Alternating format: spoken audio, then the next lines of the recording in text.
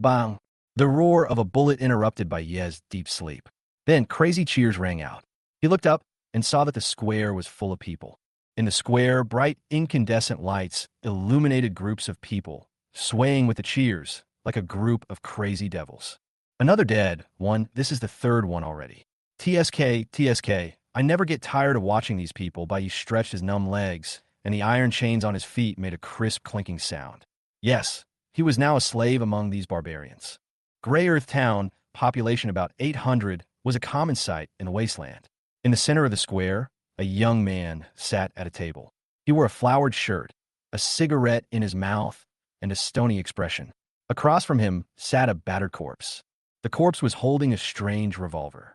The gun body was made of white bones, and the surface was covered with long and thin blood-colored patterns, like wriggling blood vessels. Strange blood vessels extended to the corpse's right hand, firmly rooted there. The entire corpse looked as if it had 5-4 needles inserted into its hand. Sizzle. The corpse was gradually sucked into a mummy with the sound of sucking. Several friends behind the man in the flowered shirt cheered excitedly. Win again. Liu is truly a magician, winning 3 games in a row. We're almost reaching the conditions for Breath of Bones. Haha, Breath of Bones will belong to our West District.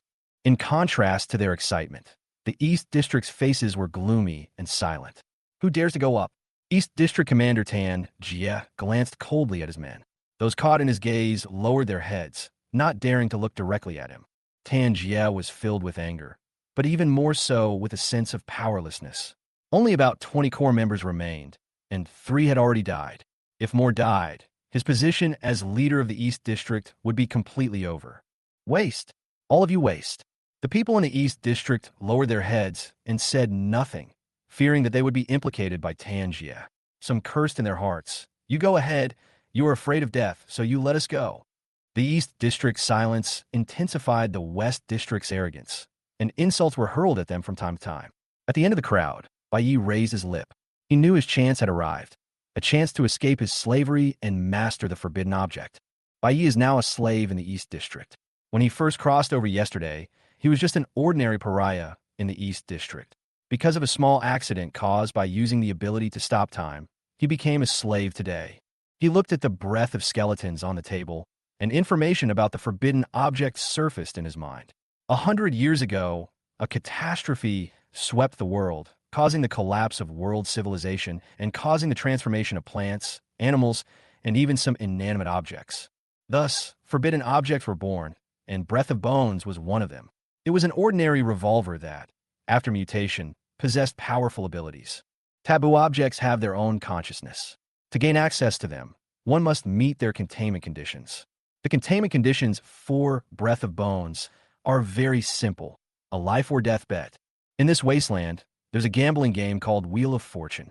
Participants load a bullet into a revolver, rotate the chamber, and then take turns shooting at each other to see which bullet lands. The person who survives wins the game. After Breath of Bones became a taboo, its containment condition remained the same, winning the Wheel of Fate. Winning one round didn't count. It had to win until it recognized its master. Only those who were lucky and brave enough could gain its favor. Bai Yi looked at the clock in the square. 11:49 p.m. The time was almost up. Tan Jie, if no one from the East District dares to come up and gamble, Breath of Bones will belong to our West District. The West District's leader, King Snake, sneered, his red metal eye flashing in his eyes. Tan Jie responded gloomily. I found a forbidden object. You West District members, don't even think about getting your hands on it. The King Snake sneered. You East District rubbish. How can you make the forbidden object recognize you as your master? Our Grey Earth town has been targeted by a distorted monster. How can we deal with it without a forbidden object? As soon as he finished speaking, everyone began to waver, and Tan Jie's face grew even uglier. He knew that if he forcibly took possession of the forbidden object, it would incite public outrage, and he might be torn to pieces by them. However, he couldn't bear to give it away. I, Tan Jie, will not destroy the Grey Earth town for my own selfish interests. Forbidden items should belong to those who are capable, but he changed the subject and stared at King Snake. East District has not lost yet. King Snake sneered. Are you planning to kill all your men before you stop? Keep betting. I want to see who in the East District dares to come forward. Tan Jie turned around and looked at his men, who all retreated, but he did not keep his gaze on them. Instead, he looked at the East District residents who were watching. Residents of the East District, I, Tan Jie, hereby promise that if anyone among you can convince the breath of skeletons to recognize you as their master from now on, you will be the deputy commander of the East District. The residents of the East District fell silent, and no one responded. The atmosphere was awkward for a moment. At this moment, a crisp sound of iron chains colliding was heard. Get out of the way. Those who don't know would think that there is no one in the East District. As the voice came, the young man walked out of the crowd. The residents of the East District all showed surprised expressions. They didn't expect that someone would dare to take action under such circumstances. This time, the Wheel of Fortune was different from previous games. While winning just one round was usually enough, this time the requirement was to win continuously until the forbidden item, Breath of Skeleton, was recognized. West District Magician Liu had already won 3 games in a row, yet still hadn't received recognition. The difficulty was obvious. Who's so brave? Everyone turned to look and saw a ragged young man with shackles on his feet slowly approaching.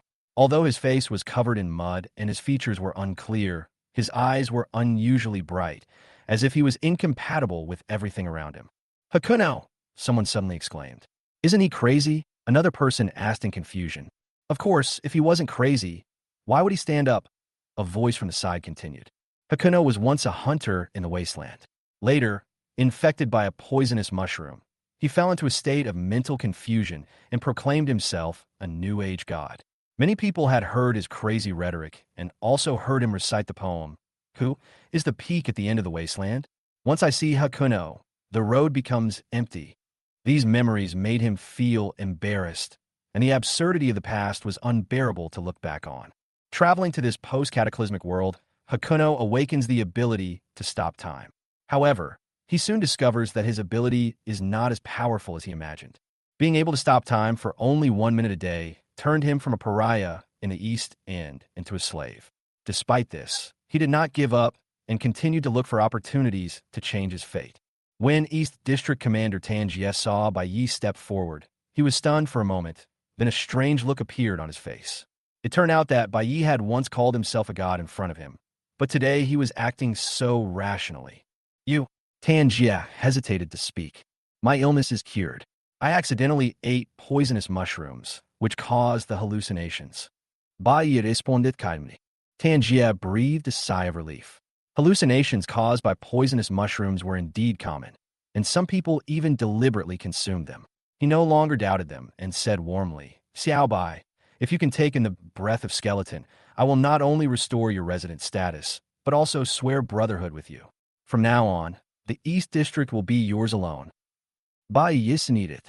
He had heard enough of these empty promises. Tan Jie's proposal could not shake him at all. No need. I just want to untie these chains. Bai Yi looked at the chains on his feet with disdain. Tan Jie frowned slightly, a cold glint in his eyes, but he still smiled as he instructed his men to unlock the door. Bai Yi easily loosened his stiff legs and then kicked the corpse on the table, sending it flying a meter away and shattering into pieces. This sudden action drew the attention of everyone around him. Although Bai Yi didn't want to draw attention to himself, with his ability to stop time, how could he keep a low profile? Liu stood up from the west side and looked at Bai Yi, a sense of alarm rising in his heart. Rumor has it that Bai Yi was a lone wolf in the wasteland, daring to hunt mutants alone.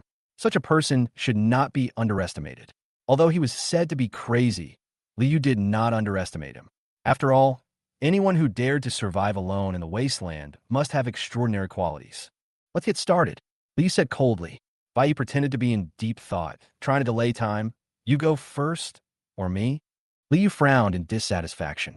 Of course, we'll decide who wins by rock, paper, scissors. Don't you even understand the rules of the Wheel of Fortune? Bai Yi slammed the table with a loud bang that startled everyone present. Some even instinctively reached for their guns, and the situation suddenly became tense.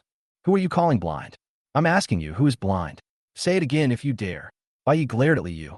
Liu was stunned. When did I say you're blind? How dare you say that? Bai Yi was furious. He grabbed Liu's collar and was about to attack him. Seeing this, Wang Shi and others from the West District drew their guns and pointed them at Bai Yi, while Tan Jie from the East District also quickly drew his gun. The situation was tense, as if a conflict would break out at any time. Liu was filled with fear and anger. He was eager to get away from the conflict, worried that he would be dragged into a melee and even die on the spot. Let go.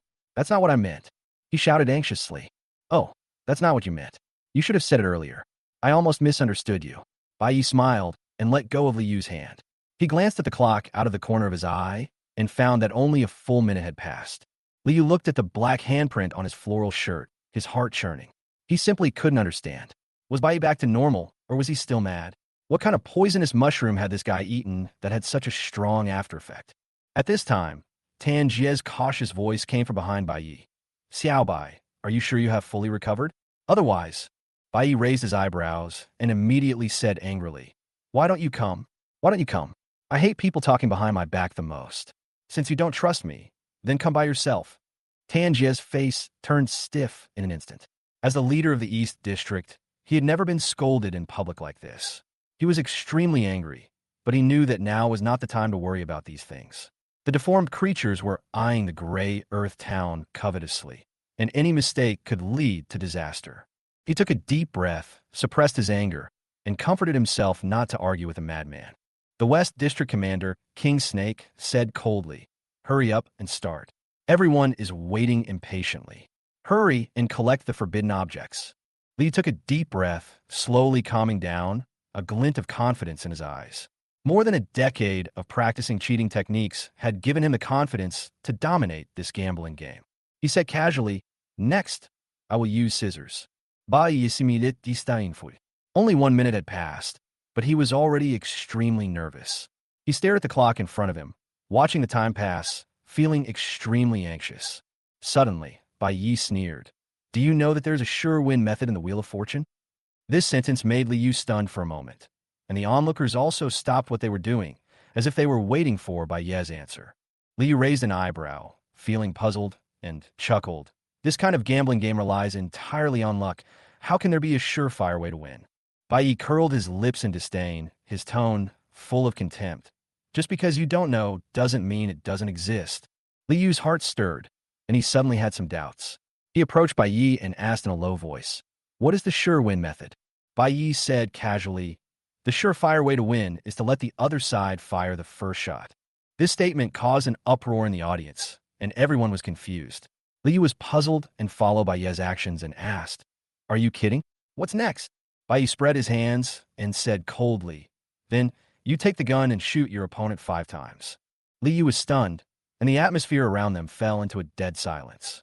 Bai Yi's tone and expression seemed too confident, which made Liu feel a little doubtful. Finally, someone couldn't help but laugh. What kind of bullshit winning formula is this? Liu sneered a few times and said provocatively, Your joke is not funny at all. Let's play rock, paper, scissors. After that, time passed by little. Liu's raised hands became more and more sore, and the whispers around him gradually became louder and louder. Tan Jie gripped his gun tightly, his brow furrowed, his expression gradually darkening. His patience was being worn away by Bai Ye's procrastination. If Bai Yi continued like this, his tolerance would also reach its limit. If you're scared, get off quickly and don't embarrass yourself here. Liu couldn't help but sneer. His hands were numb and his attitude became more and more impatient. At this moment, Bai Yi smiled slightly. I'm not scared, but I think it's too boring. Liu was stunned for a moment. Boring? You think a game of gambling your life is boring? Breath of Bones. S magazine can hold 6 bullets, but now it only has 1. The chance of death is only 1 in 6. Isn't that boring? Since we're going to play, let's play big. Liu's heart sank. He hadn't expected Bai Yi to be so brazen. Before Bai Yi finished speaking, Liu heard him continue. Do you know why you couldn't contain Breath of Skeleton, even after winning 3 games in a row? Liu asked in confusion why. Bai Yi replied coldly, Because you have no guts. These words made Liu furious. He immediately took out the Breath of Skeleton. In his hand, stuffed 2 bullets into it, and glared at Bai Yi. Bai Yi nodded. That's right. Only those with courage and luck are qualified to take in the Breath of Skeletons. Suddenly, he changed the subject and said coldly, But it's not enough. What? Not enough? Someone exclaimed. 2 bullets aren't enough. Is Bai Yi trying to use 3? Someone was stunned. Li was also shocked. He knew very well what 3 bullets meant. That was an almost impossible chance of winning. However, Bai continued to add slowly, if you are afraid, get down quickly and don't embarrass yourself here. Li Yu's anger was ignited again, and a surge of determination surged in his heart. He said angrily, "Okay, I will play with you." He stuffed the third bullet into the magazine without hesitation, but Bai Yi refused to give in and shook his head. Not enough. For bullets meant a 1 in 5 chance of death. Li Yu felt unprecedented pressure. The atmosphere around him grew increasingly tense, and Li Yu's hands trembled slightly. Li Yu took a deep breath, his eyes gleaming with determination. He looked at Bai Yi across from him and said in a deep voice, "Let's play rock, paper, scissors." Bai Yi's smile made Li Yu's heart tighten, and then a bad premonition came to his mind. No way. The devil's whisper came as expected. Not enough. Fuck. 5 bullets. What kind of poisonous mushroom has such a strong effect? Li Yu was shocked and couldn't believe it. The leaders of the East and West District present were also shocked. They had seen the Wheel of Fortune game many times, but they had never seen anyone dare to play the Wheel of Fortune with 5 bullets. This was simply seeking death.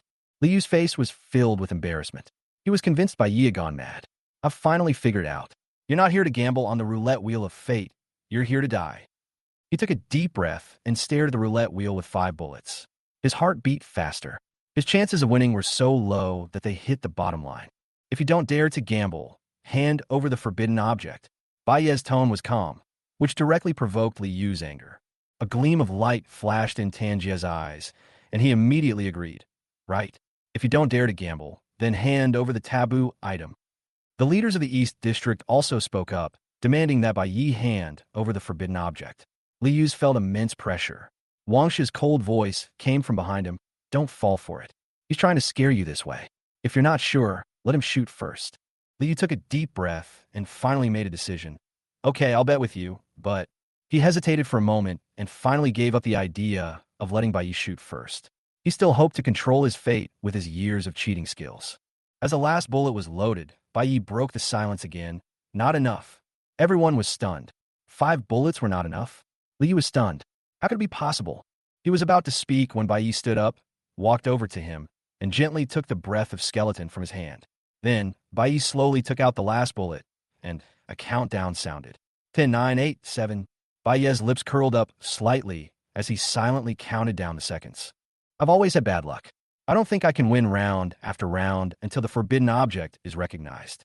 Instead of that, it's better to decide the outcome in one round." He loaded the last bullet into the magazine. Click. As the last bullet was loaded, Bai Yi looked at the entire audience coldly, and time seemed to stand still for a moment. In front of everyone's eyes, Bai Yi raised breath of skeleton and aimed it at his temple, the coldness in his eyes undiminished. The dark red veins on the spear seemed to come alive, rapidly wriggling and piercing his palm, the pain almost unbearable. "I'm really not crazy," Bai Yi said to himself. Then he slowly pulled the trigger.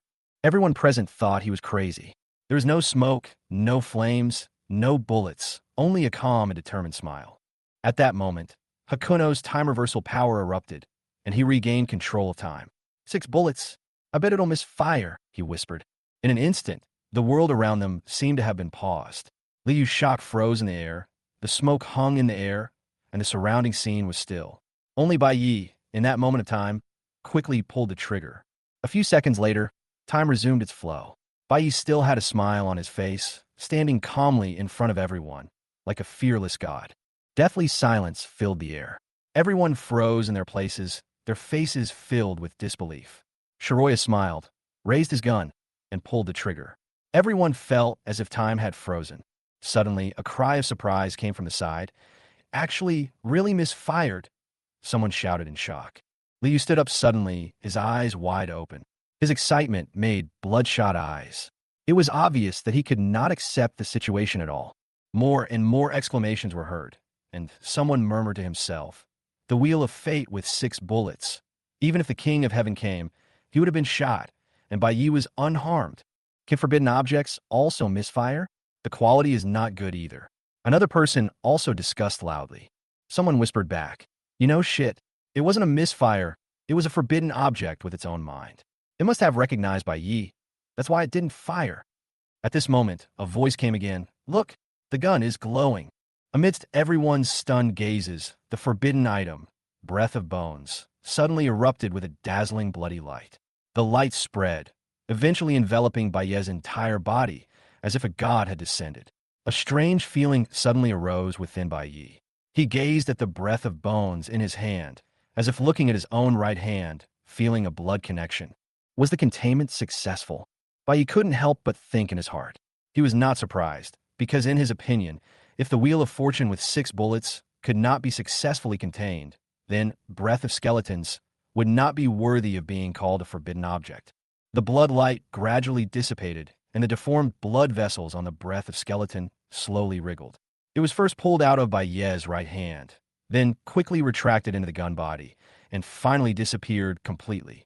The gun body made of white bones gradually faded, turning a matte black metallic color. In the end, Breath of Bones became no different from an ordinary revolver. Bayi smiled slightly, twirled the revolver in his hand, raised his eyebrows slightly, and said in a slightly wild tone, "It seems that this forbidden item has good taste." He casually twirled the gun and shoved the revolver into his pocket. The boy's arrogant words echoed in everyone's ears, but no one dared to refute him. In fact, everyone felt from the bottom of their hearts that only someone like him was worthy of possessing a taboo object. A burst of laughter was heard, and the leader of the East District, Tan Jia, laughed so hard that his mouth couldn't stop. "The forbidden object belongs to our East District. King Snake, what else do you have to say?" His face was full of joy and pride. Facing Tan Jia's provocation, Wang Shi's face was as gloomy as water, and he remained silent. His eyes were cold, and he kept looking between Tan Jia and Bai Yi. He clenched the gun tightly in his hand, and the atmosphere instantly became tense. However, Wang Shi suddenly chuckled. Brother Bai Yi is indeed a young talent, but it's a pity that he was demoted to a slave in the East District. I wonder if you're interested in joining our West District? His words were full of provocation. Tan Jia's expression suddenly changed. He quickly stepped forward, put his arm around Bai Yi's shoulders, and said hurriedly, "The slave matter was just a misunderstanding. Xiao Bai is my brother, Tan Jia, and the deputy commander of the East District. How could he possibly join the West District, right, Xiao Bai?" The look he gave Bai Yi was full of threat and hope. Bai Yi smiled slightly, slapped Tan Jia's hand away, and said coldly, "Before I took in the forbidden object, you called me Xiao Bai, and I didn't argue with you. But now that I have taken in the forbidden object, what should you call me?" Everyone was stunned. Tan Jia's expression changed again and again. He suppressed his anger and said with a smile, "Brother Bai Yi, I'm not very good at speaking, but I always keep my word. From today on, you're my brother. From now on, you and I will rule the East District together." Bai Yi raised his eyebrows and said coldly, "Old Tan, I have told you many times that you should mention your position in front of others." He corrected slowly. Tan Jia was stunned, thinking, "When did you say that?" But he didn't dare to refute it at this moment, fearing that Bai Yi would join the West District. He could only smile and say, Yes, Deputy Commander Bai. Brothers, why don't you call for help?" Several younger brothers in the East District shouted sparsely, "Deputy Commander Bai." Bai Yi nodded with satisfaction and waved his hand. "Men, go home." These younger brothers from the East District looked at each other. Some of them were afraid to act, and their eyes glanced at Tan Jia from time to time. They were slightly relieved when they saw that he didn't say anything. Tan Jia forced a smile. "Why are you still standing there? Didn't you hear what Deputy Commander Bai said?" His words made the younger brothers in the East District reluctantly start to act. A large group of people returned to the East District. Wang Shi and others in the West District stood there with grim expressions. Li Yu said in a trembling voice, "Commander, I—" "Shut up.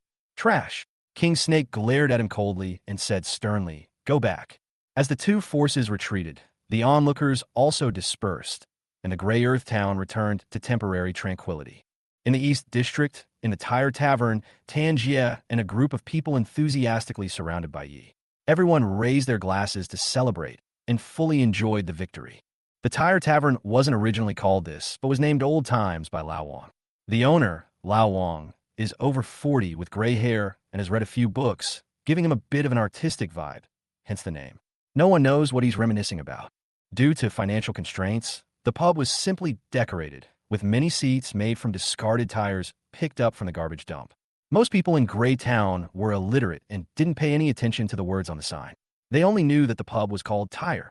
Now that Deputy Commander Bai has the forbidden object in his hand, we no longer have to worry about the deformed monsters outside. One person raised his glass with a happy look on his face. "Yes, That group of deformed beasts has surrounded our gray Earth town for a month. If we don't get rid of them, we will starve to death. Another person echoed. These mutant beasts are so cunning. They know that if they attack us by force, we will suffer heavy losses, so they deliberately stay outside, cutting off our trade routes and preventing us from going out to exchange food. Someone sighed. By the way, Deputy Commander this is the first time we have seen someone contain a forbidden object. Please demonstrate to us the power of the forbidden object so that we can broaden our horizons. Someone said with a smile.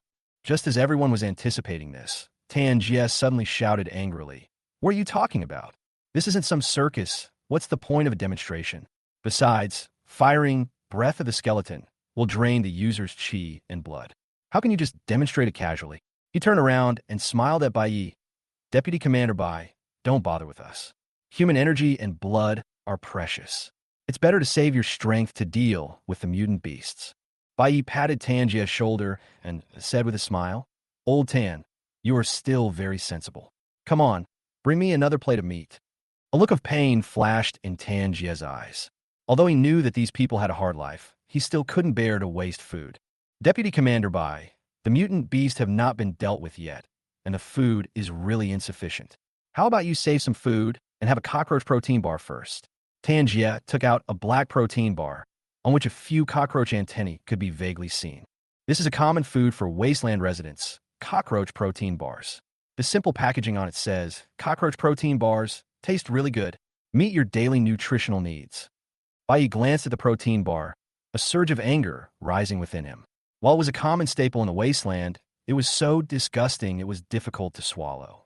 He had a particularly terrible memory of the taste of this food. It was indescribable, so disgusting it made him nauseous. I ate cockroach protein bars every day before I became the deputy commander. Now that I'm the deputy commander and I'm still eating this, then my position as deputy commander is all in vain, right? Bai waved his hand and directly knocked the protein bar out. It fell into the crowd and caused a scramble. Tangier's face looked a little ugly, and he forced a smile and said, But weren't you eating before? Bai pretended not to hear him, patted Tangier's shoulder, and said earnestly, Old Tan, do you know what the first thing a person does after he succeeds? What Tangier asked doubtfully. Of course it's to forget your roots. If you succeed but don't forget your roots, then your success is in vain, isn't it? Bai smiled faintly, deliberately provoking the topic. Tangier was stunned, speechless. Bai continued, Old Tan, don't worry. With me here, the mutant beasts won't be worth mentioning. There will be plenty of meat by then. So don't be frugal now. Give me all the meat to nourish me. Yes, Deputy Commander Bai is right. Come on, hurry up and get the meat. Tangier smiled, but he was secretly ruthless in his heart. He decided to get rid of Bai after he dealt with the mutated beast. Bai, feeling very satisfied with his meal, happily walked towards the room Tangier had arranged for him. He certainly wouldn't return to his old, shabby home. After all, he was no longer the cockroach-eating, protein bar-eating Xiao Bai who had forgotten his roots. The atmosphere in the Tire Tavern suddenly became quiet. Tangier's face was gloomy, and a hint of murderous intent flashed in his eyes from time to time. His men sensed the change in the atmosphere, and no one dared to speak. At this time, a confidant quietly stepped forward and whispered, Brother, I think Bai is a little disrespectful to you because he relies on the forbidden object. Bang! Tangier slammed the table and shouted angrily, Isn't that a bit disrespectful? It's obvious that you don't even take me, wild boar Tangier, seriously. As he grew angrier, he transformed into a wild animal, his hair standing on end, and his body radiated a fierce aura like a wild boar. That aura was enough to suffocate those around him. White air spurted from his nostrils, and the surrounding brothers lowered their heads and knelt down quickly. Brother, calm down. Brother, calm down. You are a genetically modified person, and that guy is just an ordinary person who relies on external things. After he finishes dealing with the mutant beast, his energy and blood will be exhausted, and he won't be able to shoot again. Then he will be at our mercy, right? Tangier's expression softened slightly. Although he was still angry, as a leader, he couldn't show it too much and had to maintain his image. I originally wanted to become brothers with Bai and govern the East District together. I didn't expect this kid to become so complacent after obtaining the forbidden item. Such a person has a perverse personality and is extremely greedy. If he were to co-govern the East District with me, he would definitely bring disaster to the East District. His tone changed, and he said earnestly, "For the future of our brothers and the future of the people of the East District, I would rather bear the infamy than break my promise." Big Brother is so righteous. The younger brothers around him echoed, "We swear to follow you till death." In this atmosphere, Bai was leisurely taking a shower, standing in front of the mirror to look at himself.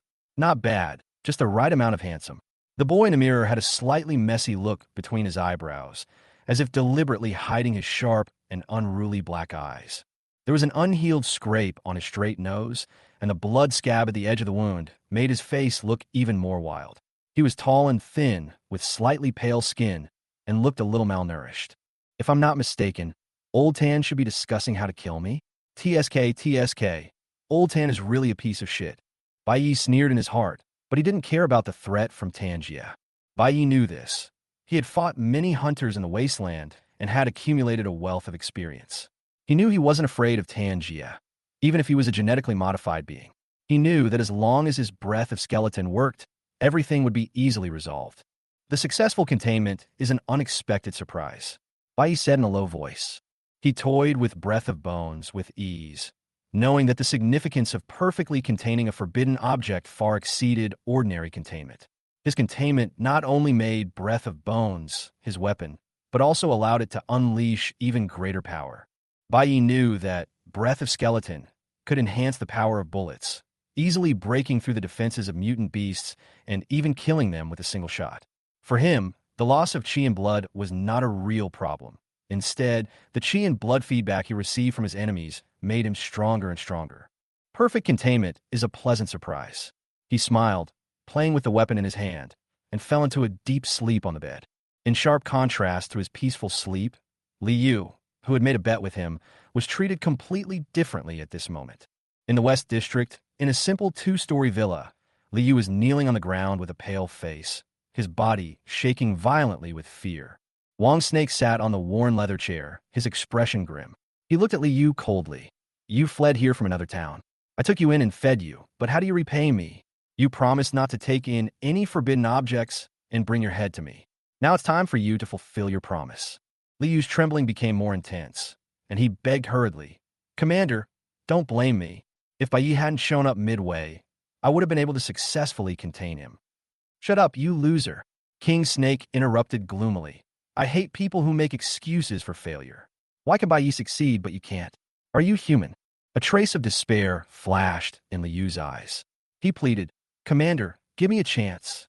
I've practiced cheating techniques for over a decade and can help you win money in the casino." Wang Shi sneered. "The people in Huedu town are all poor. Where can I open a casino? Since you don't want to live a decent life, I will help you live a decent life." He waved his hand, signaling his men to load their guns and point them at Liu's head. Liu was so frightened that he felt like a sieve of chaff, tears and snot streaming down his face. "Commander, spare me. My mother is still waiting for me. I am her only son." This miserable plea made Wang Shi's men look reluctant, but under Wang Shi's cold gaze, they still slowly pulled the trigger. However, at this moment, Liu suddenly jumped up, his right hand almost turned into a shadow. He quickly snatched the gun from his subordinate, and then pounced on the king snake. Wang Shi felt a flash of light before his eyes, and then he felt a gun pointed at his head. Liu's face was fierce, and he pointed the gun at Wang Shi's head. "Get out of here, or I will kill him." This sudden change stunned everyone. No one dared to move. The courage and speed shown by Liu in front of them surprised everyone. The king snake sneered and clapped his hands. As expected of a magician, his technique is truly extraordinary. Even I couldn't see it clearly. "Stop talking nonsense and tell your men to get out of the way," Liu shouted angrily. Once he took his time, lighting a cigarette and blowing smoke rings. "You know what? I hate it most when someone points a gun at my head." Liu sneered. "You are still so pretentious when a gun is pointed at you? What can you do to me if I point it at you?" However, when the muzzle of the gun touched the king cobra's head, a crisp metallic sound was heard. Liu was stunned, and his face suddenly turned pale. Aloy. At this moment, the king snake's mechanical arm crushed Liu's right hand and gun, making a crisp sound of bone breaking. Liu screamed in pain as his right hand and gun were crushed by King Snake's mechanical arm. Only then did he see clearly that King Snake's right hand was actually a metal mechanical arm. You have some knowledge." Wang Shi loosened his arms and let his men pounce on Liu and control him. He stroked his scorched head and sneered. I've said before, I hate it most when someone points a gun at my head. Someone did it before, so I spent a lot of money to add an alloy plate to my head. Liu was no longer able to resist. He screamed heartbreakingly, my magic hand is broken. His eyes were full of despair, and his whole body seemed to have lost its soul, and he had no resistance at all. Kill me, he whispered. A sneer appeared on the corner of King Snake's mouth. You were begging for mercy just now. Why do you want to die now? Liu laughed bitterly. I've lived my whole life by relying on this hand. Now that it's broken, I've become a broken man. What's the point of living? Tears streamed down his cheeks as he looked off into the distance, choking with sobs as he said, Mom, I'm unfilial. I couldn't let you see the day I became successful. My hand is broken. After saying this, he collapsed to the ground weakly, as if he had lost all his strength. The king snake suddenly burst into laughter, his smile cruel. You want to die? I won't let you die. I will make you live forever, bear the name of a useless person, and suffer for the rest of your life. He waved his hand triumphantly and ordered his men to drag Liu away and throw him into the garbage dump. Liu was ruthlessly thrown into the garbage dump like a dead dog, and the surrounding garbage quickly covered his body. The two younger brothers covered their mouths and noses and hurried away. Not long after, the garbage pile moved, and Liu climbed out cautiously, his bright eyes no longer showing any trace of dejection. Ha ha! That idiot King Cobra, I knew psychopaths would like this. He endured the severe pain, smiled, and continued to walk into the distance. The moonlight shone on him, and the cold glow illuminated the way forward for him. He subconsciously looked up at the moon, a trace of trance in his eyes. It's obviously the same moon, but today's moonlight is especially beautiful. He smiled faintly. It's great to live another day. Although he acted unrestrained, the gloom in his eyes could not be concealed. The abolition of the magic hand deeply hurt him. Deputy Commander Bai, let's not delay any further and go and wipe out the mutated beasts. In the morning, Tan Jie came to Bai Yi with dozens of his brothers armed with guns. Bai Yi on it. There's an old saying that goes, sharpening the knife doesn't delay the chopping of wood. I've never even touched a gun before. How can I act rashly? Tan Jie was stunned for a moment, thinking that what Bai Yi said made sense. What do you mean? Of course, practice shooting first. Okay, I'll practice shooting with you. Tan Jie responded with a smile. So, on the first day, Bai Yi practiced with his rifle for a full day under Tan Jie's guidance. Bai Yi indulged his gun cravings, wasting a lot of bullets and eating a lot of meat. Tan Jie felt deeply distressed, as these bullets and meat were extremely scarce in the small town of Huitu. Despite this, Tan Jie provided it to Bai Yi without hesitation. After all, their goal was to deal with the mutant beasts and protect the Grey Earth town. The next day, Deputy Commander Bai, you have almost mastered the gun technique. The mutant beasts are quite large, so it shouldn't be a problem to hit them at close range. How about we set off today? Asked Tan Jie. Bai Yi waved his hand impatiently. Old Tan, I'm not saying anything bad about you, but as the old saying goes, you can't eat hot tofu in a hurry. Yesterday, I practiced target shooting, but mutants are not dead things, they can move. Today we practice with moving targets. Tan Jie suppressed the anger in his heart and nodded reluctantly. The third day, Deputy Commander Bai, you have practiced with moving targets. Shouldn't we set off today? I'm not rushing you, but our food in the East District is almost gone, and we don't have many bullets left. If we delay any longer, we won't be able to hold on. Why not set off today? Tan Jie said anxiously. Bai Yi spoke slowly. Old Tan, there's an old saying that goes, haste makes waste. Tan Jie was almost furious. Damn, where do all these old sayings come from? However, Bai Yi changed the subject. But as the old saying goes, speed is of the essence in war, and a quick sword cuts the Gordian knot. So, there's no time to lose. Let's set off as soon as possible. Tan Jie was helpless, his chest heaving with anger. He almost rushed over to beat Bai Yi up. He wanted to tear open his head and see how many old sayings were in his head. Bai Yi remained calm and urged, Old Tan, hurry up and run. When I think of the residents of Grey Earth Town suffering because of the threat of the mutant beasts, my heart is like a knife. Tan Jie took a deep breath and followed silently with his brothers, his heart burning with anger. He swore that after Bai Yi killed the mutant beast, he would immediately get rid of Bai Yi, otherwise he would be pissed off to death sooner or later. After a long while, the group arrived at the wall of the Grey Town. This wall didn't look like a city wall, but more like a pile of mud, bricks, and barbed wire, simple but effective. Brother Bai Yi, I haven't seen you for 3 days. You look even more handsome than before. Wang Shi stood on the city wall and greeted him with a smile, completely ignoring Tan Jie. Bai Yi washed up. He was at the brightest age of a young man. Although he was dressed in rags, he still couldn't hide the youthful vigor. He glanced at Wang Shi coldly and said lightly, "Call me Deputy Commander Bai." His attitude did not give Wang Shi any face at all. This behavior made Tan Jie breathe a sigh of relief. It turned out that Bai Yi was not targeting him, but treated everyone the same. Wang Shi narrowed his eyes slightly, calculating secretly in his mind. He had heard that Bai Yi and Tan Jie had a tense relationship in the past few days, which was exactly what he wanted. He was most afraid that the two would become as close as brothers. If that happened, his West District would be under tremendous pressure. He wondered in his heart whether Bai Ye's attitude was inflated by the power of the forbidden object, making him feel that he was invincible and did not take any commander seriously. However, Bai Yi wasn't that complicated. He was simply arrogant. After all, he didn't think the commander of a town was worthy of respect.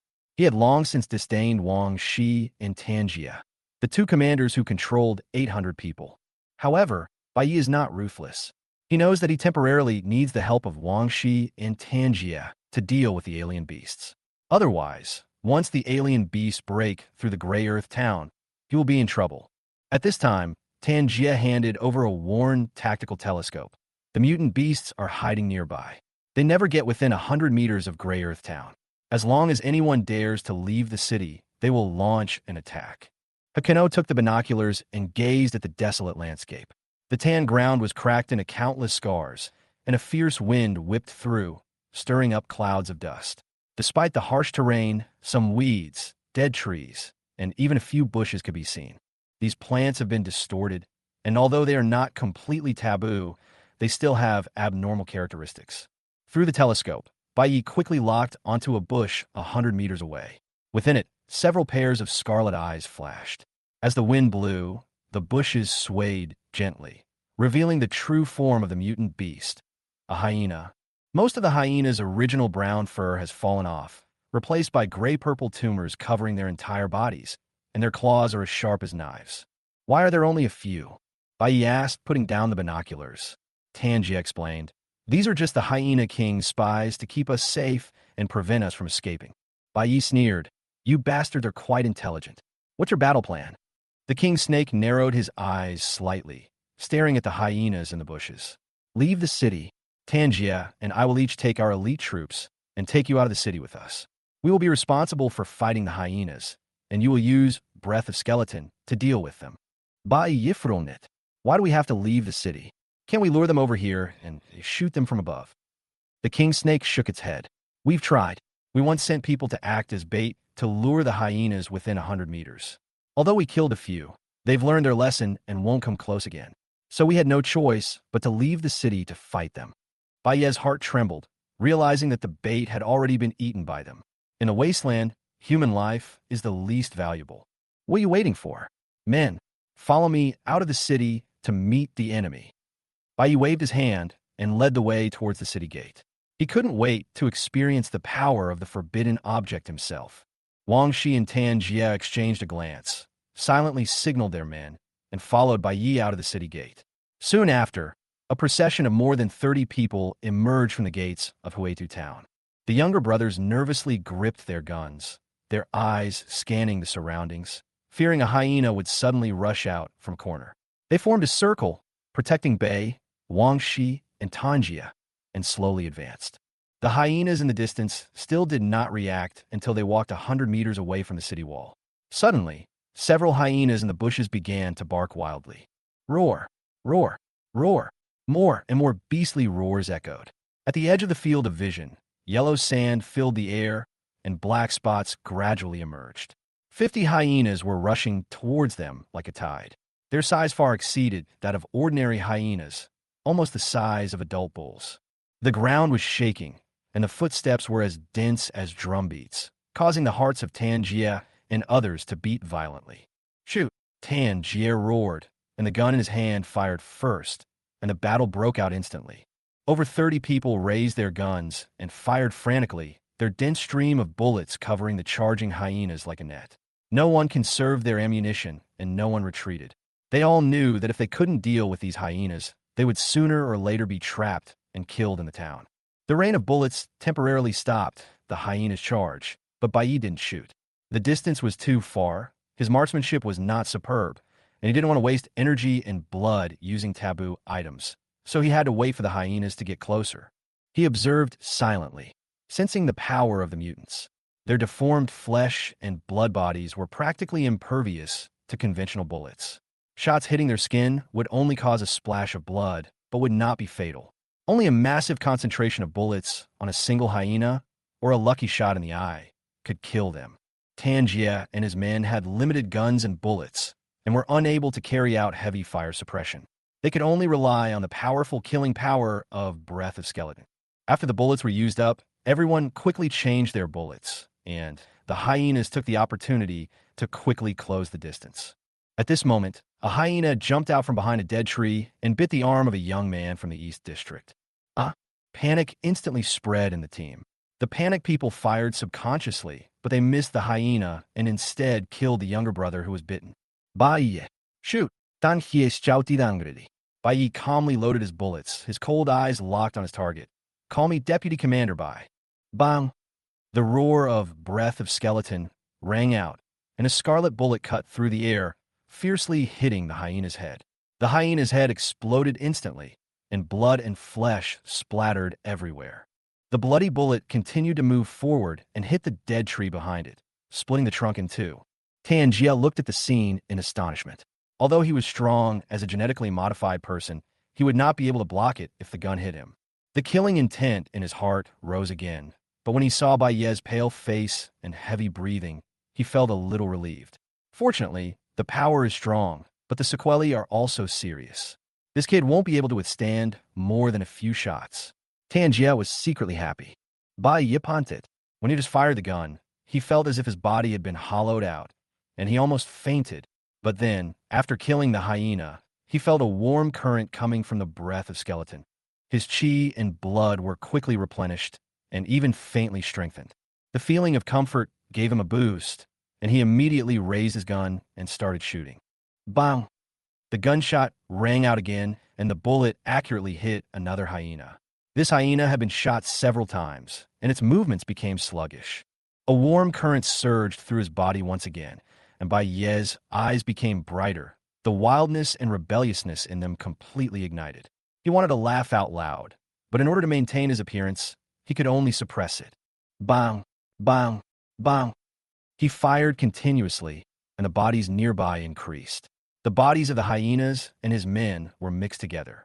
As the battle progressed, Wang Shi and Tanjia also joined in. Wang Shi tore off his shirt, revealing a mechanical arm that gleamed with a cold metallic light. The hydraulic rods made a sharp sound, and the silver-white alloy skeleton unfolded. The mechanical arm fully charged in just a few seconds. He punched out, the air squeezed by the fist wind, making a loud, piercing sound, instantly denting a hyena's head and sending it flying backwards. Although the hyena was seriously injured, it still got up and continued to charge. Tanjia roared. His sweat hairs became thicker and harder, as if he was wearing the toughest protective clothing, and he was not at all inferior to the hyenas in hand-to-hand combat. He observed Bai Yi while fighting. Seeing Bai Yi continue to shoot crazily, he was secretly happy in his heart. It seemed that this guy was about to be drained of his energy and blood by Breath of Skeleton. This fool boy, he actually tried so hard. He deserved to die. Dan Hie laughed secretly. But as he laughed, he couldn't laugh anymore. Bai Yi was still firing. Not only did he not stop, but he became even more frantic. More and more hyenas were in front of him, and these were only the vanguard. The main force of the Hyena King had not yet appeared. Tanjia began to feel uneasy. Bai Ye's physical condition was obviously not good. If he continued to fight like this, he would probably collapse soon. Bai Ye. Oh no, Deputy Commander Bai, today's battle has achieved great results. We can retreat and fight again tomorrow. Dan Hie shouted loudly.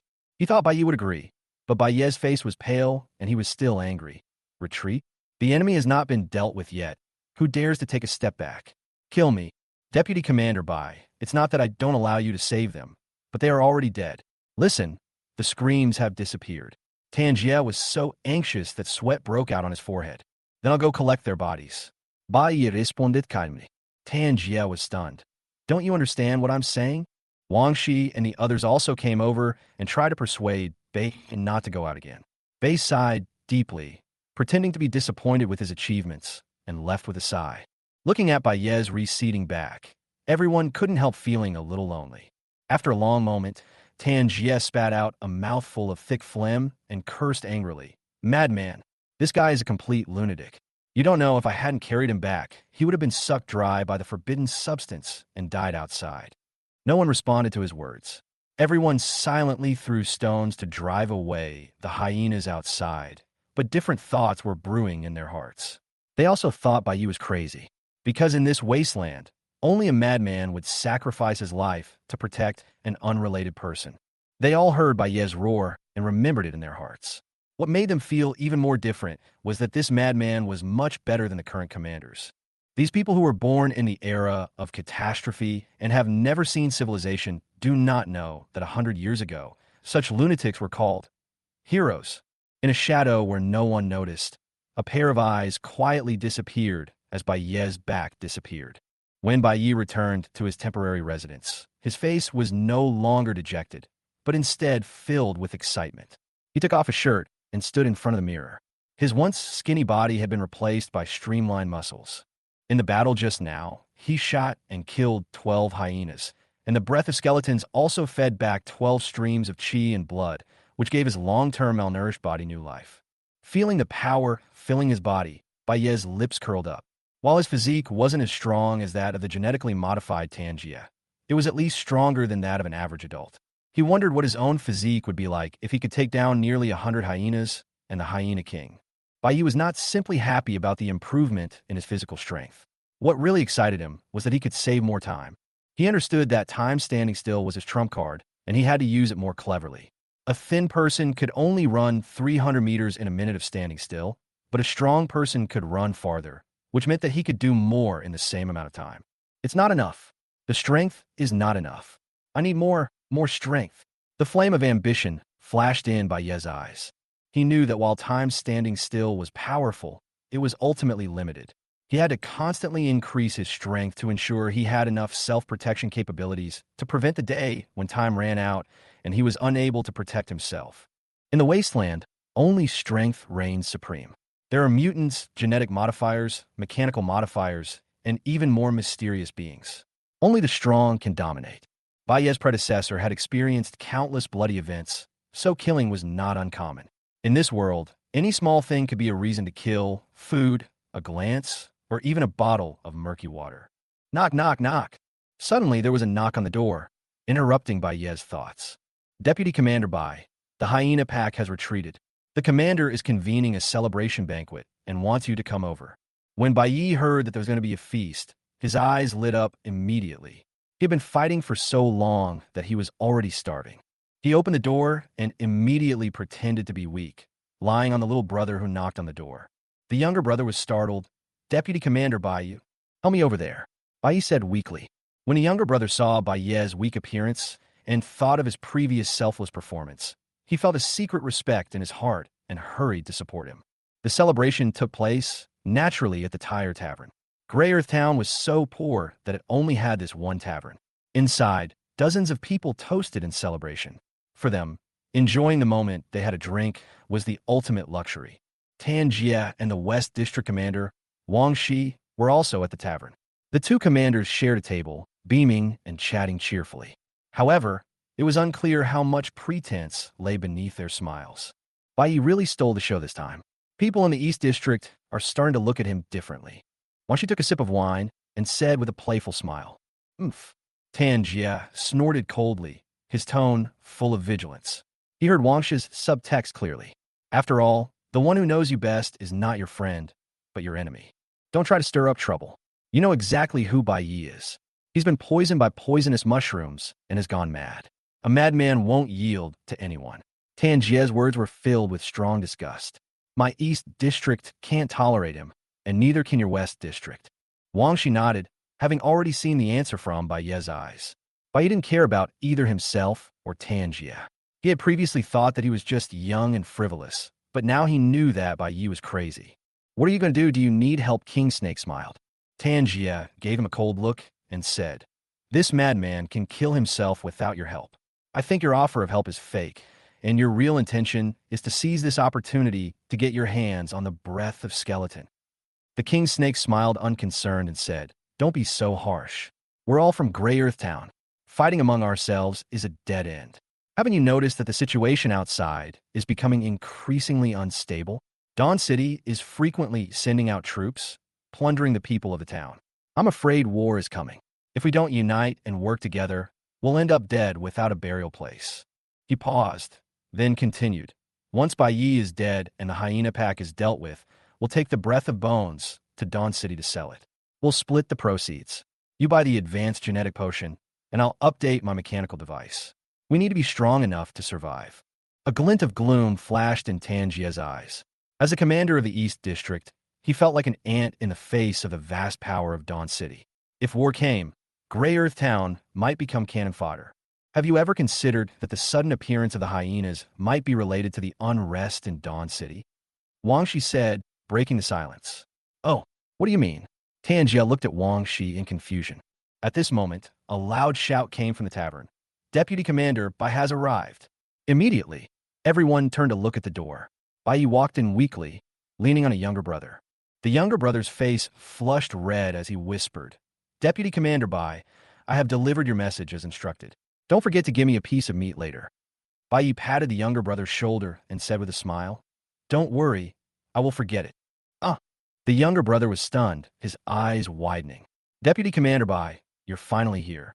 How are you? Are you feeling well?" Tanjia smiled and stepped forward, personally helping Bai Yi sit down. "Do I look okay?" Bai Yi glared at him in dissatisfaction. Tanjia wasn't angry. Ever since he accepted Bai Yi's madness, his mentality had become unusually peaceful.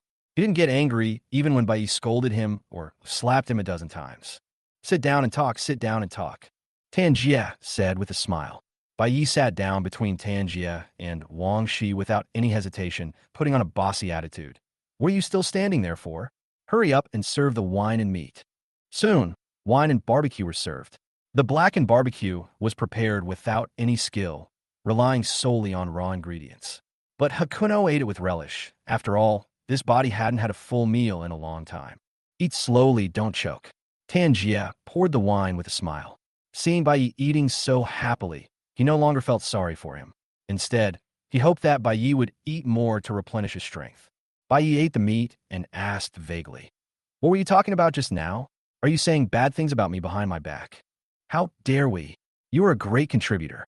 We can't praise you enough," Tanjia said with a smile. "We were just talking about the hyena pack." Wang Shi took over the conversation. "The sudden appearance of this group of hyenas, I suspect it is related to the recent movements in Dawn City." "Oh," Bai Yi raised an eyebrow. "Tell me more." Dawn City was a place known to almost everyone, especially the residents of Grey Earth Town, who considered it a sacred place. Rumor had it that the standard of living there was extremely high, that everyone had food to eat, access to education, and daily access to clean water for bathing. The women were also incredibly beautiful, with delicate, fair skin, unlike the wastelanders, whose skin was roughened by the constant exposure to the wind and sun. "It's like this," King Snake said slowly. "Recently, Dawn City has been frequently dispatching troops and slave-hunting teams to plunder the population of surrounding towns, as if preparing for war." Bai Yi nodded. Dawn City wasn't the only major city in a wasteland. 100 years after the cataclysm, humanity had gradually recovered, and large cities had sprung up one after another, with various factions vying for power and power. "What does that have to do with the hyena pack?" Bai Yi asked. King Snake pondered for a moment and said, "I know that the hyena pack originally lived near the Black Mountain. Although they have become alienated beasts, they still maintain their territorial awareness and usually do not leave the Black Mountain easily. Now that they've suddenly appeared in Grey Earth Town, I suspect something must have happened in Black Mountain. When I went to Dawn City to trade, I overheard people there talking about how the Dawn troops were frequently entering Black Mountain. I suspect they might be planning to occupy Black Mountain in preparation for war. Is it necessarily for war? Maybe Dawn City just wants to eliminate the mutated beasts on Black Mountain." Bai Yi asked. Tanjia sneered. "Deputy Commander Bai, You really overestimate Dawn City. You haven't been to Dawn City, so you don't know the morals of those people. Compared to the people in the wasteland, they're the real cannibals. Those bigwigs would never do anything without benefit. If all the major forces had united to deal with the mutant beasts, those monsters would have been extinct long ago. Bai Yi smiled slightly, and his stereotype of humans was further confirmed. All right, let's stop talking about this, King Snake interrupted. We can't interfere with the affairs of these important figures. The most urgent thing right now is to get rid of the hyena pack. Deputy Commander Bai, can you still continue to fight tomorrow? Yes, I must, Bai Yi said impatiently. No, no, no. Tan Jie quickly stopped him. You've consumed too much today. You should rest for another day. In fact, the food in Huetu town can still last for a few days. There's no need to rush. He was really afraid that Bai Yi would die of exhaustion halfway through the fight, who would then defeat the Hyena King. Old Tan. Bai Yi slammed the table, his voice drowning out the noise in the tavern. Everyone in the tavern stopped what they were doing and looked at the three commanders. The atmosphere was suddenly very quiet. Tan Jie frowned. Deputy Commander Bai Yi, what do you mean by I? As the old saying goes, the first push is the best, the second push is weaker. Bai Yi began to talk incessantly. Stop. You talk too much and I can't argue with you. But you have to remember that I am the commander. You must rest tomorrow. Tan Jie said firmly. Bai Yi stared at Tan Jie and said word by word, Old Tan, you will regret this.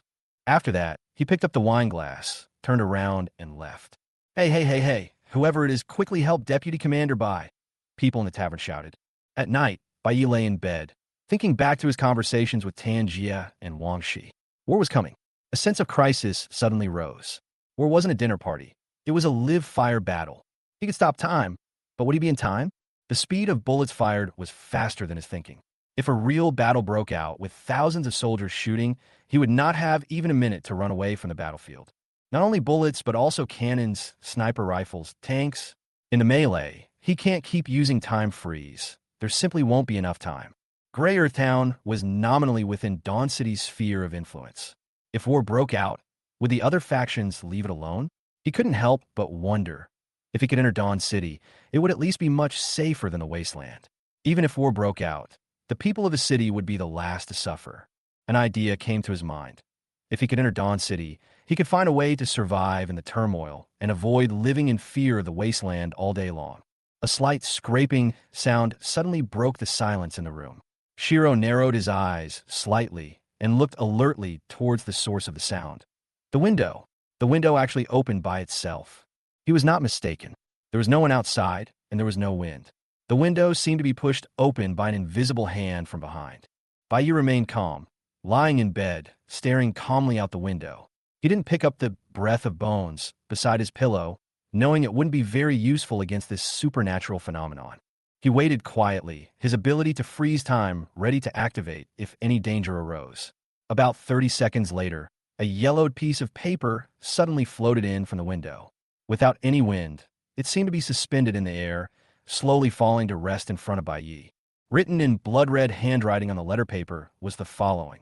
Tonight at 12 o'clock, come to see me alone in the woods north of the town. Don't make a sound. This concerns your life. Bai Yi snorted coldly and said disdainfully, Fuck, you've played enough. Seeing the floating letter paper and the bloody words, Bai Yi did not feel the slightest fear, but instead it aroused his ferocity. He possessed the ability to time 3 minutes and 50 seconds.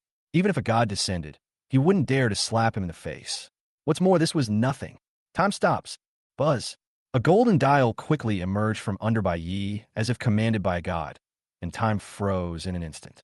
Bai Yi suddenly jumped up from the bed, holding breath of skeleton, and rushed out through the window. His dark eyes were filled with unruly fire. You're trying to scare me with a piece of torn paper in the dead of night? No matter if you're a human or a ghost. Today I'm going to teach you a lesson about your blindness. Outside the window, Bai Yi quickly glanced around and spotted a furtive figure crouching in the corner. His right hand was bandaged, and he held up his index finger and thumb, pinching the air as if holding an invisible piece of paper. Great, it's you. Bai Yi sneered and rushed over faster. When he got closer, he saw the man's appearance clearly and was stunned. Magic hand, Liu. Bai Yi was shocked. He had heard about Liu's story before. He had heard that a king snake had broken his right hand and left him to fend for himself. He had not expected Li Yu to appear here in the middle of the night. Transcendent. This thought flashed through Bai Ye's mind. Although he had never seen a transcendent, he had heard many legends about them. Transcendents possessed various magical abilities, and the abilities Li Yu displayed were very similar to those of the legendary transcendents. Bai Yi guessed that Li Yu's ability was probably related to his right hand. After all, it was really unusual for him to squat in the corner with his right hand raised. To verify his guess, Bai Yi touched Li Yu's right hand, and sure enough, he found something wrong. An invisible steel-like hand stretched out from Li Yu's right hand, a full 3 meters long. I understand. Li Yu opened the window with this invisible hand, and the letter was also sent in by this hand, so it was suspended in the air. All right, playing tricks, huh? Bai Yi sneered, preparing to restore time. Time restore. Li Yu rubbed his right hand, which was sore from lifting it so much, and thought to himself, this kid should have finished reading it, right? Why didn't he react at all? Logically, he should have jumped out of shock. Is he asleep? However, at this moment, a cold voice came from behind. I'm not asleep, but I know that you will soon fall into a long sleep. Snap! The cold muzzle of the gun was instantly pressed against Li Yu's head. Li Yu's body froze, and his expression changed drastically. Bai Yi, don't move. Bai Yi's voice was low and cold. If you dare to put down your right hand, I guarantee you won't see the sun tomorrow.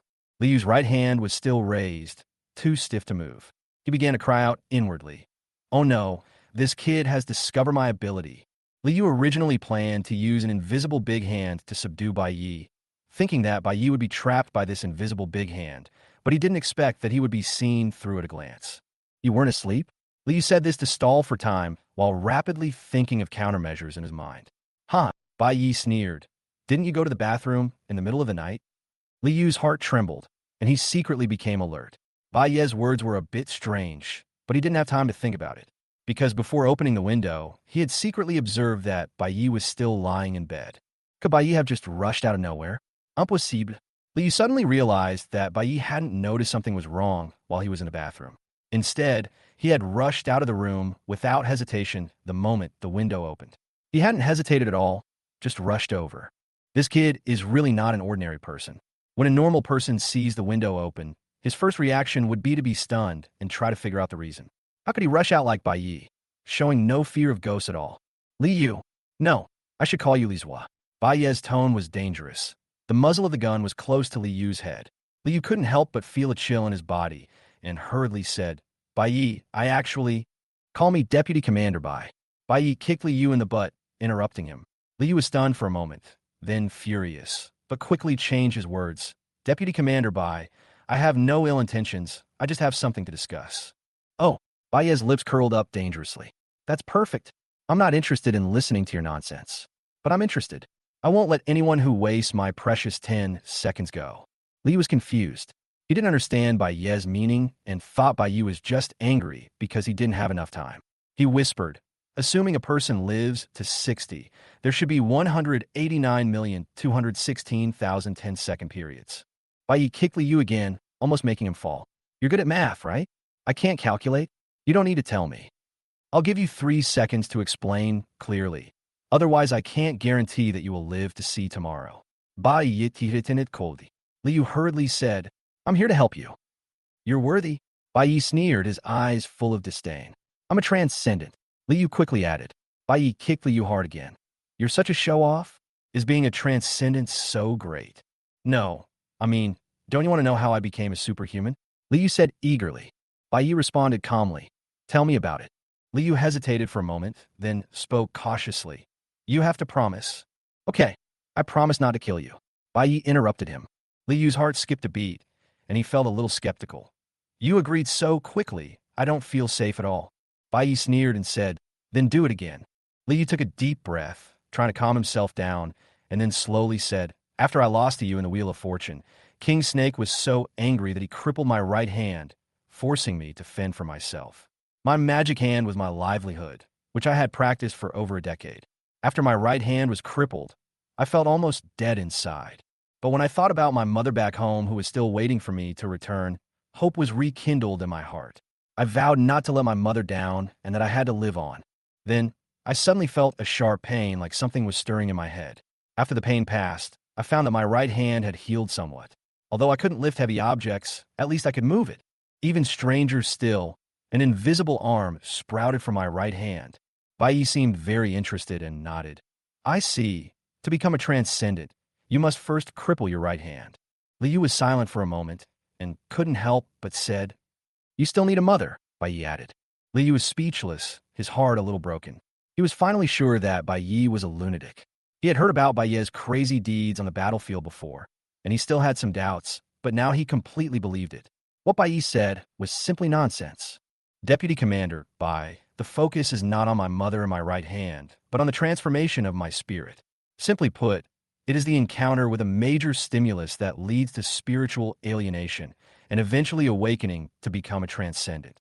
Liu explained. Bai Yi nodded, already knowing the answer in his mind. What he had just said was just a little humor. Obviously, these barbarians didn't understand humor. He had heard other wasteland hunters say that during the cataclysm, both people and things seemed normal, but in reality, they had all undergone a certain degree of alienation. It was like a seed buried in everyone's body, and when certain conditions were met, the seed would germinate. Liu, your ability to become a transcendent is the result of alienation. Bai Yi dispit. This gave Liu a sudden shock. He suddenly realized that in the civilized era, the most a person could do when their mind was stimulated was to become mentally ill, but in the age of cataclysm, they could become extraordinary. It turned out that extraordinary people themselves also had the potential for mental illness.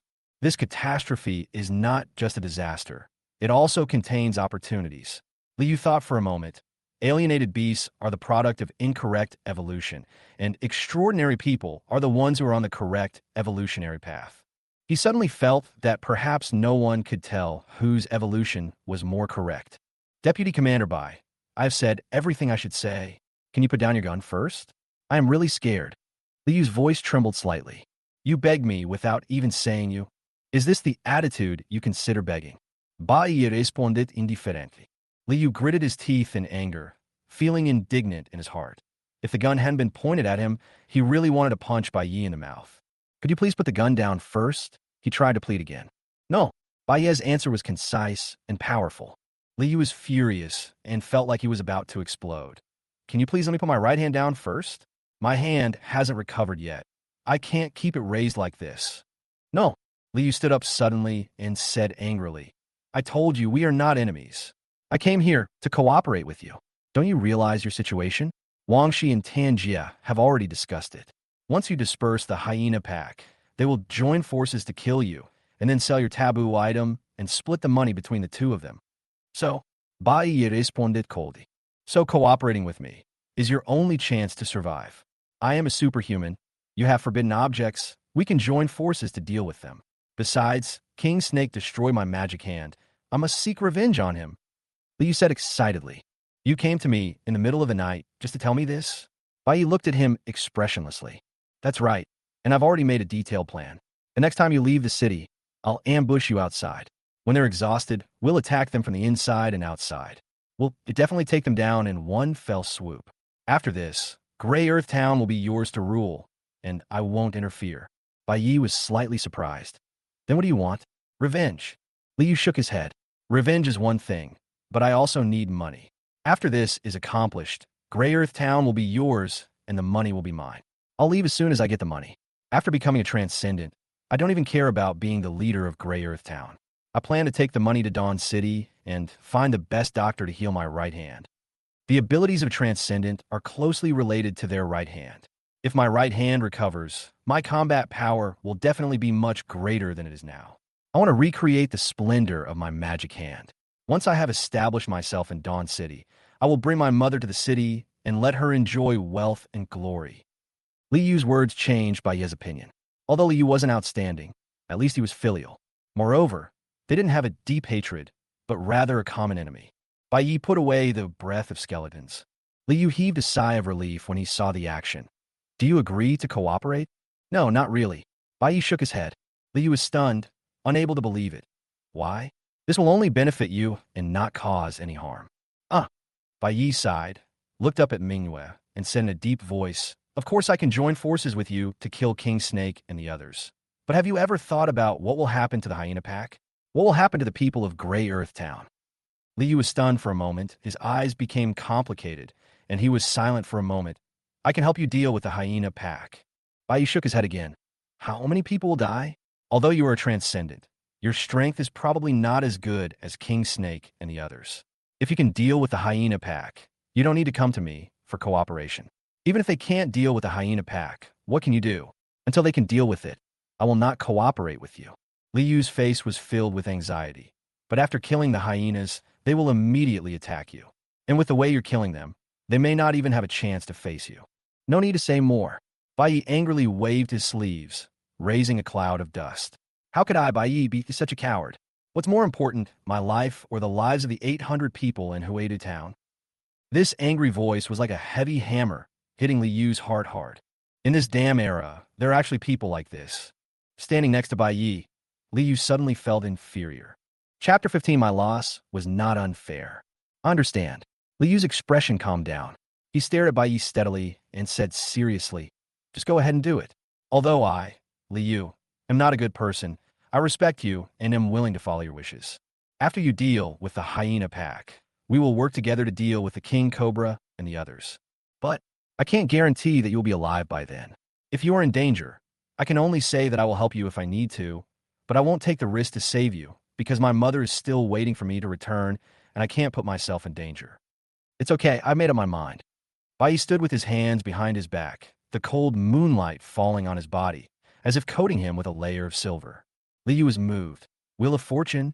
I didn't lose unfairly. Take care. No. There was a rustling sound, and Li Yu disappeared into the woods without looking back.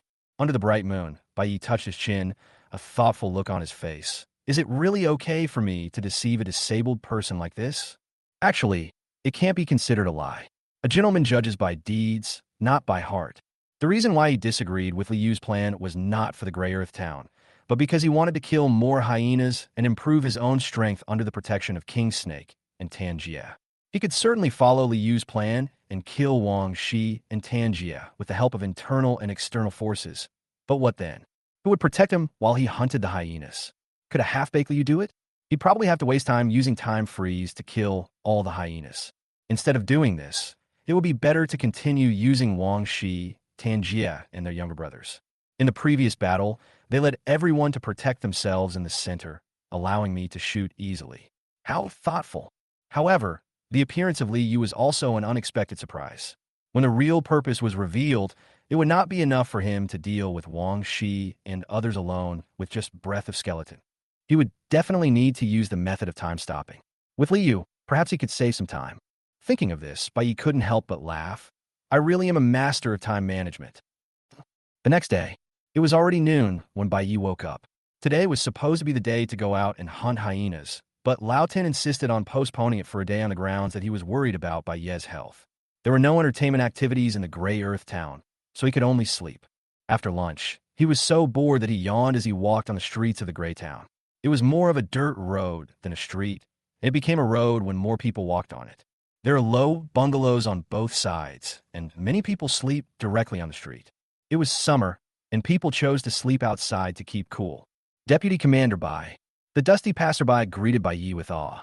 Huedu town is not big, and Bai Ye's deeds yesterday have spread a lot, and he has won some respect. He walked with a carefree attitude, enjoying the attention of everyone. The rebellious look on the boy's face, compared with the numb people around him, is as bright as a colorful character in a black and white photo. Although it was boring, the extra minute added to the time made him feel quite happy. For minutes and 40 seconds, Li Yu wasted 10 seconds yesterday. Suddenly, several panicked voices came from a distance. Oh no, a pack of hyenas is attacking the city. The mutant beasts are attacking the city. Bai Yi looked closely and saw several ragged residents running in panic from the direction of the city gate. He grabbed one of them and asked with joy in his eyes, "What's going on?" The man was still in shock, looking behind him from time to time, his face pale. The mutant beasts. The mutant beasts have gone crazy. They are going to attack the city. The joy in Bai Ye's eyes became even greater. Attack the city?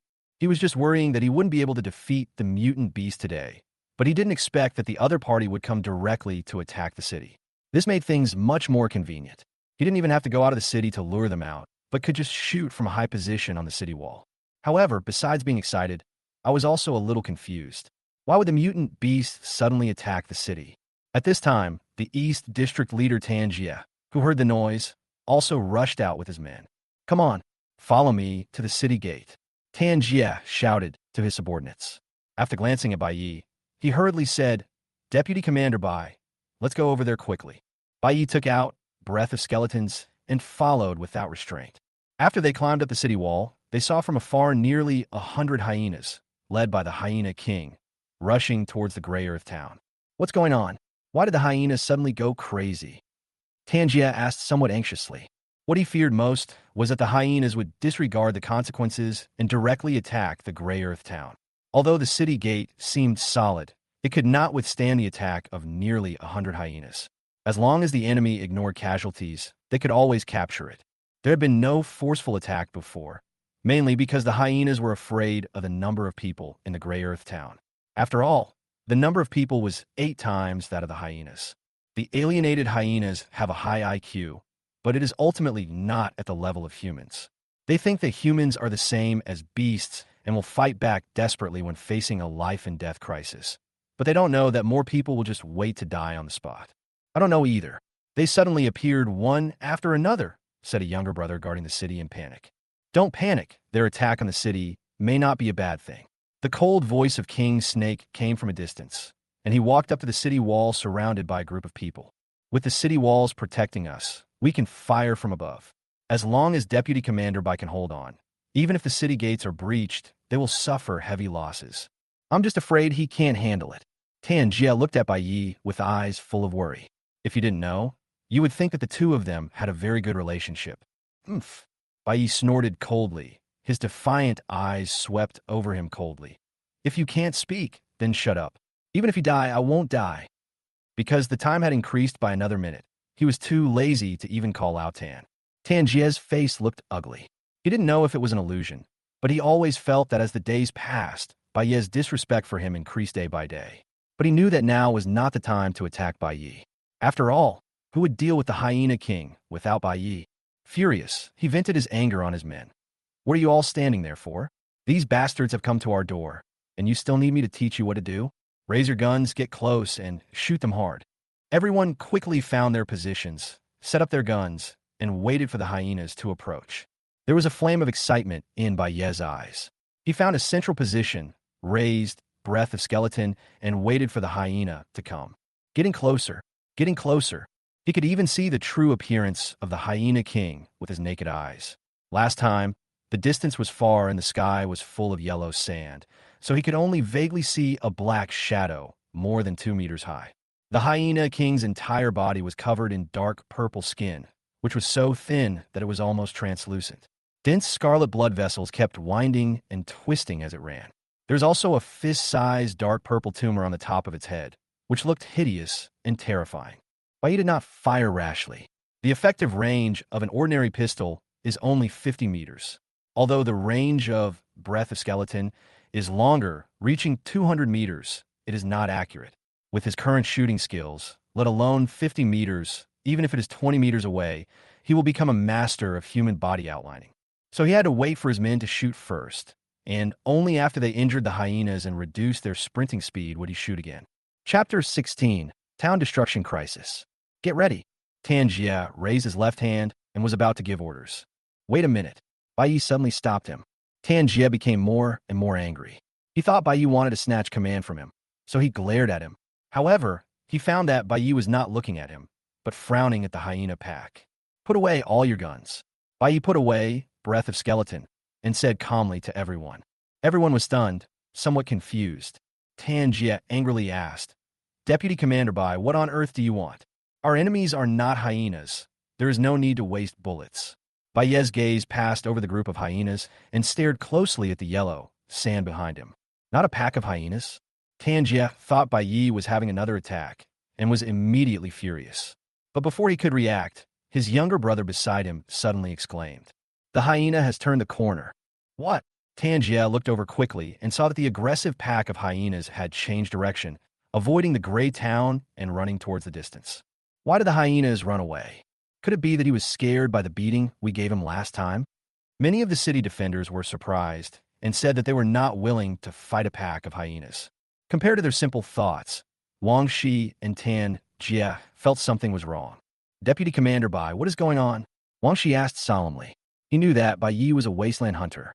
Although he was just an ordinary person, he had rich experience in survival in the wild. The hyenas are not trying to attack the city. They are trying to escape, Bai Yi said calmly. As soon as these words came out, everyone's faces changed drastically. Running away?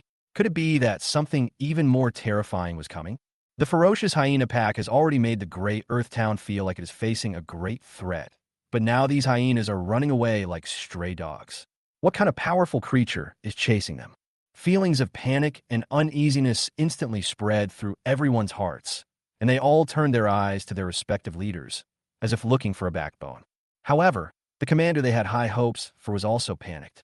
Tan Jie and Wang Shi looked at each other in panic, not knowing what to do. Tan Jie laughed dryly. Could it be that the army of Dawn City is nearby, so the hyenas were scared away? An army? Not even as good as a mutant beast. King Snake said gloomily. Don't talk, it's coming. Bai Yi suddenly looked up at the sky in the distance. Buzz, buzz, buzz. A subtle buzzing sound came from the sky with a very high frequency, as if it could penetrate the eardrum and reach the soul, making people inexplicably excited. What's that sound? Someone asked in panic. The humming sound grew louder and louder. It's a bit like an electric current. No, it's a bird. Look, everyone looked up in horror, only to see a group of dense black spots suddenly appearing in the distant sky. The black spots intersected with the white clouds, and the sea of clouds looked creepy as if it was riddled with holes. They were getting closer and closer, forming a black mass, and the sounds of birds singing and flapping wings were endless until it was deafening. It's the gray sparrow. The mutant gray sparrows. There's so many of them. All of them. Run. We can't hold on to Gray Earth Town anymore. The screams that erupted from the crowd were like a signal gun. The pale-faced people woke up as if from a dream. They turned around and ran away in fear, not even listening to the commander's orders. Bai narrowed his eyes and watched the gray sparrows coming at a rapid speed. They were also a kind of mutated beasts. Their predecessors were the most common sparrows, and they liked to appear in groups. There were estimated to be thousands of gray sparrows galloping here. It sounds like more than 1,000 sparrows may not be a big deal. At most they look scary, but in fact it is not the case at all. The deformed gray bird has gray skin all over. Its eyes are pale and lifeless. Its body is comparable to that of an eagle, and its claws are as sharp as steel. 1,000 eagles flew over the town, blocking out the sky, and even the sunlight was cut into countless gaps by the shadows they cast. Trouble. Baiye's face was a little gloomy. In terms of individual combat power, the gray sparrows were no match for the hyenas, but there were too many of them, and they were extremely maneuverable. Although he can stop time, he can't fly. If all the gray sparrows were on the ground, he could kill them as soon as he stopped time. The problem is that they're in the sky, and he can't reach them at all. It's not that he hasn't thought about using a gun, but he's not a good shot. If he aims and shoots one by one, he might not be able to kill all the gray sparrows, even if 4 minutes and 10 seconds are used up. I can only retreat into the house and take things one step at a time. Bai jumped off the city wall and ran at full speed. His enhanced physical fitness allowed him to run extremely fast, and he soon surpassed the group of people who escaped first, but there were still people ahead of him.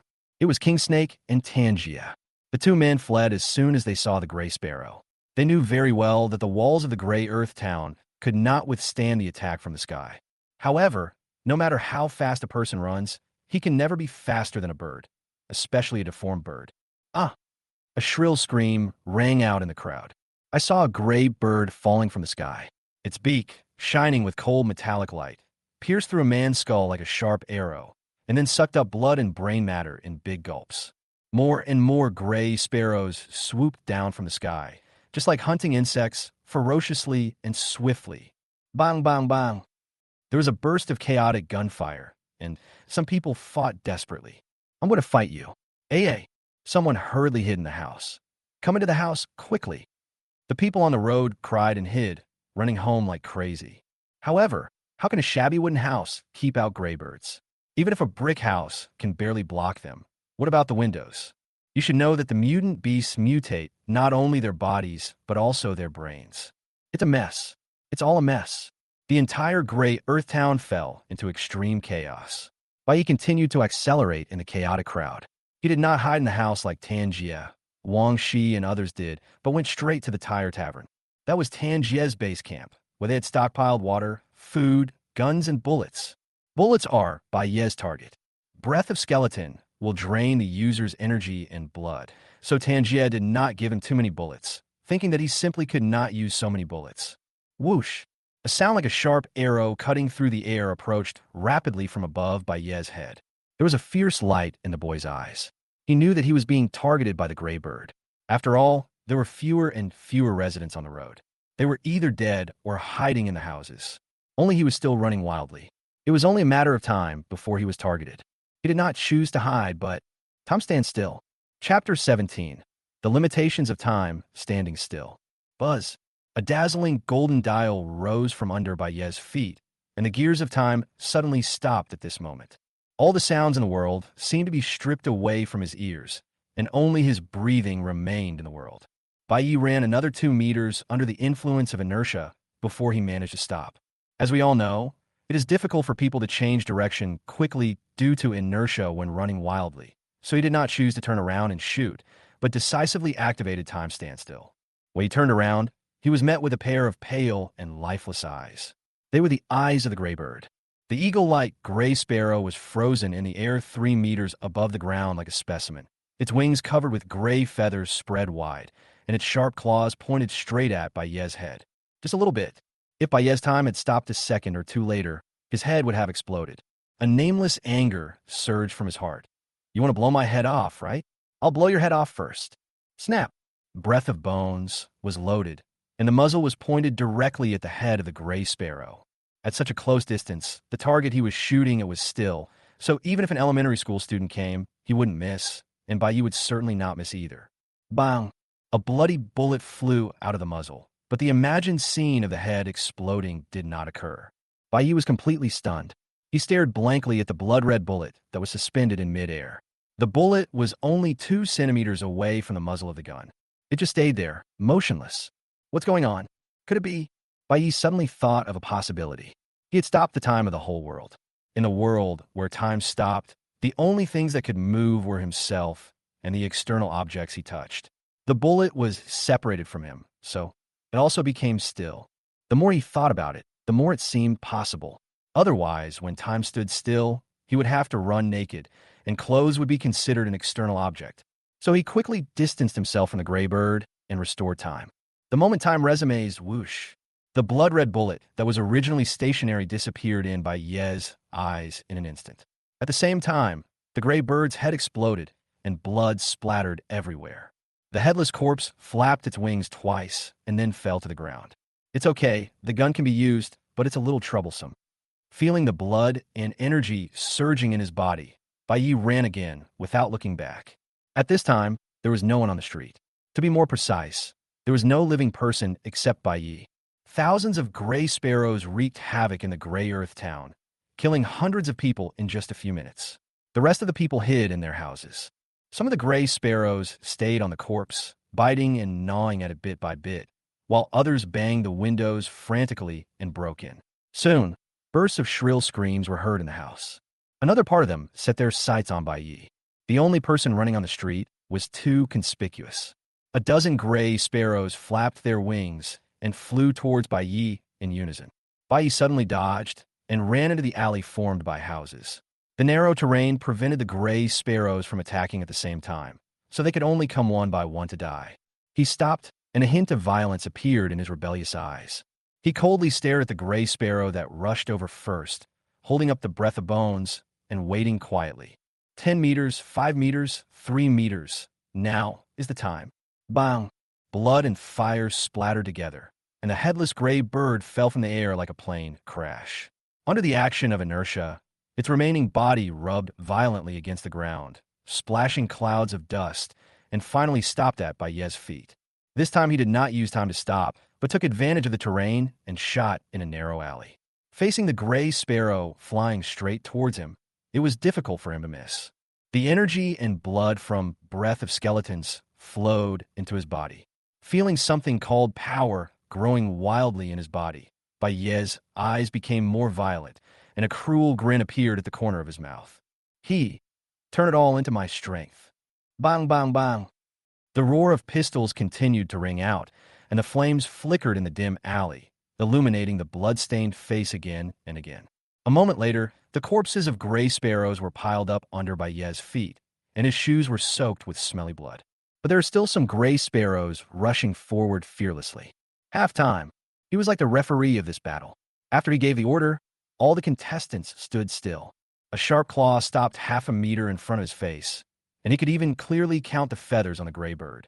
In the dim alley where corpses were piled, the young man with blood all over his face lowered his head indifferently, loading bullets one by one with his bloody palms. After loading 6 bullets, he swung the revolver in his hand, and the magazine returned to its position instantly, making a crisp mechanical bite sound. The young man raised his head, grinning grimly. The killing continues. Bang, bang, bang. After emptying the magazine again, Hakuno turned and ran because he had no more bullets. This time, he ran much faster than before, and his physical fitness was enhanced again, but he still couldn't run faster than the graybird. This was a racial advantage because he had no wings. Helplessly, he had to keep stopping time to get rid of the gray sparrow, which wasted a lot of time before he successfully ran to the Tire Tavern. After arriving at the Tire Tavern, Bai found that the door was locked. He pushed it twice and looked through the crack in the door. He could see a lot of tables, chairs, and benches piled up at the door. Is there anyone inside? Open the door. Bai shouted. No one responded from inside, so he kicked the door a few times. At this time, a voice finally came from inside. Leave here and don't attract the gray bird. Bai recognized the owner of the voice as Lao Wang, the owner of the Tire Tavern. Lao Wang is also Tan Jie's man. Although he is older, he has read some books, knows how to make wine, and has some cooking skills, so he is in charge of logistics. It was he who named the tavern Old Times. He didn't like hanging out with Tan Jie and others. He always read a few books written before the disaster and often complained that he was not born in a civilized era. Lao Wang, it's me. Open the door. There's no danger outside for now. I need bullets to deal with the gray bird. The gray bird was temporarily thrown off by him using time stop, and it couldn't catch up for a while. I know it's you, Bai Yi, but I can't open the door for you. What if Gray Bird takes the opportunity to come in? Lao Wang's trembling voice came from inside. Don't blame me for not saving you. I just want to survive. I have no obligation to save you. Bai Yi stopped kicking the door and stood quietly in front of it. At this time, the gray sparrows circling in the sky had noticed him. I'll say this one last time. Open the door. There was an unquestionable tone in the indifferent words. The frightened old Wang inside the door seemed to be stimulated and started shouting. Do you really think you're some kind of deputy commander? You're just a lucky brat who's never even read a book. What right do you have to give me orders? Lao Wang shouted in rage, but no one responded from outside the door. There was only the sound of the gray sparrow flapping its wings and swooping down to kill. His face turned pale instantly, and he curled up in the corner of the wine cabinet, shivering and not daring to look up. Chapter 18. Scholars and Butchers. Outside world. 5 gray birds hovering in the air stared at Bai Yi with their pale and lifeless eyes. They attacked him from 5 different directions. Seeing this scene, Bai Yi directly took out a dagger from his trouser leg. His eyes were fierce. He didn't care about the 5 gray sparrows above his head, even if they blocked all his retreat routes. When these 5 beasts get close, time will stop and they will be easily slaughtered. What really made him unhappy was Lao Wang. Because Lao Wang refused to open the door, he had no way to get bullets, and naturally could not use Breath of Skeleton to enhance his own chi and blood. This was a waste of time without any gain. You're not going to open the door, are you? Wait until I kill the gray sparrow and set your tavern on fire. Let's see if you open the door. Chirp. 5 gray sparrows chirped shrilly and swooped down towards Bai Yi with a killing momentum. Their speed as fast as 5 gray lightning bolts. Bai Yi gripped the dagger tightly, the murderous look in his eyes becoming more intense. He was waiting for the gray bird to get closer. At this moment, something strange happened. A sound of breaking air exploded in the air, and in Bai Yi's surprised eyes, the 5 gray birds seemed to be hit by an invisible air hammer. Bang, bang, bang. Blood and flesh splattered, and countless gray feathers fell like rain. This is Liu. Bai Yi suddenly looked towards the corner of the house on the right, only to see Liu lowering his right hand and breathing heavily. Hakuno, this way. Bai Yi quickly dodged and came to the corner where Liu was hiding. Liu was not in a good condition at this moment. He held his right hand tightly with a painful expression. Beads of sweat covered his forehead. The violent blow just now triggered his previous injury. How are you? It's okay, I won't die. Liu forced a smile. By the way, you're here looking for bullets, right? Bai paused slightly, looked at the bulging snakeskin bag behind Liu, and understood something in an instant. Liu struggled to untie the snakeskin bag, revealing the miscellaneous items inside. Guns, bullets, cockroach protein bars, water. Did you steal this from a tire tavern? Liu chuckled. I have a grudge against the king snake, so naturally I can only hide in your East District. I just saw the gray sparrow entering the city, and I realized that something was wrong. So I came to the tire tavern in advance and used my magic hand to steal the supplies inside. With these supplies, we have enough to escape from Gray Earth Town. Baye's eyes flickered slightly. You can obviously run away by yourself. Why do you take me with you? Liu was a little surprised. Why so many whys? Didn't I say before that I respect you as a person? You took the risk to protect Huetu Town and agreed to cooperate with me. Isn't it normal for me to help you? Besides, since you have the forbidden item, we can look after each other when we escape together. Bai laughed. You haven't read any books? Liu was even more surprised. Yeah, you haven't been to school. Why are you asking this? It's okay, Lao Wang has read it. Old Wang? He's certainly educated. I heard he even lived in Dawn City before, so he's considered one of the few cultured people in Gray Earth Town. But this old guy is really dishonest. He even refused to open the door. Hey, why am I still chatting with you? We can't stay here for long. Let's go. Hakuno did not move, but loaded the bullets one by one. Let's go. Snap. The bullets are loaded. Bai raised his head and smiled defiantly. No rush. Liu was shocked. You are not going to stay and save the residents of Gray Earth Town? No. Then what are you going to do? Liu looked at the gray sparrows gathering here, his expression becoming more and more anxious. He retracted his gaze to look at Bai, but saw a knife-like smile on the corner of the young man's mouth. Of course, kill them all. Are you kidding me? I never joke. That was when you called me Lizwa last time and said that if you wanted to become a transcendent, you had to cripple your right hand. Shut up, Lizwa. Led by Hakuno, the two came to the alley near the tire tavern. You are responsible for protecting me, and I will shoot the gray sparrow. Liu showed hesitation, but before he could open his mouth, flocks of gray sparrows swooped down. Bang, bang, bang. Continuous gunshots rang out, and gray sparrows fell into the alley one by one, their gray feathers scattered like dandelions. For a moment, the narrow sky above the alley seemed to be raining gray rain. Some gray sparrows attacking from behind were blocked by Liu's invisible big hand. Facing the invisible attack, even the mutant beasts had no way to defend themselves. In the tire tavern, Old Wang, curled up behind the wine cabinet, covered his ears tightly, seeming to be very afraid of the birds singing and gunshots outside. He knew that it was Bai Yi who was fighting with the gray sparrow, and he also knew that Bai Yi was dead. One person could not defeat so many gray sparrows. It was only a matter of time before he died. Lao Wang covered his ears and muttered to himself, I'm not wrong. I just want to survive. I'm a wastelander who hasn't even read a book, and only those fools outside admire me. If I had a taboo, I could kill hyenas and become a hero. He spoke faster and faster, his eyes gradually gleaming with self-assurance. Need bullets to deal with the gray sparrow? Who does he think he is? Even if they can't save the Gray Earth Town, why is he trying to be a hero? He must be lying to me, trying to trick me into opening the door and hiding in here. I'm clearly terrified. What's that sound? Lao Wang looked towards the window of the tavern like a frightened bird and met a pair of pale and lifeless eyes. At that moment, he was so scared that he almost had a cardiac arrest. Boom, boom, boom. The gray bird kept hitting the window, and each hit felt like hitting his chest. The fragile glass had begun to crack, and the debris used to block the window fell down and scattered all over the floor. Don't bump into him. Go eat a Kano, he's right outside. Fear made Lao Wang dare not get up to reinforce the window, and he could only pray continuously. However, if prayer were useful, there would be no disasters or illnesses in the world long ago. Bang! The fragile glass shattered, and a gray bird the size of an eagle squeezed in, its dead eyes fixed on Lao Wang. Ah! Lao Wang screamed and ran away in panic, and the gray bird flapped its wings and chased after him. The debris in the tavern saved Lao Wang's life. The tires hanging on the pillars and used as decorations on the walls squeezed the flying space of the gray sparrow, making it difficult for it to move.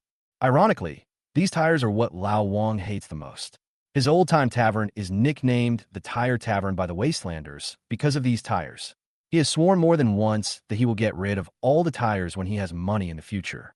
Lao Wang ran around the tavern in a panic and was finally horrified to find that all the exits were blocked by himself.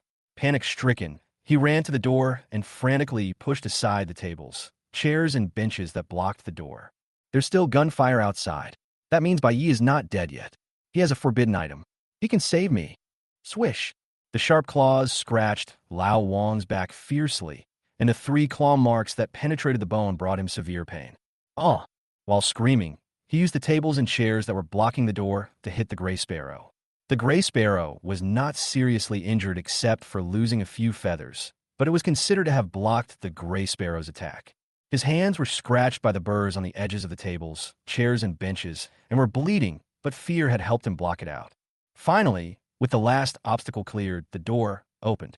Chapter 19. After all, I have no obligation to save you. Old Wang crawled out of the door and fell flat on the ground, half of his body covered in dust.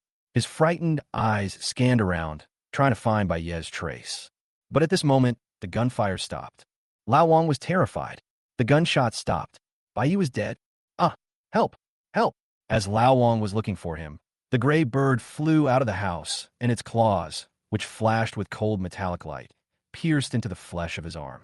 Lao Wang struggled violently, the fear in his eyes almost materializing. At this moment, footsteps suddenly sounded in the alley nearby. A hint of ecstasy suddenly flashed across Lao Wang's frightened eyes. He looked in the direction of the sound and saw a young man with bloody footprints and a revolver in his hand slowly walking out of the alley. The moment he saw the boy, Lao Wang screamed like he had grabbed a life-saving straw. By just as he was about to say this, he was interrupted by the leisurely voice of a young man. Hey, isn't this Lao Wang? Bai Yi, save me. Save me quickly. Lao Wang desperately held onto the graybird's claws, his eyes revealing a dying plea. Bai Yi slowly opened the magazine of his revolver and flicked it lightly. 6 yellow bullet casings fell to the ground with a crisp sound. Call me Deputy Commander Bai. He took out the few remaining bullets and loaded them one by one. Bai, Deputy Commander Bai, please save me. Lao Wang's face was covered with blood, and his capillaries began to rupture because he had exerted too much force, making him look a little hideous. Bai Yi casually swung the pistol, and the magazine returned to its place. Then, under Lao Wang's excited and expectant gaze, he slowly raised the pistol, aimed at the gray bird. He made a gunflower and put it into his waist. The excitement on Lao Wang's face froze instantly. Bai Yi tilted his head slightly, and the blood of the gray bird dripped down his strong jaw, outlining a sinister smile on his face. He shrugged and apologized without any apology. Old Wang, don't blame me for not saving you. After all, I have no obligation to save you. The boy's smile widened, revealing his sharp white teeth. No, you can't do this. Save me. I know I was wrong. I know I was wrong. Lao Wang's howling gradually turned into a scream of pain. The gray bird's sharp claws kept ripping open his belly, and then it lowered its beak and ate the internal organs like a chick pecking at rice. Are you really not going to save him? He already knows he was wrong. Li Yu, with a tired look on his face, walked out of the alley, covering his right hand. Bai Yi shook his head slightly. It's not that he knows he's wrong, but he knows he's going to die soon. Well, actually I always thought that Lao Wang was one of the few good people in Huedu town. After all, he is educated, sensible, and yearns for a civilized era. It's a pity. Li Yu sighed. Being educated doesn't mean you're a good person. There's an old saying that goes, those who are loyal are often butchers, and those who are unfaithful are often scholars. People who yearn for civilization do not represent civilization themselves. Li Yu was stunned. He didn't quite understand the meaning of this sentence, but he always felt that. Bai Yi was scolding him. What do you mean by dog killers? You're the one who kills more hyenas, aren't you? You'll know later, Li Zua. Bai Yi took out breath of skeleton and aimed it at the gray sparrow that was gnawing on Lao Wang's corpse. Bang! The gray bird died in Lao Wang's arms. My name is Li Yu. Li Yu said angrily. Ukai, Li Zhu. Fuck you. Never mind. What should we do next? The gunfire over there has stopped. It seems that Wang Shi and the others are out of bullets. How many rounds do you have left?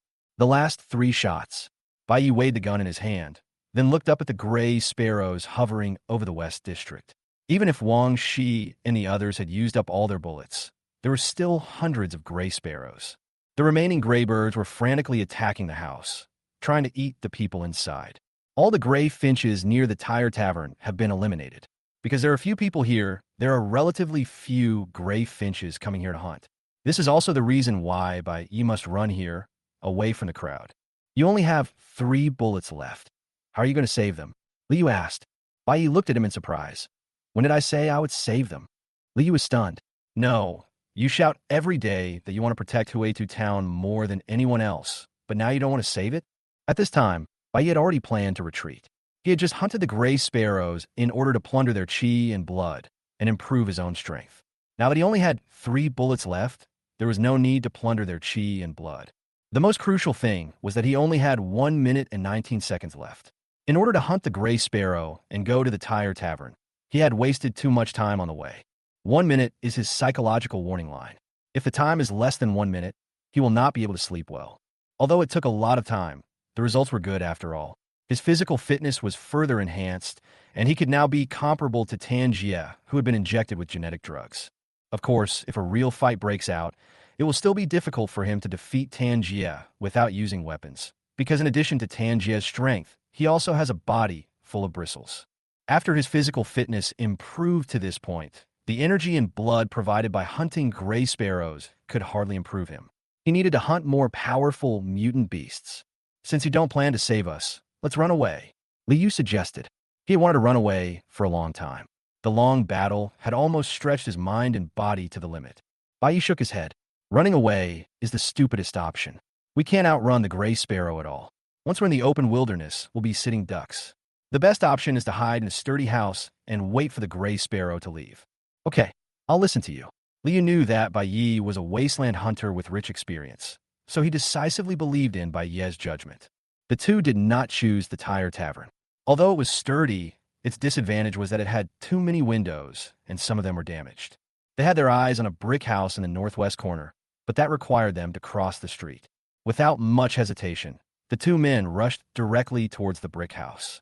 Several nearby gray birds noticed the 2 people running and immediately flapped their wings and turned to rush towards them. Liu raised his right hand with difficulty, and an invisible big hand blocked the attacking gray sparrows. The gray sparrows seemed to have hit an air wall, falling from the sky one by one and constantly flapping their wings to stabilize their bodies. Taking advantage of this gap, Bai Yi raised his gun and fired. After 3 shots, 3 bodies were left on the ground. The 2 of them had already developed a tacit understanding through their previous cooperation. The bullets were completely used up, and there were only 2 attacking gray sparrows left. Bai Yi put away his pistol, took out a dagger, and planned to kill them before entering the house. Otherwise, if they continued to attack the house from outside, they would probably cause considerable damage. Fuck, it hurts so much. Liu suddenly screamed, his right hand dropped limply, and his only remaining left hand covered his head tightly. Chapter 20. You're so handsome. Are you going to die? Bai Yi frowned slightly. What's wrong with you? Supernormal abilities are driven by mental power, and my mental power is severely overdrawn. You go into the house first and leave these 2 to me. He held the dagger in his backhand and stared at the 2 gray sparrows crawling up from ground. The 2 gray sparrows shook their heads, then kicked the ground with their feet and instantly turned into 2 gray arrows rushing towards them. Bai Yi did not use time stop. With his current physical fitness, it was not a problem for him to deal with 2 lone gray birds. Just as he was about to take action, he suddenly heard the sound of hurried footsteps on the roof, not far away. Immediately afterwards, a clear sword sound like a dragon's roar was heard. A woman wearing black knight armor with bright silver fell from the sky and suddenly caught Bai Yi's eyes. Along with the woman came a sword light as sharp as lightning. Clang! The sword flashed, and the 2 gray birds were split in 2 in midair, with blood splattering everywhere. The body of the gray sparrow fell to the ground at the same time as the night woman. Bai Yi's eyes narrowed. What a swift sword! He barely saw a flicker of sword light before the 2 gray birds were shattered into pieces. You know, with his enhanced physical fitness, he can barely see the trajectory of ordinary pistol bullets, but he can't see the woman's sword light clearly. This means that the opponent's sword is faster than the bullet. What kind of person? A superhuman or a genetically modified person? The female knight slowly turned around and a silver-white mask without any facial features was particularly eye-catching. There were only 2 holes in the eye area, revealing a pair of clear, mirror-like, light brown eyes. She said nothing, but just looked calmly at Bai Yi, who was covered in blood. The scorching summer wind blew yellow sand across the gray earth, ruffling the woman's long black hair. Bai Yi could even see a playful strand of black hair curving out from her slender waist. Her fingertips hanging at her side clasped the cross hilt, and the slender pure silver sword was slightly raised. Bai Yi narrowed his eyes slightly. He didn't know the woman's intention. He only knew that if the other party had bad intentions, at this distance, he would have to concentrate highly to stop time before the woman drew her sword. His attention was completely focused on the sword, which was a pure silver cross sword. The blade was slender and narrow, and silver lines flowed like flowing clouds under the slightly raised arc of the sword back. Suddenly, the woman's sword moved. But the target is not Hakuno but Gray Bird. At some point, a gray bird hiding in the dark launched a sneak attack from behind the woman. The woman did not turn around, but simply raised the pure silver cross sword in her hand, and the sword passed through her right shoulder. Phew! The speeding gray bird seemed to have deliberately bumped into the tip of the sword and was pierced through by it, hanging in the air like a string of candied haws. The pure silver cross sword was carried on the woman's shoulder, and her movements were clean and smooth. Bai Ye's eyelids twitched when he saw this scene, and he felt like cursing, "Damn, he's so handsome. Are you trying to kill yourself?" The woman swung the sword casually, and the body of the gray bird and its blood slid down the bright silver sword. Her light brown eyes looked deeply at Bai Yi, then turned and left.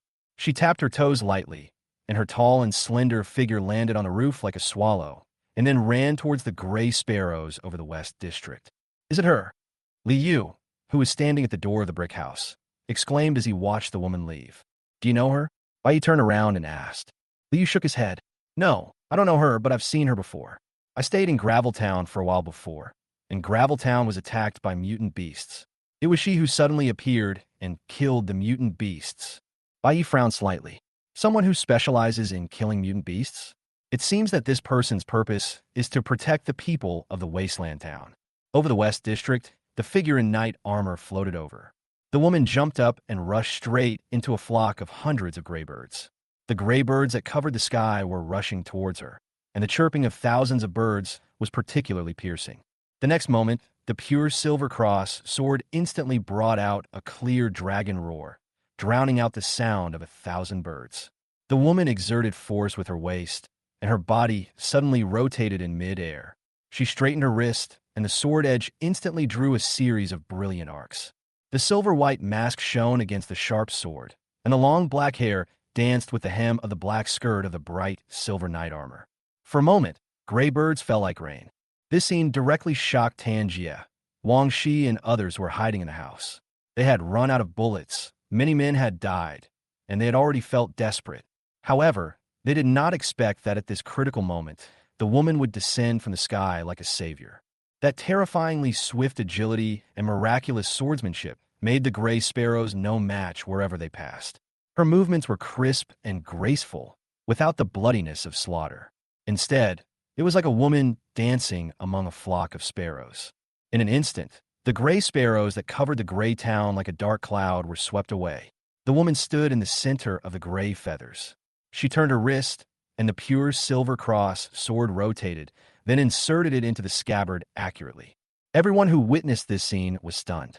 No one expected that the gray sparrow that almost killed all the people in the gray town could only last a few seconds in the hands of the woman. "Alive, alive!" Someone in the house cheered wildly for surviving the disaster. Wang Shi and the others hesitated for a moment, and finally walked out of the house, thanking the woman with a flattering and humble look on their faces. They knew that in front of such a strong man, the house that could barely resist the gray sparrow was like paper. Instead of shrinking in fear, it would be better to quickly express gratitude and respect to the strong man.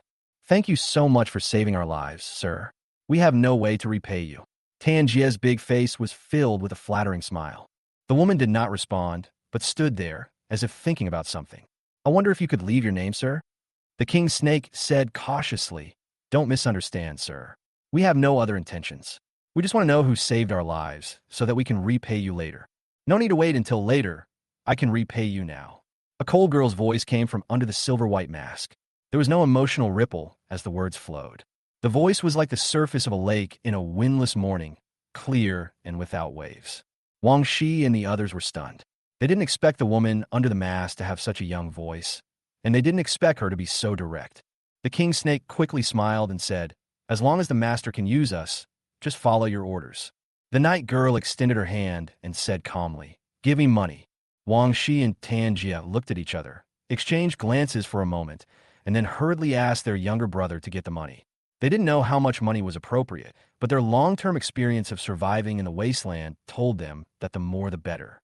You can earn money again if you lose it, but if you lose your life, you lose everything. "Sir, the money is here." The king snake carefully handed over a package, not daring to have any physical contact with the girl. The girl took the package, weighed it, and said calmly, "Silent Court." These 4 words were like thunder, leaving Wang Shi and Tan Jia standing there in shock. Silent Court?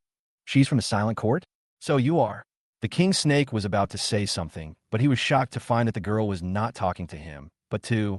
The king snake glanced sideways and saw the white field in the distance come into view. Bai Yi raised his eyebrows and said, "What the hell are you talking to me about? I didn't ask you." The Silent Court is an organization composed of extraordinary people. Are you interested in joining? The girl said, looking at Bai Yi with her light brown eyes. Bai Yi raised his eyebrows slightly. Are you Silent Court recruiting people so casually? This is an organization composed of extraordinary people, and you don't recruit extraordinary people, but recruit me instead? He glanced at Li Yu beside him, and suddenly realized something. He asked tentatively, "Cayenne?" A trace of thought flashed across the girl's eyes. Obviously, she didn't understand what Cayenne meant. She spoke again, "I have observed you before." As soon as these words came out, Bai Yi felt a murderous intent in his heart. "Have you observed me? Could it be that you know the secret of standing still in time?" Time standing still is his biggest secret, and he doesn't allow anyone to know it. However, the girl's next words dispelled his murderous intent. "Although you are not a superhuman, you are a good person. I heard what you said when you faced the hyena pack." Huh? No, giving the nice guy card the first time you meet someone? The Silent Court is indeed an organization of extraordinary people, but we value character more. We are looking for like-minded people. Bai Yi frowned slightly. From what he heard, and considering the girl's act of saving people, it seems that the Silent Court is a decent organization. Since it is a decent organization, then... No, Bai Yi refused decisively. He was not a selfless person. He didn't have enough time to begin with.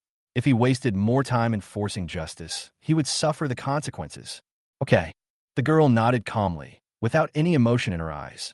His light brown eyes swept over the crowd, and he said calmly, "The mutant beasts in Black Mountain are wreaking havoc. The hyenas and the gray sparrows are just the first wave. It's no longer safe here. Evacuate if you want to survive." After saying that, the girl turned and left, and the heroic knight armor gradually disappeared from everyone's sight. The message left by the girl made the people who had experienced the tragedy feel a little overwhelmed. They stared blankly at the corpses and bloodstains all over the ground. Of the 800 people in the gray town, only more than 300 survived after the beast disaster. Watching the people they once knew fall one by one in front of them, they didn't even have time to feel sad before they were consumed by fear. Black. What exactly happened in Black Mountain? Could it be that there are more mutated beasts coming out of Black Mountain? What a joke, Tan Jia said in a trembling voice. In front of the alien beast, the leader of the East District truly felt the insignificance and powerlessness of his own life. The people of the Silent Court wouldn't joke around like that. Someone as powerful as her wouldn't want to deceive us. Wang Shi suppressed his fear and swallowed hard. "We can't stay in Gray Earth Town anymore." The two looked at each other and had already made up their minds. "Tan Jia, although you and I have been fighting for many years and have had friction with each other, we still don't have any real deep hatred. In the current situation, only by uniting can we survive for a long time. What do you think?" Wang Shi said in a low voice. Tan Jia nodded seriously. He naturally knew this truth. "What are you going to do? With the mutant beasts moving around, all the nearby towns are unsafe. We were lucky this time to have the Silent Court come to our rescue, but we may not be so lucky next time. In my opinion, if we want safety, we can only go to Dawn City." Wang Shi's idea coincided with Tan Jia's, but Tan Jia was worried. Dawn City doesn't accept wastelanders at all. If you want to have a legal identity, you can only spend money, but our money has been taken away by that woman. And even if she hadn't taken it away, the money is not enough. The people under your command. Oof. What are you still fantasizing about now? Are you still thinking about being surrounded by people when you arrive in Dawn City? These abandoned pawns can only be given up. Money is not a problem. Have you forgotten that we still have taboos? The king snake sneered. Mentioning the forbidden item, a gloom flashed across Tangia's eyes. There's something wrong with Bai Yi. He was still full of energy after the battle with Hui Quebec. He didn't look like he was drained of energy at all. We were all fooled by this guy before. Did you just notice this? This kid has a serious problem. Not only was he deceived, but Liu also deceived me. I saw something during the battle just now. Liu must have become a transcendent, and these two have secretly joined forces a long time ago. Then what should we do? Tan Jia was shocked. How can we snatch the forbidden object? Wang Shu was unconcerned. A newly promoted transcendent who has only been around for a few days. How strong can he be? If he were truly exceptional, why would he secretly cooperate with Bai Yi? He would have come to seek revenge on me long ago. What's more, I saw his pale face just now, and it was obvious that his mental energy was overexhausted. He was not worth worrying about at all. As for Hikuno, I guess he has achieved the legendary perfect containment. Perfect containment? Tan Jia was stunned. He felt it was somewhat familiar, as if he had heard someone brag about it before. However, after being injected with the genetic drug, his brain became less useful, and he always forgot things. Using forbidden objects usually requires a price, while perfect containment requires no price, yet few can achieve it. Perfect containment is a vague legend, and no one knows whether it's true or not. It's like a gun. If you contain it, you can use it, but perfect containment means the gun becomes attached to you. Who the hell would believe that? But even if a kuno is perfectly contained, what does it matter? No matter how powerful Breath of Bones is, it still needs bullets. Without bullets, it's just scrap metal. So now is the best opportunity. Dawn City needs extraordinary test subjects. An extraordinary person can be sold for a high price. When the time comes, Liu will be mine, and the forbidden object will be yours. With this, you and I can both enter Dawn City. Tangia's eyes became brighter and brighter. The crisis was approaching, but as long as the plan went through, they could turn danger into safety and enter Dawn City to become distinguished city dwellers. Let's do it. We'll take people to capture Bai Yi and the others later. And by the way, we can let our men make use of their remaining energy. He glanced at his confused subordinates with a sinister look, then looked towards the East District and was stunned for a moment. Where are Bai Yi and Liu? King Snake looked in the direction of the sound, only to see that the two people who were originally standing in the east area had already disappeared. Oh no, they're trying to run. Chase them. Where did they run to? I don't know. How about this? We split up into two groups and chase them. We surround them from the front and back to prevent them from escaping separately. Wang Shi and others hurriedly called on their younger brothers to take action. Run quickly. It will be too late if you don't run now. Liu covered his right hand and ran while urging Bai Yi, who was moving slowly. You can't get away, Bai Yi said calmly. They have cars, do you?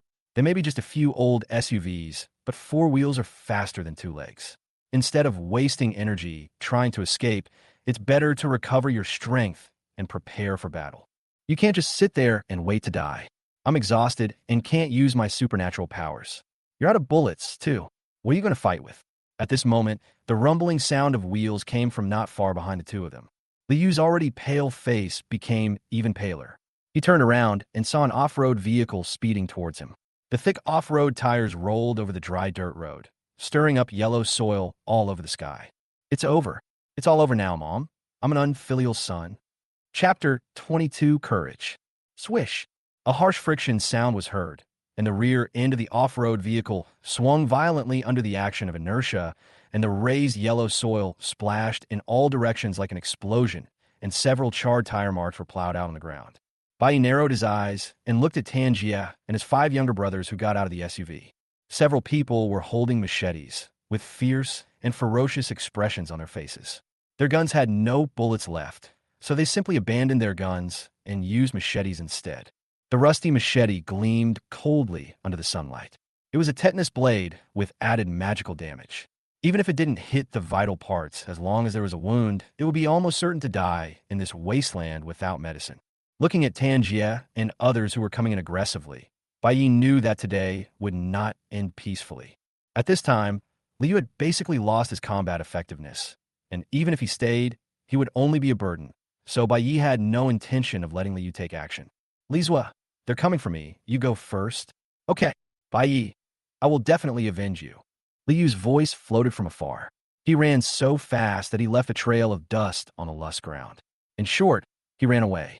Bai Yi. Bai Yi did not blame Liu for his escape. He had risked his life to help him before, which was a very kind thing for him. Now that he felt that the situation was hopeless, it was only natural for him to run away early.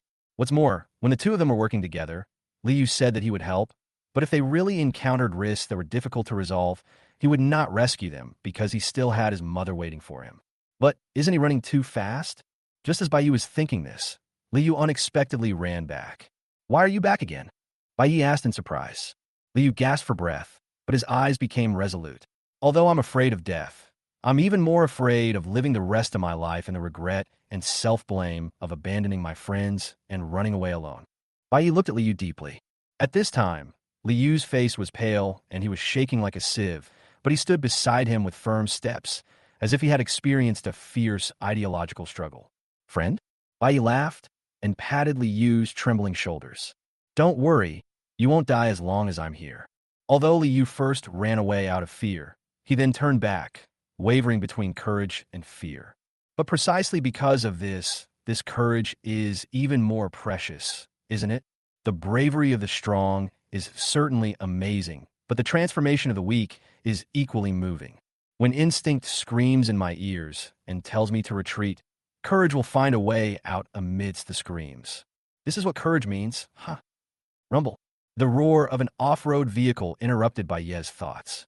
He looked in the direction of the sound and saw an off-road vehicle coming from the direction where Liu had just escaped. Swish!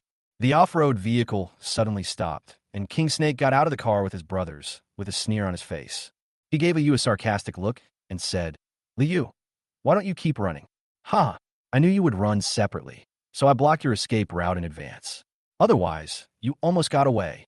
Liu showed a polite, yet awkward smile on his face. Bai Yi. Bai Yi, listen to my explanation. Actually, stop. It's rude to continue. Bai Yi wants to hit someone now. Damn, he was almost fooled by this kid Liu. He said such nice things. Although I am afraid of death, I am more afraid of living the rest of my life in regret and self-blame for leaving my friends behind and running away alone. Fuck. He was clearly driven back by the King Cobra, yet he pretended to be willing to sacrifice his own life for his friends. Deputy Commander Bai Yi, hand over the forbidden object, and I can spare your life. Tan Jie shouted, raising the machete in his hand. Bai Yi, blame yourself for being stupid. You clearly had the opportunity to join the Silent Court, but you refused. If you had really joined, we would definitely not dare to come and cause trouble for you. It's a pity that you are destroying your own way of life. Wang Shi sneered. With Tan Jie in front and King Snake behind, their retreat was completely blocked. It seems that you are very afraid of the Silent Court. Bai Yi's expression remained unchanged, and he even had the leisure to obtain more information. The King Snake didn't intend to say much, but Tan Jie, who felt that he had won, slowly showed off. It is difficult for most people to resist the pleasure of mocking the enemy when they are sure of victory. For a low-class person who had the bad luck to be chosen by a forbidden object, it's normal that you don't know about the Silent Court. Otherwise, you wouldn't refuse to join. The Silent Court is an extreme supernatural organization. Anyone who has come into contact with the supernatural circle knows the Silent Court. This organization claims to be just, but in fact abuses, lynching, and kills people in the wasteland in the name of justice. Anyone who is labeled a criminal by them will not survive the next day. They're just a bunch of psychos. What era are we in? Still pursuing justice? According to their standards, everyone in the wasteland deserves to die. All crows are black. Bai Yi suddenly realized that it was no wonder that Tan Jie and the others were so afraid of the Silent Court. If the girl knew what they did in the Gray Earth town, they would have been tried long ago. Silent Court? Court. It originally means to judge crimes, but why is it called silent? Okay, stop talking nonsense and get to work. We can't let Liu, the extraordinary man, recover. The more cautious King Snake could no longer hold back. He didn't want to cause any trouble.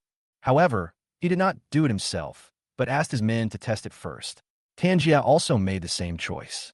At the signal of the two commanders, more than a dozen younger brothers, armed with rusty machetes, formed a pincer attack from the front and back, approaching Bai Yi and the other man step by step.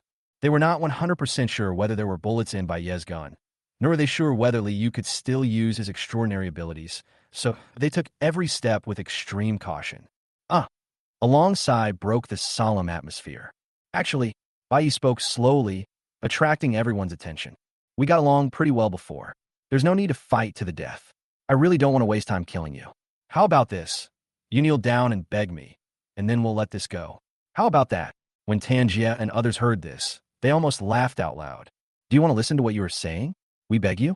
Bai Yi, I thought you were pretending to be crazy, but I didn't expect you to be really crazy. You should first figure out who is in control of the situation now. Dan Hie is native. The younger brothers also laughed, as if they were mocking Bai Yi's arrogance. Bai Yi ignored the crowd's laughter and said in a very serious tone, Really? Just kneel down and beg me. I hate wasting time the most in my life. Chapter 23, Why Are You Forcing Me? Damn, he's a lunatic, kill him for me. Tanjia waved his hand, and his younger brothers immediately rushed forward. Li Yu, who was back-to-back with Bai Yi, tensed up instantly.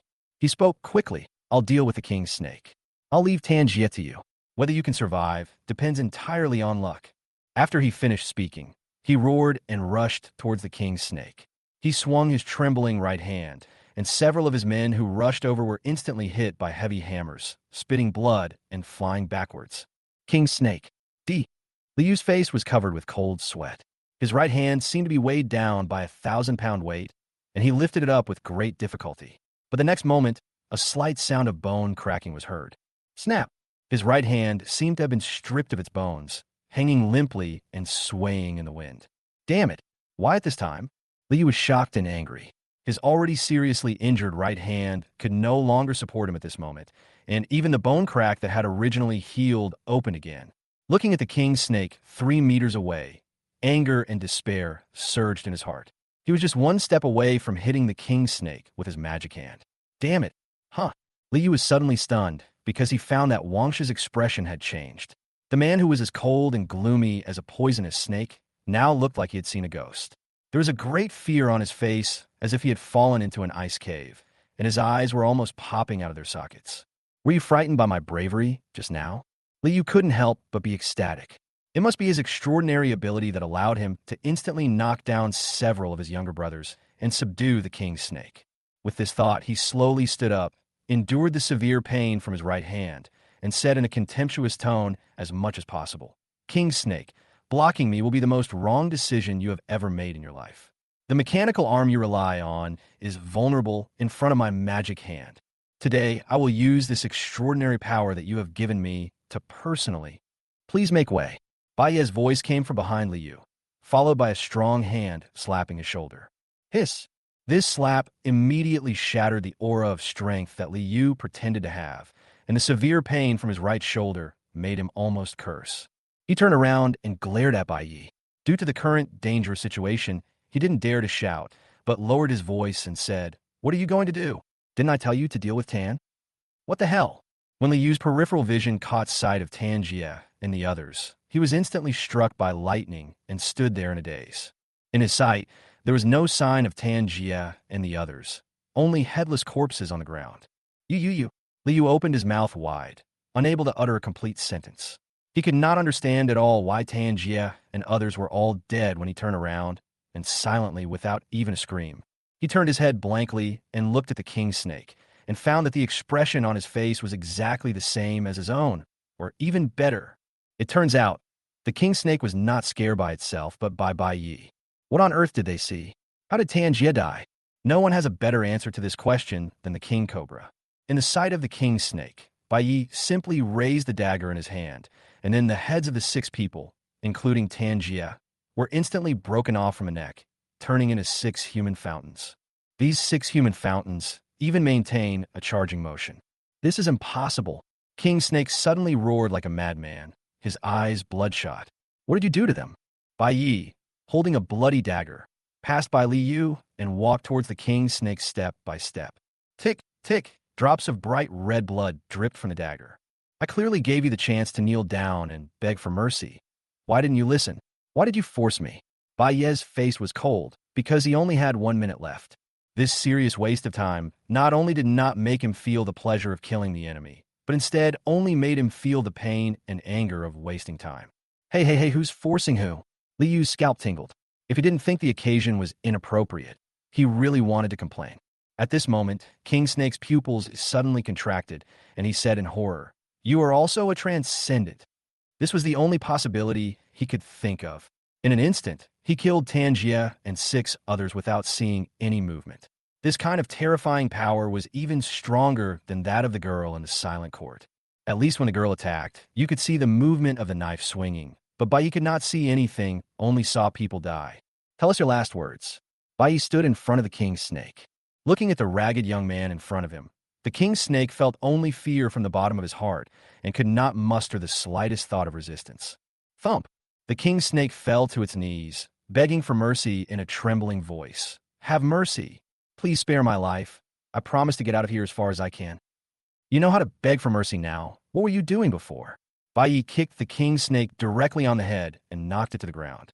The enormous force made the king's snake dizzy even through its alloy skull. This power far beyond that of ordinary people made Wang Shi more and more certain that Bai was also a transcendent person.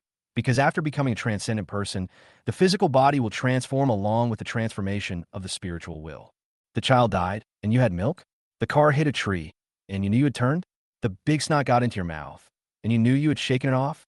The series of jingles almost disrupted the king snake's rhythm of kneeling and begging for mercy.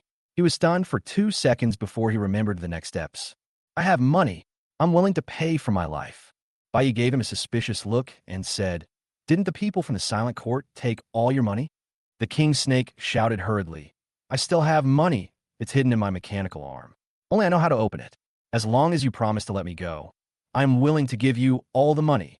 Bai sneered coldly, a fierce glint flashing across his unruly eyes. "Even if I kill you, the money is mine. You're using my money to buy my life? You're out of your mind." Swish! A cold light flashed, and the sharp dagger slashed across the king cobra's neck, and its head fell off. The look of horror froze completely before it could spread across his face. He never expected that Bai would act so decisively without even giving him a chance to pay. Bai naturally would not give Wang Shi the chance to open the robotic arm. He knew that Wang Shi was insidious and cunning, and much smarter than the simple-minded Tangia, so he did not want to take the risk. What if the king cobra opened the mechanical arm in a fake way, but activated the mechanism on it in a real way, and it was caught off guard and had no time to stop time? Wouldn't that be a disaster? After killing the king cobra, Bai immediately bent down and started cutting it. He was afraid that there was really money in the king cobra's mechanical arm. It's not that he is greedy for money, but that he is afraid of being poor. He is now penniless and has no money. Chapter 24. Stickier than shit, sweeter than shit. How do I open this thing? Bai was in trouble when faced with the blood-stained mechanical arm. His dagger couldn't cut the mechanical arm at all. In addition, he didn't understand mechanics, so he couldn't open the inside of the mechanical arm at all. "Lizwa, can you drive?" Liu walked over with a complicated expression. "You are also a transcendent?" His mentality of being afraid of his brother's suffering and also afraid of his brother's driving Land Rover is fully displayed. "Don't you believe me if I say so?" Bai asked back. Liu had an expression that said, "Do you think I'm a fool? What is your extraordinary ability? How did you manage to kill so many people in an instant?" "I won't tell you." Bai did not explain that he was not a superhuman. He was indeed not. He was just an ordinary time traveler. The ability to stand still in time is simply because the speed of time flows differently in the 2 eras. That's not fair. I treated you as a friend and told you all about my extraordinary abilities. Ha! Bai sneered and began to expose his shortcomings. "Although I am afraid of death, I am more afraid of the rest of my life." "Brother, I was wrong. Stop scolding me. Stop scolding me." Liu's old face turned red, and he begged for mercy quickly. "Let me help you check out the robotic arm." The two of them worked very hard and finally succeeded in turning the robotic arm into a pile of scrap metal. "Fuck. King Snake, you deserve to die. You don't even tell the truth when you are about to die." Bai jurset angridi. He spent a long time trying, but there was no money in the robotic arm. However, there were some sophisticated mechanisms that could be used for sneak attacks. "Damn, let's go. It's a waste of time." Bai kicked the robotic arm. then turned around and got into the SUV driven by Tangia. After Liu got in the car, he started the car. You can actually drive? Liu was surprised. Looking at Baye's familiarity in operating the vehicle, he suddenly felt that the other party did not look like a wastelander. What's the big fuss? Isn't it enough to have hands? Baye sneered, not mentioning that he had taken the second part of the test 3 times before he passed it before traveling through time. But why are you driving back? That's not the direction to Dawn City. Nonsense, of course I'm going back to Grey Earth Town. Liu was stunned. Are you crazy? What are you going back for? Waiting to die. Baye gave him a look of disdain and said, don't use your brain, which is not even as oily as a peanut kernel, to question my decision. It will be dark soon. As a wasteland hunter, I solemnly tell you that walking in the wasteland at night is tantamount to suicide. Baye was telling the truth.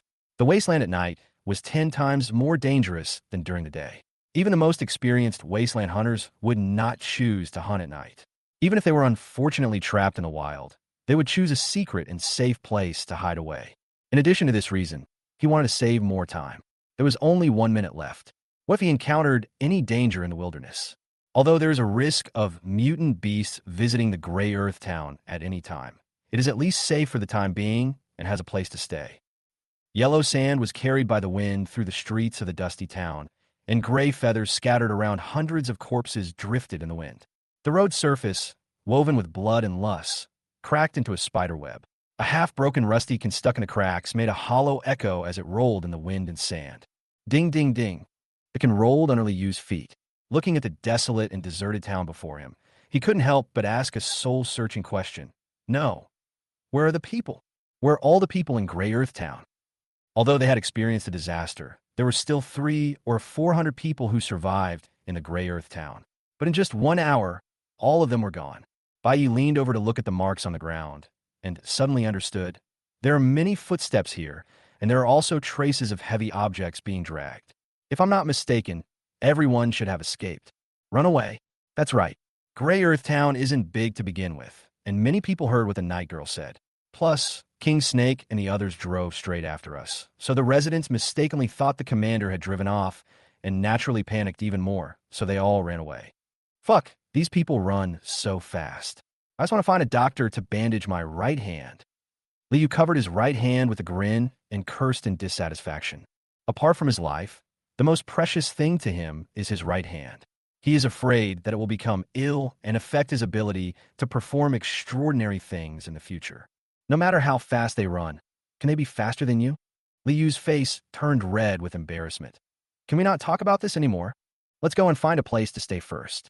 After working for several hours, the 2 men finished decorating a relatively sturdy brick house and sealed the windows and doors. Liu was busy wrapping the bandage on his right hand, while Baye was looking at the cockroach protein bar in his hand in a dilemma. There's no need to worry about food for the time being, because Liu had stolen the supplies from the Tire Tavern in advance, including not only alcohol, but also cockroach protein bars, but no meat. Liu thought the meat was difficult to store and took up space, so he didn't take it. When they returned to the Tire Tavern, it had already been looted by the residents. The gray sparrows everywhere outside are mutated beasts. Their meat has long been contaminated and cannot be eaten at all. No, what do you think? You would rather take wine than meat? Baye said unhappily. Meat can be obtained through hunting, but alcohol is not. To survive in the wasteland, you can do without anything except alcohol. Liu happily took a sip of the cheap wine and felt that his right hand was not so painful anymore. Wine is the essence of grain. The more you drink, the younger you become. It can not only satisfy hunger and boost courage, but also relieve pain and disinfect. Where can you find such a good thing? As he said this, he blew out another smoke ring. Baye asked with a dark face. Then what's going on with this smoke? Cigarettes are more expensive than gold. I can spend them as money, and the pressure of surviving in the wasteland is so great, I always need to relax my tense nerves. Hey, what are you doing? Beating up a disabled person. Do you still have a conscience? Get away from me. Baye pushed the annoying Liu aside, and then continued to stare at the cockroach protein bar in a daze. I could have tolerated cockroach protein bars, if only I hadn't eaten meat. Baye swallowed the inky black cockroach protein bar with cockroach antennae in one gulp, not daring to chew it all, for fear of accidentally spitting it out. Vomit. Brother Yi, you look like you've eaten shit. Ugh, this thing is worse than shit, stickier than shit, but not as sweet as shit. Shit doesn't cost money, but this one does. Is it really that bad? I eat this stuff every day, and it's not as exaggerated as yours. You've only been the deputy commander for a few days, and you forget your roots so quickly. Liu muttered softly. That's because you've never eaten good food. Bai Yi glitted. He now misses the civilized days very much. At this time, he would have gone to the barbecue stall downstairs to drink beer and eat skewers. Chapter 25 Pregnancy. I've never eaten good food before. Liu immediately retorted. Think back when I was roaming around in casinos. You'd never seen the amount of money I won in a single day. Have you ever eaten curly noodles? I bet you haven't even seen them. The noodles are compressed into a hard, curly dough with patterns more intricate than a sweater. Boiled in hot water until golden brown, they're not soft like ordinary noodles at all, but incredibly chewy. Add an egg to the mix, and the taste is simply amazing. This is a delicacy that only city dwellers can enjoy. Curly face? Bai had a strange look on his face. The more he listened to it, the more this thing sounded like instant noodles. It wasn't just like it was instant noodles. Looking at Liu's face, full of aftertaste, Bai only felt a sense of disconnection and absurdity. He had traveled through time for a short time, and sometimes his thoughts were still stuck in the civilized era. Now he felt a little dazed. The instant noodles that he once despised as junk food are now a delicacy that most wastelanders have never seen in their lives. Seeing Bai suddenly fall silent, Liu chuckled. He knew that his words had given this inexperienced boy a little shock. What? Are you hungry? Don't worry, since you saved my life. Once we get to Dawn City, I'll treat you to one bowl with 2 eggs. Thank you so much, Bai said unhappily. It's okay, we're all brothers. Liu patted his chest with a heroic look, even though his pockets were cleaner than his face. By the way, why didn't you join the Silent Court before? Judging from the appearances of Tanjia and the others, the Silent Court seems to be a very powerful supernatural organization. And you can be so cruel as to refuse the invitation of such a powerful beauty. You can see beauty even with a mask on. Maybe she wears a mask because she's too ugly. No decent person would wear a mask. Hakuno recalled the appearance of the night girl. With a tall and outstanding figure, long straight black hair that reaches her waist, she is definitely a killer from behind. You don't understand this, do you? When I was in the love world, I saw countless beauties. Although she was wearing a mask, I knew she was a beauty at first glance. The unique temperament of a beauty can't be deceived. I think she is obviously interested in you. Otherwise, why would she invite you instead of me, a transcendent in public? I really feel sorry for you. If you had joined, you could have gotten the girl you wanted by spending time with her day and night together. Childish. Bai was too lazy to pay attention to Liu's opinion. In his opinion, this kind of male adolescent fantasy was childish. Someone like him would not have such childish fantasies. As the god of the new era, he holds the supreme authority over time. However, his divine power is sealed now, and he can only extract 1 minute a day. But his pride as a god remains. How could he waste his precious time on a woman? Hey, you haven't answered my reason yet. Why did you reject her? She has a strong background, powerful strength, and is beautiful and kind-hearted. You couldn't be. Liu's eyes gradually became strange, revealing a hint of vigilance and precautions in the strangeness. What the hell are you thinking? Bai said angrily. I'm really impressed. How could I run into such a funny guy like you? Don't you want to know the reason? Then listen carefully. The reason I rejected her is very simple. Just 6 words. Ruin. Liu was stunned and blinked in confusion. What do you mean? I don't understand. Didn't you say 6 words? Why is it only 3? Just figure it out slowly. No, don't keep me in suspense. What do you mean? Tong. Bai suddenly stood up and walked towards a window where Liu was. Liu was startled. Hey, what are you doing? If you don't want to tell me, then don't tell me. If you don't want to move your hands. He found that Bai was not coming to beat him, but was lying by the window. Outside. Don't talk. Cars are coming, a lot of cars. Bai listened carefully and heard the roar of the convoy moving forward. Liu's face changed, and he quickly stood up to check. As a result, his right hand was affected due to excessive movement. His facial features were wrinkled in pain, but he did not make a sound. Instead, he endured the pain and listened. Sure enough, he heard the sound of the car. In the small town of Huaitu, 10 military troop carriers were moving forward in a row. The cargo bed of each vehicle was packed with soldiers armed with live ammunition, and there were no less than 100 of them. Around the troop carrier, there were more than 200 dusty wastelanders, being driven forward by the soldiers like sheep. Bai looked through the window and saw many familiar faces among the more than 200 wastelanders. It's the residents of Gray Earth Town. They're back again. I have Apocalypse. Those soldiers have the symbol of the Eye of Apocalypse on their uniforms. They are the army of Dawn City. Liu exclaimed in a low voice. Bai also saw the so-called Eye of Revelation. Its main body was an eye that seemed to contain the mysteries of the universe. It was inlaid with patterns like stars, and 3 silver-white lightning patterns ran through the entire eye. What's going on? Why did the Dawn City army drive the residents back? You ask me, who should I ask? Bai said angrily. He hated changes. He just wanted to quietly accumulate some time. Damn, you won't even give me this little time? No matter what these Dawn soldiers come to do, it is definitely not a good thing. Stop the car. It's getting late. Let's rest here for one night and then head towards Montenegro tomorrow. The sound of a pager came from a troop carrier in the middle, and an officer was giving orders.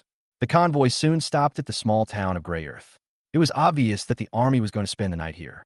Bai Yi and Li Yu were not ordinary people. Although they were still far away, they could still barely hear the officer's voice. Montenegro? They're going to Montenegro. Li Yu's eyes widened in surprise. Now that the mutant beasts are wreaking havoc in Black Mountain, only regular troops like this dare to go there. What exactly lies within the Black Mountains? Why is Dawn City constantly sending troops? Is it truly for war? But this 100-man force carries no heavy weapons, no supplies, and doesn't look like they're going to war. Bai thought to himself that it would be a lie to say he wasn't curious, but he didn't plan to join in the fun because it would be a waste of time. If he had an hour, he would definitely go over to take a look and maybe even get some benefits. But now he only has a minute, so it is better to keep a low profile. They're going to Montenegro, so why do they want to bring these residents with them? Could it be? Liu suddenly thought of a possibility. He and Bai looked at each other tacitly, and both understood what the other was thinking. Cannon fodder. Suicide squad, the two said in unison. It turned out that the two had no tacit understanding at all. Not only did they use different words, but even the number of words was different. They're driving a group of wastelanders with no combat capability to Montenegro. It is obvious that they want them to act as a death squad to clear the way. Liu said with a grim expression. He is also a wastelander, so he is very disgusted by the behavior of the Dawn soldiers. Chapter 26, the 16-character mantra for wasteland survival. Bai nodded. You're right. There are not only mutant beasts in the Black Mountains, but also even more dangerous mutant plants. Guns and cannons are very effective against mutant beasts, but they're much less effective against the mutant plants that infest the mountains. That's why they want to use human lives to explore the way and find the safest route. After this analysis, he roughly figured out the cause and effect. This team of 100 people should have been heading to Montenegro to carry out a mission. On the way, they encountered the fleeing residents of the Grey Earth town, and then controlled them and made them act as pawns. Seeing that it was getting late, they hurried to the nearest gray town to spend the night. These damn city people don't take the lives of us wastelanders seriously at all. Liu cursed in a low voice, and as he cursed, his expression became sad again. That's how this shitty world works. Those high-ranking figures hide in their castles and start wars, and then all the common people suffer as a result. Bai's eyes flashed, and Liu's words made him think a lot. The previous mutant beast disaster and the current army were all caused by an order from the bigwigs in Dawn City. Although the residents of Grey Earth Town had a hard life, they could at least live in peace and stay at home honestly. As a result, the mutant beasts were driven to their doorstep first, and now they were driven to their deaths by soldiers. They didn't provoke anyone, but troubles kept coming their way. Born in such an era, most people have no choice. Every speck of dust of the times is a mountain falling on the shoulders of ordinary people. Bai said in a low voice. Liu's eyes lit up. He pondered this sentence several times and decided to write it down to brag to others later. I didn't expect you to be so cultured. Unlike me, I only know how to say bad luck. Shut up. Bai's expression changed, and he put his ear close to listen to the army's movements. Team 1, Team 2, take your thermal imaging devices and check all the houses to see if there are any living people in the town. The officer in the troop carrier began giving orders again. The officer's words made Liu's face change drastically. He said anxiously, "Oh no, they're going to search us. Hide quickly. It's useless. They have thermal imagers." Bai's eyes flashed. He originally wanted to hide and wait for the army to leave, but now he can't hide anymore. What is a thermal imager? Liu, an illiterate person, looked confused. Thermal imaging cameras can see the heat emitted by human bodies in the dark, so there's no point in us hiding. What? Li Yuding stood up suddenly, angrily saying, "At this point, we have no choice but to fight them. Brother Yi, with your strength, it shouldn't be a problem to grab a car, right? Then we can drive away." Bai Ye's miraculous strength before gave him enough confidence. Bai Yi rolled his eyes at him and said, "Now you know to call me brother when you're in danger?" He, "Brother Yi, what you said, I Lizua, the kind of person who changes with the wind?" Bai Yi. Outside, the footsteps of soldiers are approaching. "Brother Yi, when are we going to take action?" Liu said seriously. He glanced at his right hand wrapped in bandages, and a hint of pain flashed in his eyes. Damn, after becoming a superhuman, this arm has never been in good health. Take action? What action? Bai Yi was surprised. It was impossible to take action. There was only 1 minute left, which was not enough to kill hundreds of people.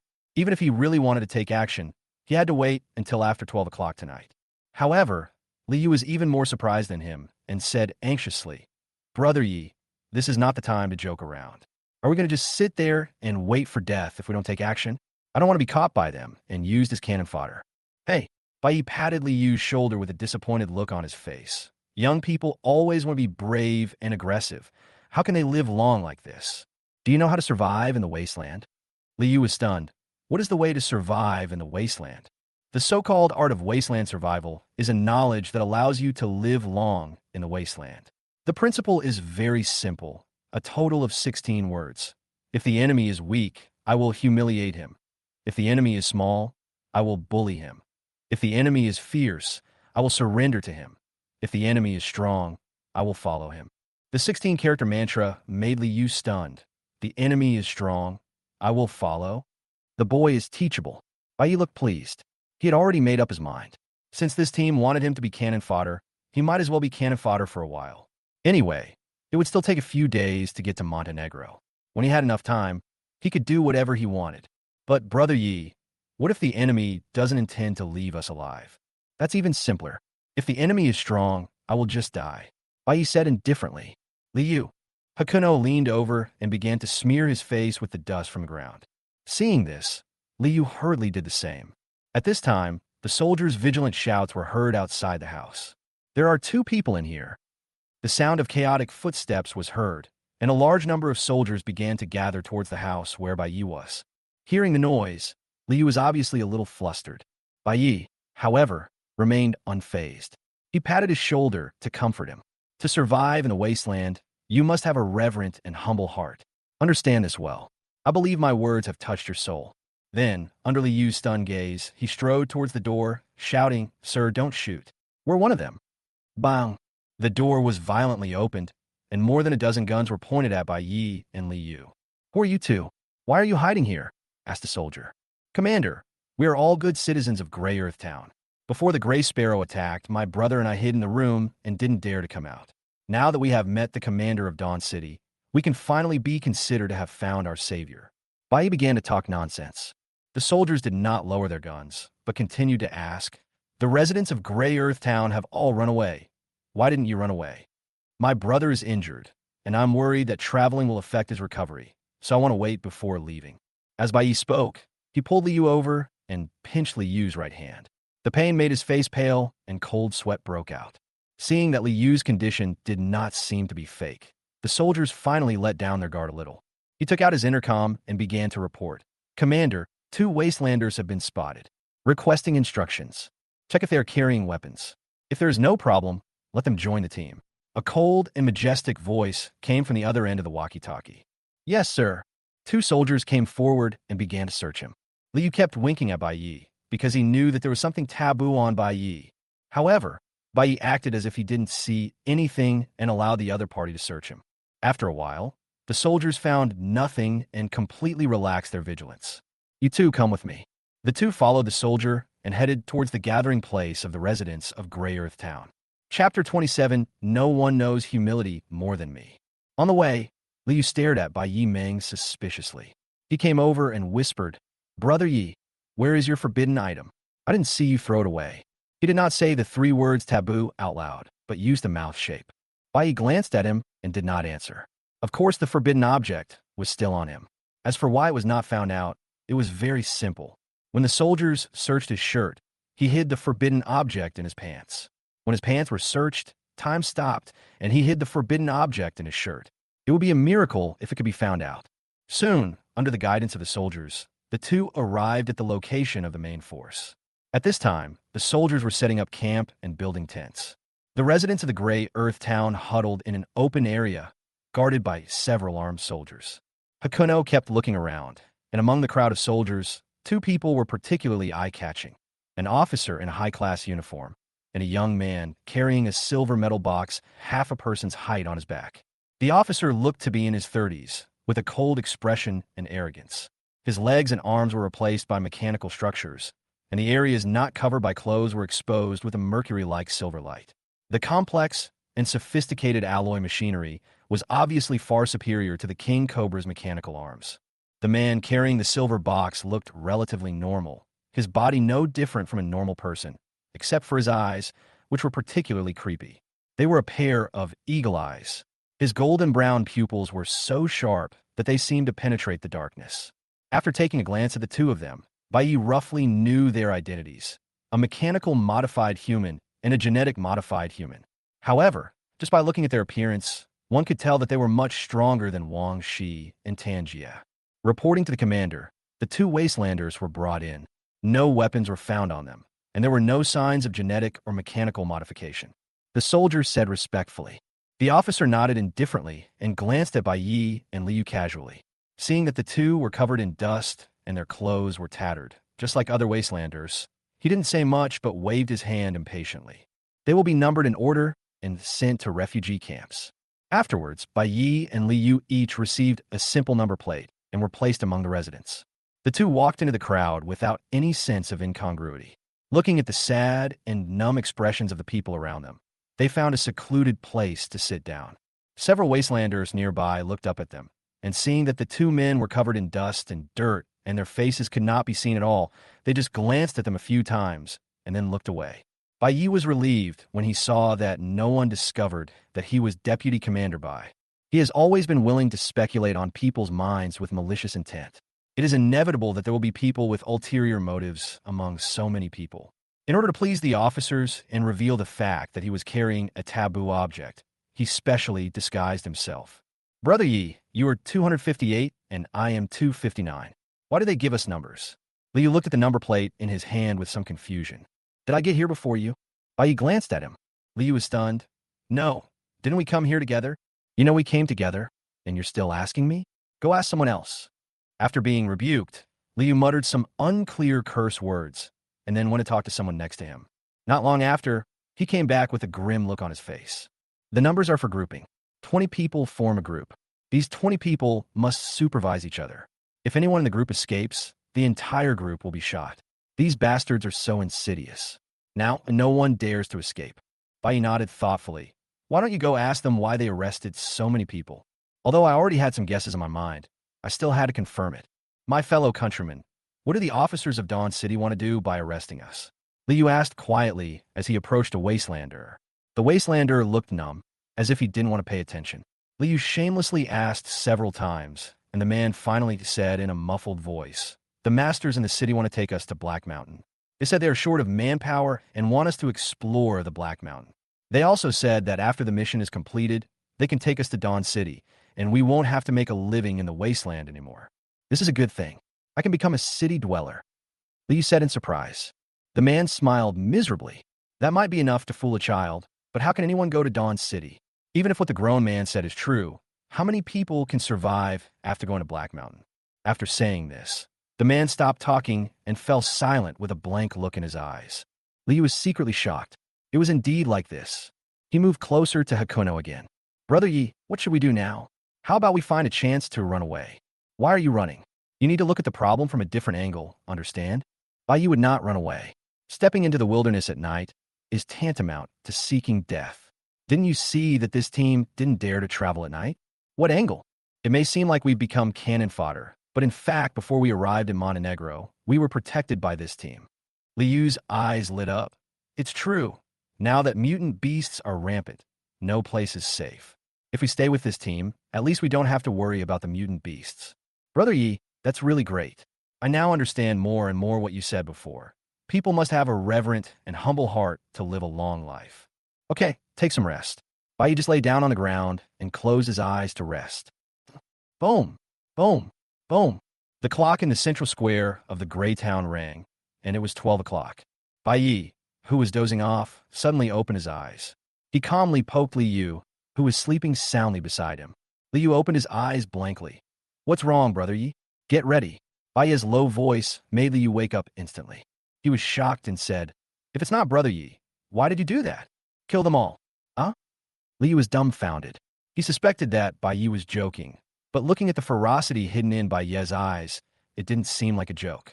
No, brother Yi, the two of us are going to take on 100 soldiers armed with live ammunition. Hold head high, Liu. At this moment, his whole body was numb, and Bai Ye's words before were replaying in his mind. The so-called way to survive in the wasteland is a knowledge that can enable you to live for a long time in the wasteland. It consists of a total of 16 words. If the enemy is weak, I will humiliate him. If the enemy is small, I will bully him. If the enemy is fierce, I will surrender to him. If the enemy is strong, I will follow him. To survive in the wasteland, one must have awe and humility in their hearts.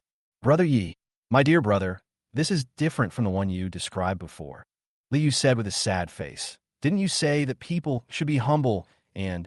What's the difference? No one knows how to move tombstones better than me. I can move graves at the same time. Bai Yi Grinnet. Liu was stunned.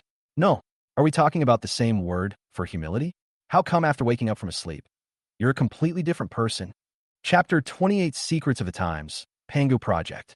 But what happens after the killing? Of course, we'll steal cars, guns, and money, then leave Grey Earth Town at daybreak. Then, we'll sell the cars and guns. With enough money, we can buy the status of a resident of Dawn City. Brother Yi, don't be impulsive. That officer and the young men around him look like they are not easy to deal with. We are not in danger now, so why take the risk? Liu was so anxious that he almost cried. He advised Bai Yi earnestly, trying to awaken the little rationality in Bai Yi. Bai Yi interrupted, You know shit. There's no danger right now, but their goal is to push all of us into that fire pit at Black Mountain and force us to die. A true man, born between heaven and earth, should not be coerced by others. I have made up my mind. I will sneak over and behead those two officers first. If there is chaos in the camp, you will take action immediately. Then, with the help of the inside and the outside, we can wipe them out in one fell swoop. After saying that, Bai Yi didn't give Liu any chance to persuade him anymore, and walked quietly towards the dark corners under the surrounding houses. Brother Yi, don't be impulsive. Think more about the 16-character mantra. Oh, what a sin. Liu sighed. He stared nervously at Bai Yi, who was moving forward in the shadows. He didn't know if it was because of his eyesight, but in the blink of an eye, he found that he could not see any trace of Bai Yi. Bai Yi quietly moved towards the camp area. There were many soldiers on guard outside, but they could not stop him at all. Time stand still. Buzz. Strange time fluctuations enveloped the world, and Bai Yi rushed into the camp like a galloping cheetah. Time to recover. After passing the outermost soldiers, he immediately recovered time without wasting any time. His target was the tent in the center of the camp area. He had observed earlier that the officer and the man with eagle eyes were both in this tent. As long as these two are beheaded, the remaining ordinary soldiers will be easy to deal with. Such a risky move was not because Bai Yi was blinded by the extra minute, but because he had carefully considered it. It is known that the Dawn Army has already entered Montenegro. Once this team arrives in Montenegro and joins up with the main force, it will be much more difficult for him to escape, so it is better to act early. In fact, he could just run away. It would be easy to escape if he had time to stop, but where would he get the money? Dawn City has strict checks on illegal immigrants. Even if you sneak in, you can't take a single step in the city without formal resident identification. Now there are hundreds of guns in front of him. How can he not grab them? With the help of time, standing still, Hakuno avoided all patrolling soldiers and quickly reached the officer's tent. Mr. Ng, there are rumors outside that the Pangu project established before the cataclysm is inside Black Mountain. I wonder if it is true. The officer's low voice sounded from the tent. In the shadow behind the tent, Bai Yi paused. Pangu plan? What kind of plan would be named after Pangu? Remember, Pangu was the one who created the universe. Doesn't that mean that if this plan were implemented, it would have a world-shattering effect? Moreover, it was related to the period before the catastrophe, which made him very curious. The catastrophe happened 100 years ago, and he traveled through time from 200 years ago. That is to say, his civilization developed for another 100 years, and then suddenly a catastrophe occurred for unknown reasons, which led to the destruction of human civilization. After the civilization was shattered, the remaining humans spent 100 years to form the current era. The 200 years of history in between interested him very much. He suddenly stopped being in a hurry to carry out the beheading and decided to listen to what the two men had to say first. Don't ask questions that you shouldn't ask, the young man named Mr. Ing said coldly. Forget it, just kill them all. Hakuno silently took out a dagger. Mr. Ing, the news is almost spreading throughout Baimang. Why hide it from your own people? The officer said with a smile. Mr. Ing pondered for a moment, then finally spoke out. There's a shelter in Black Mountain that was built before the cataclysm, numbered 189, and Project Pangu was implemented in Shelter 189. As expected, the officer's voice was calm, and it was obvious that he had expected it. Legend has it that the Pangu project is powerful enough to create a new era after the cataclysm. Is this true? It's true. When the catastrophe occurred, humans built many shelters to escape the disaster. Because the space and resources in the shelters were limited, only the top human elites at the time could enter. These elites planned to come out of the shelter after the catastrophe is over and use the Pangu project to create a new era of human civilization. The key to the Pangu project lies in Shelter 189. It's a pity that they failed. Now, 100 years have passed since the catastrophe, and the Pangu plan has not been implemented, and even the human elites in the shelter have not appeared. No one knows what happened, only that the elites are all dead. In the end, it was the ordinary people they abandoned who survived. These ordinary people had no shelter, and 95% of them died under the pollution of the catastrophe. The remaining 5% adapted to the pollution and miraculously survived, rebuilding civilizations in the wasteland. Some lucky individuals even found buried shelters and acquired some of the technology of the previous era. With this technology, they rapidly expanded their power and established large cities like Dawn City. At this point, Mr. Ying's words were filled with an ambiguous irony. Well, I'm quite clear about this. After all, the actual controller of Dawn City, Apocalypse Technology Company, made its fortune by relying on a remaining shelter. Mr. Ing, after all this talk, what exactly is the Pangu plan? Mr. Ing was silent for a moment. I don't know the specific details either. I only know that there is a key item in the Pangu project called the Pangu USB drive. Pangu USB drive? The Pangu USB flash drive contains all the knowledge of the civilized era. It is the culmination of human civilization. It is precisely because of this that the Pangu project has the foundation for creating a new world in the wasteland. The crystallization of human civilization. The officer exclaimed subconsciously with a storm in his heart. He knew very well what the crystallization of human civilization meant. The reason why Apocalypse Technology Company, which controls Dawn City, has become a behemoth entrenched in Baimang is not because its founder found a remaining refuge and obtained some gene editing technology.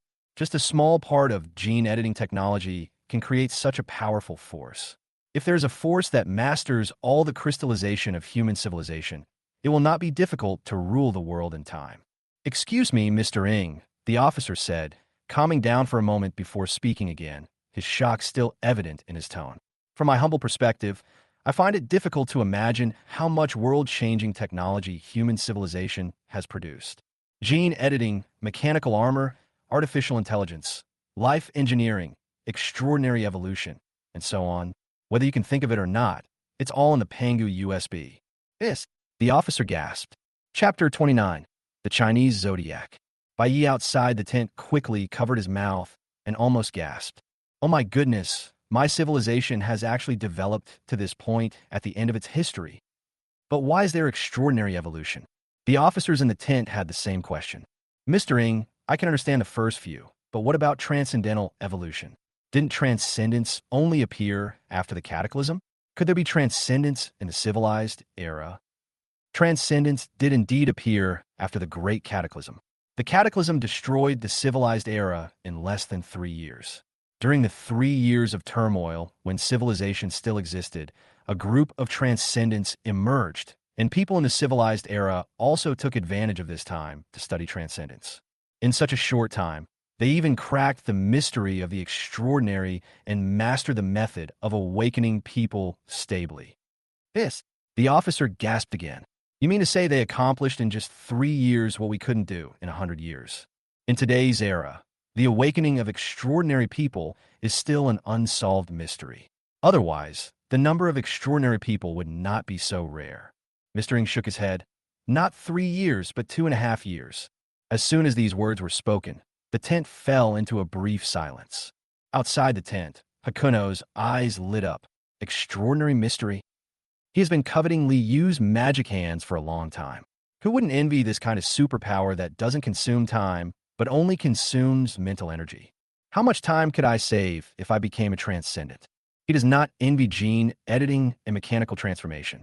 He always feels that this kind of technology that changes one's own structure is unreliable. But the extraordinary people are different.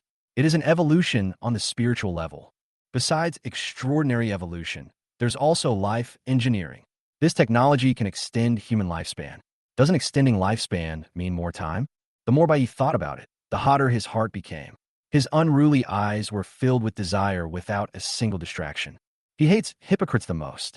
In his opinion, human beings are a collection of various desires. People should face their desires directly and know clearly what they want. There is nothing shameful about it. Now, you want the Pangi USB drive. The crystallization of the civilized era should be inherited by a civilized person like me. With this thought, Bai Yi changed his plan. He didn't intend to kill these people anymore. He wanted to go to Montenegro. As the saying goes, fortune and honor are sought in danger, and success is achieved in dangerous places. If you can get a Pangi USB flash drive, you won't have to worry about the rest of your life. Although he regards time as his life and hates wasting it, that is because the time spent is often not proportional to the gain. If he can use time to stop and get the Pangi USB drive, how can it be considered a waste?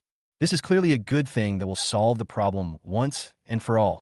Instead of taking the risk of going to Montenegro by yourself, it is better to enter Montenegro under the escort of the army.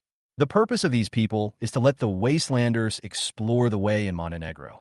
That is to say, before arriving in Montenegro, the wastelanders are protected by the army. While he was thinking, the two people in the tent started talking about other topics. Mr. Ing is indeed a member of the 12 Zodiacs, and he is indeed knowledgeable. However, there's one thing I am unclear about. Now that the news of Black Mountain has been leaked, more and more major forces are heading to Black Mountain, and everyone wants to get a piece of the pie. Since the Pangi USB drive is so important, and with your unparalleled sniping skills, Mr. Ing, why don't you join the main force and help the company seize the USB drive? Instead, why go to the Black Mountain Cliffs? Isn't Shelter 189 located beneath the Black Mountain? The officer asked the doubts hidden in his heart. He had been confused ever since he received this escort mission. Why didn't they go to the shelter but ran to the cliffs of Black Mountain? The company has its own arrangements for the shelter. I'm not responsible for snatching the Pangi USB drive. I'm only responsible for killing people. The officer was shocked. There aren't many people in this world who are worthy of your personal sniping, right? Hearing such blatant flattery, Mr. Ying's cold tone couldn't help but soften a little. Everyone likes to hear flattery, as long as it is flattered to the right person. Obviously, what Mr. Ing is most proud of is his sniping skills. Oomph. Mr. Ing snorted coldly. You're right. There are indeed few people in the world who are worthy of my personal attack, but my assassination target this time is definitely qualified. He paused, then coldly spat out a name. Yang Jie. What? The officer was instantly shocked. Are you talking about the tyrant Yang Jie? Of course it's him. Only he's qualified to let me use the Black Dragon M300. Mr. Ing stroked the metal box, with a hint of heat in his eyes. Compared to Mr. Ying's confidence, the officer was a little worried. Tyrant Yang Jie is one of the 10 kings. A powerful transcendent like him has a mental power that has long surpassed the limits of humans. Any assassination attempt will trigger a mental warning. I'm afraid. Indeed, if the tyrant Yang Jie, who is ranked among the 10 kings, was so easy to kill, he would have been killed by other snipers long ago. Then you. Mr. Ing sneered. Not long ago, the tyrant single-handedly destroyed one of the company's satellite cities, becoming quite famous. Some even privately ranked him first among the 10 kings. That battle did indeed cause the company heavy losses, but the company also gained access to Tyrant's various data through this battle. The Tyrant's mental warning range is 3,000 meters. If someone were to snipe him within 3,000 meters, he would be aware of the moment the shot was fired.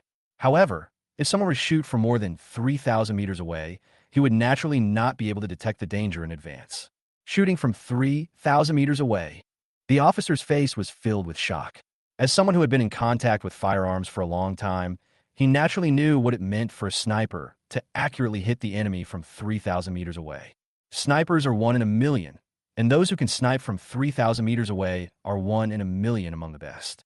You should know that bullets are affected by factors such as gravity, wind speed, humidity, etc. The bullet flies in a straight line at the beginning, but as the distance increases, the bullet will deviate from the direction. The longer the distance, the greater the deviation. The sniper needs to take all the influencing factors into consideration and finally calculate the landing point of the bullet. The difficulty can be imagined. The officer came back to his senses and quickly praised. "I see. You are indeed worthy of me. In my opinion, the tyrant's weakness is not really a weakness. Even if other snipers knew it, they would never be able to accurately hit this top-notch transcendent from 3,000 meters away. Only you have such a skill." This flattery made Mr. Ng, who was naturally not fond of laughing, laugh. "Of course, after I deal with the tyrant, it won't be a problem for the company to get the Pangi USB drive. Oh, killing the tyrant will also help the company get the Pangi USB drive. The news about the Pangi USB drive has already been leaked. Do you know why no one has been able to get it until now? Why? Chapter 30. Bully the weak and kneel to the strong. Fight the weak and lick the strong. Bai Yi outside the tent was very satisfied with the officer's performance. It was obvious that the officer wanted to curry favor with Mr. Ng, so he kept praising him according to what he said. Because of Shelter 189's defenses, their technological level is so far ahead of its time that no one can break through. In all of Baimang, only the tyrant can possibly breach Shelter 189's defenses. Currently, the tyrant is almost at Black Mountain. The officer's eyes lit up. You mean, once the tyrant has breached the defenses, you'll personally snipe him, and then the company's people will be able to enter the shelter and get the USB drive? That's right. Once the tyrant is dead, who can challenge the company in Montenegro? Great. Truly great. If Mr. Ng can kill one of the 10 kings, his ranking among the 12 zodiac signs will probably rise. Even becoming the first of the 12 zodiac signs wouldn't be a problem. After hearing this, Bai Yi stopped listening because the rest of the words were meaningless and were just flattery. All kinds of compliments came out of the officer's mouth without repeating themselves. It was a pity that this person didn't go to perform crosstalk. He already had a general idea of Apocalypse Company's plan, which was nothing more than using the tyrant and killing the tyrant. Little did they know that the mantis stalks the cicada, unaware of the oriole behind it. The 10 kings? The 12 zodiac signs? What rubbish! Once time stops, everyone will kneel down before me. Bai Yi turned and left. Before leaving, he took a special look at the ground nearby to see if there were any dead branches or the like. As a result, he was shocked to find that there was indeed a half-dead branch waiting for him to step on. If he stepped on it, it would definitely trigger the law of eavesdropping in movies and TV dramas. Luckily, I was quick-witted. Bai Yi stepped over the half-dead branch and quietly left along the shadow cast by the tent. He wasted a lot of time in the process and successfully avoided the patrolling soldiers. Among the refugee group, most of them had already fallen into a deep sleep, but Li Yu's eyes were as wide as copper bells. He glanced nervously and uneasily back and forth at the tent area where the soldiers were stationed. Why hasn't Bai Yi made a move yet? Did he fail? Probably not. If he failed, at least he would make some movement. Could he have been captured the moment we met? Could he be being tortured and will give me away soon? The more Li Yu thought about it, the more panicked he became. He wished he could just run away right now. What are you mumbling about, kid? Bai Yi's voice sounded from behind him. Li Yu was startled and almost cried out. He quickly turned around and saw Bai Yi was safe and sound. Then he breathed a sigh of relief. What can I grumble about? I'm praying for you, Brother Yi. By the way, Brother Yi, what's going on with you? Has someone been killed? A look of surprise appeared on Bai Yi's face. Kill someone? Kill who? Li Yu was stunned. You are not going to kill the officers. What nonsense! How could I do such a risky thing? That's reckless behavior. I always plan before I act. It seems you can't learn the 16-character mantra. How about this? I'll teach you a simple 8-character mantra. Bully the weak and kneel to the strong. Fight the weak and lick the strong. Remember this time, don't forget it. Li Yu. Brother Yi, don't be like this. You seem so strange now that I'm a little scared. Since you didn't kill anyone, what have you been doing for so long? To pee, of course. Peeing for so long. Alas, I'm often troubled by the excessive function of my kidneys. Liu. Okay, let's go to bed. Bai Yi wiped his hands from Liu's shoulder. He did pee when he came back just now. Liu said angrily, just now when I was sleeping, you said you wanted to kill someone. Now you want me to sleep again. How the hell can I sleep? Bai Yi, what on earth do you want to do? Can you tell me the truth? Bai Yi thought about it and felt that he could still use this boy's right hand when he got to Montenegro. So he told him his purpose. I'm going to Montenegro. What? You're going to commit suicide? Fuck you. Bai Yi kicked him angrily. I was talking about going to Montenegro. How come you said it was suicide? Is there a difference? Get lost. I'm going to sleep. Looking at Bai Yi lying on the ground with his eyes closed, Liu stood there in a daze for a long time and finally uttered a few words. I finally know how you awakened. It must have been because you ate poisonous mushrooms that stimulated your nerves, which is why you became a transcendent. The next day, just after dawn, a group of wastelanders were urged to set off by the army. In the crowd, Bai Yi yawned in dissatisfaction. He didn't get enough sleep and was very angry. When he thought about the 30 seconds he wasted yesterday, he became even angrier. Rumble. 10 troop carriers roared loudly, and the soldiers on the vehicles pointed their guns at everyone and kept urging them to move forward. Run faster. Keep up. Anyone who falls behind will die. A group of ragged people were being herded by the soldiers like sheep. Bai Yi mingled with the crowd, following the flow of people inconspicuously. Soon, the morning passed, the soldiers stopped the car and started to make a fire to cook and enjoy lunch. And this group of wasteland people finally had a chance to catch their breath. They had rarely had a full meal, and after the long journey, they were almost exhausted. They collapsed on the ground, gasping for breath. Many people stared at the food in the soldiers' hands and swallowed their saliva. They had originally fled from the gray town where food was scarce, and now they were driven back without any food on them. The soldiers ignored the pleading looks of the people and ate the canned food in their hands while bragging and chatting. When they were almost done eating, a soldier threw an empty can into the crowd, as if in a prank, which immediately caused a scramble. Several wastelanders even fought each other to lick the residue in the can. Ha ha! Do these wastelanders look like wild dogs snatching food from the wild? The soldiers laughed rudely. As city dwellers and troops directly under the Apocalypse Company, these people's sense of superiority made them feel that the wastelanders were not the same as themselves. Damn, what a bunch of bastards. Lee took a bite of the cockroach protein bar viciously. As a fellow wastelander, he naturally couldn't stand this kind of thing. Brother, can you give me something to eat? A middle-aged man came over, swallowing his saliva, his eyes fixed on the cockroach protein bar in Lee's right hand. Here you go. Liu threw one to him without saying a word to show that he was different from the people in the city. The middle-aged man took the cockroach protein bar. His eyes lit up instantly, and he started to eat it voraciously. Bai Yi, who was standing by, couldn't help but shook his head when he saw this scene. You're still too young, Li Zhua. After the middle-aged man finished eating, he didn't even say thank you. Instead, he stared at the torn sack behind Liu. Brother, do you have any more? I'm not full. Chapter 31. No. Are you really eating it? Liu frowned slightly, but before he could say anything, several nearby wastelanders swarmed over like locusts, each stretching out their muddy hands towards him. Give me something to eat. I haven't eaten for several days. And me. Seeing the eager faces of several people, Liu was silent for a moment, then took out a few cockroach protein bars and distributed them to them. Unexpectedly, this action was like stirring up a hornet's nest. The eyes of the people who had finished eating lit up, and they excitedly asked for more. More and more wastelanders noticed the situation here, and they kept gathering. He has food in his hands. Give me some. I am starving. Get out of the way. Liu's eyebrows were twisted into the shape of a Chan character. Although he had a lot of food, it was impossible to feed so many people. If he gave a little to everyone, he would starve to death. No more. Get out of the way, he shouted. However, when people saw the food, they were like hungry wolves seeing their prey, and their eyes were emitting green light. I saw it. The sack behind him was full of food. Hand over the food quickly. There are so many of us who haven't eaten. Are you going to starve us to death? Some people couldn't hold back and even started to snatch the sacks. Liu immediately became furious. Although he was injured, he was a supernatural being after all. He just pushed those people to the ground with a casual push.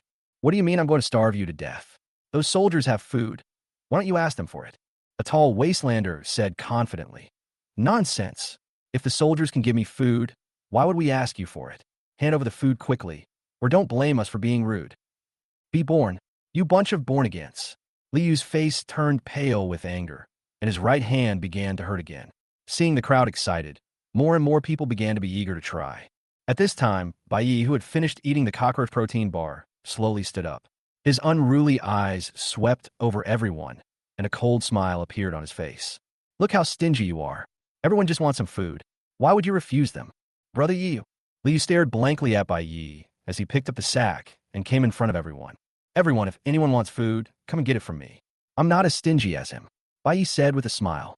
The crowd instantly became excited and rushed towards Bai Yi one by one, looking as if they wanted to eat him alive. The tall wastelander squeezed at the front with his strong physique. Boy, you are so generous. Bring the food here. Bai Yi smiled and handed over a cockroach protein bar. Don't worry, we're all from Grey Earth Town. We should help each other when we're out there. When people are hungry, they naturally need to eat. You don't have any food, but I happen to have some, so you come and eat my food. That makes sense, right? The man quickly reached out to grab the cockroach protein bar, praising it. Right. You're really good at talking, kid. Isn't it just eating your food? As for something so small, let go.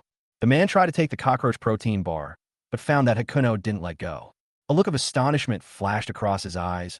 Boy, what do you mean? However, Bai Yi was even more surprised than him, as if he had seen something incredible. No, you really want to eat it? You are. A shrill scream echoed through the crowd, and Bai Yi casually let go of his hand, while the tall wastelander fell to the ground. His right hand twisted into an unnatural shape. The sudden change scared the others, and they looked at the young man in front of them with some fear. I was just joking with you, but I didn't expect you to actually eat it. My hand. You bastard. I'm going to kill you. Bang. Bai Yi stepped on his broken right hand, enjoying the other party's miserable scream while pushing him away with force. Still eating? No, I don't want to eat it anymore. Please spare me. The man's face was covered with cold sweat, and his eyes were full of fear. He just wants to eat some food. If you don't want to give it to him, then forget it. Is it necessary to use force? A short wastelander in the crowd said in shock and anger. Oh my God. Bai Yi rushed forward and pulled the person who was speaking out of the crowd. The powerful force was like picking up a chick, and then he threw the other person to the ground. Another scream was heard. However, this was not the end yet. Bai Yi stepped hard on the man's mouth, kicking the screams into his stomach. A hint of violence flashed in his unruly eyes. I hate it most when people bark at me behind my back. Go ahead. If you bark again. Bang, bang, bang. He kicked out all the man's teeth one by one, leaving only a mouth full of bloody flesh. He just wanted to eat some food. Why did you hit him if you didn't give it to him? I'm going to hit him. Not only will I hit him, I'm going to hit you too. The brutal and violent scene directly shocked everyone who was ready to make a move. They looked at Bai Yi, who was committing violence in shock and anger, and no one dared to step forward to lend a hand. What are you looking at? You bunch of idiots. If you keep looking, I'll dig out your eyeballs. Get out of here. Bai Yi's fierce and feral eyes swept over the crowd, and the wild aura and materialized pressure hit them in the face. Everyone quickly dispersed, and no one dared to ask for food again. In the troop carrier not far away, Mr. Ng and the officers watched this scene with great interest. These are the barbaric and ignorant wastelanders. I really don't understand why the company keeps these wastelanders. In my opinion, all the wastelanders should be eliminated so that the civilization of the times can be restored as soon as possible. The officer sneered. Mr. Ng said calmly, even garbage has its own value. How can you imagine the structure of the company? Yes, Mr. Ng is right. The officer apologized quickly with a smile. Report to the commander. A wastelander just came and said he has important news to report. A soldier ran to the car window and reported. The officer in the car frowned slightly and waved his hand impatiently. Get him out. How dare a mere wastelander claim to have important news? They think it's a big deal if they see a mutant hyena in the wild. The soldier hesitated a little and said, Sir, that person said it was a taboo. The officer's expression paused. His eyes narrowed slightly. He did not act on his own, but glanced at Mr. Ying beside him. A look of interest appeared on Mr. Ying's stern face, and he nodded slightly. Bring it up. Soon, a timid wastelander, led by a soldier, walked to the car window. Chapter 32, It's Not My Fault. It's this era.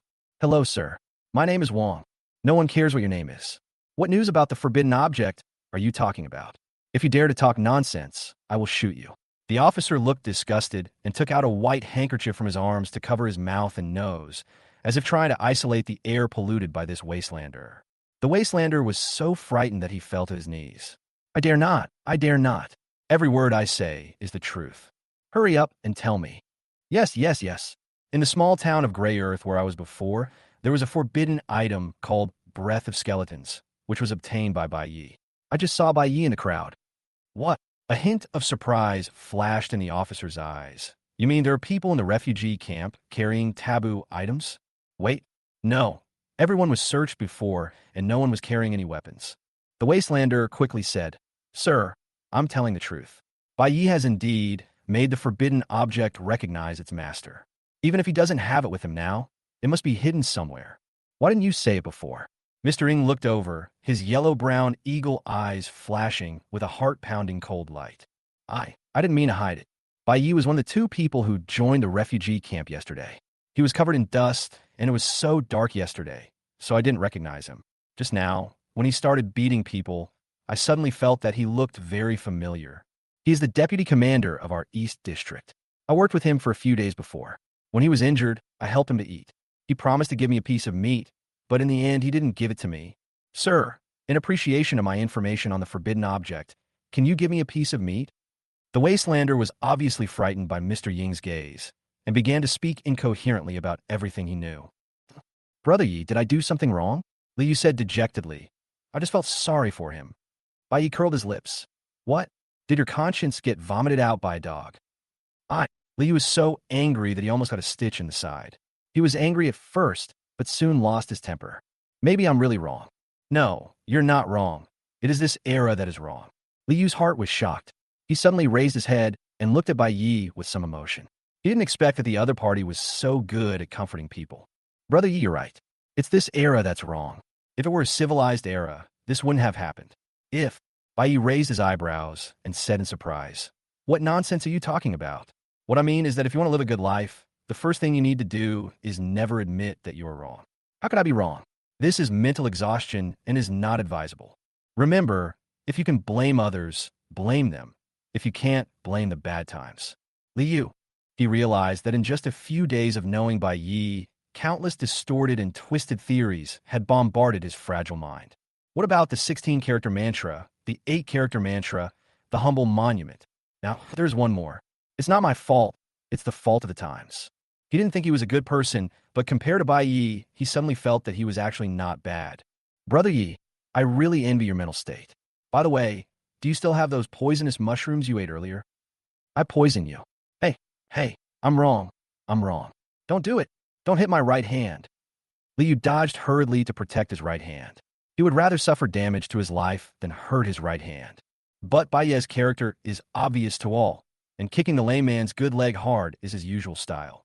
The two of them joked for a while, and suddenly, there was an unusual movement in the army not far away.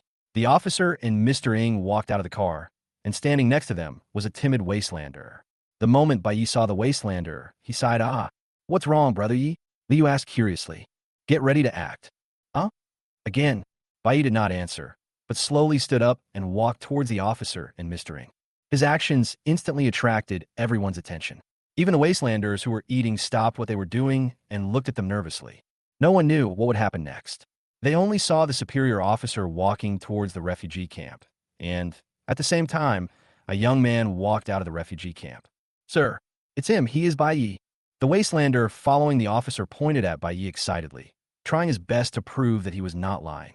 Looking at Bai Yi walking towards him, the officer's lips curled up into an interested smile. This wastelander is quite interesting. Mr. Ng looked at Bai Yi indifferently. His yellow-brown eagle eyes seemed to be able to see through people's hearts. You have a taboo? He asked lightly. Bai Yi didn't deny it. Yes. After saying that, he took out the breath of skeleton from his body. This action instantly aroused the soldier's nerves. Snap, snap. The sound of countless bullets being loaded was heard, and more than a dozen soldiers raised their guns and aimed at Bai Yi. The officer frowned slightly and shouted, What are you doing? With Mr. Ng here, do you think a taboo item can cause trouble? Put down your guns. Don't you agree, Mr. Ng? Mr. Ng nodded calmly, without any arrogance on his face, but with absolute confidence in his bones. In his opinion, even if this wasteland boy was holding a forbidden object, he could not pose any threat to him. You won the Wheel of Fate with 6 shots, and contained the breath of bones. Although you're just a wastelander, you're quite courageous. The unique tone of praise that is unique to those in a higher position is fully reflected in him. This is not a pretense, but a natural habit in his bones. Why don't you thank Mr. Ng quickly?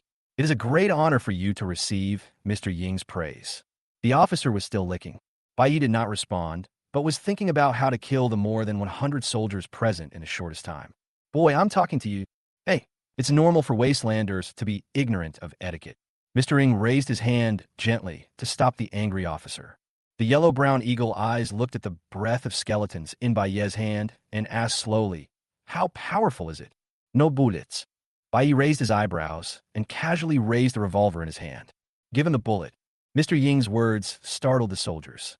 Giving bullets to the wastelanders? Aren't they afraid? Chapter 33, Did I Let You Go? Although the soldiers were worried, after seeing Mr. Ying's calm expression, they couldn't help but be infected by his confidence that everything was under control. Soon, the bullets were delivered to Bai Yi. He didn't hesitate and loaded them directly, then fired. Bang! The loud gunshots startled the wastelanders and soldiers, but Mr. Ng and the officers remained calm. Thump! The informant wastelander standing next to Mr. Ng fell to the ground with a huge bloody hole on his chest. His eyes were wide open, and he died with his eyes open. The people of the wasteland were all shocked by Ye's courage. He actually dared to kill people in front of the officers. Mr. Ng casually glanced at the corpse on the ground, a smile on his face. It's a snake-level forbidden item, and its power is quite good. If you can survive the trip to Black Mountain, I can give you a chance to follow me. After saying that, he turned and left, not caring about Bai Ye's answer at all. Perhaps in his opinion, no wastelander would refuse to follow him, because this was a great honor. The officer sneered, "You're lucky, kid." He also turned and left, without any intention of snatching the forbidden object. It was not that he looked down on it, but he had already learned about the storage method of the forbidden object from the informant a long time ago. He would never do such a barbaric and rude storage method. Moreover, the side effects of Breath of Skeleton are serious, and its only value is to sell it for money. However, since Mr. Ng has taken a fancy to this wasteland boy, he naturally gave up the idea. "Did I let you two go?" The young man's unruly voice rang out, shocking everyone in the audience. Mr. Ng and the officer frowned at the same time and stopped. Bai Yi held up the Breath of Skeletons and pointed at the two of them casually. The dust and stains could not hide the arrogance in the boy's eyes. "Brother Yi, you are my dear brother. Please calm down," Li whispered anxiously. "Didn't they steal your forbidden items? Why bother?" Bai Ye's mouth curled up into a sinister smile. "They didn't rob me, but I want to rob them." Li stared at the young man in front of him in amazement. This unscrupulous and daring style really shocked him. Although he didn't understand, he was deeply shocked. In his opinion, they can live in peace and the other party has already let them go, so why bother to cause trouble? According to the general understanding, this is indeed the case, but Bai Yi does not think so. What he saw was not peace and tranquility, but two big men who thought they were high and mighty, throwing a piece of meat bone on the ground and asking him to lick it, and he had to lick it with gratitude. "You want to leave after showing off in front of me?" He originally wanted to follow the team to Montenegro safely, but who would have thought that two pieces of trash would suddenly appear and come close to him to show off? He was so angry that he laughed. "No, who gave you the courage?" "Boy, I thought you were a smart man, but I didn't expect you to be a dead man," Mr. Ng said coldly. The only admiration left in his eyes had long disappeared, and there was only condescending indifference. "Mr. Ng, there's no need to get angry over this kind of person. He's just a wastelander who's been blinded by the forbidden object. Leave it to me to deal with." Mr. Ng hummed lightly. It was indeed cheap of him to attack the wastelanders with his status. The officer slowly stepped forward, shaking his head casually, and the sound of metal gears gnashing came from his neck. He sneered and said, "Boy, I've seen a lot of stupid people, but this is the first time I've seen someone as stupid as you. You don't really think you can be invincible with just a broken gun, do you? The power of the forbidden object is indeed not small, but it has to hit the person. With the speed of your shooting, even if I stand here and let you shoot, you can't hurt me at all. Don't waste time talking to him. Just deal with it and get ready to leave." "What?" Mr. Ying's cold voice suddenly became higher, and his body froze in place. His body's instinct for danger frantically warned him of danger, making his hair stand on end. A creepy feeling climbed up along his tailbone and rushed straight to the top of his head. And the origin of everything came from the muzzle of the gun pressed against the back of his head and the boy holding the gun. No matter how much you talk to yourself, there must be a limit, right? Don't you think so, Mr. Ing? Baiye's defiant voice sounded in Mr. Ying's ears. This is impossible. When did you? Mr. Ying's yellow-brown eagle eyes shrank into needles, and his face was full of disbelief. He didn't understand why Bai Yi, who was just in front of him, suddenly appeared behind him in an instant. You know, his eagle eyes has extremely high dynamic vision. Even if the 10 kings were in front of him, they couldn't be faster than his eyes. Could it be the legendary teleportation? Let go of Mr. Ing. The officer was shocked and angry. He subconsciously wanted to activate his mechanical limbs, but as soon as he exerted force, he was horrified to find that his mechanical arms and legs were all disconnected. The most terrifying thing was that his torso was gradually sliding down and down. Bang! The officer fell to the ground, leaving only his torso and head, and his mechanical limbs clanked and scattered all over the ground. What the hell is going on? What did you do to me? The officer's face was almost twisted with fear. The dust on the ground stained the delicate skin of the city dweller. He had never seen such a strange thing. Before he could even make a move, his mechanical limbs were removed. How on earth did you do it? After a brief panic, Mr. Ing regained his composure. He did not act rashly, but secretly looked for opportunities. It is true that he is a genetically modified human, but his strength in frontal combat is not strong. At most, he can only dodge bullets. The reason why he can become one of the 12 zodiac signs is mainly due to his eagle eyes and unparalleled sniper skills. As long as he is given distance and a sniper rifle, he can kill the 10 kings. But now that Breath of Skeleton was pointing at his head, no matter how great his abilities were, he would find it difficult to display them. Let them put down their guns. Bai Yi, who was hiding behind Mr. Ing, said lightly, "Put your guns down." Mr. Ing shouted in a low voice. The soldiers around him who were holding their guns nervously looked at each other and finally put their guns on the ground. "Lizua, come out and work." Bai Yi shouted to the crowd. Liu came out in amazement, his shocked eyes never leaving Bai Yi. He walked through the crowd and came to Bai Yi under everyone's attention. He said foolishly, "Brother Yi, what do you want me to do?" Seeing his foolish look, Bai Yi was furious and kicked him directly, shouting, "Put away your gun." Oh. Liu hurried to pick up the gun on the ground. It took him a while to recover from his shock. He turned around and gave Bai Yi a thumbs up. Brother Yi is awesome. Chapter 34, who would have thought that he was still alive before he died? After Liu took away all the guns, Mr. Ing said in a deep voice, "I have done it. Now we can talk." Before Mr. Ing could finish his words, he was interrupted by Ye's smirking voice. "I told you to do it, and you did it? You're a fucking dog." Bang! Breath of Skeletons erupted with a huge roar, and fire and blood whistled out at the same time. A blood-colored bullet hit Mr. Ying's right knee accurately. He groaned and fell to his knees. His face turned pale with pain, and his forehead was covered with cold sweat. But even so, he still clenched his teeth to prevent himself from crying out. At this moment, it was obvious that Mr. Ing, the genetically modified human, was different from ordinary people. If an ordinary person was shot, one leg would definitely be lost. But Mr. Ing only had a thumb-sized blood hole on his leg.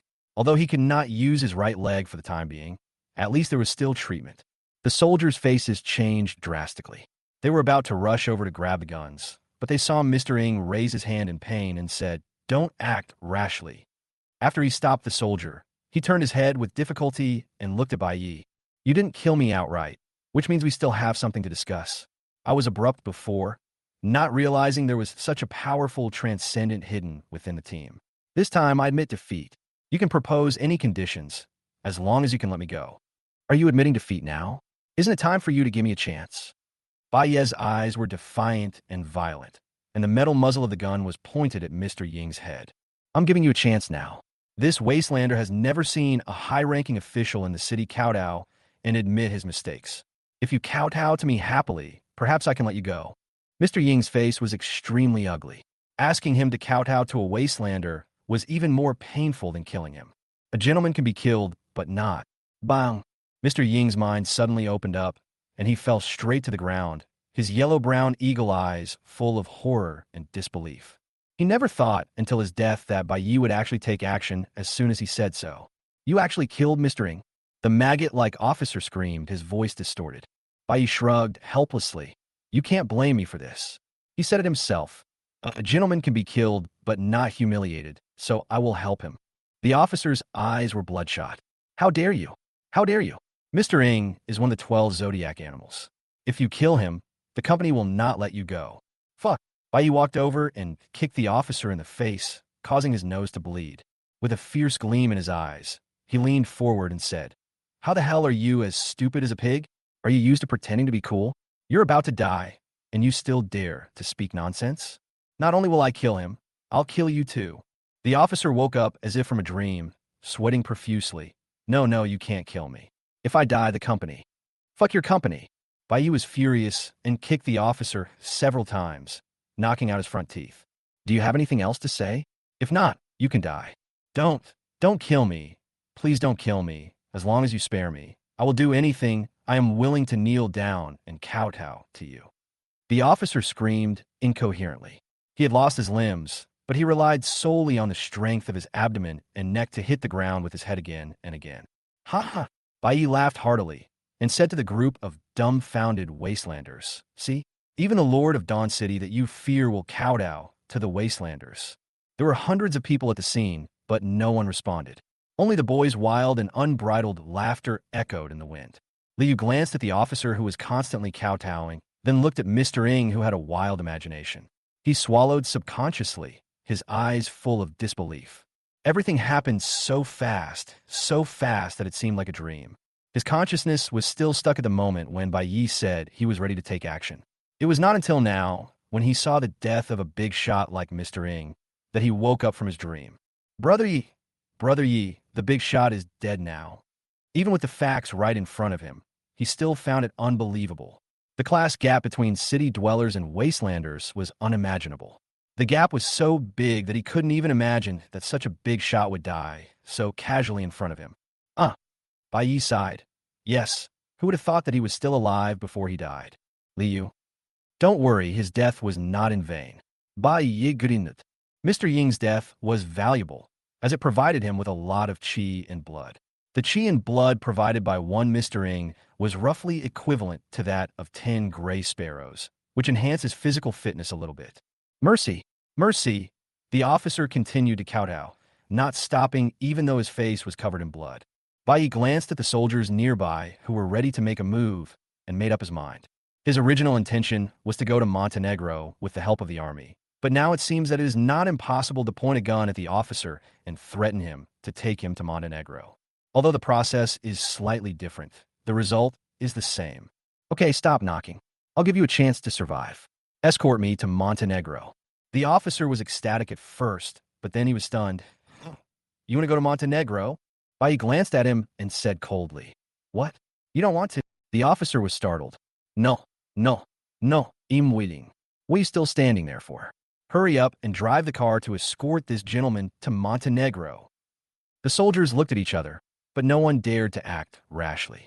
The mysterious Mr. Ing was shot in the head, and their leader was dismembered in an instant. Even if they had guns in their hands, they didn't think they could deal with Bai Yi, the extraordinary person, let alone they didn't have a gun now. Just as they were about to take action, suddenly, a shrill scream erupted from the crowd in the wasteland. There's a snake. A ragged wastelander jumped up as if he had been electrocuted. A small black snake was coiled on his left arm. The man was shaking his arms like crazy, but he couldn't get rid of the black snake that was biting his flesh.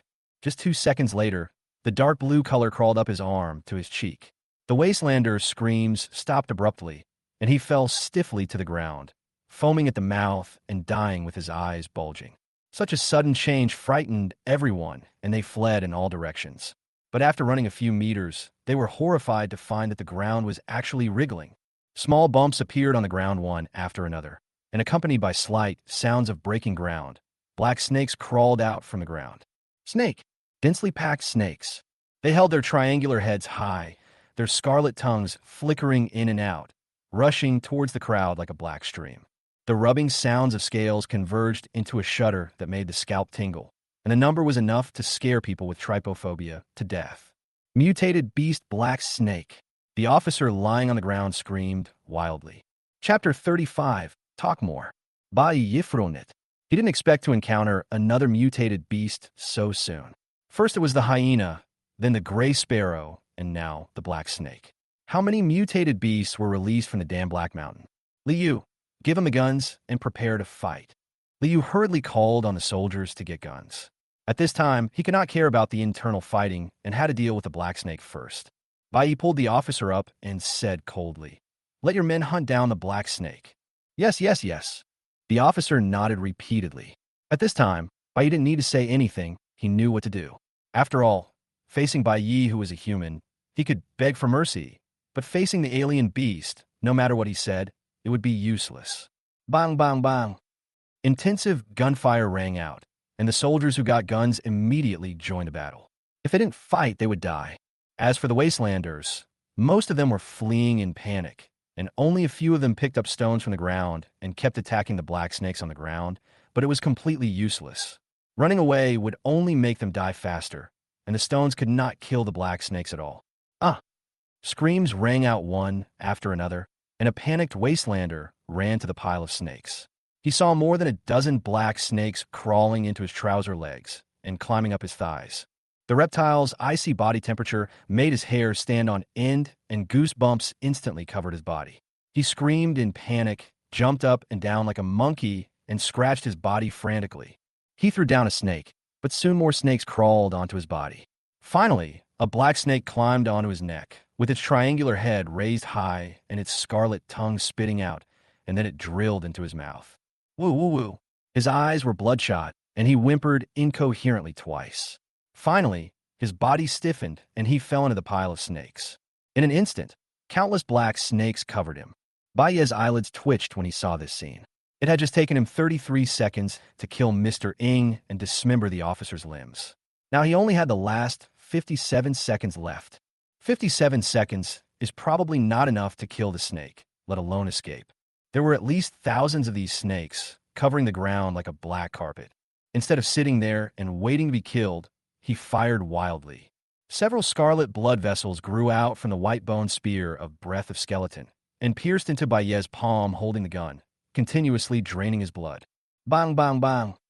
The scarlet bullet shot out, and its powerful force could take the lives of 2 to 3 black snakes in one shot. If you are lucky and encounter an area with dense black snakes, you can even kill 5 in one shot. But even so, it is still a drop in the bucket when facing the large number of black snakes. Fuck, what rubbish. It provides even less energy than the gray sparrow. Bai jurset in dissatisfaction. While changing bullets, he glanced at the wasteland people not far away. Because they had no weapons and were in a panic, the wasteland people were almost all dead. Only 3 or 5 were still struggling to survive, running towards the soldiers like crazy. However, the soldiers could not hold on any longer.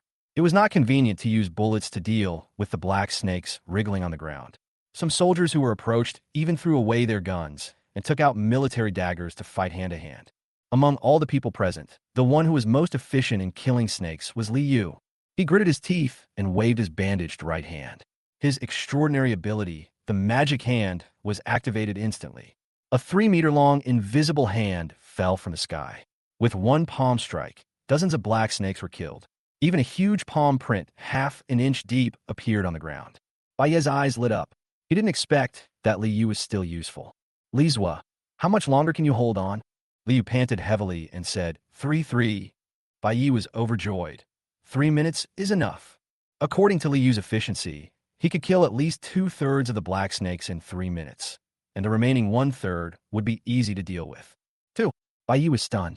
1. With a click, Li Yu's right hand fell down limply, and bright red blood was faintly seeping out of the white bandage. "Li Zua, why are you trying to be so clever with me right now? Do you think you're so funny?" Li Yu forced a smile. "I learned this from you, Brother Yi. Can't you learn something good?" Seeing that Li Yu could not be relied upon, Baiye looked at the officer. He felt that since the officer and Mr. Ng dared to lead people to Black Mountain, they must be able to deal with the alien beasts along the way. "How about I install a robotic arm for you now?" The officer laughed bitterly. "It's useless. The robotic arm isn't simply installed. It has a built-in neural connection device, which allows it to be used like an arm. Now that the device has been cut off, there's no point in installing it." "Fuck, then I'll take you to see Mr. Ng." Baiye picked up the officer and was about to throw him into the snake group. No, there's still a way." Baiye narrowed his eyes and let go of the officer. "What's the solution?" There's a self-destruct device in my robotic arm. It's used to destroy myself and the enemy, and prevent them from disassembling the arm and obtaining technology.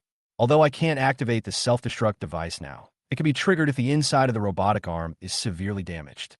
You just need to shoot the joint of the mechanical arm with the forbidden object to trigger the self-destruction. Why didn't you say so earlier? Bai Yi kicked the officer so hard that he almost passed out. The reason why he didn't say it earlier was because he didn't want to destroy his robotic arm. The cost of a robotic arm is as high as millions, and the four limbs together cost over 10 million. He has invested all his fortune in the robotic limbs, which has led to his current status.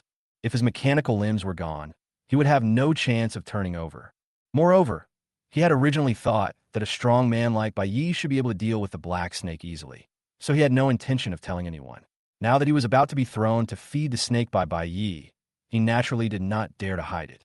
Bai Yi picked up a mechanical arm made of silver-white metal from the ground and threw it hard towards the area where the snakes were most densely packed. Then, after the mechanical arm landed, he aimed at the connection and pulled the trigger hard. Bang! Nothing happened. The robotic arm did not self-destruct. How dare you lie to me? Bai Yi was immediately furious and kicked the officer again. The officer's face turned pale with pain, and he kept saying, "Impossible. I really didn't lie to you. There really is a self-destruct device inside." Brother Yi, it seems you missed. Li Yu on the side reminded in a low voice. Bai Ye's face suddenly darkened. If you can talk more. He fired again, bang, bang, bang, and after 3 shots, he finally hit the target. When the bullet collided with the connection of the mechanical arm, a crisp metallic sound was heard, followed by boom! Like 10 grenades exploding at the same time. Huge flames shot up into the sky, instantly overturning hundreds of black snakes. Countless charred, half-snake bodies fell from the sky. The remaining black snakes seemed to be frightened by the huge explosion. They turned around and ran away and disappeared into the ground in the blink of an eye. The crisis was temporarily resolved. Everyone breathed a sigh of relief. Chapter 36, A Gift from Mr. Ing. Bai Yi looked at everyone and found that all the Wastelanders had died, including more than 30 soldiers. The originally large team was reduced to more than 60 people.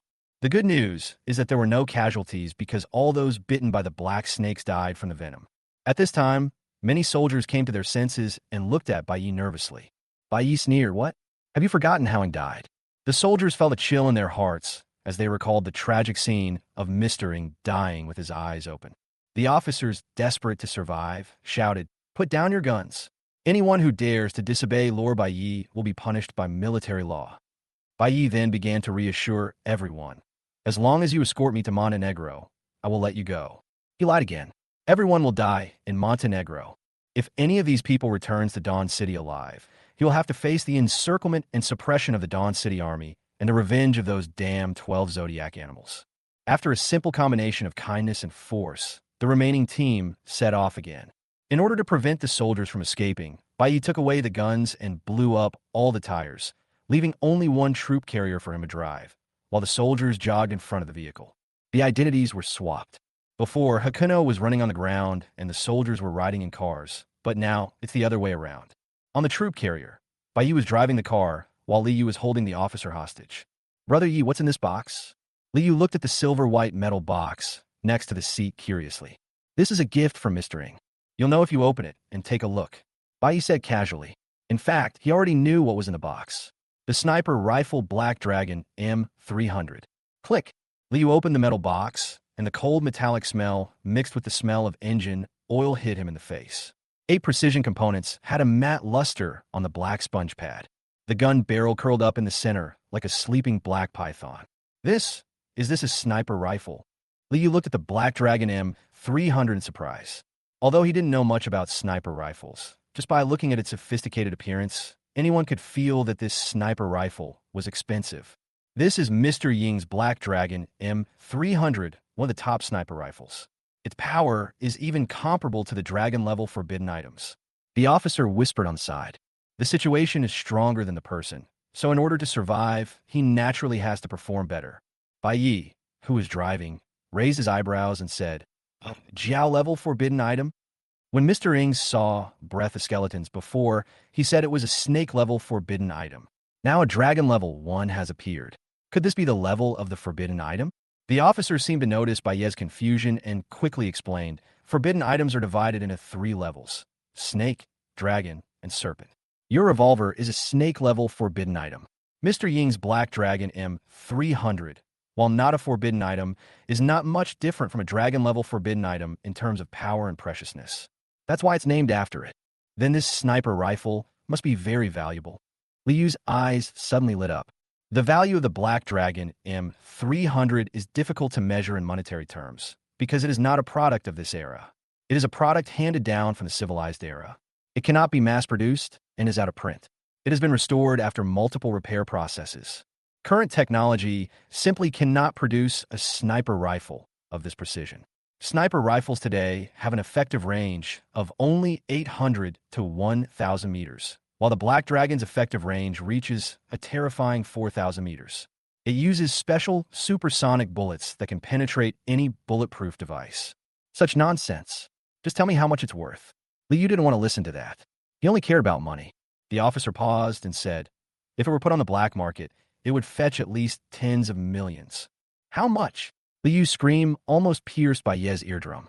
Keep your voice down. You look so naive. It's just tens of millions, right? Bai rubbed his ears in dissatisfaction. Liu's face flushed with excitement. He had never heard of so much money in his life. Brother Yi, that's tens of millions. As long as we sell the Black Dragon M300, we won't have to worry about anything in our lives. Wrong. I don't have to worry about anything in my life. Liu's face immediately fell, and he quickly flattered, Brother Yi, considering that we went through life and death together, please give me some. Not a cent. Liu's excitement was completely extinguished as if a bucket of cold water was poured on him. He looked at the Black Dragon M300 with a look of despair and resentment in his eyes. Bai drove the car without looking away and said calmly, but I don't plan to sell it. You're not planning on selling it. Brother Yi, this gun is worth tens of millions. Why not sell it? Because it's too conspicuous. There aren't many sniper rifles like it in the world. If you sell it, wouldn't that be like telling the whole world that you killed Mr. Ing? Liu was stunned. But if I don't sell it, what's the difference between this gun and scrap metal? Bai glanced at him sideways. Who said it was scrap metal? Can't I keep it for myself? Liu recalled Bayez's heroic act of firing 3 shots before hitting the connection of the mechanical arm. His eyes were full of deep suspicion, without a trace of trust. Bayez's face darkened, and he angrily said, I just had an upset stomach from eating cockroach protein bars, so I just didn't perform well at the moment. Come on, Brother Yi, it's okay to deceive others, but don't deceive yourself. You bastard.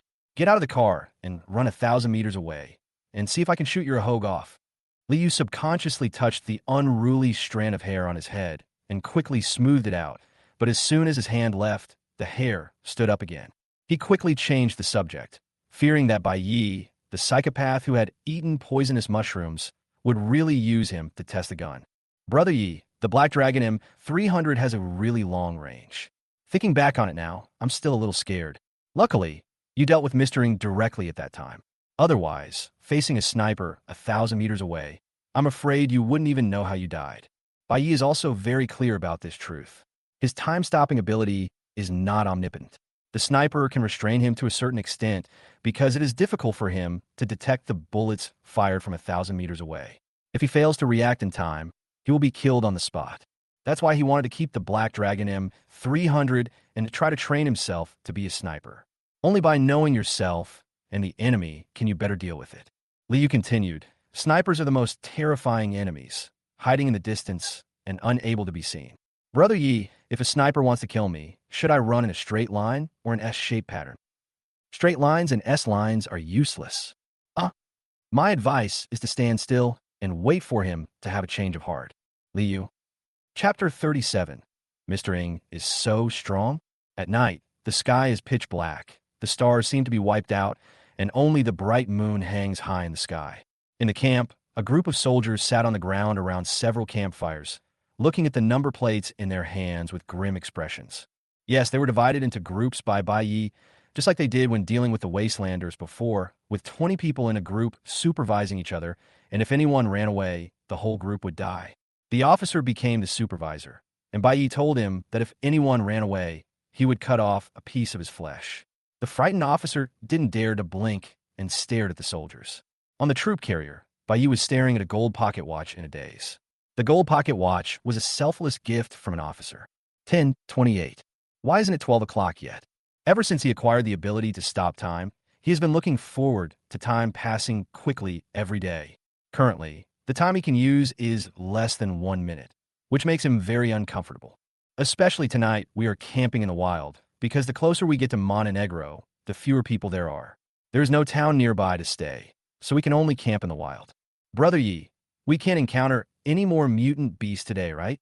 Liu looked at the pitch-black night, feeling uneasy. He was really afraid of the mutated beasts. In just a few days, he encountered 3 waves of mutated beasts and witnessed hundreds of people dying in front of him.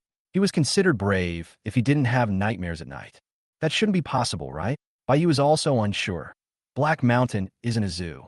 There can't be so many mutant beasts, right? Lord Bay, the officer hesitated. According to data, there was indeed a wildlife park in Montenegro during the civilized era. Bai. Also, usually shelters collect a variety of animals to ensure species integrity. So, ouch. In the dark wilderness, a long wolf howl was heard. You're such a jinx. Bai kicked the officer angrily. He ignored the wailing officer and jumped out of the car. Everyone come, get your weapons, and prepare to fight. As we all know, wolves are social animals. Hearing a wolf howl often means that you are surrounded by a pack of wolves.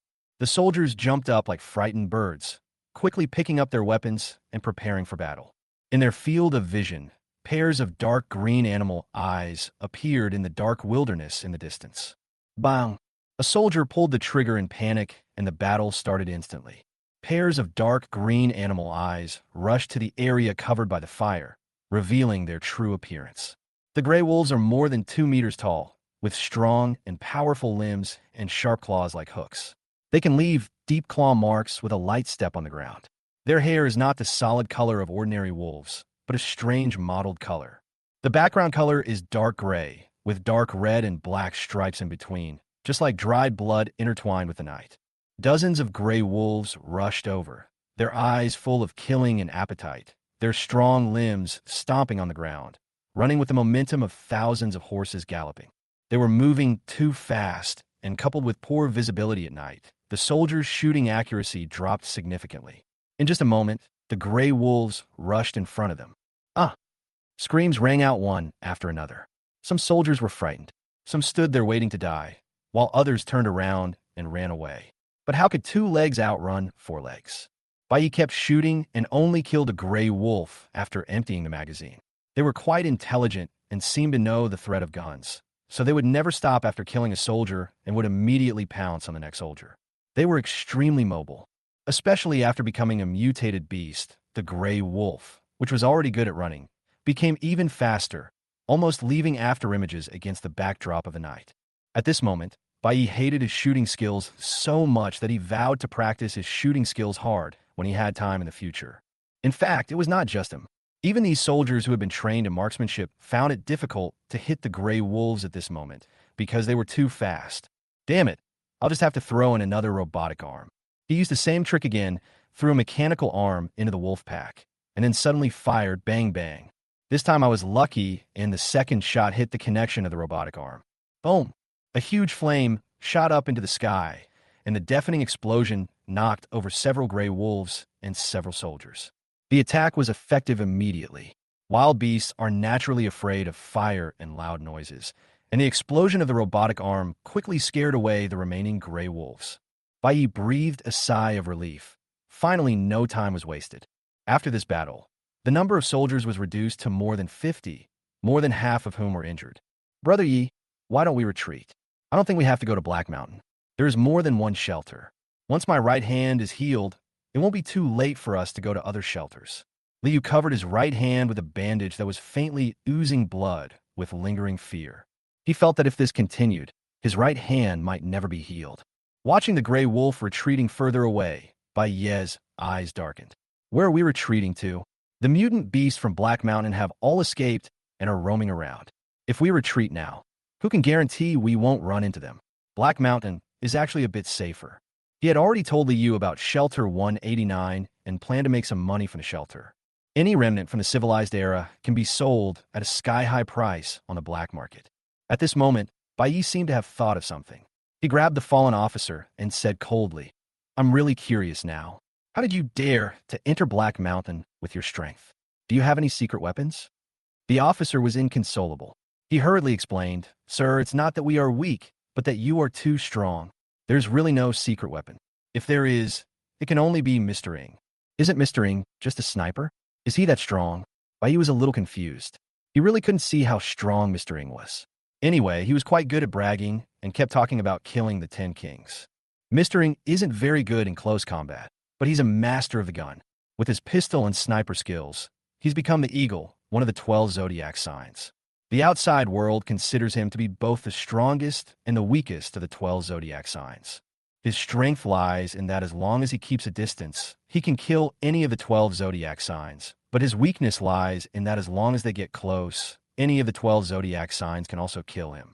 Take the gray wolves just now, for example. If Mr. Ing were there, he could kill all the gray wolves by himself. Although the gray wolves are fast, they're like turtles in front of Mr. Ying's eagle eyes. With just a submachine gun, he can pierce the eyes of all the gray wolves in 3 seconds. Bai Yi was stunned. No, that guy's so awesome. Using a submachine gun as a sniper rifle? Wait, that's not right. Where the hell is an eagle in the Chinese zodiac? The officer was stunned, obviously not expecting Bai Yi's focus to be so strange. He explained carefully, the 12 zodiacs are an organization affiliated with Apocalypse Technology Company. They're composed of 12 powerful, genetically modified humans. Their names are determined by the direction of their genetic modification, not by their zodiac signs. What about gunfighting? I'm not entirely sure, but it seems to be some advanced marksmanship. At the moment of firing, the muzzle is swung at high speed, creating a centrifugal force that causes the bullet to deflect. Bullets turning? This is not scientific at all. Chapter 38, Arrival at Montenegro. Bai Yi had also heard of the bullet-turning technique in his previous life, but that only appeared in movies and TV shows. He didn't expect it to exist in reality. He looked at the corpse of the mutated gray wolf on the ground and felt relieved instantly. Forget it, mutated beasts were not scientific anyway, or too scientific, and had long exceeded his level of understanding of science and technology. After all, there are even mechanically modified humans, genetically modified humans, and extraordinary people here. A sniper like Ing is being protected by a bunch of scumbags like you. The officer dared to be angry, but not to speak. What is a rotten fish and shrimp? If you hadn't dismantled my robotic arm, I would have let you see my strength. In fact, the officer was not a weak person, but his ability to stop was too weak, so he could not use the power of his mechanical limbs at all, and they were removed. Sir, Mr. Ing actually doesn't need protection, and we are just cooperating with Mr. Ing. The only way to kill him is to get close. No one can beat him at long range, but in front of those eagle eyes, who else but you can get close to him? Bai Yi nodded. Indeed, in the face of time stop, the strong are no different from ordinary people. They're all immovable targets. The night passed quickly, and fortunately, no mutant beasts appeared after the gray wolf escaped. The time went back to 1 minute and 57 seconds, and Bai Yi felt that he was able to do again. As they continued to move forward, the outline of the Black Mountain gradually appeared in everyone's sight. On the distant horizon, the rolling Black Mountains looked like a giant dragon lying across the earth, with peaks towering into the clouds and the mountains a strange blue-black color, as if they were poisoned. We finally arrived in Montenegro. Liu was overjoyed. Bai Yi curled his lips and said, It's still early. As the old saying goes, if you run too fast, your horse will die. Brother Yi, we are both in the wasteland, so why do you know so many philosophical old sayings? This really hits me hard. Liu was a little depressed. He found that his fighting ability was not as good as Bai Yi's, and he even didn't understand as much truth as Bai Yi. Judging from their age, he is a few years older than Bai Yi, and he has also worked in many casinos and towns, but now he feels like he has wasted his time. Sometimes I even doubt that I, a superhuman, am really useless. He sighed. He had indeed suffered a lot in the past few days. His right hand had not healed yet, and he could only be cool for 3 seconds in a battle. He basically relied on Bai Yi for help. Liu's mentality is like that of a nouveau riche who won a 5 million lottery ticket. He came to the big city with an inflated mindset, but tragically discovered that the money was only enough to buy a toilet in the wealthy area. Bai Yi patted his shoulder and comforted him. Young man, you should have confidence in yourself. Is there any need to doubt this? Liu's face was just filled with emotion. But after hearing the second half of the sentence, his face turned dark. Listen, is this something a human can say? As they moved forward, the black mountain in their sight became clearer and clearer. However, after walking for a whole day, they still had not entered the territory of the Black Mountain. You can imagine how big the Black Mountain is. Fortunately, the mutant beasts did not appear. Perhaps all the mutant beasts that should have run away in Black Mountain had run away. They spent the day peacefully, and when Baez's time accumulated to 2 minutes and 57 seconds, they finally arrived in Montenegro. As the saying goes, one cannot see the true face of Mount Lu because one is already in it. This sentence also applies to the majestic Black Mountain. You can still see the whole picture of Black Mountain from a distance. Once you arrive at Black Mountain, all you see is a sea of forest composed of towering trees, just like being in a primeval forest. You can only see a corner of Black Mountain. In the era of catastrophe, not only animals but also plants were deformed. At least in his previous life, Bayi had never seen such spectacular trees. Each tree was nearly 100 meters tall, and the thinnest tree required 5 people to hug it. Black Mountain Forest. Get out of the car. You can't drive on the mountain road. Bayi called out and got out of the car. Considering that there could be danger at any time in the Black Mountains, he distributed guns to the remaining 50 or so people and asked them to lead the way. The soldiers shuttled through the jungle with nervous expressions. They held their guns tightly and looked unconsciously into the depths of the jungle, as if they were afraid that a ferocious mutant beast would jump out in the next second. What made them even more nervous was Bayi behind them. This ragged wasteland boy always pointed the breath of skeletons in his hand at them. More than 50 soldiers walked in front, while Bayi, Li Yu, and the officers walked behind them. The officer's leg was violently installed by Bayi. Although it could not be connected to the neural connection device, it could barely be used as a prosthetic limb. He limped along with the team, his shoulders bare and armless. "Sir, we have arrived at Montenegro. Can you please let me go?" the officer asked cautiously. Baez's unruly gaze swept over, and the officer's heart suddenly trembled. He hurriedly said, "Sir, I still have more than 1 million in the bank. As long as you let me go, I will give you all the money. You don't have to worry that I will inform Tianchi Company. Even if Mr. Ing dies, the company will not let me go. So I plan to move away and live in another city." Bayi ignored it. It was a nice thought. "Isn't it time for you to use us wastelanders as cannon fodder?" He glanced at the officer coldly, then shifted his gaze to the soldier in front of him. In an instant, his brows furrowed. "Stop." He gave an order to stop everyone.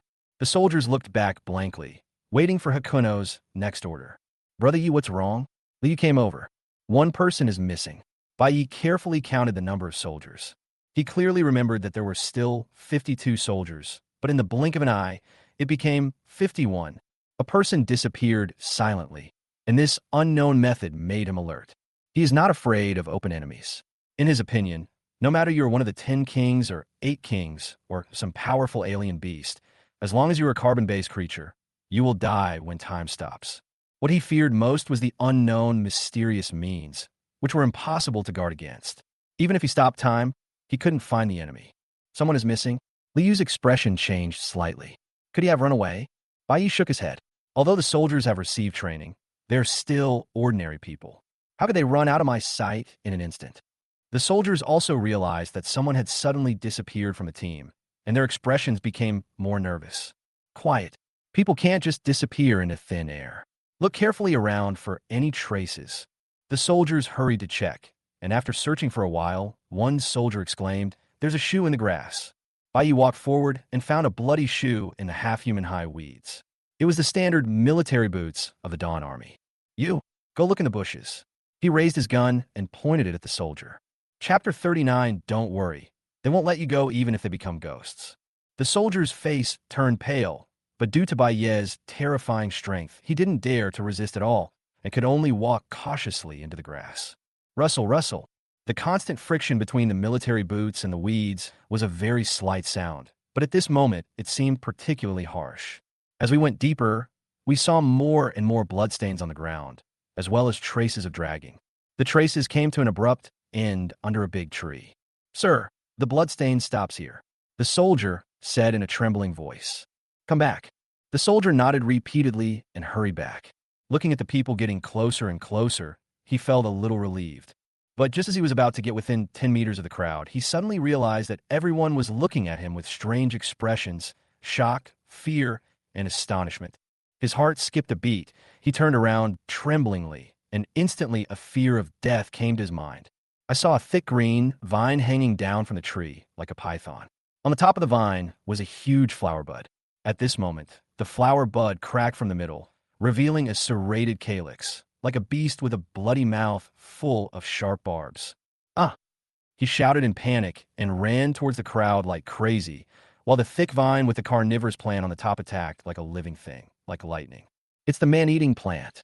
The officer's eyes widened and he cried out, "Shoot!" Bai gave the order decisively. After a brief panic, the soldiers raised their guns and fired. Bang, bang, bang. Most of the dense bullets hit empty space, but the number was large enough to make up for the lack of accuracy. When several bullets hit the cracked bud, the carnivorous plant vine actually made a roar like a wounded beast, and green juice dripped from it, making a sizzling corrosion sound when it fell on the ground. The soldiers were overjoyed to see this, as anything that could be solved with bullets was not a problem. The soldiers regained their confidence, and their shooting skills became more accurate. After a few shots, the vine-shaped carnivorous plant was shot into a sieve and fell to the ground helplessly. Just as they breathed a sigh of relief, Bayez's voice rang out from a distance. "Why don't you run?" Everyone was stunned, and the next moment, a scene that made them despair appeared. Between the treetops that blocked out the sun, thorny green vines hung down, densely packed together, as if a snake rain was falling in the woods. There are hundreds of green vines, each topped with a carnivorous plant with a bloody mouth. Piranha tree. They fell from the sky, landed accurately on the soldiers' heads, and then swallowed them in one gulp. Ah! Screams rang out one after another. Every time a soldier was swallowed by the carnivorous plant, the green vines would shrink rapidly and quickly retreat into the 100-meter-high treetops, apparently to digest it. The gun seemed extremely powerless at this moment. The vines of the carnivorous plants seemed endless. When one was shot down, dozens more would immediately fall from the treetops. A few smart soldiers realized that the big tree was the key, so they raised their guns and shot at the tree. However, facing a 100-meter-high tree that could be surrounded by 10 people, bullets hitting it were like ants gnawing on an elephant, which was completely ineffective. Bai, who had already run to a safe distance, looked at the bloody scene in front of him, his eyelids twitching. "Is this Montenegro? Save me. Sir, save me." The officer with disabled legs had no time to run out of the attack range of the carnivorous plant tree. He lost his balance in panic and fell heavily to the ground. Seeing this, Bai rushed over. The officer was immediately overjoyed. "Thanks. My legs." As soon as he said the word, "thank you," Bai rushed in front of him and swiftly cut off the officer's legs, then ran away holding his legs. "Bai, you bastard, give my legs back to me." Looking at Bayez's departing back, the officer's eyes were bloodshot. The next moment, the shadow of death descended from the sky and swallowed it with a bloody mouth. Bai and Liu's physical fitness surpassed that of ordinary people. In addition, there was a group of cannon fodder that distracted the attention of the carnivorous plant tree, so the two of them escaped from the coverage of the carnivorous plant tree in fear rather than joy. After a moment, all the screams stopped abruptly, and hundreds of vines retracted into the treetops. All the soldiers were dead, but there was no corpse on the ground, only pools of blood to prove that they had been here. "Brother Yi," Liu swallowed his saliva with lingering fear. "They are all dead. Only the two of us extraordinary people survived. Don't worry. Even if they become ghosts, they won't let you go." "Huh?" Liu's face turned pale. "It's not Brother Yi. You asked them to come. Why don't you let me go?" "Because even if they turned into ghosts, they couldn't mess with me, so naturally they had to go find you." Bai said perfunctorily and continued to move forward carrying his two mechanical legs. Black Mountain was indeed dangerous, but it could not scare him. He was determined to get the Pangi USB drive. If there is a 50% profit, he will be eager to make a move. If there is a 100% profit, he will dare to take risks. But the Pangi USB flash drive has more than 100% profit. It has 1,000 or 10,000%. The technological crystallization of the civilized era contains not only methods to make people become extraordinary, but also life engineering to prolong life. Each technology is enough to make major forces wage war. As the saying goes, fortune and honor are sought in danger, but also lost in danger. Strike out the last sentence and don't remember it. Don't come looking for me. Don't come looking for me. Liu kept muttering. You were all going to Montenegro anyway. It's only a matter of time before you die in Montenegro. It has nothing to do with me. Brother Yi, wait for me. Two people walked together among the green shade. If you ignore their vigilant expressions, combined with the primitive scenery of the Black Mountain, it seems like they are on a picnic. Brother Yi, don't get so close to the tree. I'm scared. What are you afraid of?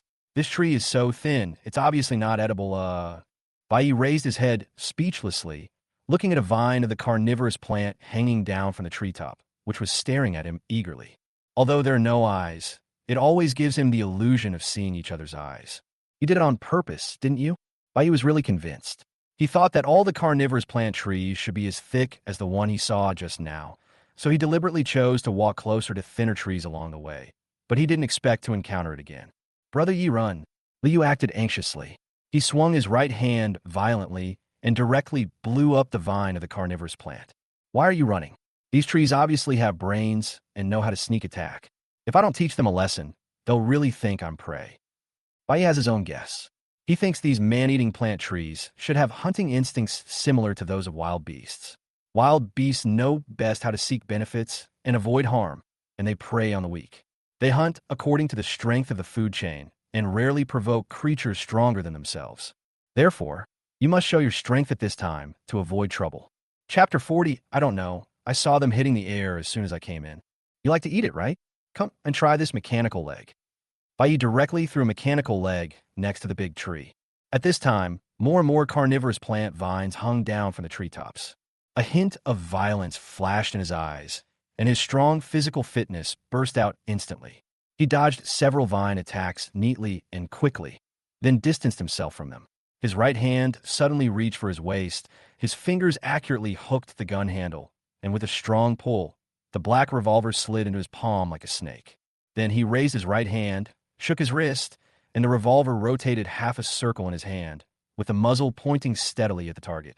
His middle finger hooked the gun barrel like lightning, and he pulled it back hard. The brass bullet entered the chamber accurately with a click.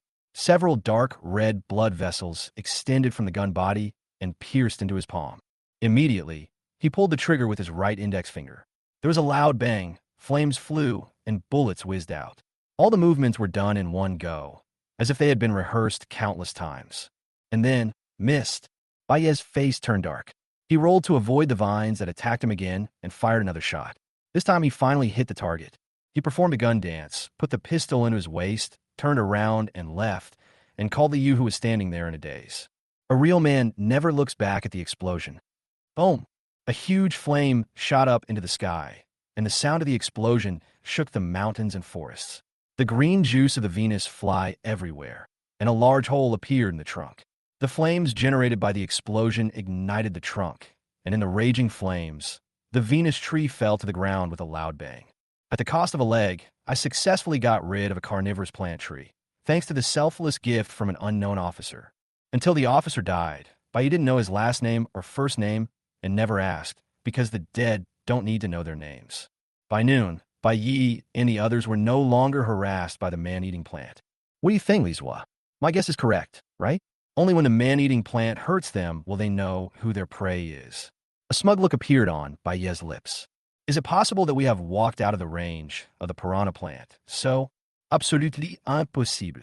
Bai Yi said firmly. Liu's mouth twitched. Ah, yes, you are right. Bai Yi narrowed his eyes slightly, a dangerous glint emanating from them. Is it because your right hand is almost healed in the past 2 days, and you feel that you can do it again? No, nothing happened, Brother Yi. Just listen to my explanation. Bang, bang, bang. A burst of intense gunfire saved Liu's right hand. His face changed, and he looked towards the east. There are gunshots. There must be other people who have entered Black Mountain. Those who can come to Black Mountain at this time must be seeking refuge. Brother Yi, the gunfire is so intense, and there are screams. These people must have encountered something difficult. Let's stay away from them. Liu subconsciously regarded these people as competitors and wanted to stay away from trouble. Bai Yi shook his head, his face full of disappointment. Liu, people shouldn't be so selfish. How can you not help your fellow human beings in trouble? Liu was stunned. He blinked several times in a row, trying to see clearly what was on Bai Yi's body. Brother Yi, we don't know them at all, and we're competitors. What's the point of saving them? What if we end up getting ourselves into trouble? Oh, that's shallow, isn't it? When we're out and about, we should help each other. You help me, I help you. Only in this way can society develop harmoniously. I helped them this time, so how can they not help me? Looking at Bayez's malicious smile, Liu suddenly realized, you want them to help you explore the way, just like those soldiers. This boy is teachable. As the old saying goes, those who are righteous have many supporters, while those who are unrighteous have few. Now I save their lives, and then they use their lives to help me explore the way. Isn't it reasonable? Anyway, our destination is Shelter 189 deep in the Black Mountains, and it's on the way for everyone. Bai had a harmless smile on his face. His idea was very simple. There were many unknown dangers hidden in the Black Mountain. If one was not careful, he might not even be able to stop time and die. At this time, the importance of having someone explore the way was reflected. So the two of them sneaked towards the source of the gunshot. When they climbed over a jungle and saw the source of the gunshots, the two were stunned. Bai Yi and Liu looked at each other and saw the confusion in each other's eyes. No, what are they doing? I don't know. When I arrived, I saw this group of people fighting wits and courage with the air. It's no wonder that the two of them were confused, but this group of people was indeed a bit abstract. In a forest, a dozen people in different clothes were firing randomly at the air around them, as if they had a grudge against the air. Brother Yi, do you think they might have eaten poisonous mushrooms? Take out the word Yi. What are these people fighting about? Brother Yi, look at that man wearing a black mask. He looks like a superhuman. Liu exclaimed in a low voice. Bai Yi looked closely and saw a man wearing a black mask and a black windbreaker who stood out in the crowd, like a crane among chickens. This person stood tall and straight with his hands folded across his chest, forming a sharp contrast with the solemn expressions of everyone else. The strangest thing was that the shadow under his feet seemed like a living thing, completely separated from his body and stood up on its own. The strange black shadow waved his hands, and several darts made of shadows broke through the air and shot into the air. Call out! A shadow dart streaked across the sky, and a feather suddenly fell from the sky. Everyone kept turning their heads and looking around. The fierce gunfire stopped. After a moment, they seemed to have confirmed that there was no danger, and a hint of joy appeared on their faces. A chubby man in his 20s laughed proudly. Mr. Li Xiao is indeed worthy of his reputation. He is indeed a top-notch transcendent second only to the 10 kings. He was able to knock off a single feather from that beast. It seems that the beast was scared away. A hint of arrogance flashed in the black-masked man's eyes. Second only to? I've never fought against the 10 kings. Why do people have to judge me as inferior to them? The fat man was startled, not expecting his words to hit the horse's leg. He was not embarrassed, but instead followed the other party's words and said, Mr. Li is right. I heard that the tyrant Yang Jia, one of the 10 kings, will also come to Black Mountain this time. Maybe he can witness the birth of the new 10 kings then. The eyes beneath the black mask suddenly burned with fighting intent. Li came here for the tyrant, otherwise Boss Gao. You can ask me to do it? The fat man, named Boss Gao, nodded speechlessly, as if he had long been accustomed to Li Zhao's coldness and arrogance. After this battle, the name of Shadow Man will surely be known throughout the world. Li Xiao said proudly, Mr. Li, Boss Gao, this is not the place to talk. I'm worried that the beast will come back again. Let's leave quickly. A middle-aged man with a stubble on his face and holding 2 guns urged. The man was unkempt, wearing a worn cowboy hat and a gun bag, a typical bounty hunter outfit. Chapter 41, The World's Fastest Bird. Yes, you are right, Brother Li. Let's run away quickly. Boss Gao agreed repeatedly and called over the young maid beside him. Kiao Gui. Let's go. Weighing over 200 pounds, he quickly threw himself onto the back of a girl who was less than 1.6 meters tall. The girl, dressed in a black and white maid outfit, had no expression on her face, and her body didn't even tremble, as if she was carrying a goose feather on her back. Behind a big tree in the distance, Li Yu was completely confused. Brother Yi, what the hell are they doing? Why did a feather suddenly fall from the sky, and then these people are leaving? That extraordinary person looks very powerful. Also, that fat guy is so shameless, actually letting that little girl carry him. The series of questions made by Yi feel overwhelmed. He was too lazy to pay attention to Liu, but stared at the fallen feathers on the ground, feeling that they looked familiar. The feathers are gray-black with black spots and stripes, and the tips are dirty white, which together form a unique pattern. He felt like he had seen such unique feathers in the animal world. Or were they? Oh shit, it's a headshot. Liu suddenly exclaimed in a low voice, and his body trembled unconsciously because he was too shocked. Baye's pupils suddenly contracted as he looked towards the team of more than a dozen people. He saw one of the team's heads exploded without any warning. That beast is back again. Mr. Li, take action. Screams erupted from the crowd, and the group began shooting into the air again. The shadow behind Li Xiao squirmed and stood up again. He attacked continuously, and more than a dozen strange, pitch-black shadow darts intertwined into a web in the air, spinning rapidly. Ding, ding, ding. The sound of metal clashing continued to ring out, and the shadow dart seemed to be constantly colliding with some creature, and tiny sparks burst out. At this moment, Bai finally saw what they were fighting about. Not hitting the air, but a peregrine falcon. I didn't see it before because the distance was too far, and the peregrine falcon was too fast to be caught by the naked eye. It was just a flash of black lightning, disappearing in a flash. Now forced by Li Zhao's shadow dart, the peregrine falcon slowed down, and only then could it see the whole picture clearly.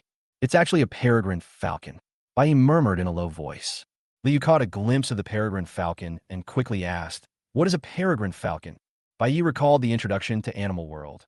The peregrine falcon is the second fastest flying bird in the world. Due to its extreme speed, it is known as the stealth bomber among birds. It will rush towards anyone it dislikes and pounce on them. The creatures it targets are often ripped apart before they even see their shadow. Liu was stunned. He had not read many books, so naturally he didn't know that there were creatures like peregrine falcons in the world. With such an incredible speed, it's only ranked second. Then who's the bird ranked first? Bai glanced at him and said calmly, "Of course it's you, my friend, because you only have 3 seconds. Huh? Me?" Liu looked confused.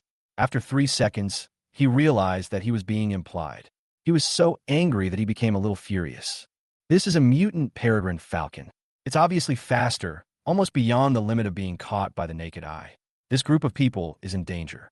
Bai looked at the panicked crowd. Just now, another person had his head pierced through. The speed of the mutated peregrine falcon is so fast that it has surpassed that of a bullet. When it flies past the eyes of ordinary people, it cannot even form an image in their retina. After observing for a while, he made up his mind and decided to rescue this group of people. This group of people are quite powerful. The extraordinary person can control shadows, and the petite maid is not an ordinary person either. Just now, in order to protect the fat man, she actually took a peregrine falcon's claw. Apart from shaking her body, she was not injured at all. The middle-aged man holding 2 guns is a good shooter and knows how to fight with guns. There are also several genetically modified people in the team who are obviously a level stronger than the wild boar Tanjia. The fat man is probably just an ordinary person and needs protection from others throughout the whole process. This team is very strong. If they were facing the previous hyenas and gray sparrows, they would definitely be able to crush them easily. Unfortunately, what they are facing now is the mutated peregrine falcon. The peregrine falcon's strength is not strong, but its speed is absolutely unparalleled in the world. No matter how strong they are, it will be useless if they cannot hit the peregrine falcon. But the peregrine falcon's extreme speed is nothing to Hakuno. How can it be faster than time, standing still? He thought for a moment and said to Liu, "Lizwa, it's time for you to show off." "Huh? Me?" Liu opened his mouth wide and pointed at himself, his face full of confusion.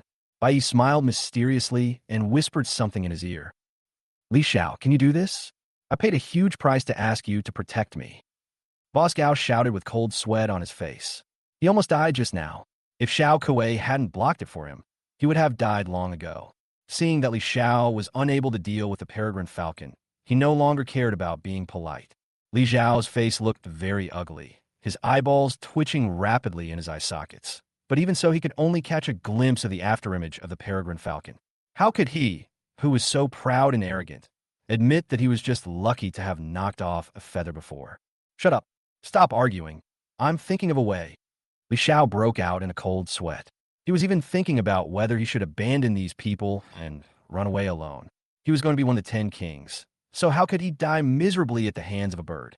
At this moment, the grass in the distance suddenly shook, and the rustling sound of shoes rubbing against the weeds suddenly sounded.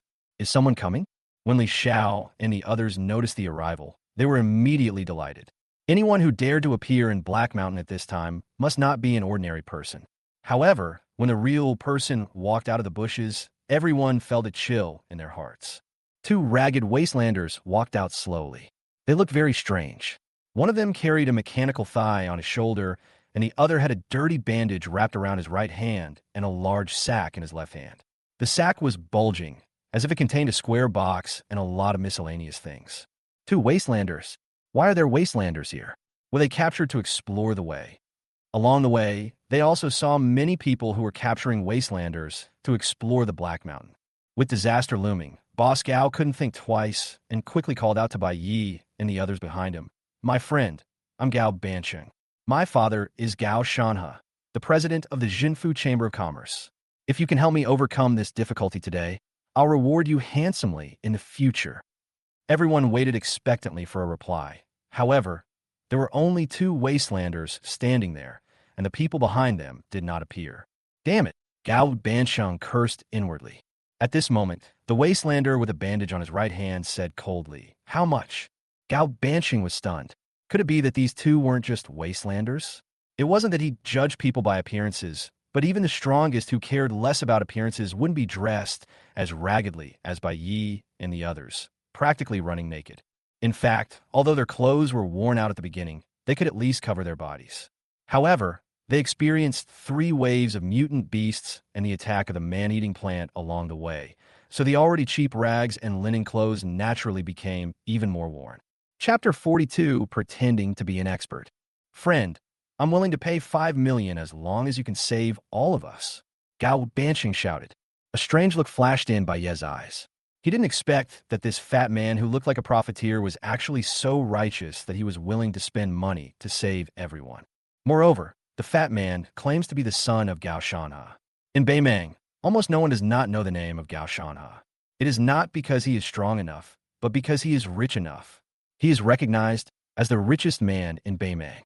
Even the wastelanders living in a market town have heard his name, because the cockroach protein bars that the wastelanders eat every day are one of Gao Shanhe's industries. A family with 5 million can really afford it.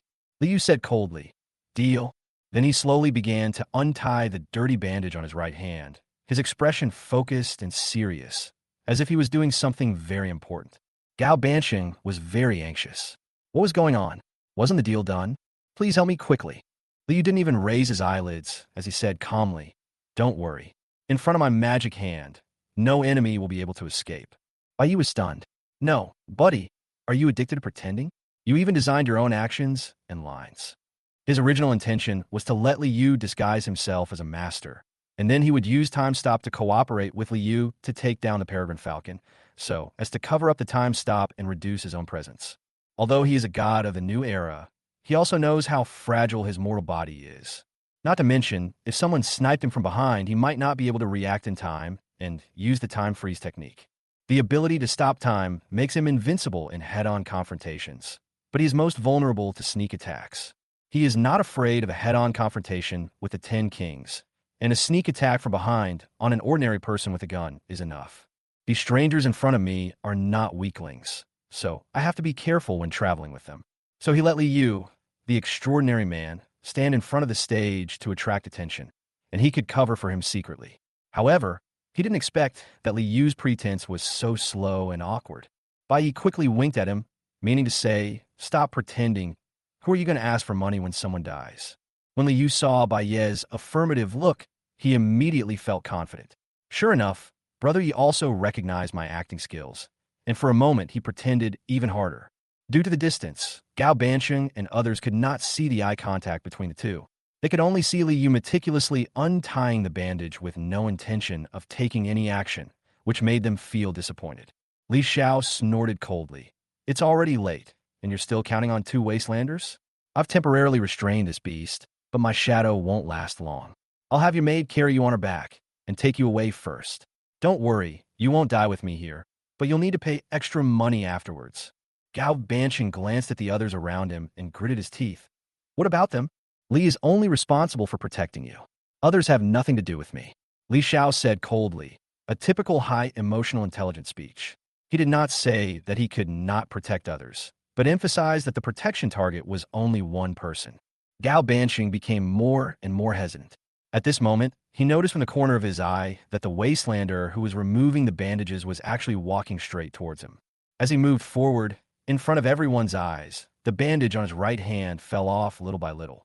When the blood-stained bandage scattered on the ground like a snake, a pale right hand reappeared in the light of day. The whiteness was very eye-catching, one shade whiter than his own skin color. Hiss!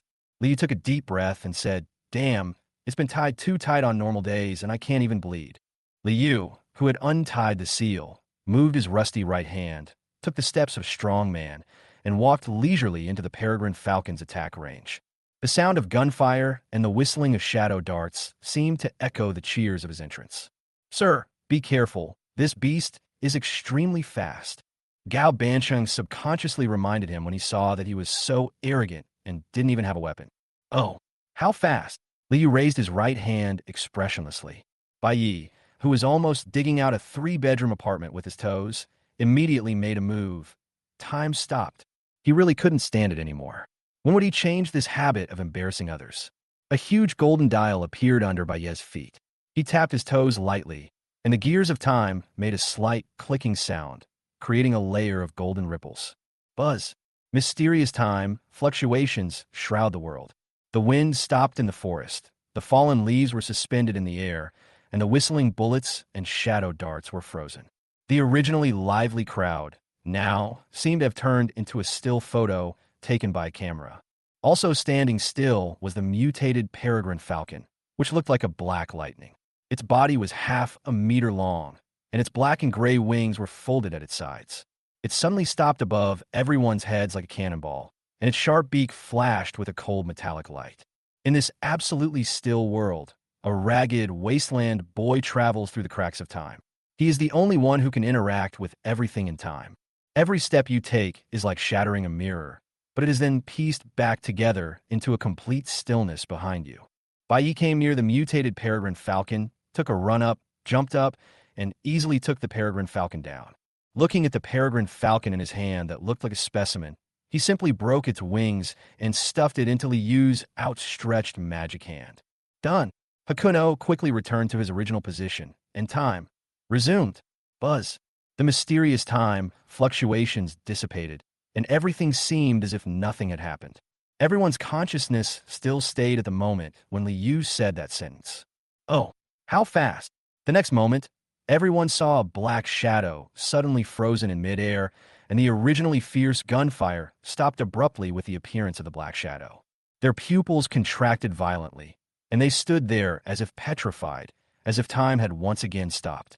They stared in amazement at the peregrine falcon in midair, which was held tightly by an invisible giant hand. Its ferocious head kept shaking and struggling, and it let out bursts of painful and sharp roars. Because the struggle was too intense, many gray and black feathers fell off. How is this possible? Shadow Man Li Xiao was shocked.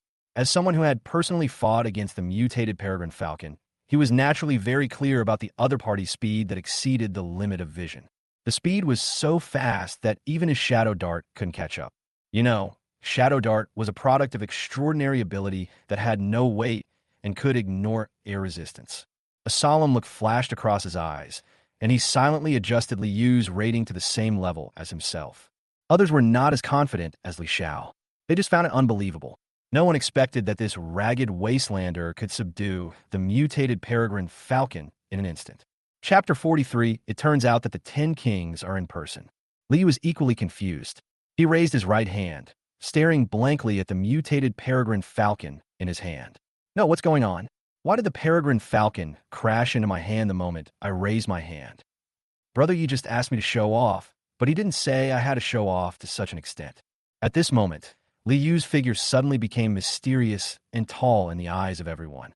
In their eyes, they only saw the alienated peregrine falcon that made them and others run for their lives being grabbed by a wastelander. In an instant, is this wastelander also a transcendent? What kind of ability does he have? Telekinesis? I thought it would be so fast, but it turns out to be just this fast. Liu reacted quickly and maintained his aloof personality, his tone mixed with 3 parts of coldness, 3 parts of arrogance, 3 parts of sarcasm, and 1 part of disdain. He loosened his right hand, and the mutant peregrine falcon, which was squeezed to death, fell to the ground. Bang! The scarlet bullet shot out, accurately piercing the head of the mutated peregrine falcon, and blood splattered. Bai Yi silently put away the breath of skeleton.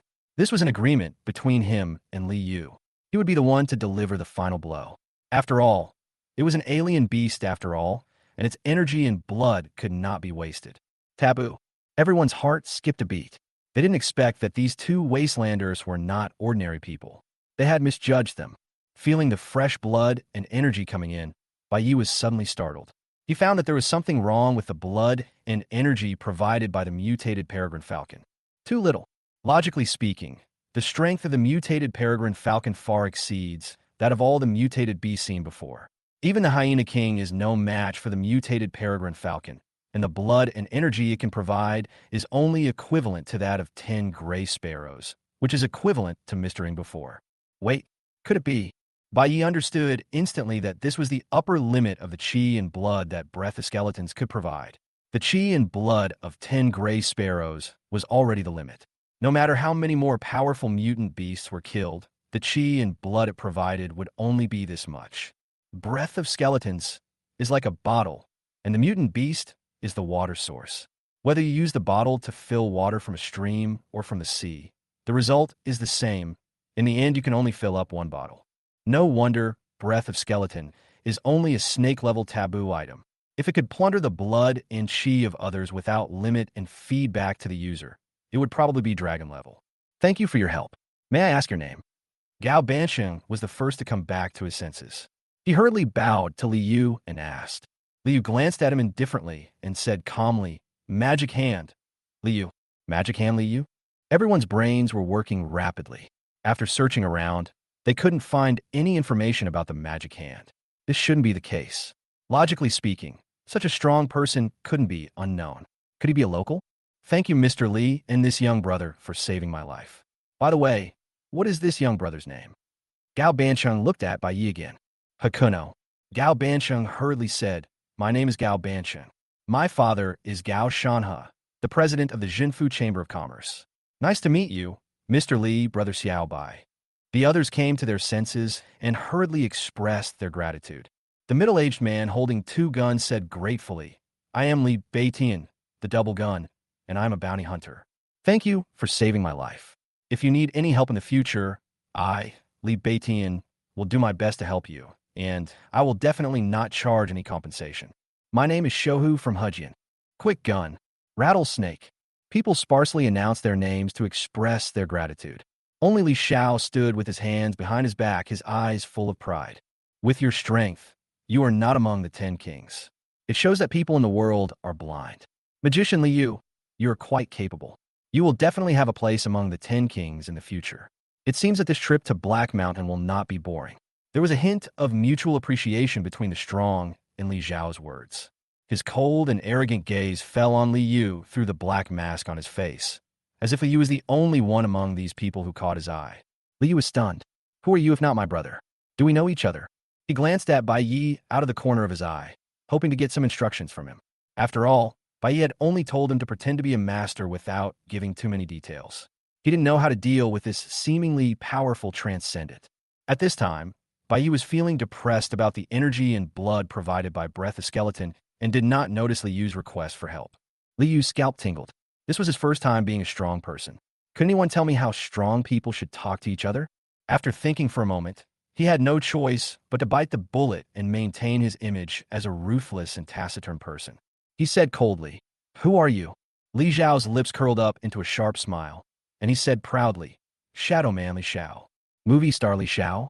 Never heard of him. Li suddenly felt confused. He had just become a superhuman. He used to be a wastelander hanging around in low-end circles. Naturally, he didn't know any famous superhumans. The only 2 he knew were the Silent Court where the Night Girl was, and the other was the 10 Kings. The 10 Kings still listened to Bai Yi. This shadowy figure, Li Xiao, is also mentioning the 10 Kings. From the sound of it, it seems that he agrees that I can also become one of the 10 Kings. Could it be that? Li Yu suddenly realized and immediately replied, So, it's the 10 Kings in person. Li Xiao's expression froze, his lips trembled, and he was speechless for a moment. The rest of the people looked at each other, and the atmosphere became strange for a moment. Li Xiao's expression was obscured by the black mask. but his eyes kept changing. After a long pause, he murmured, "I'm not. It's over. This is so embarrassing." Even the 10 kings admitted their mistakes. Won't his image as a strong man collapse now? Embarrassedly, you had no idea what to say, so he could only try his best to keep a cold face and said, "Oh," stiffly, "Oh, what's your attitude? I'm not the 10 kings, and you're too lazy to even say a word?" Li Yu's behavior was a naked provocation in Li Zhao's eyes. What did he mean? I praise you for being among the 10 kings, and you mock me in return? Knowing clearly that my name is not among the 10 kings, you deliberately address me as one of the 10 kings. Isn't the subtext to say that since I'm not even one of the 10 kings, what qualifications do I have to judge? If Li Yu knew what Li Xiao was thinking, he would definitely feel wronged. He really didn't mean to provoke him. It was you who kept talking about the 10 kings, and even said that you were among the 10 kings, as if you could decide the position of the 10 kings. There was even a hint of disdain for the 10 kings in your words. You are so arrogant, aren't you? Chapter 44. Just look at the innerwear right away. The atmosphere between the two became increasingly weird. At this moment, Gao Banqing suddenly smiled and took out a check, breaking the deadlock. "Mr. Li, this is a check for 5 million. Please take a look." A check for 5 million almost exposed Li Yu, who was pretending to be an expert. He had never seen so much money in his life. He pursed his lips tightly, afraid of laughing out loud. Just as he was about to reach out to take it, Bai Yi intervened and took the money directly. He also said with a smile, "Just give it to me. Mr. Li doesn't like such vulgar things." The corner of Li Yu's mouth twitched slightly, and he felt a pain in his heart. Who said I don't like it? I just like vulgar things. He knew that once the money got into Brother Ye's hands, he would definitely not even give him 100, so his acting would be in vain. Gao Banqing nodded repeatedly and handed it over respectfully. Seeing the money was accepted, Gao Banqing's expression relaxed, and he said with a hearty smile, "Are you two going to shelter 189? Li Yu nodded coldly. "That's great. We're going to shelter 189 too, so why don't we go together?" To be honest, our team was put together at the last minute. Except for Li Xiao and my maid Xiao Kuei, the rest of our companions were also people we met along the way. They are all bounty hunters with special skills. Since we have the same destination, I simply invited them to come with me so that we can take care of each other along the way. Meeting is fate. Why don't you two join us? Furthermore, if you two obtain good things from the previous era in the shelter, you can save the time of finding buyers. No need to find a buyer? Bai Yi was a little confused. Gao Banqing smiled confidently. "Because I'm the best buyer, Brother Xiaobai, I am not bragging. The price I offer is definitely the highest." "Do you know why I'm called Banqing?" Bai Yi glanced at him suspiciously. "Could it be that you always only do things halfway, so they're all half-finished products, so that's why they're called half-finished?" "That's right, that's it, huh?" Gao Banqing was stunned and even laughed out of anger. If it weren't for Li Yu's face, he would have had a good argument with him. "Brother Xiaobai, you're joking. It's half of a city, not a semi-finished product. One of the cities controlled by the Zhenfu Chamber of Commerce is called Wangwenjing. When I was born, my father gave me half of Wangwenjing, so I was named Gao Banqing." After saying that, he smiled politely, box. Damn, the laughter of rich people. When Bai Yi heard the laughter, he knew that Gao Banqing was definitely not lying.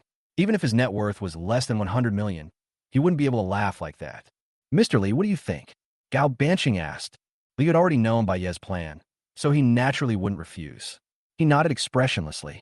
Seeing Li Yu agreed, everyone immediately looked happy. Who doesn't want to have a master accompany them? The group set off happily. With the addition of Magic Hand Li Yu and Bai Yi, everyone's expressions were obviously not as tense as before, and many people took the opportunity to get close to Li Yu. After all, in this wasteland, being able to get to know a strong man, even just saying a few words, is something you can brag about in the tavern in the future, especially for bounty hunters like Li Beitian with 2 guns. Bounty hunters are a loose organization making a living in the wasteland, specializing in solving various problems for employers who issue tasks, such as assassination, hunting, and even acting as mercenaries for major forces. They all live on the edge of life. Apart from completing missions, they usually hang out in taverns. In order to maintain his image as a strong man, Li Yu was taciturn throughout the journey, and only occasionally exchanged a few words with Bai Yi in a low voice.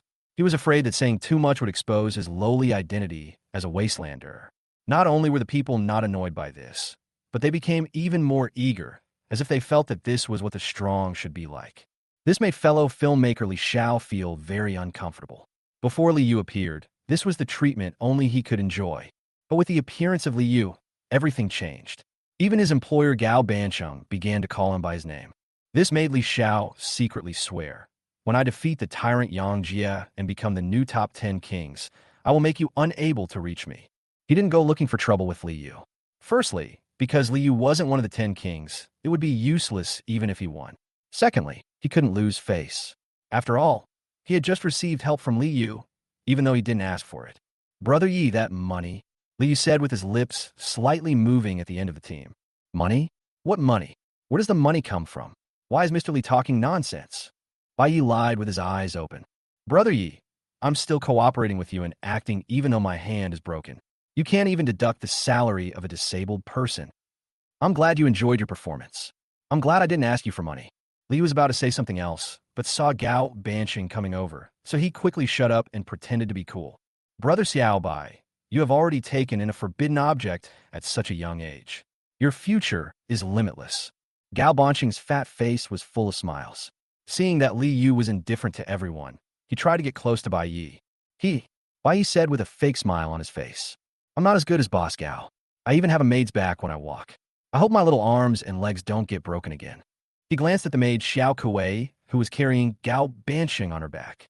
The petite girl never said a word, but just silently carried Gao Bancheng forward. Her white porcelain face was as delicate as a doll. Bai Yi really wanted to ask, "Were you seen by Fatty Gao when you were killing someone?" Gao Bancheng didn't seem to notice Bai Ye's sarcasm.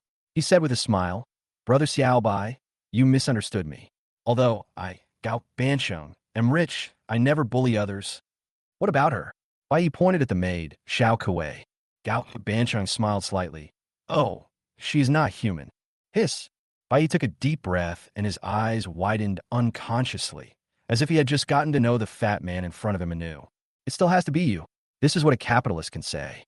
He originally thought that his bottom line was low enough, but he didn't expect to meet Gao Bancheng today. It really is true that there is always someone lower than you. "Brother Xiaobai, please look." Gao Bancheng's chubby hand reached out to Xiao Kuei's collar and pulled it down. "Holy shit, is this something I can see without paying? Are you going to see the inner layer right away?" Bai Yi quickly widened his eyes and looked intently. But he was stunned. A cold silver-white metallic light almost blinded his eyes. My eyes. I'm going to get sty." The silver gleaming metal shell is exposed to the air, with precise threads and circular patterns nested layer by layer. In those tiny grooves, as Xiao Kuei moves, ripples of light will appear, just like liquid mercury flowing under the skin. This metallic bra is quite unique.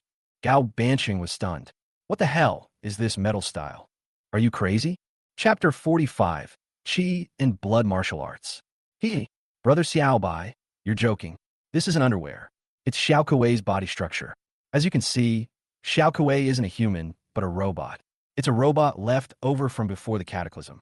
Someone found it in a shelter, and I later bought it." Bai Yi was secretly surprised. A robot? Such an advanced robot?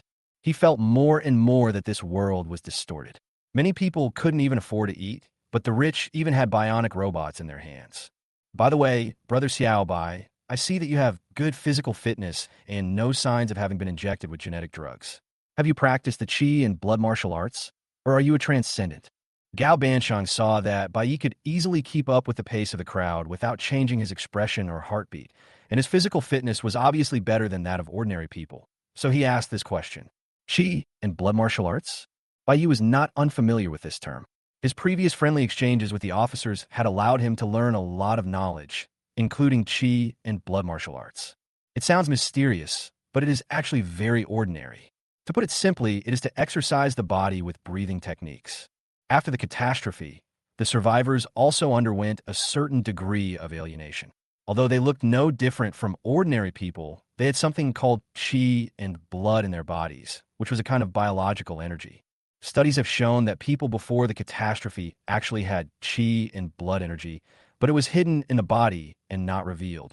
The alienation caused by the catastrophe simply stimulated the Qi and blood.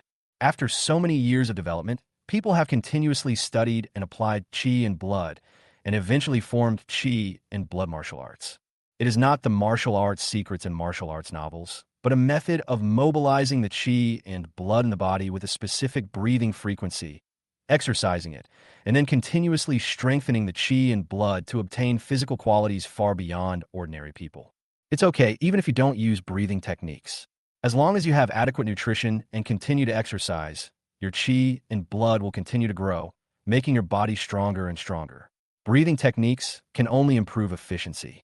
Chi and blood martial arts are also called civilian martial arts. Everyone can practice it, just like everyone can do fitness. However, if you want to achieve success, you need to put in a lot of effort, and in the end, you are not as powerful as a shot from a genetically modified person. There's a popular saying in the wasteland: the poor rely on hard work, chi, blood, and martial arts, and the rich rely on technology, genetic modification, mechanical modification.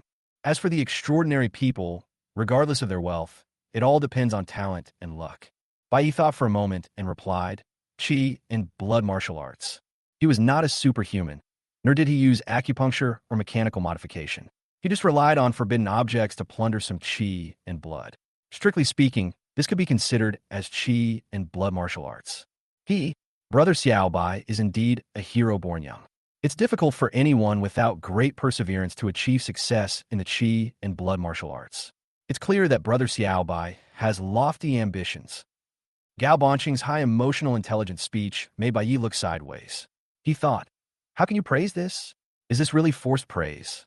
Everyone knows that the chi and blood martial arts is a path chosen by those poor people who have nowhere else to go.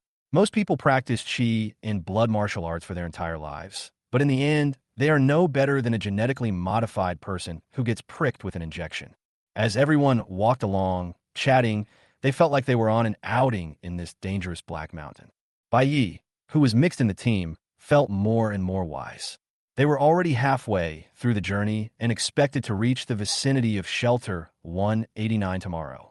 The reason why they acted so quickly was really thanks to Gao Banqiang, Li Xiao, and others.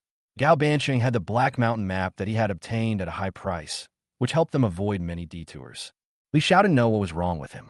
He seemed eager to show his strength in front of Li Yu. He didn't need anyone else to help him along the way. Whenever he encountered an alien beast or an alien plant, he would definitely take the lead and kill it with all kinds of showy skills. After killing him, he had to look back at Li Yu. At night, the already quiet Black Mountain fell into complete silence. The only sound was the slight crackling of burning firewood. Bai Yu was roasting rabbit meat by the fire, looking very comfortable. I save a lot of time today, he... 2 minutes and 49 seconds. This is the time he has left. Since joining the team, he has never used time freeze again, and all crises have been resolved by others. He took out his gold pocket watch and looked at it. There were 3 more hours left, and another minute would be credited to his account. Please don't let anything happen. Don't let me waste any more time. Just spend this night peacefully. Hakuno prayed while eating the rabbit, and then nothing really happened. The next morning, everyone set off again. Along the way, Bai Yu was slightly dazed. He hadn't encountered any danger at all. The forest at night was the most dangerous, and not encountering any danger at all made him feel a little unreal. He even suspected that his rabbit meat was poisoning and he was hallucinating. Before coming to Black Mountain, I wished I could have 3 waves of mutant beasts a day. During the casual chat with Gao Banqiang, Bai Ye's doubts were answered. Chapter 46, What Panga Plan? It's just a dying fantasy. After the Dawn City Army discovered Shelter 189, they sent troops to Black Mountain several times to clear out. The mutant beasts here died or fled, and the threat level was greatly reduced. Otherwise, I wouldn't dare come here. Bai Yi nodded. This made sense. The previous attack on the Grey Earth town by the mutant beasts was ultimately the fault of Dawn City. Then why haven't we seen any troops from Dawn City along the way? Gao Banqiang smiled and said, because most of the troops have withdrawn. Withdrawn. Mobilizing the army is no simple matter. The food problem alone is enough to give people a headache. Moreover, the dangers of Black Mountain are not limited to the mutant beasts that are obvious, but also include poisonous insects, poisonous miasma, etc. The various invisible threats are the most deadly. Although Dawn City is powerful, it is impossible to inject genetic drugs into all soldiers. After all, trained soldiers are just ordinary people. They can use guns and ammunition to drive away alien beasts, but it is difficult for them to survive in Black Mountain for a long time. I heard that Dawn City was unable to open the door of Shelter 189, and the noise was too loud, which led to the leak of the news. Various forces, including some extraordinary organizations, bounty hunters, etc., flocked to the city, and everyone wanted to get a piece of the pie in the shelter. Dawn City is backed by Apocalypse Technology Company. Although it is powerful, it is impossible to offend everyone at the same time. Therefore, it no longer blocks Black Mountain, leaving only a group of elite warriors in Black Mountain, waiting for an opportunity to strike. At this point, Gao Banqing's face showed a hint of sarcasm. In my opinion, it is clear that Tianchi Company knows that it cannot open the door of the shelter, so it allows capable people from all over Beimang to come here and use the power of others to open the shelter. Once the door is opened, it will be time for Tianchi Company to show its fangs. After all, Black Mountain is within the sphere of influence of Apocalypse Company. Unless all the major forces tear each other apart and really start an all-out war, who can snatch him from this small piece of land? Baiye's eyes moved slightly. He didn't expect that this rich, fat man had some intelligence. This was indeed the plan of Apocalypse Company. He had already learned about it from Mr. Ng. At the beginning, Mr. Ng said that only the tyrant Yang Jia could open Shelter 189, and after opening the door, he would snipe Yang Jia. Since you know what Tianchi Company is planning, why did you get involved in this mess? Gao Bansheng chuckled, the fat on his face shaking from being thrown on Xiaokuei's back. The goal of Tianchi Company is the Panga Project. As for the other things in the shelter, they won't be too concerned. Various forces have sent people to Black Mountain. Can they really kill everyone for some small things? In other words, as long as we don't try to get involved in the Panga Project, we won't have a direct conflict with Apocalypse Company. You're quite open-minded. You can even resist the temptation of the Panga Project. What the hell is this Panga Project?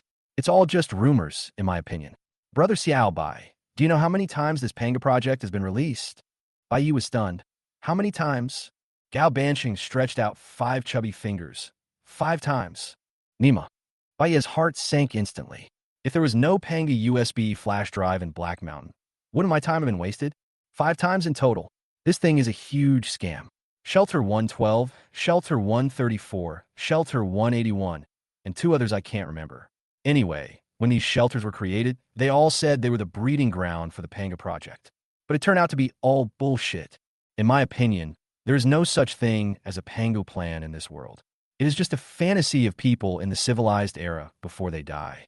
If, as the rumors say, the Pangu Project possesses the power to create the universe, why would civilization have perished? Baiye's other half also felt disappointed.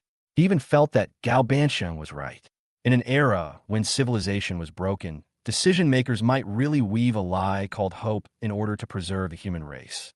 Wait, even if the Panga Project is fake, the Panga USB drive should be real, right? It's impossible for civilized humans not to preserve such precious knowledge. Phew, there's still a glimmer of hope. There's someone ahead. Li Beitian, who was walking in front, exploring the way, suddenly lowered his body and signaled everyone to be quiet. Is anyone there? Bai Yi followed the crowd, and it was not surprising to meet people in Montenegro. After all, they were almost at Shelter 189, and there would definitely be more and more people. There are 2 groups of people confronting each other.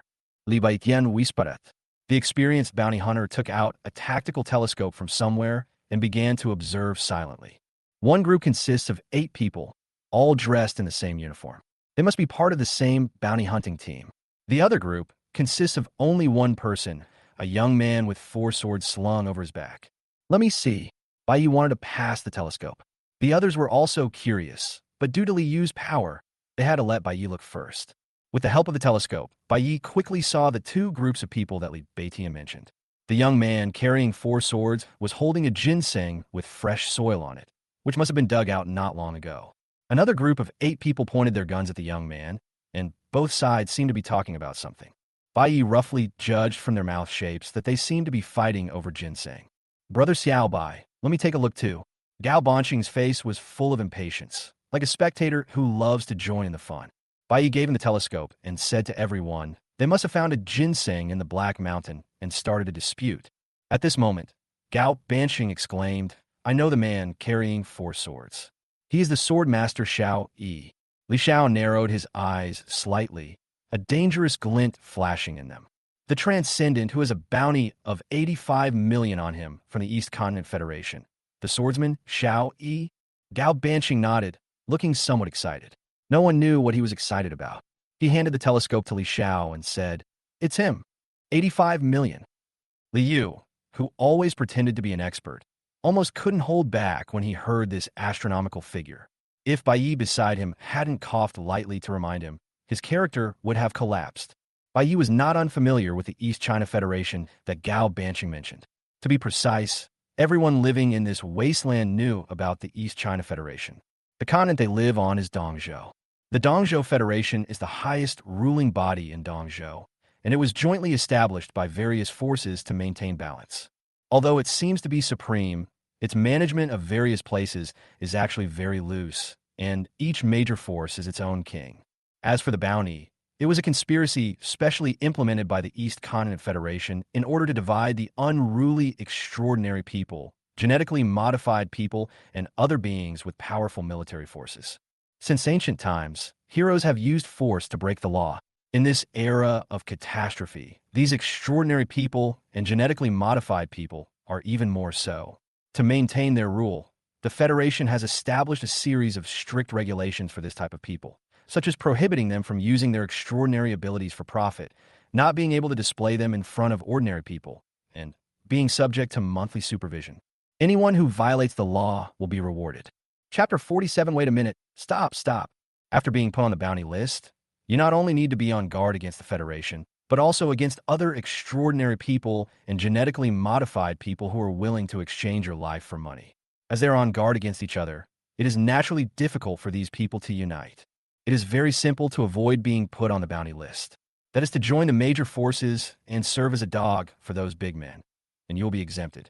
Strictly speaking, extraordinary people like Li Yu are also federal wanted criminals, but they are not well known now, so there is no reward. This is a blatant conspiracy. A single decree makes it difficult for ordinary supernatural beings to grow stronger. Some mentally ill supernatural beings are even proud of the high bounty amounts, and specifically challenge those with higher bounties than their own, and then increase their own bounties. I've been looking for him for a long time, but I didn't expect to meet him in Montenegro today. Li Xiao said coldly. Do you have a grudge against him? Gao Banqing was puzzled. Haven't you heard of him? Li Xiao put down the telescope. No grudge. And you? Humph. He just happened to kill the second generation of a big family, and yet he was given a bounty of 85 million. That's 20 million more than what Li paid. It's truly a time when heroes are rare, and a scoundrel gets to become famous. Gao Banqing. Hakuno. Look, someone with a mental illness has appeared. Li Xiao. I didn't hire you to find trouble everywhere. Gao Banqing said anxiously. Don't worry. Li Xiao snorted coldly, his eyes full of disdain. One of the 10 kings is about to arrive. A mere swordsman is not enough to arouse my interest. Bai Yi on the side was secretly surprised. He had discovered that Li Xiao, the pretentious guy, only had the 10 kings in his eyes, and no one else was in his eyes. He seldom spoke on weekdays, but when he spoke, he would always mention the 10 kings. Boss Gao, what should we do now? Should we take a detour or? Li Beitian asked. Gao Banqing smiled broadly. I'm a kind-hearted person who can't stand the sight of bloodshed. Naturally, I have to stop this conflict. Deep in the woods, the sword-wielding man, Xiao Yi, wore a green ancient-style robe and faced the 8 gunmen with a calm expression. Everyone, I was the first to discover this century-old ginseng. Please give it to me. You said you were the one who discovered it first. Even though I, Black Panther, have lost an eye, my new metal prosthetic eye works better than a human eye. It was clearly me who saw it first, but you beat me to it. A burly man holding a shotgun said fiercely. One of his eyes was a metal prosthetic eye that was flashing a cold red light. Boy, as long as you hand over the ginseng, we won't fight you. Black Panther did not rob directly. He was not as knowledgeable as Gao Banqing and did not know Xiao Yi's background. He only knew that anyone who could come to Black Mountain alone must not be an ordinary person. If it were an ordinary day, he would definitely not provoke such a person, but profit is a temptation. That 100-year-old ginseng is not an ordinary medicinal herb, but an alienated medicinal herb. After taking it, it can increase qi and blood, strengthen the body, and is a rare commodity on the black market and is very valuable. Faced with obvious benefits, and with the fact that they had more people and were not weak, they naturally had the confidence to take risks. Well, let's get started. Xiao, he held his forehead with his hand, his handsome face showing helplessness. A fierce look flashed in Black Panther's eyes. Several people looked at each other and loaded their bullets. They were about to shoot. At this moment, Xiao Yi suddenly shouted, "Wait! Haha! Now you know you're afraid." Black Panther just laughed out loud, and his face changed drastically the next moment. Clang! A crisp sword sound was heard, and a cold light suddenly flew out from behind Xiao Yi. It was a sword forged with ancient methods, flying towards the Black Panther like a white silk thread. Everyone was stunned by the sudden change, because the sword was not controlled by anyone at all. It was like it was equipped with automatic cruise control and flew in front of the Black Panther in the blink of an eye. Swish! The shotgun in Black Panther's hand broke into two pieces. The broken shotgun fell to the ground with a dull sound. Xiao Yi smiled and waved his hand, and the sword flew back into the scabbard behind him. Looking at the dumbstruck people, he smiled and said, "Do you still want to fight?" Black Panther's expression changed again and again. "Despicable. You just said, 'Wait a minute,' but then you attacked me by surprise. What a despicable act." "No, no." Xiao Yi smiled and shook his head. "The 'wait a minute' I just said is not the 'wait a minute' you understand, but this sword of mine. The name of the sword is 'Wait a Minute.' Fuck you." Black Panther was furious, feeling that he was being teased. His strong body suddenly exerted force. His muscles continued to bulge, and a layer of fine black hair grew wildly. He was on all fours with his back raised high, like a leopard crawling on the ground, ready to pounce. At this critical moment, Bai Yi and others appeared on the scene. Gao Banqing jumped off Xiao Kuei and shouted, "Stop!"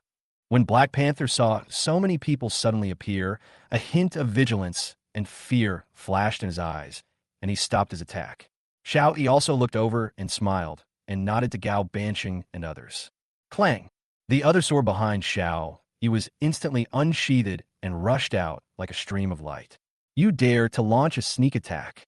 Black Panther's eyes were bloodshot. He didn't expect Xiao Yi to be so shameless that he was always thinking about a sneak attack. However, the shock and anger in his eyes soon turned into fear because the sword light was infinitely magnified in his field of vision, and the shadow of death instantly enveloped his whole body, causing him to become briefly stiff. Gao Banqing's face turned a little ugly. He didn't expect Xiao Yi to be so disrespectful.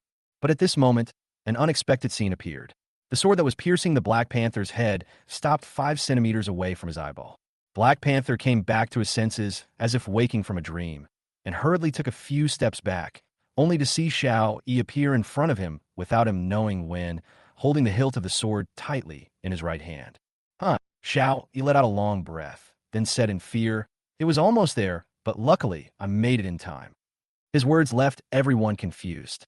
What was he doing? He turned around and glanced at Gao Banqing with a hint of resentment. "Don't shout the word stop casually. This sword of mine means stop." "Gao Banqing, what the hell is this?" "Wait a minute. Stop." What kind of good person would name their sword like that? Bai Yi was also stunned.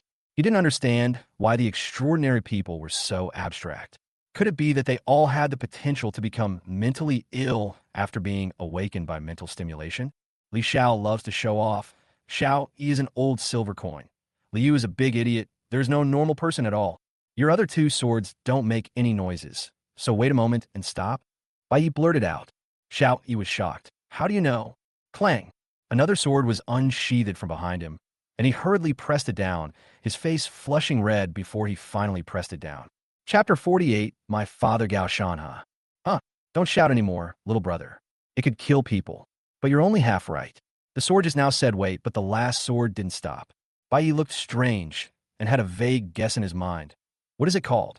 Xiao Yi smiled mysteriously and said 3 words. I was wrong. Bai Yi.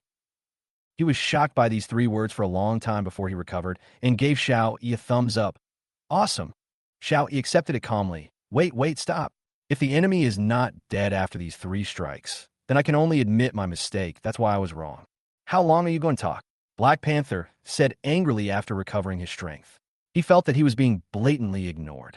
Xiao Yi turned around and asked, "Do you want to fight again?" Although Black Panther looked fearful, he still refused to give in. "I was just ambushed by you before. If we really fight, I won't lose. I'm a genetically modified human who's been injected with 3 doses of medicine." Oh, Xiao Yi pretended to be surprised. It turned out to be a strong man in the 3-needle realm. Hiss. "I'm going to kill you. Everyone, please be patient and give me some face. Let's forget about this matter. We all came to Montenegro to make money. There's no need to fight here. Gao Banqing stood up, acting like a peacemaker. Black Panther's expression was unfriendly. Giving you face? Who do you think you are? Gao Banqing was not annoyed, but smiled and said, I am Gao Banqing. Gao Banqing? Never heard of it. My father is Gao Shan. What? The president of Jinfu Chamber of Commerce, Gao Shanhe, the richest man in Beimang, is your father? Black Panther and others' faces changed drastically, as if they had heard something like thunder. Gao Banqing smiled and nodded, then took out a token made of pure gold, which was engraved with mountains and rivers. It was obvious that it was made by top craftsmen, and every detail was lifelike. The Shanhe order from a Jinfu Chamber of Commerce. Black Panther exclaimed, obviously someone who knew the value of it. I wonder if you could give me some face? Gao Banqing repeated his previous words, but this time the answer he got was completely different. Black Panther looked at him for a long time, paused and said, since it's Boss Gao in person, I, Black Panther, will naturally give him this honor, but he changed the subject and looked at Xiao Yi fiercely. He stole my ginseng. How should this matter be settled? Logically speaking, we discovered the ginseng together, so he should give me half. If this ginseng is cut, its value will be greatly reduced. Don't even think about it, Boss Gao. You'd better not get involved in this matter. Xiao Yi said lightly. Gao Banqing smiled slightly, walked straight between the two groups, then took out a stack of checks and a pen from his pocket and began to write calmly and confidently. This ginseng is priced at around 1.5 million. I'll round off the price and call it 2 million. Swish. Gao Banqing tore off 2 checks and handed them to Xiao Yi and He Bao respectively. They both looked at the check in their hands at the same time and were stunned for a moment. Xiao Yi raised his eyebrows. 2 million? You also have 2 million? Black Panther was stunned. 2 million per person? They originally thought Gao Banqing would give 1 million per person. After all, that was what they called an equal share. The two looked at each other and then looked at Gao Banqing, who was smiling. I'll pay double the price and buy this ginseng from you too. Just consider it a friendship. How about that? At this moment, the two of them felt that it was difficult to open their eyes, which was due to the golden light emanating from Gao Banqing. What does it mean to be rich and inhumane? They are quite knowledgeable. It turns out that rich people call giving double the amount split. As expected of Chairman Gao's son, you're truly generous. I, Xiao Yi, will definitely make you my friend. Me too. Black Panther quickly agreed. After receiving the mutant ginseng, Gao Banqing turned and walked to Li Yu's side, expressing his gratitude. Thank you for saving my life, Mr. Li. I know you don't like vulgar things like money, so I specially bought you a piece of century-old mutant ginseng. Please accept it. Li Yu stared blankly at the ginseng in front of him. Give it to me. Give it to me. He was still reeling from the shock of Gao Banqing paying double the price for ginseng. And now the ginseng was delivered? Is this the world of the rich? Not to mention Li Yu. Even Bai Yi was stunned by this operation. The magic of money was indeed shocking. Of course, what really shocked him was Gao Banqing's operation. In order to make friends, he first rounded down the price to 2 million, then doubled it to satisfy both parties, and finally gave it to Li Yu so smoothly. In response to this, Bai Yi just wanted to say, I'm determined to be your friend. He quickly grabbed the ginseng and put it in his arms. Just give it to me. I'll keep it from Mr. Li. After briefly demonstrating the charm of money, Gao Banqing naturally invited Xiao Yi and others to form a team. Without any surprise, both parties agreed without hesitation for a second. Bowing to money is not what a strong man does. Li Xiao, who had never taken the sword-wielding man Xiao Yi seriously, was even more disdainful now. Bai Yi, who was standing by, heard this and couldn't help but ask, didn't you also take money from Fatty Gao? Li Xiao glanced at him sideways and said coldly, I'm different from them. They came here to seek wealth, but I'm here for the tyrant Yang Jia, one of the 10 kings. I'm just trying to earn some money for the journey. What's the problem? To this, Hakuno only replied with one word, 6. It's really unnecessary for me to talk to you. You keep talking about the 10 kings. You are the one with double standards. He found that Li Xiao and Gao Banqing were really a perfect match. One of them would mention his father Gao Shanhe, and the other would mention the 10 kings. Otherwise, these two would not be able to get together. With the addition of Xiao Yi and others, Bai Yi felt more relaxed. Sometimes, in order to increase his energy and blood, he had to rush to use Breath of Skeleton. Otherwise, there would not be enough for the mutated beast to share. Looking at Gao Banqing, who was always trying to get close to everyone, Bai Yi even suspected that the fat man's purpose of coming to Heishan was not to find a refuge, but to recruit people. By noon, everyone arrived safely near the entrance of Shelter 189. After passing through this woods, the entrance to Shelter 189 is in front. Li Batian took out a map of Montenegro from somewhere and pointed to the red circle on the map.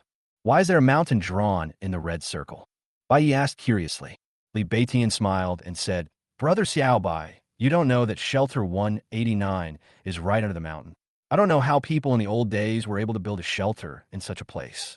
We're finally here. Xiao Yi was excited and took the lead in the team. Brother Xiao, are you here also because of the rumors about the Panga project? Gao Banqing asked. Chapter 49. You're pretending to be big or small. Do you think you are me? That's not the case. I came to the shelter to find some handy swords.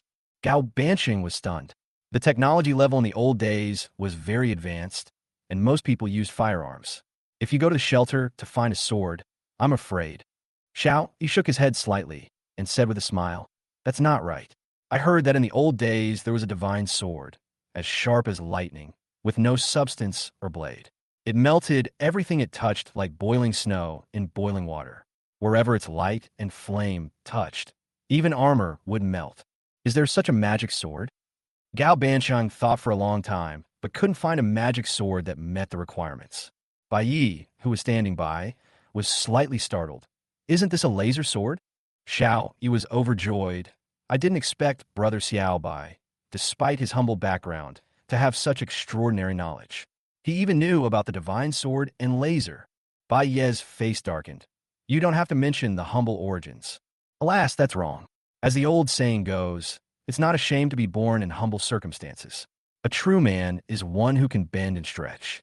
In my opinion, Brother Xiaobai is a young and heroic man, and he has become friends with Mr. Li. He will definitely achieve great things in the future. Everyone who had been traveling together during this period had gotten to know each other a little bit, including the fact that the magician Liu had caught the mutated peregrine falcon in an instant. A laser sword is a high-tech weapon and probably doesn't meet your sword-wielding requirements.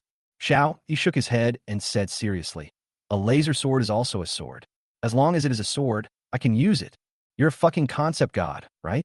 Then are the supersonic fire sword, aircraft carrier sword, interstellar war sword, and star destroyer sword also considered swords? As everyone chatted and laughed, they soon passed through the woods and came to an open area. There are so many people, Xiao Yi said in surprise. There were hundreds of people in this open area. These people seemed to belong to two camps, occupying the north and south respectively, with an empty road in the middle, clearly separating them. The people from the south were all wearing uniforms with the Eye of Apocalypse logo tattooed on their chests. They were obviously people from Apocalypse Technology Company. There were nearly 200 of them. They had stern expressions and stood like javelins, each of them emitting a strong aura of murderous intent. There were more people in the north, about 300 people wearing different clothes and using all kinds of strange weapons. They gathered in twos and threes and were on guard against each other like a mob. Bai didn't pay attention to these people, but looked across the crowd and looked at Shelter 189 that he had been thinking about. It was a huge cave located in the mountain. There were a lot of rubble and traces of explosions around it, and even a dozen charred corpses scattered on the ground. The cave was pitch black, like a black hole swallowing up the sunlight, and it was impossible to see inside. These people seemed to be very afraid of the cave and did not dare to get close to it, so that a vacuum area appeared within 100 meters of the cave. The group of people in the south are Apocalypse's genetic warriors. Gao Banqiang suddenly whispered. Bai Yi came back to his senses and looked at the genetic warriors. His eyes were quickly attracted by a man and a woman. The two were guarded by genetic warriors and seemed to be the leaders of the team.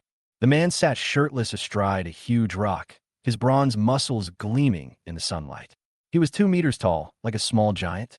His eyes were not those of a human, but those of an animal, like a pair of poisoned amber. The woman was even more conspicuous, with chest muscles even more exaggerated than the man's.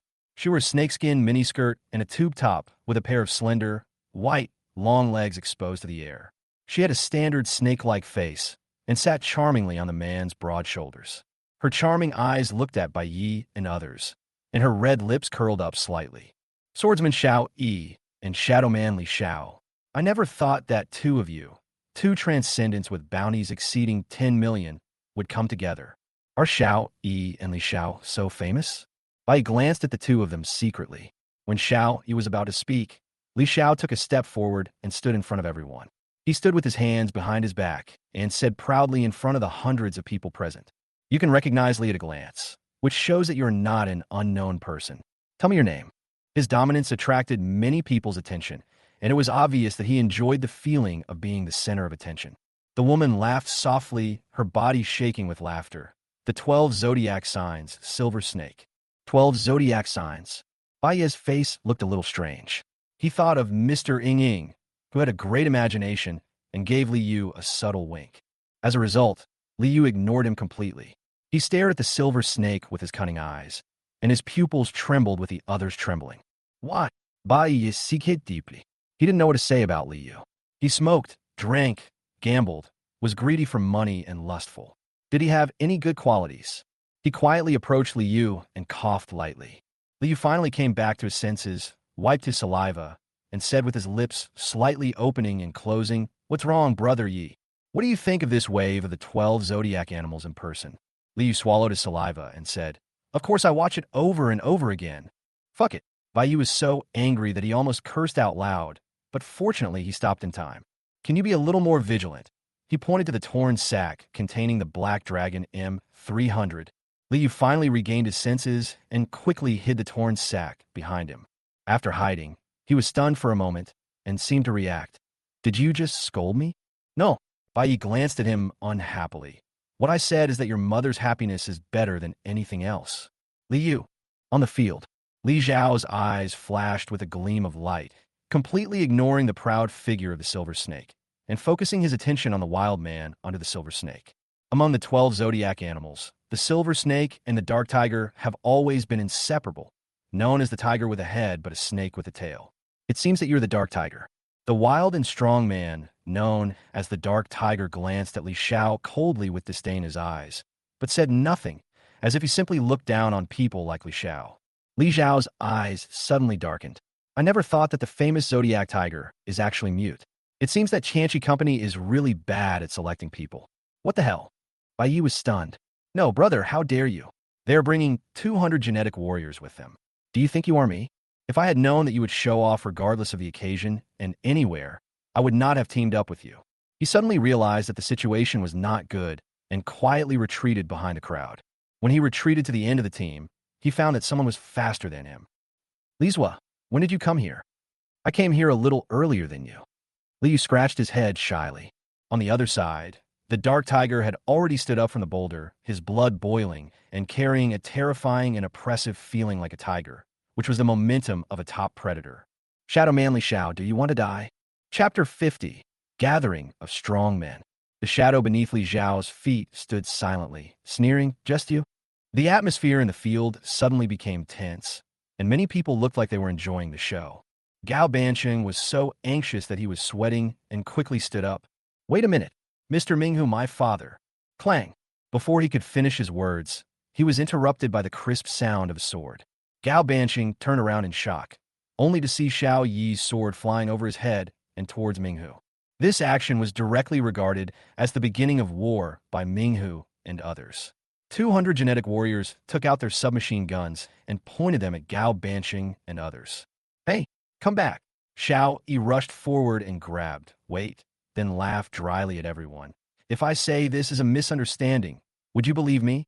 All he got in response were 200 black gun muzzles. Gao Bansheng was getting anxious. What kind of teammates were I looking for? Mr. Li was still the easiest to deal with, never saying a word of nonsense. "Hey, we're Mr. Li and Brother Xiaobai." Just as the battle was about to break out, Gao Bansheng shouted, "My father Gao Shanha!" A force called Daddy's Way suddenly spread out, silencing the entire audience. A strange look flashed in Minghu's eyes, and he raised his hand to stop his men who were about to shoot. "Your Excellency?" Gao Bansheng panted and said, "My name is Gao Bansheng, and I'm the son of the president of the Zhenfu Chamber of Commerce." As he spoke, he hurriedly took out the Shana order. "Mr. Minghu, this is just a small misunderstanding. My friends have no intention of becoming enemies with Apocalypse Company. Please give me some face." Minghu glanced at Shanha Ling, and his expression softened. "So it's Chairman Gao's son. Our company has a lot of cooperation with your Chamber of Commerce, so we should give Mr. Gao some face. Put away your guns." Then he sat back on the boulder, saying nothing more, as if waiting for something. But Li Xiao was not satisfied and continued to provoke. Gao Banqing was so frightened that he hurriedly stopped him and whispered, Li Xiao, don't forget why you came to Black Mountain. Humph! Before I kill the 10 kings, I wouldn't mind teaching those scoundrels a lesson. Gao Banqing wanted to slap Li Xiao in the face. If the 12 zodiac animals were villains, then there would be no strong people in this world. His eyes rolled as a plan came to mind. That dark tiger isn't even one of the 10 kings. If you attack him, wouldn't you lose your status for nothing? After hearing this, Li Xiao's expression eased slightly, but he still said coldly, what you said does make sense. Well, let him go today. Call. Gao Banqing breathed a sigh of relief and hurriedly urged the people behind him. Let's go. Let's go to the north. There were no less than 300 people gathered in the north, more in number than the Apocalypse Company, but they had loose discipline and were divided into countless small groups. These people were dressed in different clothes and had a variety of weapons. There were bounty hunters, supernatural organizations, and people from other major forces. Apocalypse Company was fighting at home, so naturally they were far ahead in terms of numbers and equipment. So these people from various forces and organizations united briefly to prevent Apocalypse Company from monopolizing Shelter 189. Bai Yi mingled among the crowd, observing these people silently.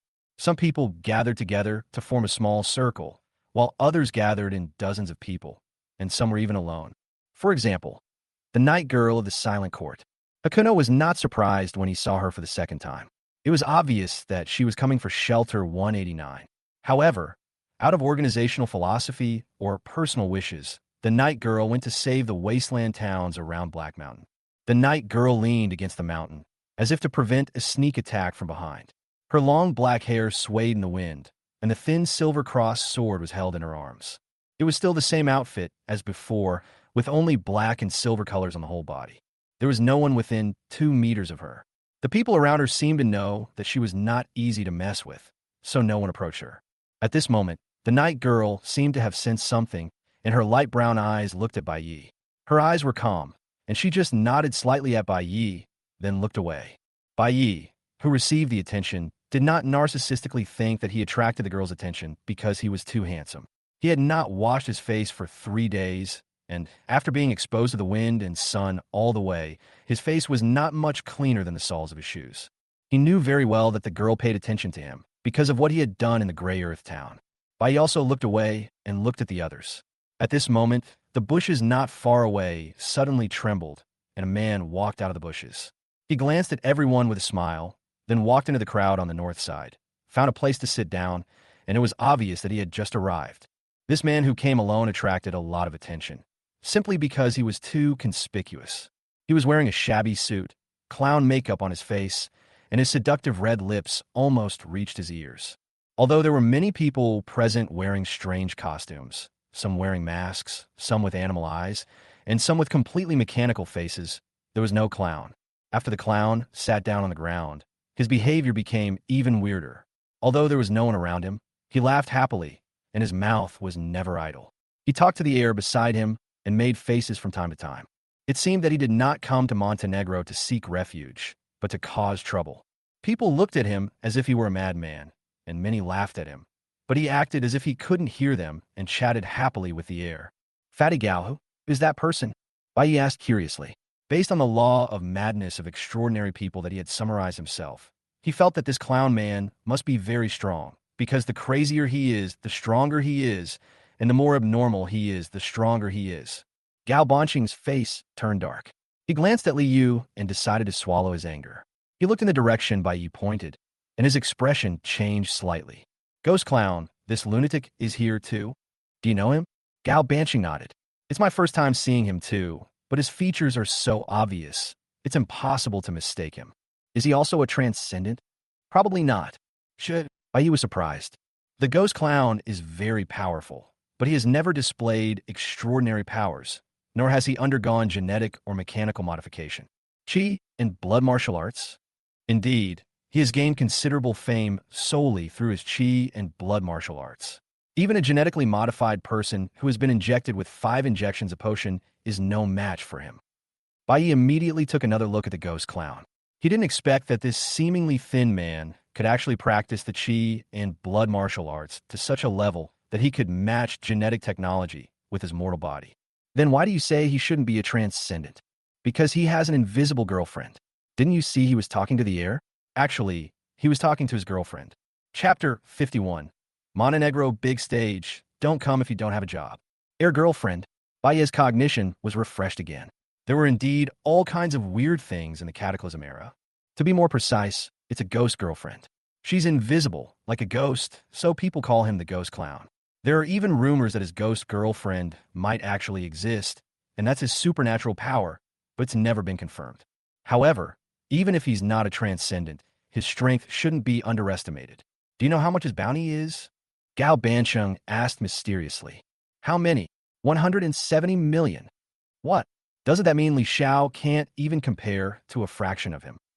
Li Xiao turned around and gave him a cold look. Boy, if you have the guts, say it again.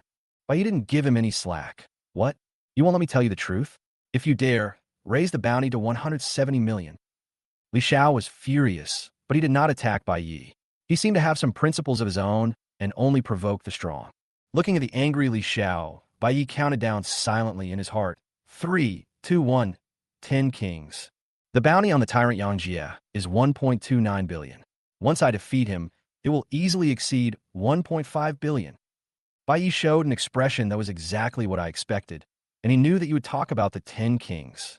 He was too lazy to pay attention to Li Xiao, but became somewhat interested in the ghost clown. He quietly moved over, wanted to listen to what the ghost clown was saying to his ghost girlfriend. In the bustling crowd, the clown hugged the air with one hand. His movements were gentle and with a smile on his face, as if he was hugging an invisible woman. Do you also think the scenery of Black Mountain is beautiful? Then let's come here often. I heard that the sunrise at the top of Black Mountain is even more beautiful. When things here are over, I will take you to the top of Black Mountain to watch the sunrise. The clown paused after he finished speaking, as if listening to the response of his ghost girlfriend. The people around him murmured and laughed. The clown didn't go to the circus, but actually came to join in the fun. He even wanted to go to the top of Black Mountain to watch the sunrise. He's not afraid of feeding the mutant beast. Hey, be quiet. Don't let this lunatic hear you. Be careful or he'll come over and bite you, huh? In this age of information blockage or even complete lack of information, not everyone is as knowledgeable as Gao Bansheng.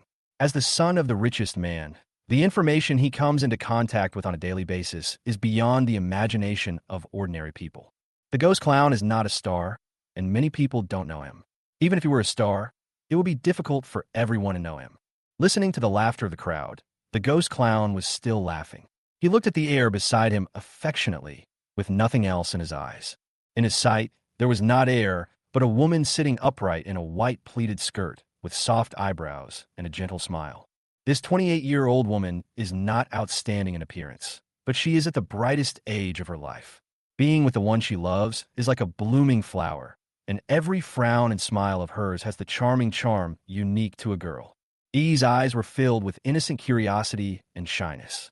Her fingertips unconsciously twirled the hem of her white skirt as she softly asked, "Why are they laughing?" The clown stroked Yi's hair and said with a smile, "Because they can't see you." Yi looked up and stared at the colorful clown with a smile in her eyes. "Then why are you laughing?" The clown laughed even more happily. "Because only I can see you." There was a hint of pride and smugness in his tone, like a little squirrel that had successfully stolen a pine cone and was hiding a treasure under its tail. Hiss! Bai Yi, who was eavesdropping not far away, gasped.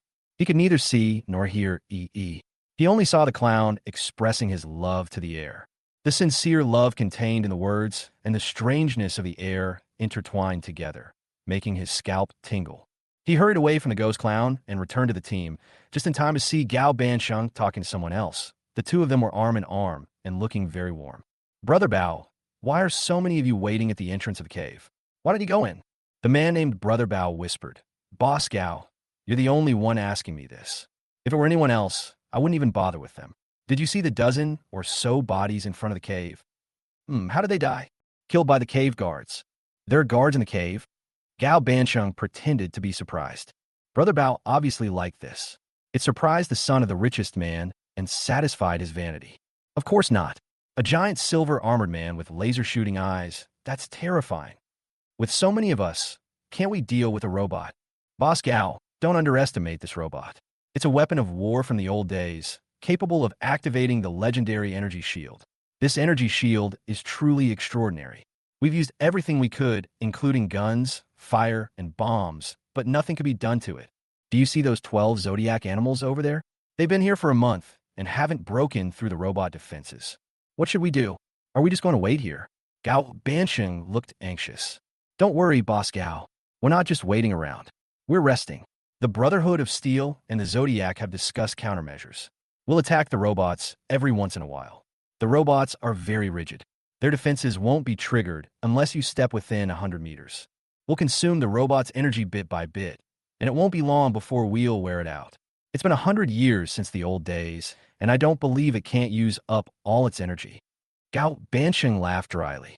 As the son of the richest man, he knew many secrets of the old times, including controlled nuclear fusion. If this robot had a controlled nuclear fusion energy device, then even if these people died of old age here, they would not be able to outlast it. What's that sound? Gao Bansheng was startled by the sudden sound. He was very familiar with this voice, but how could it appear in Montenegro? Not only him, most of the people present heard it.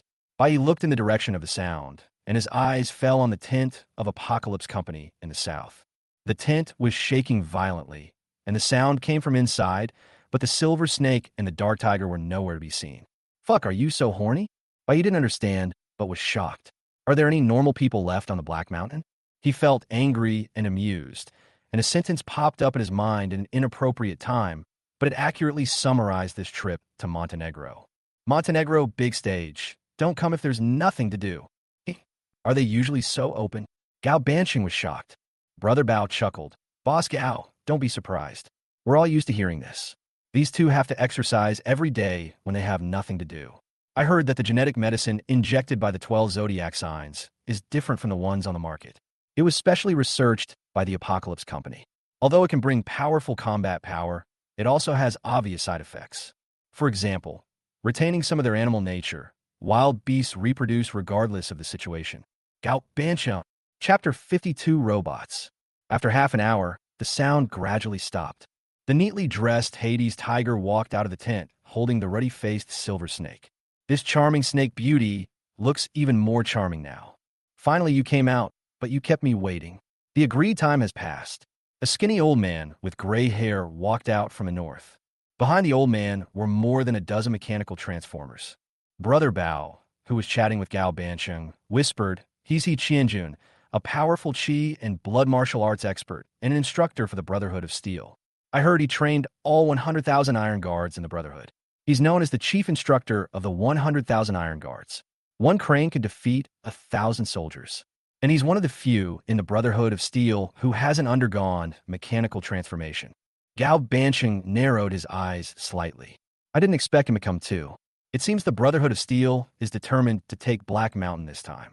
It's a pity they're so far away and only brought so few people with them.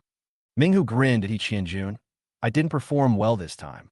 The Silver Snake monster glared at him angrily, and its soft, boneless little hand grabbed his chest muscles. He Qianjun's expression darkened.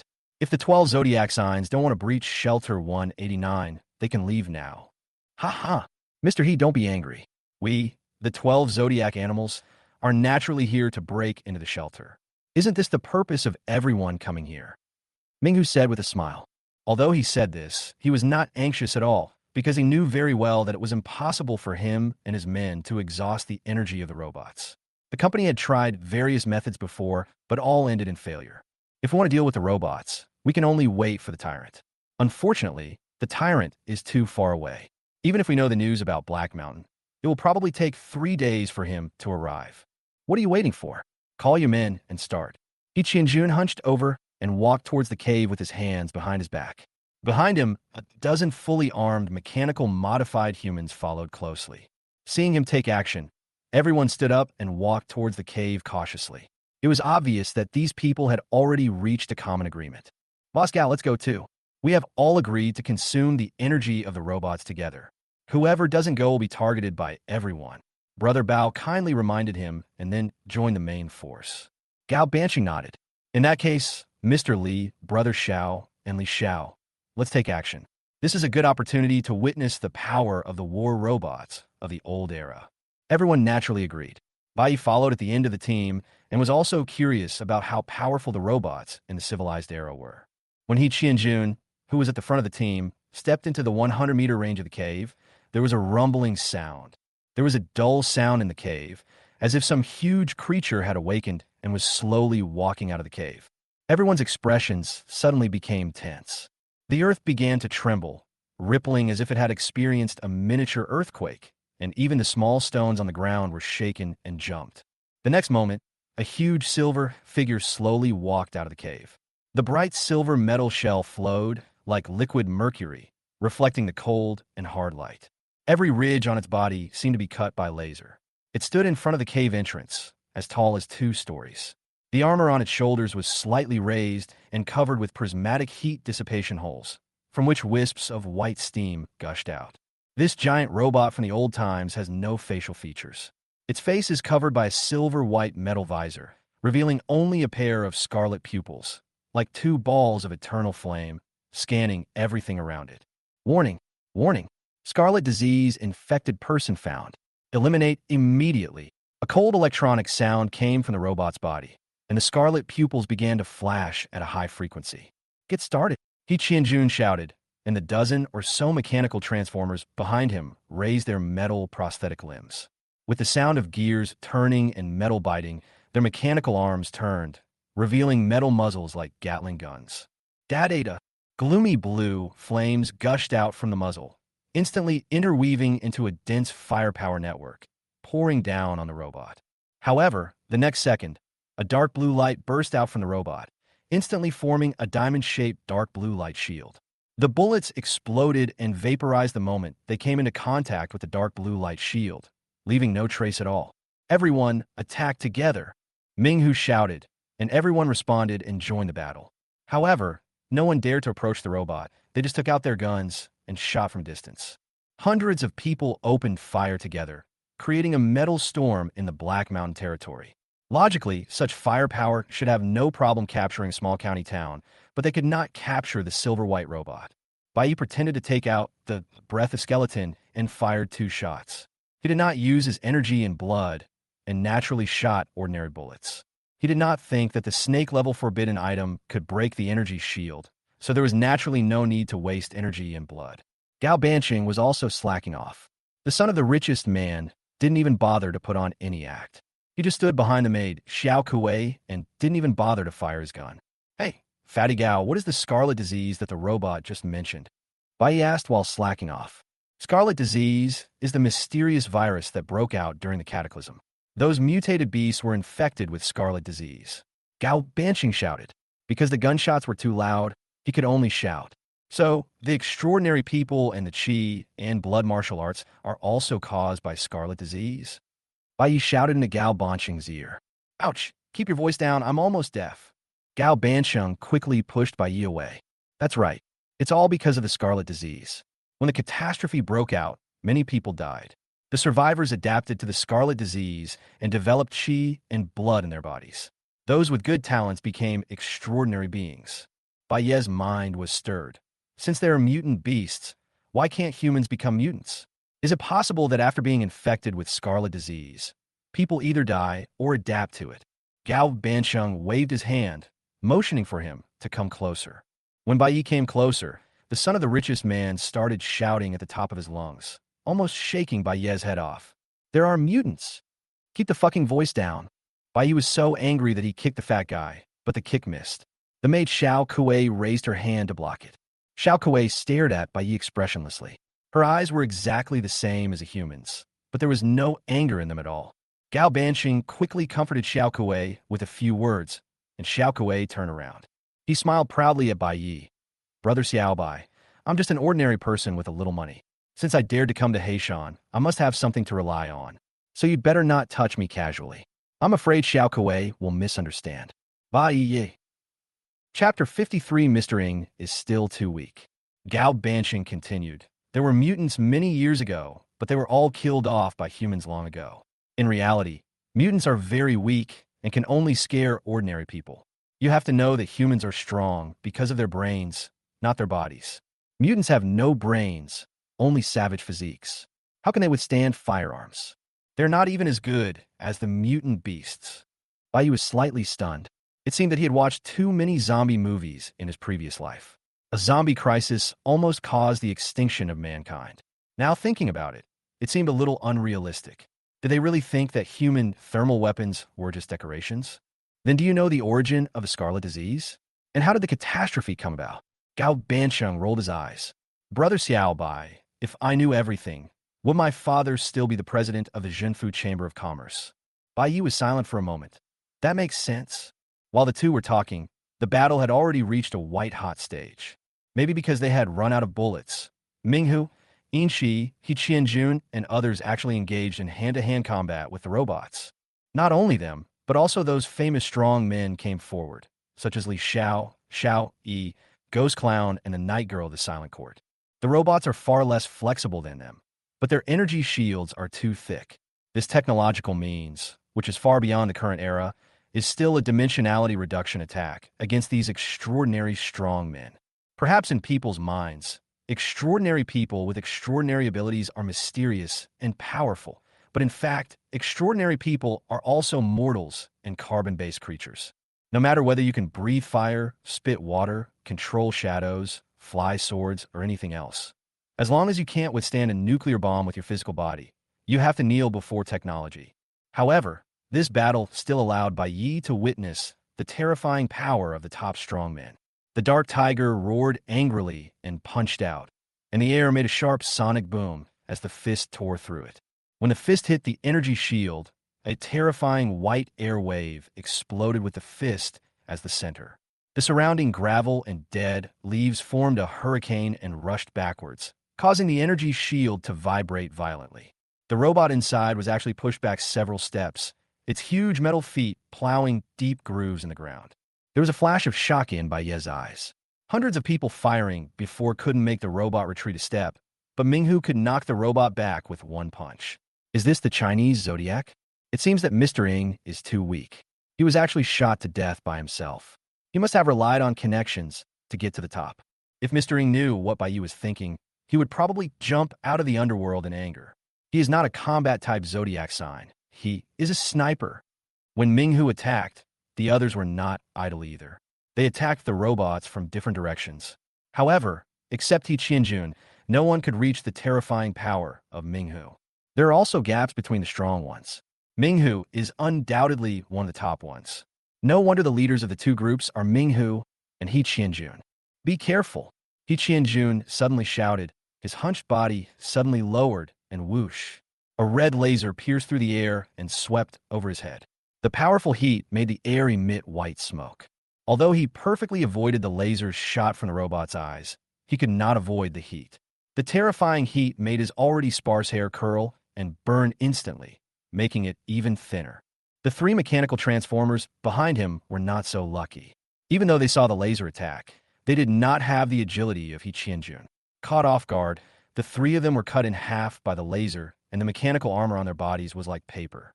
They did not die immediately, with only half of their bodies left. Instead, they screamed miserably and blood gushed out like fountains, forming pools of blood on the ground. Such a tragic scene frightened more and more people, and they all stayed away from the robots. In the end, only He Qianjun and the 12 zodiac signs were still fighting. They performed with ease, and even though they couldn't break the energy shield, the robots couldn't hurt them. Bai Yi found it boring after watching for a while. Although he was surprised at their strength at first, it was easy to get aesthetic fatigue after a long time, because real battles were not spectacular. There were only the simplest, most direct, and most effective killing moves. In short, He Qianjun and others easily dodged the lasers, then took advantage of the gaps to attack the robots, dodged again, and attacked again, consuming them bit by bit. However, one thing caught his attention. The energy shield could even destroy bullets, but the fists of He Qianjun and others landed on it without any damage. What was going on? He observed carefully for a moment and finally found the answer. He discovered that when He Qianjun and others attacked the robots, a faint red light would emerge from their bodies. The red light wrapped around their fists and offset the damage of the energy shield, so they were unharmed. This is qi and blood. Bai Yi looked down at his hands and clenched his fists tightly, But no matter how hard he tried, no red light appeared on his fists. Is it because I have too little chi and blood? Or is it because I have never practiced chi and blood martial arts and don't know the techniques of protecting the body with chi and blood? He realized that he knew too little about the extraordinary world and didn't know a lot of basic knowledge. After the Black Mountain incident was over, he had to make up for the relevant knowledge. Why don't they take the opportunity to enter the cave? Gao Bansheng, who was watching the battle on the side, discovered the blind spot and asked Brother Bao, who was retreating. That's because there's a huge alloy door in the cave that can't be opened in a short period of time. If you rashly enter a closed space like a cave and are blocked by robots, there won't be much space to avoid the lasers, and you'll definitely die. Brother Bao explained breathlessly. An hour later, He Qianjun tapped the energy shield on the robot's head with his toes, then did a backflip, drew a long arc in the air, and landed steadily 100 meters away from the cave. The others also retreated collectively as agreed. The robot's sensing range seemed to be only 100 meters. When everyone retreated, it stood there for a long time, its scarlet pupils flashing continuously, and finally turned around and plunged into the darkness of the cave, returning to silence again. Fuck, this turtle shell is still as hard as ever. Bring me some wine. Minghu returned to the camp, took the wine from his men, and started drinking while hugging the charming silver snake. There were several wine bottles scattered at his feet, and it was obvious that this was not his first time drinking. After all, we have been stationed in Montenegro for a month. There is no one here and no entertainment activities. It has almost become a routine to go back to the camp and drink after defeating the robots. Such behavior made the bounty hunters drool. They had been in Montenegro for several days, and their food had long been exhausted. They could only rely on hunting in Montenegro to fill their stomachs every day, not to mention alcohol. But the 12 zodiac signs are different. They have the Dawn City behind them and a large number of people. Every once in a while, genetic warriors will deliver food and drinks. So they could only watch Minghu hugging beautiful women, drinking and eating meat every day, and they were so happy. Chapter 54. Dark Tiger, you have already seeked death. Xiao, Yi, and others were envious of this scene, especially the bounty hunters like Li Baitian and Black Panther, who were the ones who hung out in taverns every day. They could tolerate not having a single sip of alcohol in Black Mountain, provided they didn't see others drinking. Gao Banchong silently took in everyone's expressions. He thought for a moment and said, I'll go buy some from them. Boss Gao, you don't have to spend money on us. Once this matter is over, there will be plenty of opportunities to drink in the future. Xiao was obviously also a wine lover.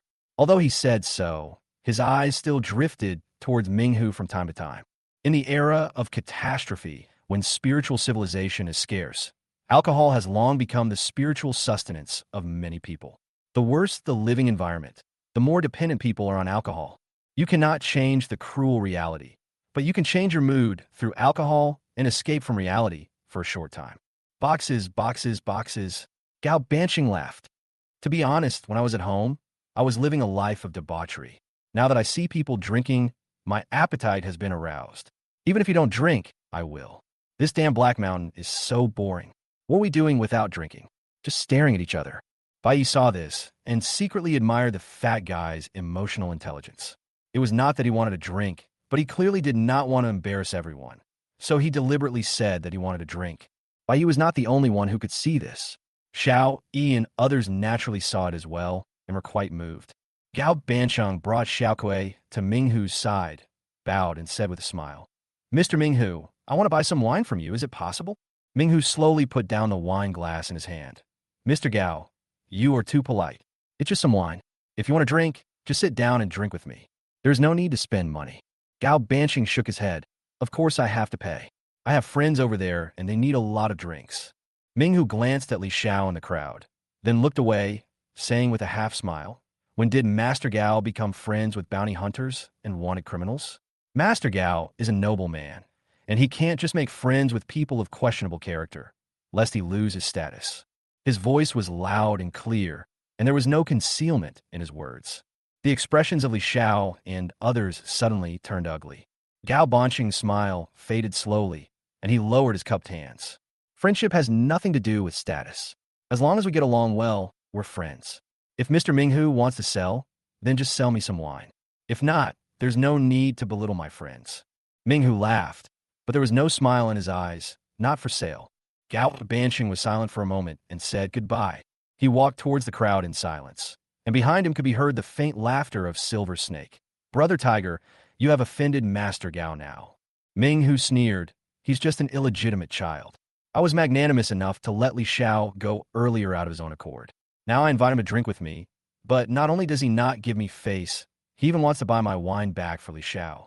Does he really think I, Ming Hu, am made of clay? Gao Bansheng paused and stood for a moment. In the end, he said nothing and walked back silently. Seeing the indignant expressions on everyone's faces, he laughed heartily and said, if they don't want to sell it, forget it. After we leave Montenegro, I'll take everyone to the best hotel in Wangwenjing for a drink. His hearty laughter made everyone even more silent. A dangerous glint flashed in by Ye's eyes. He was quite fond of Fatty Gao. After all, he was a close friend. It was fine for him to be mocked by others, but Minghu not only mocked Fatty Gao, but also dared to mock him in front of everyone else. As the god of the future new era, he is so low-key, yet there are people who insult him from a distance. The Chinese zodiac tiger, you're destined for death. Fatty Gao, his voice broke the silence. This ragged wasteland boy, a dangerous smile on his gray face, said, how about you pay me and I kill the dark tiger for you? I want Mr. Li to kill the dark tiger for you. Everyone was stunned, their eyes moving back and forth between Bai Yi and Li Yu. They were not only surprised by Bai Ye's tone, but also by Li Yu's strength. Killed the dark tiger of the 12 zodiacs? No, you're the 10th king? Gao Bansheng's eyes flashed with emotion, but he waved his hands repeatedly. Not really, not really. Li Xiao snorted coldly. This matter was caused by me. I will give you an explanation. I'll be back soon. Hey, that's not necessary. Gao Bansheng hurriedly stopped him. Bai Yi watched silently from the side, and then began to count down. No, just the 12 zodiac animals, even the 10 kings. 3, 2, 1, 10 kings. Li Xiao paused, looked at Bai Yi in surprise, and then his face darkened. Are you imitating my speech? Bai Yi burst into laughter. Well, was my guess right? You. Everyone looked at Li Xiao, who was shaking with anger, with strange expressions on their faces. They all kept their mouths shut, afraid of laughing out loud. Box, box, box. Gao Bansheng finally couldn't help himself. His laughter was like a chain reaction, more and more, and finally everyone couldn't help laughing. Along the way, they were not deaf, so they naturally knew Li Xiao's speaking habits, but they had never dared to say it out loud. Now that Bai Yi pointed it out, they could no longer hold it in. You guys! Li Xiao was so angry that the black mask on his face was shaking. He felt extremely humiliated. Minghu, who was drinking, suddenly heard their laughter. His hand holding the wine glass paused slightly, and a cold light flashed in his eyes. Brother Tiger, are they laughing at you behind your back? Silver Snake said with a smile while hugging Minghu's arm. After I kill the tyrant, I'll settle the score with them. I have wine. While everyone was laughing, Liu reached into the torn sack behind him and, like a magic trick, took out 1 bottle, 2 bottles, 3 bottles, 10 bottles of wine. Everyone stared at Liu with an expressionless face. They had more or less guessed what was in Liu's sack before. After all, anything that a powerful, extraordinary person could carry all the way must be a great treasure. But they didn't expect that it was actually wine. No, who would come to Montenegro to carry so much wine? This is low-quality wine mixed with alcohol by the Wastelanders. I wonder if you can get used to it. Liu opened a bottle of wine coldly and drank it. He narrowed his eyes slightly, looking enjoyable, and then handed the bottle of wine to Gao Bansheng. Gao Bansheng was stunned, looking at the bottle of wine without even any packaging. The glass was turbid as if covered with a layer of scale. He suddenly laughed, took the wine from Liu, and also took a big gulp. The strong alcohol rushed down my throat, and my stomach felt like a fire was burning. Cough, cough. Gao Bansheng had never drunk such low-quality wine before. He choked, and his face turned red, but the smile in his eyes became more and more intense. It's really bad, but this is the most enjoyable drink I've ever had. Chapter 55, The Forced Liu. Xiao Yilong laughed and casually picked up a bottle of cheap wine. Drinking isn't about the wine, it's about who you drink with and where you drink. Wouldn't it be great to drink with friends in the Black Mountain Jedi? Just now, Gao Bansheng defended them in front of Minghu and said frankly that they were friends. This action naturally made them accept Gao Bansheng. Tons. Xiao Yi drank half the bottle in 1 gulp without any abnormality. The physical fitness of a superhuman being was clearly revealed at this moment. as if infected by their heroic spirit. More and more people picked up the bottles and raised their glasses to drink together. These bounty hunters were best at drinking and bragging. After picking up the bottles, they had a confident temperament, as if they were back on their home turf. The chatterbox opened instantly, and the first thing he said was thinking about the past. Some people started a fire on the spot, took out the prey they had hunted, and started grilling it. The atmosphere became more and more heated, and even Li Zhao's eyes flashed with desire. But he was proud of his image as a cold-faced master and hesitated to take any action.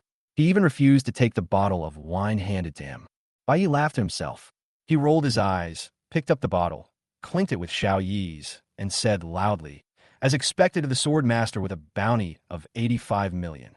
Not only is the bounty high, but his alcohol tolerance is even better than that of ordinary transcendence.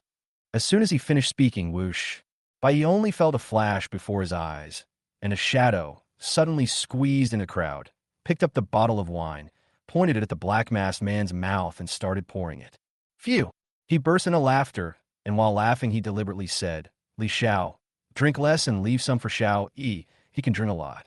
Li Xiao said nothing and just drank.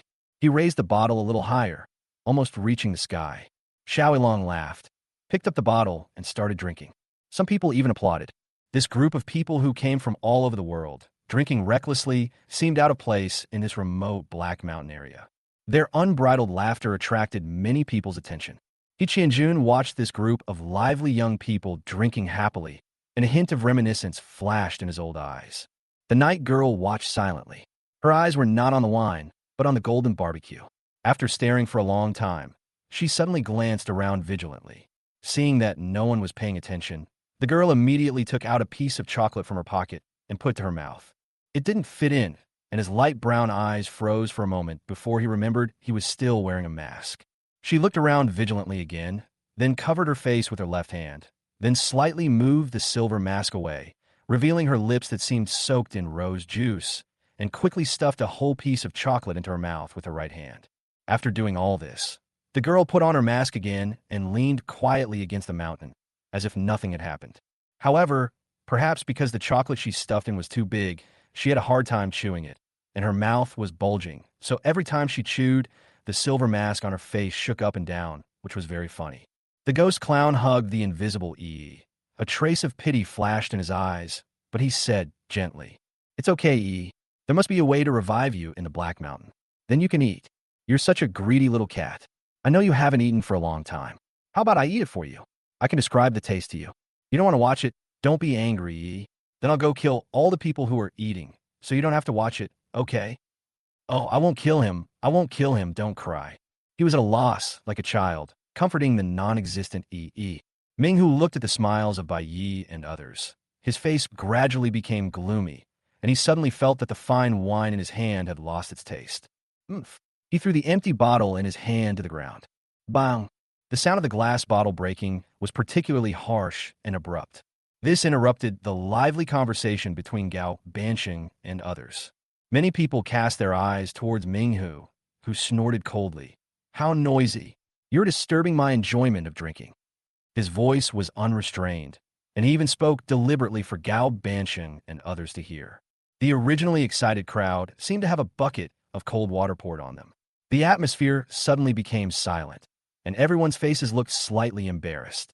Minghu seemed very satisfied with everyone's reaction.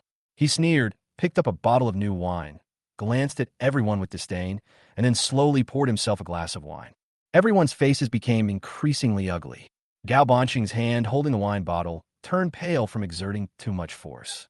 But even so, he still did not lose his temper, because he knew that he could not afford to offend the 12 zodiac animals, let alone Apocalypse Company, especially in this small piece of land of Black Mountain.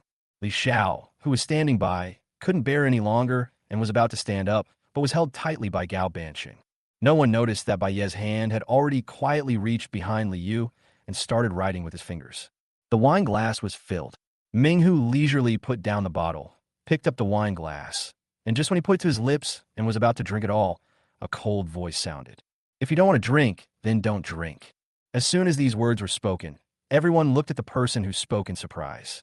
The man was dressed in tattered clothes, sitting between Gao Bansheng and others, with his right hand wrapped in thick bandages, like a disabled wastelander. But it was just such a wastelander who contradicted the Hades tiger, one of the 12 zodiac animals, in full view of everyone. Minghu paused holding the wine glass, his eyes narrowed slightly, and a terrifying light like a beast flashed in his eyes. You. He had just opened his mouth to utter a word when something unexpected happened. Bang! The crisp sound of glass breaking was heard in his hands. The sound was very slight, but made Minghu's face change drastically. The wine glass in his hand broke. Glass fragments and wine were spilled all over him, slowly flowing down his strong, naked upper body, then soaking his crotch, forming a large watermark. He stood up as if he had been electrocuted, looked at the expressionless Li Yu in horror, and subconsciously took a defensive posture. A layer of light red bloodlight emerged on his strong body, as if facing a powerful enemy. But Li Yu ignored him and didn't even look at him from beginning to end. He slowly lowered his bandaged right hand. Then he picked up the bottle and said to Gao Bansheng and the others calmly, "Drink." Gao Bansheng and others looked at each other in bewilderment. No one knew what had happened.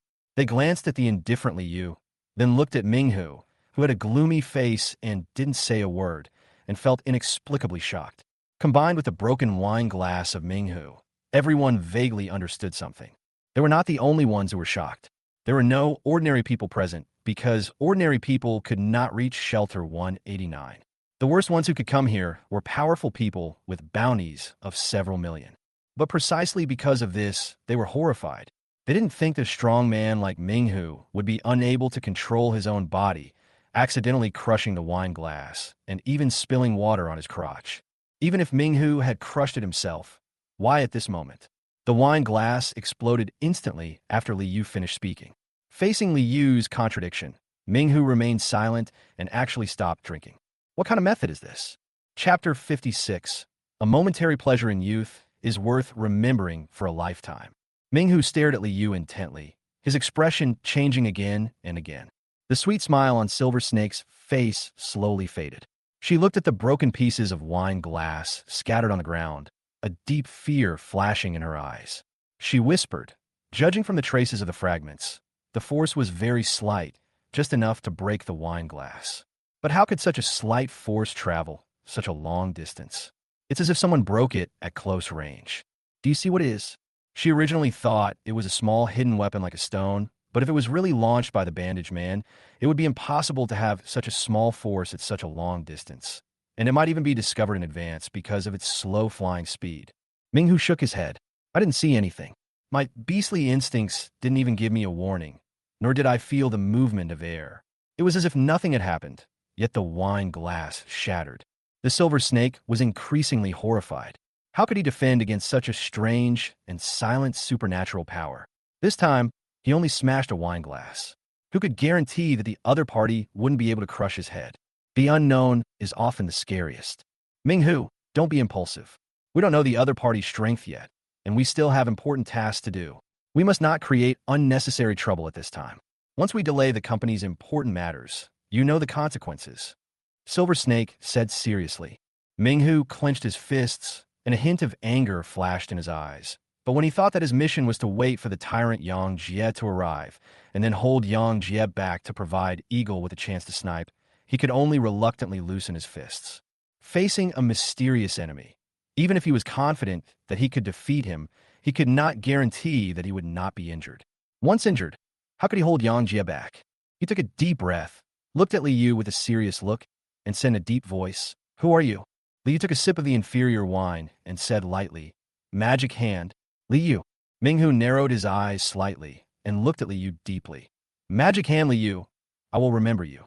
After saying that, he stopped drinking and sat silently with Silver Snake among the 200 genetic warriors.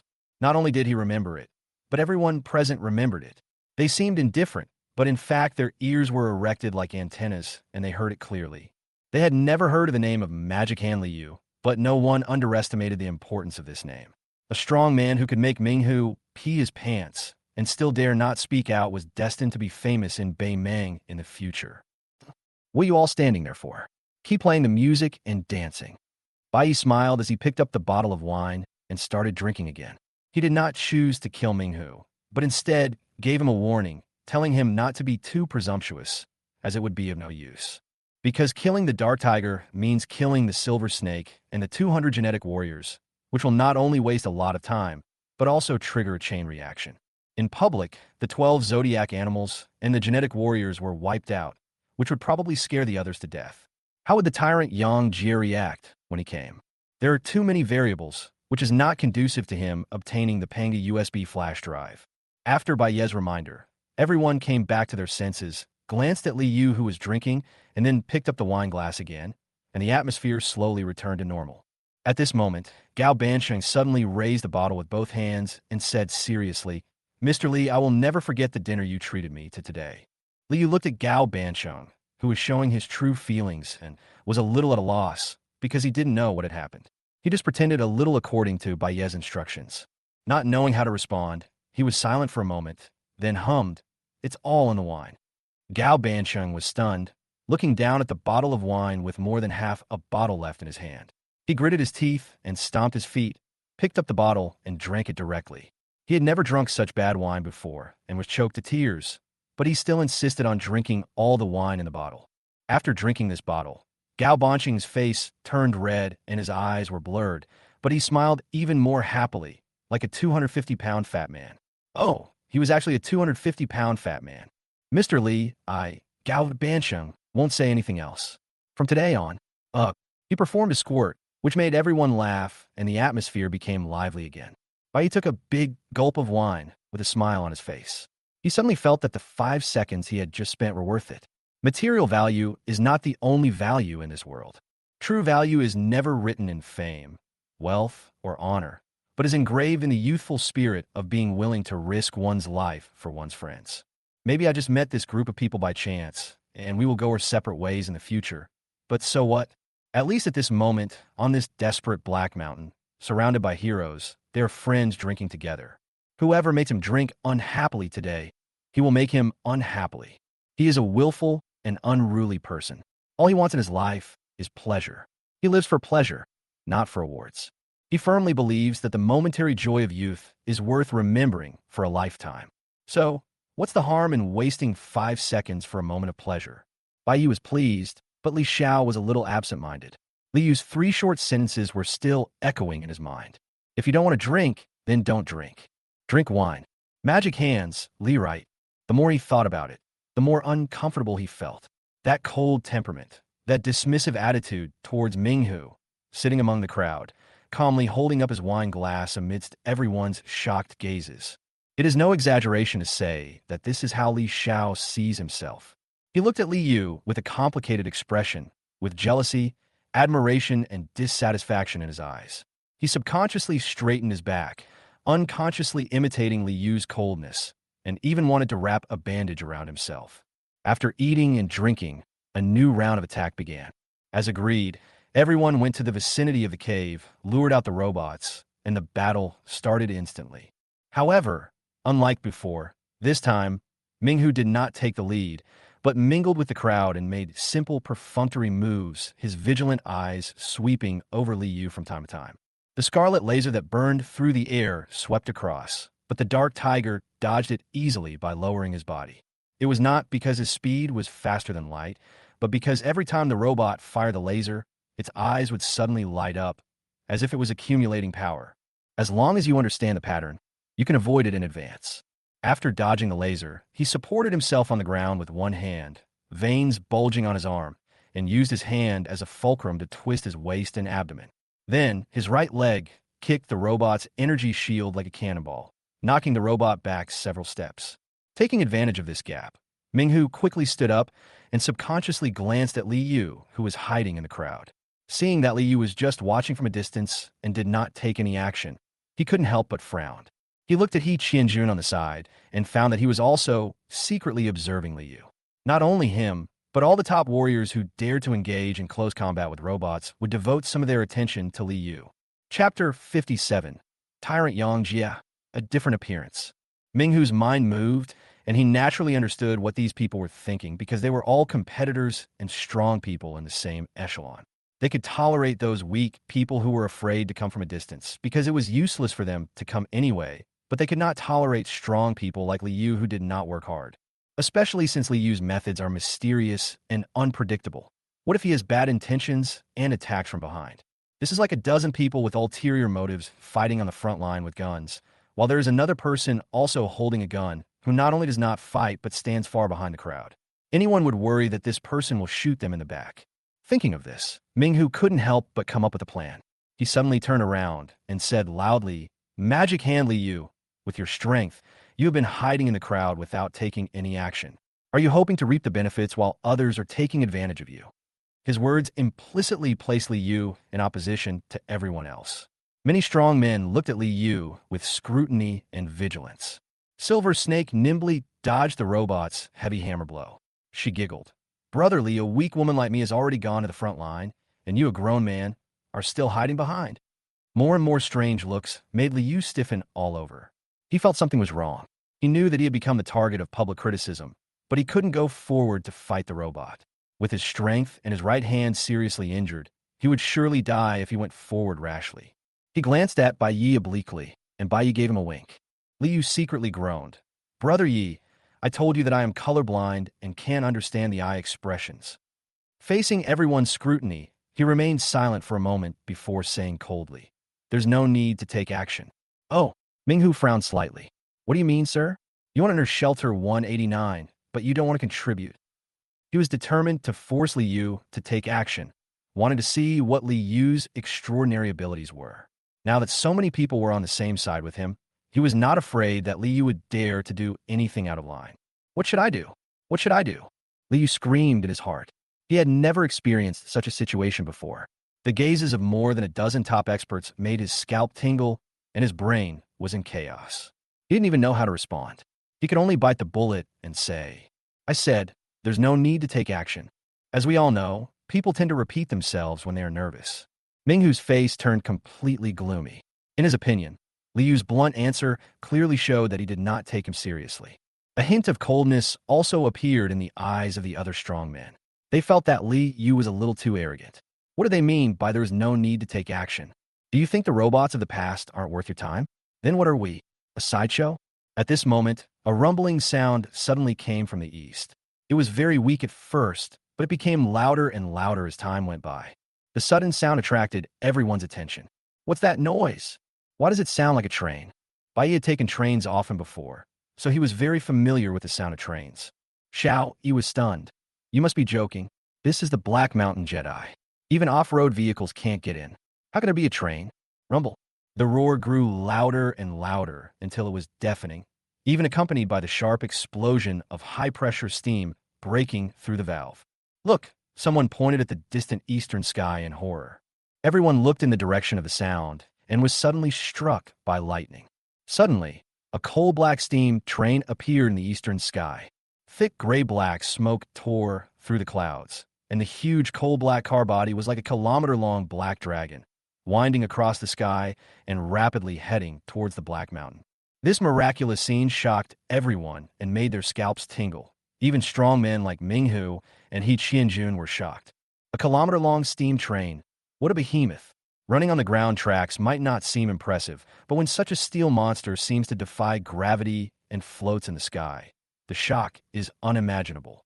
Bai Yi also widened his eyes. Although he had experienced the civilized era, he had never seen a train flying in the sky.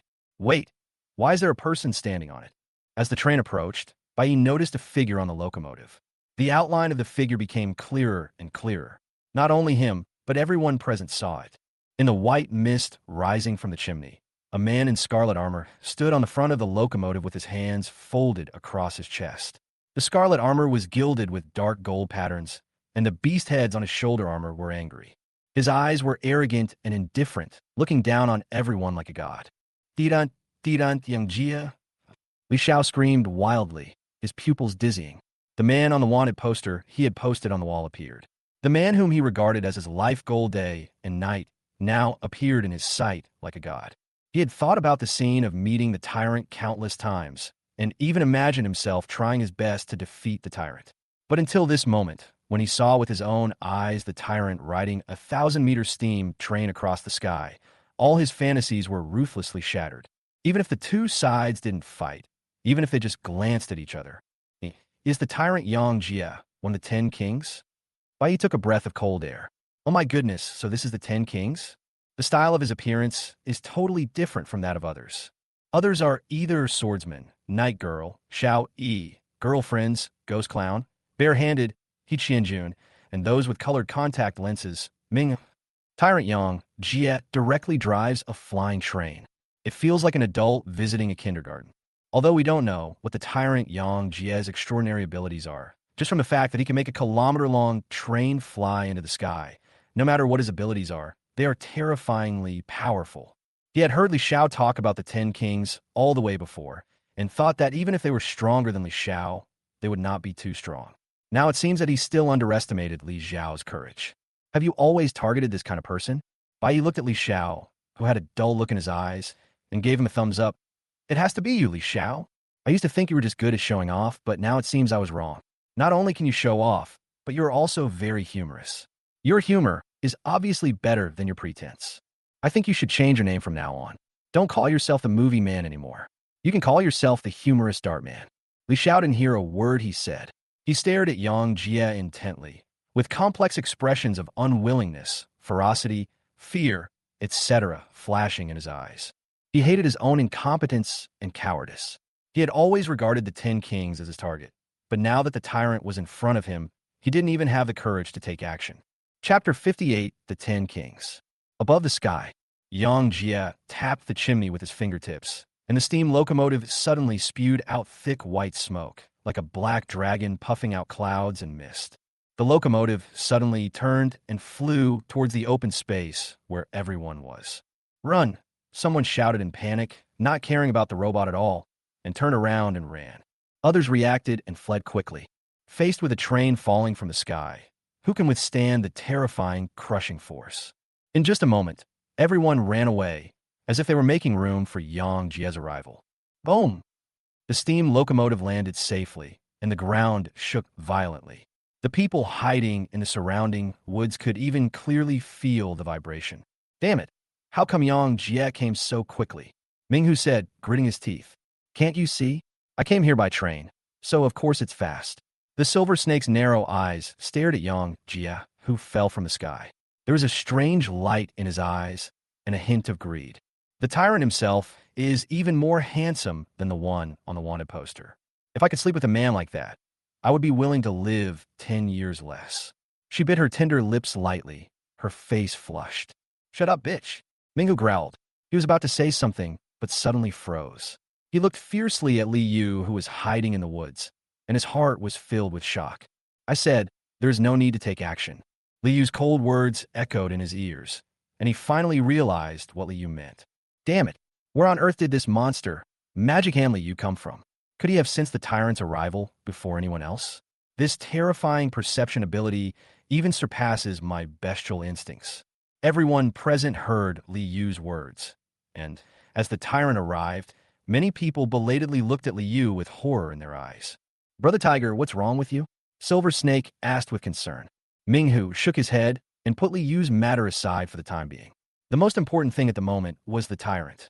I'm fine. It's just that the tyrant's sudden appearance disrupted my plan.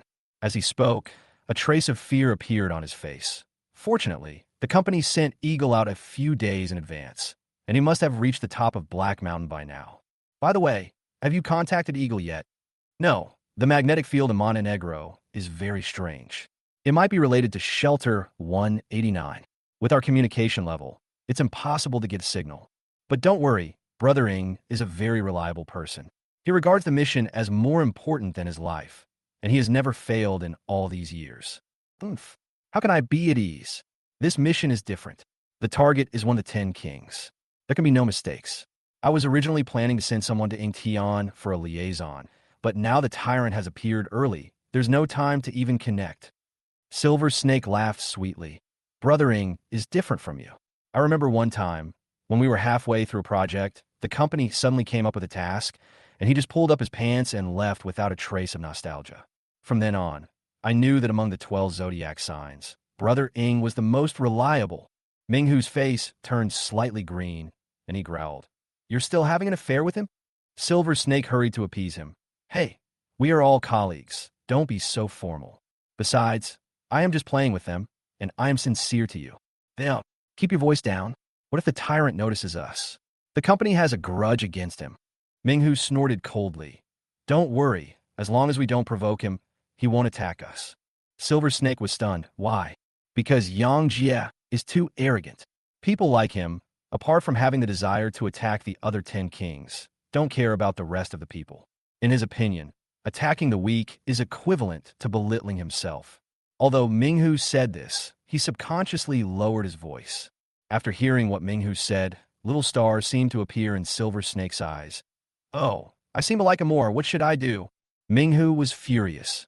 Now is not the time for you to have a tantrum. He simply disdains to attack the weak. If you dare to seduce him, he will kill you without a second thought. Outside the cave, there was only Yang Jie in the huge open space. He glanced at Minghu and others hiding in the woods with his disdainful eyes, and a smile as cold as a knife appeared on the corner of his mouth. He knew that this trip to Black Mountain was a trap set by Apocalypse Company, but he still came. Because he was one of the 10 Tyrant Kings, this title was enough to make him ignore any trap. Warning, warning, if anyone infected with scarlet disease is found, eliminate them immediately. The robot made a cold electronic sound, and its scarlet pupils flashed at Yang Jie continuously. Yang Jie stared at the robot indifferently, still standing there without making any move. The two people's body sizes are completely disproportionate.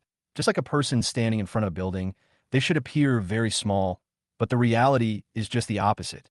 Yang Jie's eyes were arrogant, his clothes fluttering like a battle flag, and his scarlet armor reflected the cold metallic light under the sunlight. Just standing there, he had an aura that was hard to ignore. The figure standing with his hands behind his back seemed more like a pillar between heaven and earth than the 1,000-foot black mountain in front of him. For a moment, everyone's attention was fixed on Yang Jie, as if he was supposed to be the center of the stage, the protagonist between heaven and earth. Can Yang Jie deal with the robots? Is there even a need to ask? Those are the 10 kings. So what if they're just 10 kings? They're also human. The robots have energy shields from the old days. They can even defend against missiles. Haven't you seen that even renowned warriors like Minghu are helpless against robots? Even if the tyrant is powerful, can he be compared to everyone combined? Many people were whispering. Some thought that Yang Jie would definitely be fine, while others felt that it was uncertain. However, the question was answered the next second. The robot took heavy steps and rushed towards Yang Jie, shaking the ground and raising dust. At the same time, red light began to gather in its eyes, preparing to fire a laser. Yang Jie frowned suddenly, but not because of the robot, but because of the dust that fell on the scarlet armor. He gently brushed off the dust on his shoulder armor with an indifferent expression. A weapon of war from the old days? Such a feeble creation. His voice was not loud, but it was loud enough to carry throughout the venue. Everyone was stunned. Weak? How could such a word possibly be associated with a robot? If this robot was considered weak, then what about those who had besieged it for days? Suddenly, just 1 second before the laser was about to fire, Yang Jie moved. Chapter 59, Dark Tiger, Tyrant. You must give me an explanation today. He slowly raised his palm, crossing his middle finger and thumb in the air. Bang! A crisp snap of fingers was heard. The next moment, a strange scene appeared. The pair of scarlet eyes that were about to fire lasers suddenly exploded with a bang after snapping their fingers. Tiny red fragments scattered from the robot's eye sockets. Warning, warning. The visual system has been damaged by external forces. Activate biological perception mode immediately. The robot kept issuing shrill alarms. It's so noisy. Yang Jie raised his hand indifferently and clenched it towards the robot in the air. Moment. The robot's huge body froze in midair, like a person being strangled by the throat. As Yang Jie's hands continued to tighten, the robot's alarm stopped abruptly, and the steel on its body creaked under the heavy weight, as if it was being squeezed by an infinite force. Bang, bang, bang. The hydraulic rods at its joints broke madly, and countless fine sparks of electricity burst out from its body. With the last huge explosion, the robot fell to the ground powerlessly, its body twisted like scrap metal. The whole place fell into an eerie silence. The pupils of Minghu and others suddenly shrank into needles, and they looked at the scene in disbelief. The robot that had blocked them for several days was killed instantly by the tyrant Yang Jie. Are you kidding me? He defeated a robot with just one move? Is he still human? Why is the energy shield ineffective against him? He seems to have attacked the robot directly. Are these the legendary 10 Kings? Countless people couldn't help but exclaim in surprise. The scene before them was completely beyond their imagination. They had thought that even if Yang Jie could defeat the robot, it would take a lot of effort, but he killed it in one move. Bai Yu was also shocked. Fuck, isn't it true that the gap between people is so big? Say something, Li Xiao. He pushed Li Xiao, who seemed to be petrified, beside him. Li Xiao. Gao Banqing couldn't stand it any longer and whispered to him, Brother Xiaobai, don't provoke him. Li Xiao, it's not that exaggerated. It's just that the tyrant's ability to control metal is just right to restrain robots, so it can achieve such an effect. Don't lose heart, there's still a long way to go. Li Xiao finally came back to his senses, a hint of color reappearing in his numb and desperate eyes, as if he had grasped a life-saving straw. Yes, yes, yes. You are right. It is the ability to restrain. Metal ability is best at dealing with robots, but not necessarily good at dealing with humans. I still have a chance. Gao Banqing was shocked. If you're not a buddy, you can just fool others, but don't fool yourself. Even if you have the ability to restrain others, they can directly make a 1,000-meter train fly into the sky. Can't you see the difference? Li Xiao, please don't be impulsive. Control metal? Bai Yi on the side was thoughtful. So this was the tyrant's ability. No wonder he could make the train fly into the sky and kill robots instantly. No wonder Mr. Ng said that only a tyrant could open the door of the refuge. After Yang Jie dealt with the robot, he didn't even look at the crowd. He walked straight toward the cave. When he passed by the wreckage of the robot's body suddenly made a harsh metal friction sound. Countless metal accessories were suspended in the air, reorganized in the air, and pieced together into a human form again. They followed Yang Jie closely, obviously controlled by his ability. Seeing that he was about to enter the cave, Minghu took a deep breath and glanced at the Silver Snake. Are you ready? Silver Snake nodded his head obediently. Don't worry, in order to deal with Yang Jie, I didn't bring any metal weapons. Minghu's face darkened. Be serious? I'm talking about the ribbon. Hate it. Why are you so fierce? The ribbon is ready. Silver Snake took out a red ribbon from her chest, and then began to tie her hair, combing the scattered black hair into a ponytail. The red ribbon was very long, hanging down to her hips, fluttering in the wind like a small whip. Prepare for action, Minghu said in a deep voice, then took a signal gun from his subordinate and fired a shot into the sky. The red flare shot straight into the sky and exploded above the sky. This was a signal sent to the Eagle.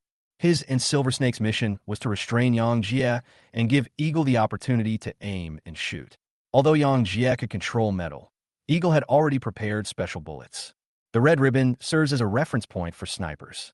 When sniping from 3,000 meters away, there are too many factors to consider, such as gravity, humidity, wind speed, wind direction. It was impossible for Ng Tian to sense the wind speed and direction where Yang Jie was 3,000 meters away, but the red ribbon could help him determine it. You only need to observe the direction and swing amplitude of the red ribbon through the scope to make a judgment.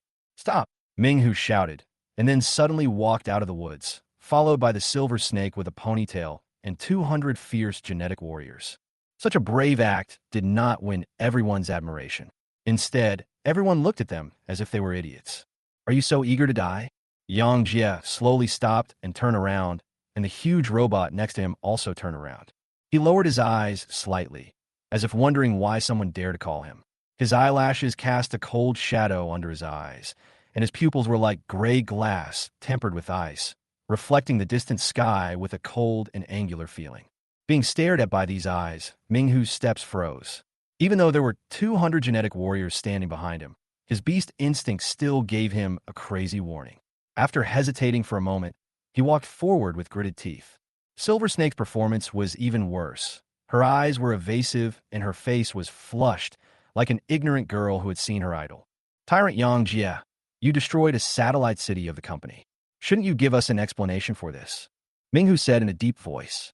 Seeing this scene, Bai Yi couldn't help but hold his forehead with his hand. He couldn't bear to watch it. When he thought of Mr. Ying's wild imagination, he began to feel embarrassed for Minghu. Yang Jie looked at the two of them indifferently, his eyes calm and collected. Either get out or die.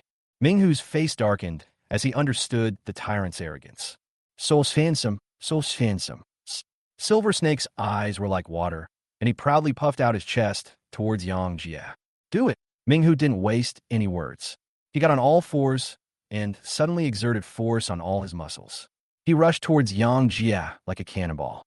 The 200 genetic warriors behind him roared continuously, as if 200 wild beasts were roaring, and the noise caused by their galloping together was no less than that of thousands of troops charging. Such terrifying power made even those long-renowned strong men look solemn and marvel at the foundation of Dawn City. Among these 200 genetic warriors, most of them had been injected with 2 injections of genetic drugs, and a small number had even been injected with 3 injections. Not to mention the leading Zodiac Tiger. This lineup is enough to determine the outcome of a battle involving tens of thousands of people, but now it is being used to deal with just one person. Chapter 60 Silver Snakes, Steel Ring. Faced with such a huge disparity in numbers, Yang Jia remained indifferent and slowly withdrew his right hand from his chest. Minghu's face changed drastically, and he stopped in his tracks. He raised his hand and made a stop gesture. The 200 genetic warriors behind him also stopped, looking nervous and uneasy, not even daring to look directly into those indifferent eyes. As a result, something unexpected happened. The hand that Yang Jia raised did not launch any attack, but slowly fell on the scarlet shoulder armor on his shoulder and then gently patted the dust off the shoulder armor. The expressions of Minghu and others instantly became extremely ugly, and the atmosphere became awkward. The people watching the battle not far away had strange expressions on their faces. Just a raised hand gesture scared the 12 zodiac animals and 200 genetic warriors to stop moving forward. A man's name is like the shadow of a tree. Is this the terrifying aspect of the 10 kings' names? They even had an illusion that it was Minghu and his men who surrounded the tyrant, but it felt like the tyrant surrounded everyone. A true king does not need a sword. His name alone can command an army of thousands. You don't even have the courage to look me in the eye? How boring. Yang Jia shook his head slightly. He turned around and walked towards the cave without even glancing at them. Minghu was furious. As one of the 12 zodiac signs, even though he was not as famous as the 10 kings, he was still a powerful being that could not be underestimated. Now that he was looked down upon like that, how could he not be angry? Kill. The scarlet blood seemed to be squeezed out from the gaps between his muscles and instantly ignited his whole body like a burning flame. He punched out, his blood boiling and excited, and actually formed a ferocious tiger head shadow on his fist. Tiger evil. The ferocious blood-chi tiger head rubbed violently against the air, carrying countless hot white air currents towards Yang Jia's back. Just as it was about to attack Yang Jia, a huge shadow appeared in an instant, enveloping the dark tiger like flowing water. Boom strapia! A terrifying explosion sounded between the dark tiger's fist and the robot. The shock wave generated by the intersection of the two turned into transparent ripples visible to the naked eye and rolled around. The woods where everyone was hiding seemed to be swept by a force 10 gale, with many trees broken in half and leaves flying everywhere. The robot's steel arm was broken by the punch and fell to the ground with a dull sound. The sophisticated components inside it had long been destroyed by Yang Jia, and it could no longer activate the energy shield, and it had lost its intelligence. It seemed to be able to move at will, but in fact it was just Yang Jia's steel puppet. However, puppets also have their advantages, which is that they are not afraid of destruction. If a sophisticated robot is damaged, system errors and circuit disruptions will occur, but this will not happen with the Iron Golem. I saw that the mechanical arm that had originally fallen was connected to the robot again under the traction of some invisible force. Minghu gritted his teeth. He could beat the robot into scrap metal, but he couldn't beat the scrap metal into slag. Even if it was beaten into slag, Yang Jia could still restore it. Seeing that their leader was blocked, the 200 genetic warriors suppressed their fear of the tyrant and launched a fearless charge. Rumble. The coal-black steam train came to life, like a ferocious black dragon. Its whistle sounded like a dragon's roar, and dozens of connected carriages swept across like a black dragon's tail. Ah! Ah! Countless screams and sounds of broken bones rang out. The steam train swept away 200 genetic warriors like autumn wind sweeping fallen leaves. After the attack, only a dozen or so people were still able to stand. Some unlucky genetic warriors even turned into a cloud of blood mist on the spot. Just as Yang Jia was about to enter the cave, a sexy and enchanting figure appeared in front of Yang Jia, as if by teleportation. Silver Snake covered her mouth shyly with her hands and said with a sweet smile, "Brother Tyrant, I admire you so much." Bang! A carriage detached from the steam train and came across the sky, knocking the silver snake away and smashing it into the mountain. She was embedded in it along with the train carriage. Everyone was stunned. The two zodiac animals and 200 genetic warriors couldn't even stop Yang Jie. Li Xiao, who just felt that he was fine again, suddenly felt cold in his heart. Li Xiao, I think the 10th king is just SOSO. He doesn't even dare to let Minghu and others get close to him. He must be very weak. Why don't you throw a dart at him now? Maybe you can succeed. Bai Yi gave Li Xiao advice. Li Xiao. He wanted to block Bai Ye's mouth so much now. Was he afraid to get close? It was obvious that they couldn't even get close. I threw a dart at him. I became a ghost. A sweet laugh came from behind the train carriage embedded in the mountain. Bang! The terrifying force directly lifted the carriage away, and Silver Snake gracefully stepped out. She gently brushed off the dust on her body and said with a smile, "Brother Tyrant, you really don't know how to be gentle with women." Oh! Yang Jie stopped for the first time and looked at the Silver Snake with a hint of interest in his eyes. Everyone has said that it started well, but ended badly. Now it seems that the rumor is not credible. Silver Snake's smile became more charming, and his narrow eyes flickered with a venomous light like a venomous snake. Brother Tyrant, you are too kind. Compared to you, I'm still far behind. Yang Jie nodet calmly, indet. Silver Snake's smile froze for a moment, but he quickly recovered and continued laughing. Although I can't defeat you if you want to defeat me, I'm afraid it won't be that easy either. Perhaps you are stronger than the Dark Tiger, but you are too foolish. Silver Snake frowned slightly. I'm stupid? You actually said I'm stupider than the Dark Tiger. As she spoke, she inconspicuously smoothed the red ribbon on her ponytail. Brothering, why don't you take action? Yang Jie said indifferently. You know my ability is to control metal, but you still bring metal to see me. Isn't that extremely stupid? Silver Snake was stunned. Metal? I brought metal? Impossible. I didn't even bring my most skilled Silver Snake whip. Where did the metal come from? She subconsciously looked at herself, and when her gaze fell on her chest, her face turned pale instantly. She raised her head in disbelief. Steel ring. In response to her, Yang Jie gave her a grip of the void. Bang bang. Two dull explosions sounded in front of the Silver Snake. Ah! A shrill scream, like a soprano, came out of the Silver Snake's mouth. Her chest was a mess of blood and flesh, and two blurry blood holes were vaguely visible. At the moment she was hit hard, a train car suddenly took off into the air and slammed into her delicate body.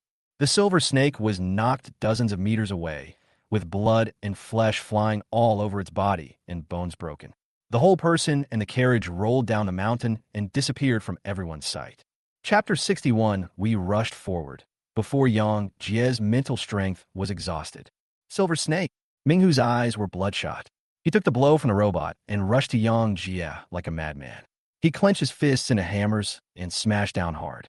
Yang Jie's scarlet shoulder armor fell off automatically and floated silently, easily blocking the heavy hammer of the Dark Tiger. His eyes were bloodshot and his punches fell like rain, while pieces of armor on Yang Jie's body fell off, like countless spinning and flying red rose petals, blocking all of Minghu's attacks. The crowd watching from distance were still immersed in the shock of the Silver Snake being killed instantly. Xiao Yi was completely confused. What's going on? Is Silver Snake carrying a bomb? Why did his chest suddenly explode? Bai Yi was equally puzzled, but it was Li Beitian, a bounty hunter who frequented taverns, who finally spoke the truth. I can tell from the looks of it that you don't understand women. What do you mean? Bai Yi was a little dissatisfied. He had seen everything, even though it was through the screen. Did you know there's underwire in women's underwear? Steel ring? What's steel ring? What do you need that for? Li Beitian looked around and whispered, underwire can shape your body, provide support, and make you look more upright. Bai Yi. Another day of learning new knowledge. He finally understood why the Silver Snake exploded, because Yang Jie controlled the steel ring. As soon as he thought of this, he looked down at himself. Hiss! He felt an inexplicable pain. It hurts so much. Silver Snake, you died miserably. While several people were doing scientific research, the battle on the field took a new turn. The Dark Tiger actually held on to the scarlet scales, tightly clamping Yang Jie with both arms. Several cuts were made on his body by the scales, and many scales were even embedded in his flesh, causing blood to flow profusely. But Yang Jie was indeed restrained by him.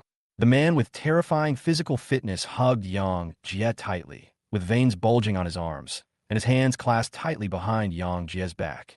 In his hand, he was holding a long piece of cloth torn from his pants, which was fluttering in the wind. Ingtian, shoot now, Minghu shouted in his heart.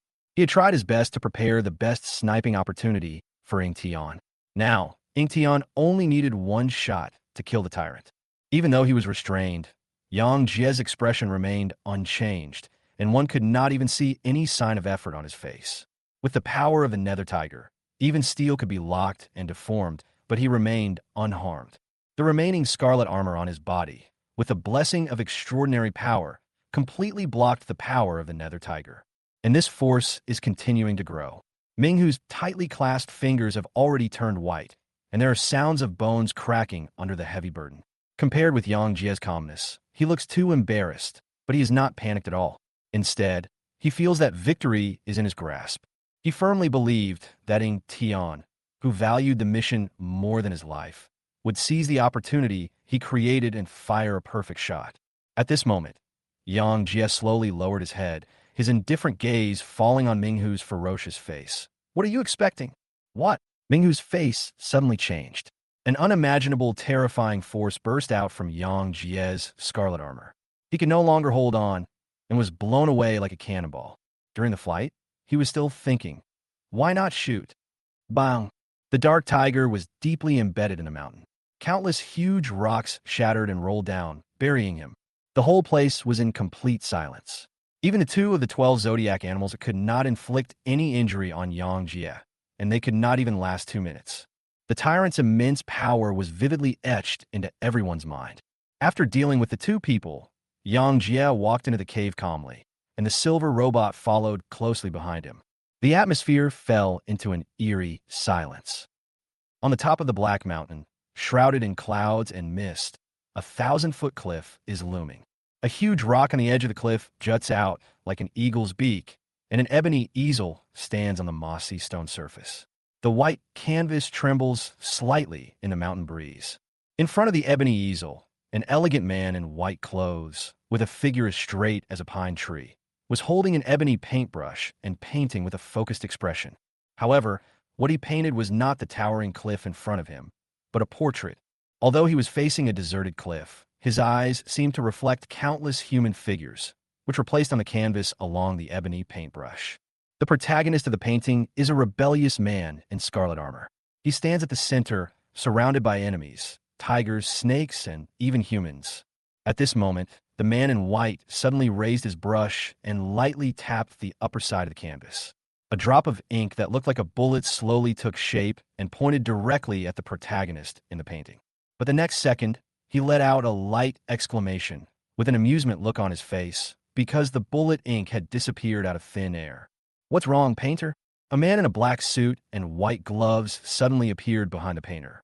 His entire body seemed to be covered in a thick layer of ink, appearing somewhat blurry. The only thing that was clear was probably his face, which was as pale as a deathly person. The painter smiled slightly. Failed. The man in the black suit remained expressionless. After all, the opponent is a tyrant, so failure is normal. The painter shook his head. I know the eagle can't kill the tyrant. This scene is just the opening act. A grand performance must naturally begin with the tyrant's blood. Unfortunately, the tyrant didn't bleed, and the eagle died. Dead. The man in the black suit asked in a puzzled tone, but his face was stiff and expressionless, and the voice and picture were out of sync, as if the question was not uttered by him. Everyone around here who can kill an eagle is gathered at the entrance to Shelter 189. The eagle went to the back mountain. Why did it die? The painter looked towards the bottomless cliff, his eyes deep and his mouth amused. It seems that there is someone outside the script who has appeared in this wonderful play. Who? Have no idea. You don't know? Or don't want to say? The painter looked at him with amusement. The canvas is so small. How can I paint all living things? Fate is unpredictable, and my destiny can only determine part of it. However, it doesn't matter who that person is. The tyrant's doom is unavoidable. Everything is under control. All we need to do is wait quietly. After the tyrant Yang Jie entered the cave for a long time. What should we do now? Someone asked. The robot guards have been taken care of by the tyrant, and the alloy gate inside certainly can't stop him. Now, of course, we have to follow him into Shelter 189. You really dare to go in? You've seen the tyrant's strength. What if he? People die for money, birds die for food. Now that the treasure mountain is right before our eyes, are we still afraid of a tyrant like him? Listening to everyone's heated discussion, Bai also went over to join the fun. He shouted fiercely, "That's right. As long as we all attack together, even the tyrant Yang, Jia, might not be able to kill us all before his mental strength is exhausted." Chapter 62, Laser Channel. The heated discussion came to an abrupt halt, and everyone looked at each other in confusion, with the atmosphere becoming somewhat silent for a moment. The courage they had finally mustered was shattered by Baiye's words. The atmosphere was awkward for a long time before someone hesitated and said, "The tyrant will definitely not be interested in the miscellaneous items in the shelter, and he can't take everything away. In that case, let him take the lion's share. It won't be taboo for us to pick up some scraps. Damn it, let's do it. The brave ones will die of overeating, while the timid ones will die of starvation." Several bounty hunters gritted their teeth and stomped their feet before walking out of the woods and heading straight for the cave. This is like a domino effect, a chain reaction. People may not get rich, but if they have to watch others get rich, it would be more painful than killing them. More and more people walked toward the cave. "What should we do?" Gao Banqing turned and asked Li Xiao and others. Li Xiao remained silent and did not answer. The others also looked hesitant, their eyes unconsciously focused on Li Yu, obviously regarding this mysterious and powerful man as their backbone. Li Yu was stunned. "Why are you all looking at me? I won't go in anyway. Going in will lead to death. That tyrant is not a human being at all." He wanted to look at Bai Yi, but didn't dare to be too obvious. Others are afraid of tyrants, but Bai Yi is not afraid at all. He is even waiting to take advantage of the tyrant by following him. He had to go to the cave. What if there were other secret passages inside? What if the tyrant found the Pangu USB drive and left directly through the secret passage? Or maybe after the tyrant found the USB flash drive, he just flew away on the flying train. Even if he turned on time standstill, he wouldn't be able to fly. To be on the safe side, he had to see the tyrant get the Pangu USB drive with his own eyes, and then he would snatch it from the tyrant so that he would feel at ease. As for why he didn't take it himself, needless to say, all the people from the old era in the shelter were dead. So how could there be no danger inside? It would be better to leave the risk to the professionals. He would only be responsible for the harvest. So, while everyone was hesitating, Bai took a step forward and walked out of the woods. "Brother Xiaobai, are you going?" Gao Banqing exclaimed. He didn't expect that the bravest person here was the weakest Bai Yi. Bai Yi said without turning his head, "Yeah, I'm here now." Everyone was slightly stunned. For some reason, Bai Ye's words, "since we're already here," seemed to contain some strange power. "Yes, since we're already here, why not go in and take a look?" Li Yu stood up silently and followed Bai Yi away. He knew who the real big boss was. When they saw that a strong man like Li Yu had also gone, the others immediately felt confident. Brother Xiaobai is right. Now that I'm here, if I don't go in, I'm afraid I'll regret it for the rest of my life. Xiaoi followed him out. We bounty hunters are people who live on the edge of a knife. As long as we can find a few treasures from the old times, we won't have to worry about our lives. Brothers, let's do it, Li Beitian said to several bounty hunters. The bounty hunters stood up one after another, their eyes fiery and determined. Li Beitian smiled heartily.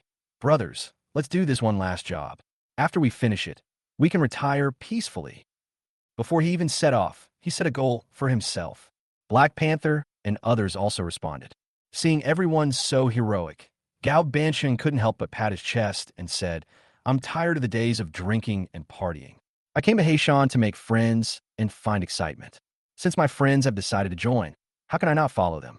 Xiao Kuei, let's go." He suddenly jumped onto Xiao Kuei's petite body and raised his fist high. At this time, only Li Xiao had not expressed his opinion. This arrogant shadow man seemed to be still immersed in the terror of the tyrant. "Don't forget your goal. Why are you here?" He roared in his heart and finally joined the team. In a pitch-black cave, many people took out their lighting devices, and when the light lit up like sparks, several exclamations were heard from the crowd. The inside of the cave was not a mountain as imagined, but a silver alloy covering the cave wall, forming a very sci-fi silver metal passage. The passage is very long, with no end in sight, and is very winding. Bai Yi, Gao Banqing, and others followed the crowd, moving forward little by little. As they walked, Bai Yi frowned slightly. "Have you noticed that this passage leads downwards?" "It's indeed going downwards. The information I received shows that Shelter 189 is built under the mountain, So, we're going downstairs now.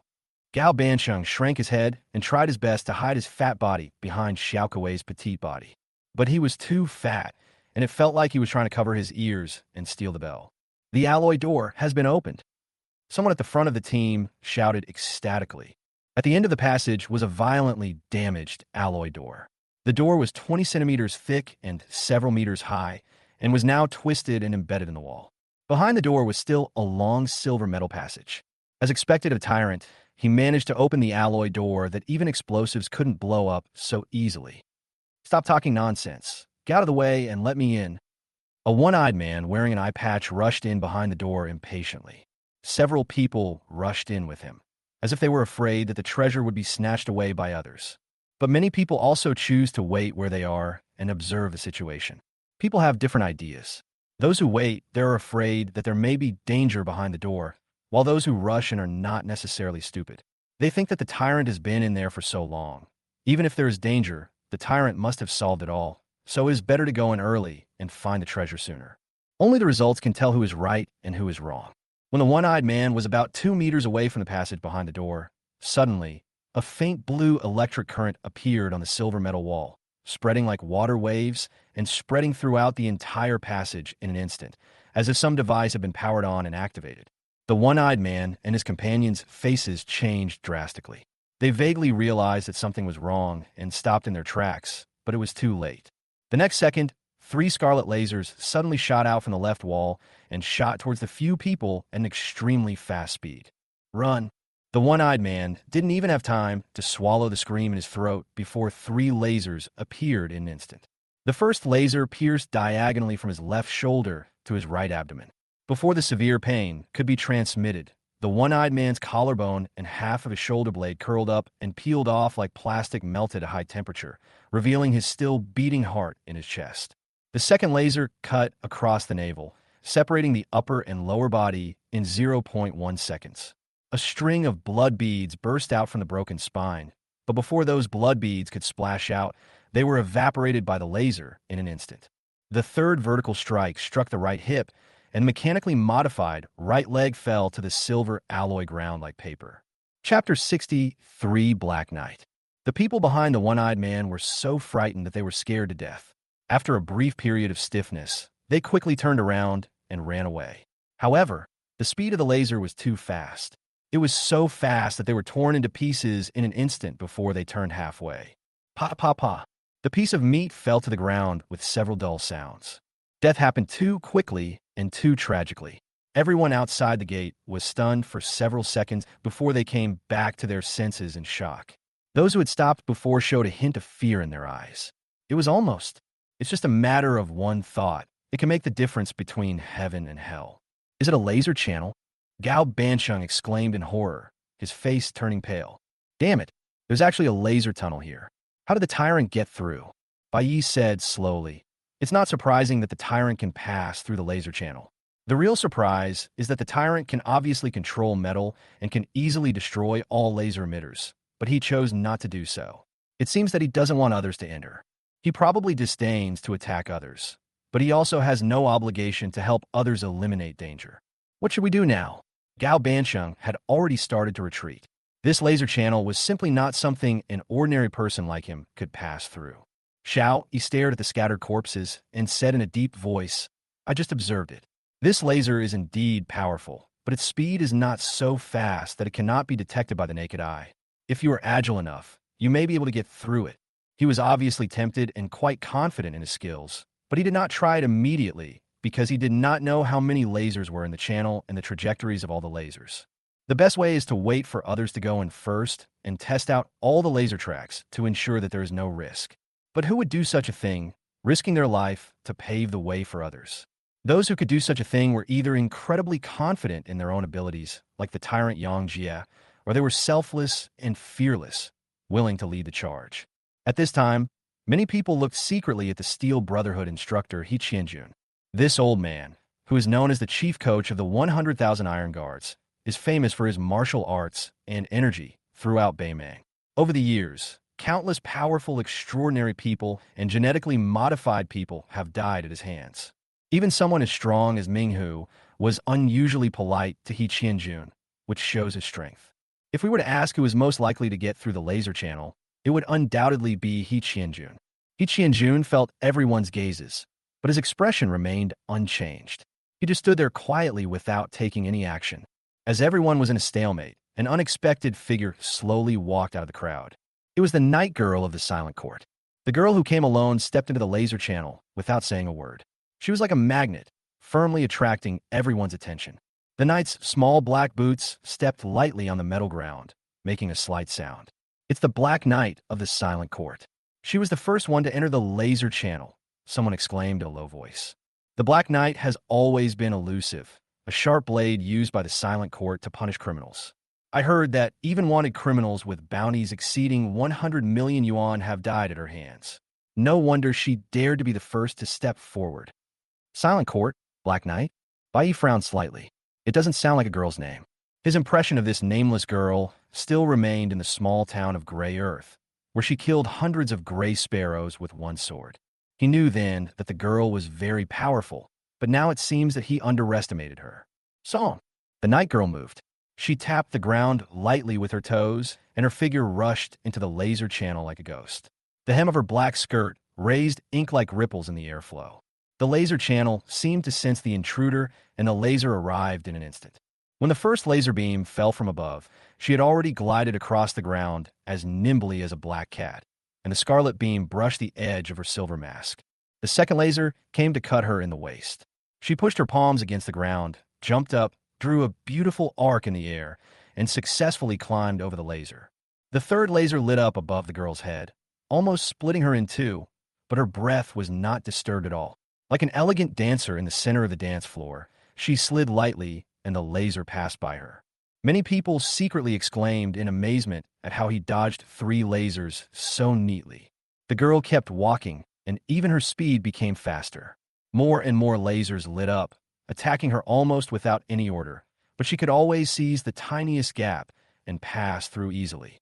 Everyone stared intently, but they were not looking at the girl, but at the laser. 18 lasers. 18 lasers in total, some horizontal, some vertical, some diagonal, and some even 20 centimeters from the ground. They frantically memorized the laser trajectories the girl had traced out. At this time, the girl had reached the edge of the passage. Just as she was about to leave the passage, something strange happened. Suddenly, a scarlet light appeared under her feet. Just when everyone thought the girl was doomed, she suddenly leaped back into the air as if she had foreseen the situation, avoiding the fatal laser. But this was not the end yet. The most terrifying scene appeared. The 18 lasers that she had previously avoided suddenly changed direction and shot towards her behind her at the same time. It's over. She's dead. No one thought that the girl could dodge 18 lasers. But she did it anyway. Being in midair with nowhere to gain leverage, she suddenly exerted force with her slender waist, and the black dress dodged the first 8 lasers at an incredible angle like a spinning black enchantress. Immediately, she pointed the scabbard at the wall, and her body moved sideways in the air again, narrowly brushing past several laser beams. When she came from the left wall to the right wall, her long legs touched the wall, and it was as if there were magnets under her feet, and she ran a semicircle on the wall. So far, she had dodged 17 lasers, but she could not dodge this last one no matter what, because after dodging the other lasers, her escape route had been completely blocked. Facing this fatal 18th laser, clang, the pure silver cross sword in the girl's hand was suddenly unsheathed, and the sword light was like an inverted galaxy, which met the laser with great precision. The indestructible laser was instantly reflected by the sword body. From afar, the dazzling red light seemed to light up the sword, and at the same time, it also lit up the silver-white mass that caught everyone's eye. Taking advantage of this gap, the girl came to the edge of the passage again. This time she changed the direction to break through, but the laser shot out like a bullet under her feet again. This time she was well prepared. She shook the pure silver cross sword and accurately blocked the laser. Then she flashed out of the passage like a ghost and disappeared into the depths of the passage without stopping for a second. Everyone was silent, all shocked by the girl's skills. Chapter 64. No, you also have a job to do? After a long moment, someone murmured, "What kind of material is her sword made of? It can even block lasers." Look, He Qianjun is also taking action. He Qianjun, who had been motionless, now stepped into the laser channel with his hand behind his back and a hunched back. with the Black Knight's exploration. He has completely understood the rules of the laser channel, so there is naturally no need to wait. If he doesn't go in quickly, he will be overtaken by others. You can't get through the laser tunnel with these iron things on your back. Stay outside and help me. Yes, instructor. A dozen mechanical transformers responded loudly. Qianju nodded, then entered the passage with confidence. Facing the incoming laser, he was more calm and composed than the night girl, and it took him less time to reach the edge of the laser channel. However, any discerning person could see that the reason Qianjun took less time was not necessarily because he was much stronger than the night girl, but more because he knew the laser trajectory in advance. When he reached the edge, everyone wanted to see how he would pass the last level without the girl's sword, but Qianjun stood still. He slowly straightened his back, and his muscles bulged instantly. His originally skinny body became like a little giant. Then he suddenly exerted force, and his body turned into afterimages. As he passed the edge, the induction laser under his feet lit up instantly, and it was activated in less than 0.1 seconds. But the laser was fast, and Qianjun was even faster. The laser almost brushed past his back. He fell outside the laser channel, and the 18 lasers behind him finally arrived, but they could not reach him at all. Everyone was stunned. They didn't expect that Qianjun's method was to rely on a speed faster than laser firing to pass the level. Qianjun seems to be stronger than the Black Knight.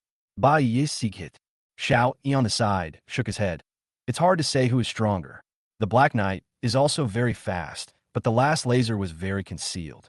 It was triggered by a sudden induction. The Black Knight was caught off guard, so he was forced back and had to face 18 lasers. Qianjun already knew that the last laser would be a surprise attack, so he was well prepared and could easily deal with it. Not to mention him, even I could get through it. Bai gave him a suspicious look. Well, as the old saying goes, if you keep company with vermilion, you'll be red. If you keep company with ink, you'll be black. Look at the people you and Li Xiao are dealing with. You've both learned to brag. Xiao, he raised his eyebrows. Don't believe it? Just wait and see. After saying that, he actually walked directly towards the laser channel. Are you serious? Bai shouted hurriedly. Wait a minute. Don't be so impulsive. Xiao, he turned around and smiled. I didn't expect Brother Xiaobai to care about me so much.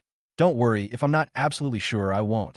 Give me the check for 2 million first, and then you can go. Don't let the laser destroy the check. Xiao Yi. In the end, he left with a dark face. The fact was, just as he said, all the lasers in front could not stop him. Xiao Yi's skills are equally strong. Even if they're not as good as the Black Knight and Qianjun, they're enough to deal with lasers. However, the last laser is not so easy to deal with. The instantaneous induction laser is too fast. It does not appear in advance like other lasers and chop at you like a sword, but it is like a gun. When you reach the position, it will suddenly shoot you. Facing this last laser, Xiao Yi ran forward and shouted, "Stop!" The shout of "stop" stunned everyone. Asking the laser to stop? Did someone kick their head with a donkey? But the next moment, clang! The sword named Stop was instantly unsheathed and shot out. Xiao Yi took the opportunity to grab the hilt of the sword and rushed out of the passage like a sword immortal flying into the sky. Is this also possible? Bai Yi was stunned. He didn't expect that the sword could be used in this way. With so many successful cases in front of us, more and more people can't wait and try it out. However, they were obviously too confident in themselves. Some died after passing 3 or 5 levels, while others died at the last level. But there are also successful ones, such as Ghost Clown. The clown held hands with his girlfriend and walked through the laser channel while laughing as if they were entering an amusement park.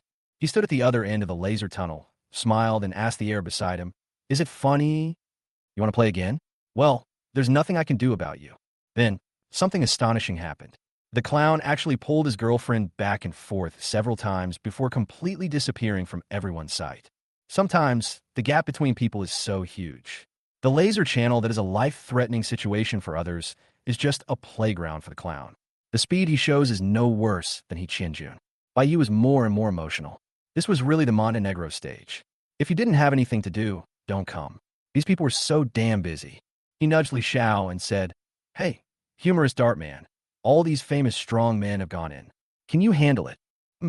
A mere laser channel. It only takes me 1 second. Li Xiao snurta coldly.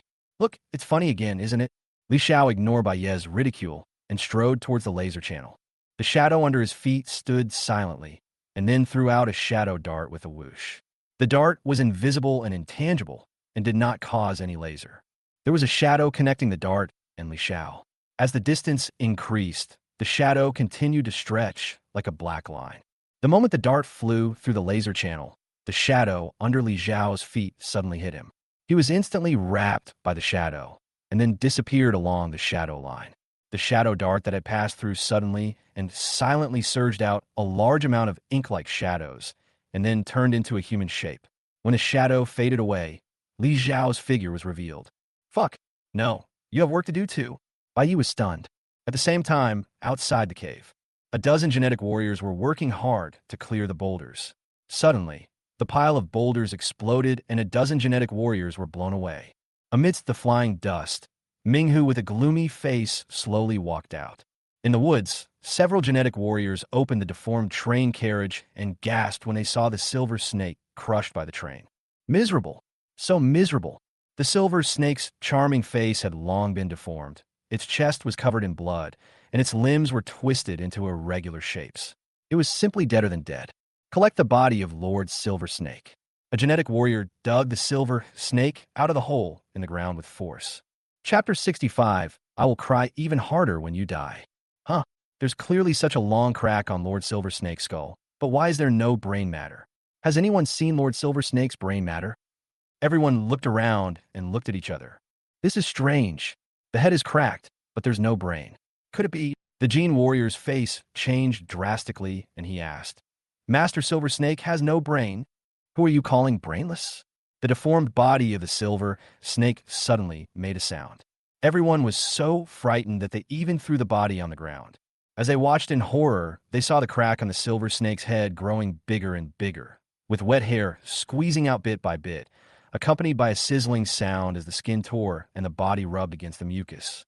Gradually, a beautiful head with pale skin emerged, followed by slender arms, torso, long legs, and smooth feet. It's the silver snake. The naked silver snake slowly stood up, and the skin she had shed instantly became shriveled and transparent, like a snake shedding its skin. The genetic warriors stared at her in amazement, their brains somewhat frozen. Does it look good? Silver Snake showed it off generously with a sweet smile on her face. Good, looks good, one person said, swallowing his saliva. Silver Snake's smile became even more charming. I will tell Brother Tiger everything you said without missing a word. The man turned pale instantly and quickly knelt on the ground, lowering his head tightly, not even daring to look at the pair of wet little feet in his sight. The others did the same, lowering their heads and not daring to look again.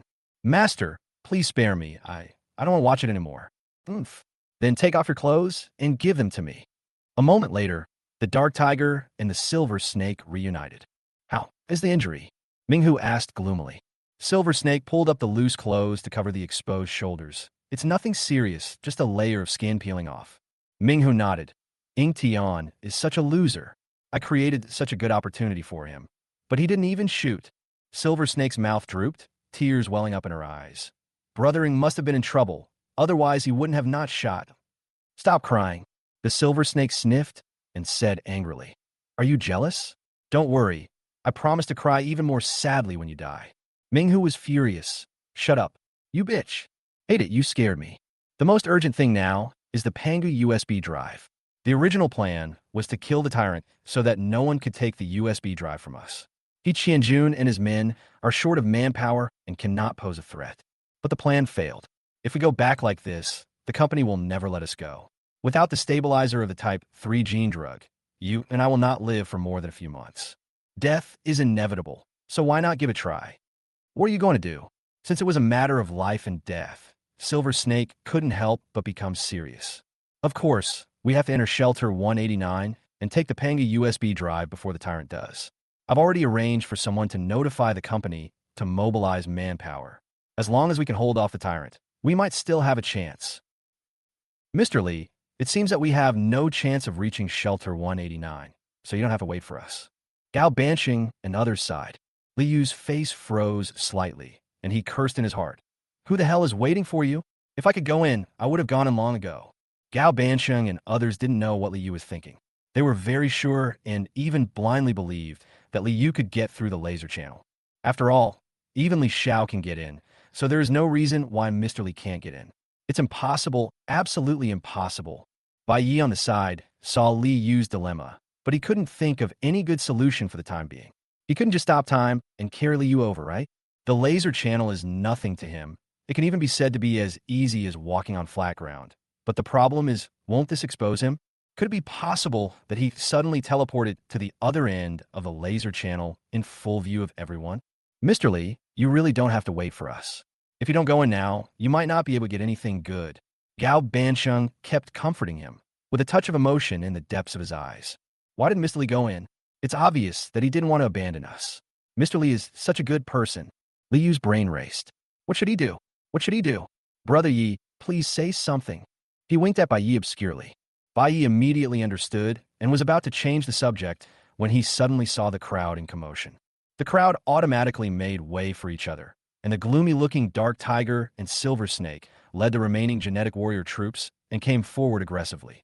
At this time, Minghu's body was covered with scars and bloodstains, but he did not look at all miserable. Instead, he looked a bit ferocious. Silver Snake was completely unharmed, without a single scar on her body. She was wearing a black uniform that was obviously ill-fitting.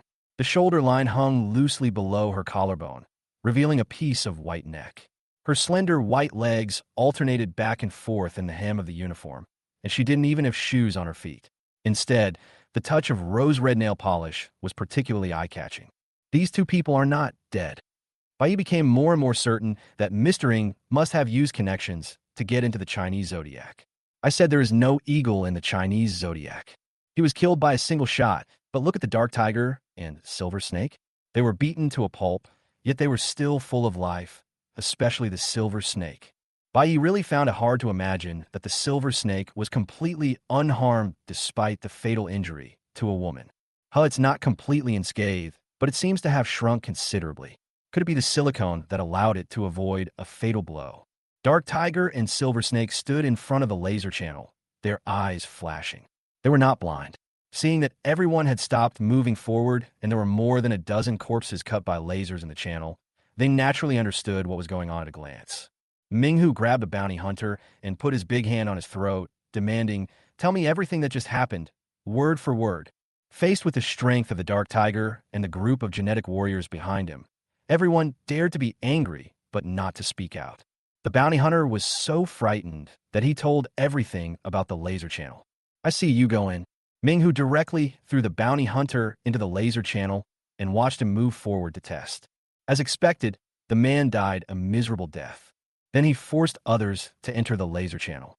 After doing this several times, he had figured out the rules of the laser channel. The price was just the death of a few unrelated bounty hunters.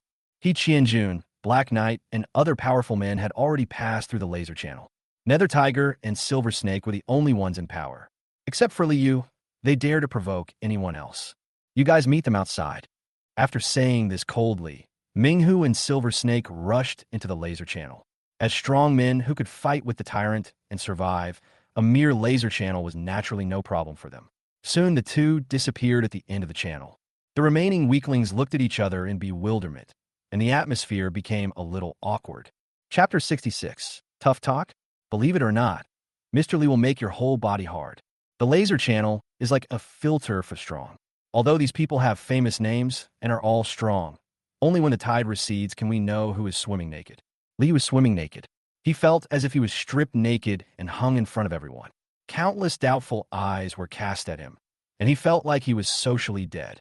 Not only Gao Bansheng and others were confused, but other passersby were also confused. Why doesn't Li Yu, the magician who makes even the Chinese zodiac tiger dare not act recklessly, enter the laser channel? Li Yu really had no choice but to bite the bullet and call Bai Yi. He took Bai Yi to an empty corner. Everyone saw it, but no one dared to follow and eavesdrop for fear of angering Li Yu. Li Yu glanced around and saw that there was no one nearby and the cave was pitch black. His face fell instantly and his image as a strong man collapsed in an instant. "Brother Yi, what should we do now? These perverts have a way to get through the laser tunnel. Even a humorous dart thrower survived, but I'm the only one who didn't survive." Bai Yi raised his eyebrows slightly, and the corners of his mouth turned up. "You are still alive? Don't you think that in the whole Black Mountain, you are the most alive?" You have fooled everyone. Liu is very anxious. Brother Yi, it's already late. Stop joking and think of a solution quickly. Don't worry, I already have a way. Not only can I let you pass, but I can also let everyone pass. What method? Come closer and listen. After a moment, Liu felt at ease. With the blessing of confidence, the aura of a strong man became even stronger. He walked slowly towards the laser channel with the pace of a strong man. Wherever he passed, people retreated. Mr. Li, are you finally leaving? Gao Bansheng was delighted. You've wasted too much time waiting for us. Hurry up and get moving. Liu glanced at the entire audience with an indifferent gaze and said calmly, Who wants to pass through the laser tunnel? Raise your hand. His voice was not loud, but it resounded like thunder in everyone's hearts. Everyone was almost doubting their own ears. What did Mr. Li mean by this? Was he trying to help us get through the laser tunnel? But how could that be possible? As everyone was astonished, Bai Yi, the supporter, was the first to raise his hand. Me, I want to go over there. Gao Bansheng reacted immediately and raised his hand. Me too. Me too. Black Panther and others raised their hands. Just like the herd effect, more and more people raised their hands, and many of them looked strange, as if they were ashamed when the teacher asked them to answer a question in class. In other words, the person speaking was the magician Liu. If it were anyone else, no one would raise their hand, and they might even treat it as a joke. Bai Yi said to the confused crowd in a careless manner, Mr. Li is kind-hearted and can't bear to see you return empty-handed, so he specially helped you pass through the laser tunnel. You only need to pay 10,000 yuan per person for the ticket. What are you all standing there for? Hurry up and pay. Ticket price? You think this is a tourist attraction? Everyone was dumbfounded. They had experienced many storms and had seen everything, but they had never seen the outrageous operation of charging admission to the shelter. Is this something a normal person would do? 10,000 yuan to get through the laser tunnel? How could anyone be so stupid as to pay that? Brother Xiaobai, this is a check for 200,000. I've paid for all the brothers' money. Gao Bansheng took out a check from his pocket and handed it to Bai Yi. Everyone, Bai Yi agreed. After taking the check, he carried the sack and walked towards the Brotherhood of Steel. Facing a dozen tall mechanized modders, he held out his black hand with openness. What are you standing there for? Pay up. Do you want to watch Qianjun be isolated and helpless in there? A mechanical modder hesitated and asked, Can Mr. Li really help us get in? Bai Yi said impatiently. How would I know? Mr. Li asked me to collect the money. If he can't do it, go find him. With so many of you, are you still afraid that he will default on his debt? Liu. The mechanical transformer hesitated for a long time, but finally paid the money. 10,000 yuan was not a lot for him, so he might as well trust the mysterious and powerful Liu and just buy it as a souvenir. Seeing the sack getting fuller and fuller, Bai Yi was overjoyed. He found that he was really a loyal and good man. He loved money unswervingly in his previous life, and he didn't expect that it was the same in this life. Facts have proved that true love will not change with the times.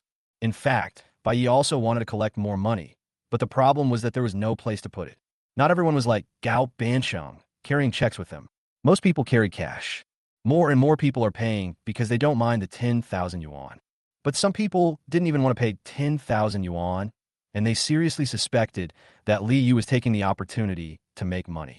Little brother, I didn't bring any money when I went out this time. Look, a bounty hunter wearing a cowboy hat said with a simple smile. Snap! The sound of a bullet being loaded was heard, and Hakuno's pistol was already against his head. No money? How dare you come to Montenegro for a trip if you don't have money? Get out of here! The man was angry but dared not speak for fear of offending Li Yu. Bai Yi continued, Everyone listen up. Mr. Li said that poor people are not welcome here. Those who can't afford the entrance fee should get out as soon as possible. If anyone disagrees, go and find Mr. Li to argue. Don't blame me for not reminding you. Mr. Li has a bad temper. If anyone makes him unhappy, you will make your whole family unhappy. Li Yu instantly became the focus of the whole audience. Feeling everyone's gazes, he secretly groaned in his heart and had to continue to maintain his image as a strong man, pretending that he didn't take everyone seriously. Many people really fell for it and paid money. The man in the cowboy hat laughed stiffly. Little brother, I really don't have any money. Bai Ye's eyes flashed with a hint of arrogance. Still talking tough, right? Believe it or not, Mr. Li will make your whole body hard. No. I suddenly remembered that I found 10,000 yuan on the way here. I'll pay it right away. Bai Yi took a look around and found that the sacks were almost full, but there were still a few people who had not paid. These people really didn't bring any money. Otherwise, they would not bother to offend the magician Li Yu for 10,000 yuan. One person said with a sad face, "I really didn't bring any money, and I didn't find any money." "Me too. Can I write you an IOU, little brother? Why don't you talk to Mr. Li and ask him to make some concessions?" Bai Yi raised his eyebrows. "Watch? What watch?" The faces of several people froze, and they took off their watches reluctantly and handed them over. Those who didn't have watches took out some guns and bullets. Bai Yi nodded in satisfaction and dragged the heavy sack to Li Yu's side. "Mr. Li, the ticket money has been collected. Let's start." Chapter 67, Only the 10 Kings can be compared with Mr. Li. Li Yu's mouth twitched slightly. "Okay." He walked slowly to the front of the crowd and the entrance of the laser channel, leaving an unfathomable figure behind. In full view of the crowd, the magician untied the bandage on his right hand bit by bit. His movements were slow and steady, as if he was tearing off the seal of the devil. The atmosphere unconsciously became heavy, and the darkness in the cave flowed like water, oppressive. The blood-stained bandage slowly fell to the ground like a winding snake, and a pale hand came into view. Li Yu carefully recalled the tyrant's power, then clenched his fist towards the laser channel in the void. Time stands still. When a huge golden clock covered the world, the flow of time was paused by God. Bai Yi rushed out and stepped into the laser channel as if it were flat ground. His method of helping everyone pass through the laser channel is very simple. That is to destroy the laser channel. Just as he had thought before, he couldn't disappear out of thin air in front of everyone and then cross the laser channel, which would easily expose himself. But he didn't have the agility of a night girl. Since he couldn't solve the problem, he had to deal with the culprit who created the problem. He observed for a long time. The laser in the laser channel was emitted by a laser transmitter, which was hidden inside the silver white wall. There were many deep holes on it. It was impossible to destroy it from the side and would be blocked by the wall. If you want to destroy it, you can only face the small hole face to face, but once you face it, you will definitely be pierced by the laser. But all this was no problem for Bai Yi. As time stood still, the laser was not activated. He took out a dagger and inserted it into the small hole, easily destroying the laser transmitter inside. Then he did the same thing, and it only took 14 seconds, and the small laser channel was taken.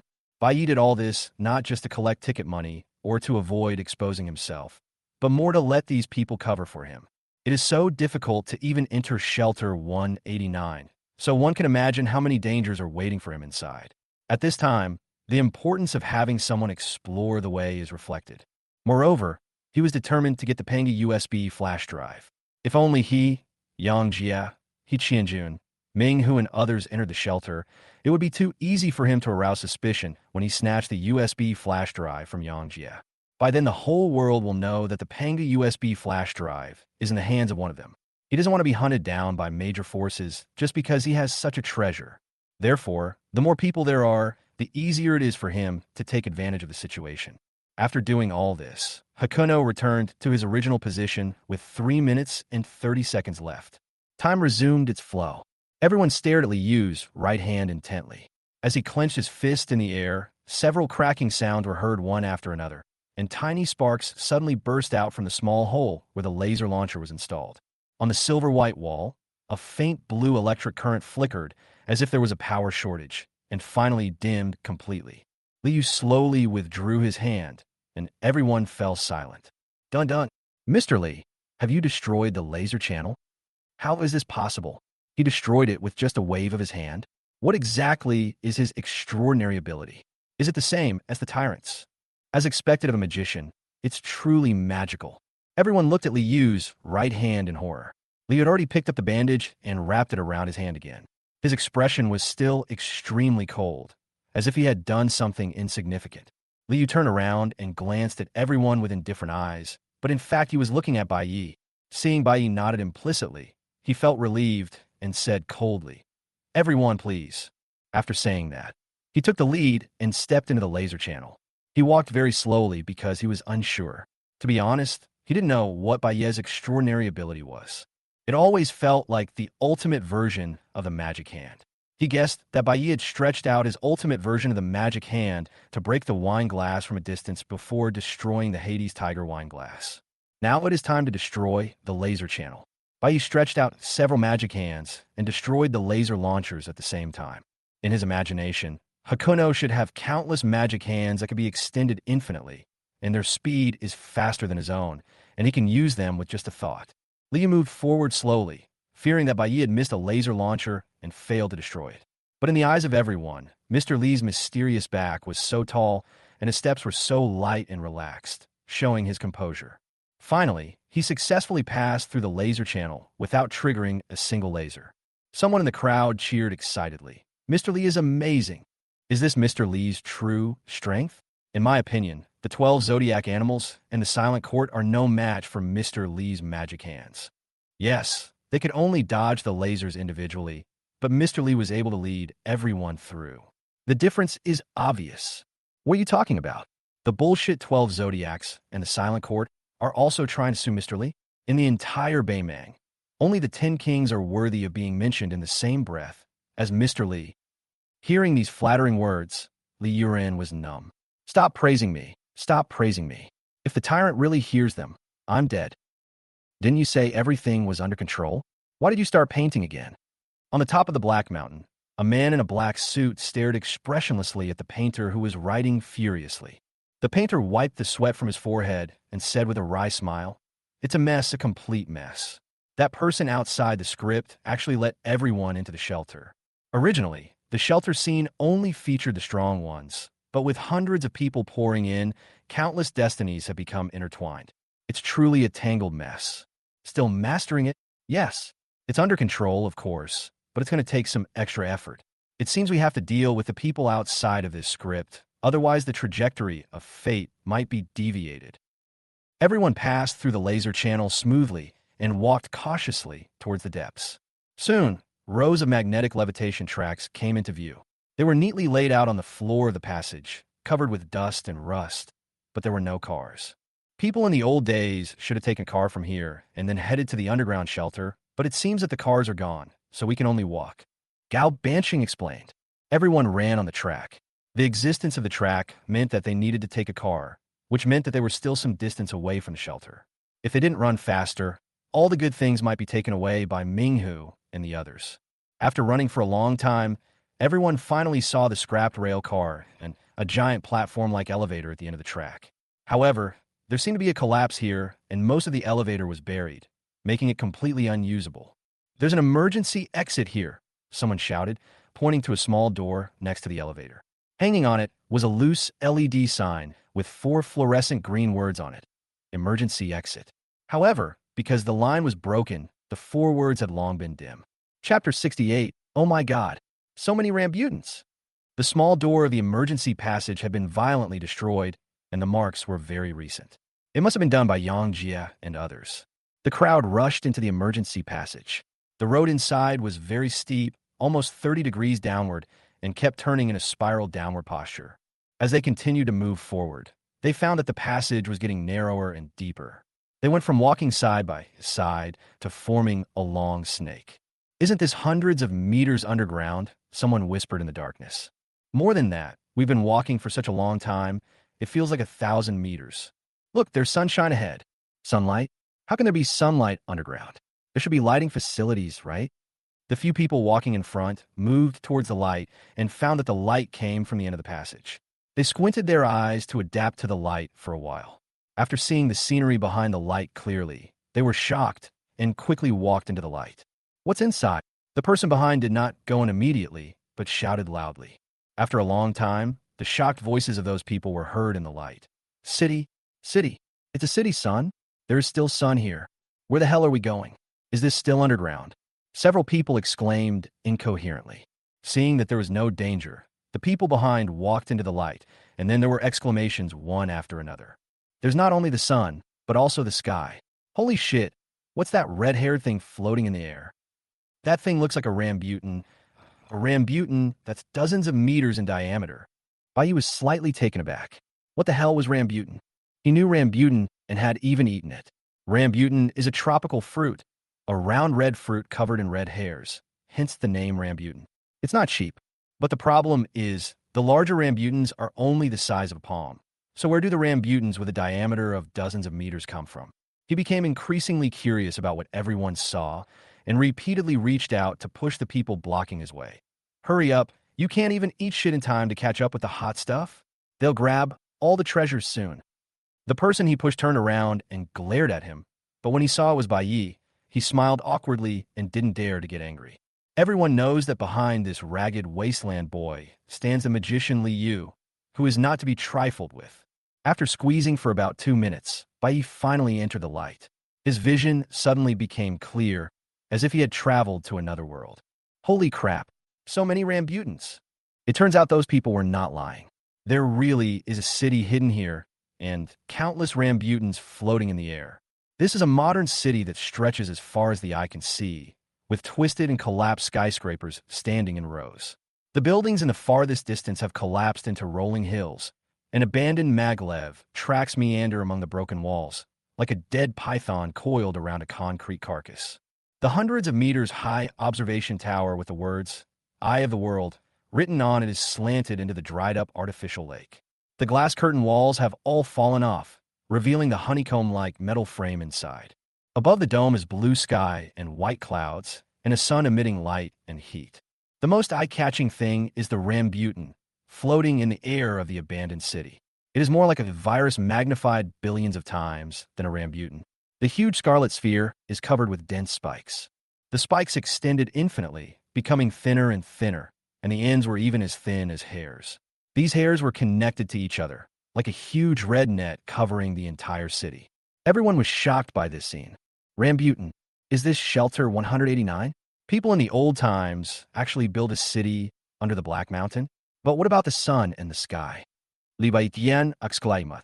Bai Yi observed the sky for a while, and found that it was not the sky at all, but a huge screen covering the city. The blue sky and white clouds were just the pictures displayed on the screen.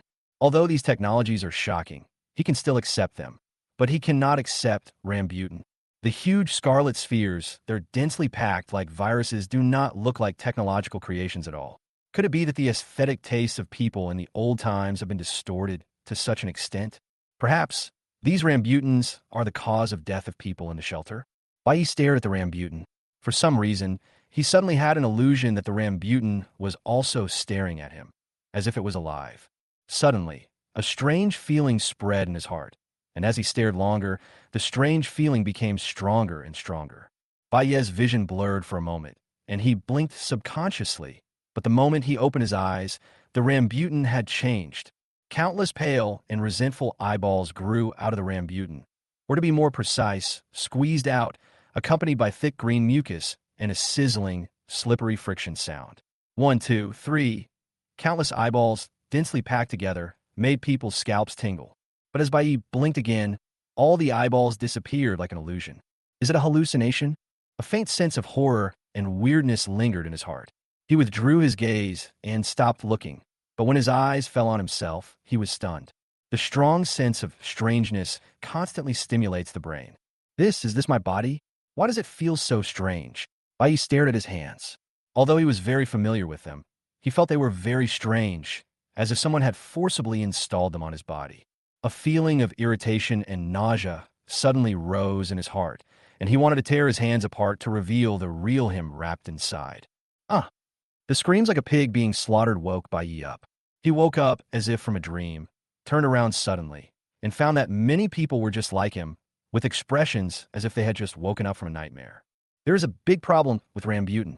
Before he could think, he saw Gao Bansheng falling off Xiao Kuei's back, his fat hands constantly tearing his body apart, grabbing at the bloody marks. It turned out that the scream came from Gao Bansheng. Because he was an ordinary person, he had a weak resistance to Rambutan and had already started to take action. Just when Li Beitian and others wanted to stop Gao Bansheng from hurting himself, a golden light suddenly appeared from the fat man's chest and disappeared in a flash. Gao Bansheng woke up as if from a dream and stopped hurting himself.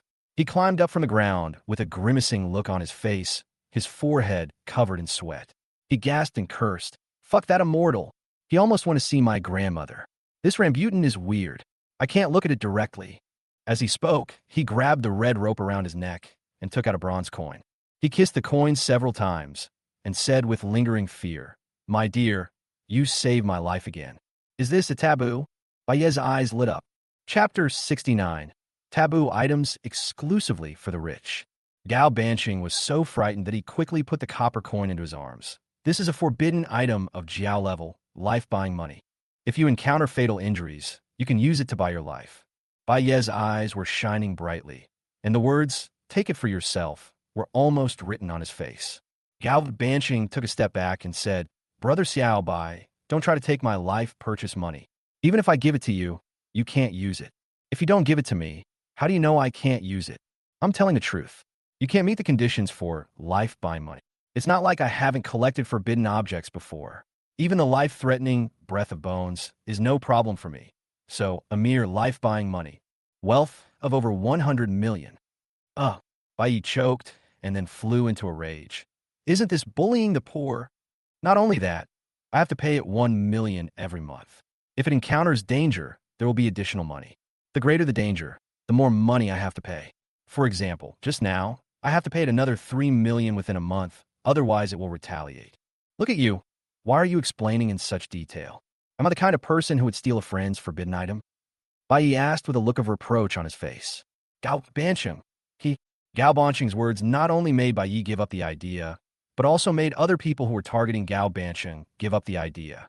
No one has too many life-saving taboo items. But if you say you have to verify your capital of 100 million before using a taboo item, ugh, such rubbish, even a dog wouldn't want it. After this incident, everyone realized the danger of Rambutans and stopped watching them. At this time, Bai Yi finally understood why Gao Banqing, an ordinary person, dared to take the risk of coming to Heishan. It turned out that he had a forbidden object to protect him. While he was thinking, he suddenly found that there were fewer and fewer people around him. Looking up, he found that these people had already left the team impatiently and went into the city to look for treasures. Mr. Li, Boss Gao, let's set off too. The ferocious Black Panther urged anxiously. Gao Banqing glanced at Li Yu, and when he saw Li Yu nodded slightly, he waved his hand and said, "Let's go." The group marched into the abandoned city. When they got close to the city, they found that the abandoned buildings were covered with red lines that were as winding as blood vessels. These red lines are thick and thin. Some are as thick as octopus tentacles, and some are as thin as hair, but they all have a common source, which is the rambutan floating in the air of the city. There are many of them not only on the buildings, but also on the ground, which makes people feel a chill in their hearts when they see them. Everyone carefully dodged the red silk thread on the ground, their eyes constantly scanning the surrounding buildings. A bounty hunter saw the door of a house was open and wanted to go in, but was stopped by Li Beitian. The experienced middle-aged bounty hunter explained, "Shelter 189 is too big. The truly valuable items can't be found in civilian houses. Each of us can only carry a limited amount of things, so we can't waste time in a place like this. Look at that dome-shaped building in front. There must be a lot of good stuff in there." His words won the approval of the crowd, and they walked quickly towards the dome-shaped building. This building is very strange, like a semicircle upside down on the ground. The silver-white alloy walls are dilapidated, and there is an abandoned sign on the ground at the entrance. "Jean, what institute?" Gao Banqing carefully identified the dirty sign and only recognized these 3 words. He could not see the rest clearly. His expression lit up. This might be related to genetic medicine. After all, the genetic technology of the Cataclysm era comes from the old era. Everyone was overjoyed. Everyone knew how powerful genetic technology was. The Cataclysm era had only inherited some of the genetic technology from the old era, which led to the emergence of countless powerful, genetically modified humans in the world, and the 12 zodiac signs were the best among them. If we could obtain all the genetic technologies of the old era, wouldn't it be easy to surpass the 12 zodiac signs? Don't be too happy too soon. 100 years have passed. Even if there was any genetic medicine inside, it would have expired long ago. Bai Yi poured a bucket of cold water on everyone. His attention was not focused on the genetics, but he kept scanning deep into the city, trying to see where Yang Jie and the others were. Gene medicine is nothing. Paying a USB flash drive is the real good stuff.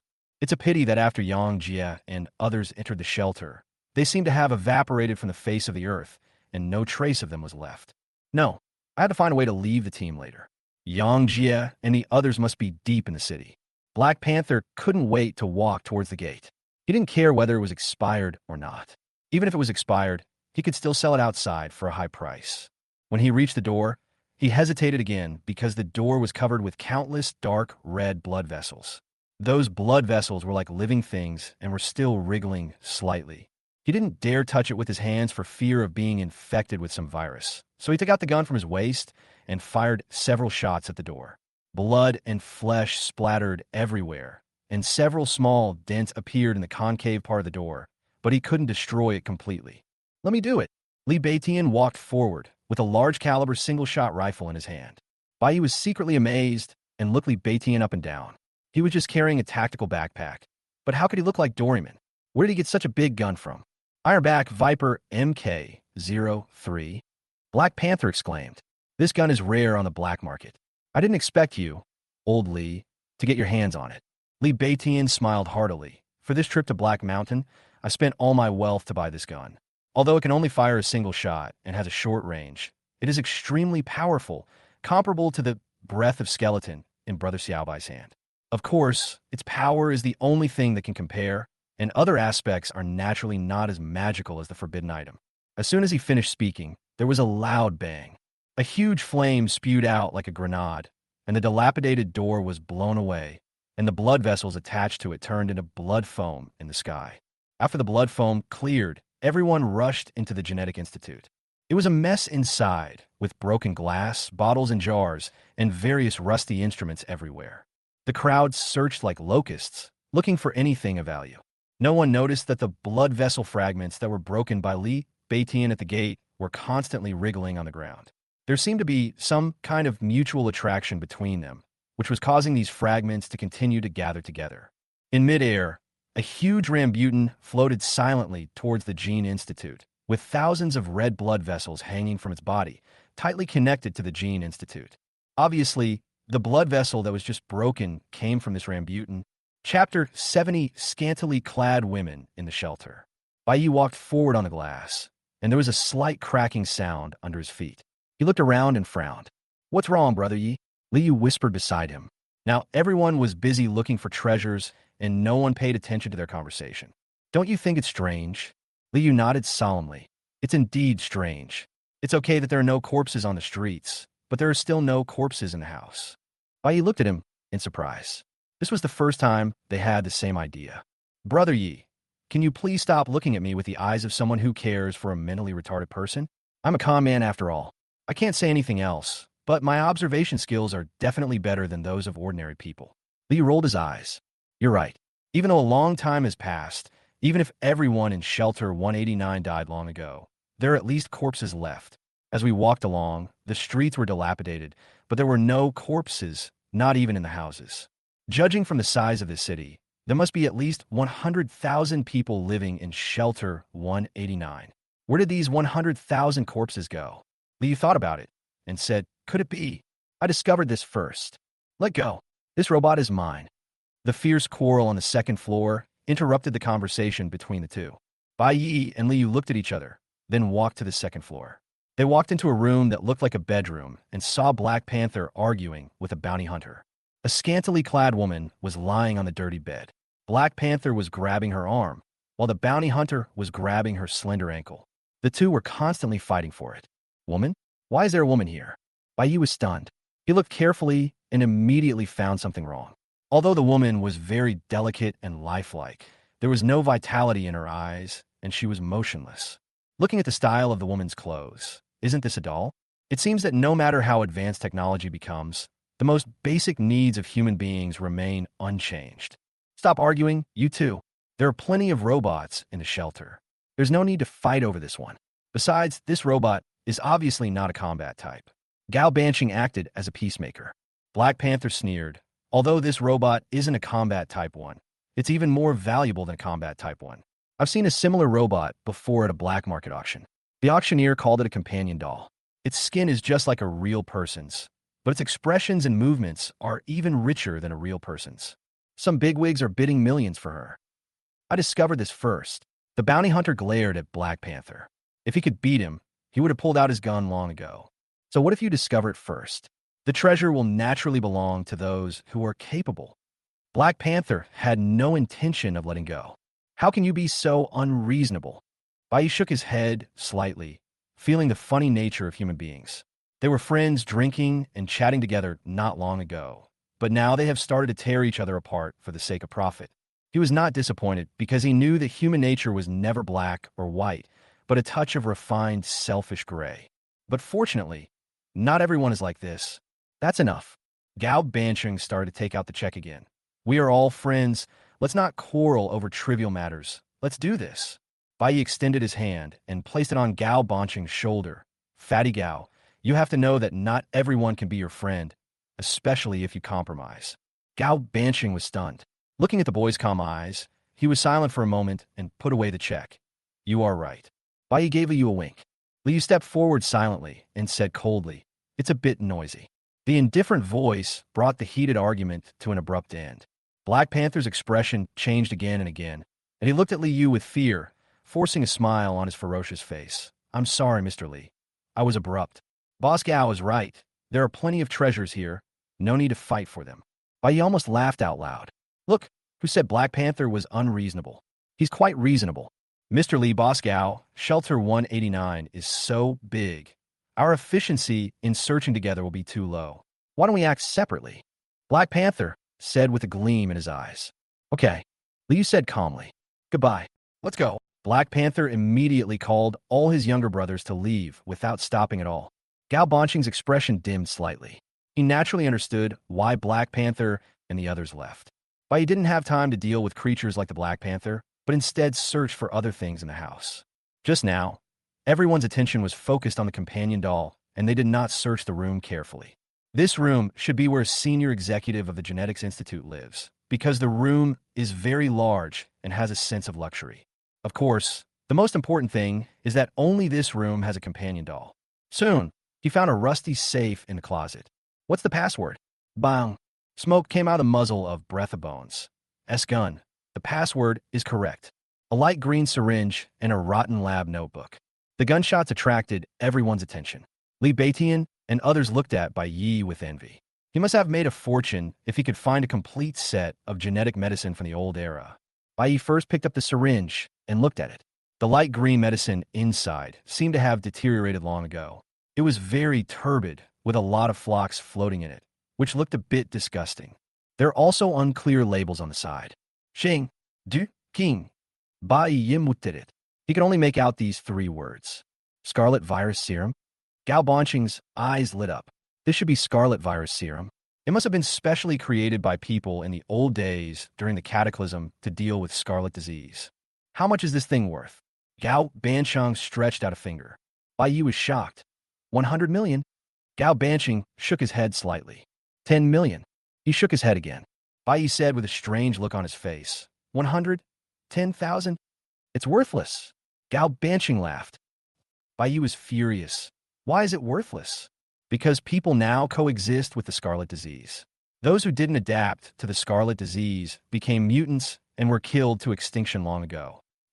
Maybe some research institutions would be willing to pay for this expired serum. Bai Yi reluctantly put the serum away. Even a small amount of money is still a piece of meat. What if someone takes advantage of him? He picked up the lab notebook again, but just as he did so, it fell back, leaving only a piece of black residue in his hand. The rot is too severe.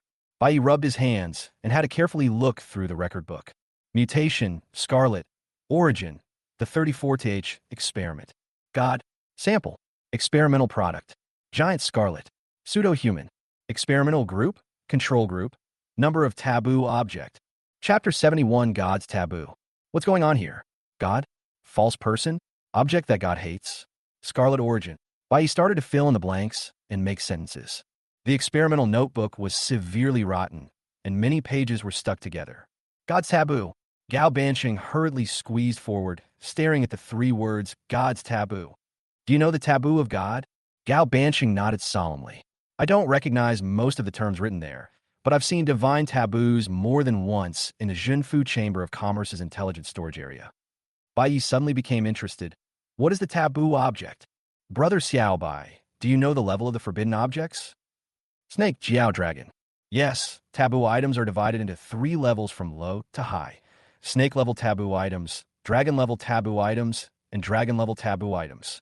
Divine taboo items are taboo items that surpass the dragon level. Because they are too powerful, they're said to cause the fear of the gods, so they're called divine taboo items. Bayez's eyes lit up.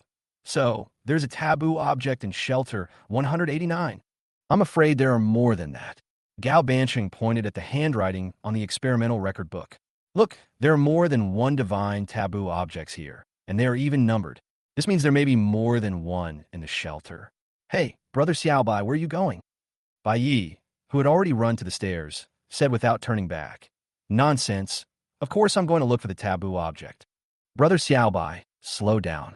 I'm just guessing. Theoretically, it's impossible for all the taboo objects to be placed in the same shelter. Thump, thump, thump. He was answered by the sound of Hakuno's brisk footsteps. Ah! The shrill scream made by Yi pause on the stairs.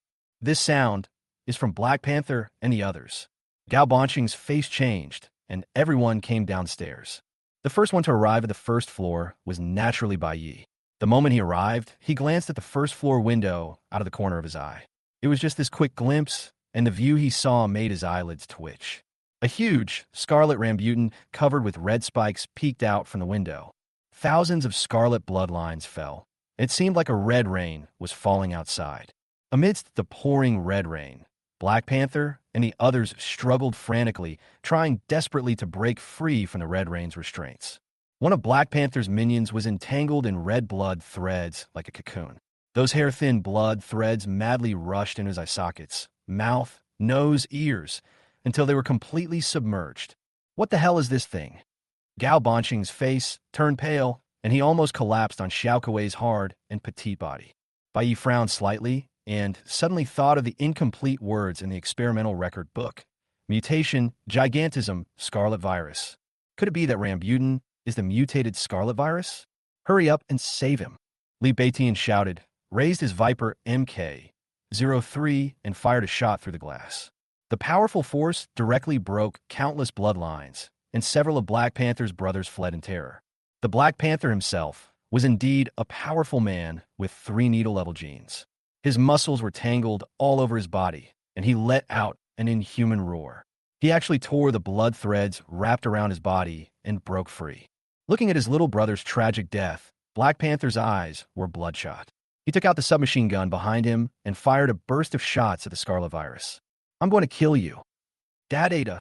After a volley of bullets, the surface of the huge scarlet virus was riddled with bullet holes, but the next second as it squirmed, the bullet holes healed instantly. Fuck. Black Panther threw the gun away and then fell to the ground with all fours. His sharp nails flashed with cold light like eagle hooks. He stepped heavily on the ground with his limbs, and the already rotten ground instantly cracked into spiderweb-like patterns. A circle of white airwaves wrapped in smoke and dust spread out with him as the center. The Black Panther seemed to have really transformed into a ferocious leopard. He jumped several meters high and suddenly stretched out his claws, embedding them deeply into the skin of the scarlet virus. He suddenly exerted force, and his body slid down with the help of gravity. The sharp claws directly ripped open the scarlet virus from top to bottom. He half-knelt on the ground in a dashing manner, staring fiercely at the severely damaged scarlet virus. Its billions of bloodline tentacles twisted and squirmed wildly, and its originally round body began to sag and deform irregularly. Gurgle, gurgle. Something seemed to be surging inside the scarlet virus. Black Panther slowly stood up, a fierce grin on his face. You can't even withstand my attack, huh? You're just a show-off. The next moment, bang, the scarlet virus exploded like a punctured ball, and blood splashed all over the sky. This time, it was truly a red rain. But everyone's expressions changed drastically. When the scarlet virus burst, they finally saw what was inside the huge sphere. Corpses. Corpses piled densely together. These corpses were like being kneaded together by a giant hand and then stuffed into the body of the scarlet virus. Now, as the virus bursts, all of them are exposed. The corpse ball fell rapidly from the air under the action of gravity and hit the ground heavily. The corpses at the bottom of the corpse ball instantly turned into pools of meat paste. It's like throwing a piece of steak into a plate covered with sauce. With a snap, the plump and chewy meat collides with the sauce, and the soup splashes everywhere in an instant. The ball of corpses lay strangely and horrifyingly on the ground, its height even much higher than some of the surrounding buildings. It turns out that the bodies in the shelter are all infected with the scarlet virus. Bai murmured in a low voice. At this moment, the blood foam and bloodlines floating in the sky began to wriggle strangely. They gathered together frantically and continued to take shape. In an instant, they turned into countless miniature scarlet viruses floating in the air. It's like red dandelions flying all over the sky, enchanting and weird. I feel something is not good. Let's hurry up. Before Gao Bansheng could say the word run, the countless corpses on the huge corpse ball suddenly opened their eyes. Pairs of eyes covered in blood stared at everyone, and panic spread instantly. Run, Li Beitian shouted, urging everyone to escape. They ran for their lives, and behind them came the sounds of limbs rubbing and crawling. Gao Bansheng, who was on Xiaokuei's back, took advantage of the gap to look back, and suddenly a chill ran up his tailbone and straight to the top of his head. The corpses actually struggled to fall off the corpse ball one by one. Their appearance was no different from that of humans, except that their scarlet eyes were filled with bloodthirsty madness. What kind of monster is this? An alien? But there is no obvious deformation of the body. It is still a complete human form. Gao Bansheng said, in surprise. Damn, what's there to be afraid of mutants? Just beat them up. Black Panther grinned, took out the pistol from his waist, and started shooting at the mutants who were attacking like a tide. His younger brothers raised their submachine guns and joined the battle. Flames kept spurting out of the muzzles, and in an instant they turned into metal storms that tore hundreds of mutants into pieces. Chapter 72, Li Yu. It just happened to be at this time. Hit the head. The mutant's weakness is the head. Li Beitian took out 2 guns, and the bullets shot into the mutant's head accurately. The mutant who was hit fell to the ground. Facing the mutant attacking from the side, he swung his hands violently, and the orange-yellow bullets drew 2 perfect arcs in the air, bypassing the blocking buildings and hitting the mutant. Gunfighting. Bai was slightly surprised. He didn't expect that Li Beitian, who had always had a low presence, had such a unique skill. He was indeed a veteran bounty hunter. The powerful firepower instantly suppressed the mutant army, but gradually they realized that something was wrong. Those mutants who were shot in the head actually crawled up from the ground again. In the hideous bloody hole on the head, countless tiny bloodlines squirmed, and then the wound automatically sutured itself. How was this possible? Black Panther was shocked. Aren't mutants much weaker than ordinary mutant beasts? How come even bullets can't kill them now? He was filled with shock and anger, and he threw away his gun. Sharp claws extended from his fingertips, and he crossed his hands in the air to draw a cross. An alien was cut into 8 pieces on the spot. The scattered limbs kept squirming on the ground, and countless bloodlines extended from the wounds, intertwined together like a braid.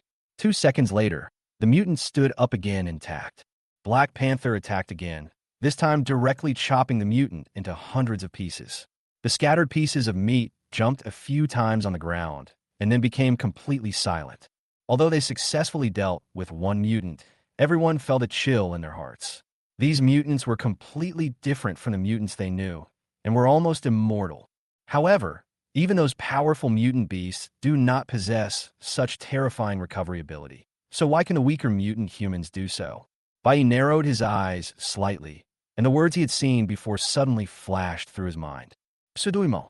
They are not mutants. They are the pseudo-humans mentioned in the experimental record book.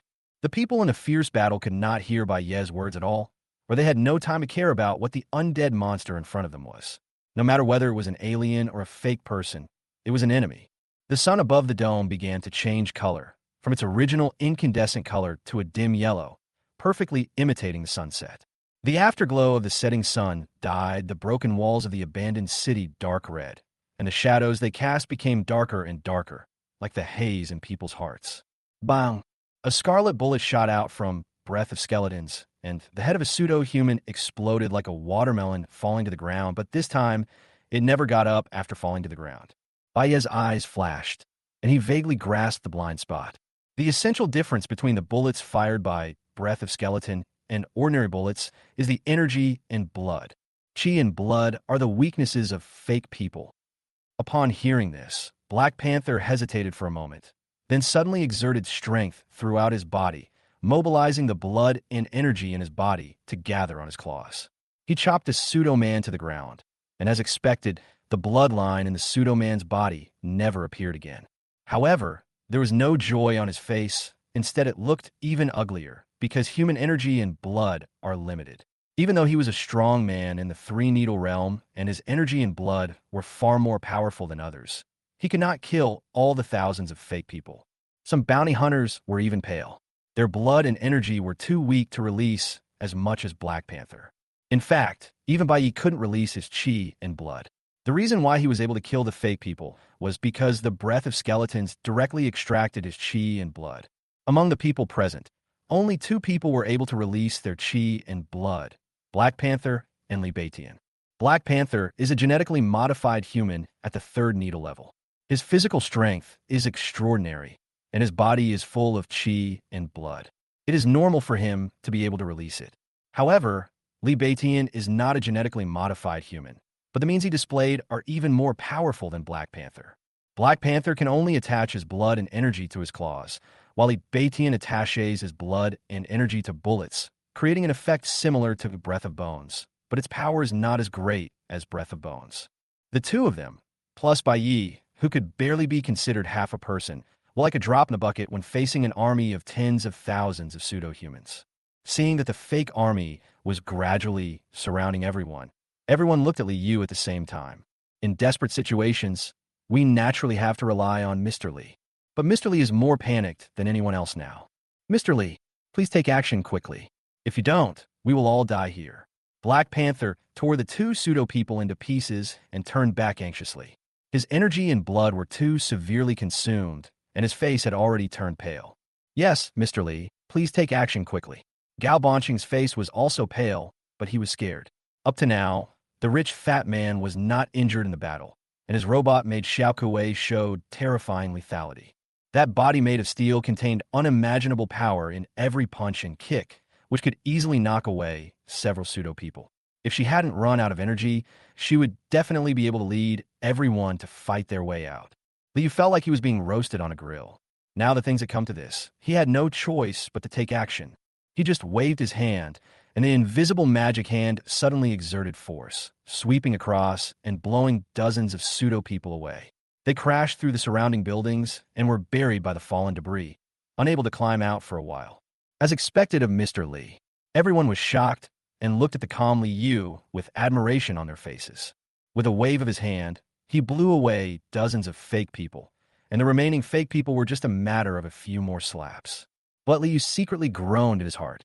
He had gritted his teeth and used all his strength in that attack just now.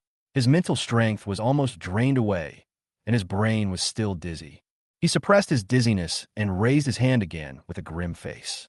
Suddenly, he groaned softly and covered his bandaged right hand tightly.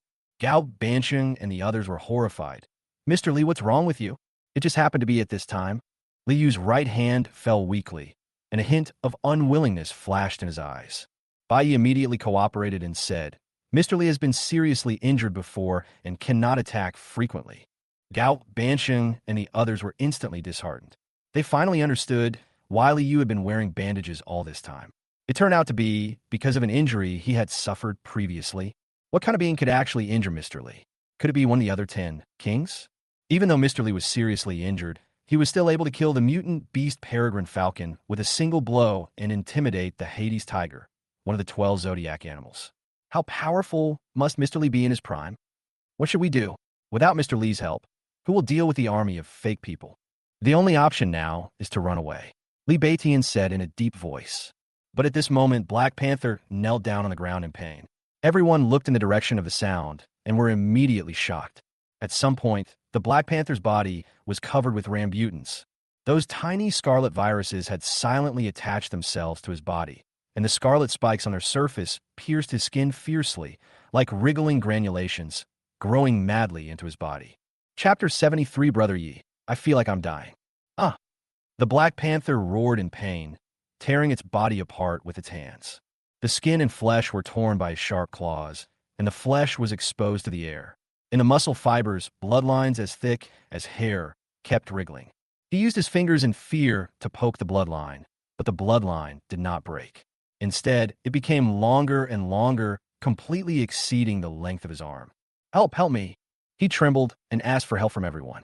Several bloodlines suddenly appeared on his eyes that were full of pleading and fear. In an instant, his eyes were completely covered in blood, scarlet. It was as if someone was sewing his eyes shut with a needle tied with red thread, stitch by stitch. The screams stopped abruptly, and the Black Panther slowly stood up with twisted limbs, staring at everyone with his scarlet eyes, just like a fake human. At the same time, scarlet viruses the size of eyeballs floating in the air flew towards everyone like a swarm of mosquitoes. Everyone was horrified. It was already difficult to deal with the fake people, but now it was even worse. These scarlet viruses could transform people into fake people, making it impossible to guard against them. Break out. Bai took out a mechanical leg from a torn sack and threw it out. This was the officer's last leg.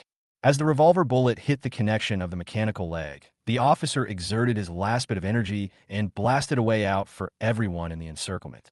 The bounty hunters also took out their hidden grenades and launched a barrage of attacks to repel the pursuers behind them. Just when they thought they could escape, fate played a little joke on them. At the other end of the street, even more pseudo-human armies and scarlet viruses the size of eyeballs emerged. Two waves of pseudo-human armies rushed in from both ends of the street, one in front and one behind, forming a pincer attack. Scarlet became the main color of this dim street. Someone else must have broken the scarlet virus and released the fake person. Li Baiqian's face turned pale. Without any hesitation, he smashed the glass of a house on the street and flew in.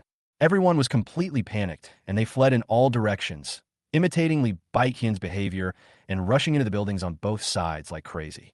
With so many fake people, even Bai Yi couldn't help but feel his scalp tingling. Even if he stopped time, he couldn't kill them all. This way, Liu punched a door and shouted to Bai Yi. The two men quickly got into the door, and without stopping, they climbed out of the window on the other side of the house and ran all the way. The moment they climbed out of the house, dense scarlet viruses and pseudo-people filled the room.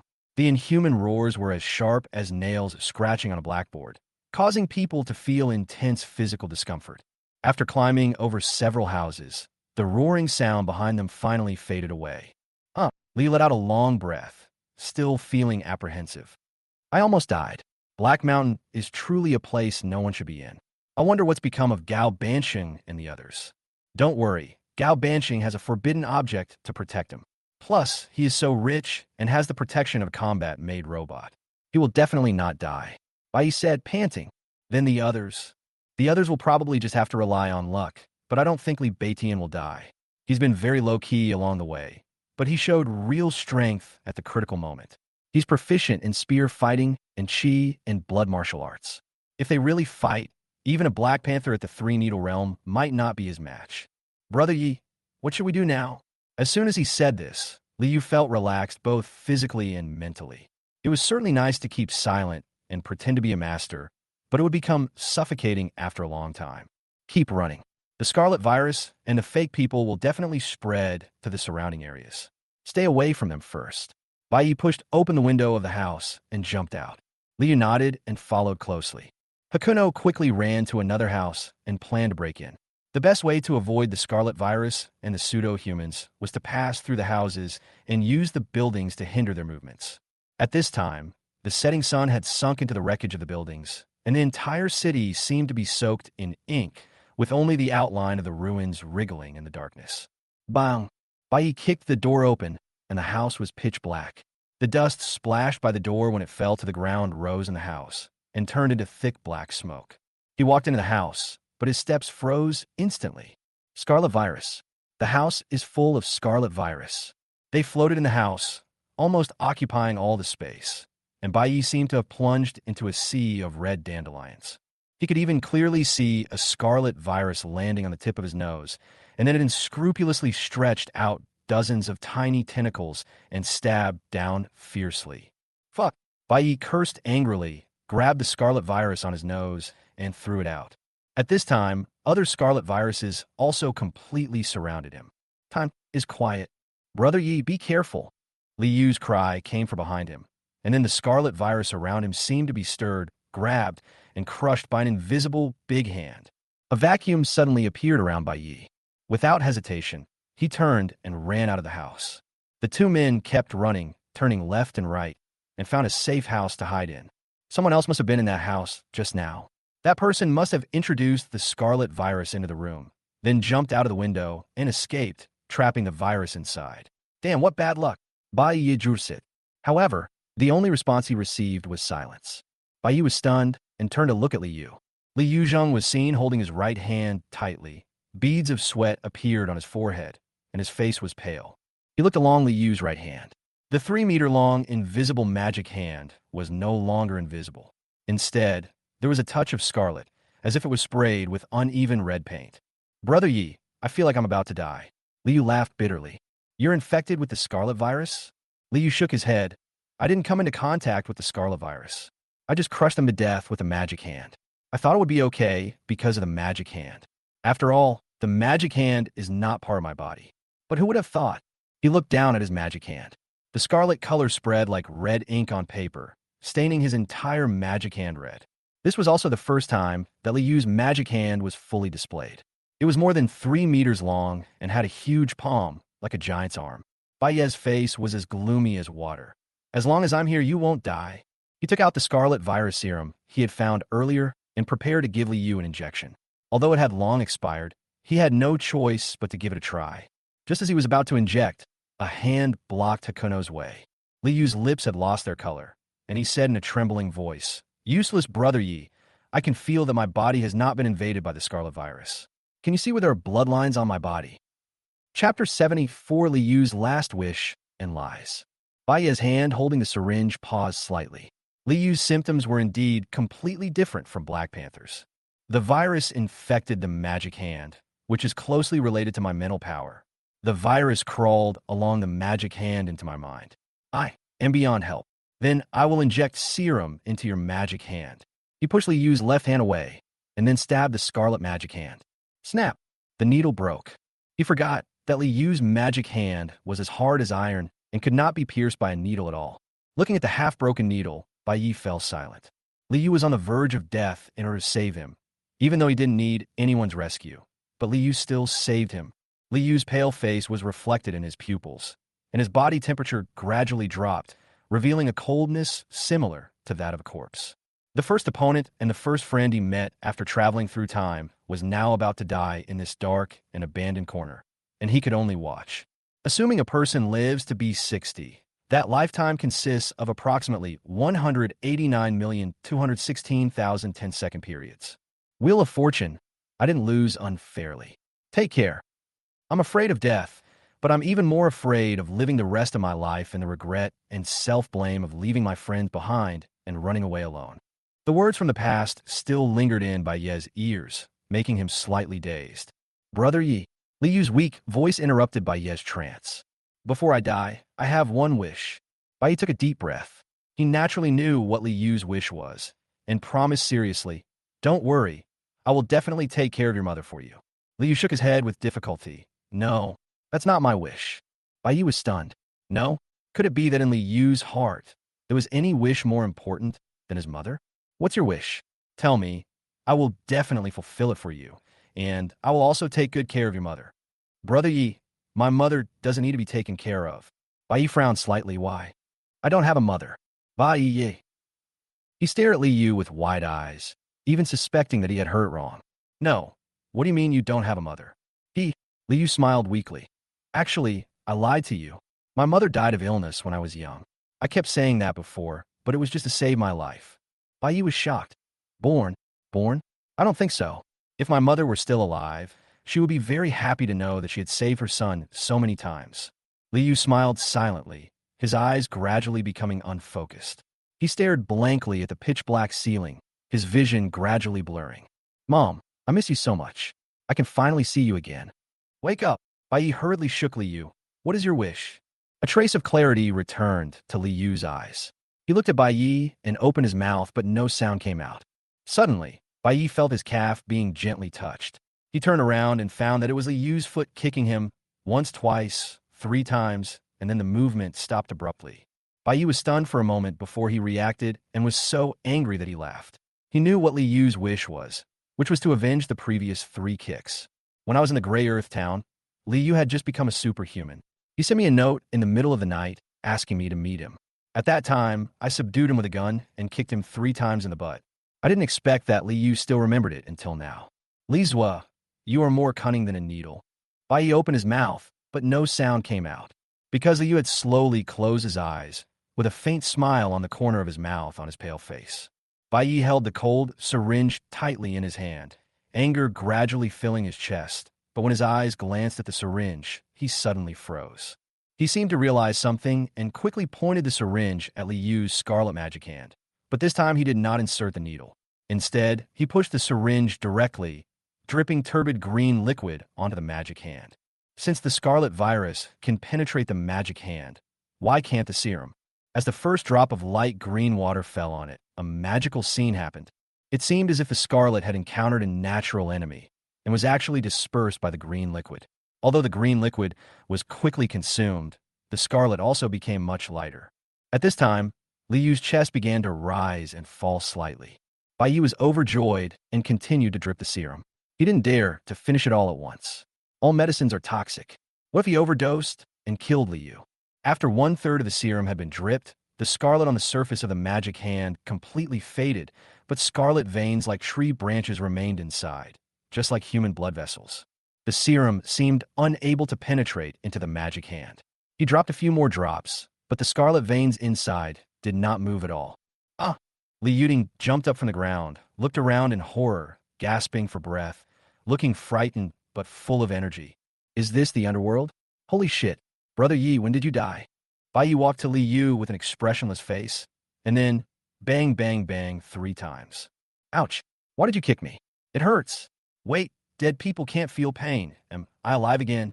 Li Yu looked at his body in surprise, and finally his gaze fell on the magic hand with scarlet veins growing inside. This is... He waved his arms, and suddenly the magic hand extended at a speed visible to the naked eye, from the original 3 meters to 5 meters, 8 meters, and 10 meters. He was more and more surprised, and with a thought, the magic hand began to shrink again, gradually shortening to the size of an ordinary person's arm. Extendable. My magic hand can now extend and retract, and it seems to have become more flexible and stronger.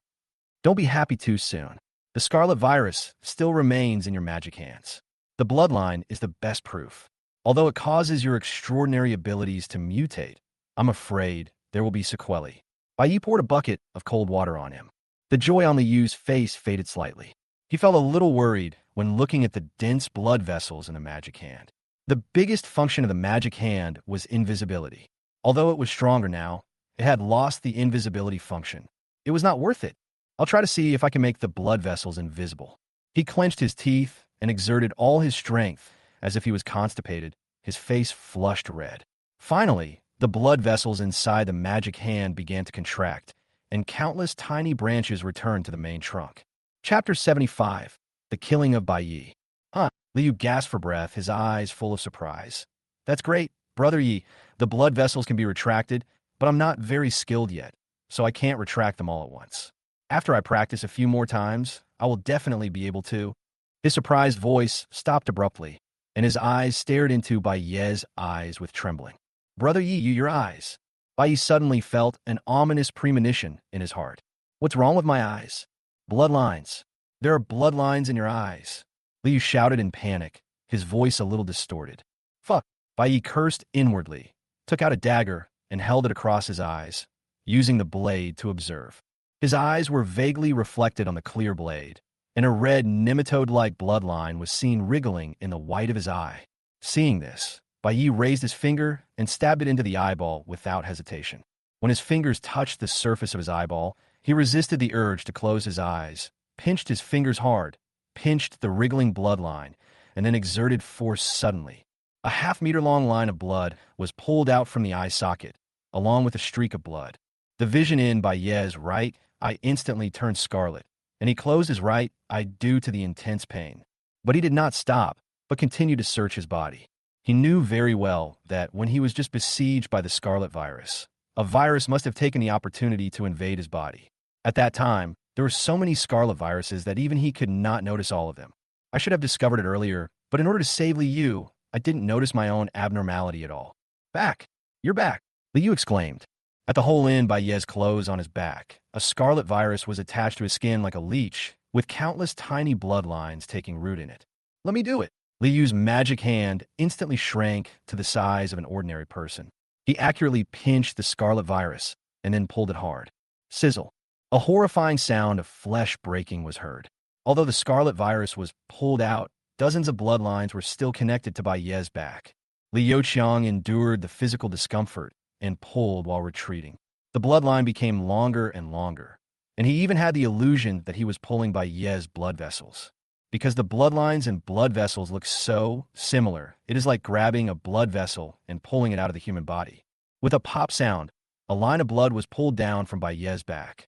At this time, his wound was already riddled with holes, forming a bloody hole with rotten flesh inside, as if he had been stabbed by needles hundreds of times. "Brother Yi, are you feeling better?" Li Yu asked with concern. Bai Yi clenched his teeth, his face covered in cold sweat, and the severe pain from the wound continued to irritate his nerves. "It's useless. The virus takes too long to invade." As soon as Bai Yi opened his mouth, he felt an itchy sensation in his throat, as if countless small insects were wriggling in his throat. The little bugs continued to multiply and soon crawled along his tongue and out of his teeth. Bai Yi took a big bite, and it was very chewy, just like biting off noodles. "Pooh!" He spat on the ground, and more than a dozen half-broken bloodlines and blood fell to the ground. Looking at the bloodlines wriggling on the ground, Bai Yi instinctively felt a little nauseous. When he thought that his body was full of these things, he felt even more disgusted. Fortunately, there is still half of the scarlet virus serum left. Since it can cure Li Yu's magic hand, it should be able to cure himself as well. He raised the syringe and thrust the broken needle into his arm. As the light green liquid was injected, the strange feeling in his body suddenly eased a lot, and the blood in his mouth shrank to his abdomen. Li Yu watched nervously from the side, wanting to help but not knowing what to do, and seemed a little at a loss. "Brother Yi, are you feeling better?" Bai Yi nodded with difficulty and was about to speak when his face suddenly turned pale.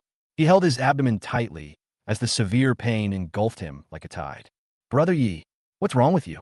Li was horrified. "Is it because you don't have enough serum? I'll go find you some medicine right now." Bai Yi opened his mouth, but no sound came out.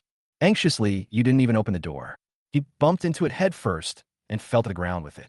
He ignored the pain, quickly got up from the ground, rushed to the street, and ran in a random direction. He didn't know where to find the serum, but he didn't dare to stop. At least searching means hope, but stopping means there is no hope.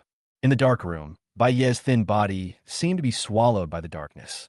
He could clearly feel the scarlet virus infecting his body bit by bit. The feeling of approaching death is like being put into a cold iron box that gradually shrinks. The oxygen is slowly being drained away, the eardrums are buzzing, and in the end, the only sound left is the roar of the pulse hitting the temple. The same serum cured Li Yu, but could not cure him. It could be that the serum dosage was insufficient. It could be that one was infected with the mind and the other with the body, or it could be that his constitution was different because he wasn't a transcendent. The reason is no longer important. What is important is, "Fuck you." Bai Yi roared angrily, his dark eyes full of arrogance. He had no fear of death, only endless anger.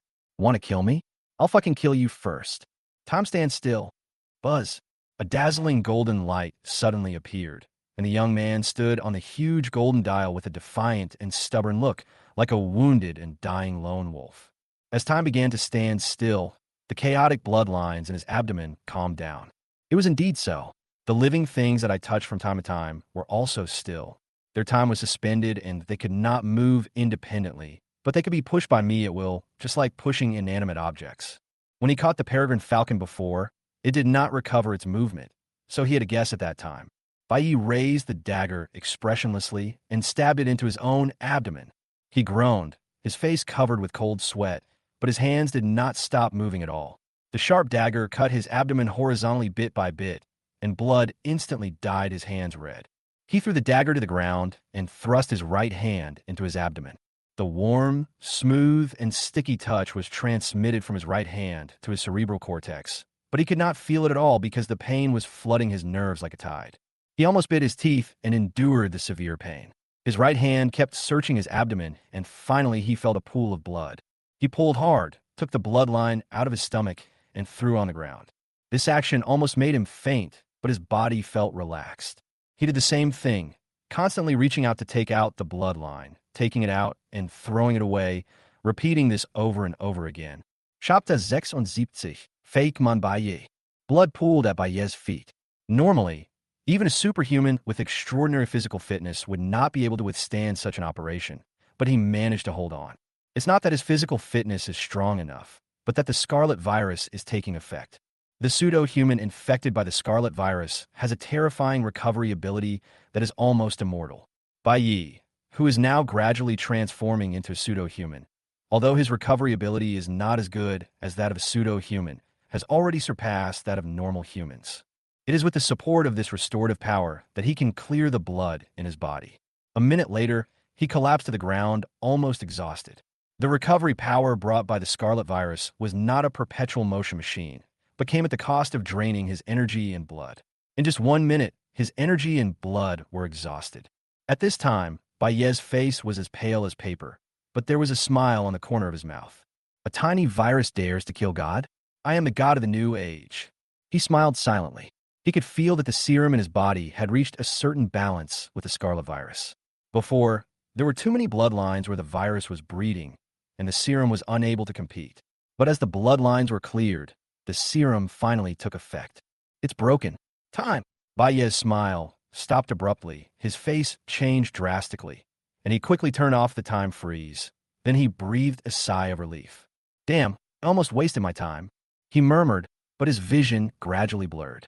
After all, he was not a fake person, and the massive blood loss caused him to faint. After an unknown amount of time, Bai Yi was awakened by the strong, bitter taste in his mouth. He suddenly opened his eyes, and the first thing he said was poo, poo, poo. What the hell? It's so bitter. Why is there so much scum in your mouth? Elise, when did you come back? Liu wiped the spit from his face with a look of resentment and complained, Brother Yi, is this how you treat your savior? What savior? What did you give me to eat? I ate 2 million for you. 2 million. Bai Yi was stunned. Thinking of the bitter taste in his mouth, he instantly realized. Mutated ginseng? He quickly lifted up his shirt, revealing his 8-pack abs. The originally hideous and bloody wound had healed without him noticing, leaving only a faint red mark. He remembered that after his bloodline was drained, the wound on his abdomen began to heal, but due to the lack of qi and blood, the wound only healed halfway and then stopped. Then he fainted. It seems that Li Yu has returned. Seeing that he has lost too much blood, he fed him ginseng. Great, Li Zua, you even thought of giving me ginseng. Bai Yi took a deep breath happily. Guess what? He didn't die. I searched for the serum for a long time, but couldn't find it, so I wanted to come back to collect your body. But I found that you were still breathing, but you had lost too much blood. I thought ginseng should be able to replenish blood, so I fed it to you. I didn't expect that it really saved you. Tell me, Brother Yi, how are you going to thank me? Liu said with a beaming eyebrow. Thank you. Bai Yi glanced at him. I could have just gotten some sleep, but you wasted a ginseng worth 2 million. I'll remember this. Remember to pay me back 2 million later. Liu's face suddenly darkened, and then his bright eyes moved slightly, and he suddenly said mysteriously, Brother Yi, guess why you can still eat ginseng even though you fainted? Bai Yi was stunned at first, then his face turned pale. You, could it be? That's right, Brother Yi. It's just as you thought. I chewed it up a little bit and fed it to you. Ugh. Bai Yi immediately fell to the ground and began to dry heave. He suddenly felt that life seemed meaningless. Ha ha. Liu laughed loudly. I'm just teasing you. You're willing, but I'm not. You don't know, as soon as I put the ginseng next to your mouth, you were like a starving ghost, closing your eyes and grabbing the ginseng and stuffing it into your mouth. You. Bai Yi glared at him. I found that you never tell the truth. You cheated me with ginseng and even pretended to be a filial son. If you were not about to die, I don't think you would tell the truth in your life. Are you lying to me about something else? Tell me. Li Yu's smile slowly faded, and he said solemnly, There is indeed one thing. What's up? I'm sorry, Brother Yi. I just lied to you again. Actually, the ginseng is really from my mouth. I'll kill you. A moment later, Li Yu, with a black eye, squatted in the corner of the room with a wronged look on his face, drawing circles on the ground with his fingers. After venting his anger, Bai Yi picked up the dagger on the ground and lightly slashed his arm with it, and blood immediately flowed out. Li Yu was shocked. Brother Yi, that's not the case. You don't have to hurt yourself if you want to apologize to me. Get out, Bai Yi said without even turning his head. He stared at his wound and felt a tingling sensation, as if ants were crawling on the wound. Then a miraculous thing happened. The wound healed at a speed visible to the naked eye.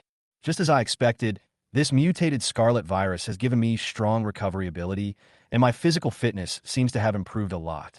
But I hope there are no sequelae. Bai thought silently. By the way, Lizua, how long have I been unconscious? Liu was still drawing circles. About an hour. 1 hour. Bai quickly took out his gold pocket watch. It was already 8:29 in the evening. Oh no, could Yang Jie have found the Pangi USB drive and run away? Stop squatting there. If you don't leave quickly, all the good things will be taken away by them. Bai was about to rush out the door impatiently, but was stopped by Li Yu's magic hand. Brother Yi, we can't go out now. There are scarlet viruses and fake people outside. People will die if we go out. Li Yu said anxiously. I have my own way. How about this? You stay here and wait. I'll be back soon. Without too much explanation, Bai Yi opened the door that Li Yu had just prepared and rushed out. The moment he stepped out of the door, he suddenly stopped, as if he had come to another world. Countless scarlet viruses the size of eyeballs filled the city, like red dandelions all over the sky. He was not surprised. Hundreds of people poured into Shelter 189. Faced with the tentacles of the giant scarlet virus, people would certainly not sit idly by and wait for death. The counterattack would naturally cause the giant scarlet virus to burst, releasing countless pseudo-people and small scarlet viruses. We can't delay any longer. The longer we delay, the more dangerous it will be. When the scarlet virus fills the entire city, even he will have to temporarily hide away. Bai took a deep breath and was about to activate time stop to cross the street, but suddenly froze. Wait, why aren't these scarlet viruses attacking me? He was shocked to find that the scarlet virus in the sky completely ignored his existence and just floated quietly in the air. Could it be? A glint of surprise flashed in his eyes. He must have been infected with and cured of the scarlet virus, and his body had mutated, so they regarded him as one of their own. Chapter 77, How Can Ordinary People Understand Their Fate? I control cause and effect and determine the fate of the world. What about Li Yu? Brother Yi, wait for me. I will go with you, and we can take care of each other on the way. Li Yu ran over hurriedly. At this time, the scarlet viruses floating on the street were like flying insects that had discovered their prey. After staying still for a second, they all flew towards Li Yu. Fuck! Brother Yi, run! Bai did not run away, but closed the door directly and stood in front of it alone. The scarlet viruses stopped flying in front of him. They swam quietly around Bai Yi, and some even landed on his hands. The tiny scarlet tentacles squirmed in the wind, but did not penetrate his skin. It's true. Bai Yi became more and more ecstatic. Without the threat of the scarlet virus, he could save a lot of time. But why can't you do it? Brother Yi, what are you doing? Come in quickly. Li Yu's anxious voice came from inside the door. I'm Fina. The scarlet virus seems to think I'm a fake person and won't attack me. Li Yu immediately reacted. Is it because you've been infected with the virus? But why can't I? Is it because I was infected with a magic hand, not the body? Brother Yi, please move aside and let me try using my magic hand. Bai Yi slightly turned sideways, and the door quickly opened a crack, followed by an invisible giant hand with scarlet blood vessels slowly reaching out. This time, the scarlet virus did not attack Magic Hand. Damn, this is unfair. We are both infected with the virus and injected with the same serum. Why is it that your whole body works while only one hand of mine is useful? Liu said depressedly. Okay, stop talking nonsense. If you're going, come out now. I'm not going. If I go, I'll just be a drag. I might as well take this opportunity to familiarize myself with my mutated magic hand and try to hide the blood vessels as soon as possible. Bai Yi nodded. He naturally understood that Li Yu wanted to go because he was worried about him, not because he wanted to look for the treasure. Now that he saw that he could ignore the scarlet virus, there was no need for him to follow him. Okay, then you just wait here. After saying that, Bai Yi rushed into the group of viruses. He kept waving his hands to drive away all the nearby viruses, and then he officially set off. At this time, the already empty city seemed even more dead silent. There was no one on the street, and occasionally a few pseudo-human roars could be heard from the shadows in the distance. Hundreds of people who came in to look for treasure either died or hid. He looked around the city with a thoughtful look on his face. He didn't know where the Panga USB drive was, but he thought it would not be in a residential area or a commercial street, so he ran towards the edge of the city. In the abandoned city, Bai Yi walked alone. The red dandelions in the sky were like heavy snow, adding a strange scarlet touch to this city that existed 100 years ago. He passed over the dusty wreckage of the flying car, his soles crushing the dandelions lying on the ground. Broken billboards dangled in the air, and red velvet flowed over the iron bridge like a river of blood flowing backwards. The false bright moon in the sky cast its light, pinning his shadow to the weed-covered asphalt road. He seemed like the only traveler in this city, going upstream against the red snow.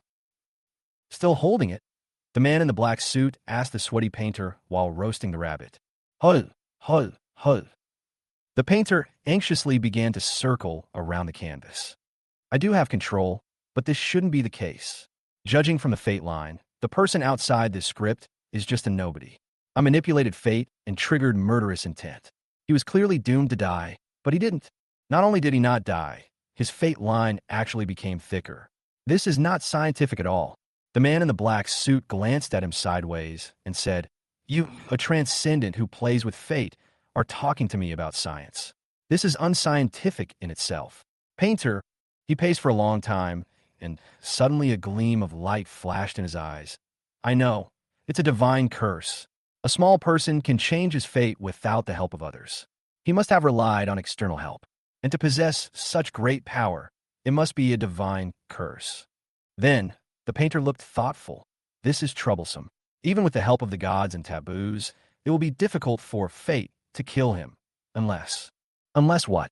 The man in the black suit broke off a golden roasted rabbit leg and was about to put it in his mouth, but the painter snatched it away first.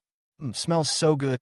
The painter chewed the rabbit leg and mumbled, "Only if he gets rid of the taboo." What an amazing method. After your reminder, I suddenly thought of a better way to kill the tyrant. "What method?" The man in the black suit said expressionlessly. "Let's quit smoking and drinking now, go to bed early and get up early, and live for 100 years. After 100 years, the tyrant will die without any effort." Painter, I finally understand why you spend all day dealing with the dead. It's because your mouth can make the living mad to death, so only the dead can communicate with you. You're too kind. If you were to die suddenly now, it would prove that what you said is true. The painter laughed in anger. "I don't want to argue with you. My method may seem like nonsense, but in fact, it's just nonsense." The painter said angrily, "In fact, it is simple and efficient. Any complicated plan is ultimately for the purpose of achieving the goal. That person has a divine taboo protecting him. If we want to kill him, of course we have to make him lose the divine taboo. It's still nonsense. You fucking idiot." The painter took a deep breath and kept reminding himself to be more restrained. Summer insects can't talk about ice. He no longer paid attention to the man in the black suit, but instead looked intently at the canvas, muttering continuously. His fate is protected by a divine object. A single killing calamity is not enough to deal with it. So we can simply tie his fate to that of a mortal and use that person's killing calamity to eliminate him. He muttered to himself as he sketched on the canvas. Soon, a girl wearing knight armor and holding a pure silver cross sword was outlined. The man in the black suit frowned. "Black Knight, if you kill her, aren't you afraid that the presiding judge of the silent court will give you trouble? It's not that I want to kill her, but she is destined to die here. I might as well go with the flow and connect their fates, letting her die with someone outside the script. What if that person relies on the divine taboo to help the Black Knight break the killing calamity?" That's what I said. Let him throw away the taboo. The taboo is on him, so he naturally won't throw it away casually. But what if he is no longer himself? What's the meaning? The painter smiled slightly and said, "You wouldn't understand even if I told you." He casually drew two laughing monkeys on the canvas, as if making a silent mockery. Satisfiedly admiring his own paintings, he smiled and recited, "How can ordinary people understand their fate? I control cause and effect and determine the fate of the world." Chapter 78. A son of a wealthy family does not sit idle in the hall, and a king of 1,000 chariots does not go into danger. Bang! Ah! Ugh! The painter cried out in pain, holding his stomach and vomiting. The rabbit leg he had just eaten was wasted. The man in the black suit silently retracted his fist. "Gu Huangquan, damn it! What the hell are you doing? Why are you hitting me?" The painter cursed angrily. Gu Huangquan said expressionlessly, "You ate my rabbit meat and scolded me. You deserve a beating. I was writing poetry." "Yes, you wrote a poem to scold me." After walking for more than 20 minutes, Bai discovered that there were many more pseudo-human corpses nearby. These pseudo-humans seemed to have their bodies cut into pieces by some sharp weapons, and all of them were fatal. The opponent used his chi and blood, and with one strike, he destroyed the chi and blood in the fake person's body, making it impossible for him to recover. Looking at the familiar scars, the image of the night girl emerged in his mind. The sword wounds looked like they were caused by the pure silver cross sword in the girl's hand. Bai was pleasantly surprised. The night girl was the first person to break in a shelter 189 after the tyrant. Her purpose must also be the Panga USB flash drive. Now that he had found the girl's trace, it meant that he should not have taken the wrong path. He quickened his pace and continued moving forward, following the traces of battle along the way. Suddenly, a pseudo-human roar was heard from the shadows of the alley nearby. Bai frowned slightly and instantly acquired breath of skeleton, pointing the gun at the dark alley. Not long after, a ferocious figure rushed out of the alley.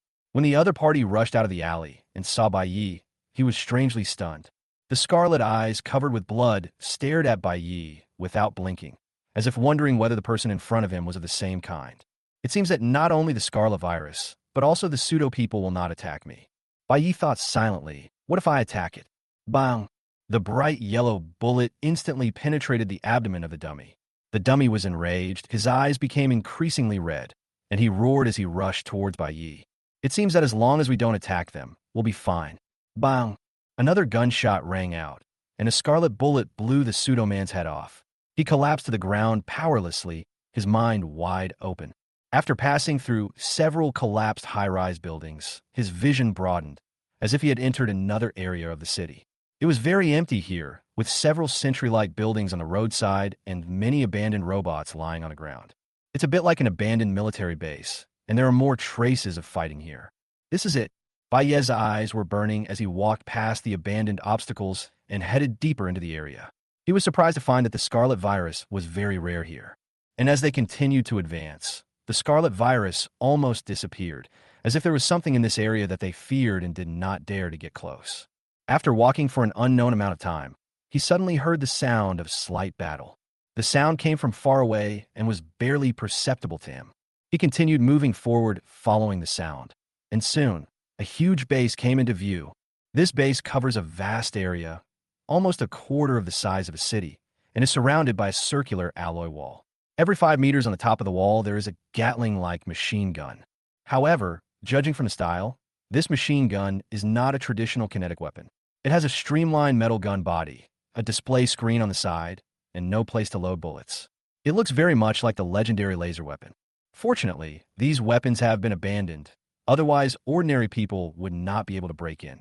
The sound of fighting came from the base, and the sound became clearer and clearer. Bai could even hear the angry roar of Minghu. He walked around the wall for a while and found the gate. The alloy gate, which was more than 10 centimeters thick, was violently blown open. There was a rusty sign hanging on the wall next to it. Experimental base, no entry. The underground space of Shelter 189 is limited, yet the people of the civilized era have allocated such a large area to build an experimental base. You can imagine how important this place is. If my guess is correct, this should be the core of the Panga project. Bai narrowed his eyes and thought silently. He guessed that since the Pangu project was said to create the world, the experimental projects within it must be all-encompassing. The previous pseudo-humans and mutated scarlet virus were most likely part of the Panga plan. People in the civilized era wanted to crack the secret of the scarlet virus or control the virus, but they ended up developing a mutated scarlet virus. All the people in the shelter turned into fake people. It seemed that something unexpected happened, causing the mutant scarlet virus to leak and infect everyone. He slipped through the gate, moved slowly in the direction of the sound along the outer wall of the experimental base, then quietly raised his head, revealing half of his head and eyes. Hiss! Bai gasped. What the hell was this monster? Was he also a fake person? On the other side of the experimental base, more than a dozen humanoid monsters over 5 meters tall were chasing Minghu and others. The muscular body was covered with bulging blood vessels and rotten flesh, and the hands were so huge that they were beyond the proportion of the body. They were no longer human palms, but giant claws. The sharp knuckles were like the Grim Reaper's scythe, flashing with a cold light. In addition to the dozen or so fighting ones, there were more than 20 bloody humanoid monsters lying on the ground, and they looked like they had just died. Why is the tyrant Yang Jia not here? Bai was a little confused. He saw Minghu, the night girl, and others, Even the pretentious Li Xiao was there. The people who first broke through the laser channel were all here, except Yang Jia. He searched with his eyes, and when he saw a big hole on the wall of the experimental base, he realized that the tyrant had already broken into the experimental base. These monsters can stop Minghu and others, but they cannot stop the tyrant. However, the tyrant situation did not seem optimistic. From time to time, fierce metal clashing and explosions were heard from inside the experimental base. The sound was so loud that even Bai Yi, who was hiding in the distance, could feel the shaking of the wall. Dangerous. It's so damn dangerous. Bai Yi wisely chose not to join in the fun, but just hide here and watch the show. Anyway, no matter who finds the Panga USB flash drive, he will eventually come out of the experimental base. Then he could just rob it. Why put himself in danger? As the old saying goes, a son of a wealthy family will not sit idle in the hall, and a king of 10,000 chariots will not go into danger, let alone him, the god of the new era. These damn experimental subjects. They can't be killed unless their energy and blood are completely drained. Minghu blasted the experimental subject's attacking arm with a punch, and then rushed to the side of the silver snake. Chapter 79, Birth. Everyone is born. The experimental subject whose arm was blown off roared, and a blazing scarlet light emerged from his body. Spots of light gathered towards the broken arm. Then, in the scarlet light, the broken muscles, bones, and skin grew rapidly and recovered in the blink of an eye. The smile on Silver Snake's charming face was gone. The tyrant broke into the experimental base and broke the confinement device inside. I didn't expect so many test subjects to be released. I don't know what the people of the old times were researching. Every monster they created is comparable to a transcendent, with a bounty exceeding 100 million. The Dark Tiger exerted force with both hands, grabbed the attacking arm of the experimental subject, and flung him away like an ant lifting an elephant. No time to lose.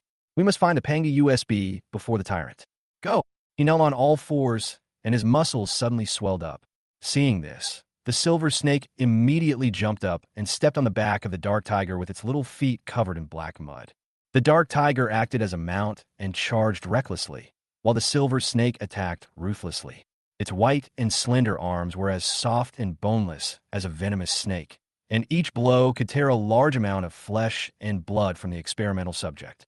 The two of them joined forces and quickly broke out of the encirclement, rushed into the big hole blasted by the tyrant, and disappeared without a trace. Two were born. He Qianjun snorted coldly, very dissatisfied with the behavior of Minghu and the other two. Originally, everyone worked together to kill more than 20 experimental subjects, and they were about to solve the problem. But Minghu and the other two ran away at this time, leaving all the pressure to the rest of the people. He Qianjun, with his head full of silver hair, suddenly leaped up like an onion in dry land. His swift figure dodged the attacking claws in midair, and then he exerted force with his feet, and with a thump, thump, thump, he climbed up the subject's sturdy arms like climbing a mountain, and finally stepped hard on the other's head. With the help of a reaction force, he glided in the air towards the big hole in the wall of the experimental base. There was still a distance of 100 meters, and he could not reach the cave entrance at all according to his fallen momentum. But the next second, his arms opened like the wings of a white crane, and the majestic energy and blood flowed out of his body, turning into countless scarlet air currents passing through his arm spans. The energy and blood seemed to form a pair of scarlet wings, dragging him to glide 100 meters and landed accurately on the edge of the cave. He Qianjun stood at the edge of the cave entrance with his hands behind his back, glancing coldly at the people still fighting. Humph! I'll leave first. Born. The three of you were born here to play a joke on me.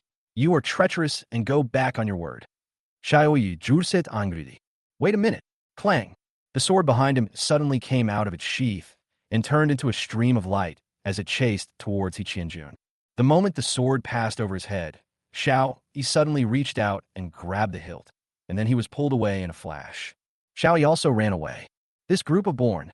Li Xiao looked at the remaining experimental subjects who were besieging him, and his eyes suddenly burst into blood. He believed that the strong should keep their promises and keep their word. They should do what they said if they agreed to work together to deal with the experimental subjects. However, he did not expect that this group of strong men ran away one after another. His shadow suddenly shot a shadow dart towards the cave entrance, and then, with a flash of his own accord, Li Xiao also ran away. Let's go in too. The ghost clown said to the air beside him. You want to help that female knight? He glanced at the knight girl who was in a tough fight. The sharp sword light cut the surrounding experimental subjects in half again and again, but the experimental subjects recovered as before again and again. But I feel like she doesn't need any help. The ghost clown tilted his head. Just as he said, the night girl really didn't need help. The girl was far away from the cave entrance, and she couldn't move around like Li Xiao. If she wanted to enter the cave, she could only force her way in. But she didn't force her way in, but quickly ran towards the nearest wall of the experimental base. 7 or 8 experimental subjects chased her relentlessly, and the encirclement kept shrinking, blocking her here. The girl showed no sign of panic. She raised the pure silver cross sword in her hand and lightly stabbed the wall in front of her. Clang! The pure silver cross sword instantly penetrated into the wall without any obstruction, just like cutting tofu. Then the girl drew a circle with the sword, ding-bang. A thick circular wall panel fell down, and she stepped lightly into it. The experimental subject was too huge to fit through the hole at all, so he could only stretch out his ferocious arms and scratch continuously. Inside the cave, the girl quietly watched as the sharp claws fell in front of her, but failed to touch the edge of her clothes at all. The silver-white mask without facial features seemed to be mocking her silently. The short distance of 3 centimeters seemed like an insurmountable chasm. Oh, not only do you not need my help, but he actually lured the experimental subject away for us. Hold on to me, E. The ghost clown held the air with one hand and lowered the torn hat on his head with the other hand. He rushed forward like a ghost, leaving afterimages in the air. Several experimental subjects wanted to catch him, but he dodged them by a hair's breadth, just like a clown walking on a tightrope in a circus who was obviously shaking but just couldn't fall. The last experimental subject blocked the entrance of the cave. The ghost clown hugged E and slid directly under the other party's crotch, then jumped into the base. The experimental subject, having lost all its targets, roared to the sky, and the sound waves spread out visibly, shocking Bai Yi in the distance so much that he couldn't help but cover his ears. Several smart experimental subjects chased in, while the remaining 3 stupid ones were still trying to dig out the night girl with their hands. Is the show over? Bai Yi curled his lips. He could not see the battle inside the experimental base and could only wait there bored. Anyway, he would never go in there even if he was beaten to death. Who knows how many dangers there are inside? It would be better to wait for others to find the Panga USB flash drive after going through untold hardships, and then he can reap the benefits. After waiting for about 10 minutes, the noise coming from inside the experimental base not only did not decrease, but became louder. It was as if a legion was fighting inside, and violent explosions were heard from time to time. Fuck, these guys didn't destroy my USB drive, did they? They couldn't possibly do that. After all, their target was also the USB drive. They couldn't do something so stupid, could they? They couldn't, right? Boom. A violent explosion sounded from the wall behind Bai Yi. Before he could react, he was blown away. Countless broken bricks and stones buried him. Bai Yi crawled out of the rubble and cursed angrily. Do you have any sense of public morality? Can bombs be thrown around randomly?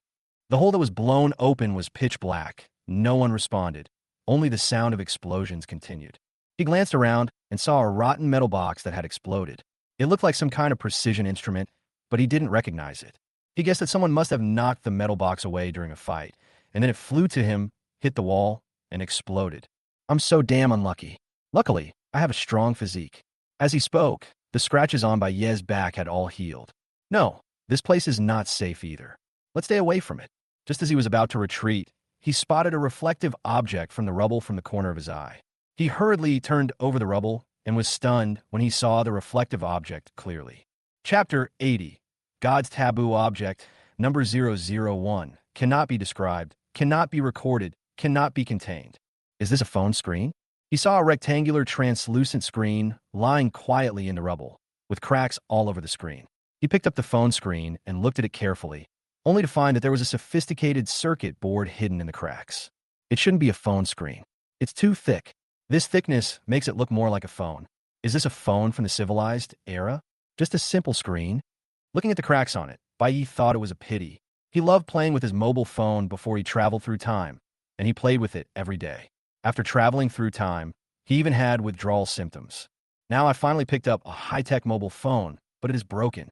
He fiddled with it for a while, but couldn't figure out how to turn on, so he had to put the phone in his pocket.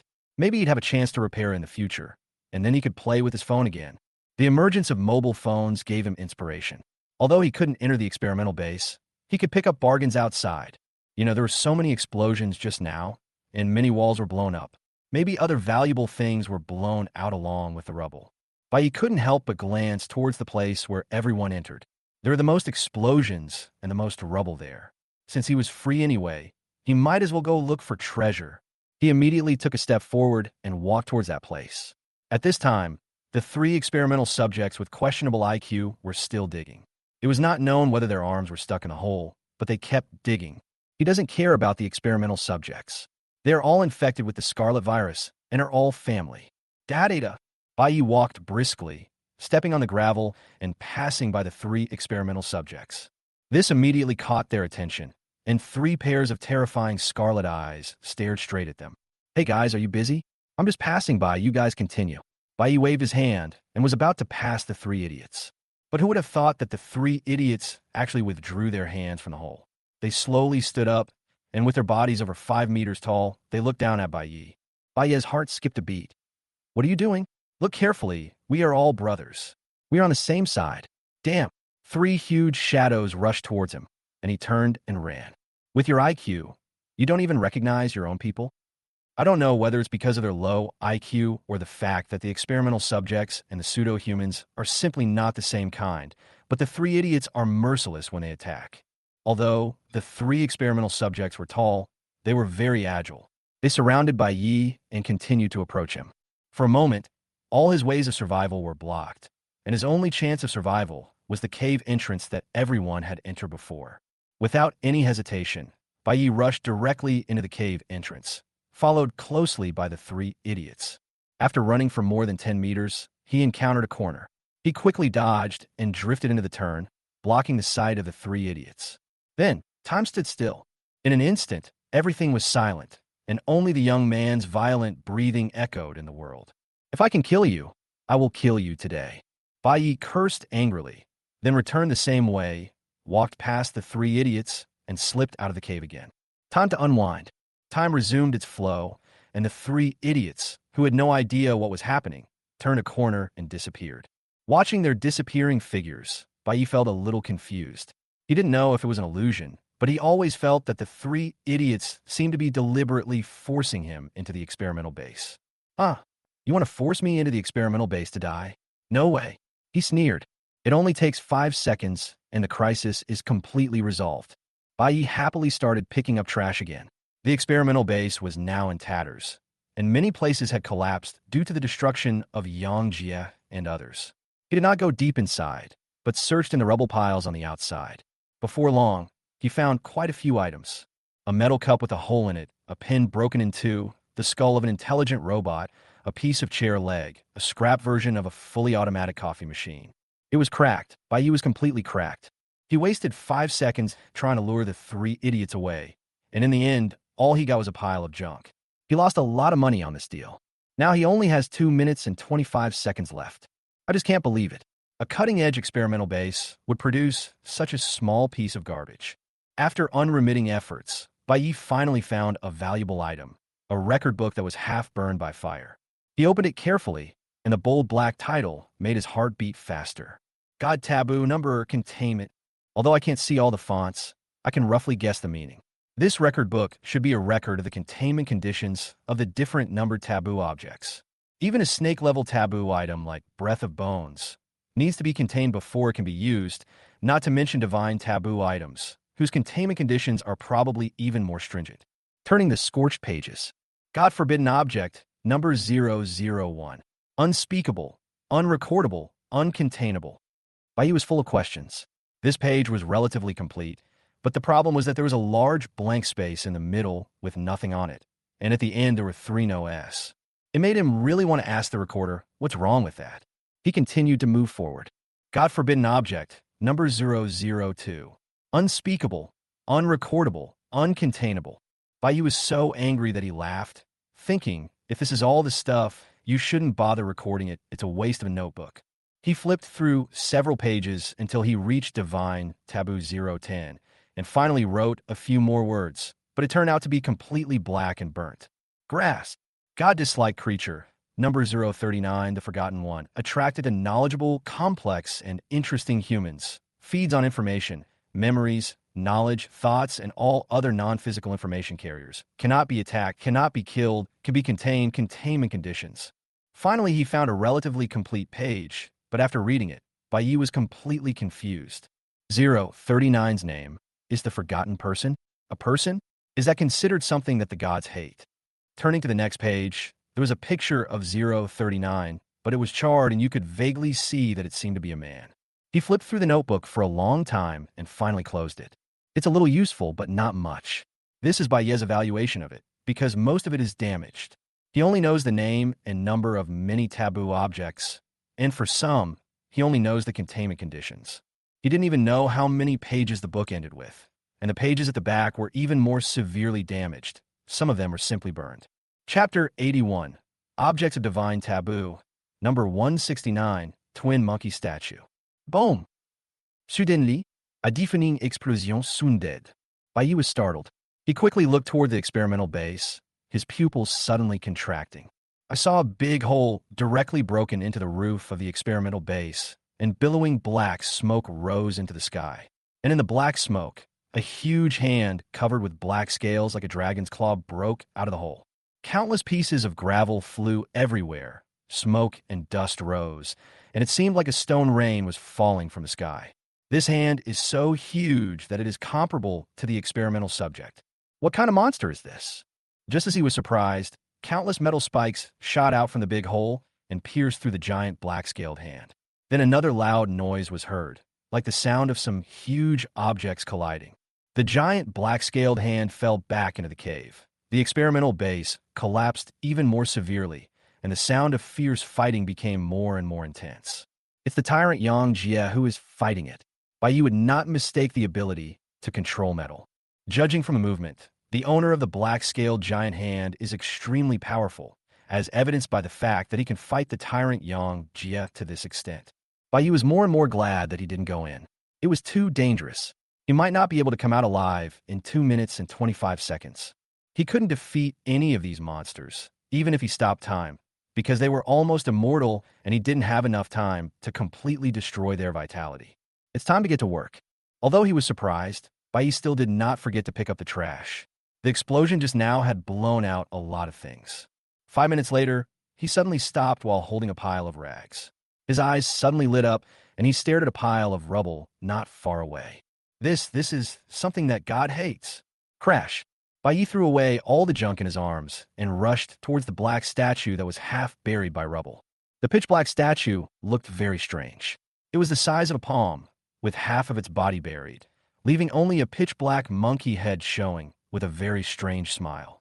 God's Taboo 169 Twins. What are twins? Bai stopped in front of the statue, quickly took out the burnt notebook, and kept flipping through it, and soon found number 169. God Forbidden Object, number 169, Twin Monkey Statues, twins in one body, 2 monkey statues embracing each other, souls, difficulty in containment. Twin monkey statues? Is it difficult to shelter Ding? His eyes were shining, full of greedy desire, without a trace of emotion. It was recorded in the notebook that the difficulty of containment was divided into A, B, C, and D, and those above level A were uncontainable. The difficulty of containment often also represents the degree of danger of the taboo object. Not all taboo objects are harmless. The containment difficulty level is D, which means that the twin monkeys are very low in danger. If I don't give it to you, I will be blamed. This thing should be mine. Bai did not take action directly, but picked up a piece of gravel and threw it at the twin monkey statues. But the monkey statues did not react at all. He dragged over the severed arm of a dead test subject and touched it a few times, but there was still no danger. Although the difficulty of containment is very high, it is a taboo after all, so it is better to be cautious. After all, even breath of skeletons can drain chi and blood. After struggling for a long time, he finally confirmed that the twin monkey statues were not dangerous, and then he carefully extended a finger. Hey, my finger touched it, and then withdrew as if I had been electrocuted. There was no danger. 2 fingers, 3. In the end, he picked up the monkey statue, and nothing happened. The feeling of holding it is no different from that of an ordinary wooden statue. Wait, why is there only 1 monkey? Where's the other monkey? He was stunned. The picture clearly showed two monkeys hugging each other, but the statue in his hand only had one laughing monkey with its arms outstretched, hugging the air. Half of it was blown up. Is this thing still usable? Baye's heart suddenly sank. Although he was picking up trash, he didn't really want to do it. Holding on to the last glimmer of hope, he began to study the solitary monkey statue. I studied it over and over for 10 minutes, even counting how many monkey hairs there were on it, but I still had no idea what it was used for. Never mind. It's better to have something than nothing. He consoled himself with these words, and then put away the solitary monkey statue. Inside the experimental base, the night girl of the silent court was walking in a dark passage, holding a pure silver cross sword. The pure silver cross sword had long been stained red with blood. As she walked, drops of scarlet blood continued to drip from the tip of the sword, forming an intermittent blood stain on the ground. Around her lay several mice infected with the scarlet virus, their bodies broken in half and twitching slightly. Why are there rats in the experimental base? A hint of solemnity flashed in the night girl's light brown eyes. She had previously found the species list of Vault 189, which recorded all the animal species and genes brought into the vault by people in the old days. Although there are rats on the list, there are only rat genes, which means that there should be no living rats in Shelter 189. Although cloning technology was mastered in the old days and mice could be cloned, she always felt that things would not be that simple because mice were of no help to the shelter. You should know that people in the old days no longer use mice for experiments, but directly use clones. If they want to keep a pet, they would choose a hamster, a mouse, or something like that. Not this kind of mouse covered in black hair and full of germs. Of course, it is not ruled out that some people have special hobbies. It's not that she is sensitive, but when she sees the mouse, she thinks of someone, a very dangerous person. She needs it zodiac hidden rat. Maybe I'm overthinking it. The most urgent thing is to find the Pangy USB drive first. The night girl walked quickly through the passage. She had little time left. She had to find the USB flash drive before the tyrant. Otherwise, she would never have another chance because no one could take anything away from the tyrant. Fortunately, no one knows where the USB flash drive is stored in the experimental base. Even a strong tyrant would have to search for it bit by bit. 5 minutes later, she stopped and her eyes fell on the rows of alloy doors on both sides of the passage. If it weren't for the appearance of the alloy door, she would even suspect that she was standing still because the style of the passage had not changed from beginning to end, as if a scene had been copied and pasted together countless times. Most of these alloy doors had already been violently destroyed, leaving only 2 doors still closed.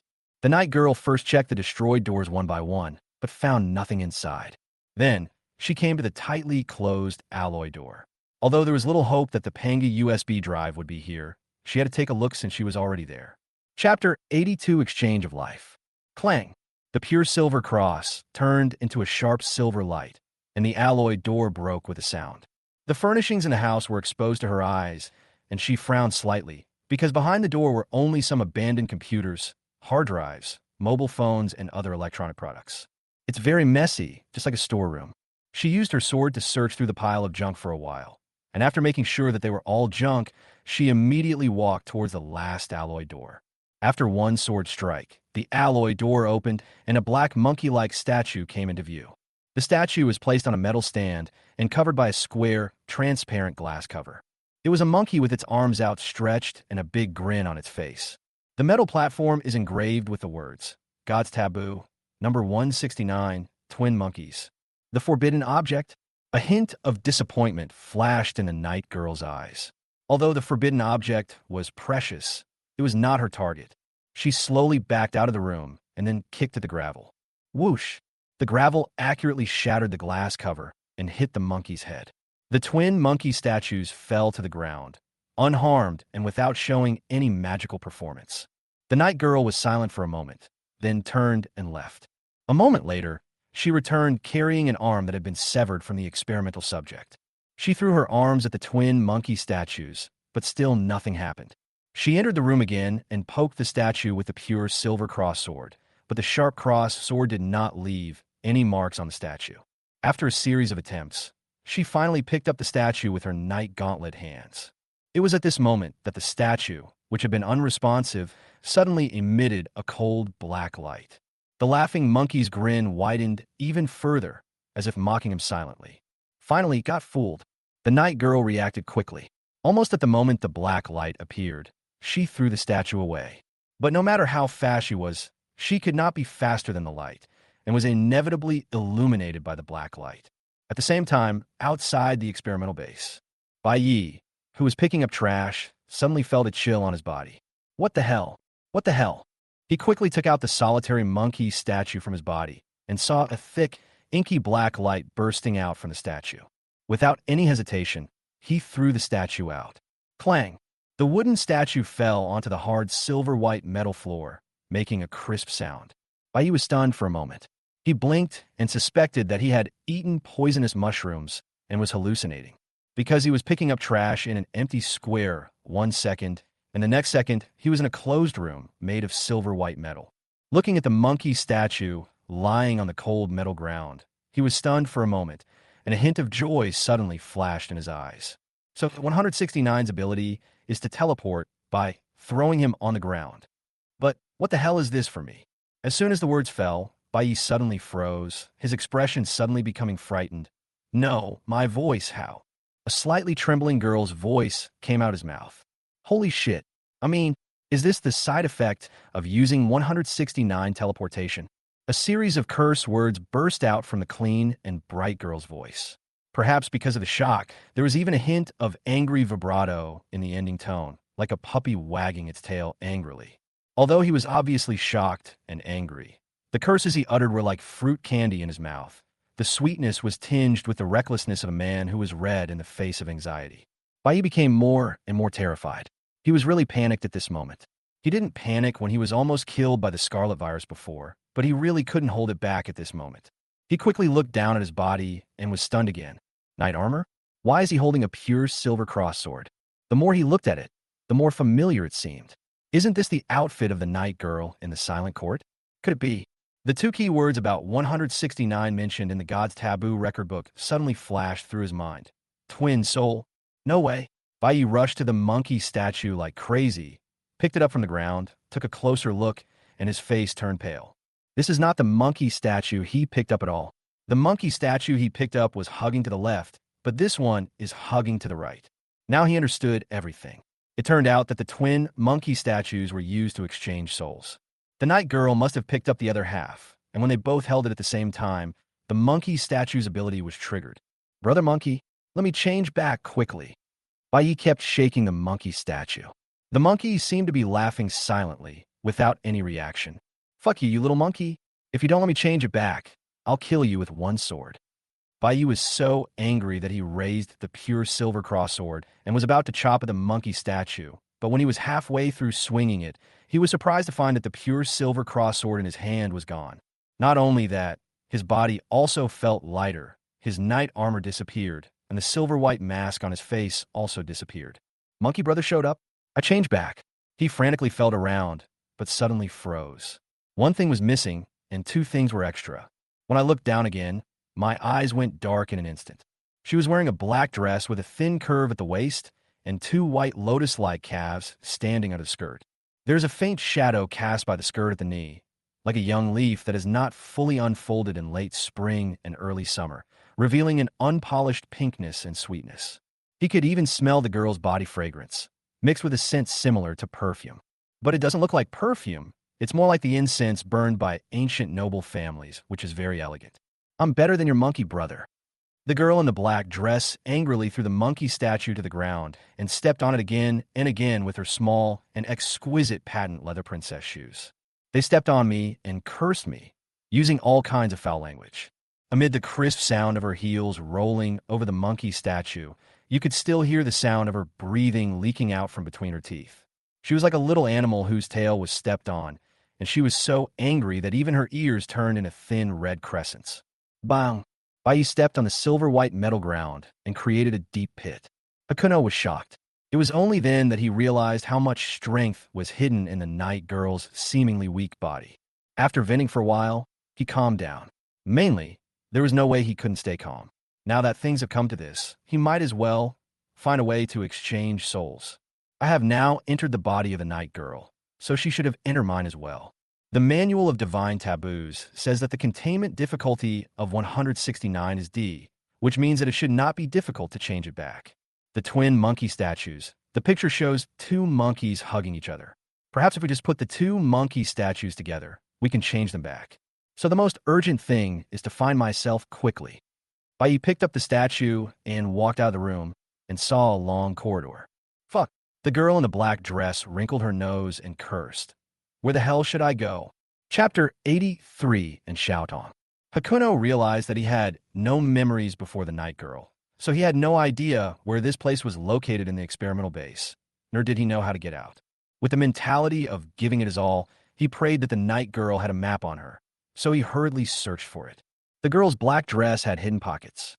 He reached into her pocket and found a bunch of odds and ends. When he took them out and looked at them, his face immediately fell. What the hell is going on here?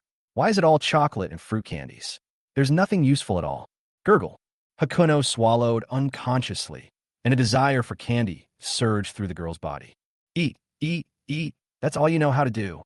Bai was so angry that he stuffed a piece of fruit candy into his mouth. Fuck. It's strawberry flavored, and I hate strawberries the most. While eating the candy, he searched his other pocket and this time took out a ring and a full-face sun mask. Sure enough, women never forget to protect themselves from the sun. He put away his mask and looked at the ring. This is a ring made of alloy, carved with a small white dove with its wings spread out as if about to fly. Ring? Taboo? Or something? Bai turned the ring over and immediately saw the beautiful small words engraved on the inner ring. And Xiaodong. And Xiaotong? The night girl's name? Knowing her name is useless to me. Why are there only rags left? Where's the pure silver cross sword? Where's the knight's armor? Why are they all gone? He thought for a moment and came up with the answer. Perhaps the cross sword and knight armor are not real objects, but in Xiaodong's extraordinary abilities. Extraordinary people are the product of spiritual alienation, and all their abilities are closely related to the spirit. Since the two people exchanged souls, and Xiaodong's abilities were naturally taken away, just as he now has the ability to stop time. His ability is also related to his soul. It is because his soul is out of sync with the time of the current era, so no matter how many times his body changes, the ability to stop time is always there. Outside the experimental base, and Xiaotong looked at her dirty hands, tattered clothes, and the pile of rags at her feet with an expressionless face. She had to accept this cruel reality. She became Hakuno. The part she accidentally touched just now to confirm her identity has not yet made her recover. This was her first time to come into contact with such a thing, and the shock was too great. But what was most difficult for her to accept was the weakness of this body. It was too weak, so weak that she could kill it with just one finger. Fortunately, my abilities and combat skills are still there. I barely have the strength to protect myself. We must find Bai Yi as soon as possible. It's too dangerous for him to stay alone in the experimental base. She had a good impression of Hakuno. This young man from the wasteland was willing to fight to the death for the residents of the Grey Earth town. This belief in protection was exactly the same as the concept of justice of the Silent Court. And Xiaodong walked straight towards the experimental base. When she took her first step, spiderweb-like silver threads first climbed up her ankles, like moonlight from the bright moon in the sky weaving a web on her body.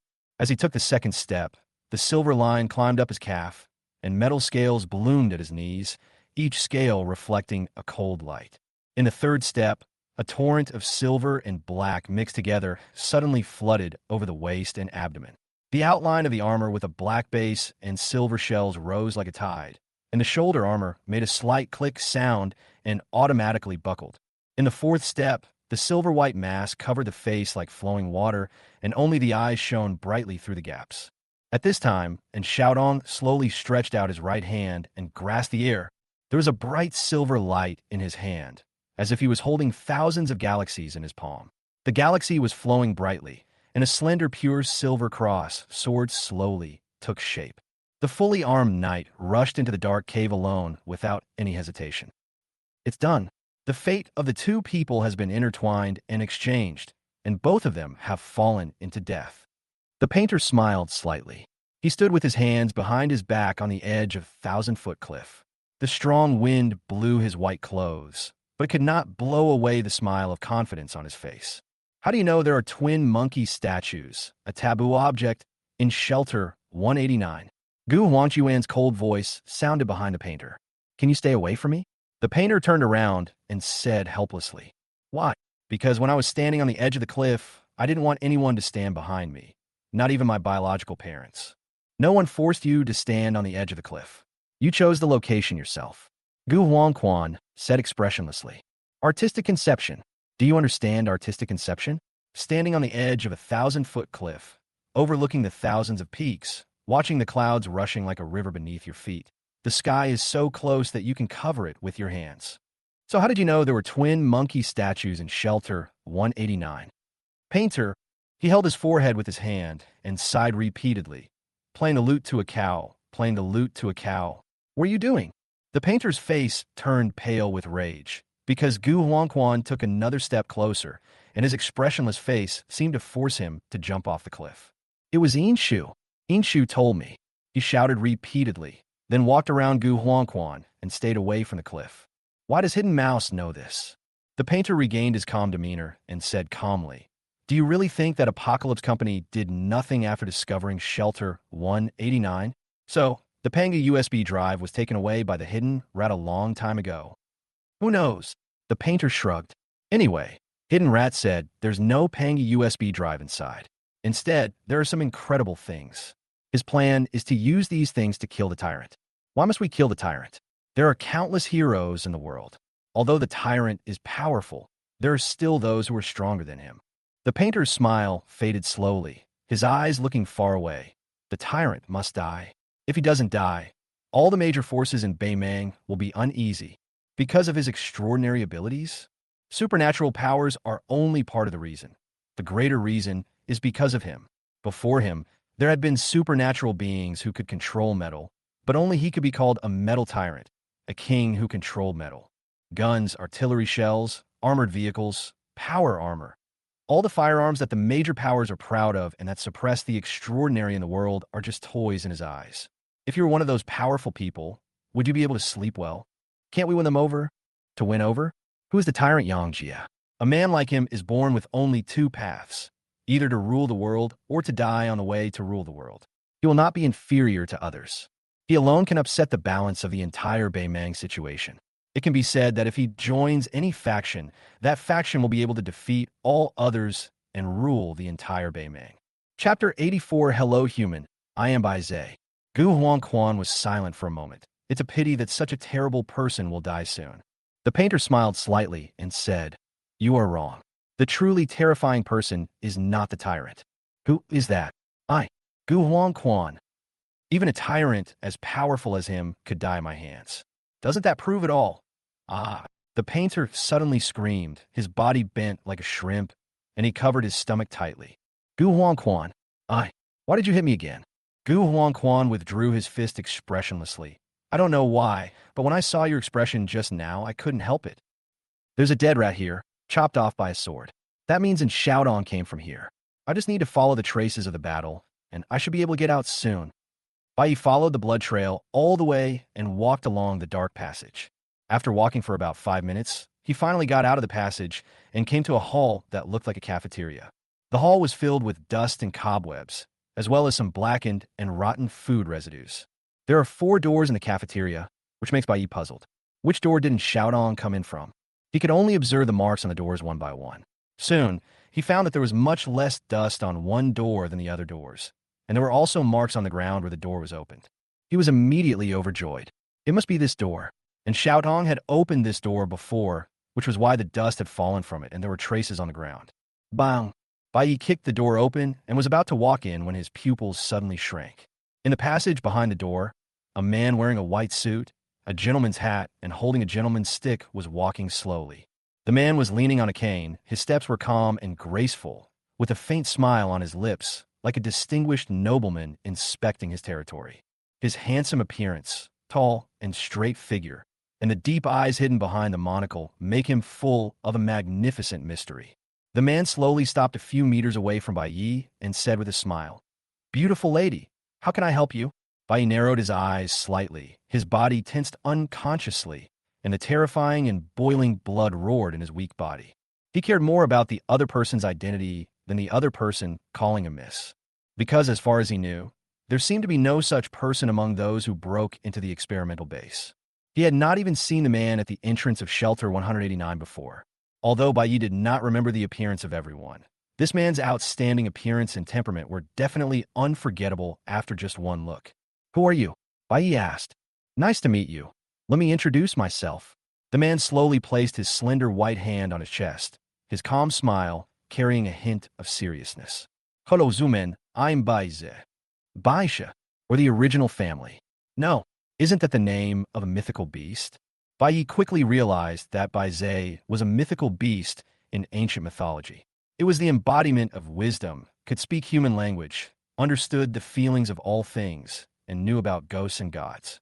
It was said to be knowledgeable about the past and present and omniscient. Beautiful lady, may I kiss the back of your hand? Baize said with a polite smile like a gentleman. Bai Yi instantly got goosebumps all over his body. He would rather face a brutal experimental subject than a man who wanted to kiss his hand. Let's go home and kiss you. The delicate girl in the black dress grabbed the alloy table beside her, and the terrifying force lifted the table welded to the ground in an instant. Then he threw it fiercely towards Baize. As the saying goes, don't hit a smiling person, but the problem is Baize is not a human, whose kind person greets you and says, hello, human. Bai Yi was absolutely certain that there was something wrong with Baize. Among those who entered the experimental base, there was no one named him. What did this mean? It meant that Baize was originally from this base. All the people from the civilized era in the base have been dead for 100 years. How could Baize be a good person? Facing the alloy table coming at him at high speed, Baize still stood there smiling, motionless. When a table fell on him accurately, a strange scene appeared. The alloy table actually passed through Baize's body and fell to the ground with a loud noise. Oh no, I saw a ghost. Baize's expression became serious. Baize smiled and said, I'm not a ghost. I'm just a lonely soul pursuing knowledge, ideas, and fun. Knowledge, ideas, fun? Bai Yi suddenly thought of a piece of information on the list of taboo objects. God-dislike creature, number 039, the Forgotten One, attracted to knowledgeable, complex, and interesting humans, feeds on information, memories, knowledge, thoughts, and all other non-physical information carriers, cannot be attacked, cannot be killed, can be contained, containment conditions. You are 039. Bai shrugged. I don't like this name. Humans call things they don't understand taboos God's things, and then they arrogantly number them. He paused before he could finish his words, because Hakuno had already run away. Looking at the girl in black dress, who was gradually going away, Baize showed a cynical smile at the corner of his mouth. He seemed to enjoy this chase. Bang! Bai directly broke open a door in the cafeteria and rushed in without looking back. Damn, I'm so unlucky. First I got tricked by number 169, and then I ran into number 039, which has an earlier number. What the hell is going on? He had no choice but to run. 039 was clearly not a being that could be dealt with by conventional means. It was clearly written on the list of taboo creatures that it could not be attacked or killed. The alloy table just now also verified this point. It was like a ghost. How can I beat it? Turning on time freeze is useless. After running for a while, Bai Yi turned left and right and came to a place that looked like a laboratory. However, it was obvious that someone had been here before. There were several bodies of experimental subjects lying on the ground, and the place was in a mess. I should have gotten rid of him, right? He looked back and found that Baize was not chasing him. Huh, Bai Yi breathed a sigh of relief. Looks like he didn't catch up. Well, 039 likes people who are knowledgeable, thoughtful, and interesting. At best, I'm just interesting. Miss Xiaotong, don't underestimate yourself. Baize's smiling voice suddenly sounded in his ears. Fuck. Bai Yi was startled and subconsciously punched Baize, who suddenly appeared, but the punch passed through his body and had no effect. Bai Yi turned around and ran away, while Baize followed behind him with an elegant pace, leaning on a gentleman's stick. Although he was walking very slowly, it was as if he could shrink the distance into an inch. No matter how fast Bai Yi ran, he could not get rid of him. Chapter 85. You smell so good. Why are you chasing me? Aren't you looking for someone knowledgeable? Baize interrupted with a smile. In terms of knowledge and ideas, few people in this world can compare to Miss Xiaotong. I have a bunch of shitty knowledge and ideas. In my previous life, I was a nobody and had to repeat a year before I was admitted to university. If this can be considered knowledgeable and thoughtful, wait. Bai Yi suddenly realized that what Baize said was true. He came from a civilized era, an era of information explosion. He could know everything about the world without leaving home. He didn't need to go out to travel, as he could visit the world's scenery directly from the internet. Witness the 9 heavens and 10 earths in novels, and experience love, hate, and passion in movies and TV shows. He had fought in Runland, slain zombies in Raccoon City, been an assassin in the Middle Ages, a cowboy in the West, and a gangster in the city. He gradually became the strongest Shura in Ashina, and even broke into the heavenly palace and killed countless gods and Buddhas. Looking back, all the heavens in the world, ancient and modern, Chinese and foreign, have paved the way for me. If this isn't insightful and thoughtful, then what is? In his own time, this was already commonplace, but in today's era of catastrophe, aren't people of insight and thought the norm? Many wastelanders have never even seen what the sea looks like in their lives. What is Miss Shoutong thinking about? Baize's voice sounded in his ears.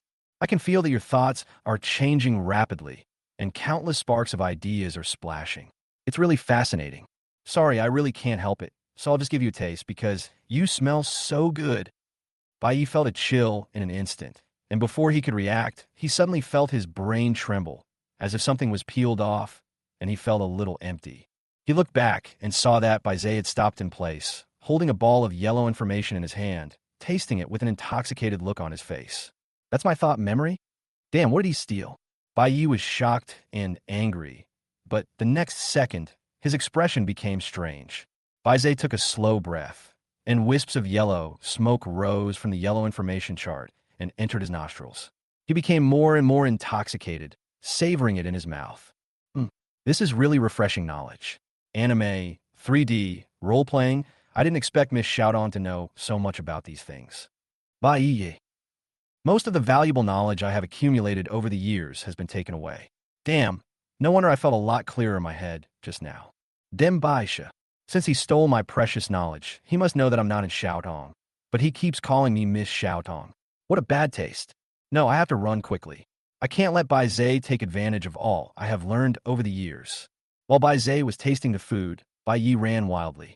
Soon he heard the sound of fighting coming from not far ahead, and he was immediately delighted. There's someone. I need someone to block it. He walked through the dark corridor and soon saw a familiar figure. Li Xiao. Li Xiao was in a very miserable state at this time. He was fighting with an experimental subject. He was obviously no match for the experimental subject. Although the shadow darts left many scars on the experimental subject, none of them were fatal. Funny dart thrower. Bai shouted in surprise, but Li Xiao seemed not to hear him and did not react at all. Hey, are you deafened? He ran to Li Xiao like lightning and patted him on the shoulder.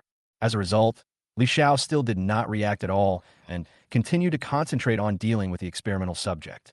Not only that, even the experimental subject seemed not to see Bai Yi and did not attack. Bai Yi's heart skipped a beat, and he had a vague sense of foreboding.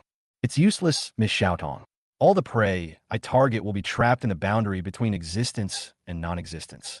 Outsiders will not be able to receive any information from you. Baize's nightmarish voice sounded again. He had finished eating the yellow message ball and caught up again. Bai Yi, who didn't believe in evil, kicked Li Xiao directly. Li Xiao, who was completely unaware of the situation, fell to the ground in embarrassment, but still didn't look at him. Instead, he became ruthless to the experimental subject and attacked him repeatedly. Cognition, self-repair. What should we try this time? Baize suddenly appeared in front of Bai Yi, stroking his chin with his slender fingers, as if he was worried about the dishes for dinner. Tom, stand still. Buzz. A huge golden dial emerged from under Bai Yi's feet. Baize in front of him stood there like a statue, with the amusement and distress on his face completely frozen. I'll let you eat. Bai Yi cursed angrily, then punched Baize in the face.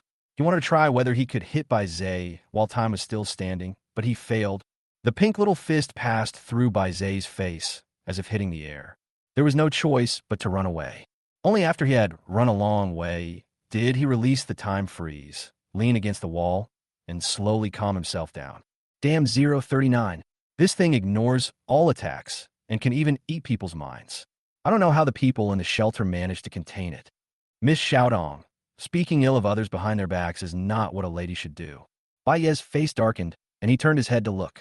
3 meters away, he saw Baize leaning against the wall with a smile on his face, imitating him. How did you know I was here? Bai smiled slightly. He turned around and patiently explained to the girl in the black dress. The fragrance emanating from your thoughts is like a gentle drizzle in spring, lingering in the air. Even across thousands of mountains and rivers, it can still accurately hook my sense of smell and make me want to pursue it. It's really fascinating. Bai felt seriously uncomfortable psychologically. It was so disgusting. Although he knew that the other party was talking about his thoughts, the way he spoke made his hair stand on end. I didn't expect Miss Xiaodong to possess abilities similar to teleportation. This really surprised me even more. Speaking of which, I also want to thank Miss Xiaodong for letting me out. It is because of this that I can appreciate your fascinating thoughts.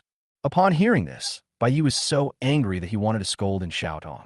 So it was you who committed the evil, and now I have to bear the consequences? Let's continue, Miss Xiaodong. Bai Shi walked slowly towards Bai Ye. Time stand still. Whoosh. Hakuno ran away again. He ran wildly while searching for traces on the ground. He was looking for the tyrant Yang Jie. In his opinion, if there is anyone in the entire experimental base who can really deal with 039, it must be the tyrant among the 10 kings. Even if the tyrant cannot deal with 039, then perhaps his experience, knowledge, and thoughts as one of the 10 kings may be able to attract 039's attention. Finding Yang Jie is also very simple.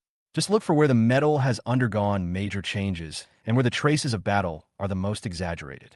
That must be where the tyrant has been. Chapter 86. Seeing people from God's perspective. After running for a long time, Bai finally found traces of twisted metal. He immediately stopped time and continued running along the metal traces. After turning a corner, he saw the corpse of a huge monster. This monster was covered in pitch-black scales and had a huge crocodile head. Even though it was dead, its terrifying aura remained undiminished, which was terrifying to see. Bai recognized at a glance that this monster was the one that had pierced through the roof of the base and stretched out its huge black-scaled hand. At that time, the tyrant was fighting with the black-scaled monster. Now that we have seen the monster's corpse, the tyrant must be not far away. Why hasn't Bai Zhe caught up yet? While running, Bai suddenly felt strange because he had already lifted the time freeze. Logically, Bai Zhe should appear soon, just like before. Was it because he couldn't smell her fragrance because he was too far away? Or was she playing hide-and-seek on purpose? Bai couldn't care less now. He had wasted too much time escaping just now. Now he only had 1 minute and 26 seconds left. If he couldn't get rid of Bai Zhe, he would surely die.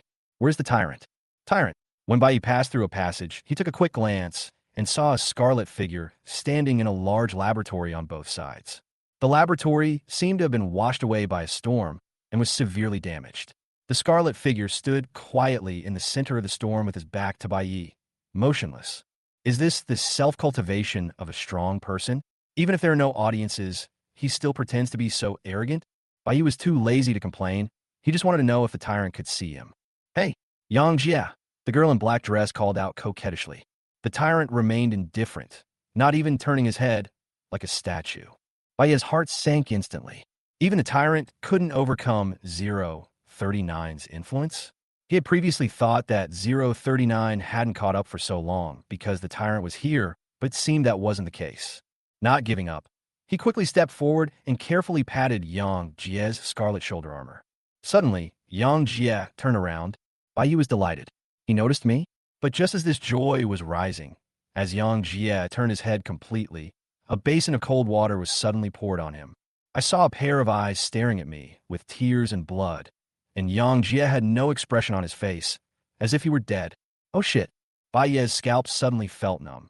Not because he was scared by Yang Jie, but because he had an ominous premonition in his heart. Who doesn't know the tyrant's power? But now he's in such a state of disgrace. Doesn't that mean? He subconsciously looked in the direction the tyrant had been looking at, and was suddenly struck by lightning. On the silver-white laboratory table, there was a black and gold box. At this time, the black and gold box had been violently opened, revealing the object inside. The moment Bai saw the object in the box, his consciousness became fragmented like cotton wool thrown into a meat grinder. Countless sharp whispers pierced the cerebral cortex, as if tiny insects were crawling. The strangest thing was that he clearly saw the appearance of the object in the box, but the corresponding memory that should have formed in his mind disappeared. This sense of incongruity is so strong that you see something with your eyes, but the appearance of this thing cannot take shape in your mind, so you don't know what you saw at all, but you saw it anyway. A line of blood and tears flowed from Bai's eyes. It was not until this moment that he understood why the tyrant stood there motionless and why 039 dared not show up. It was all because of the thing in front of him. His thinking became increasingly slow and depressed, as if he had sunk into a dark, deep sea, surrounded by loneliness and despair. Just when his consciousness was about to be swallowed by the deep sea, he used his last bit of clarity to boldly stop time. Buzz. When the power of time descended upon the world, Bai Yi was instantly shocked. His entire body was almost drenched in cold sweat, and his consciousness emerged from the deep sea. The girl in the black dress bent over, supporting her hands on her thighs, and gasped violently. The scattered hair was soaked with cold sweat and stuck to the fair and flawless face. Fuck, why do I always encounter danger? Bai Yi jurset biditlesli. He always felt that something was wrong. Ever since entering Black Mountain, dangers had been coming one after another, just like a chain of conspiracy. This is when he has been acting cautiously and without taking any risks. He had no intention of entering the experimental base at first, but the experimental subject forced him first, which he dodged. Then there was a soul swap, and in the end he was pulled into the experimental base without any preparation. As soon as I entered the experimental base, I was targeted by 039. Now, I was chased to the tyrant and encountered this thing again. With time standing still, Bai Yi finally saw the whole picture of the thing. It was an eyeball, a scarlet eyeball, as big as an adult's fist, with earthworm-like protruding blood vessels densely covered on its surface, and a strange gray mist lingering in the turbid lens. Even in the isolation where time stands still, simply staring at the scarlet eyeballs can cause intense psychological and physical discomfort. What on earth is this thing? Not only can it freeze the tyrant, but it also makes 039 afraid to get close. Could it be a divine object with a higher number? Wait. My hand. Bai Yi stared blankly at his own pair of fair and slender hands. They were clearly the same as before, but he couldn't help but feel strange and disgusted in his heart. In fact, Xiaodong's hands are very beautiful. The girl's hands are like new magnolias on the branches in spring. Her fair and delicate skin has a faint pearly luster, like a work of art. But it was precisely this hand that conformed to human aesthetics that made Bai Yi feel nauseous. The feeling of nausea became stronger and stronger. He felt that his thinking and cognition seemed to have changed. He was looking down at his body from a higher perspective. From this perspective, what he saw was not the girl's white hands, but something more essential. The girl's seemingly smooth skin was covered in a thick carpet of colorful mycelium, which squirmed like tentacles, and on it crawled densely packed microscopic organisms. Ugh, Bai Yi couldn't stop dry heaving. His thinking and cognition were forcibly elevated to an indescribable level by the scarlet eyeballs, as if a person was suddenly implanted with the perspective of God. Humans cannot understand God's perspective, but if we compare God to humans, then the feeling is similar to when a cockroach sees a human, it is implanted with the concept and cognition that it is a human. The cockroach recalls the past. The garbage mountain that was once so beautiful now only makes you nauseous. Looking at his own body again, there were tens of millions of wriggling insect eggs in his stomach, dirty tentacles on his head, and the corpses of his own kind were chewing in his mouth. From the perspective of a cockroach, everything seems so beautiful and normal, but from a human perspective, you will find it so unacceptable and desperate. Chapter 87 Hakuno's Self-Hypnosis. Damn it, the stillness of time clearly isolates the pollution of the scarlet eyeballs. Is it because I have been contaminated? Bai Yi covered her head tightly, and the girl's beautiful face gradually distorted. Faintly, he could hear the evil god's whispers in his ears. He couldn't understand the meaningless syllables, but he could understand the meaning. The evil god seemed to be saying, "You have seen the filthy nature of humanity. Only by believing in me can you find liberation." The evil god's voice is beautiful, bringing people hope and salvation.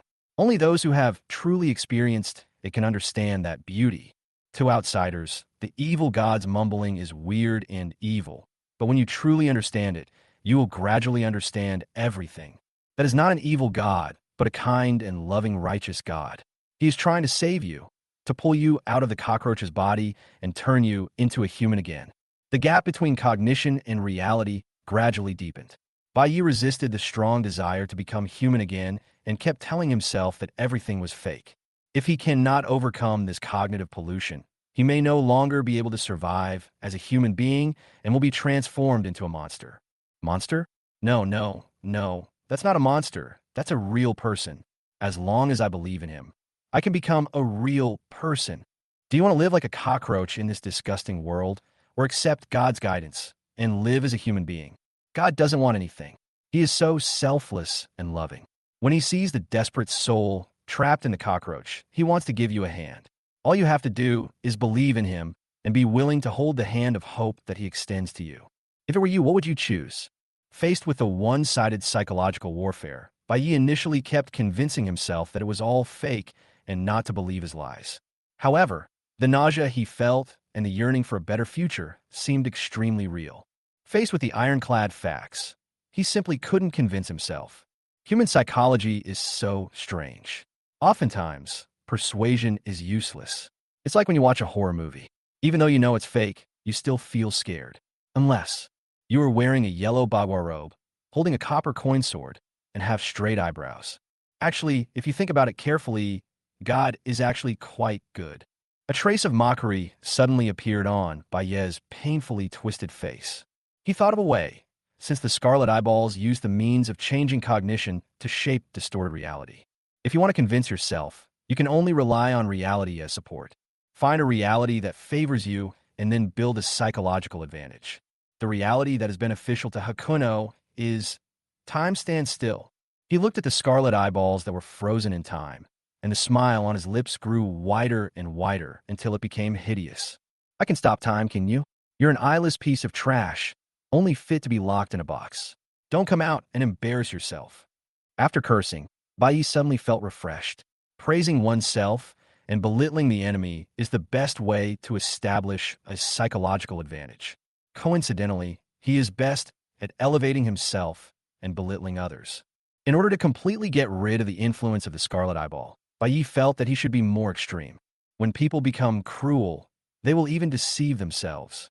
How can a being that can't even control time have the nerve to call itself a god? You are God, then what am I? You want me to believe in you? What a joke. I'm a new age god. The more Bai Yi spoke, the brighter his eyes became, and he almost believed what he said. If you think about it carefully, it is true. If he can even control time, how can he not be a god? I am not God, so how can your eyeball be God? In front of the scarlet eyeball, all stubborn wills seemed to turn into paper, and only the arrogance of the young man who claimed to be a god became the only fulcrum. Don't tell me. Don't tell me. Being a god feels pretty good. Bai Ye's smile became more and more unbridled, and the look in his eyes when he looked at the scarlet eyeballs gradually changed from fear to disdain, as if he was looking at a little punk.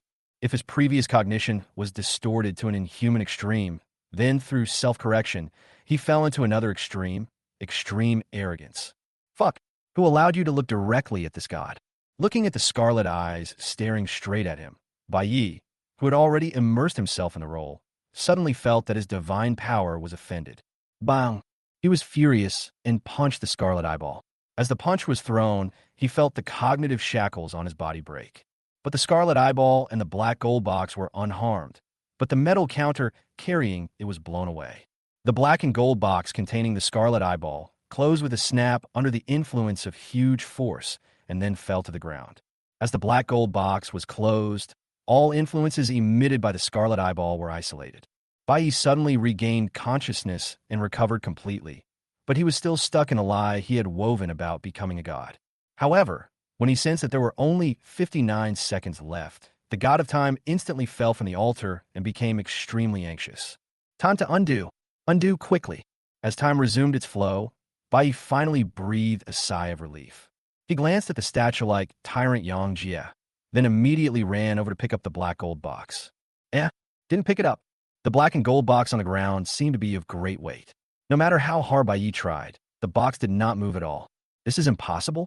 He was well aware of Xiaodong's strength. She was a girl with super strength. She could even bend steel bars with one punch. There was no reason why she couldn't lift a black and gold box. If the black and gold box is really that heavy, it will definitely make a hole in the ground when it falls to the ground. You can't lift the Eye of Ember with your physical body alone. You need mental strength. An indifferent voice suddenly sounded behind Bai Yi. It's a tyrant. Hearing the tyrant's voice, Bai Yi was not surprised but happy. He was worthy of being the tyrant, one of the 10 kings who actually noticed him. He was far from being comparable to the humorous dart thrower.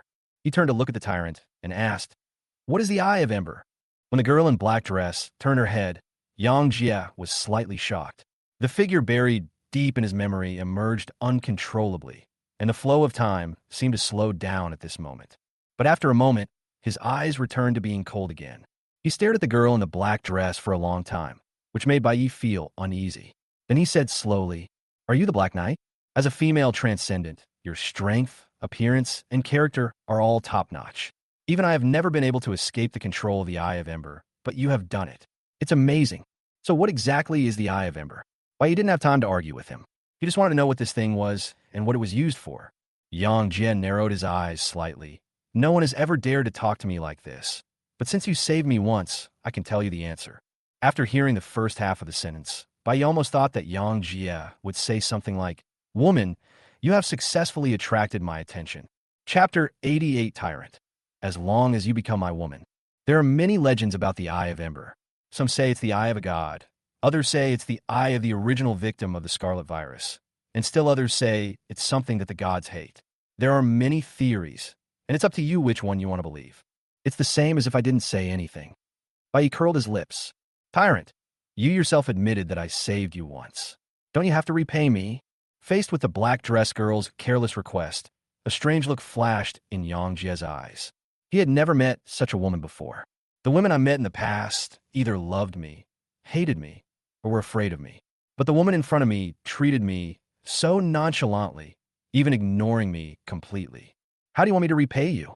I have an enemy in this experimental base. You will take care of him for me. Can. Don't you want to know who the enemy is? It doesn't matter who it is. Yang Jie said indifferently. TSK, TSK. Humorous dart thrower. Learn from him. This is called effective pretense. Seeing that the tyrant was so easy to talk to, Bai Yi began to push his nose and face it. "One more thing. Have you found the Pangy USB drive?" "No." "Okay, then when you find it, give me the Pangy USB drive." "Got it? Then we'll be even." "I understand." Yang Jie answered without any hesitation. Bai Yi was stunned. Who the hell said Yang Jie was a tyrant? Look how easy he is to talk to, and how he knows how to repay kindness. He's definitely a good person. What a misleading rumor. As a result, Yang Jie's next sentence directly shattered the filter. "As long as you become my woman, I can share the Pangy USB with you." Bai Yi. "Wait, what the hell did you say?" "Be my woman," Yang Jie said indifferently, with an unquestionable tone. "Are you fucking crazy about women? Is this how you repay me? Isn't this repaying kindness with enmity? I'm not discussing this with you. Whether you like it or not, it's decided." Bai Yi. He was so angry that he laughed. Who the hell said Yang Jie was a good person? While he was laughing angrily, he was also very curious about what Xiaodong looked like. When he entered the experimental base, he met two men, Bai Zhe and Yang Jie, and both of them set their eyes on Xiaodong. It's a pity that there is no mirror, otherwise he would have to see what a beauty in Xiaodong is. Or you can just pee after a while. Miss Xiaodong seems to be in trouble. "Do you need my help?" A voice as gentle as jade suddenly sounded. Bai Ye's face darkened. Damn, another one. Was this going to be a scene of two men fighting over a woman? What a sin. 169, when I get my money back, the first thing I will do is to cut you into pieces. Yang Jie looked towards the direction where the voice came from and saw an elegant man in a white suit, a gentleman's hat, and holding a gentleman's stick walking towards him. It was Bai Zhe. "Yang Jie, kill this idiot for me." The girl in the black dress pointed at Bai Zhe and cursed. However, Yang Jie did not move. A trace of confusion flashed across his eyes. After a moment, he regained his clarity and frowned. "That woman is gone? Interesting. I already know your identity. You can't escape." Afterwards, Yang Jie walked straight towards the black gold box containing the Eye of Ember. He grasped the air, and the silver-white alloy on the ground immediately began to wriggle and sink. The black and gold box continued to sink into the ground as the metal dented. He actually wanted to seal the Eye of Ember deep underground. Seeing this scene, Bai Ye's heart sank. He thought that the tyrant could see him, and maybe he could deal with Bai Zhe, but he didn't expect that it wouldn't work at all. Miss Xiaodong, although this man named Yang Jie is very powerful, that is only relative to humans, and I'm not a human. It is unrealistic for you to use his power to deal with me. Because I do not exist to humans, how can humans attack a non-existent being? Looking at Bai Zhe walking towards him with a smile, Bai Yi clenched his fists. He only had 59 seconds left, and these 59 seconds were not enough for him to run far. And Judging from the abilities Baizé demonstrated, even if he ran out of the experimental base, the other party would probably be able to catch up with him in an instant. Damn it! How on earth did people in civilized times contain this thing? Call. Bai took a deep breath. This time he did not run away, but forced himself to think calmly. Force is useless against Baizé. It can only be defeated by wits. Think about it carefully. What can be done to deal with Baizé? Baizé slowly stood in front of the girl in the black dress. He smiled like a gentleman and said, Miss Xiaotong, the way you think is even more charming. Please allow me to taste you rudely. Bai seemed not to hear and was still thinking. 039 feeds on thoughts, knowledge, and memories. He cannot be attacked, as if he does not exist in reality. The food he eats is also something insubstantial and illusory. If we want to attack him, can we only use intangible things like thoughts, knowledge, and memory? But these things are his food, etc. Who says food can't kill? It's like steamed buns are food for humans. So how can you use steamed buns to kill people? It's very simple. Either let people choke to death or die of stuffing from eating steamed buns, or use a large number of steamed buns to smash people to death. If a drop of water can wear away a stone, who says a steamed bun can't kill a person? But where can I find so many steamed buns? While thinking, Baizé smiled and stretched out his hand, slowly reaching out towards Bai. Time stand still. Hakuno immediately activated the time freeze and continued to think. 59, 58, 57, 56. Time passed by minute, but what passed was not time, but his life. Time is life. He carefully recalled all the details after changing his body, and those scenes played in reverse in his mind like a movie. Baizé said that in Xiaodong had released him, and then he turned his kindness into revenge and wanted to eat in Xiaotong. What the hell is the difference between this guy and Yangjia? Aren't they the same kind of people? I am distracted. I continue to think. Suddenly, Bai thought of it. Since Baizé is not a physical entity, but can be imprisoned, doesn't that mean that the place where Baizé is imprisoned has a way to restrict him? He tried hard to recall the place where he had met Baizé before. That's right. Those rows of alloy doors are where 169 was locked up at the time. The alloy door is where the taboo objects are stored. Among the many rooms, only 2 were cut open by Xiaotong with a sword. One room contains 169, and the other contains many electronic products, computers, mobile phones, and the like. This means that the room full of electronic products is where Baizé is imprisoned. Why are there so many electronic products in Baizé's cell? Could it be? Chapter 89 Hard Drive. Hard drive. I need a hard drive. Bai suddenly raised his head. He finally knew how to deal with Baizé. Humans are not the only ones in the world who possess memory and knowledge. Computer and mobile phone hard drives can also store large amounts of information, and their capacity far exceeds that of the human brain. Computer and mobile phone. Where is the computer and mobile phone? Bai kept scanning the laboratory and finally saw an abandoned computer. He didn't know whether his judgment was correct, so he could only give it a try. So he picked up the discarded computer and smashed it directly at Baizé. Bang! The computer hit Baizé hard, but this time it didn't pass directly to him. Baizé was like a virtual person, with strange ripples appearing on his body. It works.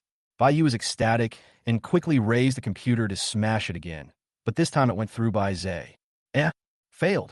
Could it be that the information in the computer collided with Baizé and was destroyed? Without any hesitation, Bai turned around and ran away. He wanted to find another storage device. Time stopped instantly, only 10 seconds left. While running, Bai looked back and was surprised to find that Baizé was frozen in place, with crystal blue ripples like water waves constantly appearing on his body. Countless tiny crystal blue light spots burst out from Baizé's body, and after being half a meter away from his body, they dissipated into the air. At this moment, Baizé turned his head stiffly like a robot. The gentle smile on his face disappeared, and only the coldness of a dead person remained. He spoke word by word. You can't escape. Escape? Wait until I find more hard drives, and then I'll kill you. Bai looked defiant and arrogant. He grinned and made a throat-cutting gesture with his hand at his neck. Of course, this is just his imagination. The actual appearance is...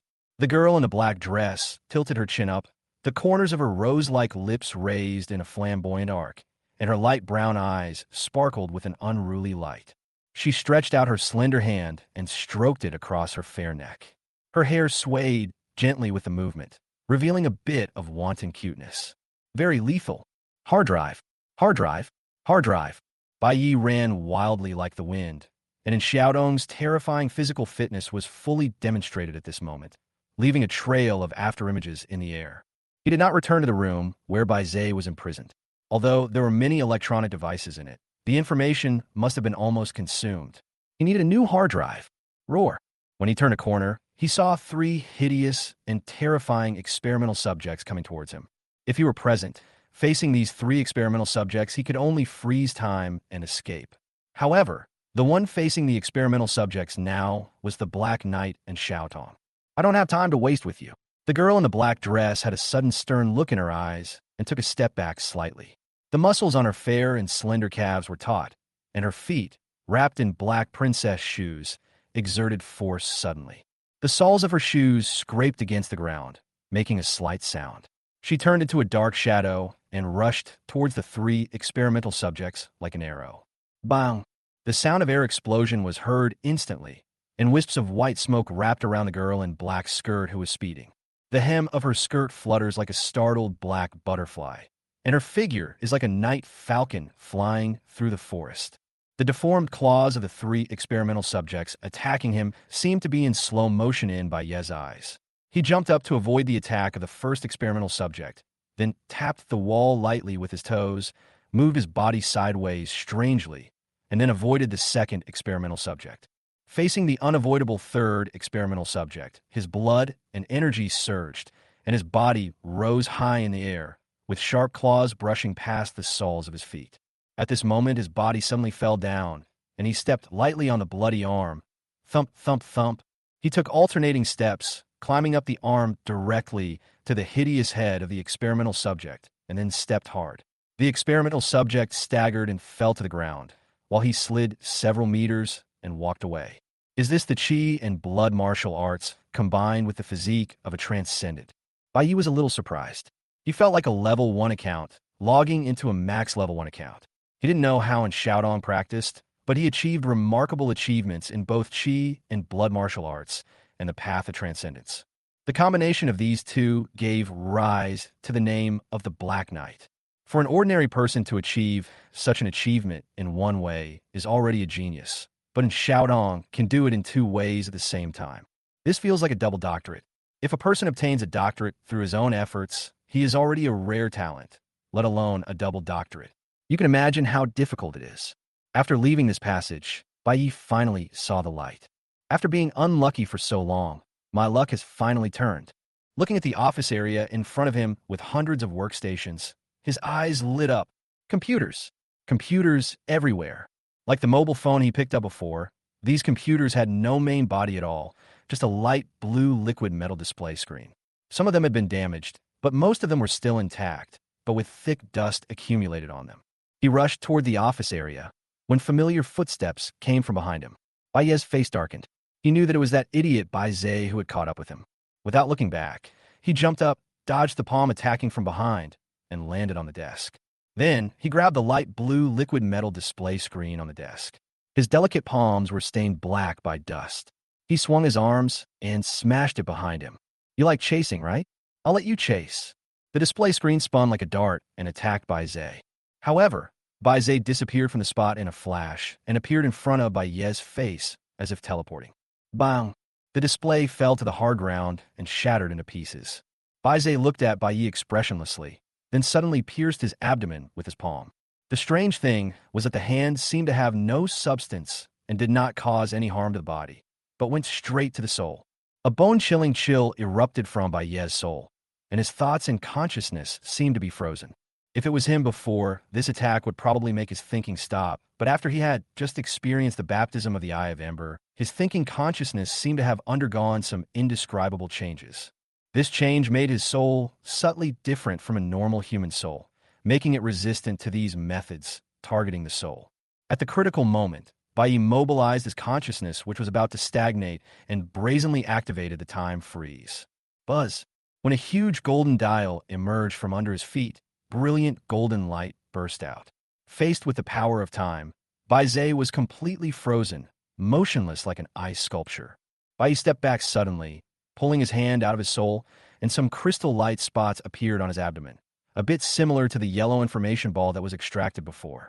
The rigid thinking was restored instantly. He hurriedly patted his abdomen with his hands, trying to pat the crystal light spot in, but it had no effect. Apart from leaving several dirty handprints on a little black dress, he couldn't touch the light spot at all. Chapter 90, Take My Screen Fan. Baye's face looked ugly. This time, what he missed was the memory of studying foreign languages all night long. Everyone knows that foreign languages are good and should be learned, but after being asked by Baye, he had wasted another foreign language study. Anger slowly rose from my heart. Call.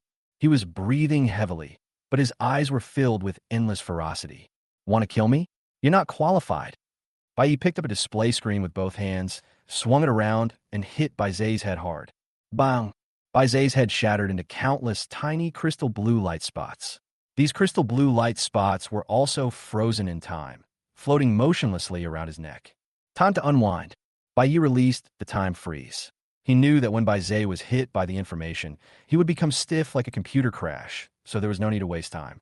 His obsession with time is almost engraved in his bones. Even when surrounded by danger, he never forgets to cherish time. As time stopped, the crystal blue light spots floating on Baize's neck began to slowly condense and gradually piece together into the shape of a head. Bang! Another screen fan. Baize's head, which had just taken shape, shattered again. Baye's eyes were full of ferocity, and he kept grinning. Aren't you awesome? Show me how awesome you are. Bang, bang, bang. One display screen after another hit Baize, leaving him with a double image, and his body continued to disintegrate into crystal blue light spots. Laugh. Keep laughing. Weren't you laughing so happily before? Why aren't you laughing now? Are you born not to laugh? Bang, bang, bang, bang, bang. Baize's whole body was smashed to pieces, and a vague human figure composed of crystal blue light spots could be vaguely seen. Bayi stopped and raised his eyebrows. Dead? Bayi, you can't kill me. Baize's cold voice came from a human figure composed of crystal blue light spots. Baye's mouth showed a sinister smile. Now you know to call me Bayi. He naturally knew that Baize could not be killed. Otherwise, people in the civilized era would have done it long ago. What were you doing this morning? Don't you like pretending to be a gentleman? Keep pretending. Wearing a suit and tie. Do you really think you're a gentleman? Baize's voice grew colder. The shock of this information can only hold me back for a while. By the time I recover, you'll be dead. Hee hee. Do you really think I was scared? Baye's eyes were arrogant and fierce, and he grinned. You don't even look like a human being, and you still want to scare me? Can you do it? Even if you recover. Bang, bang, bang. Bayi continued to smash towards Baize until he had smashed all the computers in the office area, and then he stopped, feeling unsatisfied. At this time, Baize was completely silent, and the crystal blue light could not even maintain its human form, slowly dissipating in the air like smoke. Pooh! Bayi spat at the crystal blue light, then walked away contentedly. It took him 2 steps before he realized what was happening, his face filled with regret. Oh no, I forgot I'm using a Xiaodong's body now. Did I reward him just now? The top of Black Mountain. The painter was anxiously circling around the canvas. It's over, it's all over. What's wrong again? Gu Huangquan said expressionlessly. The painter turned his head suddenly, his eyes bloodshot. He pointed at his hair and asked, Did you see it? See white hair, so what? The painter's face fell, and he cried, I've been screwed. Who could have imagined that this guy was so powerful? He not only broke the Black Knight's doom, but also the tyrant's doom as well. Why is this so? Hasn't your fate always been successful? The painter pulled his white hair and said, Destiny always has 2 sides. Good luck and bad luck are like the front and back of a coin, always existing at the same time. I can manipulate fate to a certain extent and bring about various disasters, but there is no such thing as an absolute death. At most, there's a narrow escape from death, and that glimmer of hope cannot be erased. Gu Huangquan frowned slightly. What do you mean? I told you to read more books, but you didn't listen. The meaning is very simple. Suppose I increase your bad luck and let you get bit by a poisonous snake in the wild. Theoretically, you will die. But this is the strange thing about fate. As your bad luck increases, your good luck also increases, like a rebound from the bottom. At this time, if you look carefully around, you may find the antidote for the snake poison. There must be an antidote within 3 steps. The painter nodded. That's pretty much what I mean. As the saying goes, there's always a way out for everyone. If even heaven can handle this, what about me? In other words, the person you plotted against twice found the antidote left by fate? That's right, ouch. The painter screamed, holding a handful of black hair in his hand. Wanting to cry, but unable to, I pulled out the wrong one. Looking at the black hair in his hand, he became more and more sad and said in a tearful voice, "2 consecutive backlashes of fate have cost me at least 5 years of my life." Gu Huangquan was silent for a moment.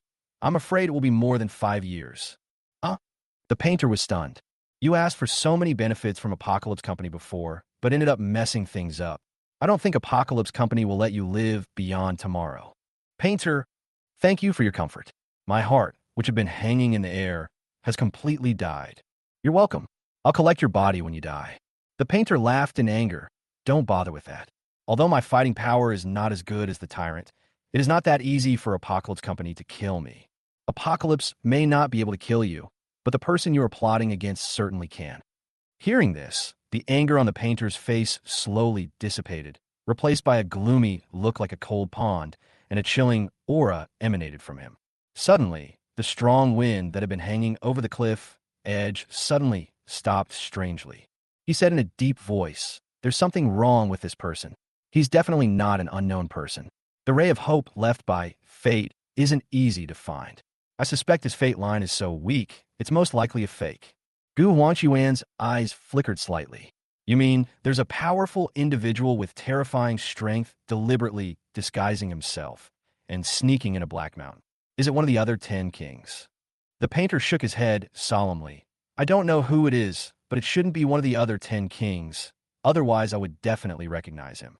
Since he was able to disguise his fate line to be so weak and hide it from me, this person's attainments in the way of fate are extraordinary. He is most likely from outside Beimang." Gu Huangquan nodded. "It's possible. After all, Dongzhou is so big, I'm not surprised by the emergence of powerful people. What are you going to do next?" Chapter 91. You are not in Shaodong. Who are you? Come closer. Gu Huangquan frowned slightly. "We are the only 2 here. Are you afraid of being heard? What I mean is, come here and help me pull out my white hair. If anyone sees this, where will I put my face?" Gu Huangquan. Exit. Exit. Bai Yi, who was running wildly in the experimental base, finally saw the light. The cold moonlight passed through the large hole that everyone had entered earlier and hit the silver-white alloy floor like mercury pouring down. For some reason, ever since he dealt with Bai Zhe, he felt that his luck seemed to have improved. After rushing around, he actually found a way out. "Finally, I can leave this damn place." Bai Ye's face was full of joy. He didn't know how long it would take Bai Zhe to recover, so before that, it would be better to stay as far away from him as possible. Bai Zhe is more difficult to deal with than the tyrant Yang Jie. After all, Yang Jie is a human being and can be dealt with by stopping time, but Bai Zhe is immortal, cannot be attacked, cannot be defended, and can even teleport. It's too abnormal. Even though he is such a monster, his number is only 039, and there are 38 more perverted and taboo creatures ahead of him. Whoever wants to stay in such a hellhole place as the experimental base can do so. Now Bai finally understood why the person who wrote the list of taboo objects did not record numbers 001, 010. It turned out that he was not being mysterious. The taboo objects were too strange. These existences were beyond common sense and would probably lead to disasters just by recording them. While running towards the exit, he was thinking about his next plan. The first thing to do is to exchange bodies within Shaotong, and the second thing to do is to wait for the tyrant to find the Panga USB drive. It is better to leave such a difficult task to the tyrant, because he only has 5 seconds left. Rely on the last 5 seconds to find the Panga USB flash drive from the experimental base and escape safely. It really took a lot of luck and skill.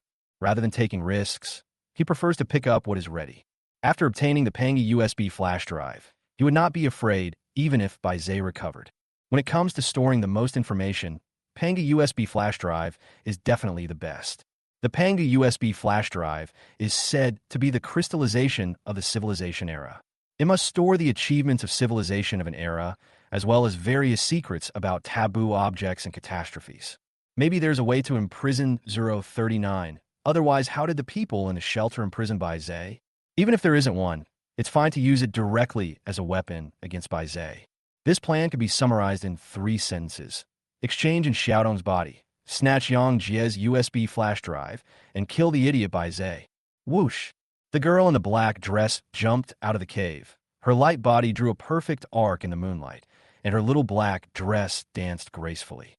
She was wearing safety pants, so she didn't expose herself.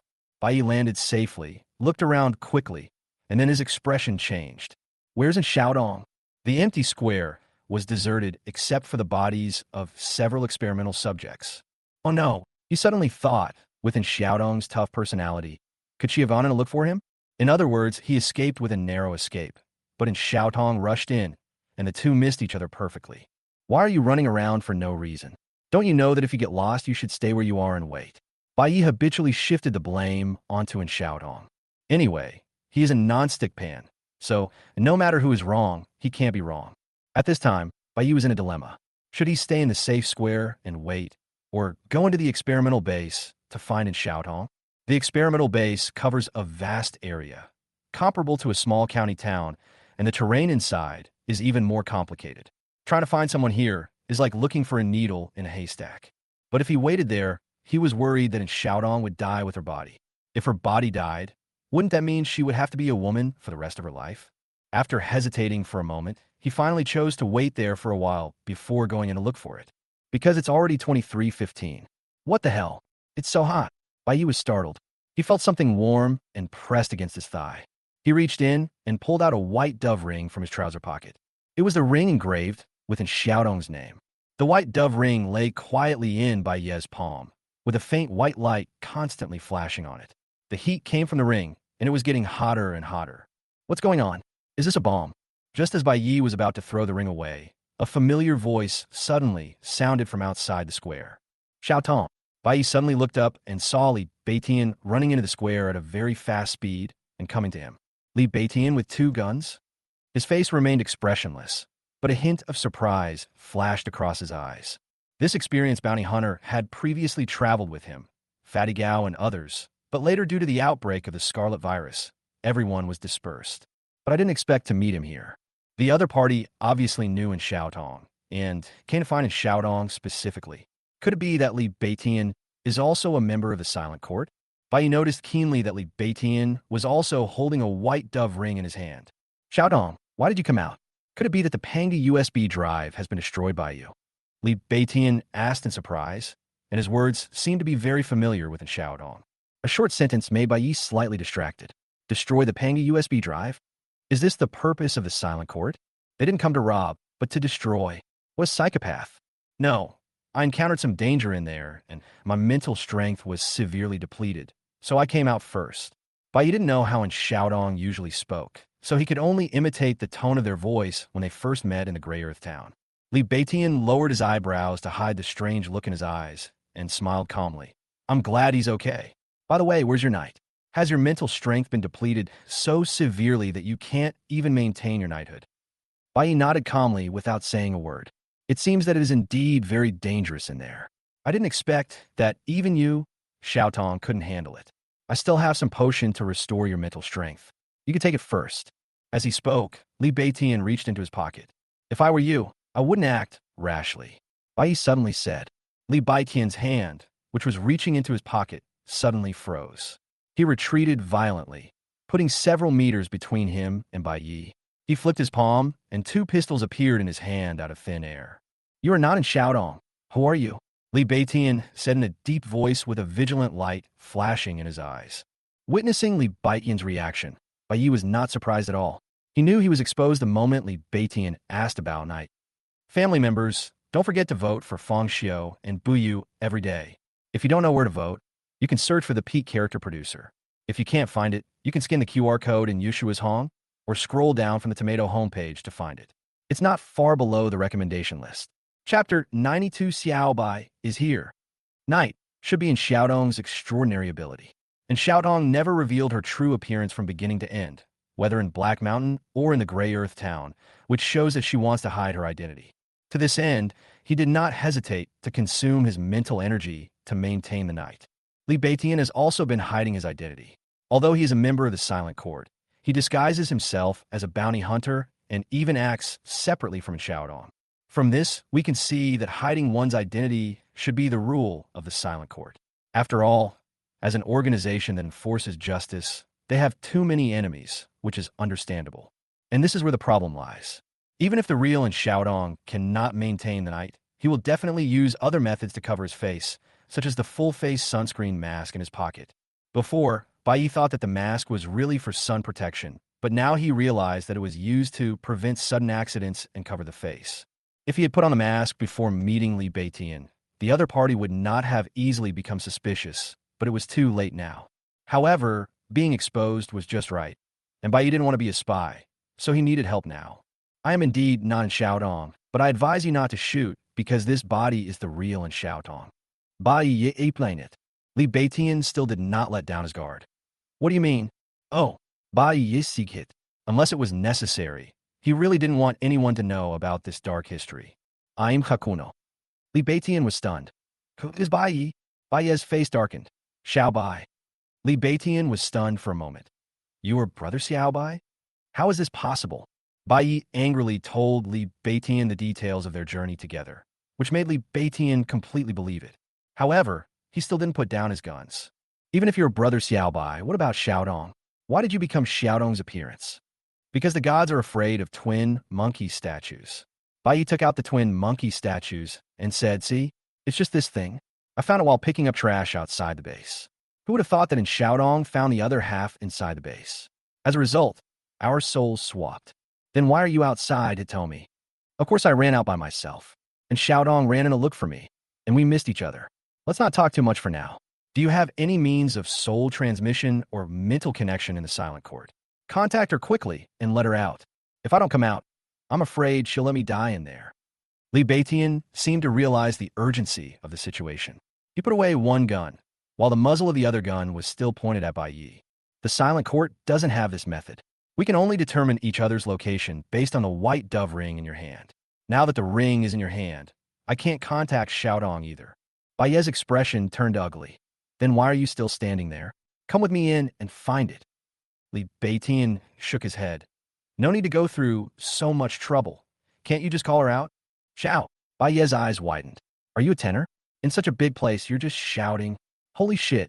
Before he could finish his words, Li Beitian waved his hand towards the open space beside him. In an instant, a half-person-high audio equipment appeared out of thin air with a microphone on it. No, it's Doryman, bro. Bai Yi was stunned. When he saw Li Beitian take out the Viper MK-03 before, he felt strange. Where do you get such a thick gun from? Now he understood that Li Beitian was also a transcendent person. Doryman. Li Beitian glanced at Bai Yi suspiciously. Brother Xiao Bai, don't give others nicknames casually. My ability is not that of a Doryman. Now that you've seen it, there's no need for me to hide it. I'm sure you've already guessed it. Yes, my extraordinary ability is Void Kreisischen. Bai Yi blurted out. Ahem. Li Beitian nearly choked as he struggled to catch his breath. What nonsense! If I could create things out of thin air, why would I be a bounty hunter? My extraordinary ability is alternate dimension, a space where I can store items. Oh, Bai Yi suddenly lost interest. What a rubbish ability. Isn't this just the storage ring that is so common in novels about cultivating immortals? What's that expression on your face? Li Beitian's face darkened, and he angrily said, although my extraordinary ability doesn't have much offensive power, it's at least convenient. I can carry a lot of weapons and ammunition and directly transform myself into a human arsenal. It can also hold a lot of food and drinks, so you won't starve anywhere. The most important thing is that no one will be caught stealing. Bai Yi. Li Beitian turned on the speaker, picked up the microphone, put it to his mouth, then took a deep breath, looking serious. The posture is comparable to that of a KTV microphone boss. Bai Yi quickly covered his ears. Just when he thought Li Beitian was going to call in Xiaodong, he suddenly turned around and asked, Xiaodong, do you know you? Bai Yi felt a little strange, but nodded. I know him. He had met in Xiaodong before in the Grey Earth town. At that time, and Xiaodong had spied on him and invited him to join the silent court. That's good. Li Beitian took a deep breath again, and then, Xiao Bai is here. A deafening sound erupted from the speakers, and Bai Yi could even see the visible sound waves rippling. The terrifying sound waves swept in all directions. For a moment, the sounds of fighting and explosions in the experimental base were strangely still for a moment, completely drowned out by the four words Xiao Bai is here. Bai Yi is numb. What are you calling me for? At the same time, in the experimental base, Li Xiao, who was chased by the experimental subject and was fleeing in a panic, was stunned. The huge noise made his eardrums hurt. Xiaobai, that guy with the poisonous mouth, is here too? Just come. Why are you promoting it so loudly? I thought this guy was sick before, and now it seems that he is indeed the case. He is a good candidate to become a superhuman.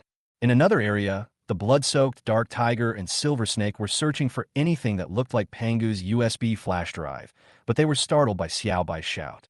Xiaobai? Who is Xiaobai? I don't know, but judging from the name, she should be a cute girl. Silver Snake said with a giggle. In the containment area of the taboo objects, a man covered in armor was struggling with a test subject. Facing the test subject's sharp claws, his movement seemed somewhat uncoordinated, as if he was not yet familiar with this body. Bang! The armored man was hit by the sharp claws and flew backwards, hitting the wall. A trace of blood flowed down the silver-white mask. If it weren't for the armor on his body blocking the attack, he would have been torn in two. This body is still too weak. What a strong recovery ability. Chapter 93, What Have You Done to My Body? X2. And Xiaodong was surprised to find that this weak body contained unimaginable recovery ability. The previous blow had clearly injured the internal organs, but the wound began to heal in the blink of an eye. Xiaobai is here. A ghostly howling sound suddenly rang out, and Xiaodong's eyes flashed with a strange color. It's Uncle Li's voice. Xiaobai? It's Bai Yi. Xiaobai is here. Xiaobai is here. Li Baiyan's throat was smoking for shouting. He flipped his palm, took out a bottle of wine, and started pouring it into his mouth. He casually threw the microphone to Bai Yi. Brother Xiaobai, please shout a few times. I smoke too much and my throat is not so good. Is your throat still sore? Bai Yi curled his lips, took the phone, and paused before saying, the noise is so loud, and Xiaotong must have heard it a long time ago. If she hasn't come out yet, she must be in danger. No, I have to go save myself. Xiaodong, is that you, Xiaotong?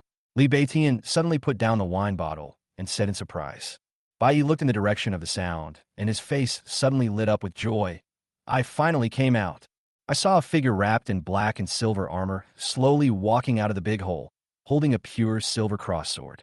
There were spots of blood on the armor, like a knight returning in triumph. It's me, Uncle Li.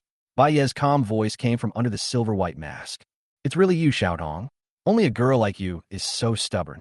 I have told you so many times, call me Brother Li. Don't call me Uncle. You sound too old. Li Beitian took 2 quick steps forward.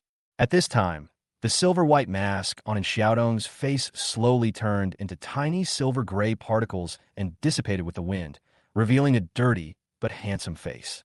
Those eyes were like obsidian washed by mountain springs, so bright and amazing that the dust on the eyelashes could not hide the sparks dancing in the boy's eyes. And Xiaodong looked at Bai Yi, and their eyes met with strange colors in their eyes. Obviously, it was the first time for both of them to look at themselves from the perspective of an outsider. Bai Yi's expression became slightly strange, as if he was looking in a mirror. You know what? He looks even more handsome than when he looked in the mirror. And Xiaotong looked at her body, and when her eyes fell on several dirty handprints on her black skirt, her gaze froze. Bai Yi was also looking at his body. He suddenly found that there was a faint trace of blood at the corner of his mouth, which made him nervous. He didn't know what Xiaodong had done in the experimental base. Don't give me internal injuries, right? Being injured is a small matter. What he fears most is that Xiaodong has also encountered some strange and taboo things. If there are any sequelae left, then it would be really over. The two who noticed something were going on shouted at the same time, "What did you do to my body?" The two were stunned, and then Xiaodong's eyes turned cold, and Bai Yi was furious. And Xiaodong pointed at the dirty handprints on her black skirt and asked, "What's going on with the handprints on my skirt?" Bai Yi pointed at the blood at the corner of her mouth and asked, "What's going on with the blood at the corner of my mouth?" The atmosphere gradually became weird, and the light brown eyes and obsidian pupils stared at each other tightly, neither giving in. And Xiaodong is not an easily angered person, as long as her bottom line is not touched. But the handprints on the black skirt prove that Bai Yi has touched her bottom line more than once. Why are there no handprints anywhere else, but so many handprints in that place? She could almost imagine what Hakuno had done to her. Handprint? Bai Yi was slightly stunned. He looked down and noticed that there were several handprints on the skirt. He slapped it too quickly. He was originally slapping the abdomen, but accidentally expanded the range a little. He realized that he was misunderstood, but before he could say anything, a sharp sword light came towards him. Bai Yi retreated lightly and easily avoided the sword light.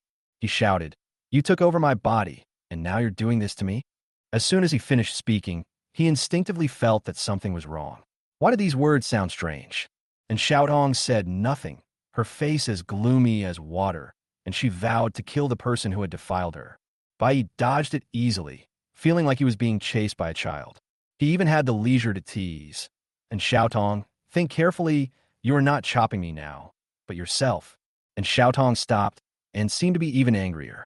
With a cold expression, she raised her sword and pointed it at herself. Tell me, what did you do to me? Otherwise, don't blame me for being rude to your body. Bai Yi was angered by Xiaodong's behavior, and he pinched his own neck with one hand, making his face turn red. If you dare to hurt yourself with the sword, believe it or not, I will strangle myself to death. The two men confronted each other with swords drawn. Li Beitian, who was standing by, felt his scalp tingling and felt that the scene before him was indescribably weird. Don't be so quick to hurt yourselves. The most urgent thing is to get it back first. No, Bai Yi immediately objected. If I change it back now, this crazy woman will definitely kill me immediately, unless I make her swear. And Xiaodong tightly grasped the pure silver cross sword and said coldly, You tarnish my innocence, and I will kill you even if I die. Who the hell tarnished your innocence? How dare you slander me like that? Do you think I have this ability now? What's with that handprint? Li Beitian felt a headache and quickly ran between the two of them. Please stop arguing. There must be a misunderstanding. Let's sit down and talk it out. If we continue like this, what if the twin monkey statues have a time limit and we can't get them back in our lifetime? As soon as these words were spoken, the two men's expressions changed slightly. No one wanted to stay in this body forever. With Li Baiqian's mediation, the two finally managed to communicate calmly. A moment later, as Bai Yi and Xiaotong finished talking about their experiences at the experimental base, they both felt relieved. Bai Yi, it turns out that it was an internal injury caused by the experimental subject. It's okay as long as it's not something that can be avoided by gods. And Xiaodong, it turns out that it was to retain the lost fragments of memory, not just to lift my skirt. Although the misunderstanding was resolved, the two still couldn't get along. One of them felt that the other had hurt him, and the other felt that the other had smeared him. Then, the three of them started staring at each other. Speaking of which, how do we change it back? Li Beitian looked at the two men holding half of the twin monkeys and seemed to be in a dilemma. Let's try putting the two monkeys together. And Xiaodong suggested. She took the monkey statue from Hakuno and started to connect them, and the two laughing monkeys hugged each other and finally hugged each other. Have you changed it back? Li Beitian asked a little nervously. Bai Yi and Xiaodong looked at each other and shook their heads at the same time. No. X2. Huh. You two have quite a good understanding. Li Beitian laughed and instantly received two sharp gazes like knives. He smiled awkwardly. Let's think of another way. Brother Xiaobai, you just said you found a list of taboo objects, and it contains information about the twin monkey statues, right? Is there any record of how to contain them? Chapter 94, Another 10 Kings, Chief Judge of the Silent Court. Bai Yi directly extended his hand to Xiaotong, and Xiaotong glanced at him and asked, What? The list of taboo objects. I picked it up, of course it's on you. Bai Yi looked disgusted, wondering how this crazy woman could be so stupid. It's not on me, and Xiaodong said calmly. Huh? Where's the thing? Bai Yi widened his eyes. You brought too much stuff. I couldn't possibly carry all that stuff to the experimental base, so I threw it all away. What did you say? What do you mean by junk? You barbaric woman, do you know that it is the crystallization of technology in the civilized era, the torch of human exploration of the unknown, the beacon that illuminates the foggy universe, the cloud of innovation beyond imagination? It is. Bai Yi's continuous stream of small words made Li Beitian numb. He hurriedly stopped him. Rescuing my body is more important. No one comes here, so must not be lost. I'll go pick it up. Not long after, he came back with a bunch of miscellaneous items. Crash. Debris was thrown at the feet of the two men. Bai Yi searched inside for a while and finally found the burnt list of taboo objects. He flipped to the page with the twin monkeys and pointed. Look, this is all the information in 169. The containment method was burned long ago. Only the difficulty of containment is mentioned. Li Beitian and Xiaodong looked for a long time, but ultimately could not find a solution. The three of them stared at each other again. If all else fails, leave Montenegro first and return to the Silent Court to find a presiding judge. He's sure to have a solution. Li Baiqian's proposal was unanimously opposed by both of them. No. X2. Bai Yi glared at Xiaodong fiercely. Why does this woman always imitate me? There's no way he can leave Black Mountain now, because he has not yet obtained the Panga USB flash drive. Without the Panga USB flash drive, who will deal with Bai Zhe? He has offended Bai Zhe so much that only by getting the Panga USB flash drive can he find a way to shelter Bai Zhe, just like the people in the shelter, and lock Bai Zhe up. Otherwise, he will be sought revenge sooner or later. At worst, they can be used as weapons.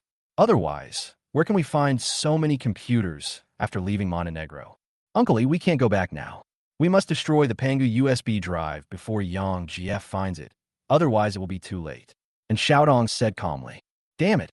This crazy woman and Xiaodong wants to kill me and even wants to destroy the Panga USB drive.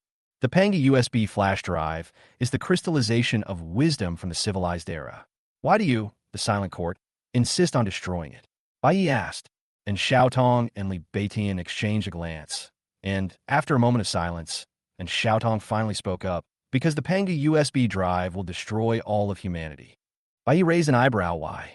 Do you know how the cataclysm happened? Could it be related to the Panga USB drive? And Xiaodong shook her head. To be precise, it is related to technology. In the civilized era, human technology has developed to an unimaginable level, but the human heart is a bottomless pit of desire. No matter how advanced the technology is, it can never satisfy desire. So they began to study some taboo areas in an attempt to achieve transcendence. Transcendence? Bai Yi was a little confused. What the hell is transcendence? Transcend the mundane world and enter a higher dimension, thereby gaining eternal life and learning the origins and secrets of all things in the world. Isn't this a dimensional upgrade? Bai Yi reacted instantly. Humans are three-dimensional creatures, restricted by three-dimensional rules. They are born with birth, aging, sickness, and death. But if we upgrade to the fourth dimension, it will be different. The three dimensions are length, width, and height, and the fourth dimension has an additional dimension of time. Becoming a four-dimensional being means transcending time. In their eyes, time is no longer illusory, but as real as length, width, and height.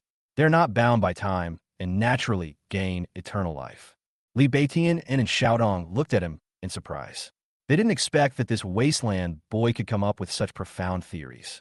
The presiding judge said something similar before. I didn't expect that Brother Xiaobai also understood this. Li Beitian said in surprise. Who is the presiding judge? He knows as much as I do. Bai Yi was not modest at all when he spoke. And Xiaotong said calmly, the presiding judge is the founder of the Silent Court and is also one of the 10 kings. 10 kings? Another 10 kings. No wonder the Silent Court is so arrogant, daring to act on behalf of heaven and kill the most evil people everywhere. It turns out that it has the 10 kings as its backers. And then what? Researching the forbidden area led to the catastrophe. The specific details have long been lost in the long river of history, but this is basically the case. Because of the endless research and exploration of the forbidden areas by the people of the old times, the catastrophe was caused. Now you understand why we must destroy the Panga USB drive, right? Bai Yi nodded. Understand.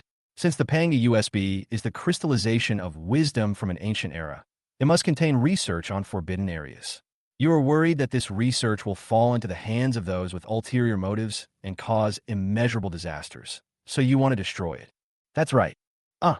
Bai Yi sighed and said earnestly, I'm not saying anything bad about you, Silent Court. You're really being a bit extreme. The problem isn't the research results in the taboo field, but the human heart. It's like someone kills someone with a gun. You can't just blame the gun for the crime. So if you really want to enforce justice and maintain world peace, you should kill everyone, not destroy all the guns. After all, if guns are gone, people can be reborn, but only when people are gone are they truly gone. And Xiaotong, Li Beitian. Ahem, Li Beitian coughed tactically.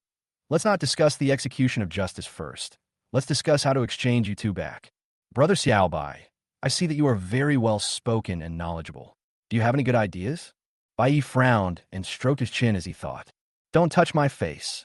And Xiaodong said expressionlessly. Okay, then I'll touch mine. After saying that, Bai Yi reached out and touched in Xiaodong's face. And Xiaotong, clang! The sterling silver cross sword sprang out of its scabbard. Li Beitian quickly pressed the hilt of his sword and said anxiously, I'm really impressed by you two. Can you please stop making trouble? If you have anything to say, we can talk about it later. I've figured out a solution, Bai Yi said surprisingly, instantly attracting the attention of the two. Li Beitian asked anxiously, "What method?" Bai Yi deliberately touched his chin and said, "The difficulty of containing 169 is ding, which means the method should be very simple. Judging from my many years of experience, the answer may be literal." "What is the solution?" "Brother Xiaobai, please don't keep me in suspense." "Literally, it's so obvious. Look at the numbers on the twin monkey statues." Li Beitian was stunned and murmured, "Number? 16, Chapter 95, what's wrong with me hugging myself?" Li Beitian's expression suddenly changed. He quickly pulled Bai Yi over and winked at him frantically, whispering, "Brother Xiaobai, no, Brother Bai, you are my brother. You can't make such a joke. If Xiaotong knew what you meant, she would definitely fight you to the death." And Xiaotong frowned, a look of confusion flashing across her eyes. "What are you talking about? What does 169 mean?" Li Beitian turned around and laughed dryly. "No, nothing, Brother Xiaobai was just joking." Bai Yi was surprised and said, "Old Li, what nonsense are you talking about? I asked you to read the words after the number." Li Beitian was startled and looked at the words. "God forbidden object, number 169, twin monkey statues, twins in one body, two monkey statues embracing each other, souls, difficulty in containment. Twin monkey statues, twins in one body, what's wrong with that?" Behind, a statue of two monkeys hugging each other. Bang! Bai Yi clapped his hands suddenly. "That's it, two monkeys hugging each other." Before, and Xiaotong and I touched the separate monkey statues at the same time, so our souls exchanged. Now the two monkeys are together, but in Xiaotong and I are not. It is known that the condition for soul exchange is that humans and monkeys are separated. So the condition for soul return should be that humans and monkeys are combined together. Li Beitian was stunned when he heard this. It did sound reasonable. Brother Xiaobai was indeed quite smart. However, when his eyes fell on the two of them, he was at a loss. If these two people were to hug each other like monkey statues, I'm afraid. However, things did not develop as Li Beitian had imagined. Bai Yi and Xiaotong stood up at the same time and walked toward each other. They stood face to face, so close that they could even feel each other's breath. "You weren't allowed to touch me just now, but now you feel comfortable doing it?" Bai Yi said sarcastically, and Xiaotong looked calm. "What's wrong with me hugging myself?" Bai Yi was slightly startled. That makes sense. The two of them hugged each other without any hesitation, and it was hard to tell who was taking advantage of whom. The strange feeling of hugging themselves made both of them feel a little uncomfortable, and their bodies became slightly stiff, like robots moving clumsily to complete a task.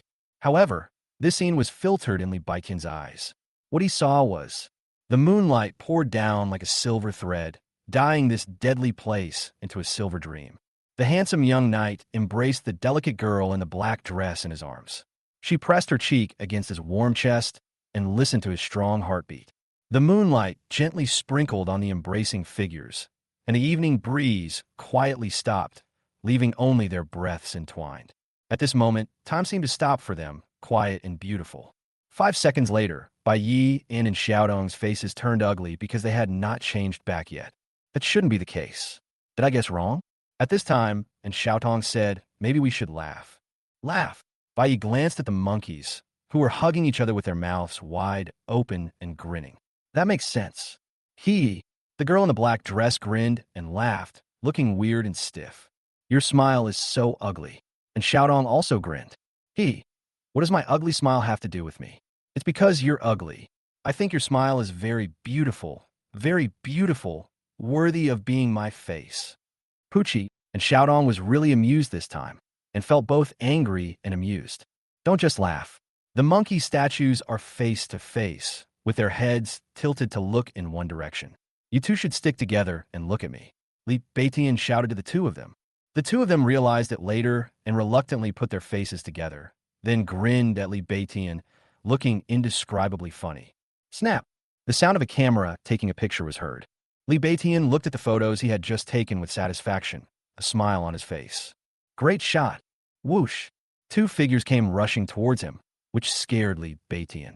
"Old Li, you actually took pictures. Delete them immediately." "Unkla Li." Bai Yi and Xiaotong both glared at Li Beitian with dissatisfaction, but the next second, the three of them were stunned. Bai Yi looked at the beautiful girl in the black dress who looked like an elf under the moon. then looked down at his own tattered clothes and couldn't help feeling ecstatic. Change back. The same was true for Xiaodong. There was a strange glint in her light brown eyes. She kept looking at her body, feeling the majestic power, which was long lost and familiar. Then, she stretched out her hand and slapped her skirt repeatedly.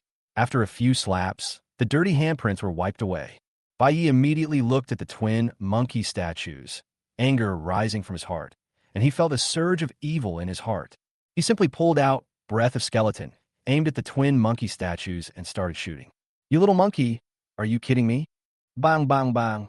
The scarlet bullets hit the twin monkey statues accurately, but the monkey statues were unharmed. Instead, the reflected bullets caused Li Beitian and Xiaotong to dodge continuously. Brother Xiaobai, calm down. The divine objects are not that easy to damage.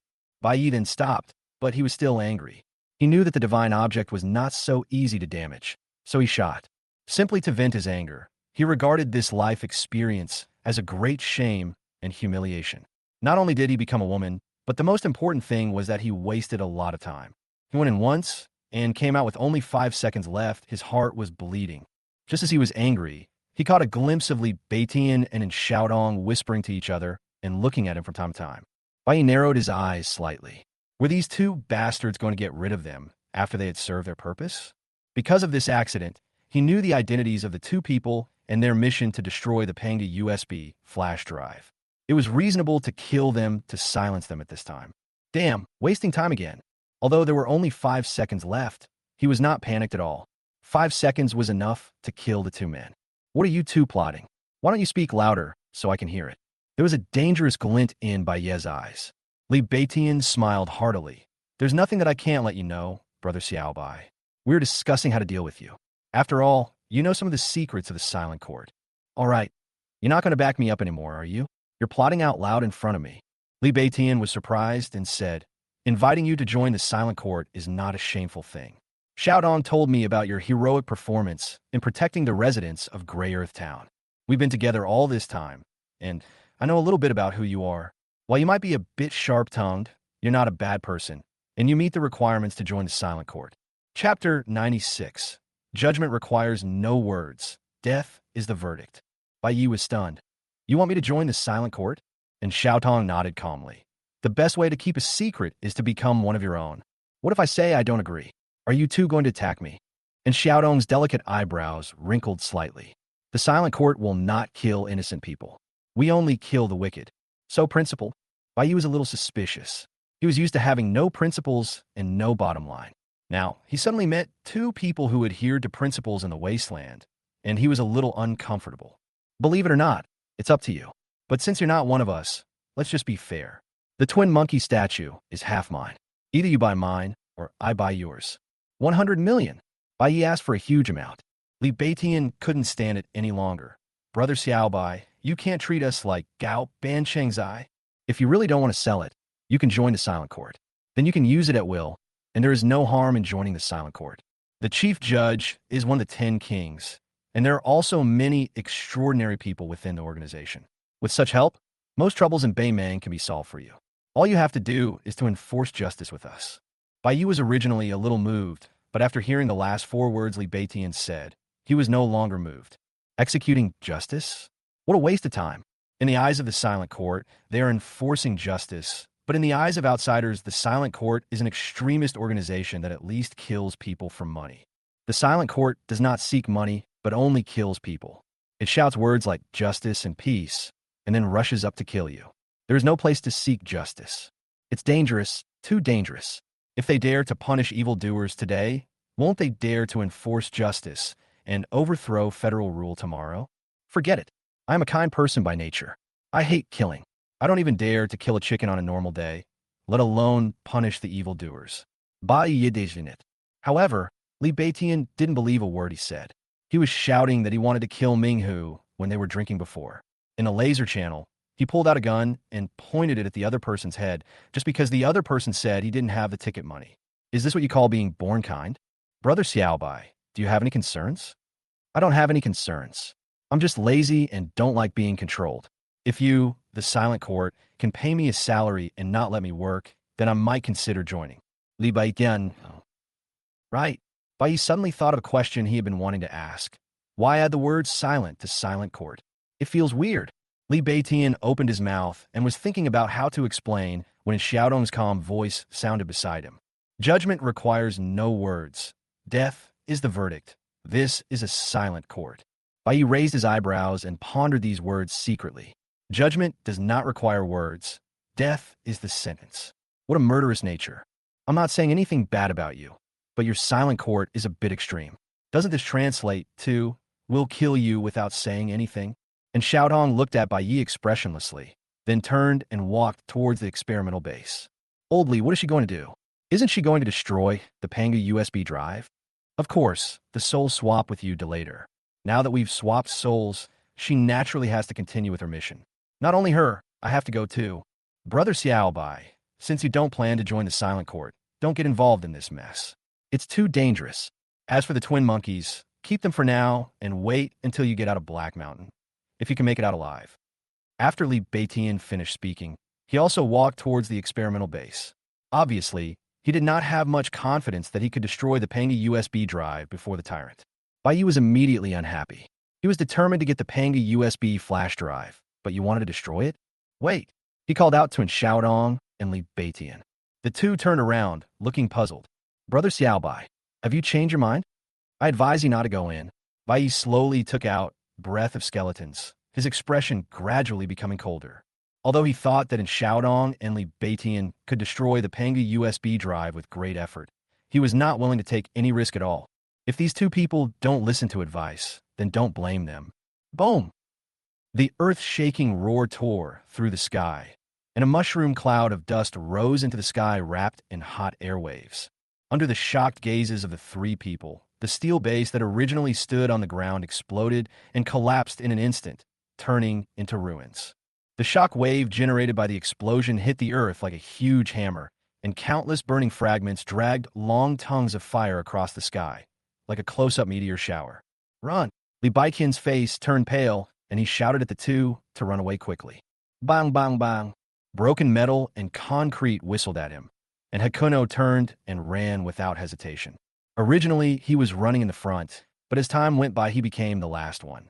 In terms of physical fitness, he is no match for Li Beitian and Xiaodong, two extraordinary people who have practiced Qi and blood martial arts. At this moment, several sharp sounds of breaking through the air were heard behind Bai Yi, followed by a scorching, burning sensation. His face changed. He knew without looking back that it was the various building fragments produced by the explosion that were falling towards him. He had no way to avoid this attack that was like a rain of flowers from the sky with no blind spots. Although his recovery ability is now far beyond that of ordinary people, he is not an immortal person after all. Even pseudo-humans would find it difficult to survive such an attack, because every time they recover, they consume their energy and blood, and they will die if their energy and blood are exhausted. At this critical moment of life and death, Bai Yi didn't care about saving time. Time! Clang! A clear dragon roar suddenly sounded, and Xiaodong, wearing silver-white armor, rushed to Bai Yi like a knight in a fairy tale. The pure silver cross sword in her hand turned into sword shadows, instantly chopping off the attacking building debris. Immediately afterwards, Bai Yi felt his body lighten and his feet left the ground. He looked in astonishment at Xiaodong, who was running wildly while holding him. The girl's profile flickered in the flames of the explosion. The corners of her lips were tightly pursed, and her willow-like brows were slightly furrowed because of her tense expression. The firelight reflected in those light brown eyes, like dancing flames. It was resolute and beautiful, but Bai Yi had no time to appreciate it. He only felt the pain in his ribs, which were almost broken by Xiaodong's hands. The opponent's hard armor also hurt him. It's bad, but the beauty saved the hero. After running out of this area, the three stopped and looked at the experimental base in the sea of fire with serious eyes. Chapter 97. 18 that year, Black Mountain Shelter, standing like a minion. No one knows why the experimental base exploded, and no one knows what happened inside. Can you put me down first? Bai Yi knocked on Xiaodong's armor with his knuckles, and Xiaotong glanced at him and then let go of her hand. Bai Yi rubbed his ribs and gasped in pain. He pulled open his clothes and saw that they were all purple. Can't you be gentler? And Xiaodong said calmly. Bai Yi was stunned, his eyes widening slightly. Was I hallucinating? This crazy woman even apologized? The explosion must have been too loud and hurt my eardrums. And Xiao Tong then said, I didn't expect you to be so fragile. Bai Yi. He felt like he had suffered a severe psychological blow. It was one thing for a god of the new age to be saved by a woman, but now the other party actually thought he was too fragile. The strong wind caused by the explosion could not blow away the desolate look on by Ye's face. That year, I was 18, standing like a minion in the Black Mountain shelter. Damn, Brother Xiaobai, thanks for stopping us. Otherwise Xiaodong and I would be in danger. Thank you. Li Beitian grabbed Bai Ye's hand and said with gratitude on his face. Bai Yi laughed dryly twice. It's okay, you're welcome. By the way, how did you know there was going to be an explosion? Brother Xiaobai, could your extraordinary ability be to predict the future? What a coincidence. Actually, I stopped you just now because I wanted to ask how much the silent court pays per month and whether there is a year-end bonus. And Xiaodong's eyes suddenly fixed. Someone ran out. Bai Yi looked in the direction of the sound and saw the humorous dart man transformed into a shadow and rushed out. After landing, he started coughing up blood. His body was torn, and he looked extremely miserable. He now finally believes that Li Xiao is capable, and he hasn't given up yet. Following closely behind were Xiao Yi, who was pulled away by the sword, He Qianjun, who flew like a crane, the silver snake riding on the dark tiger, and the ghost clown who gave the air a princess hug. But there is no trace of the tyrant. Hey, humorous dart man, what happened in there? Bai Yi hurriedly shouted to Li Xiao, who was not far away. He was not concerned about why the explosion occurred, but was afraid that the Pangi USB flash drive would be destroyed in the explosion. Li Xiao, panting heavily, looked up and shouted in extreme anxiety and fear. Run, run. The tyrant has gone crazy. Before he finished speaking, Li Xiao immediately threw a dart and turned into a shadow and fled away, as if there was a ghost chasing him. Ming Hu, He Qianjun, and others also looked terrified. These people didn't even look at Bai Yi and the others, and ran away from the experimental base for their lives. Brother Xiaobai, Brother Li, why are you here? Come with me. In the end, Xiao Yi was more loyal and flew over quickly with a long sword in his hand. He then threw out 2 swords and handed them to Li Beitian and Bai Yi. He did not give it to Xiaodong because he knew the Black Knight's strength, and he did not need his help at all. Bai Yi took the sword and asked, what happened in there? Xiao Yi looked anxious and uneasy, his face covered in blood. No more explanations. Quickly draw your swords. Wait a minute. I was wrong. Swish, swish, swish. Bai Yi was directly dragged away by I was wrong and turned into a stream of light rushing towards the distance. The strong wind made it impossible for him to open his eyes and made him want to curse. What was going on? He always thought flying with a sword would be cool, but when he actually flew, he no longer felt that way. This is not controlling a sword at all. It is clearly the sword controlling a person.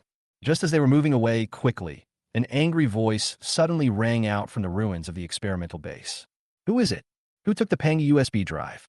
Yang Jie's voice, filled with anger and murderous intent, rose into the sky, like the smoke produced by an explosion, covering everyone. Everyone looked back in horror, only to see countless building debris slowly rising into the air against the will of gravity. Looking around, it was so dense that it blocked out the sky. And among these ruins, a scarlet figure, like a king walking out of the abyss, stepped into everyone's sight. It was the tyrant Yang Jie. At this moment, Yang Jie seemed like a different person. The air pressure around him was almost at freezing point. The shadow under his brow was as deep as if carved by a knife. His dark eyes were like sharp blades tempered with cold iron, coldly glaring at everyone. As he took a step forward, countless tiny metal fragments immediately gathered into steps under his feet, like a ladder to heaven, dragging him step by step towards the sky. And the moment he reached the sky, the teeth-grinding sounds of metal friction and squeezing rang out, and the silver-white metal debris produced by the explosion at the experimental base gathered in the air and formed into a kilometer-long silver-white dragon. The giant dragon lowered its head, allowing Yang Jie to step on its head, and then flew towards the crowd with him. Seeing this scene, Li Xiao and others ran faster. Everyone can see that Yang Jie is now extremely angry. As someone who once destroyed a city single-handedly, his anger is enough to ignite the entire 189 shelter. However, there was someone even angrier than him, and that was Hakuno. My Pangi USB drive was taken away. Who the hell did this?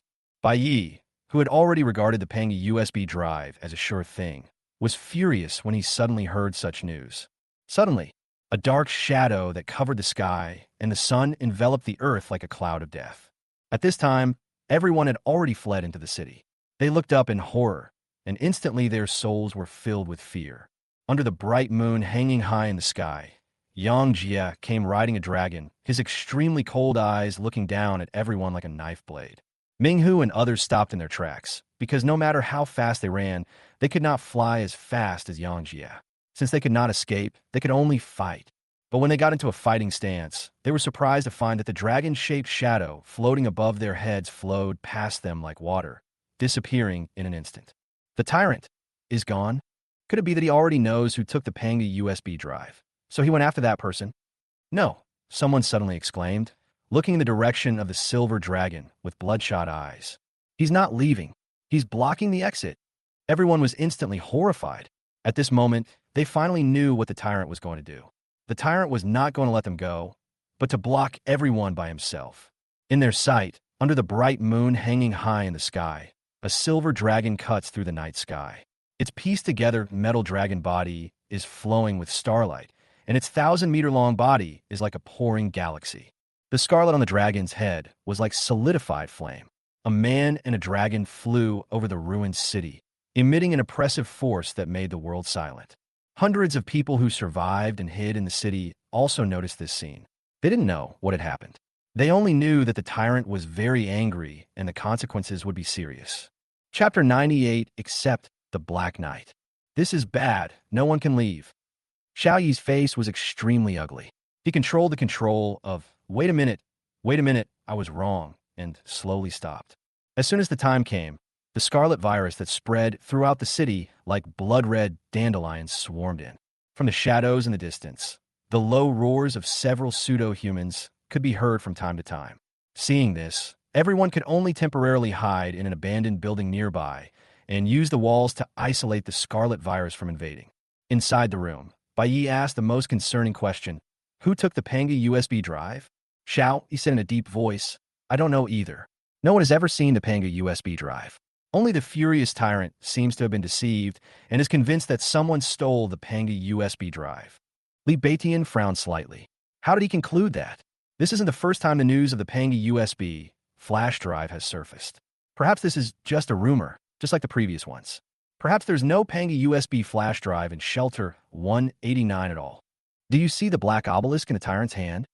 Xiao, he pointed at the tyrant in the sky through the window. Bai Yi looked closely and saw that the figure in scarlet armor was holding a black obelisk more than half a meter high in his hand. It looked strange, and its material could not be seen. What is that? I don't know what that is, but judging by the tyrant's behavior, that obelisk should be the carrier of the Panga USB drive. He found the carrier, but not the Panga USB drive, so he concluded that someone took it away. And Xiao Tong, whose true appearance was hidden under the silver-white mask, blinked slightly. It's the hidden rat. Hidden rat. You mean the hidden rat, one of the 12 zodiac animals? Xiao Yi's face changed slightly. Why do you say that? I saw rats infected with the mutated scarlet virus in the experimental base, but there shouldn't be rats there.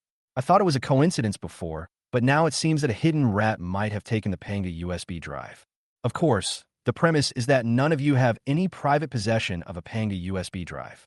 Xiao Yi smiled bitterly and said, after listening to what you said just now, I was thinking of telling the tyrant that someone else took the USB drive, but since even you doubt us, the tyrant will definitely not believe it. Bai Yi was silent on the side. Playing werewolf? Who took the Panga USB drive? He thought for a moment and felt that Xiao Dong's guess was the most reliable. The tyrant obviously knows a lot of secrets about the Panga USB flash drive, and he is very powerful. Theoretically speaking, among those who enter the experimental base, the tyrant is definitely the one who has the greatest hope of obtaining the Panga USB flash drive. Moreover, it was the tyrant who first entered Shelter 189. Even if others got it, they could not survive from the tyrant. Unless someone took the Panga USB drive long before the tyrant entered. And this person is the hidden rat, one of the 12 zodiac animals. You know, before Shelter 189 appeared, Apocalypse Company occupied the shelter for more than a month. Could such a behemoth really be blocked by the shelter's defense facilities, and is there no way to stop it?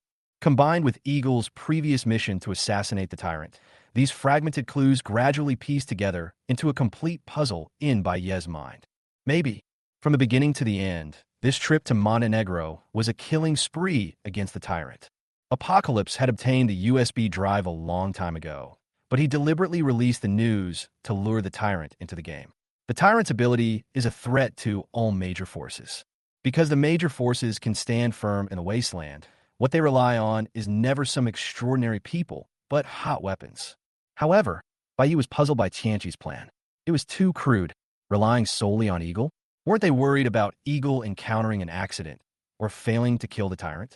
Didn't they have a plan B? In the experimental base, the tyrant was almost killed by the Eye of Ember. If I hadn't appeared, the tyrant would have died long ago. Is this also part of Apocalypse's plan? But how can they guarantee that the tyrant will encounter the Eye of Ember? There are too many uncertainties. Bai felt that he was missing the most crucial piece of the puzzle. Just as he was thinking, the tyrant's indifferent, godlike voice rang out from the sky. The Panga USB drive is lost. I don't care to tell who took it, but no matter who it is, hand it over now and I will spare your life. Otherwise, everyone here will be buried with you. The frosty voice echoed over the city, and the terrifying oppression from the 10 kings made the air pressure drop a little. The people hiding in every corner of the city all had extremely ugly expressions at this moment. Even though their numbers far exceeded Yang Jie's, no one dared to ignore the threat of the tyrant. Everyone knows that a tyrant's words are his bond. If he says he will kill everyone, he will definitely kill everyone. Who on earth is so foolish as to dare to anger the tyrant? Damn it, whoever it is, please stand up and don't implicate us. The people in hiding were cursing constantly, but unexpectedly the tyrant added another sentence at this time. Except the Black Knight. These 5 simple words left everyone stunned. No, what do you mean? Except the Black Knight? You want to kill everyone except the Black Knight? In the dark room, several shocked and puzzled gazes were focused on Xiaodong. Miss Black Knight, are you very familiar with the tyrant? Can you plead for us as well? Xiao Yi said hesitantly. Li Beitian was stunned. He didn't even know when Xiaodong and Tyrant had met. Could it be that they met at the experimental base, and Tyrant had fallen in love with Xiaodong at first sight? Was Xiaodong's charm so great that she could capture Tyrant even with a mask on? And Xiaodong said nothing, her light brown eyes staring straight at Bai Yi. Bai Yi looked away as if nothing had happened and said, "Don't look at me. I know nothing." Who would have thought that the tyrant was so infatuated? Xiao Yi looked out the window cautiously. What do you think? If we tell the tyrant that it might be Hidden Rat who took the Panga USB drive, will he let us go? He will kill everyone, and then go to Dawn City to find Hidden Rat. Bai Yi walked over and patted Xiao Yi's shoulder, comforting him. With his comfort, Xiao Yi's face turned even paler. At this moment, Bai Yi seemed to remember something and turned back to Xiaotong and said, "Oh, except for the Black Knight." As soon as he finished speaking, he clearly saw faint blue veins appearing on Xiaodong's hand holding the pure silver cross sword. He ignored it and took out his gold pocket watch and looked at the time. 23:23. The tyrant's voice fell silent, and no one stepped forward for a long time. Some people even think that the worst that can happen is that they can just keep wasting time. What if you, the tyrant, block the exit? Can you block it forever? But the next moment they didn't think so, because the tyrant took action. Rumble.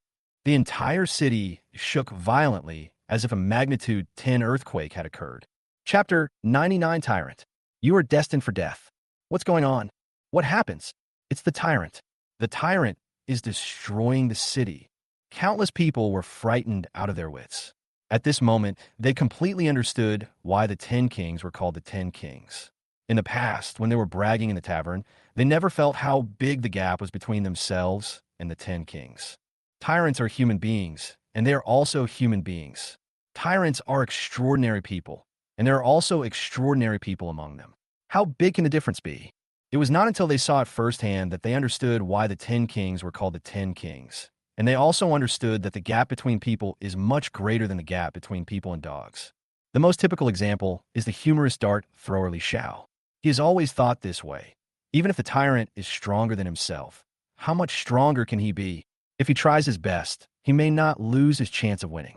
But now Li Xiao was like a wild dog with a broken leg, hiding alone in a corner, staring in horror and even dullness at the tyrant standing in the sky, performing miracles. The tyrant Yang Jia had an indifferent expression.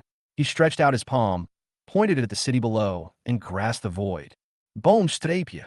Several buildings tens of meters high seemed to be under invisible pressure, cramming inward madly and turning into ruins in an instant. The dust that was kicked up rushed into the sky, forming a sandstorm. And the tyrant continued. His mental strength seemed to be endless, and he attacked one after another without showing any sign of fatigue. Under his hands, the entire city began to collapse from the outermost edge, and the solid buildings were like children's castles made of building blocks, which shattered at the slightest touch. The smoke and ruins formed a huge encirclement, constantly squeezing everyone's living space. At this time, people finally realized the tyrant's plan. He was going to destroy the entire city and use the ruins of the buildings to build a huge cage to imprison everyone. People began to panic. Faced with the extraordinary power that could destroy a city, few could remain calm. Can't stay in the building anymore. Run. Some people were so frightened that they rushed out of the building like crazy, intending to escape the city and get away from the tyrant. But in just a moment, several buildings collapsed in front of him, piling up and overlapping to form a wall dozens of meters high, completely blocking the way. More and more people were forced out, and the ruins of the surrounding buildings surged inward like a wave, and the encirclement shrank at a speed visible to the naked eye. Strong men like Minghui Hianjin intended to escape the encirclement by relying on their powerful strength, but ended up receiving special attention from a tyrant. The 1,000-meter-long silver dragon scales above the sky shook, and countless tiny silver metal fragments fell like rain, shooting towards Minghu and others. Their faces were extremely solemn. Their blood and energy were surging, and scarlet light formed a protective blood shield on their body surface. Although they blocked the first wave of attacks, their blood and energy were rapidly consumed, and it was impossible for them to withstand the endless silver rain. With nowhere else to go, they were forced into an encirclement. Many people began to get injured. The steel bars, furniture, bed frames, and even all metal product in the ruins of the surrounding buildings seemed to be endowed with souls by the gods and kept attacking everyone. Begging for mercy, screaming, and cursing echoed above the ruins like a symphony of hell. The only area that was not attacked was probably the area where Hakuno and the others were. There is no need to explain why. And Xiaodong's brows were furrowed tighter and tighter. If it wasn't the inappropriate time, she would definitely ask Bai Yi what he did with her body. Bai Yi didn't have time to pay attention to the crazy woman's gaze. A serious look appeared on his face. He was in trouble. The trouble he called it was not the tyrant who was as powerful as a god, but Bai Zhe who might recover at any time. His original plan was to snatch the Panga USB flash drive from the tyrant so that he could deal with Bai Zhe. But now the Panga USB flash drive is missing and the exit has been sealed with metal by the tyrant. If Bai Zhe comes to him at this time, wouldn't he be finished? He glanced at the only exit in the distance. Countless metal debris piled up like a mountain, blocking the exit tightly. Even if he used a method of stopping time, he couldn't get out. Damn, Bai Ye's eyes flashed with ferocity as he stared at the scarlet figure in the sky. Tyrant, you have already received your death. The best thing to do now is to kill the tyrant and leave Shelter 189 as soon as possible. Time stands still with 5 seconds left. If you can get close to the tyrant, it won't be difficult to kill it, but the problem is that the tyrant can fly. If you have the guts, come down. As a result, Yang Jie really came down.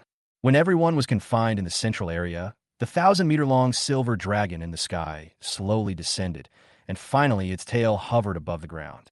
Yang Jie held the dragon head high and looked at everyone indifferently. At this time, everyone had no time to be afraid of Yang Jie, because the Rambutans were coming, and without the shelter of the buildings, the Rambutans swarmed in. However, the previous collapse of the city also had an impact on Rambutans. Many Rambutans were buried in the rubble, and only a small number of them have appeared so far. Although everyone is annoyed, they can still cope with it. The only good news is probably that the fake people didn't come and were basically buried when the building collapsed. Yang Jie was naturally also attacked by Rambutans, but the Rambutans besieging him were not as numerous as the metal fragments around him. He didn't need to do anything at all, as countless metal fragments automatically blocked the Rambutans. Mr. Xiao, Oldly, Brother Xiao Bai. Gao Banqing's surprised voice came from the crowd.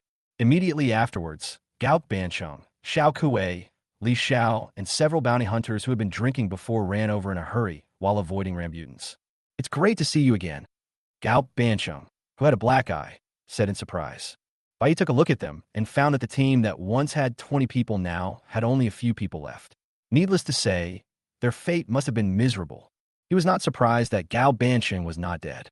The son of the richest man with billions of dollars was protected by the old-era robot Xiao Kuei and the forbidden item of the Jiao level, life buying money. No matter who died, Gao Bansheng would not die. The only thing that surprised him was, what the hell was that disgusted look on Xiao Kuei's face? Tall fatty, your maid? Why does she seem a little different? You didn't even ride her this time. As soon as these words were spoken, Gao Bansheng's face changed drastically, and he quickly looked at Xiao Kuei beside him. The disgust on Xiao Kuei's face grew stronger. Humph, who wants to be ridden by this fat guy? Huh? Bai Yi was stunned. The robot started talking. What? I can speak, but I just didn't want to speak before. Xiao Kuei waved her little hands suddenly, and a gust of wind suddenly blew up, blowing away several scarlet viruses that were attacking. Gao Bansheng hurriedly said, Brother Xiao Bai, stop talking. Xiao Kuei is different now. She was infected with the scarlet virus to protect me, and then she became like this. She has a bad temper and even hits me when she gets angry. He pointed to his black eye and smiled bitterly. Chapter 100, the last 20 minutes. Bai Yi was increasingly stunned. Was the mutated scarlet virus truly a virus? It could infect Li Yu's magic hand and even robots? This was definitely not just a virus. By the way, Brother Xiao Bai, aren't you with Mr. Li? Where is Mr. Li? Gao Bansheng looked around anxiously. Mr. Li is his backbone. Now that his backbone is gone, how can he feel at ease? I'm here. Li Yu's calm voice was heard from a corner of the ruins behind everyone. Everyone looked in the direction of the sound and saw Mr. Li, the magician, slowly walking out of the window of a collapsed house. That's great, Mr. Li, you're okay. Everyone was shocked. Bai Yi looked at Li Yu suspiciously. He seriously suspected that Li Yu had not just arrived, but had been hiding in the ruins. Damn, Li Yu was really cunning. While everyone else was surrounded in the center of the ruins, he found a gap in the ruins and hid inside. I'll say this one last time, hand over the Panga USB drive. Yang Jie's indifferent voice overwhelmed the entire audience, and the atmosphere instantly stagnated. Tyrant, you were the first to enter the core laboratory. How could we have the Panga USB drive? The bruised and battered Minghu said angrily. He was injured in the previous battle with the Tyrant, and then killed many experimental subjects in the experimental base, and also withstood the explosion of the experimental base. His injuries are very serious, and if he does not receive treatment, his life may be in danger. Tyrant, we, the Brotherhood of Steel, are here for the Panga USB drive, but it's obvious that there is no such thing in Shelter 189. This is just a rumor, just like the previous times. He Qianjun said with a serious look. He was in a very bad condition, with his shirt completely soaked in blood. The Brotherhood of Steel has no intention of being your enemy. Please clear a passage for us to leave. He Qianjun wanted to use the name of the Brotherhood of Steel to make the Tyrant afraid, but he underestimated the Tyrant's tyranny. The Tyrant said coldly, it doesn't matter whether you have the Panga USB drive or not. What matters is that if I ask you to hand it over, you must hand it over. There are only two choices before you now. Hand over the USB drive or give up your life.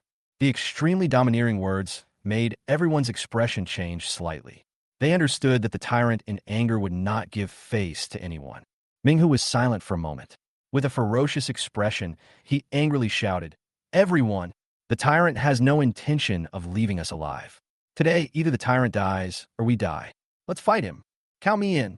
He Qianjun walked out of the crowd gloomily, followed by a dozen injured mechanical humans. That's right. Fight him. So what if there are 10 kings? If you want to kill me, you must first ask the gun in my hand if it agrees. Even a rabbit bites when it is cornered, let alone these people who have been forced into a desperate situation. Those who have survived to this day are all powerful people with bounties exceeding 1 million and are also well known in the outside world. Such people never lack the courage to fight back in desperate situations. The crowd was instantly outraged. In fact, the wisest thing for a tyrant to do is to divide everyone and defeat them one by one, which would save effort. However, he simply disdained to use such means, simply because he was the tyrant Yang Jie, one of the 10 kings. Facing the people who were ready to fight to the death, Yang Jie's expression did not change at all. He did not take these people seriously from beginning to end. Kill! Minghu roared and took the lead in charging. Silver Snake, He Qianjun, and others followed closely behind. No one would sell out Minghu at this time, so he would consume the tyrant's power first. These strong men were not fools. It would be tantamount to suicide to play these tricks in the face of the tyrant. Their only chance of success is to rush forward with all their might, and perhaps succeed in defeating the tyrant. At this moment, no matter how strong or weak, everyone took action, and the surging crowd rushed towards the tyrant. But the tyrant simply bent his fingers slightly and tapped the 1,000-meter-long silver dragon under him with his knuckles. In an instant, the silver dragon swung its tail, and countless metal friction sounds were heard. The huge dragon's tail, which was hundreds of meters long, swept across, and the momentum of the crowd's charge was completely stopped. More than a dozen unlucky people who were unable to dodge were knocked into a ball of blood mist by the dragon's tail on the spot. Only Minghu and others rushed to the vicinity of the silver dragon. But what greeted them was an overwhelming amount of metal fragments. They were tightly restrained by the metal fragments, while the tyrant was sitting on a 100-meter-high dragon head not far away, with his hands clasped on his chest, watching them struggle indifferently. The scene became more and more chaotic, and the scarlet virus also got involved. Some people did not die at the hands of the tyrant, but were instead successfully attacked by the scarlet virus. Countless bloodlines took root in their bodies and spread wildly. Soon, several pseudo-humans were born and began to attack everyone indiscriminately. In the chaos, Bai Yi, who was trying to take advantage of the situation, took a look at the time. It was 23:40. Only 20 minutes left. He planned to wait for 20 minutes. It was too risky to kill the tyrant in 5 seconds. Not only did he need to rush through the nearly 1,000-meter metal restricted area, but he also had to climb up the huge body of the silver dragon in order to reach the tyrant. There was simply not enough time. In fact, he has another way, which is to change the number to Xiaodong's number. With Xiaodong's strength, 5 seconds of time stillness should be enough to kill the tyrant. But this is a last resort. He will not change his number unless it is absolutely necessary, because it may expose that time has stopped. And Xiaodong couldn't defeat the tyrant. So how could you kill him instantly after taking over? Even a fool could tell there was something wrong. So he decided to wait a little longer, hoping that Minghu and others could help and delay for another 20 minutes. At this moment, Bai Yi suddenly caught sight of a person who was also trying to take advantage of the situation. The humorous dart thrower, Li Xiao. At this moment, Li Xiao seemed to be frightened silly. He stood there motionless, staring at the tyrant who looked like a god descending from heaven with horror and dull eyes, his body shaking uncontrollably. He trembled for a while, then seemed to remember something. His face became ferocious for a moment. Then he threw a few shadow darts at the tyrant across 800 miles and continued to tremble. There were several corpses around him, their faces pierced beyond recognition by metal. Bai Yi held his forehead with his hand. He never expected that Li Xiao would be so lame. He was the one who was shouting the loudest, but he was also the most cowardly at the critical moment. Li Xiao's bounty could reach 65 million. He was definitely not a weakling. He was even stronger than most of the people present. However, such an extremely conceited and powerful man did not even have the courage to step forward. Sometimes, there's only a fine line between arrogance and inferiority. People with extremely low self-esteem often become extremely arrogant after achieving success. Bai Yi knew very well Li Xiao's current mentality. He was like Yi Gong, who loved dragons and talked about dragons every day, but was scared when he saw a real dragon. Chapter 101. Li Xiao. Tell Bai Yi that I am not a waste. If the enemy he faced was not the tyrant, but the other 10 kings, Li Xiao might have the courage to fight to the death. However, when facing the tyrant, the person he had always regarded as his target, when the gap was too big, his mentality would collapse instantly. Now, poor Li Xiao could only hide behind the crowd and tremble. But how could Bai Yi let him have his way? Hurry up and buy time for me. Humorous dart thrower. Bai Yi shouted, causing Li Xiao's dull eyes to show some movement. Do you want to be a coward for the rest of your life, or a hero for a while? Li Xiao's heart trembled, and he subconsciously clenched his fists. Shame, fear, resentment, and struggle were mixed on his face. Your retreat now will become a thorn in your heart in the future. Even if you survive today, the nightmares of today will resurface one by one in countless sleepless nights for the rest of your life. You will see yourself curled up in the shadow of cowardice, listening to the voice in your heart repeatedly questioning, why didn't I have the courage to try it once? Li Xiao trembled more and more, and there seemed to be some kind of fire rising in his eyes. Bai Yi was delighted when he saw this. The chicken soup he had read in his previous life was not in vain. He immediately stepped up his efforts. Don't let fear seal your power. If you don't act now, you will regret it later. When white hair grows on your temples, and you look back, you will see that you should have been dazzling in your youth, but you were trapped in the same place because of cowardice. Do you want to wake up in bed every night and curse yourself for being a loser? Li Shao suddenly raised his head, a surge of feeling coming over him. He knew that was called unwillingness. I'm not trash, he shouted angrily, as if to cheer himself up, and the shadows under his feet surged like a tide. If you're not a loser, what are you? The tyrant is right before your eyes. The target you're chasing is within reach, yet you hesitate to step forward. Have you forgotten your ambition? Buzz. Raging rage and unwillingness rushed from Li Zhao's chest straight to his head. His eyes were instantly covered with dense bloodshot, and his expression was ferocious. He felt like something was about to burst out of his body, just one step away, like a volcano that was suppressed to the extreme and was on the verge of erupting, but the crater was blocked by huge rocks. This feeling of frustration and unwillingness made it impossible for him to breathe, and his chest was about to explode. Ah! Li Shao suddenly roared like a madman, letting out a violent outburst of his suppressed emotions. He shouted loudly at the unreachable scarlet figure on the dragon head. I won't forget it for even a moment. Whoosh! Li Shao turned into a shadow and rushed towards Yang Jia like a mad beast. Countless shadows emerged from him, and he was like a torrent of shadows, passing through the crowd, moving forward. The closer he got to the tyrant, the more intense the fire in his eyes became. He murmured like a madman, my ambition, my goal, my dream. Even if I die, I will die pursuing my dream. Holy crap, Minute.Escape. Is chicken soup this powerful? I said all transcendents are psychopaths, and it turns out I was right. Yang Jia, who was being besieged by the crowd, frowned slightly. Li Zhao's sudden shout caught his attention. He didn't know what had happened. He only knew that there was a madman rushing over, shouting something about ambition and dreams. The next moment, Li Shao leaped up, crossed his hands in front of his chest, made a cross gesture, and then swung his hands violently. Whoosh whoosh. Dark shadow darts shot out from the sky with tremendous force. Faced with such an attack, Yang Jia just waved his hand casually, and countless silver-white metals fell from the silver dragon. They gathered into a huge silver-white portal, easily blocking all of Li Zhao's attacks. Li Shao wanted to attack again, but the silver-white portal came whistling and hit him directly. Bang! Li Shao flew back with the portal, slamming heavily onto the ground with a loud noise. Bai Yi was stunned after watching the whole thing. Li Shao rushed forward. Li Xiao Wataka. Li Shao died.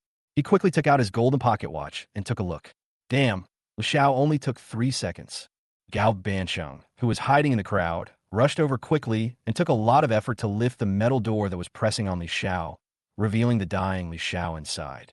Li Shao stretched out his hand to Gao Bansheng tremblingly. Gao Bansheng grabbed his hand, thinking that Li Shao wanted him to help him up, but he only helped him halfway up. Li Shao said in a trembling voice beside Gao Bansheng's ear, Tell Bai Yi, I'm not a waste. After saying this, he tilted his head and fainted. Gao Bansheng was startled and shook repeatedly until he found that Li Shao was still breathing. Then he breathed a sigh of relief. At this time, the tyrant who had been under siege had an obvious look of impatience on his face. Maybe it was because of Li Zhao's attitude that he was going to get serious. He clenched his fist towards the abandoned buildings around him, and they suddenly collapsed violently. The next moment, countless steel bars flew out from the building, covering the sky behind him. The rusty steel bars were woven into an airtight dome. The broken sections of the steel bars reflected cold light, and the sharp tips trembled slightly with the trembling of his eyelashes, like deadly arrows pulled by invisible threads. The tyrant waved his hand lightly, and a devastating disaster fell on everyone. Minghu and others were facing a formidable enemy. They kept dodging and fighting back, but the number of steel bars was too large. Damn it! Minghu's face became paler and paler. Excessive blood loss caused him to feel severely dizzy. If I hadn't been injured repeatedly, how could I not even be able to get close to him? In a trance, Minghu's right arm was pierced by steel bars. He groaned, but had no time to treat the wound. Dozens of steel bars whizzed towards him, but his mobility was impaired and he had no power to dodge. He tried his best to knock away more than a dozen steel bars, but his body was still pierced by the remaining ones. The chi and blood shield protecting his body had long been broken due to excessive consumption of chi and blood. Dark Tiger. The silver snake screamed and rushed towards the dark tiger quickly. Leave me alone, hurry up. Before he could even utter the word, escape, Minghu was stunned because the silver snake was not there to save him, but to use his body as a shield. The silver snake hid behind the dark tiger, held up his body with both hands, and then retreated quickly. All the incoming steel bars pierced Minghu's body. He looked furious and ferocious. You bitch! Ah! With the last scream, the dark tiger, which was pierced into a hedgehog by the steel bars, fell completely silent and died with his eyes open. Silver Snake finally escaped from the tyrant's vicinity. Looking at the tragically dead dark tiger, she wept bitterly. Brother Tiger, you risked your life to save me. Don't worry, I will definitely live well with your share. Dark Tiger, Chapter 102, by Yi. I have a plan to kill the tyrant. After a rain of steel bars, many people were killed or injured. They were forced to the edge of the cage, looking at the tyrant on the silver dragon with fear. Some frightened people even knelt on the ground and kowtowed for mercy. Have mercy! My lord tyrant, have mercy! I really don't have a Panga USB drive. Don't kill me. My lord tyrant, my hometown is also Floating Light City. We are still fellow villagers. Faced with the plea for mercy, Yang Jie's expression remained indifferent, with no joy or sadness in his eyes, as if he was looking at an ant. He raised his hand slightly, and the steel bars stuck in the ground trembled wildly. They were suddenly pulled out by an invisible force and rose into the air again, like swords of Damocles hanging in the air, pointing directly at everyone. Seeing this scene, everyone's eyes were bloodshot. With tens of thousands of steel bars under the power of the tyrant, how many people present could survive? The courage they had finally mustered to face the tyrant disappeared completely in the face of absolute strength. Only fear spread like a tide, almost covering their mouths and noses, making it difficult to breathe. I'll give you one last minute to think about it. Hand over the Panga USB drive, and my promise will still stand. Otherwise, you will die. Yang Jie looked at everyone indifferently, as if he were a god who had the power of life and death. Bai Yi seriously suspected that Yang Jie was too lazy to search the bodies, so he forced everyone to hand them over. 15 minutes left. The Minghu bunch of rubbish only delayed for 5 minutes. It would take him 15 minutes to recover 1 minute of his divine power, but the tyrant didn't give him that much time.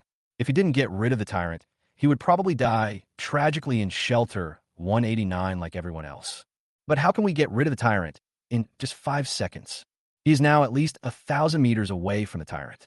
If he wants to get close, he not only has to cross the 1,000-meter distance within 5 seconds, but also has to climb onto the 100-meter-high silver dragon. Only then can he touch the tyrant on the dragon's head and kill it. To do all this in 5 seconds is as difficult as climbing to the sky. Damn, is it possible to just change my number? Bai Yi walked silently to Xiaotong. The night girl had a serious expression on her face, and her breathing was a little disordered. It was obvious that the previous battle had consumed a lot of energy. She noticed Bai Yi approaching from the corner of her eye, and a hint of doubt flashed in her eyes. Before he could speak, Bai Yi whispered, I have a plan to kill the tyrant. And Xiaodong was stunned. What plan? Actually, I am also a superhuman. My superhuman ability is a 1,000-fold musical performance in an instant. Bai Yi said nonsense. And Xiaotong. To put it simply, I can increase my speed, but this requires a very high physique, otherwise I won't be able to bear the burden of speed. Your physique is just right for me to use the 1,000-fold movement of a glimpse to its fullest potential. At that time, with the extreme speed, he will be able to break through the metal around Yang Jie. In other words, my ability, combined with your body, can kill the tyrant. In order to cover up the fact that time has stopped, Bai Yi is talking nonsense. After all, time standing still is too horrifying. But if it turns into increased speed, it will be much easier to accept. As for when time stops and people suddenly disappear, it can only be because your eyesight is not good enough and you can't keep up with my speed. And Xiaodong said expressionlessly, but what you just said was clearly the fleeting melody of thousands of fleeting moments. Bai Yi. Slip of the tongue. Don't worry about the details. Just say whether you agree or not. I agree. And Xiaodong agreed so decisively that Bai Yi thought she was teasing him. And Xiaotong explained, first, you are a good person. Damn, There's no end to the good guy cards, right? Second, I don't think you joke with your life. Third, I'm not surprised that you're a transcendent. I even suspected it a long time ago. Otherwise, you wouldn't have come to the experimental base alone across the city. Bai Yi raised his eyebrows. He didn't expect Xiaodong to be so perceptive. Time was running out, and since Xiaodong agreed, he didn't waste any more time. He immediately took out the twin monkey statues, took half for himself, and gave the other half to Xiaodong. The two men held the monkey statue tightly, looked into each other's eyes, and waited. Result: nothing happened. What? Bai Yi was stunned. Was the posture wrong? Why couldn't he change it? He realized that the twin monkey statues might have hidden mechanisms of use that he was unaware of. It's over.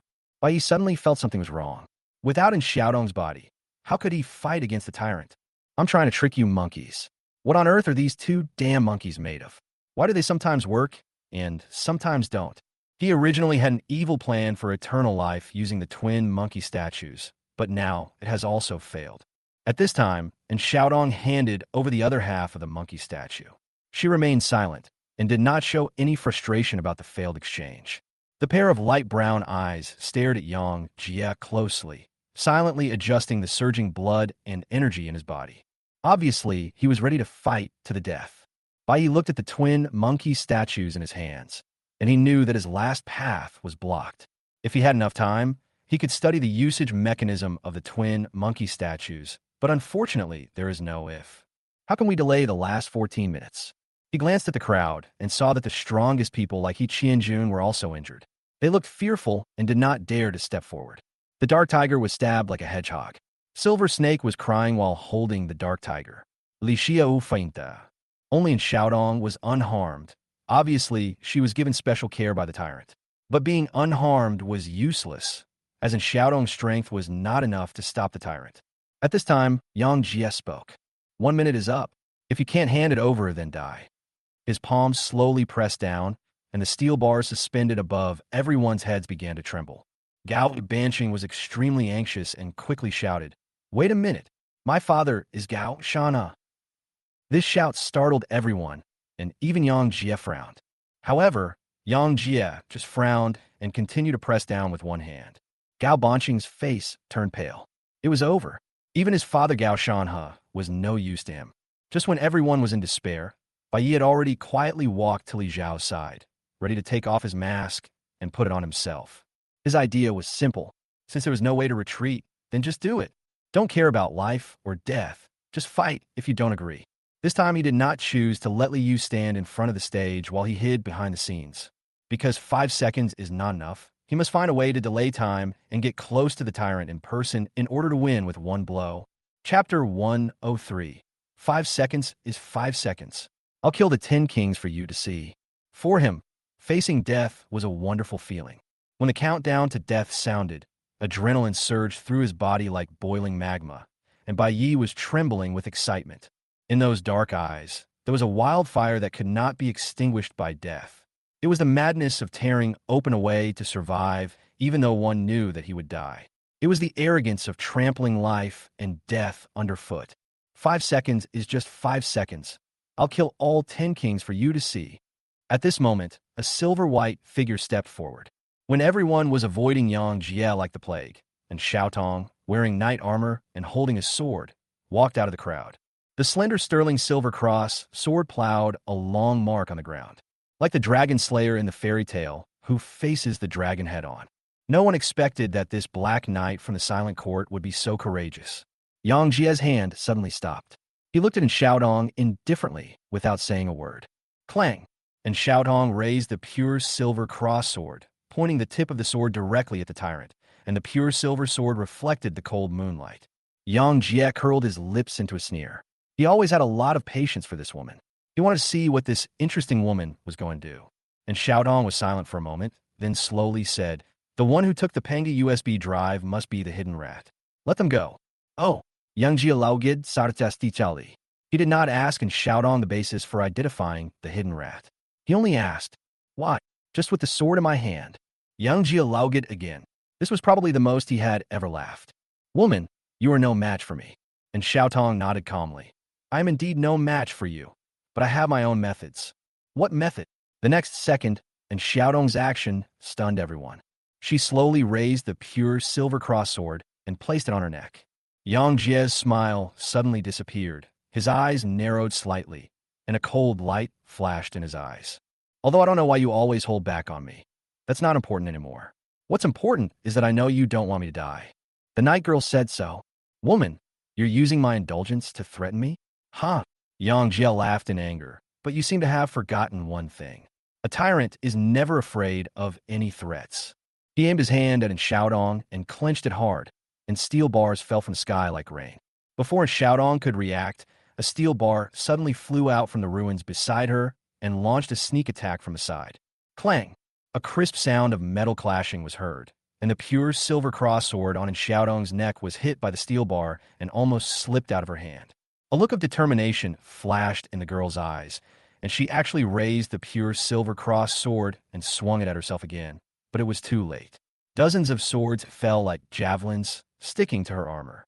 Bang, bang, bang. Steel bars fell from her arms, legs, and almost all movable joints.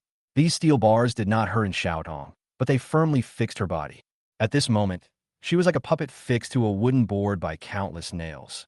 She wanted to continue struggling, but Yang Jie exerted force again, and a teeth-grinding sound of metal twisting was heard. The steel bars that restricted her body suddenly came alive and tied her up tightly like winding and twisted ropes. Let me go, and Xiaodong kept struggling. The terrifying blood and energy soaked through her armor, but she still couldn't break free from Yang Jie's power. Yang Jie waved his hand, and Xiaodong was directly flown up by the steel bars and landed on the dragon's head. Just watch quietly. After restricting Xiaodong's movements, Yang Jie no longer paid attention to her, but turned his gaze to everyone. Just as he was about to control the steel bars to kill everyone, a hint of amusement appeared in his eyes. Because another person walked out of the crowd, but this time it was a man. Black hair, black clothes, black eyes, and black mask. Without saying a word, the man walked out of the crowd alone and went straight towards the tyrant. There was no unnecessary sound when he took steps, but the light sound of his soles rolling over gravel was like a heavy hammer hitting everyone's heart. The blood dandelions floating in the sky fell from his side, as if in fear, and did not attack him at all. This strange sight surprised everyone, as if a person was walking in a snowstorm, but not a single snowflake fell on him. Not only that, even a manic pseudo-man did not launch any attack after seeing him, but stood there in a daze. How is this possible? The mutated scarlet virus dared to attack even the tyrant, but didn't dare to attack him. Who the hell is he? Black Mask? Is it Shadow Man Li Xiao? No, it's not Li Xiao. Although this guy is dressed similarly to Li Xiao, his body type is wrong. He is taller and thinner than Li Xiao. Gao Banqing recognized at a glance that this person was not Li Xiao. After all, Li Xiao was still unconscious and his body shape did not match. But why are this person's clothes and black mask exactly the same as Li Xiao's? He turned his head suspiciously and looked towards the place where Li Xiao was unconscious, his eyes almost popping out. A stripped naked man curled up on the ground, with only his underwear left. He was unconscious. Perhaps he felt cold, so he frowned and subconsciously curled up to keep warm. Although Gao Banqing had never seen Li Xiao's true appearance, he recognized at a glance that the person lying on the ground was the real Li Xiao. He subconsciously looked at Li Xiao's face and was stunned.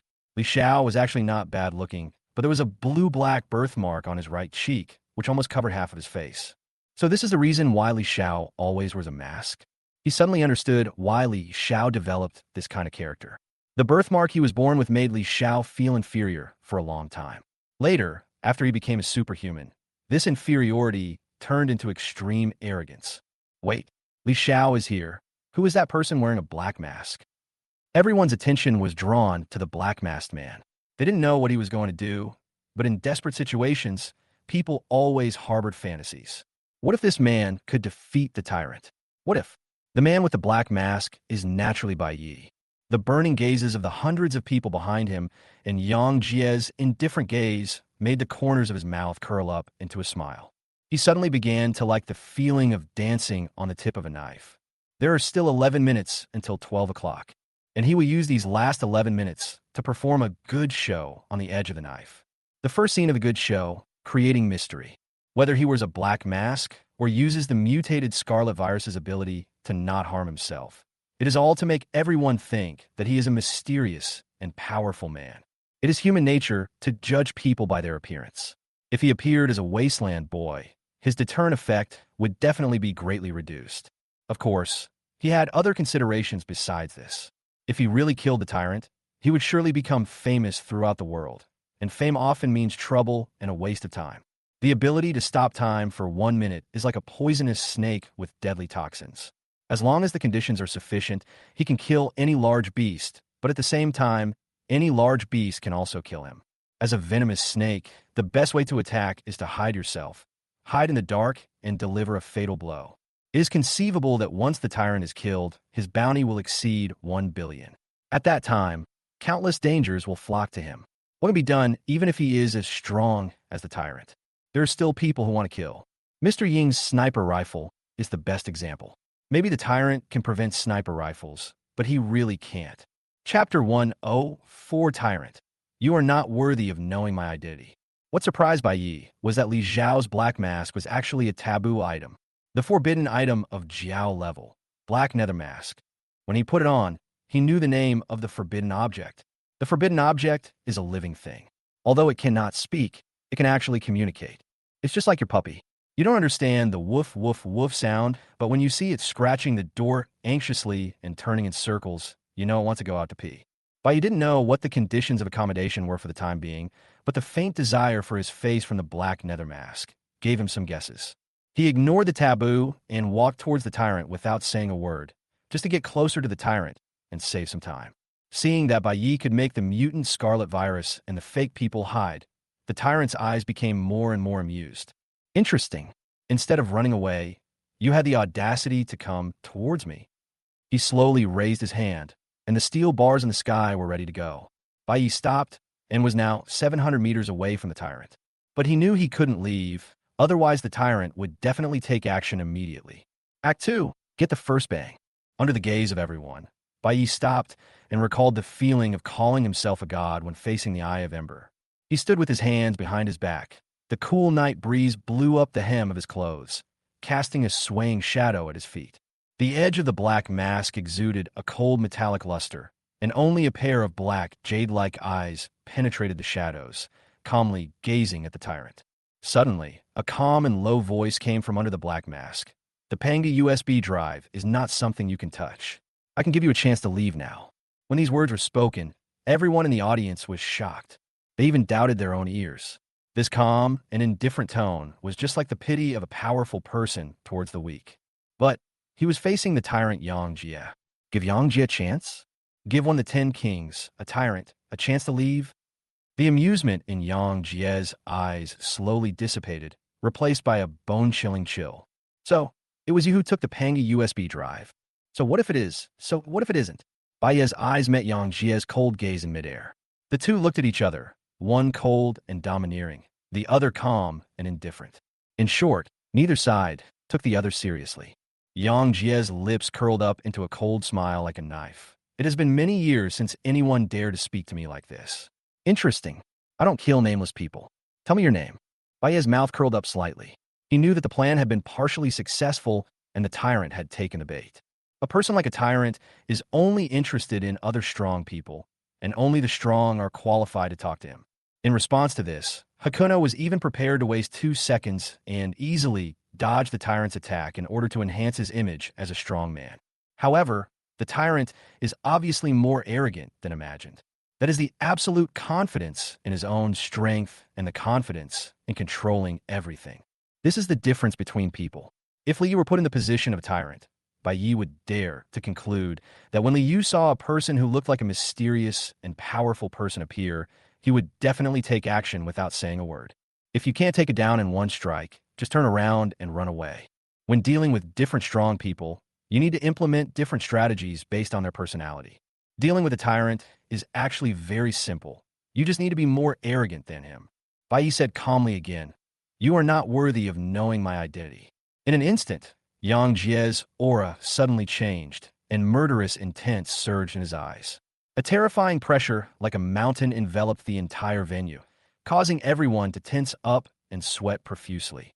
Bai Yi only felt a slight tingling sensation on his skin all over his body, and his whole body was completely enveloped by the tyrant's almost tangible murderous intent, as if he moved, he would be beheaded in the next second. However, the curve of his mouth became wider and wider. Act 3. Taking advantage of the situation. However, you and I just met once at the experimental base. Have you forgotten so quickly? Yang Jia, who was just about to take action, frowned slightly. He was sure that he had never seen the person in front of him before. Bai Yi smiled slightly, but then said something surprising. That's right. When we met at the experimental base, I didn't want to reveal my existence, so I deliberately erased your memory.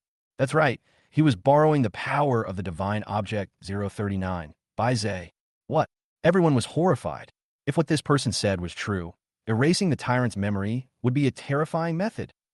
Yang Jies Froen Diapanet. Erase my memory? Bai Yi continued. I thought that with your strength, you might be able to detect my actions, but I didn't expect. Can't you even detect memory abnormalities? Tyrant. Yang Jia. In an instant, Yang Jia's pupils suddenly shrank into needle-like shapes.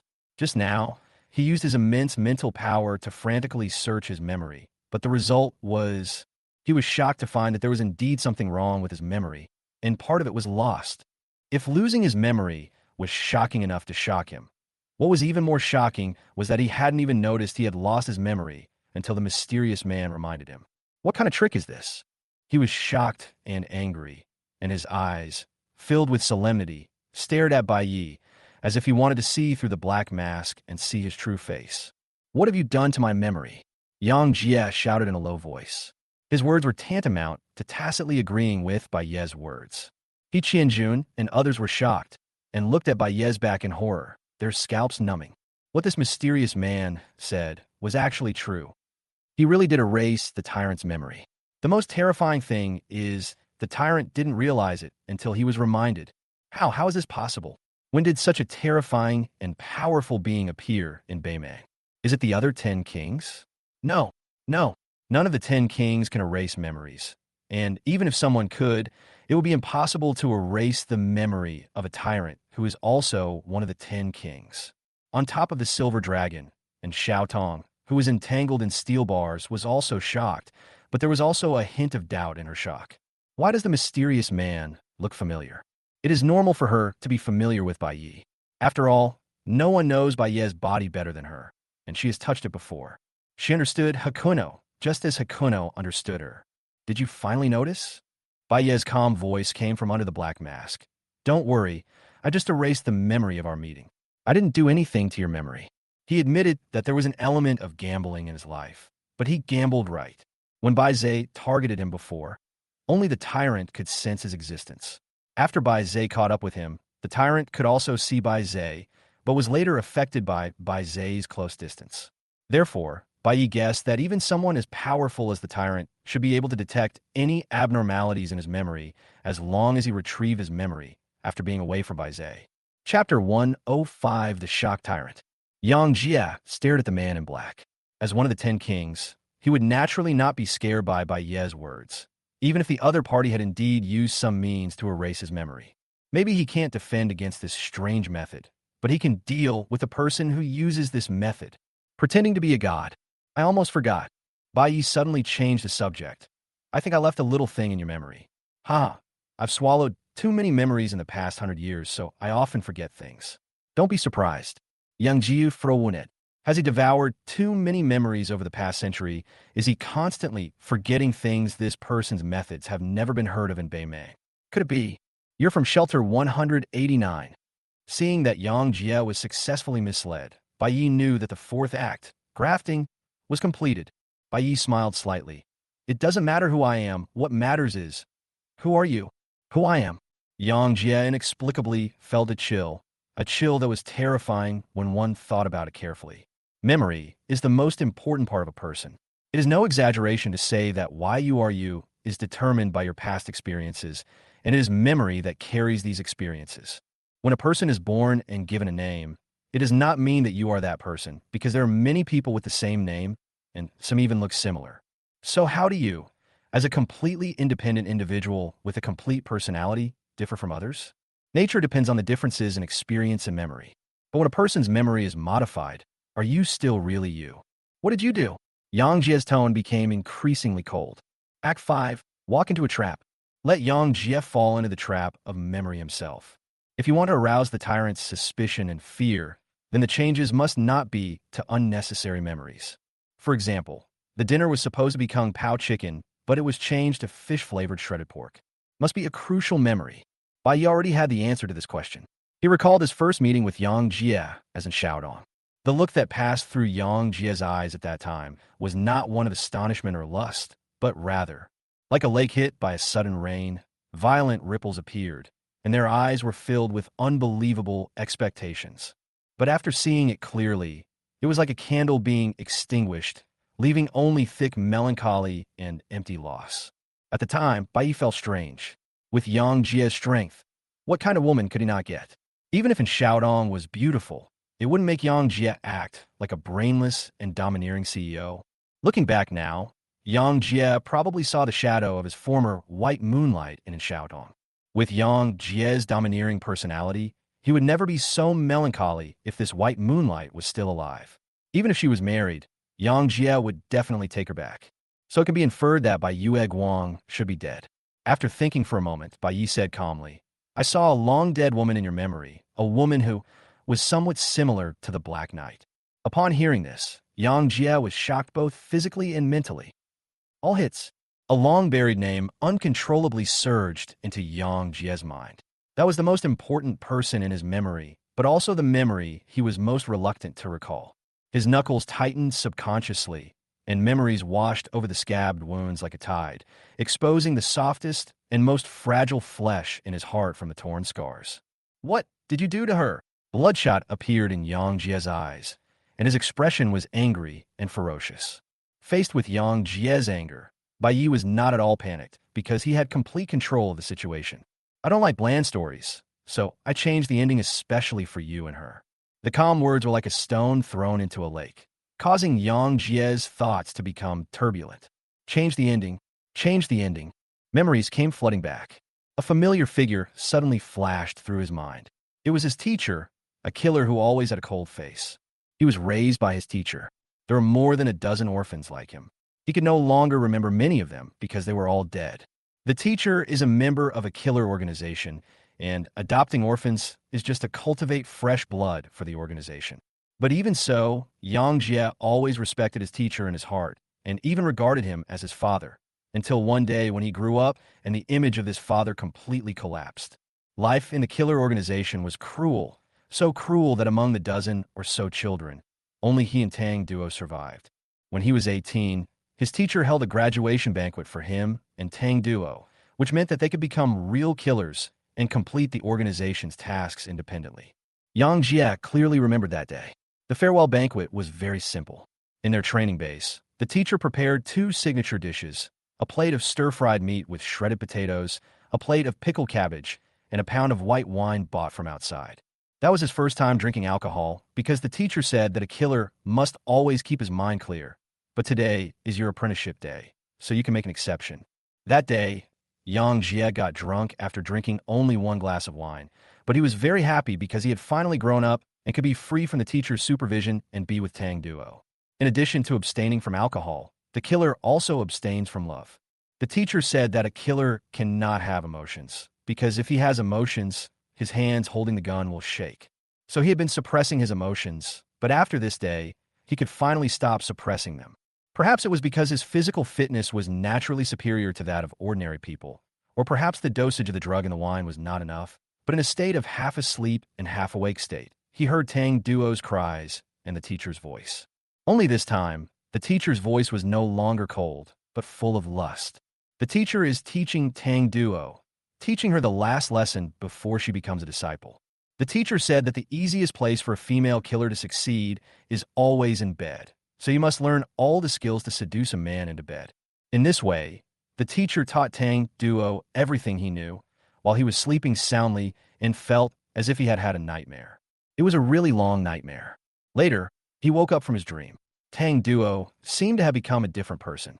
In the past, no matter how cruel the training she went through, she would always smile and comfort her companions, saying that everything would be fine when she grew up.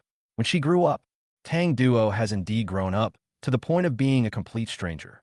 She became the best killer in the organization and was able to complete the mission every time, but it was obvious that her strength was not as good as mine. From then on, Yang Jie fell in love with drinking until one day his teacher died. Tang Duo killed him. Chapter 106 now finally piqued my interest. That night, Tang Duo and he drank a lot of wine, and neither of them said a word. The next day, Tang Duo also died. He killed her. Tang Duo said, I don't want to die at the hands of those people in the organization. I hope the person who ends my life in the end is you. Tang Duo's death brought about his awakening and the emergence of a ruthless, violent, and world-renowned tyrant, Yang Jie. The mysterious man's words made Yang Jie fall into past memories. These were the most important memories in his life, but now the mysterious man said that he had tampered with these important memories. Anger instantly filled my chest, but while Yang Jie was furious, he also felt a sense of inexplicable fear. He wasn't afraid of the mysterious man's methods, but rather that his hatred was fake.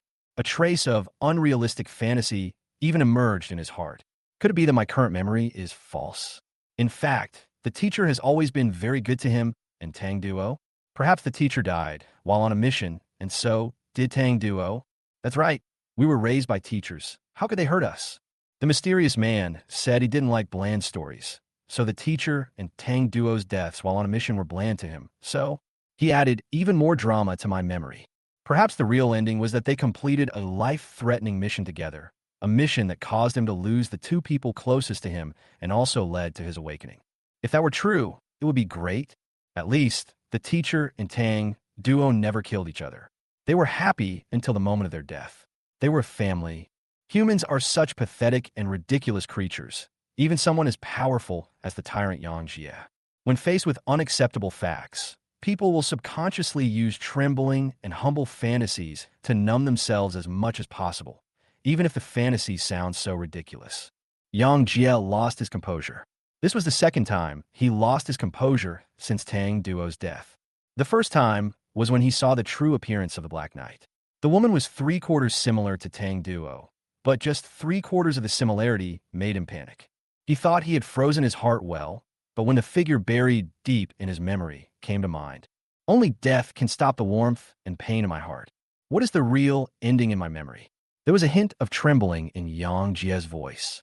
At this moment, he really wanted to get the answer he had always fantasized about from Bai Yi. He did not doubt Bai Ye's words, because part of his memory had indeed been erased before, which proved that the mysterious man did have the means to manipulate memory, and the mysterious man said that Tang Duo was somewhat similar to the Black Knight. Tang Duo has been dead for many years. Apart from being able to see her in his memory, where else can he see her? He was unwilling to doubt it, and even hoped very much that what the mysterious man said was true. Beneath the black mask, Bai Yi frowned slightly. What did the tyrant recall? What kind of memory killing was so powerful? Although he used all the information almost perfectly, he could not guess the story buried deep in the tyrant's heart. Why did the tyrant's tone seem to carry a hint of anticipation? Could it be that having one's memory altered was something worth looking forward to? On second thought, Bai Yi probably guessed what Yang Jie was thinking. Who would wish that their memory was false? It must be someone with a past that is too painful to look back on, someone with tragic memories. He didn't know what Yang Jie's unbearable memories were, so he could only say something that could be applied widely as much as possible. For example, does it matter what the ending is? Memories can be false, but love is real. Yang Jie's whole body trembled, and an unknown light seemed to emerge in his eyes. This is the answer he has always wanted. No matter what happened, it has disappeared with the wind, and it doesn't matter anymore. The important thing is that everything can be fake, but his love for Tang Duo is real. At this moment, Yang Jie took the initiative to apply Bai Ye's universal formula. After getting the answer, Yang Jie suddenly laughed. It was no longer a cold smile, but a long-lost ease, as if a heavy shackle had been lifted from his body. You're right, memories can be false, but love is real. He seemed to have achieved some kind of sublimation, and a terrifying mental force burst out from his body. The metal of the entire city seemed to sense the presence of the king, and it began to vibrate continuously, making sharp explosions. 10,000 golds ringing. It was as if witnessing the tyrant ascending the metal throne step by step, and witnessing him being crowned king. What the hell? What the hell? There is no breakthrough at the last minute. Bai was stunned and almost couldn't hold it in. He was planning to open the champagne at halftime, but he went straight to the last scene. No more pretending. I'm going to reveal my cards. I am the god of the new era. But after all my calculations, I never expected it to unfold like this. No, buddy, you're the one destined for the future, right? You've come to your senses so quickly, after being talked into a few words, shouting about love and affection. He suddenly broke through at the critical moment. You're making me look like a villain. Bai never expected that he, who wanted to make up a few nonsense to delay time, would actually help the enemy. It's not even 12 o'clock yet, and the tyrant has already broken through. Who can I turn to for justice? I've always said that all transcendents are psychos. Li Xiao started fighting desperately after drinking 2 bowls of poisonous chicken soup, and Tyrant started breaking through after hearing a few words of deception. Psychos really can't help but be stimulated. Everyone present felt the Tyrant's terrifying power that had increased again, and their eyes were filled with horror. They couldn't beat the Tyrant originally, but who would have thought that in just a few words, he became even stronger? Bai was not enjoying the feeling of dancing on the tip of a knife now, because he felt that the Tyrant was stabbing him with the tip of the knife. Why isn't it 12 o'clock yet? Now that things have come to this, I can only continue pretending. Bai, who was standing with his hands behind his back, chuckled softly. You finally piqued my interest now. Everyone was in an uproar. From what the mysterious man said, was it intentional? Did he deliberately give Yang Jie some advice, because he thought the previous Yang Jie was too weak and had no interest in taking action? Who was this person with the black mask? How could one sentence help Yang Jie break through? Disliking the Tyrant's weakness, he went out of his way to guide and assist the enemy. This is the spirit of a top-tier warrior. Yang Jie's eyes were as calm as water, and his previous emotional fluctuations seemed to have completely disappeared. He once again became a tyrant who ruled the world. I don't know who you are, but your words really helped me. In return, I will do my best. In Yang Jie's opinion, the greatest respect for a strong man is to fight with all your strength and with the determination to kill the opponent. Any hesitation, leniency, or mercy is an insult to the strong. Remember to vote for Feng Xiu and Buyu. Don't be like Bai Yi, who forgot his roots and forgot his old love when he had a new one. Chapter 107 Iron Flow Sky Puppet. Damn it. The part about repaying kindness with enmity has made you understand the whole story, and Bai Yi is so angry that his teeth are itching. It was like this when he rescued Yang Jie at the experimental base before, and it is like this again now when he is guiding Yang Jie to break through. How can a person be so heartless? Bai Yi wanted to say a few more words and chat with the tyrant, but after the breakthrough, the tyrant was obviously more eager to fight and actually took action. Blade Prison. Yang Jie suddenly tightened his 5 fingers, and the surrounding metal instantly collapsed, with steel bars, iron filings, and metal fragments suspended in the air. Under the cover of the majestic mental power, it turned into a 100-meter-high silver tornado and rotated at high speed. Countless tiny metal blades cut through the air, making sharp screams. Wherever they passed, buildings collapsed and rubble turned into powder. A terrifying silver metal storm carrying the breath of death rushed towards Bai Yi. This was the first time that Yang Jie had used the moves he developed based on his extraordinary abilities since fighting in Black Mountain. Before, even when facing a crowd of people besieging him, he simply manipulated the metal and carried out the most basic offense and defense. This shows how much he values Bai Yi. However, Hakuno did not want this kind of attention. The silver metal storm continued to grow in his eyes, and the tiny sharp metal auras cut his whole body, causing stings. He did not check the time, as he knew that the time must not have come because the time in his soul had not increased. He had never felt that time was so long. Bai Yi is now in a panic, but in the eyes of everyone, is a different scene. Facing the blade hellstorm that was powerful enough to tear everything apart, this mysterious man still stood with his hands behind his back. His robes rustled in the strong wind, but could not blow away the demeanor of a powerful man who looked down on the world. Obviously, the mysterious man was as small as an ant in front of the 100-meter storm, but in the eyes of everyone, it seemed like the opposite. Time stands still. Buzz. A brilliant golden light rose from Bai Yi's feet. Regarded by everyone as an unrivaled powerhouse, he quickly ran out of the blade prison's coverage, then quickly stood with his head held high and chest puffed out, his hands behind his back, maintaining the posture of a strong man. This took 2 seconds, Now, he only has 3 seconds left. He did not use the last time to rush forward and kill Yang Jie because it was not enough. He could only delay for a while and wait for 12 o'clock. Time to recover. Yang Jie's eyes suddenly focused, staring at the open space on the other side. The calm and graceful figure was reflected in his eyes. A black robe as thick as ink fluttered in the wind, and even the corners of his clothes were not dirty when facing the blade prison. What a fast speed. Teleport? With his strength, he couldn't even see how the other party avoided the blade prison. He Qianjun and others could not see anything at all. They only saw that when the devastating blade prison attacked, the mysterious figure disappeared out of thin air and appeared directly on the other side. It's powerful enough, but what's the point if it can't hit anyone? Bai Yu was like an elder practicing with his junior. Not only was he in no hurry to attack, but he also started commenting. People who don't know the situation think he is terrifyingly strong, but only he knows that he is just stalling for time. However, Yang Jie seemed to be aroused by the desire to fight and attacked again without any nonsense. He clasped his hands together and whispered, "Iron Flow Sky Puppet." Bai Ye's nerves instantly became extremely tense. Facing such a strong man, he was afraid that he would be killed instantly if he didn't have time to react. But the next second, he realized something was wrong because Yang Jie did not attack. Under the control of the vast mental power, the ground suddenly shook and all metal objects within a radius of 100 meters emitted a buzzing resonance. The lampposts twisted into liquid silver streams. The car steel plates peeled off like pieces of paper, and even the metal dust suspended in the air was pulled by an invisible force and turned into a silver-gray hurricane. A dark blue arc of electricity burst out from Yang Jie's body. It was not lightning, but the embodiment of his extraordinary ability. Under the action of the electric arc, all the metals, including the silver dragon under his feet, began to decompose. Thousands of metal particles swirled wildly around him, outlining the outline of a metal skeleton in the air. Broken.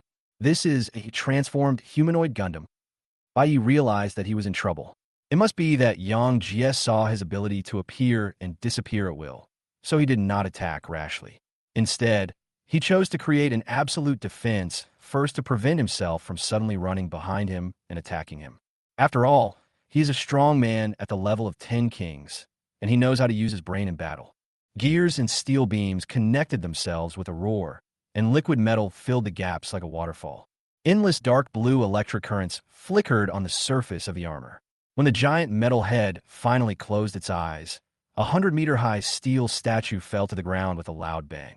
The whole city seemed to tremble under its feet. This is the tyrant's killer move, Iron Flow Sky Puppet. There is a reason why the tyrant can become one of the 10 kings. Even the 12 zodiac animals know that they can use a sniper rifle to attack his fragile body from a long distance. It is impossible for him not to know this. So he developed the Iron Flow Sky Puppet that could perfectly defend himself.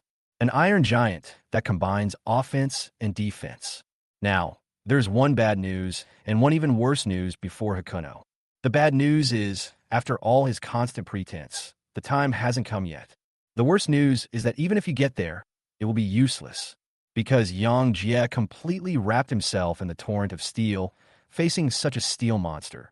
Even if he could stay still for one more minute, he would not be able to kill Yang Jie's real body from the 100-meter steel giant. Mr. Yuing's Black Dragon M300 is also not a good option.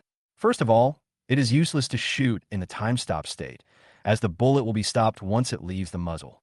Secondly, the gun could not break through the defense of Tailu Tiangui at all, because Tailu Tiangui was made of an alloy from the experimental base, which was an alloy from the last era.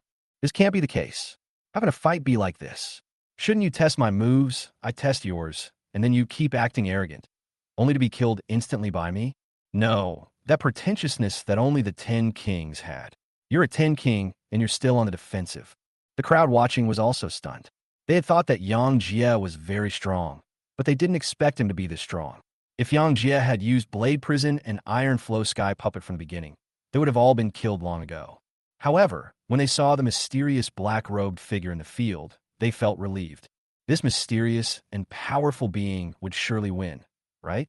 He could modify Yang Jie's memories at will and help him achieve a breakthrough with a single word. How could such a terrifying being possibly lose? They stared at Bai Ye's unfathomable back with full anticipation. placing all their hopes of survival on him. What else could Bai Yi do? If you want to be better than others, you have to finish it even if you cry.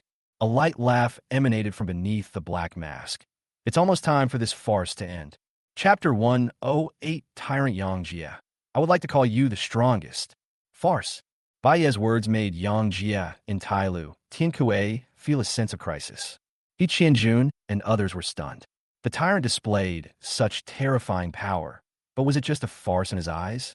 I admit that your methods are mysterious and far surpass those of all the extraordinary people I have ever seen, but it may not be that easy to defeat me. Yang Jie's solemn voice came from the steel giant. It can be seen how successful Bai Ye's pretending was. Even the tyrant was afraid of him. However, what the tyrant said was different from what Bai Yi imagined. In this situation, no one could say anything. I, the tyrant Yang Jie, am willing to call you the strongest? Okay, since you don't want to say it, then I will say it. Tyrant Yang Jie, in this era, you are truly at the pinnacle of our times. I would like to call you the strongest. There was a hint of relief in Bai Ye's calm voice, like an elder seeing a younger generation doing well. But he suddenly changed the subject, his relief mixed with a hint of regret. It's only limited to this era. The limitations of the times have constrained you, preventing you from seeing the true scenery at the top. The pinnacle? It's really exciting. Inside the Tailu Tiankue, there was no fear in Yang Jie's eyes. Instead, he felt his blood boiling for the first time in a long time. That was the high fighting spirit he had when facing powerful enemies before he became one of the 10 kings. He was able to become one of the 10 kings not by suppressing others with force, but by defeating the strong with the weak countless times, fighting his way through step by step. At this moment, facing the powerful pressure brought by the mysterious man, his blood, which had long cooled down, began to boil again. Yang Jie is already angry, but Bai Yi is still pretending. You have a good fighting spirit. I hope you can make me happy for a while. Today. Time is up. Feeling the fluctuations of time in his soul, Bai Yi, who is already at a loss for words, immediately changed his words. Today, I can give you a chance to say your last words. Bai Ye's eyes suddenly became sharp, and he walked towards the steel giant leisurely, with a calm pace. His tiny figure confronted the huge monster, but revealed a shocking strength and indifference. But out of the corner of his eye he glanced at Xiaodong, who was tied up beside him. Even if time is restored, he is still dragging it out. Take as many steps as you can to avoid having to wait until time stops before getting closer. After all, time is life, and those who waste time will eventually have time wasted. The tyrant had no last words. His response was a fist of steel that fell from the sky. Suddenly, the huge steel giant moved. Every step it took was enough to shake the earth, and the already broken ground was trampled into cracks. Rumble. The roar of the steel giant was deafening, and with all its might, it launched a final charge towards Bai Yi, the mysterious and powerful man of the old times. The air suddenly tore apart, and 100 meters above the sky, the steel giant's right arm rose up with a bang, and dazzling blue electricity burst out from its mechanical joints. Iron fists made of countless melted metals fell from the sky, shattering the clouds and swooping down with the force of thunder. It was like a skyscraper falling from the sky, carrying with it an impact force of millions of tons. Visible air vortexes were formed wherever it passed, and the air was torn into sonic boom clouds with an astonishing momentum. Before the giant fist arrived, the wind pressure had already rolled the sand and dust within a radius of dozens of feet into spirals. Everyone's eyes were bloodshot, and they ran away from the tyrant like crazy for fear of being killed by the aftermath. Some people hid directly in the gaps of the ruins, while others climbed up the ruins with all their might. Boom strapje!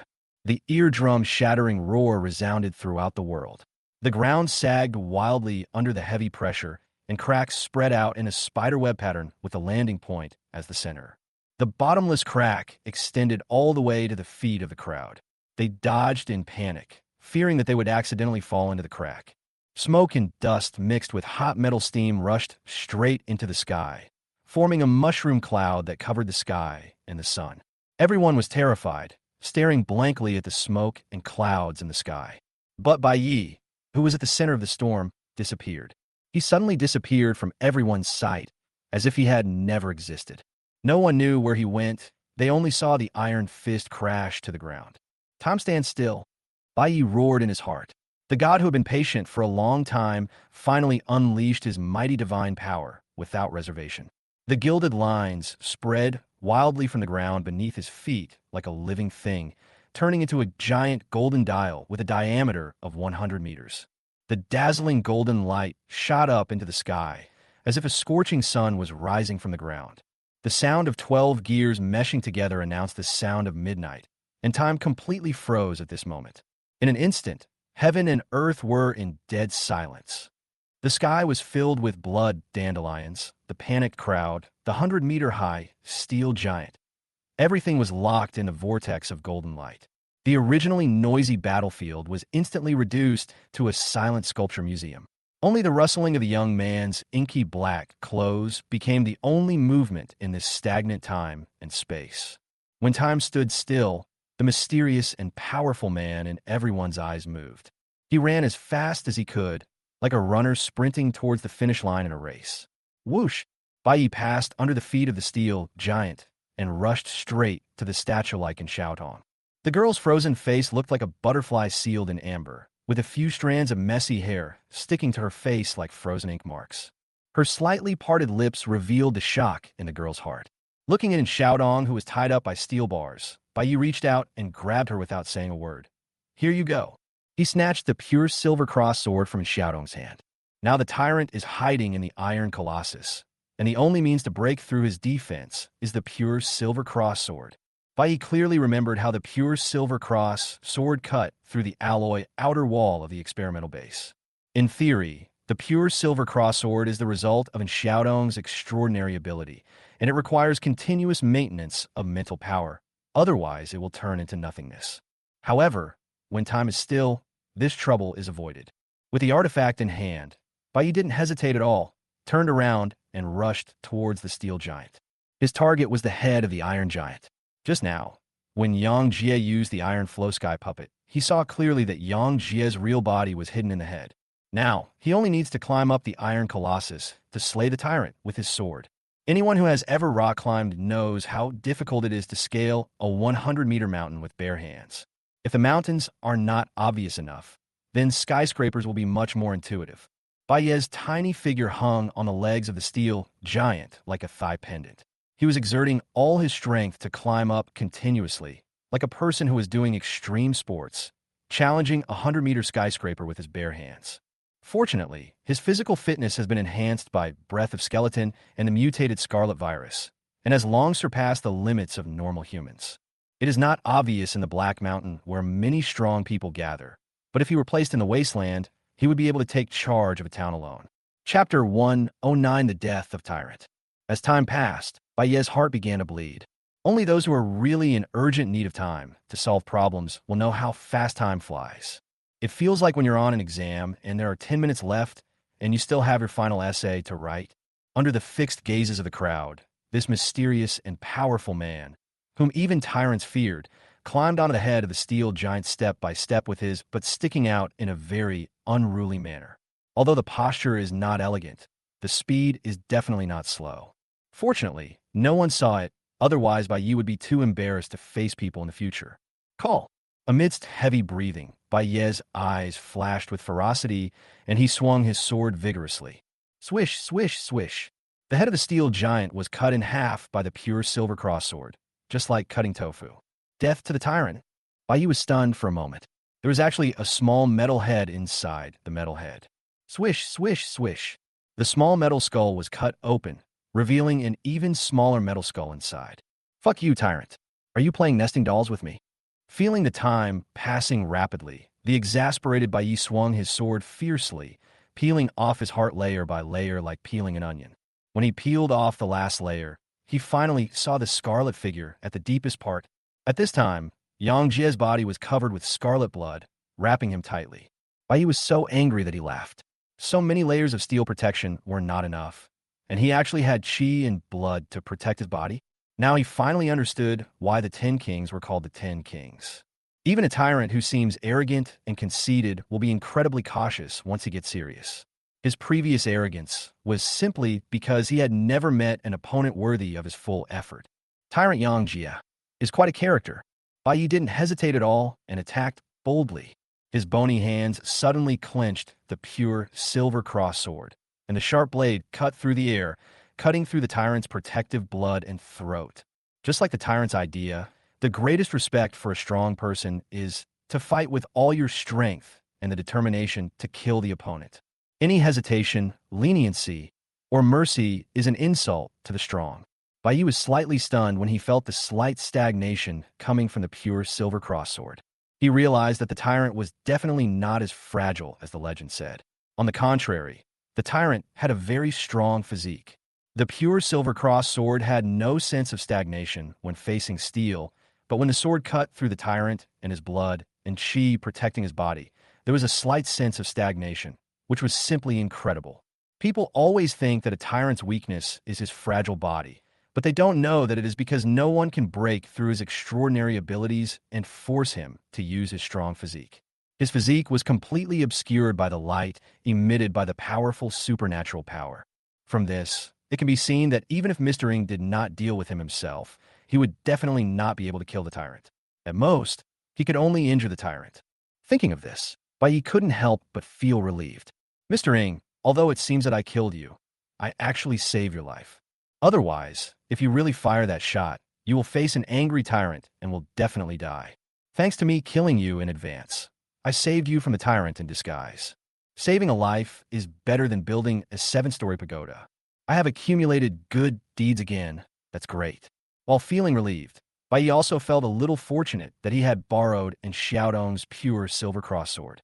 Without this indestructible divine weapon, with his strength, he would not be able to kill the tyrant at all, and could not even break the protective chi and blood. Perhaps Mr. Ying's sniper rifle could work, and maybe shooting him in the face could succeed, but the sniper rifle is too heavy. If he carries it on his back, I don't know how much time will be wasted. After dealing with the tyrant, Bai did not leave immediately, but picked up the black obelisk in the tyrant's arms. Although the black obelisk is not a Pangi USB flash drive, it is at least somewhat useful as a carrier of the Pangi USB flash drive. It would be a shame not to take it. But the moment he touched the black obelisk, something unexpected happened. This is... Bai's eyes were filled with horror, as if he had witnessed an extremely incredible scene. Due to time constraints, he had no time to think and hurriedly slid down from the steel giant. Ouch! He slid so fast that Bai sprained his ankle when he landed. He limped to Xiaodong's side, stuffed the pure silver cross sword into his hand, and then hurried back to his original place to start posing. He quickly brushed off the dust on his body, straightened his hair, straightened his back, and stood with his hand behind his back. Time to recover. From everyone's perspective, everything Bai did not exist in their time. They only saw the steel giant punching, the earth shattering, smoke and dust rising, and a mysterious strong man disappeared. After a long time, when the smoke settled, the huge body of the steel giant emerged. It was still half kneeling on the ground, punching the ground with its fists. In front of him, the black-robed figure stood with his hands behind his back, as if accepting a kneeling worship. What the hell just happened? Tyrant, why isn't he moving? Could it be that the mysterious strong man won? But I didn't see him make a move at all. Countless questions flashed through everyone's minds. At this moment, the figure standing with his hands behind his back slowly said, "Is this all there is to it? Tirant Yangjia." As he finished speaking, a scene that everyone would never forget was engraved in their eyes. The iron sky puppet, which was gleaming with silvery white light under the moonlight and was formed by the tyrant's extraordinary power, began to crumble. Crackle, clackle. Thousands of metal fragments splashed like star rain, and a silvery white metal waterfall poured down from a height of 100 meters. It shone with a cold light under the refraction of the moonlight, and intertwined with the smoke and dust rising from the ground to form a strange mist. What collapsed along with it was everyone's mind and the reputation of the invincible 10 Kings. Bang! The huge silver-white metal head rolled down and landed at Bai's feet. And on top of that head lay the dying tyrant Yang Jie. Yang Jie's face was as pale as paper, and there was a scar on his neck that was almost cut off at the root, and blood was gushing out like a fountain. The scarlet armor on his body was soaked through, making it look even scarier. His eyes began to blur, becoming empty and cold, with Bai's shadow reflected in them. Is this the world's most unparalleled grace? I witnessed it. Ha! This tyrant who dominated the world was laughing before he died. Before he died, he used up his last bit of strength to turn his head, and then Xiaodong's figure came into his sight. Moonlight streamed along his dilated pupils. In a trance, the chirping of cicadas in the training ground, penetrating more than a decade of time, rang in his ears. In the midsummer of that year, Tang Duo had a crooked ponytail, and sweat was running down her jawline into the collar of her training suit, but she stubbornly stuffed the last bottle of water into him. Yang Jia, you took last place in the marksmanship test again, idiot. Come on, shoot, I'll teach you. Yang Jia felt a slight itch on the tip of his nose. It was the itch left by the tips of Tang Duo's hair when she turned around. He took the warm gun and looked up again, only to see Tang Duo covered in blood after killing her teacher. Tang Duo held his hand. There was no smile on her pale face, only indifference. Come on, shoot. I taught you. Bang. The tyrant's life ended with a roar of bullets. Yang Jia's life also ended. Quiet. Deathly silence. If it weren't for the invasion of the scarlet virus, He Qianjun and others would probably still be immersed in the shock of the tyrant's death. It was shocking that someone could kill a tyrant, but what shocked them even more was that until the tyrant died, they did not see how the tyrant died. We can't even see how the mysterious man makes his move. Chapter 1:10 Mysterious Obelisk. Among all the people in the audience, perhaps only in Xiaodong is closest to the truth. She was also shocked, but after being shocked, she looked at the pure silver cross sword in her hand with confusion. That touch of warmth coming from the hilt of the sword. Is it an illusion? At this time, Bai Yi turned around, and a mask made of black metal came into everyone's sight. Although he did not have any terrifying power, he scared everyone so much that they forgot to breathe. I don't like crowds. A calm voice came from under the black mask, like a decree from God, waking everyone up. After all, the older He Qianjun understood the situation and quickly bowed, saying carefully, "Thank you for saving my life, sir. We will leave now." Others also reacted and said they would leave immediately. Some are more exaggerated and even kneel on the ground, expressing gratitude with tears in their eyes, expressing the grace of rebirth. Some people are sincerely grateful, but others want to show off and get closer to the mysterious and powerful person. Amidst everyone's endless thanks, the mysterious man in black robe disappeared silently on the spot. Everyone looked at each other in confusion. Some wanted to say something, but were held back by their companions. "Hurry up. Didn't you hear what that adult said? If you want to die, don't drag me along." Many people rushed towards the exit that was blocked by metal debris. They frantically dug out the debris, fearing that if they left a second late, they would anger the mysterious strong man. There were also some people whose eyes flickered, and greed appeared in their eyes when they passed by Yang Jie's body. They clearly remembered that Yang Jie brought out a black obelisk from the experimental base.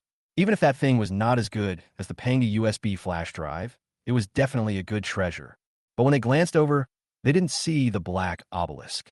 They looked at each other and couldn't help but feel a chill in their hearts, and inexplicably frightened. It must be that adult who took the black obelisk. When they thought it was related to that adult, they were so scared that they crawled towards the exit. "Brother Yi, where did you go just now? Why didn't I see you?" Liu looked at Bai Yi in confusion. He vaguely remembered that Bai Yi seemed to have disappeared at the beginning. As for what happened later, he didn't pay attention to it because the scene was too horrifying and explosive. Now that he saw Bai Yi reappear, he remembered this question. "Pee. You can pee at this time." Bai Yi casually wiped Li Yu's shoulder with his hand, which made him feel disgusted. Amidst the laughter, Bai Yi's eyes showed strange colors. He lowered his head to look at himself. His clothes were tattered and several parts of his chest were exposed. He looked no different from before, but he knew it was different. The black obelisk merged into his body. What the hell is that? Thinking back to what he saw when he killed Yang Jie, he still finds it unbelievable. Although time was clearly still, something strange happened the moment he touched the black obelisk. The black obelisk, like a lit black candle, quickly melted into a pool of black substance. Immediately afterwards, black matter surged up and countless branches grew out from it. In an instant, it turned into a towering black tree, its branches seeming to extend infinitely, covering the sky and extending into the void. At that moment, all Bai Yi could see was the towering black tree. He was startled. It was as if he was the only person who could move in a moment of still time, and suddenly saw another lively person, with a slight sense of horror, as if he had seen a ghost. What surprised him even more was what happened next. This towering black tree seemed to be able to grow infinitely like the Big Bang. When looking directly at it, the retina seemed to be suddenly torn into countless pieces. Although the human, I can only see one side of the black tree. Bai Yi saw all its sides, even all its branches. The black tree is constantly changing, like a crushed black galaxy, shattered, reassembled, and shattered again, its surface simultaneously presenting two contradictory states of completeness and fragmentation. And every time it grows, it goes against the logic of growth. The branches extending to the left will appear out of thin air on the right, mysteriously. Looking at the infinitely growing black tree, Bai Yi even had an absurd thought. If it continues to grow like this, it will probably cover the entire world, right?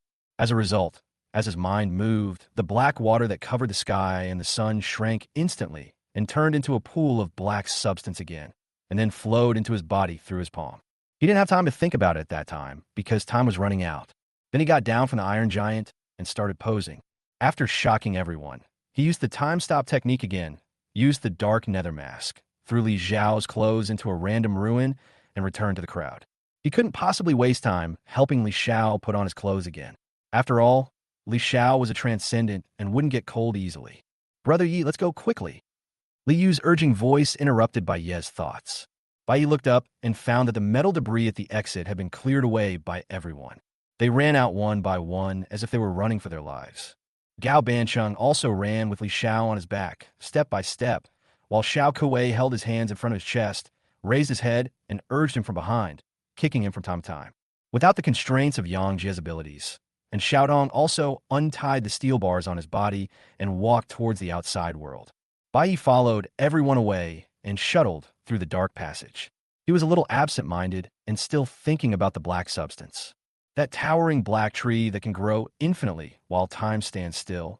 His intuition told him that the black substance was something very important, perhaps even more important than the Panga USB flash drive. Well, actually, you don't need intuition. Even a fool can see that black matter is important. After a long time, a ray of silver moonlight caught Bai Ye's eyes. He came to his senses and realized that he had left Shelter 189 and returned to the outside world. A silver moon hangs high above the Black Mountain. It is not full and doesn't even look as beautiful as the moon in Shelter 189, but it is more real. He Qianjun and others went down the mountain without looking back. Everyone was fleeing from Black Mountain because they were still immersed in Bai Ye's influence, because Bai Yi said he didn't like crowds. They didn't know how far the mysterious man wanted them to go. They only knew that the farther the better. Tonight is destined to be a sleepless night. The forces behind these powerful people from all over Beimang are complicated. Such a big thing has happened in Heishan, and they will definitely pass the news back. It is conceivable that tomorrow, the news that a mysterious man killed the tyrant Yang Jie in seconds and was suspected of possessing the Panga USB flash drive will rise slowly in the land of Beimang like the sun the next day. The sky in Beimang is about to change. Chapter 111 Li Xiao. Could it be that the tyrant has been dealt with by my shadow dart? Boom strapia. A deafening explosion suddenly sounded in the corridor of Shelter 189. Countless raging flames erupted from the entrance of the passage, scaring everyone into dodging. What's going on? Why did it suddenly explode? Under the horrified gaze of the crowd, a silver light broke through the flames, and in Xiaodong's figure suddenly rushed out. The silver-white knight armor, set against the backdrop of the flames, looked like a knight who had escaped from a blazing hell, stepping on the rolling heat waves and returning to the human world. Bai Ye's eyes moved slightly, looking in Xiaodong's figure. He probably guessed what had happened, and Xiaodong must have been worried that the mutated scarlet virus would come out of Shelter 189 and endanger the world, so she blew up the entrance. Bai Yi was not surprised. This was in Xiaodong's style. From saving people in the Gray Town, to threatening the tyrant with her own life in Shelter 189, to releasing everyone, to blowing up the entrance now, this night girl has been executing justice in her own way from beginning to end. And Xiaodong was not the only one who thought of sealing the entrance. In fact, many people had thought of it, such as Silver Snake and other genetically modified humans. Dawn City, the closest city to Black Mountain, is their territory. Once the scarlet virus invades, they will be the first to suffer, but Silver Snake did not blow up the entrance. It's not that I don't want to, but I dare not. In their minds, the mysterious man was suspected to be a remnant of the old era, possibly someone for Shelter 189. If you blew up the entrance, wouldn't that be equivalent to blowing up someone else's door? Who dares? And Xiaotong dares. Even at the risk of offending a mysterious person, she still wants to stop the mutated scarlet virus from harming the world. After blowing up the entrance, and Xiaotong left and walked into the dense forest alone and disappeared without a trace. Mr. Li, Brother Xiao. Old Li, Brother Xiaobai. Do you have anywhere to go? If you're not in a hurry, I, Gao, would like to host a banquet for everyone. After all, we have been through life and death together. Gao Bansheng, carrying Li Xiao on his back, looked at everyone with full of anticipation. Xiao, he laughed out loud. Boss Gao's invitation is so kind, so I naturally respectfully obey. To be honest, I just witnessed the battle between the mysterious man and the tyrant, and I'm still feeling agitated. I desperately need a drink to calm my nerves. Li Beitian from the Silent Court had no idea what he was planning. He didn't leave within Xiaotong, but smiled and said, "Drinking is good. We have to drink." Gao Bansheng was overjoyed and quickly looked at Bai Yi and Li Yu. I wonder if Mr. Li and Brother Xiao Bai. Drinking is fine, Bai Yi agreed readily. He'd had enough of the hard life in Grey Earth Town. He wanted to live a life of luxury. He wanted to forget his roots. But where are we going to drink? We're not going to your Wangwenjing, are we? How far is Heishan from Wangwenjing? Gao Bansheng smiled and shook his head. If you all go to Wangwenjing, I will naturally welcome you very much, but Wangwenjing is too far away, and you need to take a train from Shuguang City to get there. I plan to go to the nearest Dawn City and have some drinks first. Okay. Bai Yi nodded. Grey Earth Town was ruined, and he had nowhere to stay. It was fine for him to go to Dawn City. Moreover, he did not forget that in Xiaodong said that the Pengda USB flash drive might be in the hands of the hidden rat of the Chinese zodiac. Seeing that, Bai Yi agreed. Li Yu accepted Gao Bansheng's invitation to the banquet. Gao Bansheng was overjoyed, but then his expression turned gloomy again. We drank together at Black Mountain yesterday. It was so carefree and joyful. But now it's just a few of us left, Huh. He was suddenly surprised and turned to look at Li Xiao behind him. It turned out that Li Xiao had woken up. Where is this? Hiss. It's so cold. Li Xiao opened his eyes and felt severe pain all over his body, as if all his bones were broken. Not only that, it was also extremely cold. The cold wind hit my skin directly, as if I was not wearing any clothes. Gao Bansheng put Li Xiao down with a strange look on his face. We've already left Shelter 189 and are still in Black Mountain, preparing to go down. Ow! Li Xiao was stunned at first. Then his expression turned ecstatic. So the tyrant has been defeated by my shadow dart? Everyone! It's bad. This is a brain injury. What are you looking at? Doi. Li Xiao's eyes caught sight of his naked chest, and his voice stopped abruptly. His eyes suddenly widened, and he looked at his body in disbelief. He reached out and touched the black mask on his face, but found nothing. Shame, fear, astonishment, and other complex emotions were revealed on his face one by one. His current state fully demonstrated what it meant to wish he could find a crack in the ground to crawl into. Li Xiao wanted to escape, but his pride wouldn't allow him to because it would be even more embarrassing. Then, Li Xiao's eyes rolled back, and he fainted. Everyone, a group of people surrounded a naked man and looked at each other in confusion. They knew that Li Xiao was pretending to be fainted, and Li Xiao also knew that they knew he was pretending to be fainted, but he still chose to faint in a clumsy way. Because this is the best way he can think of to deal with embarrassment at the moment. After a long moment, Gao Bansheng said awkwardly, "Let me carry him." "Let me do it." Xiao Yi volunteered. After all, he was a superhuman. Although he suffered some injuries, his physique was still stronger than that of ordinary people. "Then I'll give him a set of clothes." Li Beitian took out a piece of clothing from somewhere, which was considered as the last piece of cloth to cover Li Xiao. In such a weird and hilarious atmosphere, everyone walked step by step toward the outside of Black Mountain. After walking for a while, Gao Bansheng approached Bai Yi and whispered, "Brother Xiaobai, I think I misunderstood you before." Bai Yi looked at him suspiciously. "I thought you were vicious and cruel, but I didn't expect you to save face for Li Xiao and not mock him." Bai Yi. It wasn't that he didn't want to taunt, but he forgot because his attention was completely focused on the black substance. It would be a lie to say, I'm not worried about the black substance. I went to Montenegro and ended up with two more things on my body: a mutated scarlet virus and a black substance.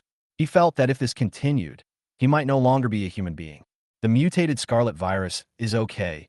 At least it brings resilience beyond ordinary people, But what about the black matter? Ever since the black substance entered his body, he didn't feel any change at all, as if everything he saw before was an illusion. Why was Yang Jie fine when holding the black substance, but when I touched it, it melted directly into my body? Why he thought for a long time and finally came to the conclusion. I must be more handsome than Yang Jie. Why is that? Black matter isn't harmful to the body, right? Chapter 112, The Panic Painter, etc. He suddenly realized that all this might be related to the stillness of time, because he touched the black substance while time was still. The black matter ignored the time and stood still, turning into a towering black tree. This means that the only way to solve the mystery of black matter is to make time stand still. Thinking of this, he felt as if he was being scratched by 100 claws and was itching unbearably. After the battle with Yang Jie, his time was running out again, with only 3 seconds left. He definitely couldn't waste time exploring the secret of the black substance. He could only wait. The top of Black Mountain. The painter stared at the canvas in front of him in amazement. The scarlet figure painted on it had disappeared. He wiped his eyes in disbelief, looked at the canvas again, then wiped them again and looked at it again, over and over again, until tears came out. I didn't expect that you and the tyrant had such a good relationship. You would cry after he died. Gu Huangquan said expressionlessly. I'm really curious now. How much money did Apocalypse Company pay you to accept the mission of killing your loved ones? The painter wiped away his tears, and with red eyes, he said seriously, now is not the time to joke. The tyrant is dead. Well, I saw him disappear from the canvas. Gu Huangquan nodded. It wasn't me. Gu Huangquan was silent. After a long moment, he asked, is it the person outside the script? The painter nodded solemnly. Do you know what this means? It means you can now go to Tianchi Company to collect the final payment with peace of mind. The painter was immediately furious. You know shit. Money, money, money. You're begging for money from your coffin. Who the hell would dare to take this money? Do you know that this means that a remarkable figure has emerged in Beimang? A figure who is capable of changing the entire landscape of Beimang. The world is about to change. Gu Huangquan said expressionlessly. I don't care whether the weather changes or not. I only know that we should run. The farther the better, before he finds us. Not only can that person repeatedly destroy your destiny, he can also kill the tyrant. We can't afford to offend such a person. After saying that, Gu Huangquan turned around and ran away, without a trace of nostalgia for his friend in his eyes. The painter was very anxious. Hey, wait for me. The two of them, one in front and one behind, disappeared from the spot in an instant like the breeze in the forest. The sound of two people talking could be faintly heard in the wind. Gu Huangquan, you're going the wrong way. That's the way to shelter 189. I know. Then you're still going? I'm going to collect the tyrant's body. Shelter 189. This magnificent underground city complex, a remnant of the old times, has stood for 100 years and has finally come to an end today. It was destroyed by a tyrant and turned into endless ruins. It also became the burial place of the tyrant Yang Jie. The waning moon was like a hook, and the cold silver light poured down from the broken clouds, covering the devastated ruins of the city with a layer of silver gauze.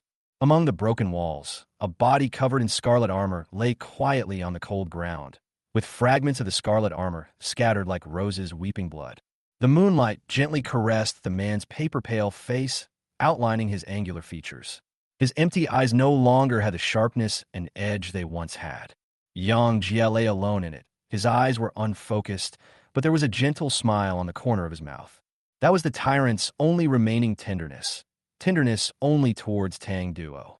His chest had long stopped rising and falling, and the wound on his neck silently told of the passing of life. In the ruins around him, tiny dots of scarlet virus emerged from the rubble, rising into the air little by little, and gradually. Above the ruins, blood-red dandelions were floating all over the sky. They rubbed against the air, making a rustling sound. The sound was very small, but it was clearly audible in this empty city, like a sweeping red snow. It was as if the whole world was holding the final funeral for this body. Who says God is unhospitable? He sends one person away in the wind and snow. Slowly, the blood-red dandelions seemed to be attracted by the blood flowing from Yang Jie, and they gathered towards Yang Jie's body little by little. 1, 2, 3. Tiny scarlet tentacles took root in Yang Jie's body, and countless blood threads intertwined into a dense spider web in his body. Soon, blood oozed out from the broken neck, weaving the wound together like knitting a sweater. Yang Jie was completely covered in blood-red dandelions, and his pale skin contrasted with the scarlet of the dandelions. Suddenly, one of his fingers trembled silently. The dead must not be desecrated. A cold and low voice suddenly sounded. A man in a black suit and white gloves slowly walked to Yang Jie's side. The white-gloved hand waved gently, and the invisible yet powerful force turned into a breeze, blowing across Yang Jie's body. In an instant, the scarlet virus attached to Yang Jie was completely destroyed. The man squatted down and touched the scarlet armor with his fingertips. The next moment, a dull humming sound suddenly came from the ground. Cracks spread from under the corpse like a spider web, and the dark purple soil surged and boiled. A black coffin emerged from the ground, wrapping Yang Jie's body inside. A faint light flowed on the surface of the black coffin. Dark brown blood stains condensed between the textures, and the whole thing exuded a strong smell of rotten earth and death. Ah, the man sighed in a low voice. No matter how high you rank among the 10 kings and how powerful you are in the end, you still have to curl up in this 8-foot 3-inch coffin, right? The fairest thing in this world is death. He tapped lightly on the black coffin, and the soil beneath the coffin surged silently like a quagmire, causing the black coffin to sink deeper and deeper until it was completely buried underground. The man shook his head, turned and left, his thin back stretched out in the moonlight. He sighed softly. The black wood is the coffin that locks the soul. The yellow springs made soil to stabilize the linked eye. The mysterious patterns are engraved with the covenant of life and death. Blood attracts souls, and souls come to you. Pa pa pa. There was a burst of applause. What a wonderful poem. Gu Huangquan, I didn't expect you could write poetry. The painter appeared from nowhere and said with a wink, Tell me, how much did you pay for it? Bang. Vomit. Gu Huangquan silently retracted his fist and looked at the painter bent over and retching. He said calmly, I just don't like to show off like you do. Besides, I can not only write poetry, but I can also fight. The painter glared at him and said, Do you really think I can't beat you? I just don't bother to fight you. Believe it or not, I can kill you with one stroke of my paint. Gu Huangquan turned around and looked at him expressionlessly, which made him feel uneasy. The painter's expression changed slightly, and he chuckled dryly, changing the subject. The mutant scarlet virus has appeared in the world, and disaster is about to begin. I wonder how many people will die this time. People like you still care about these things? What do you mean by someone like me? Where am I going to eat, drink, and have a sauna if everyone else is dead? That's right. Family members, don't forget to vote for Feng Xiu and Buyu. You can find a voting entrance by searching for the peak character producer. Chapter 113, you're not allowed to even think about it. It is a sin to even think about it. My car is parked at the foot of the mountain. Let's spend the night in the car and head to Dawn City early tomorrow morning. Gao Bancheng said breathlessly. As the saying goes, it is easier to go up the mountain than to go down. He was just an ordinary person, and fat at that. After walking for half a day, he was already sweating profusely.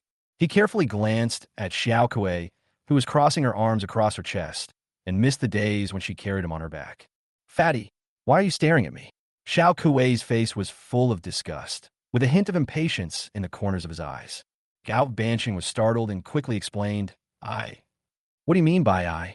I'm a gentle, lovely, and naturally beautiful little maid, but I'm only responsible for what a maid should do. Don't think that just because you spent money to buy me home, you can do those excessive things to me. Everyone in Gao Bancheng was confused. Big sister, you are made of alloy all over. How could I be too much? Xiao Kuei, you misunderstood. I just wanted to. You can't even think about it. It's a sin to even think about it. Xiao Kuei instantly became like a kitten with its fur standing on end and said angrily, Don't think I don't know what you're thinking. You want to take me to a deserted place, tie me up, and then... Gao Bancheng was so scared that he quickly covered Xiao Kuei's mouth. He looked at everyone and saw that they were all looking at him with strange eyes. He was extremely embarrassed and kept explaining, Don't listen to Xiao Kuei's nonsense. Her brain was infected by the scarlet virus. Gao Bancheng jumped up as if he had been electrocuted and kept gasping for breath. My feet. You really stepped on them. My feet are made of flesh. Xiao Kuei glared at him, her pink cheeks puffed up like little dumplings. Humph. Did you feel good about stepping on me? Gao Bancheng. Feel good? Being stepped on by Xiao Kuei's alloy foot feels just like being hit by a hammer. Everyone looked at this farce with strange expressions. The scarlet virus was truly magical, turning the taciturn robot made into a completely different person.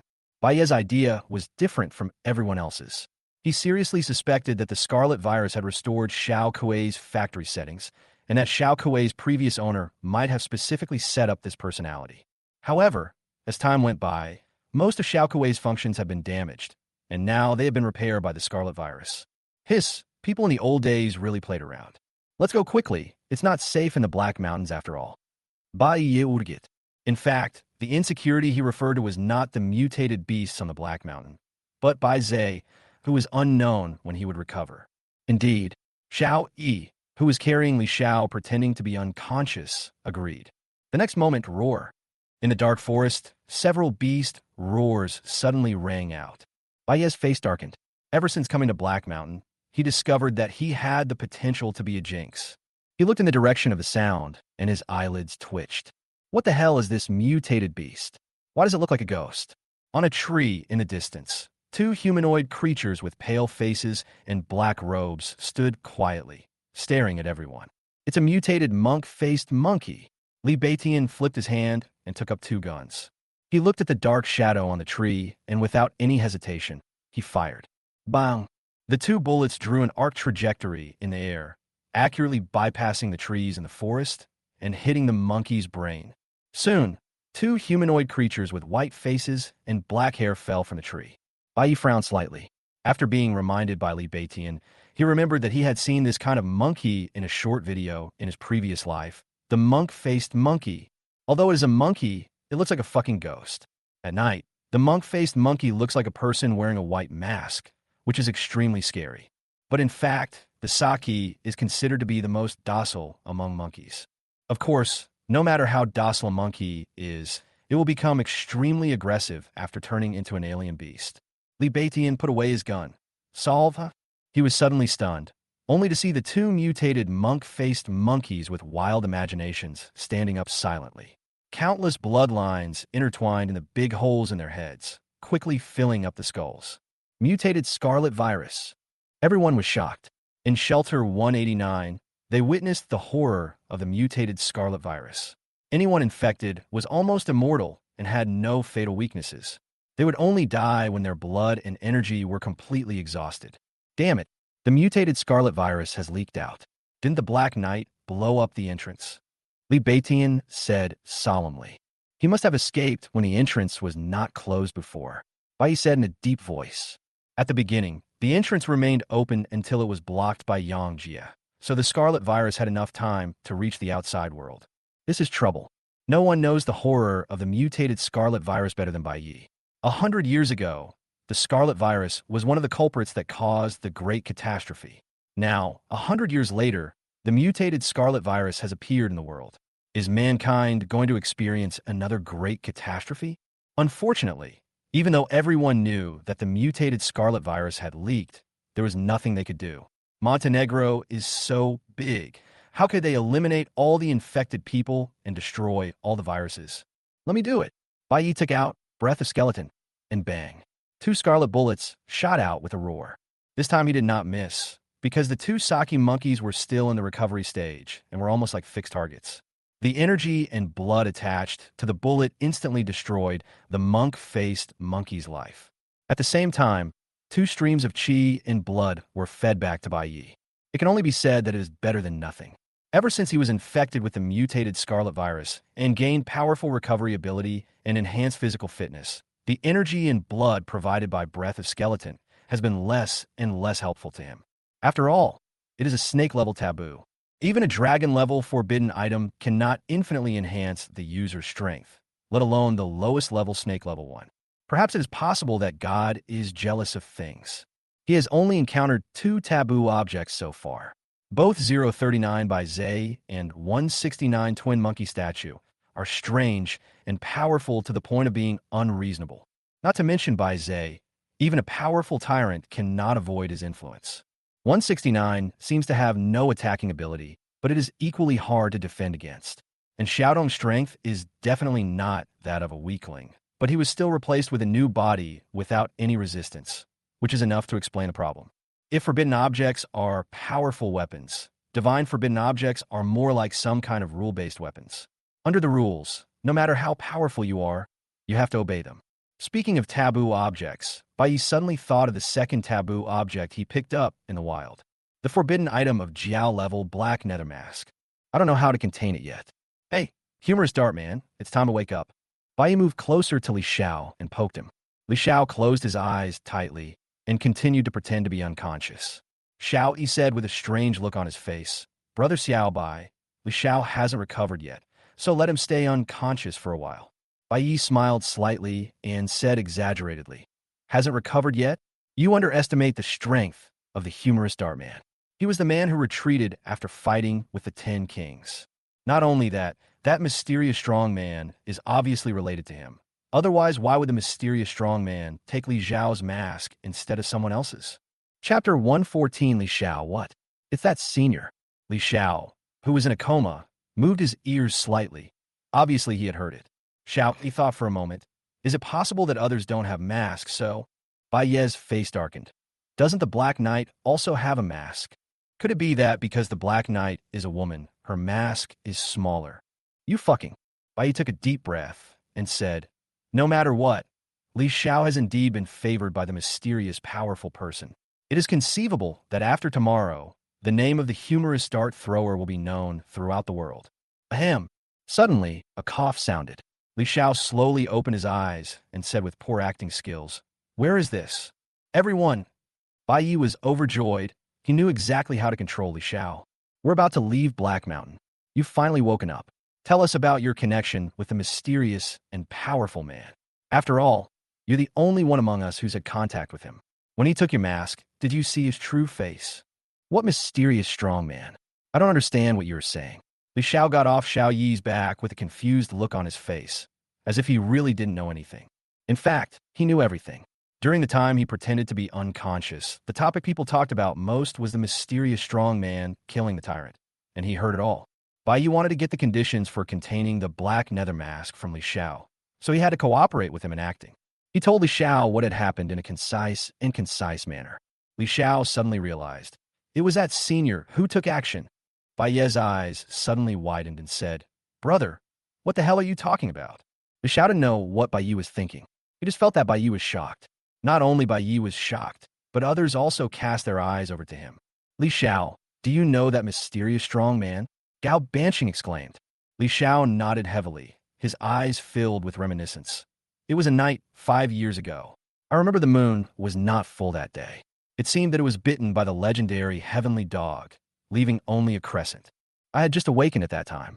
A supernatural organization saw my extraordinary talent and insisted that I join them. I was used to freedom, so I did not agree. Those people were furious.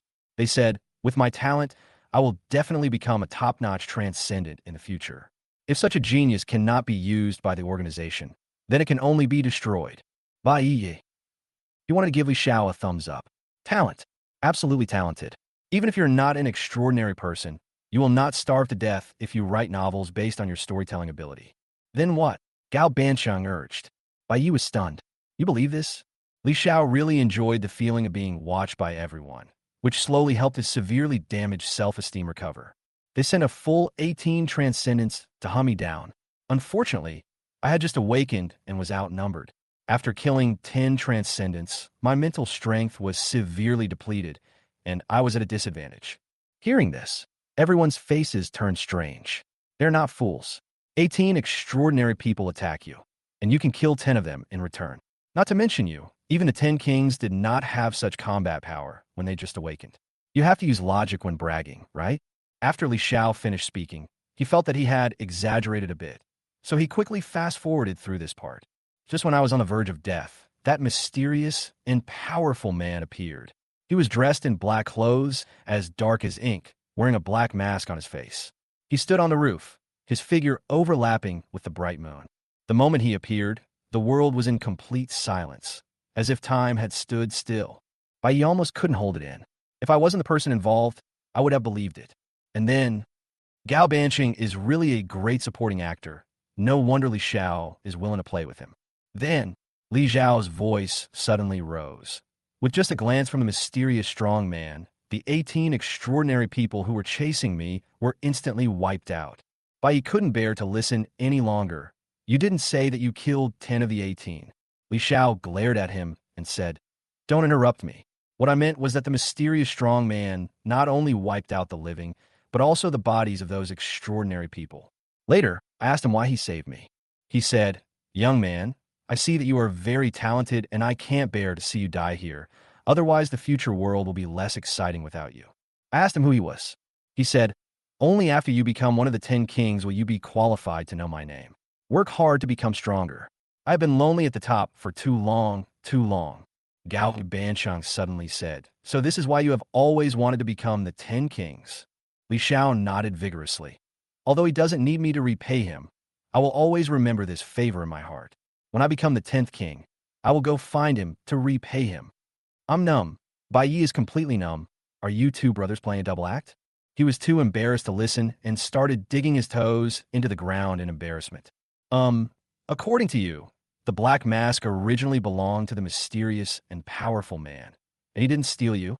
Li Xiao was immediately furious. "What are you talking about?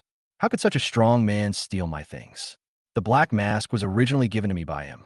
He thought I was young and energetic, so he gave me the forbidden item, black nether mask, that can conceal my aura, hoping that I can grow up safely. He said that when I have enough strength to protect myself, I will take back the dark nether mask." Gao Bansheng suddenly realized, so this mysterious, powerful person showed up to retrieve the black nether mask from you. He discovered you were in danger, so he killed the tyrant and saved you. Ahem. Li Xiao's ears turned red, his eyes wandering as he said, "That's not true. The mysterious strong man is kind-hearted and couldn't bear to see the tyrant slaughter innocent people, so he helped him. Of course, saving me was also part of his reason. Today, Bai Yi finally understood the true meaning of the sentence, when you are away from home, your identity is given by yourself. It has to be you, the humorous dart thrower." He couldn't bear to listen any longer and asked hurriedly, "Since the black nether mask belongs to that mysterious and powerful person, it must be very powerful. It can't just be able to hide aura, right?" Li Xiao nodded. "You're right. Black nether mask does have other abilities, but I'm not too sure, because it can only be used after being contained." "You didn't take them in?" "The conditions were harsh. The conditions for its containment aren't too harsh. All you need to do is cut off your face and offer it as a sacrifice. Isn't this harsh?" Chapter 115. Thank you for making me happy. Noticing Bai Ye's gaze, Li Xiao coughed lightly and said, "Such a small matter is naturally nothing to me. I didn't take it in because I was afraid of the pain. It's because I respect that mysterious and powerful person. This is someone else's thing. How can I take it for myself? That's why I didn't take it in." Hearing this, Bai Yi turned around and walked away from Li Xiao. He couldn't listen any more anyway, so whoever wanted to listen could listen. Everyone walked forward while listening to Li Xiao bragging. Bai Yi pondered silently. Cut the skin off? No wonder when he put on the black nether mask, he could feel its desire for skin. Doesn't this mean that after being taken in, you can no longer have any dignity? Now that we have talked about the advantages, what about the disadvantages? There doesn't seem to be any harm. For others, being shameless is equivalent to disfigurement, but for Bai Yi, it is nothing at all. With his super recovery ability, it won't take long for his face to recover after being cut off. But he can't cut it now. Otherwise, even a fool will know that he is the mysterious and powerful one. After a long time, everyone finally found the car that Gao Bansheng mentioned at the foot of the mountain. There were a total of 6 modified off-road vehicles, which belonged to Gao Bansheng and those who were traveling with him. However, more than half of those people had died, so there were plenty of cars. Out of respect for Li Yu, everyone specially allocated a car for him and Bai Yi.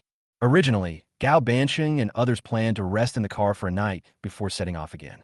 However, after seeing the monk-faced macaques infected with the scarlet virus, everyone felt that this place was unsafe and decided to travel overnight. The wasteland at night is indeed very dangerous, but with Mr. Li, Li Xiao, Xiao Yi, Li Beitian, and others around, any danger can be dealt with. The convoy set off towards Dawn City in a mighty procession. In the car, Li Yu saw that there was no one around, so he completely took off his disguise as a strong man and leaned loosely on the seat. "Brother Yi, we made a fortune on this trip to Montenegro." He picked up the torn sack that always accompanied him and started taking out money. 10,000, 20,000, 30,000. A full 1.25 million. Some people didn't bring any money, so they gave us watches and gold. This money combined is enough for us to eat and drink the best food in Dawn City. Bai glanced at him and said, "Thank you." Liu was stunned. "Thank me for what?" "Thank you for being happy for me." "Huh? What? I earned all this money. You could take 10,000 yuan as a reward for your hard work later." Liu's face fell. "Brother Yi, you can't do this to me. At least I gave you ginseng when you were unconscious. If you hadn't told me, I would have almost forgotten. Don't take the 10,000 yuan. Now you still owe me 1.99 million yuan." Liu. Bai Yu was driving absent-mindedly. The black mountain in the rearview mirror looked particularly terrifying at night, like a terrifying giant beast lurking on the earth. Finally left this damn place. He suffered a lot during this trip to Montenegro. The worst suffering was entering in Xiaodong's body. Fortunately, he was able to return to it. The most important thing is that after all the suffering he went through, he still couldn't find the paying USB drive. Instead, a black substance of unknown origin appeared in his body. Damn, the more I thought about it, the more annoyed I became. Plus, the quality of this broken car was really bad, and the engine generated a lot of heat, making the interior of the car very stuffy. He wanted to open the window for some fresh air, but he couldn't. There are many unknown mutated insects flying in the wasteland at night.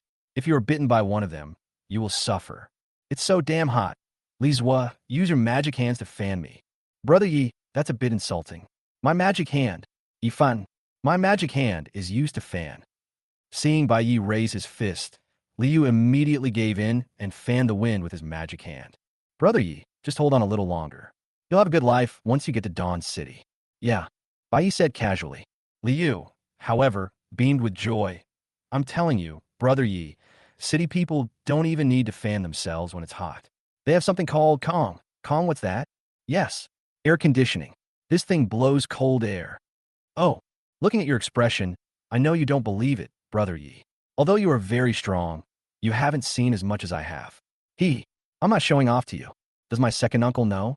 He's a real city guy. If he hadn't died early, I would have gone to the city to seek refuge with him. When I was young, I went to the city to visit my second uncle. It was a summer day, and the temperature outside was over 40 degrees. I wanted to stand at the door to get some fresh air, but my second uncle asked me to go inside. I told him that it was so stuffy in the room and it was not as cool as outside. He insisted that I go in. I couldn't persuade him, so I went in. And guess what? Haha, what's going on? Liu smiled mysteriously. I was shivering with cold after entering the room. My second uncle said it was the air conditioner blowing cold air. That was the first time I saw an air conditioner. It looked like a metal box hanging on the wall. There was an opening on top, a hole, and cold wind was blowing out. Brother Yi, have you ever seen a metal box that can blow cold air? Really, I'm not exaggerating at all. That night, I slept under a quilt, and it was cold. Really? I don't believe it. Bai Yi suddenly felt that it was quite interesting to tease this fool Liu. Liu's eyes widened immediately, and he said anxiously, Really, Brother Yi, I swear on my magic hand that if I tell even one lie, my magic hand will never get hard again in this lifetime. You better say magic hands. In a temporary base, He Qianjun, covered in blood, was helped by his men to sit in front of a communication device. Mr. He, your injury is too serious. You'd better bandage it first and then report. The subordinate said worriedly. He Qianjun waved his hand and said, A mysterious man has appeared and killed one of the tyrants in one blow. This news is too important and must be reported to the leader as soon as possible. There could be no delay. The subordinates couldn't resist and quickly adjusted the communication equipment, then handed the microphone to He Qianjun. Not long after, a deep male voice came from the microphone. Speak. He Qianjun's expression became serious. Leader, it's me. Old He, how is the situation in Black Mountain? The tyrant is dead. The scene of the mysterious man killing Yang Jie in an instant flashed uncontrollably in He Qianjun's mind, and his voice unconsciously carried a hint of horror. There seemed to be no surprise on the other end of the phone, and the voice was very calm. Okay, I get it. Apocalypse Company hates Tyrant to the core. The leak of information about Shelter 189 is full of strangeness, and it's obviously aimed at Tyrant. I believe the Tyrant also saw it, but the Tyrant is arrogant and will definitely go there even if he knows it is a trap. Rather than saying that the Tyrant died at the hands of Apocalypse Company, it would be more accurate to say that he died from his arrogance. There was a hint of sarcasm in the leader's voice, and it was unclear whether he was mocking Yang Jie's arrogance or Tianqi's meanness. The leader of the Brotherhood of Steel was clearly thousands of miles away, but he guessed Apocalypse Corporation's plan against the tyrant in just a few words. However, He Qianjun's expression became slightly strange. He had finally experienced what it meant to have the result be completely right, but the process be completely wrong. The leader guessed that the tyrant would die, but the process was completely different. That, Chief, the tyrant was not killed by Apocalypse Company. There was a sudden silence on the other end of the phone. Chapter 116, The Executor of Panga Project, by Yi. After a moment, the leader seemed to have adjusted his mentality and said calmly, "It seems that Tianqi has asked the other 10 kings to take action. Interesting. Apocalypse Company, which has always regarded extraordinary people as heretics and genetic evolution as the ultimate direction of human evolution, will eventually rely on the power of extraordinary people. Which of the 10 kings did they invite?" He Qianjun's expression became more and more strange. He glanced at his younger brother beside him and thought that he could not let the leader continue to guess, otherwise it would affect his prestige. After all, the leader's image has always been that of someone who can plan and win battles from thousands of miles away. It wasn't the other 10 kings, nor was it Apocalypse Company. Someone else killed the tyrant. Leader, this time, the silence on the other end of the phone lasted even longer. Who is it? The leader learned his lesson this time and stopped guessing. He Qianjun straightened his body slightly and told the story of the mysterious man with a serious face. Silence, dead silence. There was such silence that He Qianjun even thought that the leader had hung up long ago. Leader, I'm here. There was a hint of fluctuation in the leader's calm voice, just like his uneasy heart. He took a deep breath and said, "Are you sure that the mysterious man killed Yang Jie in one move? There are so many of you here, but no one saw how the mysterious man made his move." He Qianjun nodded solemnly. "I'm sure." As soon as he finished speaking, he heard someone on the other end of the phone shouting into the distance, "Notify everyone and hold an emergency meeting immediately. All deputy commanders must be present." Chief, what is the agenda?" The Brotherhood of Steel's survival. He Qianjun was startled. "Chief, you are too kind." Old He, there's someone who's suspected of possessing the Pangu USB drive, whose combat power surpasses the 10 kings, and who might be from the old times. Putting all these things together, do you know what this means? What does it mean? The leader said in a deep voice, "I've always thought that since people in the old times set up the Panga plan, there must be a leader to execute the plan. This person shoulders the mission of creating a new era. Can he be just an ordinary person? In the old times, we mastered genetic modification technology, mechanical modification technology, extraordinary awakening technology, and life engineering technology. Aren't these technologies enough to create a powerful being far beyond the peak of the times?" He Qianjun was instantly shocked, his eyes widening. "You mean, the mysterious man is the executor of the Pangu project?" The leader was silent for a moment. There is too little information, and his appearance is too coincidental. It happened to be the Panga USB drive, it happened to be Shelter 189, and his strength is so strong. All things considered, this mysterious person could only come from the old times. I find it hard to imagine where else such a powerful person could be cultivated. Beep beep. There was a busy tone on the other end of the line. He Qianjun was so shocked that he was numb and didn't even notice when his men took the phone away. If what the leader said is true, then what does the appearance of this mysterious man mean? Is he here to overthrow the age of cataclysm and usher in a new era for humanity? Will the old forces like the Brotherhood of Steel that remain the wasteland be ruthlessly crushed and shattered in the torrent of history? If Bai could hear what the leader of the Brotherhood of Steel said, he would probably be deeply moved. What does it mean that the process is completely wrong, but the result is completely right? The leader of the Brotherhood of Steel demonstrated it twice, and he actually guessed it right. Bai really came from the civilized era, which is what they called the Old Era.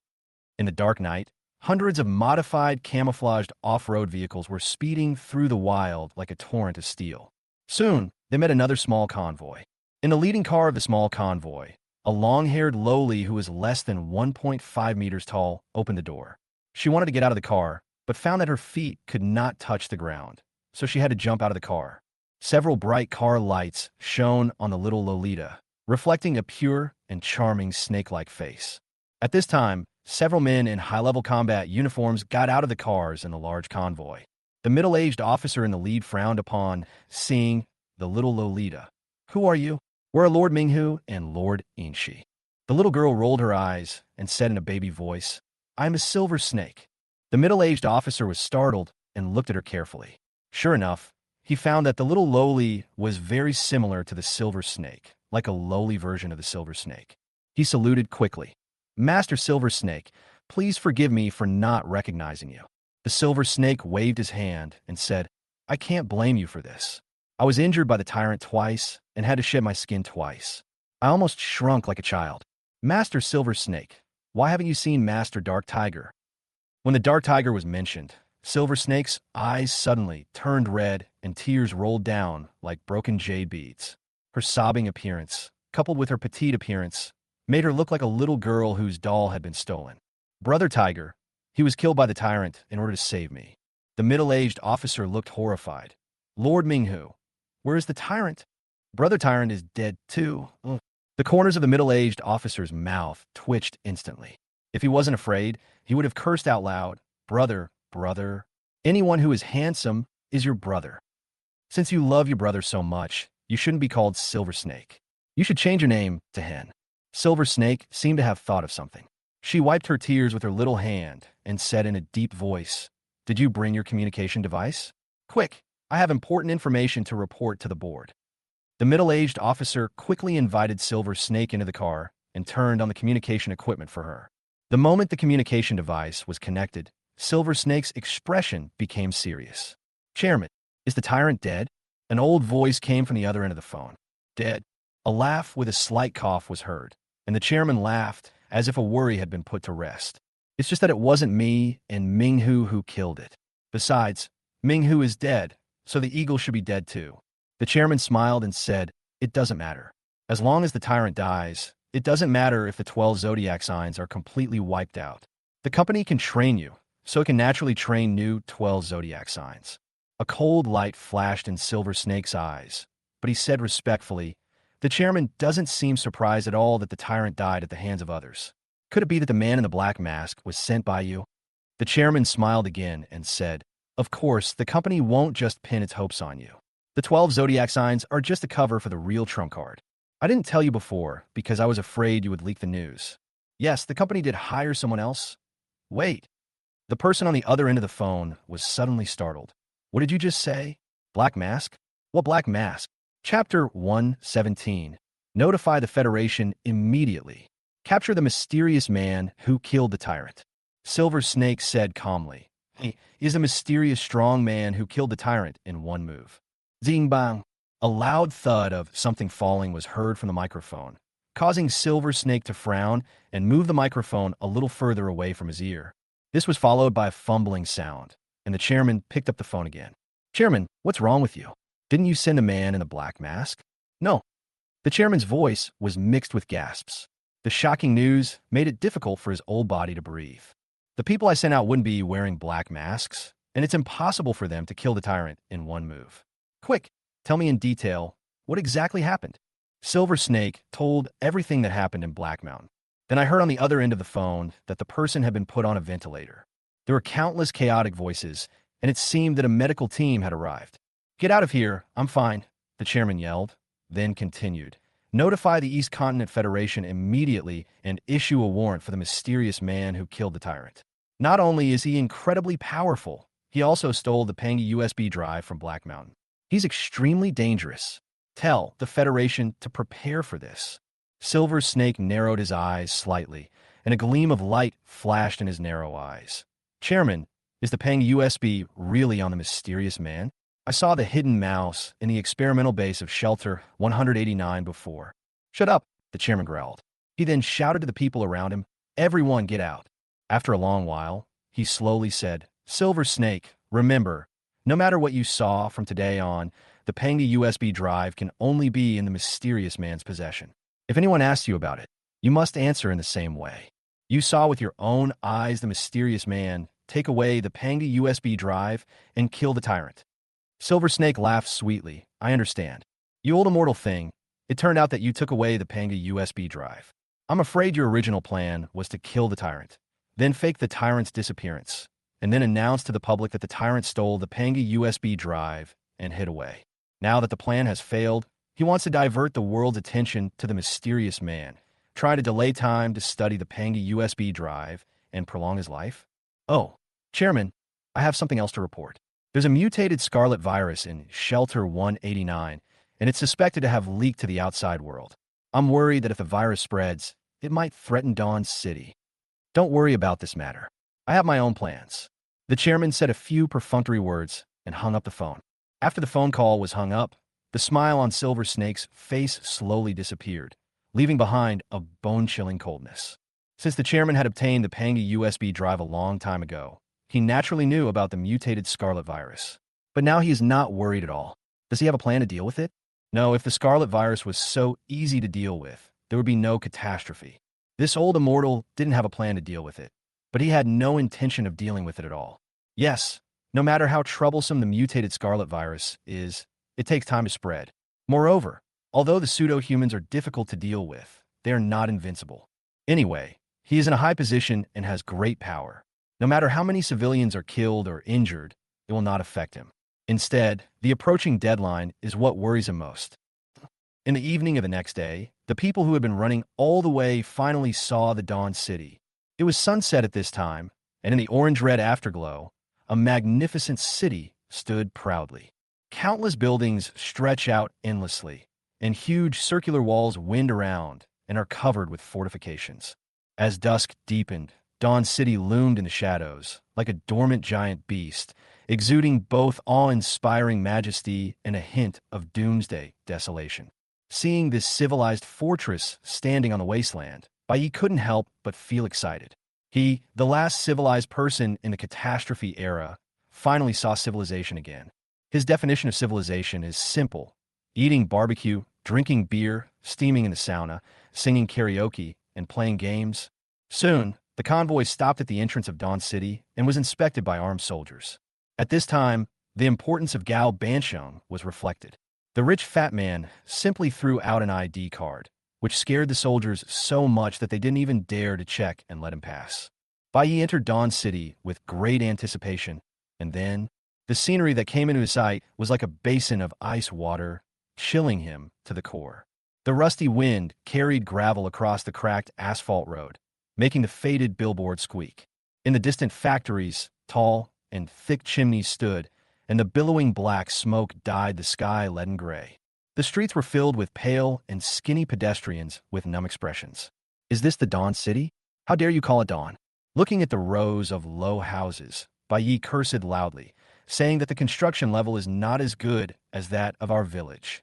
Brother Yi, this is not Shuguang City. It's a satellite city. Liu explained in the co-pilot's seat. Satellite city? There are 10 satellite cities surrounding Dawn City. My second uncle said that the satellite cities are like satellites in the sky, used to protect Dawn City. Are you sure you're guard? Bai glanced through the car window at the pale and skinny people and the garbage everywhere on the street. Liu sighed. In the beginning, the satellite city had a relatively high status, but as the mutant beasts were defeated by human thermal weapons, the satellite city lost its original significance. A large number of heavily polluting factories were relocated to satellite cities, and naturally the workers and their families followed suit. Later, some criminals who committed crimes in Dawn City would run to the satellite city to hide, and those who could not make in Dawn City and became homeless were driven to the satellite city.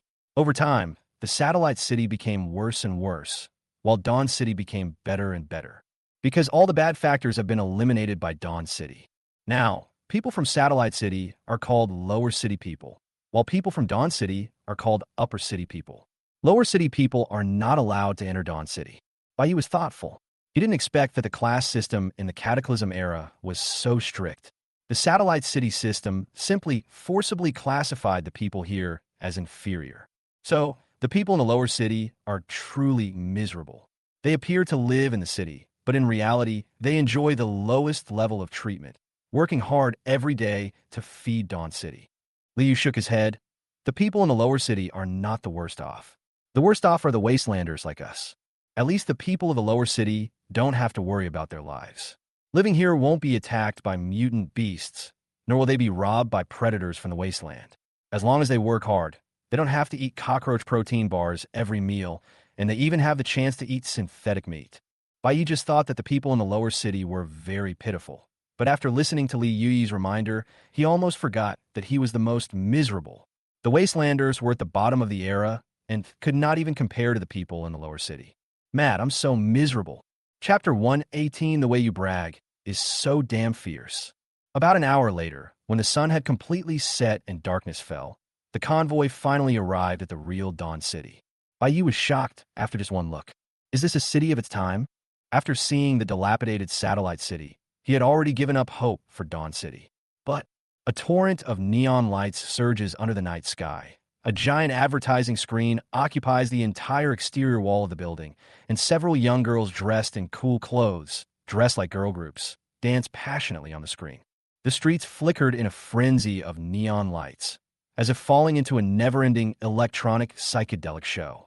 The pedestrians on the street are like living performance art installations, with leather windbreakers covered with sharp rivets and mechanical prosthetic limbs painted in a gradient of fluorescent orange and cobalt blue under ripped fishnet stockings. Everyone, welcome to Dawn City. Gao Bancheng parked the car in front of a luxury hotel. Colorful neon lights flashed on the fat man's body, and he laughed and gave a sincere and warm welcome to everyone. Led by Gao Bancheng, everyone stepped into the hotel called Fujin Pavilion. It seemed as if a party was being held in the magnificent hall, with gentlemen in suits and ladies in gorgeous evening gowns everywhere. The waiters, dressed in well-tailored black swallowtail vests and white shirts as crisp as frost and snow, carried trays and drinks in their hands and moved among the crowd. This made Bai Yi and others feel as if they had traveled through time and space and arrived in a world called high society. Liu looked at the guest's clothes, then looked down at his own tattered clothes and couldn't help but shrink. The inferiority complex of being a wastelander is ingrained in my bones. Bai was completely different. This wastelander, dressed in even more tattered clothes, had a defiant and excited look in his eyes, and he glanced back and forth aggressively. Not bad, it can barely entertain me. It is impossible for him to feel inferior. His mental state has become better and better since he encountered the Eye of Ember. Their attire seemed out of place here, attracting a lot of attention. Even Gao Bancheng, the son of the richest man, was no exception. In order to go to Montenegro conveniently, he naturally could not wear a suit and tie, but instead wore a functional combat uniform. Soon, a man who looked like a butler came over and bowed to Gao Bancheng with a smile on his face. Thank you for your visit, Master Gao. I'm sorry for not coming in person to greet you. Gao Bancheng waved his hand impatiently. Please arrange room number 1. I want to entertain my friends. The butler smiled faintly and said, Room number 1 of the Fujin Pavilion is always reserved for you. My dear guests, please follow me. Gao Bancheng turned around and smiled at everyone. Let's just have a meal here today. When we get back to my Wangwenjing, I'll treat you all to a good meal. Just make do. Even Xiao, Yi, and others who had seen a lot of the world were secretly amazed. Only Gao Bancheng said this without sounding like bragging. Everyone followed the butler, and the deeper they went, the more shocked they were by the prosperity of the Golden Pavilion. Dawn City and Satellite City are really like two different worlds. Bai didn't care about the decoration. He just wanted to have a good meal. He had long regarded cockroach protein bars as his lifelong enemy and hated them deeply. As he walked along, he keenly noticed that the guests in the entire hall were almost all talking about the same topic. The tyrant, a heinous criminal, is finally dead. Good riddance. The freight train I bought at great expense was hijacked by a tyrant not long ago, before it had even made a few deliveries. I suffered heavy losses. I was originally planning to offer a large reward for the tyrant's life, but now I've saved money. A bald, middle-aged man smiled while holding a glass of red wine. Bai couldn't help but look at him twice more. So the tyrant's train was provided by you? It seems that every person in Dawn City is a fierce scoundrel. Buying the life of a tyrant? The way you brag is really fierce. I don't know who the mysterious man is who killed the tyrant. Otherwise, I would have to thank him very much. Speaking of this mysterious man, I heard that the Federation has started offering a bounty for his head, and the reward is quite high. It's more than just high. His bounty is currently the highest in Beimang. It's making me want to quit my business. If I can catch the mysterious man, what's the point of doing business? Stop calling him Mysterious Man all the time. Haven't you read the latest news? The Federal Wanted poster has Mysterious Man's nickname on it. What's your name? Bai was slightly stunned. Fuck, it's okay to just put the wanted list on the list, but they also give it a free name? He wanted to listen to it himself, but someone came over to toast them and interrupted him. Soon, under the guidance of the butler, everyone sat down in room number 1. Unlike the luxury outside, room number 1 is very elegant and antique. There is also a half-human high copper stove inside, with curling green smoke emanating from the stove, and the fragrance is refreshing. There is a screen in the depths, and behind it you can vaguely see a graceful woman sitting, playing the piano elegantly. On the wall opposite the dining table, there's a plasma TV playing news programs. Damn rich people. After everyone sat down, one after another exquisite and elegant meals that looked so delicious that you could not eat enough were served. It was not brought by the same waiter, but by rows of young women in cheongsams who lined up to bring it. Then, these young women introduced the names of the dishes, the ingredients, and the places of origin to everyone with sweet smiles. Seeing this scene, Xiao, Yi, and others couldn't help but sit up straight, as if that was the right way to sit in such occasions. Bai didn't care about that. He picked up his chopsticks and started eating. He ate every dish the young woman recommended. The plate was huge, and the portion of food was very small. He ate almost everything with just one chopstick. Brother Xiao Bai, please leave some for us. We haven't eaten for a day. Xiao Yi was anxious. After a hard battle, he was already starving. Seeing Bai eating alone, he no longer cared about his pride and immediately started to scramble for the food. Don't introduce them. Just bring them all here quickly. Damn, I've lost at least 10 pounds on this trip. I must make up for it. Gao Bansheng rolled up his sleeves with a smile and also started to eat with relish. After eating 2 bites, he felt unsatisfied. The portion was too small. It was okay to eat it when he was not hungry on weekdays. The food was exquisite, but now he was extremely hungry. After eating a whole plate of food, it was as if he had not eaten anything. Give me the steamed buns. I'll just eat them. The young woman was stunned. Mr. Gao, there are no steamed buns in Fujin Pavilion. For staple food, we have black truffle risotto, gold foil sea urchin sushi, low-temperature abalone rice. Gao Banchong said unhappily, don't you want to buy one? Okay, Mr. Gao, I'll go buy it right away. Gao Bancheng turned to the crowd and asked, is anyone eating other staple foods? Li Baidan, Nutlas. Shaoyi, Sakalyon Panjake. Liu, steamed bread. Hakuno, cockroach protein bar. Chapter 119, I became the chief of the 10 kings. Everyone was stunned and looked at Bai Yi in astonishment. Bai Yi wiped his mouth and said carelessly, don't get me wrong, dogs won't eat that thing. I just want to put it aside and watch it. This is called remembering the bitterness and thinking of the sweetness. The food in Fujin Pavilion is all watery and tastes tasteless. But if you put a cockroach protein bar next to it, even a pile of shit tastes sweet. Puff. Brother Xiaobai's perspective is indeed different from that of ordinary people. Amid the laughter of the crowd, the invisible constraints that permeated high-end venues seemed to be completely broken.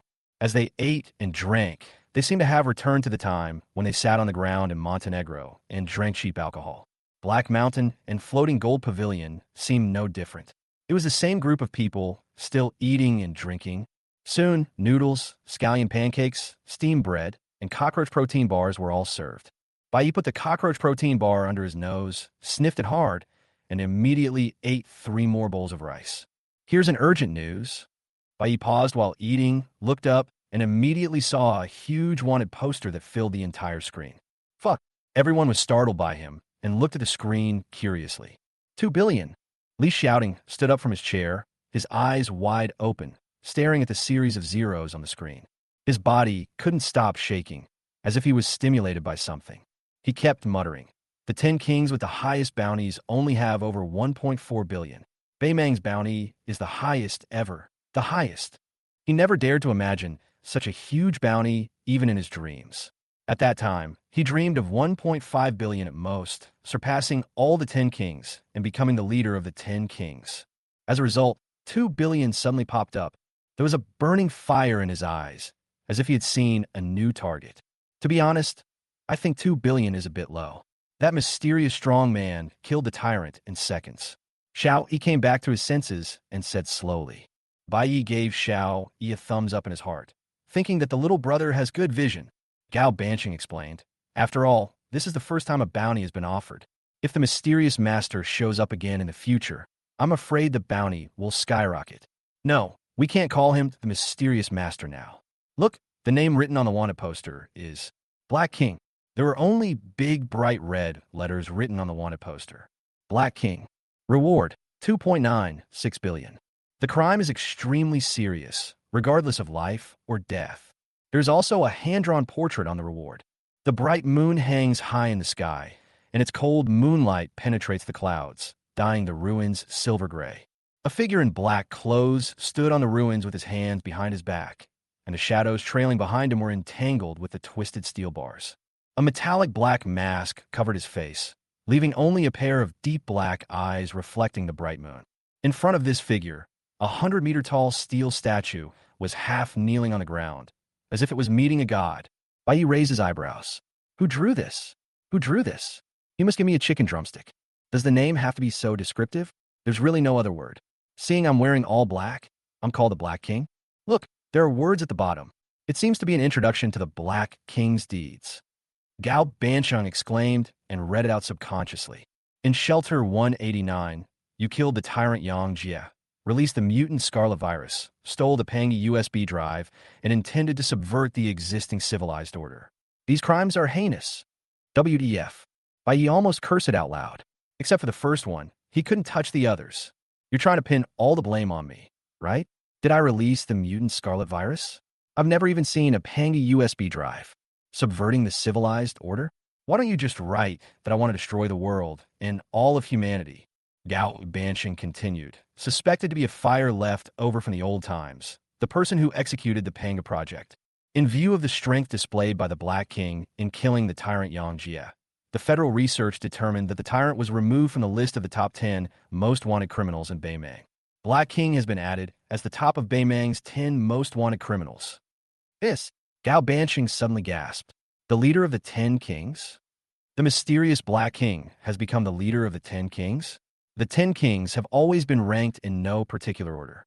I never expected the Black King to suddenly appear and be directly ranked first among the 10 kings. Oomph. Li Xiao snorted coldly. With Senior Black King's strength comparing him with the 10 kings, isn't that flattering the 10 kings? This humorous dart thrower seemed to have seen a wider world, and he began to move closer to the Black King in his words, looking at the 10 kings as a little punk. Bai Yi held his forehead with his hand. He could almost imagine that from now on, the humorous dartsman would no longer talk about the 10 kings, but would talk about the Black King all the time. He finally understood. It turned out that the so-called 10 kings were the 10 most wanted supernatural criminals in Beimang. They were 10 people who committed heinous crimes. The supernatural circle named these 10 people the 10 kings. After all, the Federation would never call a wanted criminal a king. When he saw the wanted poster, he could sense the Federation's sinister intentions. The phrase head of the 10 kings was obviously intentional. Who are the 10 kings? Looking at the tyrant Yang Jie, one can probably guess a thing or two. These 10 top transcendents are not the type to be inferior to others. Originally, there was no ranking among them, and now there is suddenly a leader of the 10 kings.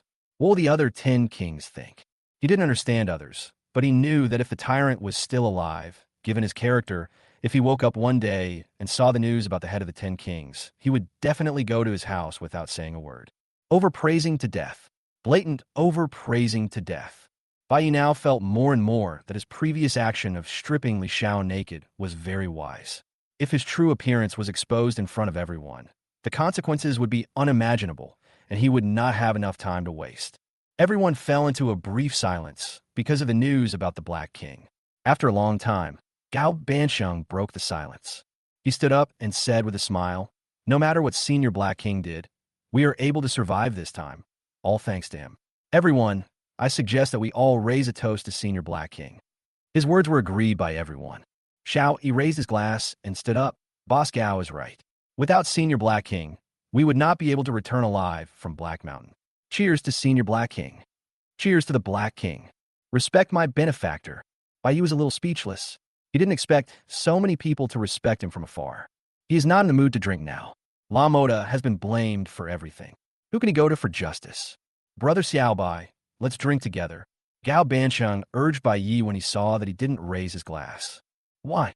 Bai Yi sighed in his heart. What's the point of honoring yourself? Never mind, don't think about it. There's no time to be upset. What's coming up next is a relic of fire from the past, the releaser of the mutated scarlet virus, the subverter of order and civilization, the master of time, the owner of the Panga USB flash drive, the executor of the Panga project, the last civilized being in the world, with a bounty of 2.96 billion, the highest bounty ever bestowed upon a person in Beimang, the one who instantly killed the tyrant Yang Jie, and the leader of the 10 kings. Black King Bai Yi. Chapter 1, 20 Extraordinary Level equals no level. Black King Bai Yi stood up resolutely and raised his glass high.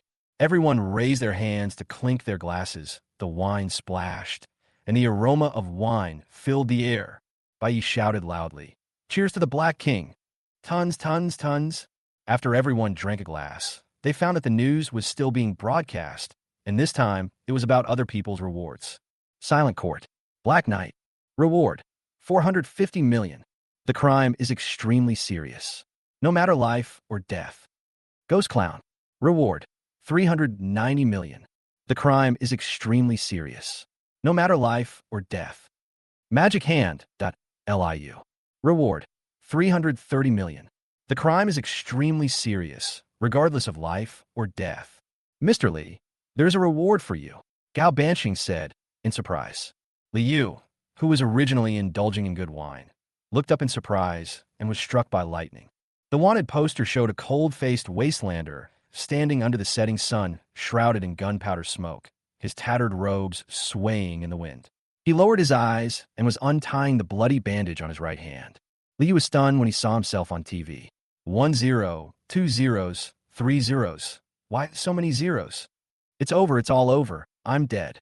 Thinking of the many zeros on his head, he dared not close his eyes, for fear that several bounty hunters or federal law enforcement teams would suddenly jump out from the dark and chop off his head. Know why? I didn't do anything. I just went to Montenegro. He quickly looked at his crime. Participant in the Black Mountain incident, crimes destroying relics of the past, openly extorting hundreds of people, obstructing federal investigators, violating sections 125, 167, and 221 of the Federal Paranormal Management Act. After reading this, Li Yu wanted to curse. When did I destroy the relics of the old times? Ever since I entered Shelter 189, I've been hiding in the house, studying the magic hand. The one who destroyed the shelter was Yang Jie, and the one who openly blackmailed Yigo. Wait, what the heck is obstructing federal investigators? Who is the FBI? Could it be Minghu? Is it because he broke Minghu's wine glass? As expected of Mr. Li, Gao Banqing praised. The bounty has exceeded 300 million. That's too low. Xiao, he shook his head. With Mr. Li's strength, how could it be only 300 million? Mr. Li scared off 2 of the 12 zodiacs with just one sentence, plus 200 genetic warriors. This must be at least 500 million. Li said nothing, but just trying to calm himself down. By the way, he also glanced at Bai Yi with resentment. Bai Yi is not colorblind. He understood the words in Li Yu's eyes. The general meaning is, Brother Yi, you have caused me so much trouble. Hey, my bounty has also exceeded 100 million. Xiao, he said in surprise. He saw himself. Swordsman, Xiao Yi. Reward, 110 million. The crime is extremely serious, regardless of life or death. Seeing that his bounty exceeded 100 million, Xiao Yi acted calmly and did not react much. On the other hand, Li Xiao on the side became nervous and excited. He stared at the screen without blinking, like a student waiting to check his college entrance examination scores. After several wanted posters flashed by, he finally saw himself. Then he seemed to have lost all his strength and slumped in his seat, even spilling the wine in his hand. Filmmaker Li Xiao. Reward, 95 million. The crime is extremely serious, regardless of life or death. 9,005. Why is it only 9,005? Even Xiao, he has broken through 100 million, but I don't. This is impossible. Li Xiao, drunk, roared angrily. I fought a tyrant and fled in defeat. There must be something fishy going on. Everyone, they've only heard of people bribing federal officials to lower their own rewards, but never heard of anyone voluntarily increasing them. By the way, I've always been curious about one thing. Is the strength of extraordinary people divided by bounties? Are there no levels? Bai Yi asked the question in his mind. Gao Banqing explained. There is indeed no clear-cut level division, because there is no quantifiable thing to measure combat effectiveness. For example, If a superhuman who can become invisible fights a superhuman who can control fire, the fire superhuman can burn down a building in an instant, while the invisible superhuman can only become invisible. Who do you think would win if a fight really broke out? Bai Yi raised an eyebrow, understanding Gao Banqing's meaning. If nothing unexpected happens, it must be invisible. Gao Banqing nodded. That's right. So any data on paper is not enough to summarize the strength of extraordinary people. Only by fighting in real life can we judge who is stronger and who is weaker. The bounty can be used as a reference to strength. It is the danger level assessed by the Federation based on the actual combat performance of the extraordinary people.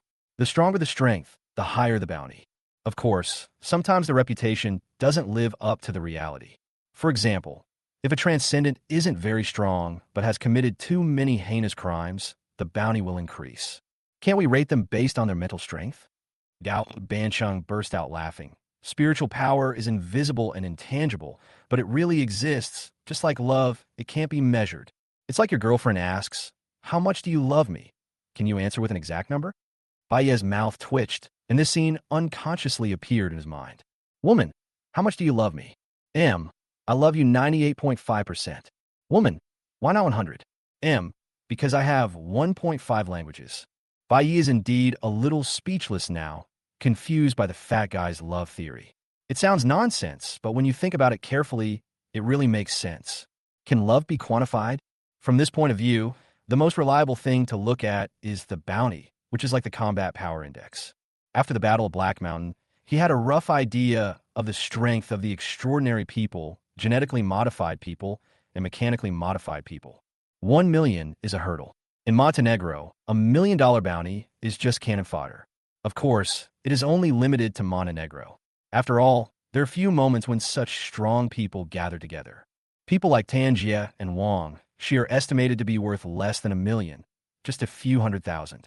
Then there are the tens of millions, such as the Black Panther in the Three Needle Realm.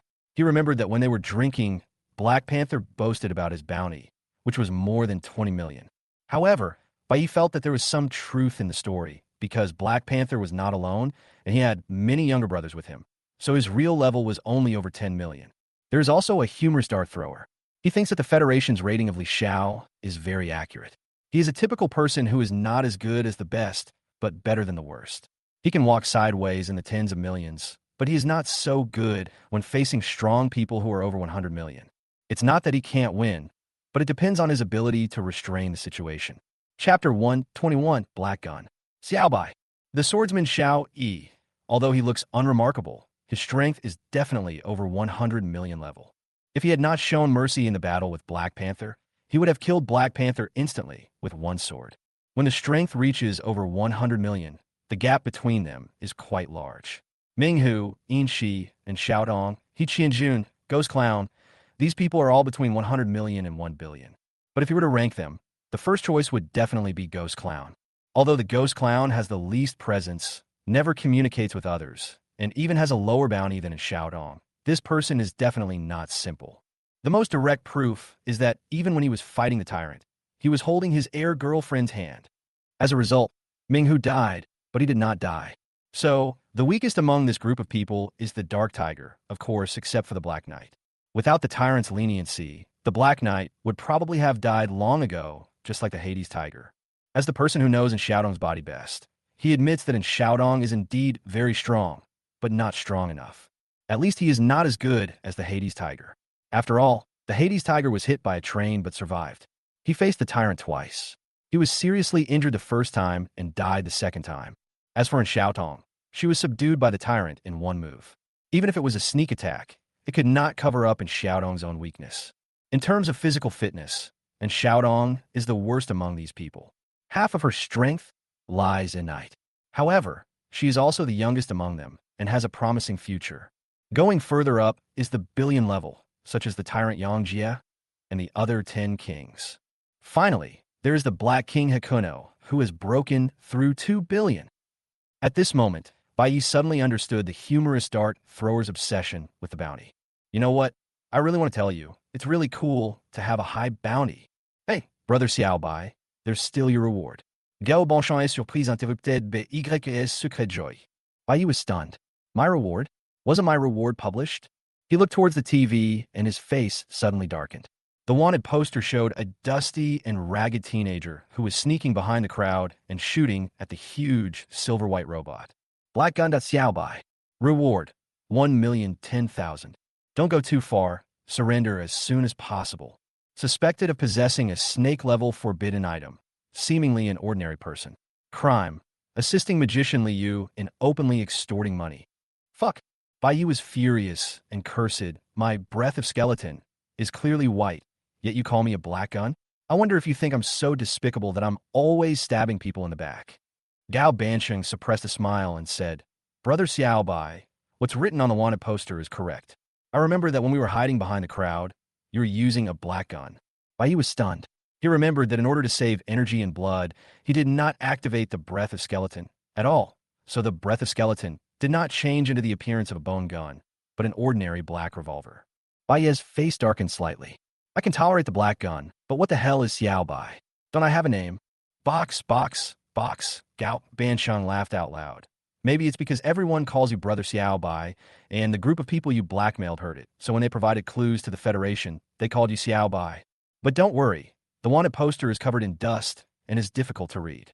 You can walk down the street without worrying about anyone recognizing you as Black Gun. Xiao Bai, Li Xiao, who had been mercilessly mocked by Bai Yi, seemed to have seized a golden opportunity and exaggerated. The reward is 1.01 million. I guess the 1 million is for breath of skeleton. Bai Yi. After eating and drinking, Gao Bansheng booked a room for everyone so that they could take a shower and rest before starting the second half.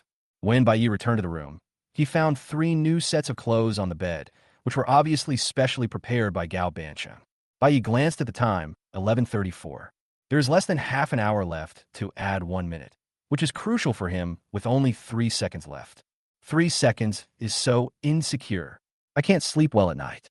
He went to the bathroom and filled a tub with water, then sprinkled a few rose petals on himself. A boy's sense of ritual is a must. Only after he had washed the clean water into black water did he walk out of the bathroom and change into new clothes. Walking in front of the mirror, the steaming water vapor turned into mist on the mirror surface. Bai Yi casually wiped out half of the clear window with his palm, looked at himself in the mirror, and admired it with satisfaction. Water droplets fell from the ends of her hair to her collarbone. Her pure black shirt was delicate and fitted, though a little too stiff. Bai Yi frowned slightly, first rolled up his sleeves, then unbuttoned the first button, revealing his collarbone as cold as jade. Looking at the boy's bold and unrestrained colors in the mirror, he nodded with satisfaction. It's just that the colors of the clothes are not bright enough. The clothes sent by Gao Bansheng were all in versatile colors, such as black, white, and gray, but Bai Yi liked bright colors, just like the youthful vigor, bold and enthusiastic. Buzz. Bai Yi's soul rippled like waves on the water. A look of joy appeared on his face, knowing that another minute had arrived. So he couldn't wait to use the time-stop technique. After obtaining the black obelisk, he had been patient for a whole day, eager to know what the black obelisk was. Now that he had enough time, he could finally explore the secrets of the black obelisk. As the huge golden dial emerged, everything fell silent. Black matter, come out. Come out, don't be shy. Bai Yi urged several times, but there was no reaction from the black substance in his body. He took a deep breath, concentrated his mind, and kept thinking about the black substance in his mind. Suddenly, his consciousness fluctuated. In the absolutely still time, it seemed as if endless black substance, like boiling black water, was pouring out of Bai Yi's body little by little. They grew wildly, and in the blink of an eye, turned into a towering black tree. The towering black tree seemed illusory, its branches piercing through the hotel buildings without causing any damage. Like the Big Bang of the universe, it will expand, grow, and extend endlessly. A hint of joy flashed in Bai Yi's eyes. His guess was right. The black substance would only show its magical power when time was still. What exactly is this black substance that can grow freely when time stands still? Chapter 122, Witnessing the Past. Bai Yi focused his mind on the black substance. Instantly, his consciousness was suddenly pulled out of his body as if by an invisible thread, falling into a chaotic halo. All senses collapsed and reorganized in an instant, and space no longer extended according to the familiar three-dimensional laws. The walls of the world dissipated like gauze, and the originally invisible and intangible time was like flowing liquid metal. The boundaries between the past and the future collapsed and appeared in by Ye's eyes at the same time. At this moment, he seemed to be in the long river of time, with countless intricate timelines intertwined and flashing wildly before his eyes. Success. High-dimensional matter was born. Bai saw a dozen or so scientific researchers in white coats gathered in the laboratory, their faces filled with ecstasy. The ring-shaped quantum lamp cast a cold blue light, illuminating the several-meter-high nanoglass curtain wall. Inside the curtain wall, a mass of constantly twisting black matter suddenly began to develop nebula-like patterns on its surface. The testing instruments in the laboratory emitted a shrill, beeping sound, and a waterfall of data frantically washed over the holographic screen. Those wildly jumping green numbers were rewriting the boundaries of human cognition. Bai was slightly stunned. This is people in the civilized era studying black matter? 100 years ago? Wait, where's my body? He suddenly realized that he was not in the laboratory, but was seeing the entire laboratory from a god's perspective. This is absolutely a great experiment that will rewrite human history. With high-dimensional matter, human civilization will enter a new energy level, hopefully allowing us to peek into the mysteries of time and achieve true immortality. A white-haired old man looked at the constantly changing black substance with an obsessed look. Dr. Chin, we've conducted energy tests on high-dimensional matter and discovered that its energy never decays. This is simply incredible. Even the sun will eventually go out, but its energy seems endless. We've already begun to understand the concepts of time and infinity, a middle-aged researcher said with equal enthusiasm. Dr. Chin, please give the higher dimensional matter a name. After all, you are the one leading this great experiment. Dr. Chin did not refuse, but pondered for a moment. Now the world's ecology is on the verge of collapse, and high-dimensional matter represents infinite possibilities. Humanity can rely on it to open up a whole new world. This reminds me of Pangu, the mythological figure who created the world. Why not just call it Panga Matter? Snap! The scene in front of Baye's eyes shattered like a mirror. His eyes flickered as he looked at the timeline of all things flashing before him, muttering to himself, Panga Matter, which possesses the concepts of time and infinity and can also give people immortality. Wow, this is the true core of the Panga project. The Panga USB drive is merely a carrier of knowledge, but the Panga material is the true Pangu with the power to create the universe. The images in front of my eyes kept flashing, but most of them were unclear.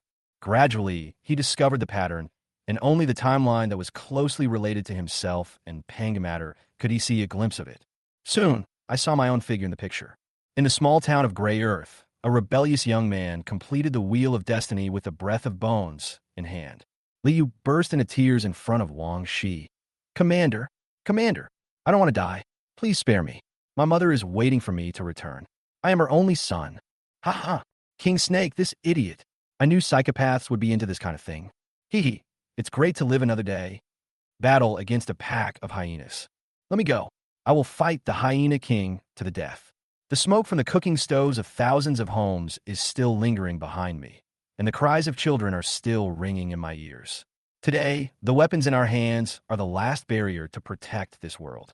Looking at the passionate young man in the picture, Bai couldn't help but cover his eyes, and his ears turned slightly red. Afterwards, he actually saw the night girl in Xiaodong hiding in the woods, silently watching his former self. Bai suddenly realized that it was no wonder that Xiaodong always said that he was a good person.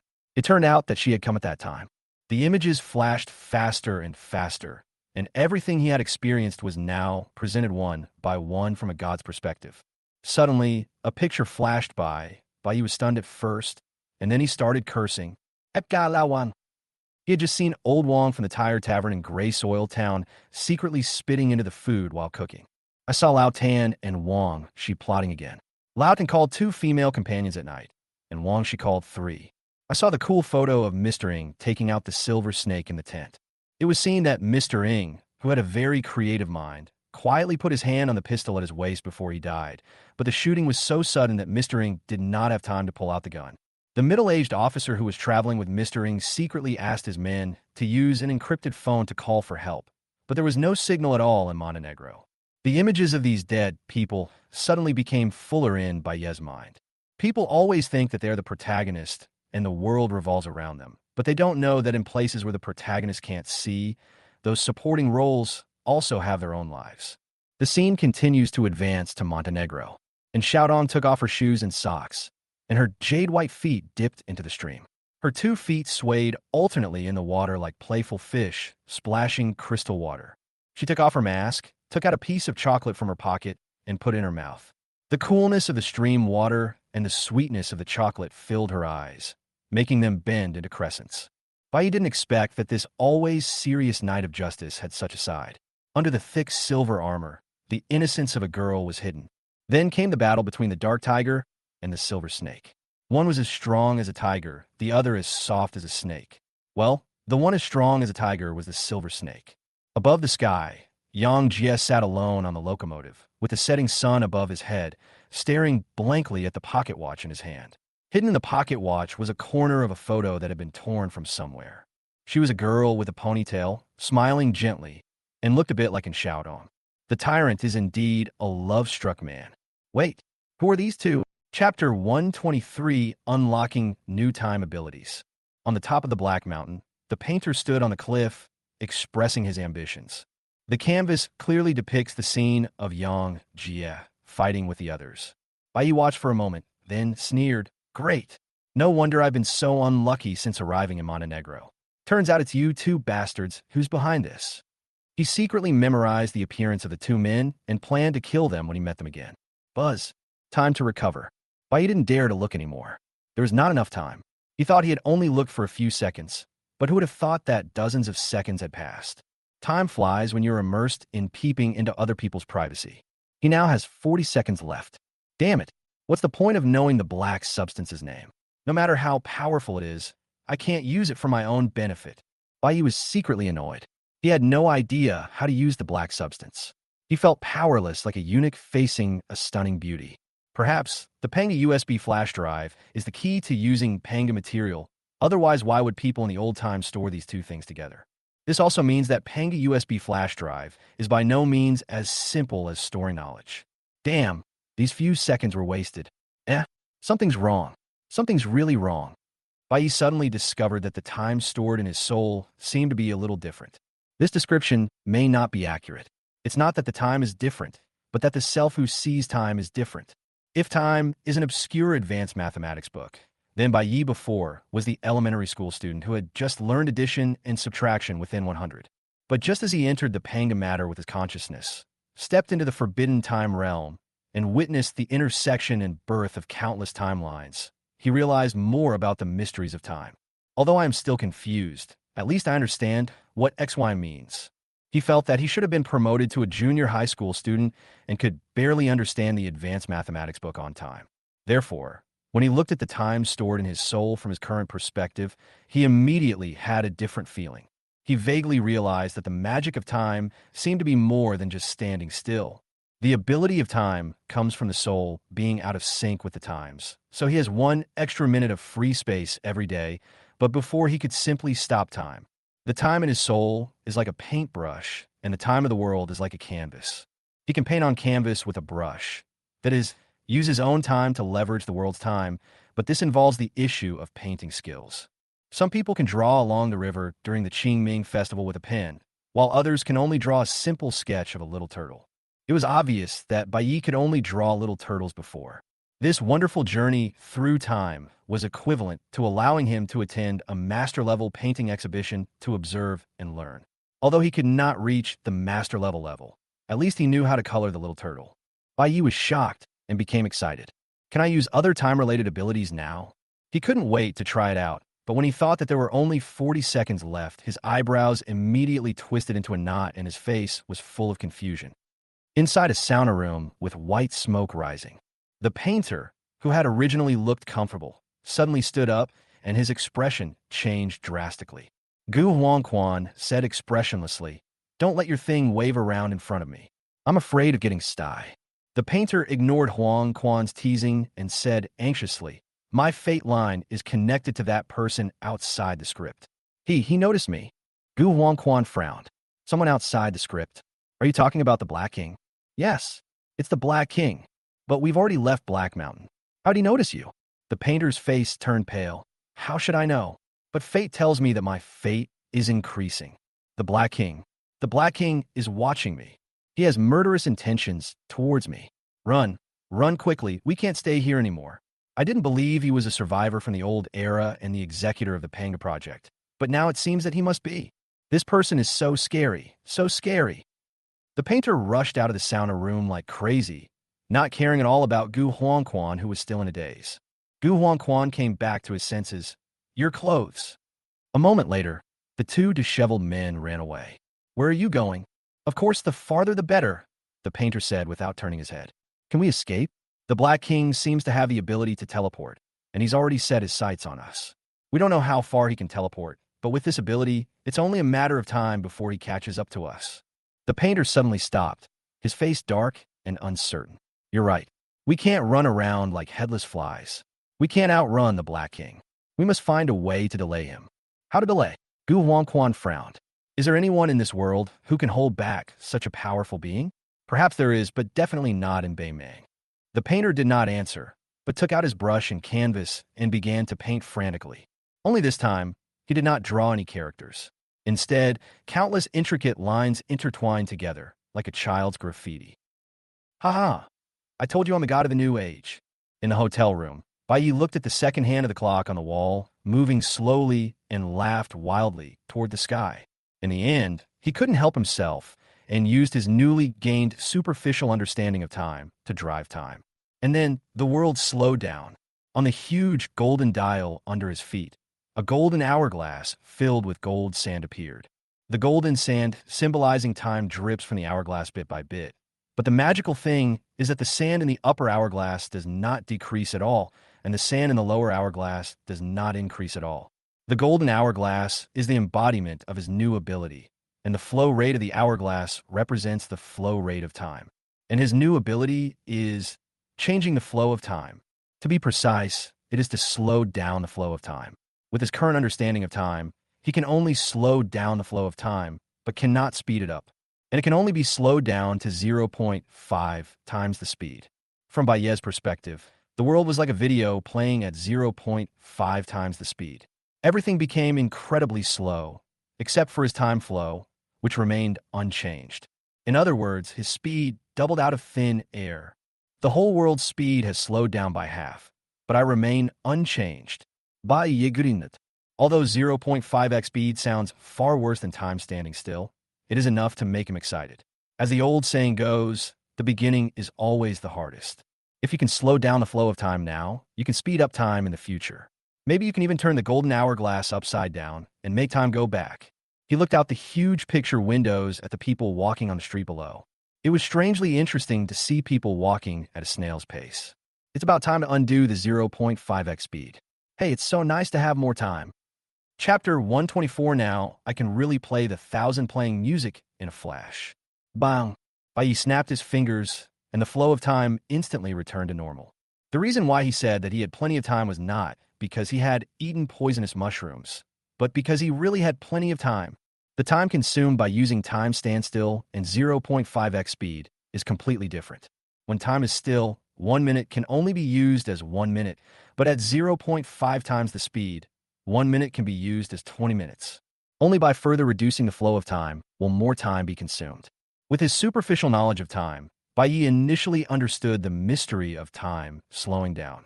The lower the speed of time flows, the closer it is to a static state, and the closer the ratio of consumed time is to 1 to 1.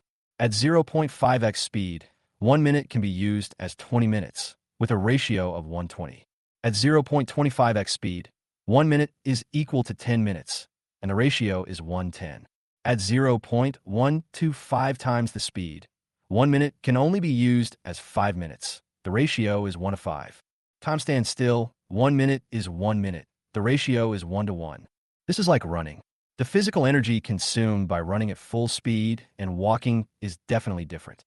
You will feel tired after running at full speed for 1 minute, but you can walk for an hour without any problem. Oh no, now I really know how to do that bullshit flow of light and thousandfold melody. Bai Yi was slightly stunned, and he suddenly realized that his previous casual talk had come true. No, what kind of name is this? We need to change it to a name that suits God. The tyrant Yang Jie even knew to give his ability to control metal a name. One is Blade Prison. The other is Iron Flow Sky Puppet. Time-related abilities must have a cool name. After thinking for a moment, Hakuno came up with an idea. Time flow variations, 0.5x speed. Time flow represents the speed of time, and variation gives the changes of time a sense of rhythm, implying that the speed of time can vary as flexibly as the rhythm of music. Genius! Bai clapped his hands and praised himself. As expected of me, life is like a journey. When no one is paying attention to you, you should encourage yourself. Akuno did a good job on this, just a little too much. Time slowdown has a new name, but what about time stoppage? Why not call it etching eternity? Etch dynamic time into static eternity. Bai felt more and more that he was a genius, so he also gave names to the golden dial and golden hourglass. Clock of time, hourglass of time. Boom, boom, boom. Mr. Bai, I'm sorry to bother you. Mr. Gao invites you to the basement. The gentle voice of the waitress was heard outside the room. Bai Yi suddenly became excited. Is something exciting finally going to happen? He immediately followed the waitress to the basement. As soon as we arrived, we were hit by the deafening sound of explosive music. In the dim dance floor, scarlet and dark blue beams of light intersected and cut across the dome, splitting the dance floor into fragments of light and dark. In the light and shadow, countless men and women twisted their bodies to their heart's content. Perfume and cigarettes evaporated into hazy mist, and their bodies vibrated, fitted together, and separated with the heavy bass. Every time darkness engulfed the entire venue, it was like a brief fall into chaos. And when the lights suddenly came on, those slightly raised jaws and entangled waist were instantly coated with a layer of psychedelic glow. Mr. Bai, Mr. Gao is waiting for you in the box. The waiter smiled and took Bai Yi to the box. Gao Bancheng, Li Xiao, and others have all arrived. Everyone was stunned when they saw Bai Yi coming. Is this Brother Xiao Bai? I didn't expect Brother Xiao Bai to be so handsome. The girls will be so lucky later. He. After Bai Yi took his seat, Gao Bancheng clapped his hands, and a row of young women in purple cheongsams and with outstanding looks walked in from outside the door. Brother Xiao Bai, you're the youngest here, so you choose first. What to choose? Of course we choose someone to pour the wine. The service at Fujin Pavilion is meticulous. How could we let the guests pour the wine themselves? Gao Bancheng said with a smile. Bai Yi looked around and had to admit that the purple color was indeed very charming. Long hair is nice. Gao Bancheng looked around and found that many of them had long hair. He couldn't help but ask, which one with long hair are you talking about? Bai Yi raised an eyebrow. I mean, they're all good. Gao Bancheng was stunned for a moment. Then he burst into laughter. Didn't you hear what my brother Xiao Bai said? Those with long hair, come here. Soon, everyone started drinking. After 3 rounds of drinking, the tall fat man, whose face was flushed from drinking, asked everyone, what are your plans for the future? Bai Yi similed. He had long seen through Gao Bancheng's plan. The other party came to Montenegro not for the paying a USB flash drive, but to recruit people. It is a rare opportunity to have so many masters gather together. This is definitely the best time to recruit them. Fatty Gao, are you planning to recruit us? Box. Gao Bancheng said with a smile. Brother Xiao Bai is a quick-witted person, so I will tell you frankly that although I, Gao Bancheng, am rich, I am just an ordinary person and an illegitimate child.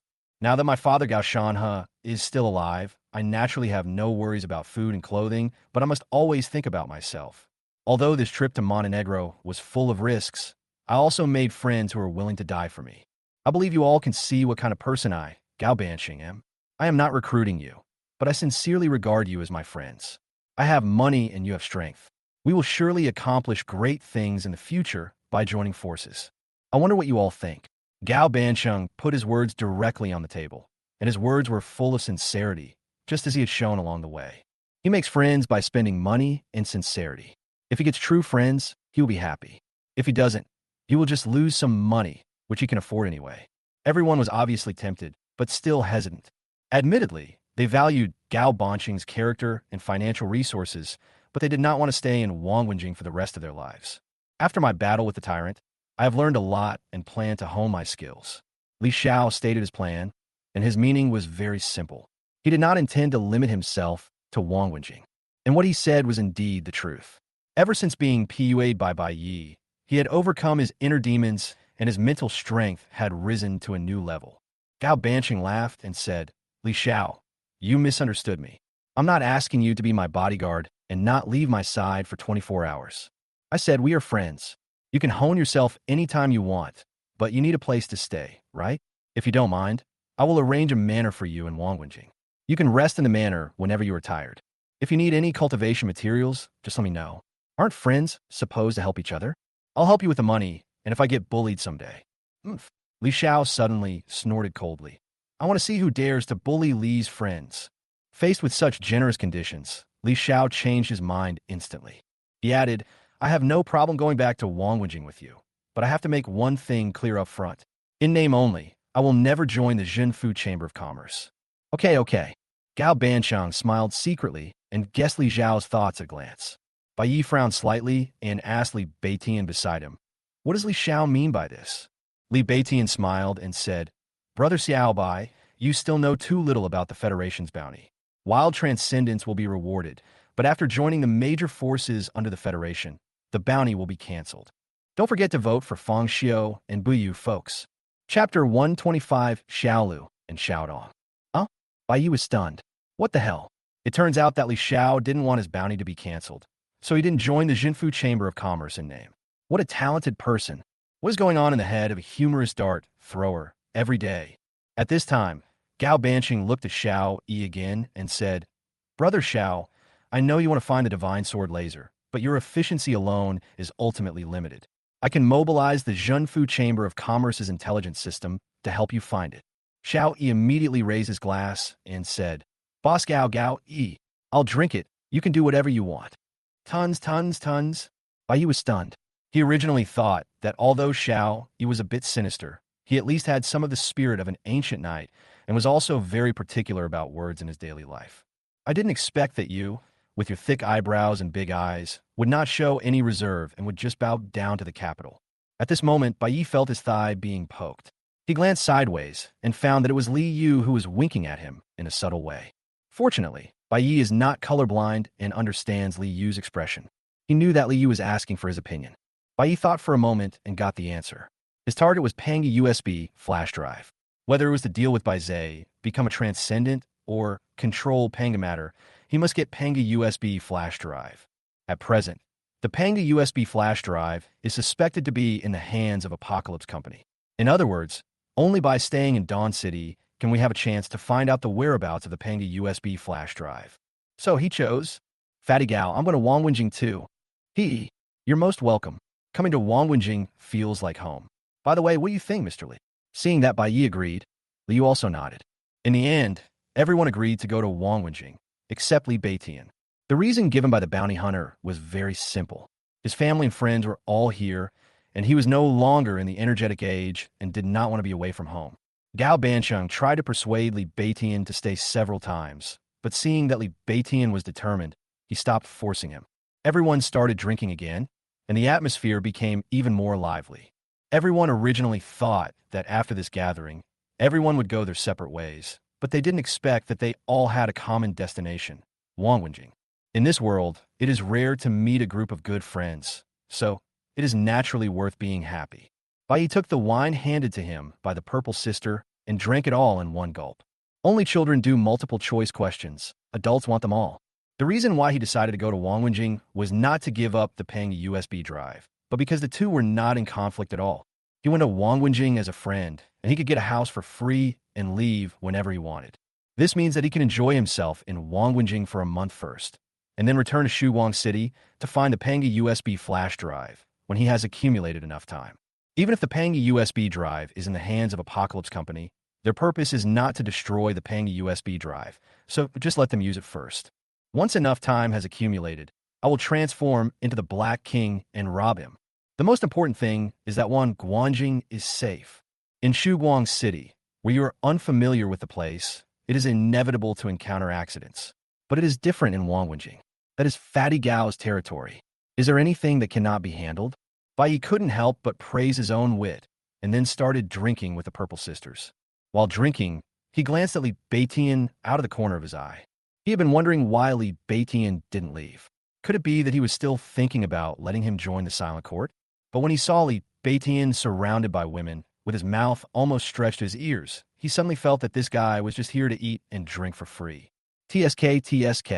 Li Beitian and Xiaodong are both in the silent court, but the gap between them is too big. Are silent court's recruitment criteria really based on character? Answer boy, you just drank her wine, but not mine. If you keep doing this, I'm going to be sad. Will you cry then? Bai asked. Humph. When she cries, she's really fierce, the kind that can't be comforted no matter how hard you try. At this moment, Bai really wanted to let Xiaodong see what a cute and soft girl was, instead of someone who slashed people with a sword all day long. It's just that this purple girl's makeup is too thick, and it can't compare to Xiaodong's natural beauty like a lotus emerging from the water.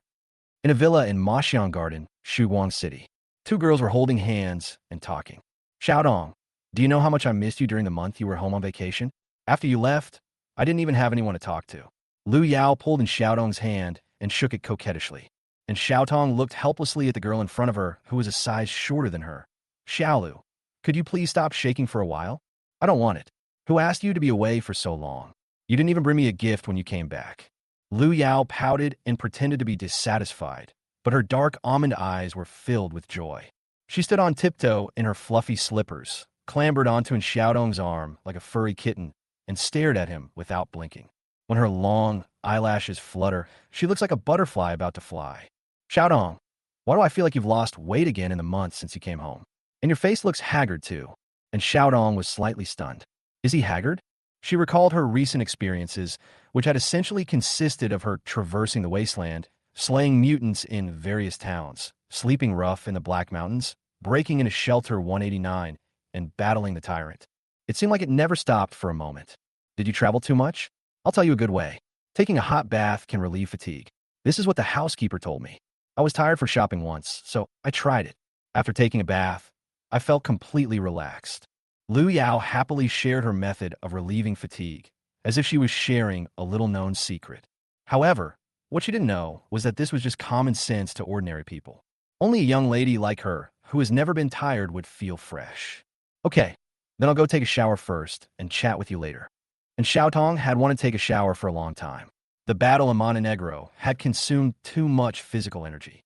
She originally thought of taking a shower and resting at home, but she didn't expect Lu Yao to come to her door. She was not surprised by this because Lu Yao bought a villa next door so that she could go to school with her every day. Lu Yao's father is one of the directors of Tianqi Company. Naturally, there are many bodyguards around Lu Yao. Lu Yao must have instructed the bodyguards long ago to notify her when they see her coming back. And Xiaotong walked towards the bathroom, but there were stealthy footsteps following behind her. She turned her head and stared at Lu Yao, who looked like a thief with her light brown eyes. Lu Yao was startled by her sudden turning back. After coming back to her senses, she rubbed the back of Xiaodong's hand with the lace cuff of her sleeve. Let's wash together. Her soft voice was as sweet as honey, and her big eyes were sparkling with anticipation. Chapter 126. Damn, you removed your ribs, but your waist is so thin. And Xiaodong nodded helplessly. Her friend was good in every way except that she was a little too clingy. Lu Yao, who comes from a prominent family, has no shortage of friends who wear false masks. It would be fine if she were a little dumb, but she is born smart and can see through the sincerity and falsehood, but she is unwilling to wear a mask like others. In the end, all you get is loneliness and incompatibility. Therefore, she regarded in Xiaotong, her only friend, as a treasure. Lu Yao immediately smiled and hugged Xiaotong like a koala, hanging on her. Just like that, Xiaolu and Xiaotong walked into the bathroom together. Steaming hot air rose from the bathtub, and milky white mist spread through the cracks in the marble floor, turning the entire bathroom into a hazy, warm curtain. Rose, jasmine, and peony petals floated on the amber water, making the figures of the two girls appear vaguely. There were dense drops of water on Lu Yao's eyelashes, and she stared at Xiaotong opposite her without blinking. Wow, Xiaotong, how do you take care of yourself on a daily basis? You have such a good figure. I wish I had a pair of long legs like you. Lu Yao, who is 1.6 meters tall, envies Xiaotong's legs the most. And Xiaotong picked off the petals stuck to her collarbone and said, if you eat less snacks, you might even grow taller. Lu Yao pouted and said, I don't see you eating less. It's really infuriating. You eat so much candy on a normal day and don't gain weight. I wonder where all the fat has gone. It's not that Xiaotong doesn't gain weight just by eating, but that she trains a lot every day, and if she doesn't eat some high-calorie foods, she won't get enough nutrition. But she couldn't tell Lu Yao, because in Lu Yao's heart, she was just an ordinary girl, not the terrifying Black Knight. Let me see where you hid the meat. Lu Yao smiled cunningly. The two girls started playing in the bathroom, and the white mist became thicker for a while. The soft light was broken up by the mist, reflecting tiny halos on the water, as if a pool of stars was crushed into curling white smoke. The two girls' laughter, like silver bells, drifted along with the mist over the exquisitely carved windows and towards the bright moon in the sky. After a while, Lu Yao was a little out of breath. She was just an ordinary person, and soaking in hot water quickly consumed her physical strength. Why? What's wrong? A hint of doubt flashed in Xiaodong's eyes. She didn't know why Lu Yao sighed. This young lady's temper always changed quickly. Lu Yao sighed. My little Tong is such a beautiful girl. I don't know which stinky man will marry her in the future, humph. And Xiaodong laughed dumbly. Getting married? This was a question she had never thought about, because she doesn't plan to get married. There are too many injustices and ugliness in this world. She just wants to use her limited life to change this era. Even if it's only a little bit, it's worth it. Some things have to be done by someone. I never thought about getting married. A hint of dejection flashed across Lu Yao's eyes, but she smiled and said, girls are bound to get married. Like me, I will definitely have to marry into an alliance with other factions in the future. I just hope that by then I can marry a man I like. And Xiaotong fell silent. She was a transcendent being, the Black Knight of the Silent Court, and had the ability to control her own destiny, but Lu Yao couldn't. Lu Yao's life trajectory seems to have been predetermined. The girl's emotions came and went quickly, and soon Lu Yao smiled slyly. Xiaodong, do you have a boy you like? And Xiaodong shook her head, no. Really? Have you ever had a boyfriend before? No. Have you ever held hand with a boy? No. There wasn't even hand-holding, so there definitely wasn't a hug either. And Xiaodong was about to say no, but suddenly stopped. Embrace? The image of the wasteland boy unconsciously emerged in her mind. Did that count as a hug? Probably not. How could hugging yourself count? Lu Yao screamed. You hesitated. My innocent little pupil actually hesitated. You wouldn't really. No. And Xiaodong denied subconsciously. Lu Yao came up to Xiaotong and hugged her, pretending to be jealous, and said, I don't believe it. Tell me, who did you hug? Did he hug you like this? And Xiaodong was slightly distracted because she and Bai Yi were really hugging each other like this. In an instant, and Xiaodong's eyes blurred, and the smoky bathroom had turned into a karaoke room without her knowing. She saw Gao Bansheng, Li Beitian, Xiao, Yi, and others, as well as the purple sisters on her left and right. Brother Bai, I didn't expect that not only is your last name Bai, but your skin is also quite white. Really? Let me see too. The purple sisters pulled at Xiaodong's collar, and Xiaodong's expression turned cold in an instant, and she came to her senses completely. She grabbed the attacking hand tightly with both hands. Ouch, Brother Bai, you hurt me. And Xiaodong stood up without saying a word. She looked down at her tall and thin body, her face looking slightly ugly. The souls have been exchanged again. Hasn't it been resolved? Why at this time? Brother Xiao Bai, you went to the toilet again. Your kidneys are not in good condition at such a young age. Li Beitian, whose face was flushed from drinking, joked. But when he saw the familiar cold light in Bai Ye's eyes, he suddenly shuddered, as if he was back in the mission last year, when he and Xiaotong were carrying out a mission to wipe out a gang. In order to obtain gang intelligence, he deliberately risked his life, sacrificed his looks, and went straight into the entertainment venues run by the gang. It took him a lot of effort to find out the whereabouts of the gang boss before he could take any action, and Xiaodong came to him with the gang leader's head in his hand, expressionless, and said that the mission was accomplished. That incident left him with a psychological trauma, and for a long time he didn't dare go to entertainment venues to gather intelligence. Now he saw that look again. Fuck, where are your clothes? Bai Yi was shocked and suddenly woke up. He didn't expect that Fujin Pavilion would be so open. Wait, why don't I seem to have seen this woman before? When did she change? There's such a beautiful woman in Fujin Pavilion. Where are my clothes? Bai Yeding stood up suddenly, and accompanied by the sound of splashing water, his eyes turned white and he was dazzled. At this point, he already knew what was happening. I'm trying to trick you. Monkey brother, you're messing with me again, you dead monkey. Xiaodong, what's wrong with you? Don't scare me. Lu Yao quickly stood up and grabbed Bai Ye's arm with concern. No, don't stand up. Shit, did you remove your ribs? Your waist is so thin. Chapter 127 Xiaodong. Why is your nose bleeding? Xiaodong, are you okay? What nonsense are you talking about? Why is your face so red? You have a nosebleed. After a long time, the crystal chandelier casts a warm golden light, giving the Baroque-style living room a soft glow. On the vintage and exquisite carpet, two women wrapped in silk bathrobes leaned on the dark brown sofa. The woman on the left is wearing an off-white bathrobe embroidered with orchids. She has her wet hair casually tied up with crystal water droplets hanging on the ends of her hair. She is holding a gilded teacup in her hand. The woman on the right is wrapped in a smoky purple bathrobe, half curled up, her slender ankles exposed at the hem of the bathrobe, her toes clasped together restlessly, as if she is a little flustered. A few strands of hair stuck to her cheeks, and her fair skin was flushed pink after bathing. The only thing that didn't look good was that there were two pieces of toilet paper stuffed in her nose. The air is filled with moisture and fragrance after bathing. Xiaodong, you are too weak, not even as good as me. Look, I haven't felt dizzy or had a nosebleed after soaking for such a long time. Drink some water. Lu Yao handed the gilded teacup in her hand to Bai Yi. Hakuno drank water strategically, his mind racing.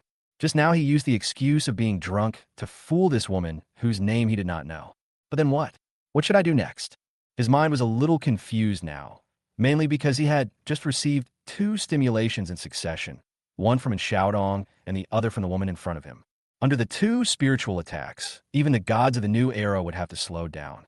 But to be honest, it's really white. It turns out that you can never feel the direct impact of reality through the screen. Putting aside human nature, from an artistic perspective, it could be called a flawless work of art. Oh, you're bleeding from the nose again. How about I call a private doctor? Lu Yao was a little panicked. This young lady who was born in a honeypot rarely sees blood. The most frequent time was when her own puppy bit her finger and she cried for a long time. Later, in order to comfort her, her father sent the puppy to a professional dog trainer for 2 days. From then on, the puppy never bit her again. However, what confused her was that the puppy in her memory clearly had a little white tip on its tail, but when she came back, it was gone.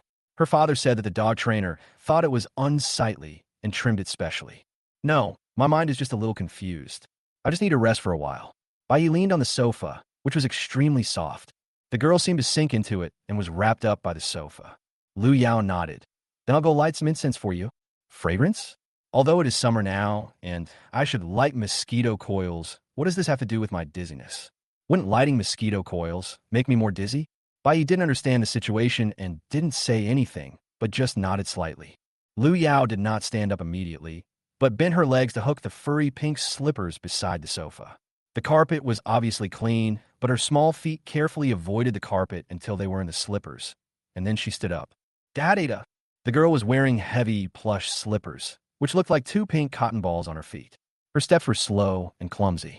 With every step, the thick soles would separate from her round feet and hit the ground. While the girl was away, Hakuno's brain started working rapidly. He first glanced at the surroundings, the dazzling crystal chandeliers, the off-white marble walls inlaid with carvings, and the dark brown walnut floors with a warm luster. The floor-to-ceiling windows are hung with chiffon curtains and dark red velvet curtains, and there is a retro old-fashioned record player in a living room. Every detail is elegant and luxurious. Where the hell is this? In Xiaodong's home? The Black Knight, who usually robs the rich and helps the poor, is actually a wealthy woman? It must be to rob others of their wealth, to help your own poverty. What is the mechanics of using the divine Taboo 169? Why was it exchanged again after it was already removed? Bai Yi is really annoyed with Monkey now. When dealing with the tyrant before, if 169 had given him a little strength, he would have directly attacked and Xiaodong. There would be no need for him to rack his brains to delay time. He could have killed the tyrant in seconds. Damn, you can't change it at this critical moment. I'm talking about my life ideals with Purple Sister, and you're the one who changed it for me. Moreover, this exchange does not require one person to hold half of the 169. You must know that the complete 169 is in his hands. I'll study the usage mechanism after I get it back. Bai Yi stood up and wanted to go to Fujin Pavilion to find his Xiaodong, but just as he was about to move, he suddenly froze in place. He remembered the last time at the experimental base. He went out to look for a Xiaodong, but in Xiaotong went in to look for him. This woman has no idea what it means to get lost and wait in the same place. If I go to Fujin Pavilion now, will I miss her again like last time? It shouldn't be, right? After what happened last time. And Xiaodong should have learned her lesson, right? Now, Bai Yi was in trouble because he had no idea whether and Xiaodong would come to see him. Even if you're a god of the new era, it is difficult to guess a woman's mind. It would be nice to have a mobile phone so I could make calls, but after the cataclysm, a large part of the technology tree for communication networks was paralyzed, and only some specially processed communication devices could be used. That catastrophe not only changed living things, but also caused subtle changes in some physical laws. At this moment, he suddenly smelled a faint and elegant fragrance, which entered his nasal cavity along the toilet paper. Ah! Bai felt his nose itchy and couldn't help but sneeze, and 2 pieces of bloody toilet paper fell to the ground. Xiaodong, your nose isn't bleeding anymore? Lu Yao came over skipping. Bai was frightened by what he saw, but he said, "Stop jumping, the little white rabbit will be out of the cage soon." What kind of fragrance is this? Xiaolu was startled and pointed at the bronze incense burner on the table behind him. Your favorite is Shui Zhongchuan Xan. Spring message in the snow? Bai glanced at the bronze incense burner. Wisps of green smoke were slowly rising from the mouth of the incense burner and then drifting into the air. He remembered that he had smelled this fragrance from Xiaodong when he first exchanged with her. It didn't sound like perfume, but more like the incense used by ancient nobles. So this kind of incense is called spring letter in the snow? Damn, and Xiaodong has been marinated by Shui Zongchengsen. Xiaodong, please sit down and rest for a while. I feel like you're not well yet. You can't even smell the spring message in the snow. This is your favorite incense. You said that whenever you feel upset, you light it to calm your mind. I'm much better now. I had toilet paper in my nose just now, so I didn't smell it. How could I not recognize Yukinaka, Harunabu? Bai Yi made up a story, his eyes constantly looking at Lu Yao, trying to guess her identity. And Xiaodong's best friend? Could she be from the Silent Court? She doesn't look like one. Her delicate appearance doesn't resemble that of a transcendent at all. She looks more like a spoiled young lady. Lu Yao came over and held Bai Ye's hand, and the two returned to the sofa. As long as you feel better, you really scared me just now. The way you looked at me was so strange, like you were a different person. Bai Yi smiled perfunctorily, but he became a different person. Vote. Chapter 128 Tacit Understanding. Lu Yao continued. I don't know why, but when you stared at me just now, I felt uncomfortable all over, as if I was being seen naked by a man. Ahem. Bai Yi interrupted hurriedly, fearing that she would guess the truth while talking. Go blow dry your hair first. You'll get sick if your hair is wet all the time. What about you? I'm still a little dizzy. Let me rest for a while. After a lot of coaxing and deception, Bai Yi finally coaxed Lu Yao into the bathroom. He paced back and forth on the carpet barefoot alone. Should I stay here and wait, or go to the Fujin Pavilion? Forget it. I'd better wait here. Within Xiaodong's fierce personality, she will definitely not be able to wait and come find me. And Xiaodong, who was in Fujin Pavilion, was also thinking about the same question. Xiaodong, why don't you go find Bai Yi to exchange it back? Li Beitian, who was half sober, felt a headache and glanced at the box from the corner of his eyes. Auntie, please go away. It's a rare opportunity for a rich man to treat me to such a high-end place. What's the point of you staying here? And Xiaotong pondered and said, given Bai Ye's restless personality, I think he might come looking for me. If I leave now, there's a high probability that I'll be disappointed. Li Baiqian's face turned bitter, looking at Gao Banqing and others who were drinking happily in the box. He felt like a cat's claws were scratching his heart. Xiaotong, have you ever thought about the possibility that, given your level of tacit understanding, you two could both be waiting right here? Wouldn't that mean neither of you would be able to wait for the other in the end? And Xiaodong's eyes flashed with confusion. Uncle Li, how do you know that he and I have a tacit understanding? We have only met a few times. Is there any need to look at this? Oh, I have an idea. His eyes suddenly lit up, and he quickly took out a white dove ring from his body and handed it over. Xiaotong, take my white dove ring and go find Bai Yi. The rings can sense each other, so you two won't miss each other. And Xiaotong fell silent and did not take the ring because Bai Yi didn't carry the white dove ring with her, and she didn't even have any clothes. In order not to reveal her identity, she had always hidden the white dove ring. And the hiding place is very secretive and no one else can find it. After hesitating for a moment, and Xiaodong finally left. She really couldn't wait any longer because she and Xiaolu were taking a bath. The thought of a man suddenly joining and made it difficult for her to suppress the complex emotions in her heart. Shame? Angry? Panic? It seemed that no adjective could describe it, because the person who invented the adjectives never imagined that such a ridiculous and outrageous thing would happen in his life. So naturally, there was no accurate corresponding word. Hakuno wouldn't do anything to the deer, would he? Hakuno won't do anything to me, right? And Xiaodong had always thought that Bai Yi was a good person. But when she appeared in Fujin Pavilion and saw Purple Sister, she realized that Bai Yi and Uncle Li were birds of feather. When she thought of this, her heart became even more confused. Why hasn't she come yet? Her best friend will have finished blow-drying her hair soon. Bai Yi scratched his head anxiously, but ended up grabbing wet and smooth hair. Oh no, isn't Xiaodong really just going to wait there like an idiot? She's been hanging around with Gao, Bansheng, Li Yu, and the others. It's too easy for people to see through her. If they find out about this, where will I, the new age god, put my face? No, I have to go find her. This dark history must not be known to others. Bai Yi couldn't bear it any longer and decided to set out to find Xiaodong. Just as he was about to take action, he suddenly froze and a light flashed in his eyes. All right, the white dove ring. Li Beitian used the white dove ring to sense my location before. Although Xiaodong is a bit stubborn when it comes to justice, she's not a foolish beauty. She should be able to think of asking Li Beitian for the white dove ring to locate her. So if I just take the white dove ring and go find her, I won't miss her. He rushed into the room and started searching. After rummaging through the drawers and cabinets for a while, he gave up. Where is it hidden? Why, he was depressed. He couldn't find the white dove ring at all. The villa was too big, and it was unrealistic to find a small ring here. In particular, and Xiaodong will definitely hide very secretly to prevent her identity from being exposed. Forget it. I won't look for it anymore. He hurried towards the door, and just as his hand, which shone like mother of pearl, was about to reach for the door handle, he stopped. He looked down and saw that the smoky purple silk bathrobe was as thin as a layer of gauze, and the breeze blew in through the collar. You should change your clothes first. You can't go out wearing this. If a Xiaodong finds out, she'll definitely go crazy again. He walked into the bedroom and went straight to the closet. He pulled open the carved cabinet door, and the colorful skirts illuminated by the light almost blinded his eyes.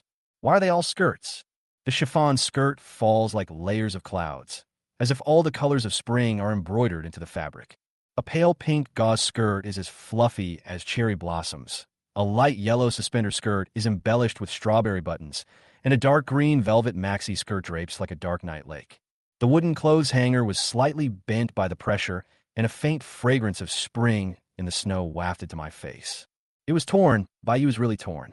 Wearing a skirt before was fine. After all, it was passive, but now he was asked to wear a skirt on his own initiative. This thing is a dog. It's quite smooth, more comfortable than the clothes Gao Bansheng gave me. Gao Bansheng gave her a straight shirt, which was naturally not as soft as a skirt. She wore a dark red long skirt that covered her legs, and the hem of the skirt dropped to her ankles. Bai Yi specifically chose the longest one, which also looked most like trousers. Who the hell designed this thing? How the hell can you button it up with the buttons on the back? After great effort, Bai Yi finally put on his clothes by himself. In order to prevent exposure, he also considerately put safety pants on in Xiaodong. Although he has a bad memory and often forgets his roots, he is not an ungrateful person. After all, and Xiaodong saved him twice. Although he did not need to be saved, and Xiaodong did help him save a lot of time. I'll repay this friendship with safety pants. It's decided. Then it was time to put on socks and shoes. He picked out a pair of thin black silk socks without any patterns from a pile of colorful socks. These socks are so small. Are all girls' feet this small? Bai Yi muttered as he put the socks on his feet and found that Xiaodong's feet were indeed very small, with cherry pink nail polish on her nails. Then he casually put on a pair of black princess shoes and ran out. I suddenly remembered something important. I'm going out for a while and we'll be back soon. He didn't care whether Xiaodong's best friend heard him or not. He just shouted toward the bathroom and ran away. Chapter 129 in Xiaodong is like a fucking ghost. Whoosh! A figure in a dark red dress rushed away like a gust of wind, like a dancing flame, with her long black hair fluttering like an ink-colored silk ribbon. Have you confirmed the target location? Confirmed. The target is currently located in Villa 7, Block A, Moxie Anjuan. She should be looking for her classmate from Qiming College and Xiaodong. Just the two of them. Yes, I've checked. And Xiaodong lives alone and doesn't have any servants. However, Liu Yao has quite a few bodyguards, several of whom are genetically modified and are stationed around the villa. In that case, Wait until I arrive before taking action. Remember not to alert anyone. Yes, sir. In the green woods near in Xiaodong's home, a big tree whispered a response into the walkie-talkie. Yes, it was a big tree talking. But if you look closely, you will find that the surface of this big tree seems to have faint human facial features and limbs. Just as Dashu was about to hang up, he was suddenly stunned. He saw a woman in a dark red dress rushing out of the villa gate. The figure in the dark red dress ran just 2 steps. Then she braked with both feet and stopped straight, then began to look around with blank eyes. Why is this neighborhood so big? Where the hell should I go? Xiaodong, wait for me. Where are you going so late? Lu Yao's anxious voice and the rustling sound of someone putting on clothes were heard from upstairs. And Xiaodong's behavior today was so abnormal that it made her feel unfamiliar and worried. She felt that Xiaodong must have had a quarrel with the adults at home during the time she returned home. This was the most serious thing she could think of. The figure in the dark red dress heard Lu Yao's cry and turned around and ran away without saying a word. He did not use the terrifying power contained in Xiaodong's body. After all, they were in a residential area, and there were many people around. Therefore, it only appears to be slightly faster than the average person. In the dark woods, the Shu witnessed this scene and quickly said into the intercom, "Sir, don't hang up yet." And Xiaodong is gone. She ran so fast, like a damn female ghost in red. A puzzled voice came from the other end of the intercom. What red-dressed female ghost? How fast can an ordinary female student run? Explain clearly. Dashu quickly replied, faster than an ordinary person, but still slower than the average genetically modified person. He must be practicing the qi and blood martial arts. What's so surprising about this? The voice on the other end of the intercom was tinged with anger. Anyone can practice qi and blood martial arts. Not to mention that Qiming Academy even has a course specifically teaching qi and blood martial arts. No, sir, it's mainly her. Her hair is disheveled, with liquid constantly dripping from it. She's wearing a red dress, and her running posture is really weird. Sometimes she's like a man, sometimes like a woman. Her movements are so uncoordinated. She really looks like a ghost.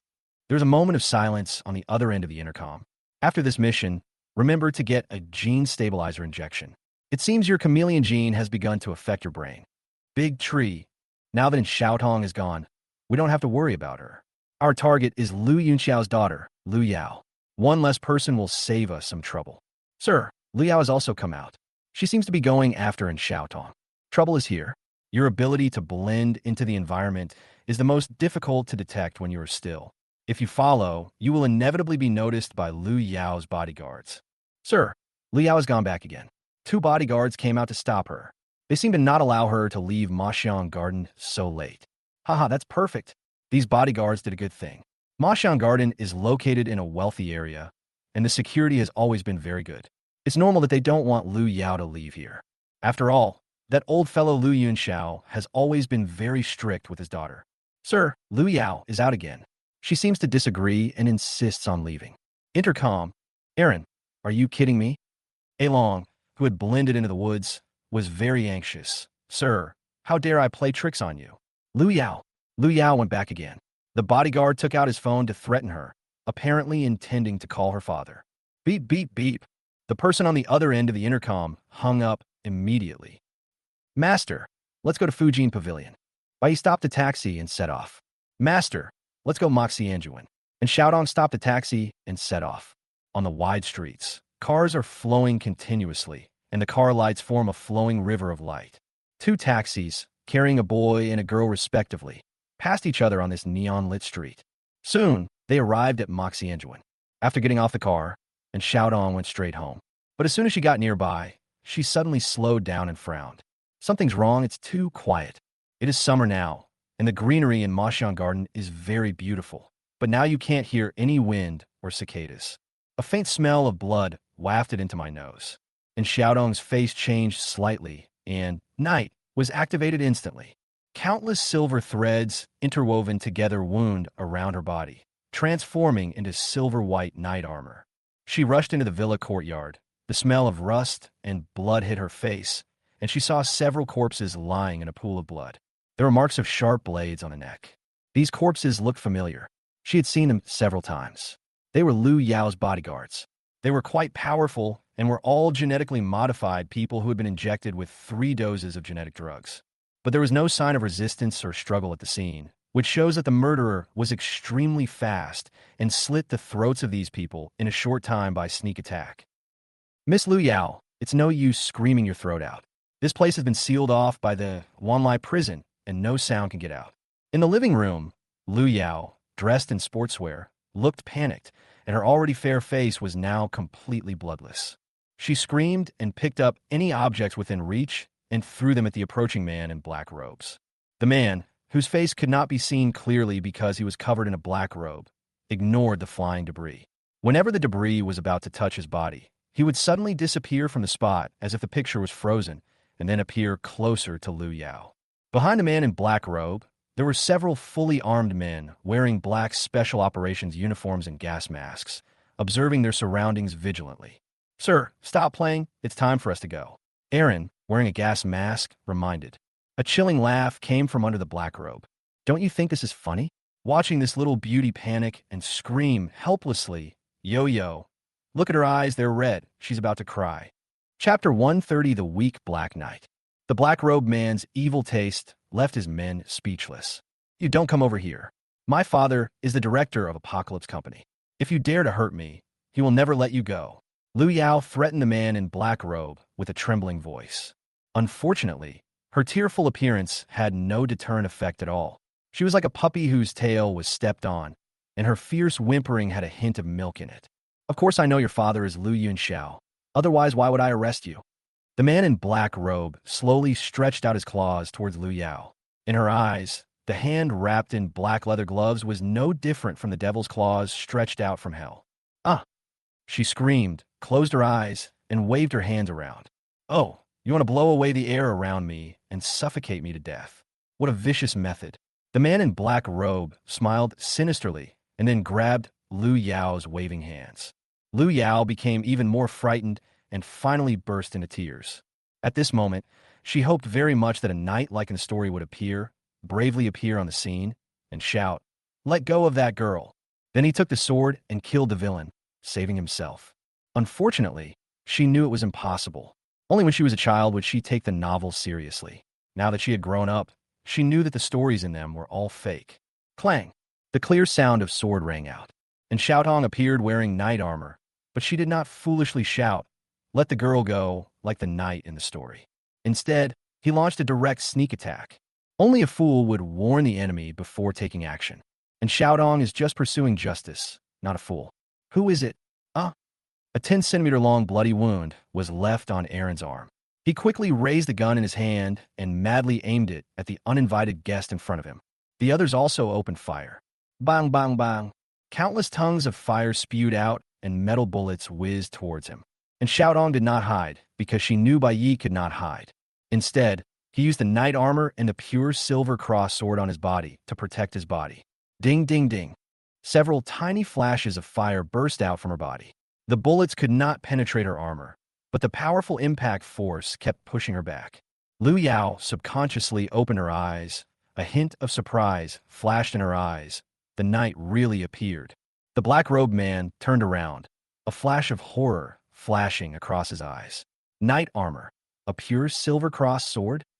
You're the Black Knight." As soon as the three words "Black Knight" were uttered, the men who were originally shooting stopped in their tracks, immediately retreated frantically, and gathered nervously towards their boss. In the land of Beimang, who doesn't know the name of the Black Knight? The Black Knight's fame comes half from the Silent Court, and the other half from his immense strength. Especially recently, after the Black Mountain incident, the Black Knight's bounty has skyrocketed again, reaching a staggering 450 million. The man in black robe looked solemn. He was in trouble. He actually met the Black Knight here. Damn it! As soon as that iconic outfit appeared, he began to have thoughts of quitting. "Sir, something is wrong. He should not be the Black Knight. His health value is only 69. Aaron suddenly screamed, and a pair of thick metal glasses were faintly visible through the tactical gas mask on his face, with bright green numbers flashing on the lenses. The black-robed man was startled. 69? Aaron quickly pointed to his eyes and said, "Sir, it's absolutely true. The number displayed on the blood value detector is 69. This blood value is not even as high as mine. How could it be the Black Knight?" The man in black robe narrowed his eyes and kept looking at Xiaotong. Recalling how embarrassed and Xiaotong was when facing the bullet just now, suddenly, a sneer appeared at the corner of his mouth. A parody of the Black Knight? Or are you the real Black Knight, and the 450 million bounty was actually created for you by the Silent Court? He knew that the presiding judge of the Silent Court was one of the 10 kings, and it would be easy for him to help the Black Knight come up with a bounty of 450 million. And Xiaodong did not answer the black-robed man's question, but took action directly. The pure silver cross sword slashed out violently, and wherever the sword tip went, the air vibrated slightly. This sword move was perfect in terms of power, angle, and technique, but the man in black robe couldn't help but sneer. His figure disappeared like a ghost, and suddenly appeared in front of Xiaotong. He raised his right hand slightly and hit in Xiaotong's wrist delicately and accurately. The immense force caused the sterling silver cross sword to fly out of his hand, spin several times in the air, and then landed upside down on the expensive leather sofa. Too slow, the man in black robe sneered. Under the black hood, two clusters of dim eyes pierced through the shadows and stared at Xiaotong playfully. The amber pupils shrank into sharp vertical lines, with a strange halo of gold and red flowing inside. It turned out to be a pair of vertical pupils similar to those of cats. The moment she saw these eyes, and Xiaodong's heart suddenly sank. A wanted poster that I had seen before appeared in my mind. Genetically modified, cat's eye, bounty of 173 million. Possessing extremely high agility and speed, he has escaped the federal encirclement many times by relying on his speed advantage. Such a strong man may not be easily defeated even if his real body is here. It's not that she can't beat him, but once Cat's Eye is determined to run away, it's difficult for her to keep him. The Cat's Eye's destructive power is not strong, but its speed is extremely formidable. Your Cat's Eye, the black-robed man chuckled. I can't believe a weakling with only 69 HP can actually recognize me. The next second, his voice suddenly turned cold. Since you have heard of my name, you should know that I hate the name Cat's Eye the most. Those people in the Federation are all bad at naming and have no idea what beauty is. Seeing that I have a pair of cat eyes, they printed the unpleasant nickname Cat Eyes on the wanted poster without my permission. If Hakuno were here, he would definitely agree with Maoyan. He was called the Black King because he wore all black and a black mask. Remember my real name. When you go to the underworld and the King of Hell asks you who killed you, you won't be in the dark. My real name is Clang. The pure silver cross sword that appeared in Xiaodong's hand at some point pierced the black-robed man's left rib at an oblique angle. She has always been a ruthless person who doesn't talk much. The angle of the sword tip is close to the ribs. If this sword hits, the long sword will go straight up along the ribs and finally pierce into the heart. The idea is beautiful, but the reality is cruel. Ticket. Chapter 131 in Xiaodong's Combat Wisdom. The pure silver cross sword pierced straight into the air, and Cat's Eye had already appeared behind Xiaodong. He raised his hand, and his palm wrapped in black gloves tightly grasped the neck, lifting Xiaodong up. Thanks to the protection of the knight's armor, she suffered no substantial damage, but her movements were restricted. She deliberately grabbed Cat's Eye's palm with both hands, pretending to struggle, but she glanced at Lu Yao by the window out of the corner of her eye. At this time, Lu Yao was clutching the curtains tightly, looking at the restrained knight nervously and worriedly. You're not really the Black Knight, are you? Cat's Eye jokingly said, I originally thought you were a fan of the Black Knight and had a set of identical clothes custom-made for yourself, imitating the Black Knight's way of enforcing justice.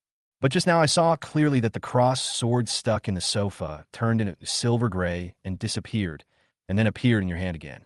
This extraordinary ability is exactly the same as the Black Knight. But I clearly remember that the Black Knight should be a woman. Did you use a voice changer like me? You're right. I am the Black Knight. And Xiaodong's calm voice came from under the silver-white mask. Cat's Eye was slightly stunned. He didn't expect Xiaodong to admit it. He wasn't sure either. He was just testing him. But why is the Black Knight so weak? While he was stunned, and Xiaodong moved, she instantly released the knight, and the silver-white knight armor turned into silver stardust in the sky, and she fell down quickly like a cicada escaping from its shell. Then he stomped his feet on the ground and pounced towards Lu Yao like an agile leopard. Her target was Lu Yao and the window behind Lu Yao. The whistling sound of the wind rang in Lu Yao's ears. She opened her eyes unconsciously and stared blankly at the young man who escaped from the knight's armor. Even though he was surrounded by powerful enemies, there was no panic on the boy's face. His hair was flying in disarray, but his eyes were as sharp as a blade. Caught off guard, the man in black beside Lu Yao wanted to shoot, but the young man seemed to have predicted the trajectory of the shot in advance. The hot bullet plowed white marks in the air and narrowly passed by his body. Lu Yao stared blankly at the boy who was getting closer and closer. The boy's figure gradually became bigger in her eyes, and time seemed to slow down. It wasn't until in Xiaodong's hands tightly wrapped around Lu Yao's waist that she came to her senses. Then I felt my body rising and twisting uncontrollably, and Xiaodong, who was holding Lu Yao in her arms, suddenly turned sideways and used Bai Ye's body to hit the window. Click. The window shattered, and countless tiny pieces of glass flashed before Lu Yao's eyes. Under the light, they appeared sparkling and as bright as the stars. She was not hurt at all. That broad chest shielded her from everything. The two men jumped out of the window, and their bodies fell rapidly under the influence of gravity. However, at this moment, a teasing voice sounded behind in Xiaotong. Too slow. Immediately, and Xiaodong felt a huge force on her arm, and the two people who had originally jumped out of the window were actually pulled back by Cat's Eye with one hand. Cat's Eye flicked the cane, and the two of them fell backwards into the living room. And Xiaodong held Lu Yao tightly in his arms. In order to relieve the force, he rolled on the ground several times until he hit the sofa and stopped. Boy, you're not qualified enough to play the hero and save the damsel in distress. Sir, what should we do with this kid? There was a fierce light in Aaron's eyes, and the gun in his hand was pointed at Xiaotong. Cat's Eye smiled slightly. Of course we'll take him along. Didn't you hear him say he was the Black Knight? We'll use him to trade for a bounty from the Federation worth over 400 million. We'll be rich. But is this Black Knight real? He's too weak. Are there not many people forging bounties these days? Have you forgotten the example of Shadow Man Li Shao, the mentally ill transcendents who treat bounties as their life and rack their brains to scam powerful people? This lunatic once went to the tyrant's hometown, Fuguang City, and clamored that he would challenge the tyrant. It happened that the tyrant was not at home, and then he began to speak wildly, saying that kings do not meet kings, and the tyrant was avoiding him. As a result, his bounty increased by 10 million after this incident. In my opinion, this Black Knight is similar to Li Shao. Perhaps he is the biological son of the chief judge of the Silent Court. His father killed several powerful men worth over 100 million, and he attributed this to him to build up his momentum. As the few of them were chatting unscrupulously, no one noticed that Xiaotong, who was sitting beside the sofa, subtly placed her hand on the shadowed area of the floor at the bottom of the sofa. What did you say? And Xiaodong just left not long ago. Bai Yi was furious. He knew that this woman was restless and would never learn what it meant to wait in the same place after being lost. The nonstick properties are starting to work again. Li Beitian felt a headache as he looked at the furious girl in the red dress. He had just sent one away when another came around, and he hadn't finished his drink yet. Brother Xiaobai, why don't you wait for her here? What the hell am I waiting for? Where's the white dove ring? I want to use it. The girl in the red dress stretched out her white palm. Yes, the white dove ring. You will definitely be able to find her with the ring. With Xiaodong's intelligence, she will definitely take the white dove ring with her when she returns home. Bai Yi put on the white dove ring and set off. He walked out of the Fujin Pavilion and stood on the side of the road trying to stop a taxi, but he waited for a long time and no car appeared. Looking at the colorful cars passing by on the street, he suddenly realized that almost no one who could come to this place took a taxi, as they all had their own drivers. So no taxi is willing to come to Fujin Pavilion. Didi, a cool fiery red convertible sports car, stopped in front of Bai Yi. The wind created by the vehicle blew the hem of the dark red skirt, and the white calves were faintly visible under the skirt. Beauty, do you want to take a ride in my sport car? A young man with dyed red hair and sunken eyes whistled while sitting in the driver's seat. Looking at the pretty girl in the red dress, there was an unconcealable look of surprise in his eyes. Bang! Bai Yi opened the car door and got in without saying a word. The red-haired man couldn't handle such a quick and easy move.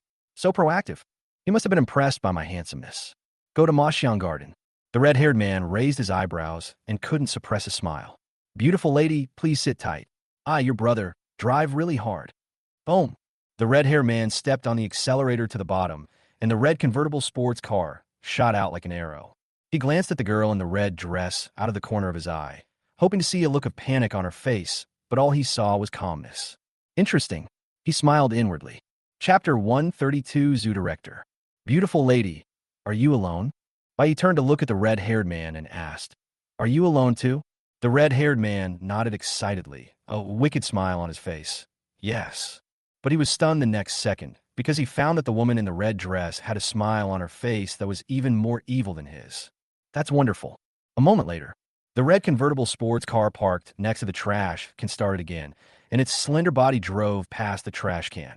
A trash can with two legs was revealed.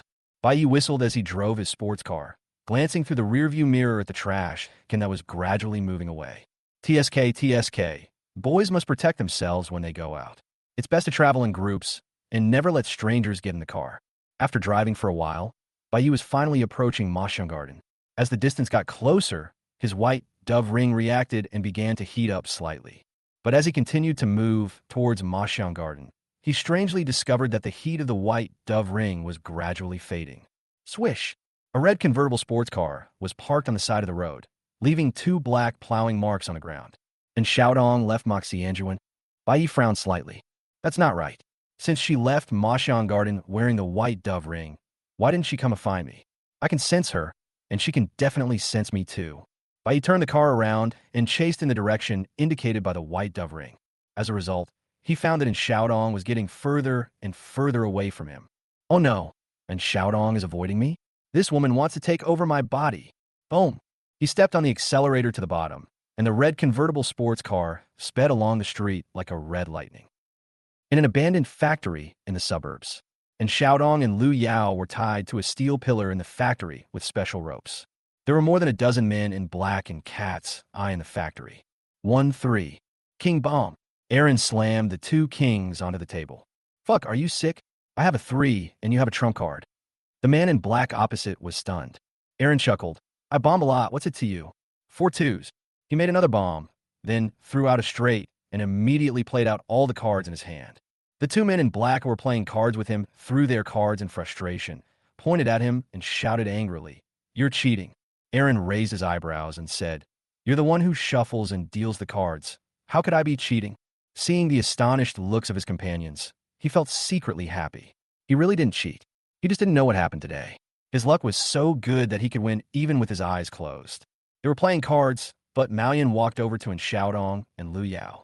He looked at the two of them with a teasing look, then extended his hand towards Lu Yao. Lu Yao became visibly panicked, kicking the ground with both legs, trying to escape, but was tied up tightly with ropes. What are you doing? Don't touch me with your dirty hands. My little beauty, you look so pretty when you scream. Cat's eye's hand kept approaching Lu Yao's chest, and then pulled it hard. Lu Yao cried out in pain, and a red mark was left on her fair neck. Cat's eye also withdrew his hand, and a crystal diamond necklace lay quietly in his palm. Along, stop playing around, and take this necklace to deliver a letter to Lu Yinshao. Yes, sir. Aaron ran over happily and took the diamond necklace respectfully.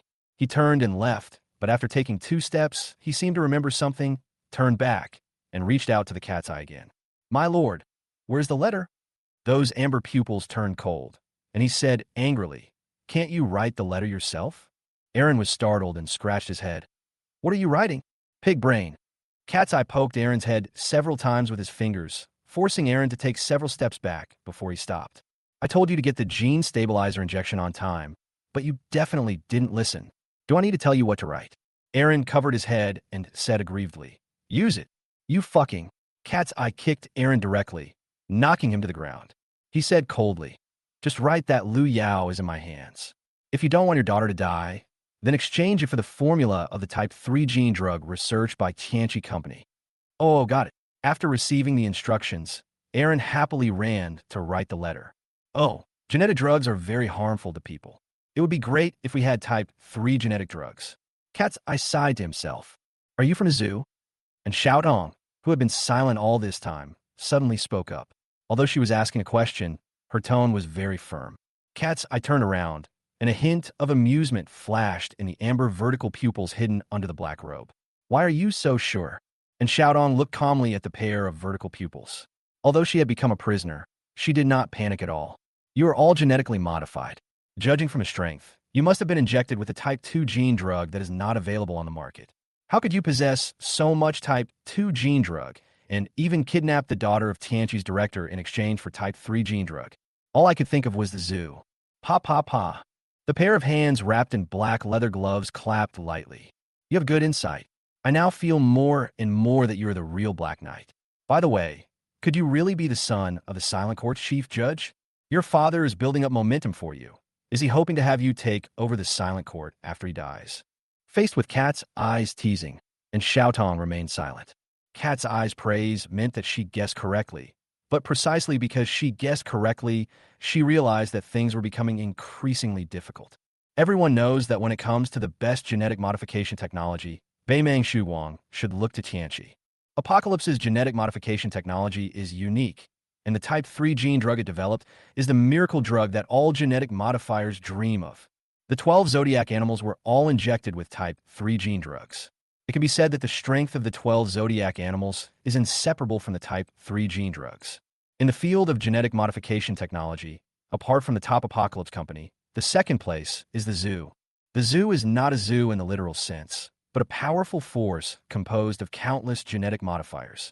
It's so powerful that even a behemoth like Apocalypse Corporation would be wary of it, not only because of the zoo's great power and large number of people, but also because the zoo director is one of the 10 kings.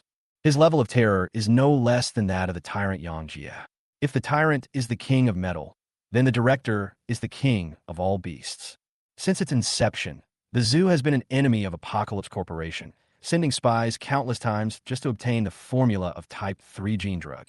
So when Xiaodong saw that Mao Yan brought so many genetically modified people with him and dared to kidnap Lu Yao and extort Type 3 gene medicine, she was certain that there was a zoo behind Mao Yan. Chapter 133 Defilement. Only people in the zoo can inject Type 2 gene drugs at will. Currently, only Type 1 genetic medicine is available on the market, and most genetically modified people are injected with Type 1. Only major forces or supernatural organizations have the ability to obtain Type 2. Type 3 is unique to Apocalypse and has never been circulated outside. Sir, the letter has been written. Aaron walked over with the letter. Cat's Eye took the letter and looked at it. A look of disgust suddenly appeared on his face. The base of gene is written wrong. It's the basic base, not the machine. Understand? Sir, I will change it right away. Along's old face turned red. After all, he suffered from his lack of education. What the hell are you changing? I told you to scribble on the ransom note. Are you trying to make Lu Yunxiao laugh to death? Rewrite it. Yes, I'll rewrite it right away. A moment later, Aaron came over with a new letter. Are you mentally retarded? The deer in Lu Yunxiao's name is the deer in the elk, not the road in the road. You can't even figure out who you're blackmailing. This makes us look like amateurs. Rewrite it. Yes, sir. I will rewrite it right away. A while later, what can I say to you? Where's the address? Where's the transaction address? You want Lu Yunxiao to burn the formula for me, right? On the other side, Lu Yao, who was tied to a pillar, whispered stealthily in Xiaodong's ear. Don't worry, my father will come to rescue us. And Xiaodong did not respond. She was not as naive as Lu Yao. It is true that Lu Yunxiao is the director of Tianqi Company, but distant water cannot quench immediate thirst. Mao Yan and the others may seem out of place, but in fact they are all genetically modified people who have been injected with Type 2 gene drugs. Even Aaron, who has been scolded all the time, has quite good skills, and the bounty on his head is over 15 million. It was obvious that this group of people from the zoo had been lurking in Dawn City for a long time. They acted professionally and quickly, but their cultural level was a bit low. This abandoned factory is very hidden.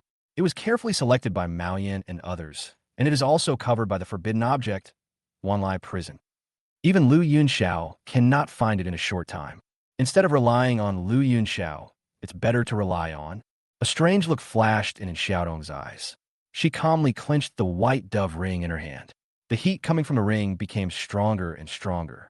Before that, she was pulled out of the window by Cat's Eye and rolled on the ground several times with Lu Yao at her arms. It seemed that she was trying to relieve the force, but in fact, she was trying to adjust her landing point so that she could fall next to the sofa because her white dove ring was hidden in the secret compartment under the sofa. She believed that with Bai Ye's intelligence, after failing in the Fujin Pavilion, he would definitely ask Li Beitian for the white dove ring. As long as Bai Yi finds this place and changes his body back, he can completely resolve this crisis. After revising 18 drafts, Aaron finally got Mao Yan's approval. He breathed a sigh of relief and went to deliver the letter. When he left the abandoned factory, his chameleon ability began to take effect, and he completely blended into the darkness, disappearing without a trace as if he had vanished out of thin air. At this moment, the cat's eye looked over with a teasing look. Next is a boring wait, but I hate boredom the most. Fortunately, there's a little beauty here. He walked towards Xiaotong and Lu Yao step by step, laughing maliciously. Lu Yao's face turned pale instantly. Although she was spoiled, she was not a fool who knew nothing. She couldn't imagine what would happen next. Her legs kicked the ground frantically, trying to get away from Cat's eye, but the ropes fixed her tightly to the steel pillar. Apart from making her delicate skin red, it had no effect at all. Instead, it further stimulated the evil fire in Cat's eye's heart. I advise you not to do this. And Xiaodong's calm voice sounded. Oh, I also advise you not to say that. Cat's eye smiled playfully and stared at her straight. And Xiaotong remained calm and said, although Lu Yunxiao loves his daughter, he values his own power more. He has always regarded Lu Yao as a tool for marriage. If you defile her, Lu Yao will lose her original value. It is unknown whether you can then exchange her for the type 3 gene potion. Seeing the unknown young man beside her helping her, a hint of gratitude flashed in the panicked Lu Yao's eyes. He, who said I wanted to defile her, a finger wrapped in a black glove, gently lifted in Xiaodong's chin, and Xiaotong was stunned. Lu Yao on the side widened her eyes. Little handsome boy, come and play with your sister for a while. Cat, I lifted the black hood on his head, and his chestnut brown curly hair spread out like a waterfall. A charming yet somewhat lazy face came into Xiaodong's eyes. There was a teardrop mole at the corner of the left eye, which was like the finishing touch. It did not destroy the beauty of the whole face, but added a lot of charm. Cat's eye took off the voice changer from his lips, and his pair of peach blossom eyes, which looked affectionate even to a dog, scanned in Xiaodong's face back and forth. There were ripples in his eyes, as if covered with a thin layer of mist, and Xiaodong's face turned cold. She had never thought that Cat's eye was actually a woman. She had never thought that the person Cat's eye wanted to defile was not Lu Yao. But, hey, why do you have that expression? Am I not beautiful, sister? Cat eyes took off her black gloves, revealing a pair of slender white hands. Those hands were like the pink pads on a kitten's feet, soft and boneless. Gently caressing by Ye's face, then slowly moving down, fingertips tracing the hard lines of Adam's apple, collarbone. Don't touch him, Lu Yao shouted anxiously. Her cheeks flushed red due to the rush of blood. Oh, are you anxious? Cat's eye laughed playfully. He's not your lover, is he? That's right. Otherwise, why would he show up at your door so late at night? What you want is the genetic medicine. As long as you let him go, I'm willing to cooperate with you and get the genetic medicine from my father. Lu Yao said anxiously. Perhaps out of kindness, gratitude, or other inexplicable emotions, she really couldn't accept that this young knight was defiled by the Cat's eye in front of her. Ha ha! That's the expression. Sister, I love to see the expression of someone whose beloved things have been taken away the most. Heartbreak, anger, helplessness. It's so wonderful. Cat's eye laughed excitedly. There was a hint of madness in her charming eyes. And Xiaodong's heart sank. She knew this was a common problem among genetically modified people. If all extraordinary people are mentally ill, then all genetically modified people are beasts. The mental state of extraordinary people is different from that of ordinary people. They are prone to extremes and cannot be stimulated. Genetically modified humans possess the bestiality of wild beasts and are sometimes controlled by their wild instincts. The fact that Silver Snake and Dark Tiger could do such a thing in public on Black Mountain is a clear example. As we all know, wild animals don't care about the occasion when they are in heat. Chapter 134, Since you can't keep her, I'll do it. The hand on her chest continued to slide down, and in Xiaodong's hair stood on end. A silver light gathered in her right hand, and when she was about to condense a pure silver cross sword, she felt her body relax. Cat's eye actually helped her untie the rope. Come on, handsome boy, let's play a game. This game is called Hide and Seek. Cat's eye smiled and took out a piece of black lace from his pocket and wrapped it around his eyes. She actually wanted to catch and Xiaodong with her eyes closed. Just like the tyrant emperor in ancient times, who blindfolded himself and captured his beloved concubine in the hall. And Xiaodong's face darkened, and a silver light flashed in his hand, and a pure silver cross sword took shape in an instant. She held the sword in her backhand and stabbed at Cat's Eye's chest. Cat's Eye's body was as light and soft as a real cat. With just a slight twist, it dodged the incoming sword. and Xiaodong seemed to have expected that it would be dodged, so this sword attack was just a feint. When the long sword was halfway through, it suddenly turned and slashed horizontally. Nice combat experience, but unfortunately, too slow. And Xiaodong only felt a flash before her eyes, and the figure of Cat Eye disappeared. Then, the sword sank, and the foot in the black leather boots landed lightly on the pure silver cross sword, smiling playfully. And Xiaodong changed his tactics again, suddenly retracted his sword, and was about to attack again. I'm playing hide-and-seek with you, not asking you to fight me. It's your turn to run away, but don't let me catch you, otherwise, Bang! A huge force burst out from in Xiaodong's chest, and her whole body crashed into the steel pillars of the factory like a flying cannonball. A deep hole was smashed into the steel column that required two people to hug. Puff! And Xiaodong stood up with difficulty, blood flowing from the corner of her mouth. Before she could stand firm, her black jade eyes suddenly shrank. Cat Eye's warm breath sprayed on her face, and his red nails lifted her chin. Is it so easy for you to be caught by your sister? Under in Xiaodong's disgusting gaze, the corners of Cat Eye's moist lips opened slightly, and the tip of its scarlet tongue slowly stretched out, like a poisonous snake spitting out its tongue, licking the blood at the corner of the boy's mouth. Bang! The air suddenly tore apart with a sharp sound of breaking wind, and a huge force hit Cat Eye's slender waist. The slender waist, which could not be held in one hand, deformed and bent at an astonishing speed until it was arched into a lobster shape. Her long chestnut hair exploded into brown fireworks in the air, before the charm and allure on her cat-eyed face could completely transform into astonishment. She flew backwards like an arrow. Boom, strapia! The cat's eye was like a bowling ball hitting pins, crashing hard into several abandoned machines in the center of the factory. The already dilapidated machines fell apart in an instant, and countless parts fell and buried them. Quiet, eerie silence. Everything happened so suddenly that no one could react until Cat's Eye flew backwards. Whether it was the tied-up Liu Yao, or the dozen or so men in black who were watching the show on the side, they were all looking in astonishment at the girl in red dress who had appeared in front of Xiaodong at some point. The girl in the red dress had a cold expression, one foot standing on the ground like a steel nail, while the other foot was at a 90-degree angle, suspended in midair. The pleated skirt made of dark red satin is like a blooming Lycoris radiata between the girl's legs, and the curve of the skirt is like an ancient fan splashed with red ink. Grown-ups, who are you? More than a dozen men in black reacted and pulled out their guns to point at Bai Yi. Their hands holding the guns trembled slightly, and they did not act rashly. Several others rushed towards the ruins of machine parts, intending to rescue the buried Cat's Eye. Xiaotong! Liu Yao screamed. She was shocked by Xiaodong's sudden appearance, but what shocked her even more was the kick that had just sent Cat's Eye flying. Bai Yi slowly retracted his legs without even looking at Liu Yao.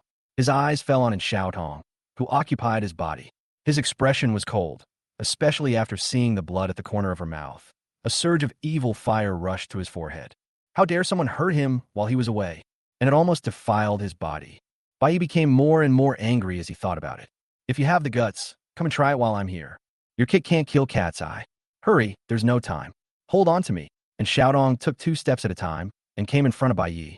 Then, under Liu Yao's shocked gaze, the two of them hugged each other as if no one was around. The young knight who appeared heroically in the storybook and her best friend were hugging each other tightly in front of her. Liu Yao had no idea what was going on between the two of them. All she saw was her best friend and Xiaotong suddenly appearing and kicking Cat's Eye away. Then he ignored me and hugged the young knight. At this moment, she felt inexplicably wronged, as if she had been betrayed twice. Can you deal with these people? Bai Yi asked Xiaodong face to face. And Xiaodong spoke quickly. Others can, but Cat's Eye's too fast. I can't keep her. Now is not the time to talk about this, laugh. She gave a stiff smile, but the smile on Bai Yi's face slowly disappeared. Under in Xiaodong's puzzled gaze, Bai Yi loosened his arms and turned to look at the dozen or so men in black who were facing a formidable enemy, with an evil grin on his exquisite and beautiful face. Since you can't keep her, I'll do it.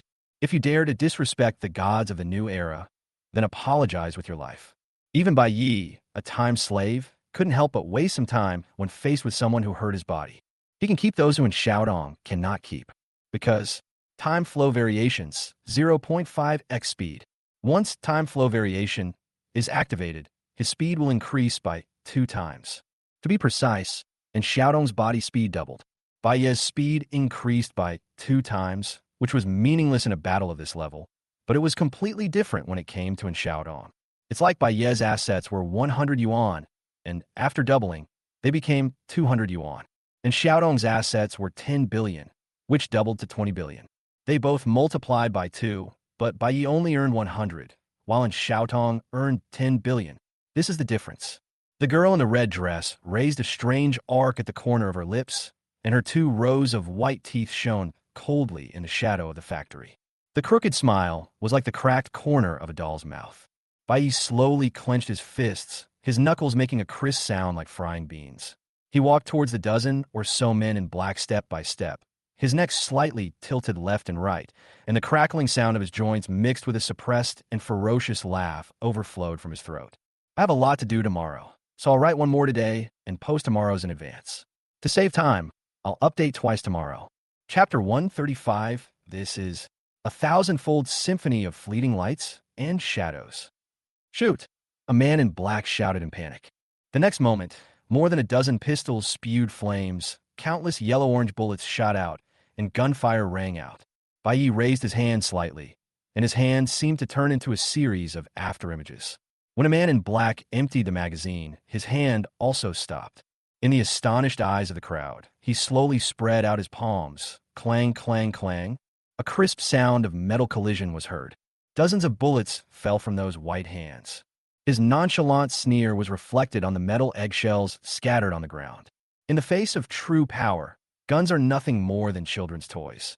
A hint of intoxication flashed in Bai Ye's eyes.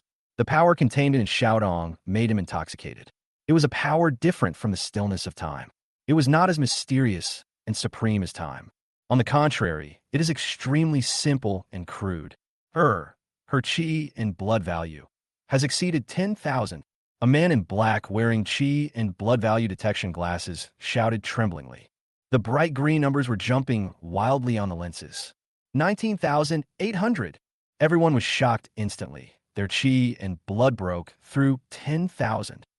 In this wasteland, anyone with a qi and HP exceeding 10,000 is a high-ranking figure with a bounty exceeding 100 million. Who exactly is this seemingly weak girl in Xiaodong?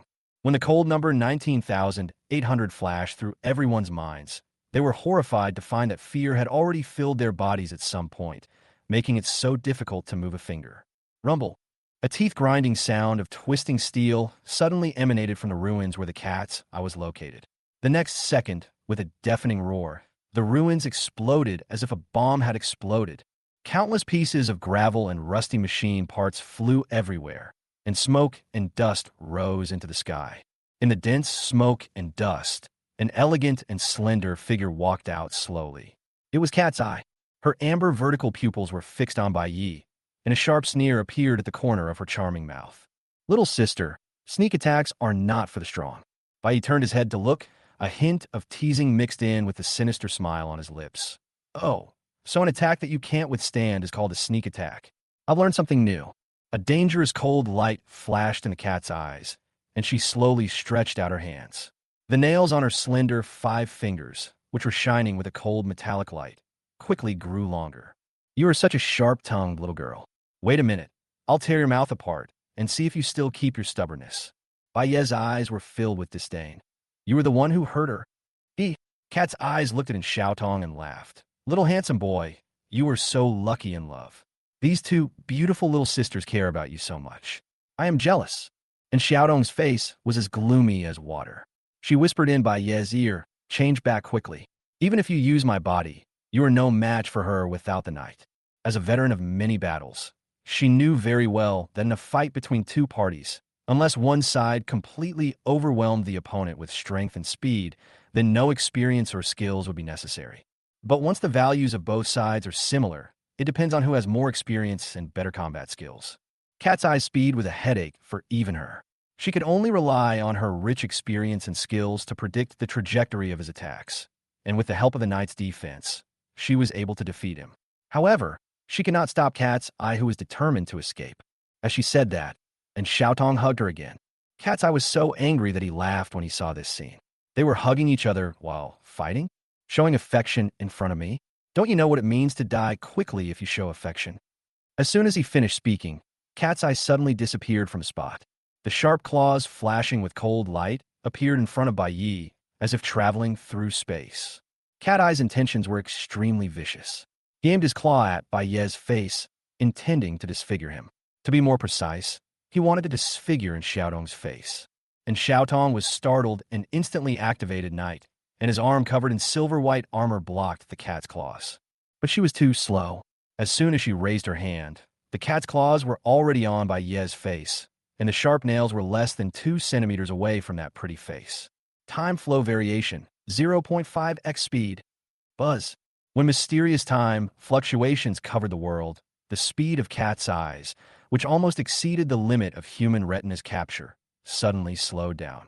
Bai Yi smiled contemptuously and quickly appeared behind the Cat's Eye.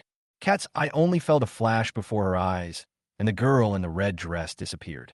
Then the hairs on her back stood on end, and a strong sense of crisis pierced her body like needles. Bang! A black princess shoe was imprinted on her back, and 19,800 terrifying energy and blood burst out. Without any skill, only brutality and brutality. The main reason is that Hakuno doesn't have any skills. Cat's Eye was knocked out again. This time, she directly broke through the wall of the factory, smashed a big hole in it, and fell into the darkness outside. And Xiaotong in Bai Ye's arms was shocked. The speed just now completely exceeded the limit of what she could achieve when she controlled her body. She suddenly remembered the extraordinary abilities that Bai Yi had mentioned before. This is a 1,000-fold melody of fleeting light and shadows. Bai Yi, who was immersed in the power, was stunned. What is Lu Guang playing? What a mess. Did he hurt his head? He almost forgot the extraordinary abilities he once casually boasted about. Even if he was asked to say it again, he might not be able to repeat it correctly, but he didn't expect Xiaotong to still remember it. Grown-ups, protect the Lord. Kill her. A dozen men in black were filled with shock and anger, and began to transform one by one. They threw away their guns, and their muscles and hair grew wildly. Swish. Accompanied by the sound of clothes tearing, more than a dozen humanoid beasts got on all fours and rushed towards Bai Yi. Bai Yi raised his eyebrows. What kind of monsters are these? Leopards, wolves, gorillas, hyenas, bears. These men in black all had more or less animal characteristics. Xiaotong, be careful. Lu Yao, who was tied to a pillar, shouted anxiously. Her face turned pale with fear, but she still did not forget to remind her best friend. Bai Yi had a sinister smile on his face. He was too lazy to even use the time flow variation to deal with these trash. The fastest leopard was the first to rush in front of him, and its thick claws tore through the air, producing wisps of white smoke. Facing the strangulation of 2 claws, Bai Yi held in Xiaotong with one hand, slowly raised the other hand, and then stretched out a finger. Clang! The blade-like claws were blocked by that slender white finger, and it was like chopping on steel bars, unable to move forward an inch. The leopard's face suddenly changed, and he looked at Bai Yi and the finger that was flashing with scarlet light in horror. So, this is what it feels like to have qi and blood protecting your body. It's absolutely amazing. Chapter 136, instead of running away, you dare to come towards me? Bai Yi let out a low, sinister laugh. The feeling of bullying made him unable to stop, and he indulged in it. He hates evenly matched battles. He just likes to crush them. And Xiaotong in Bai Ye's arms looked at his so-called qi and blood protection and felt a little reluctant to watch. There was absolutely no skill at all. He simply covered his fingers with a ball of qi and blood. Not only did the qi and blood become loose, but the waste was also extremely serious. The leopard was so frightened by the evil girl in front of him that his heart beat slower. He quickly changed his tactics, and with his arms around her, he slashed fiercely at the girl's neck with his claws. At this moment, a hand suddenly appeared at the leopard's neck like a butterfly flying through flowers, and then it squeezed it hard. The leopard's movements stopped abruptly. His neck twisted and deformed in an instant, and the blood that could not flow accumulated on his face, making him blush. There were bloodshot eyes, almost squeezed out. He was lifted up in the air by Bai Yi, and he was trying to pry open the slender white palm with both hands, but it was like prying steel bars with bare hands, and it didn't move at all. The rest of the people were frightened by the terrifying energy and blood fluctuations emanating from Bai Yi and did not dare to move forward. They felt the terror of facing death. Bai Yi brought the leopard to his eyes and asked softly, How could a weakling like you have the courage to stand before me? Leopard couldn't answer. The intense feeling of suffocation almost made his blood coagulate. The strength in his body rapidly drained away, and his eyes turned white. Suddenly, Bai loosened his grip. The leopard's body fell straight down, just as it was about to hit the ground. Bai clenched his fists. Terrifying energy and blood gathered in his fists, and a brilliant scarlet light burst out. Boom! Throw a punch. The leopard's chest collapsed instantly. A crisp sound of bones cracking was heard, and the heart protected by the bones exploded. His eyes bulged out, and blood was oozing from his eyes, mouth, nose, and ears. His body flew backwards uncontrollably, hitting an abandoned machine. His neck twisted, and he died silently. Such a terrifying blow made the others tremble with fear, and they looked at the girl in the red dress holding the night boy in horror. Hakuno's killing move with his brother in his arms is a model of violent aesthetics. One intoxicating power. The smile of the girl in the red dress became more and more evil and ferocious, like a witch from a horror nursery rhyme. How dare you kill my people? A murderous female voice echoed in the abandoned factory. Cat's eye, covered in dust and with messy hair, walked in from the big hole in the factory wall. She took a step forward, and her originally smooth earlobes became covered with fuzz, gradually stretching and standing up, turning into furry cat ears. The clothes behind him were propped up, and a slender black cat's tail emerged from the rags, swinging flexibly. With each step closer, the amber pupils gradually narrowed into sharp vertical lines, the corners of the mouth slightly raised, revealing two sharp canine teeth, and the steps became softer and lighter, completely transforming into an elegant yet dangerous cat posture. Baye's eyes were half closed, and he looked at the cat's eyes walking towards him step by step with a defiant look, with a hint of amusement at the corner of his mouth. Instead of running away, you dare to come towards me? Interesting. Cat's eyes turned cold, and this contemptuous attitude made her murderous. Instead, and Xiaodong in Baye's arms was stunned. Why do these words sound so familiar? Stop hugging me. You will only slow down my attack speed. Bai said in a low voice and in Xiaodong's ear. And Xiaotong, she silently let go of her hand, walked to Lu Yao's side, and untied the rope for Lu Yao. Lu Yao looked at the strange knight with complicated eyes, hesitant to speak. You and Xiaotong are friend. And Xiaodong answered without thinking. Oh. Lu Yao pursed her lips and replied weakly. There are no friends between men and women who can hug each other right away. Why is Xiaodong like a completely different person? Her smile is so scary, and she's so annoying. And Xiaotong was silent for a moment, and finally uttered 4 words, dual personality. Huh? Lu Yao's eyes widened instantly, and she looked at the girl in the red dress who was confronting Cat's eye in disbelief, finding it unbelievable. Woman, I hope you can make me happy for a while longer.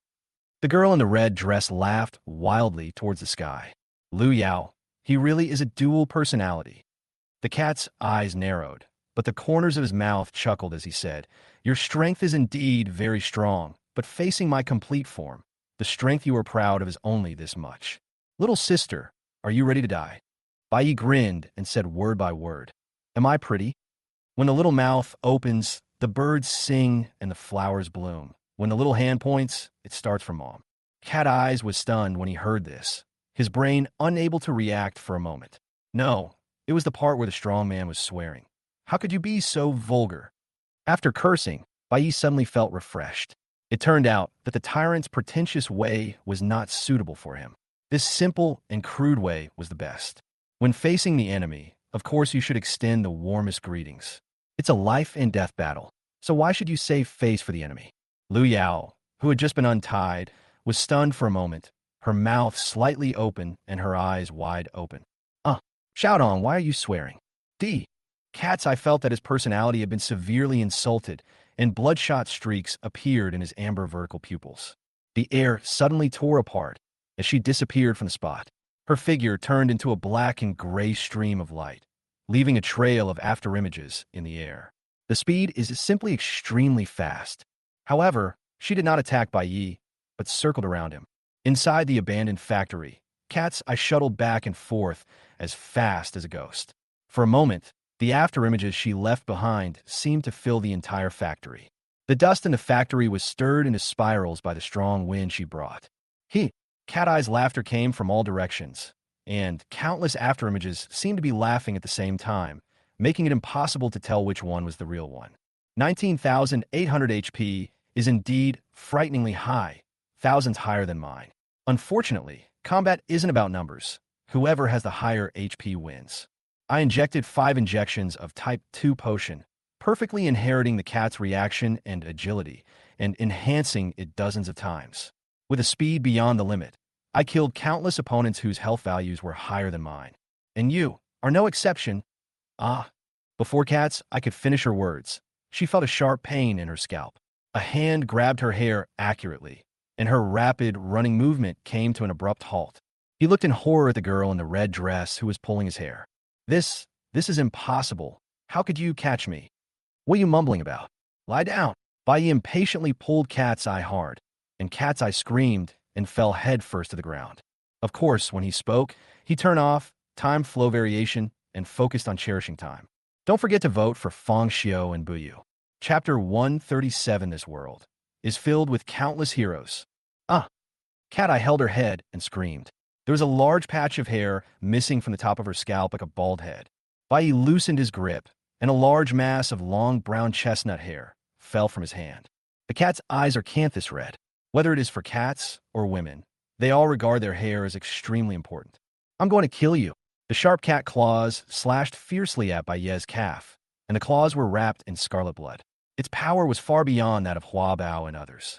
Even in Xiaodong herself did not dare to use her qi and blood to protect her body from this claw, because although Cat Eye's qi and blood were not as good as hers, they were also over 10,000, and with the blessing of Cat's Claw, it was impossible to defend against it unless she used the Night. And what about Hakuno? He didn't need to defend himself at all. With the speed turned on at 0.5 times, the cat's eyes' movements looked like a snail's pace in his eyes. The girl in the red dress stood firmly on one foot, with the instep of her right foot stretched into a neat straight line, and then raised high at 180 degrees. The dark red skirt was stretched straight as the girl moved, like a dark red folding fan that suddenly opened. The next moment, the folding fan suddenly closed. Bang! A black princess shoe suddenly fell on Cat's Eye's face. The delicate and charming face was instantly distorted. The head collided with the concrete floor, and the ground shattered. The head sank into the ground like a crushed fruit, and its chestnut brown hair mixed with blood spread out on the ground. Because the force was too great and came suddenly, Cat's claws that were originally attacking suddenly straightened, raised up, then softened and fell weakly to the ground. The movement was so large that in Xiaotong, who was standing by, could see her long and straight legs. Her face turned slightly ugly, and she also saw her black safety pants. For a moment her face became even uglier. Wearing safety pants was fine, but the problem was that Bai had put them on her. The purpose of safety pants is to prevent exposure and prevent men from seeing them. But if a man puts them on you, what is the point? Grown-ups, let the master go. More than a dozen men in black rushed towards Bai Yi with bloodshot eyes, fearlessly. Bai Yi, who was standing on the cat-eye skull, tilted his head slightly. The moonlight just happened to fall on that half of his face through the factory window. The shadow cast by the eyelashes covered the arrogance in his eyes, revealing only a pale neck and a slowly rising smile at the corner of his lips. The smile was careless, but like an ice spike soaked in poison. The corners of his mouth curved upward in a tiny arc, with undisguised mockery and sneer, as if he was not looking at a charging enemy, but an ant about to be crushed. His figure suddenly disappeared from the spot and turned into a scarlet figure rushing towards the man in black. The men in black were shocked and waved their claws wildly, as if they wanted to tear Bai Yi into pieces. But they are too weak, at best at the level of tens of millions, and are not at the same level as Bai Yi, who has over 100 million. Bai Yi didn't even need to use 0.5 times the speed, nor did he need any techniques. He just pulled casually, and the black bear's arm was pulled out by the roots, and blood gushed out. With a swing of his right leg, the air suddenly exploded, wisps of white smoke wrapped around his right leg, and he directly kicked the gorilla's head. Bang! Like a watermelon falling to the ground, it broke into pieces, and the juice splashed everywhere. Bai Yi laughed wildly at the fearful expressions on everyone's faces as he opened and closed his mouth. Why are you so weak? Why can't you let me have more fun? Boom, boom! As he spoke, 2 punches were thrown, and 2 lives suddenly disappeared. The rest of the people were terrified, and Lu Yao covered her eyes with her hands in fear, not daring to look. Stop! A loud shout came from not far behind Bai Yi. He grabbed the hair of the two men in black with both hands and was watching them struggling desperately. But his interest was interrupted by the shout of stop. He pulled the two of them around. Cat Eye, with a bloody face, struggled to stand up from the ground, his amber pupils filled with rage. After seeing the bodies of his companions on the ground, a trace of grief welled up in his eyes. Let them go, your opponent is... Don't! The cat's eyes suddenly changed color, and she stretched out her hand to stop him. But as soon as she raised her arm, it fell down as if the bones were pulled out. In her pupils, the figure of the girl in the red dress with blood on her hands and the two corpses in her hands were reflected. The corpse's death was extremely tragic, with the head deformed and broken, and he died from being hit by a heavy object. The heavy object that hit them was another person's head. That's right, in front of Cat's Eye, Bai Yi pressed the two men's heads together hard, and with a bang, the two of them were instantly intertwined. It's that look. Heartbreak, anger, helplessness. It's so wonderful. Bai Yi had a grim smile on his face, and a scarlet light flashed in his light brown eyes. That is a sign of boiling blood. The next second, his smile suddenly faded, and the arrogance in his eyes became even stronger. This is the look you should have when facing me. As soon as he finished speaking, Bai Yi raised his hands and struck, mainly because he had no knife, killing two more people in an instant. The amber vertical pupils of the cat's eyes seemed to be covered with a layer of gray called despair. Sir, run away. Don't worry. A man in black was about to shout when a white hand suddenly pinched his face. The 5 slender fingers cut his eyes into 5 equal parts of despair like blades. Bai Yi exerted a little force, and the man in black heard the sound of bones cracking on his cheek and screamed miserably. They are so loyal, but it's a pity that you can only watch them die one by one in front of you, and you can't do anything. And Xiaodong, you will die a horrible death. Cat's Eye roared hysterically, making Bai Yi laugh. What does Xiaodong's unfortunate death have to do with me, the god of the new age? How ugly. When you were weak, your anger was nothing but a laughing stock for strong. After all, you're a figure with a bounty exceeding 100 million. Don't you even understand such a simple truth? And Xiaotong, you evil woman, I will fight you to the death. The cat's eyes were bloodshot and almost bleeding. She got down on all fours without caring about her image, her slender waist arched like a cat with its fur standing on end. Immediately, she turned into a black shadow and rushed towards Bai Yi. Bai Yi smiled slightly and was about to help Mao Yin get rid of it. But unexpectedly, the next second, the cat's eye suddenly changed direction halfway, as if moving sideways, and rushed out of the gate of the abandoned factory in a flash. Bai Yi, who had just raised his hand, was stunned. He looked at Cat's Eye's rapidly receding figure and blinked blankly. Seeing in Xiaodong's gaze, Bai Yi coughed tactically and chuckled. This world is filled with countless heroes. Chapter 138, Let's play hide and seek. And Xiaotong, are we just going to let her get away like this? Bai Ye's lips curled up in a sneer. Let her run 100 meters first. Outside the factory, the bright moon hangs high in the sky, and the cold moonlight shines on the forest. The leaves cut the moonlight into tiny silver pieces. Cat Eyes rushed through the woods, and the fragmented moonlight flowed over her embarrassed figure like water. The abandoned factory gate behind her was dark and looked like a bloody mouth. From time to time, screams came from inside, making her scalp tingle and her hair stand on end. Damn, and Xiaodong, who the hell is this crazy woman? She felt that tonight was too dramatic. When the Black Knight appeared, she thought she was doomed, but she didn't expect that the famous Black Knight was just a show-off. When Xiaodong appeared, she thought she was another one coming to deliver the gift, but she didn't expect that this seemingly weak girl was so perverted. Not only was her strength perverted, but her personality was even more perverted. Mao Yin even suspected that Xiaodong had been injected with type 3 gene drugs, which was why she possessed more beastly nature than himself, who was type 2. I've run so far, and Xiaodong shouldn't catch up with me, right? I must report today's events to the headmaster immediately and have him send someone. Suddenly, Cat Eye's thoughts froze, and so did the blood in her body and her running feet. Her eyes widened, and she tilted her head in disbelief. A woman's hand was quietly resting on her shoulder. The hand was slender, but not weak. Each finger had a perfect curve, and the nails were trimmed smooth and clean with a faint pink. In an instant, her whole body began to tremble uncontrollably. When she turned around suddenly, she saw a face smiling right next to her. The cold moonlight shone on that face, making the skin look even whiter, so white that it was almost transparent, and there was no trace of blood.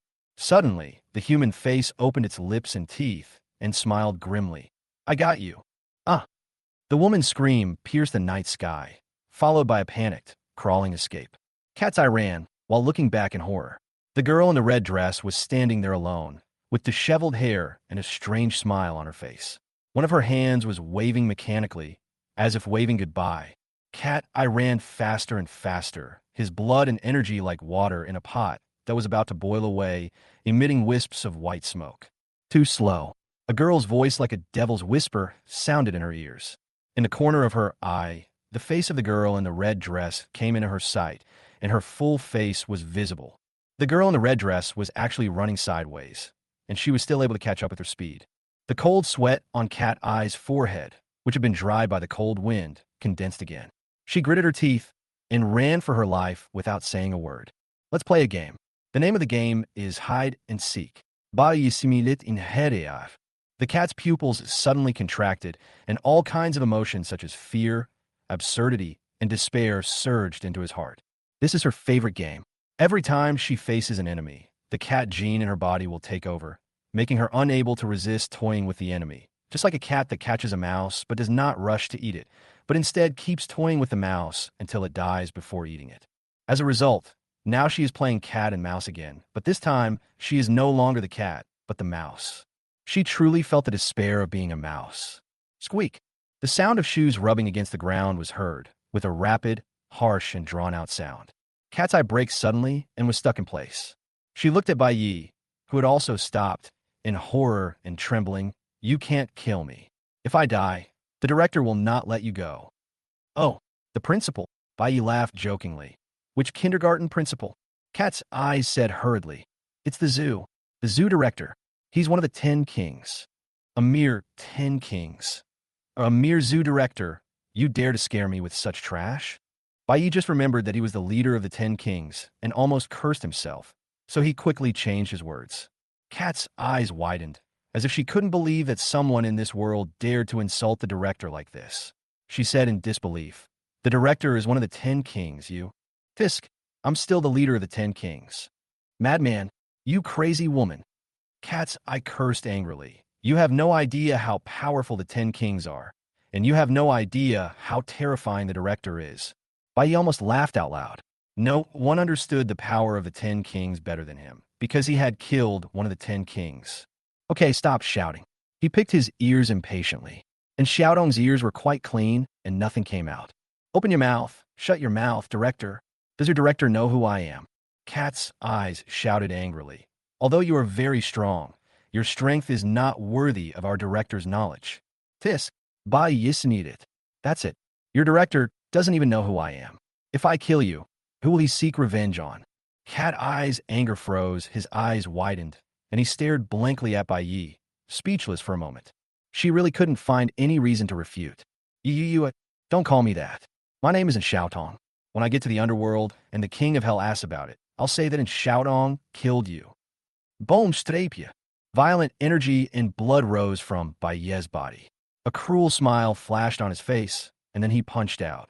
With the help of time flow variation, 0.5 times the speed, this punch was extremely fast, like a scarlet meteor, hitting Cat's eyes head hard. Bang! After the explosion, a headless body fell straight to the ground. Bai Yi shook his hands to get rid of the blood, then stretched out his claws towards Cat Eye's delicate body. After rubbing it for a while, he sighed as he looked at the hundreds of dollars in bills and a few emeralds in his hand. Why aren't you dropping any equipment? Your bounty has already exceeded 100 million, but you can't even get a forbidden item. Are you using connections to increase your bounty?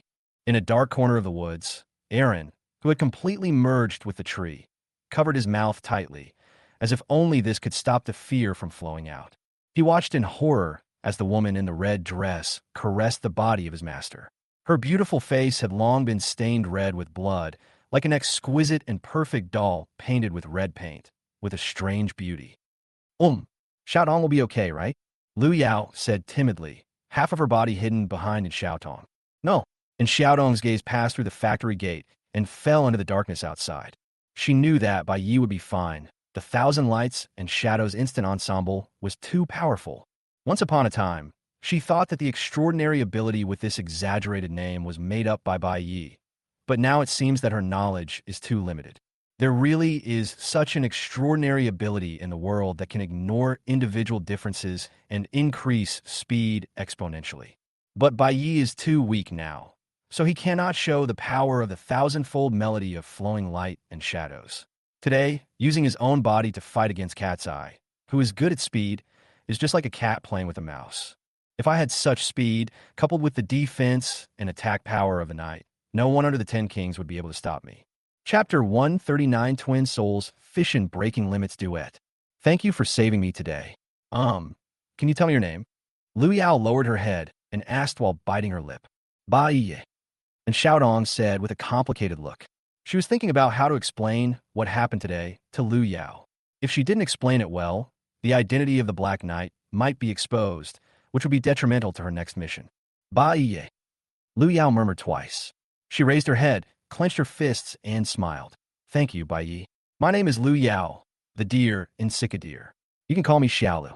Looking at the adorable little deer just reaching her chest, and Xiaotong smiled slightly. Just as she was about to touch her soft hair, as she used to, she suddenly froze. Looking at the bony right hand, she calmly put her hand down. Lu Yao noticed in Xiaodong's actions. Her ears turned slightly red, and she quickly looked away. Oh, Xiaodong is back, she screamed. Looking at Bai Yi, whose long skirt was stained with blood, a hint of worry appeared in her eyes, and she hurried forward. Xiaodong, are you okay? Are you not hurt? Which personality are you now? Do you still remember me? The little deer's mouth chattered, and Bai Yi frowned. Just as he was about to speak, and Xiaodong came over and grabbed his hand. Come with me. Then, and Xiaotong turned to look at Xiaolu. I have something to tell Xiaotong. Please wait for us for a while. Lu Yao glanced at the corpses scattered all over the ground, her face pale, but she still smiled and said, Then you better hurry up. I'm a little scared to be alone. And Xiaotong nodded, then pulled Bai Yi out of the factory gate, and the two disappeared into the darkness. Lu Yao stood there uneasily, glancing sideways at the corpses from time to time. She was frightened and quickly looked away, but she became even more frightened after looking away, fearing that one of the corpses would suddenly stand up if she was not watching. She kept switching between looking and not looking, her little head shaking like a rattle, turning back and forth. That is because you're young and your cervical spine is in good condition, otherwise you will get sick. Maybe she was too scared, or maybe she was curious. She stood there for a while, and finally tiptoed to the gate, holding onto the edge of the door with both hands and sticking out half of her head to look into the depths of the woods. Ah! Lu Yao almost screamed. If she hadn't quickly covered her mouth, she would have alarmed the man and woman kissing in the woods. The night was too dark, and she was just an ordinary person. With her eyesight, she could only see the night boy and the girl in the red dress hugging each other tightly in the quiet woods shrouded in moonlight. Their faces were also pressed together, and under the silhouette of the trees, they looked like they were kissing. The moonlight falling on them seemed to become softer, and the wind blowing by seemed lingering. They kissed. Xiaodong and Xiaobai kissed. Lu Yao, peeping, covered her lips tightly, her eyelashes trembling slightly. Her bright eyes held shyness, loss, and a blessing. In the woods, Bai Yi and in Xiaodong, who were kissing, were laughing and chatting. The two of them hugged each other tightly, their faces pressed together, and the smiles on their faces were weirder than the other, as if they were forced out. What did you do? Why did they suddenly switch? Regardless of whether it was his fault or not, Bai Yi took the initiative. Don't you know what I did? And Xiaotong said calmly, with an inexplicable chill in her cold voice. Bai Yi was immediately furious. Do you think I want to give you a bath? I hate taking a bath the most. I mean, what else did you do besides shower? I didn't do anything. And Xiaotong said calmly, without mentioning that she accidentally hugged the deer while playing with it. What about you? What did you do besides drinking? Bai Yi laughed and said, I didn't do anything, just drank. Really? And Xiaotong said expressionlessly. Then why was I holding her in my arms when I went over there? Nonsense. I read the spring and autumn annals. If you keep talking nonsense, I'll sue you for defamation. But why did that girl named Lu Yao when I went there? I think we should be honest. Otherwise, we will never be able to break the curse of the twin monkey statues. And Xiaodong interrupted.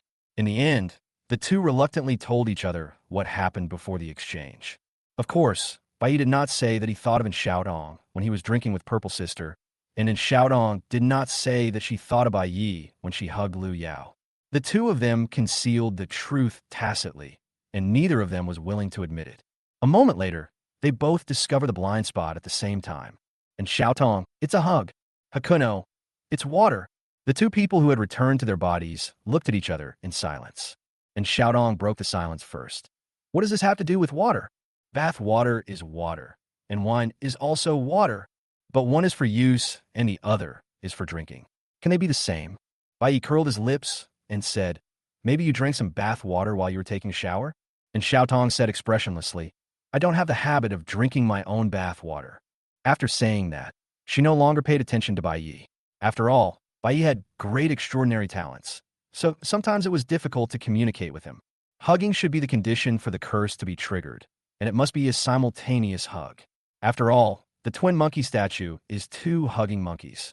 Bai Yi felt a headache.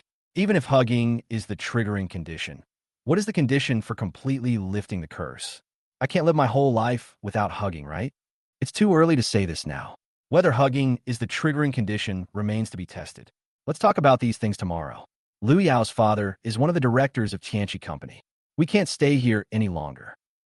After a long time, and Xiaodong came back, but Bai Yi was gone. Xiaodong. Lu Yao hurried forward and wanted to hold in Xiaodong's hand, but she hesitated as soon as she stretched out her hand.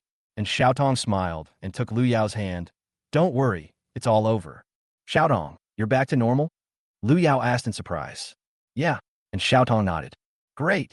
Although your second personality is very handsome, it's a little too scary. The current look is still the best. Lu Yao paused and asked in a low voice, Xiaodong, are you a transcendent?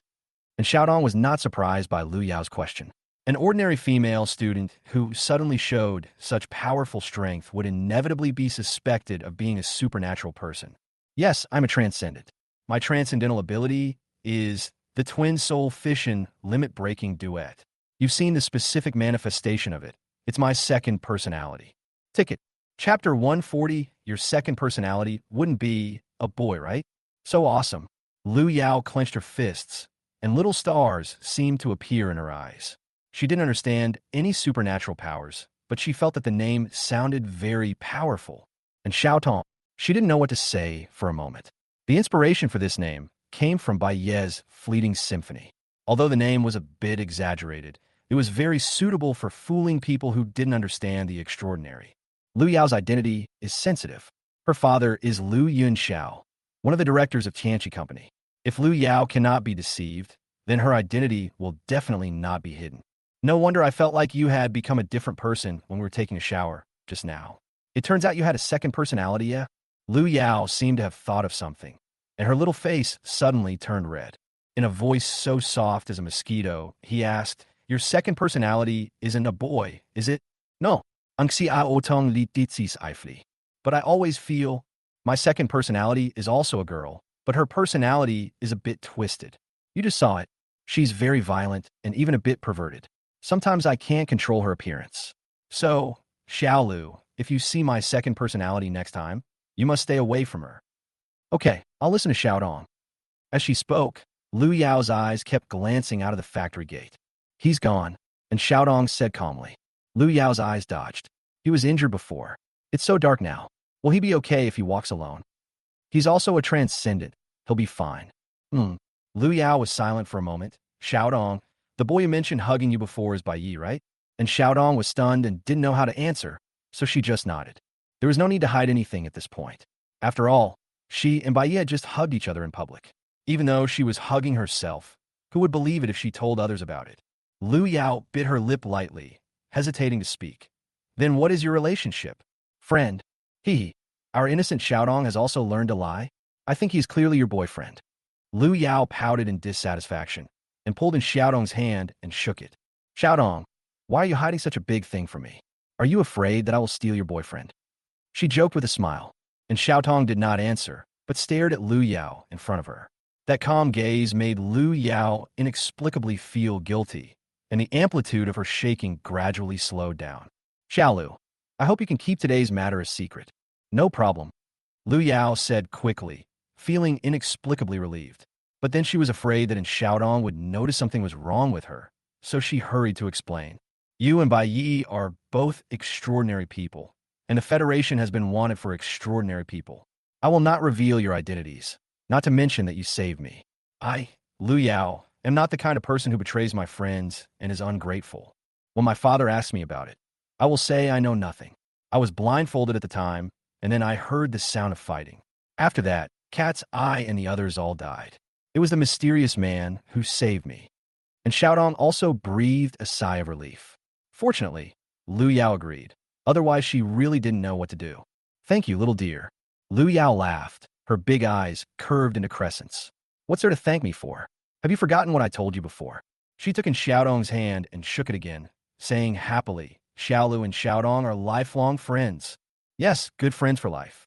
And Xiaotong nodded seriously, but a hint of worry flashed in her eyes. She was not worried about Lu Yao. She trusted her friend. She was worried about Along, who was going to deliver the letter. Once Aaron, who possesses the chameleon gene, hides himself, even she will find it difficult to find him. A long time has passed, but Aaron has not returned yet. In addition to Aaron, another thing that worries her is the twin monkey statues. If this problem is not resolved, it will eventually become a hidden danger.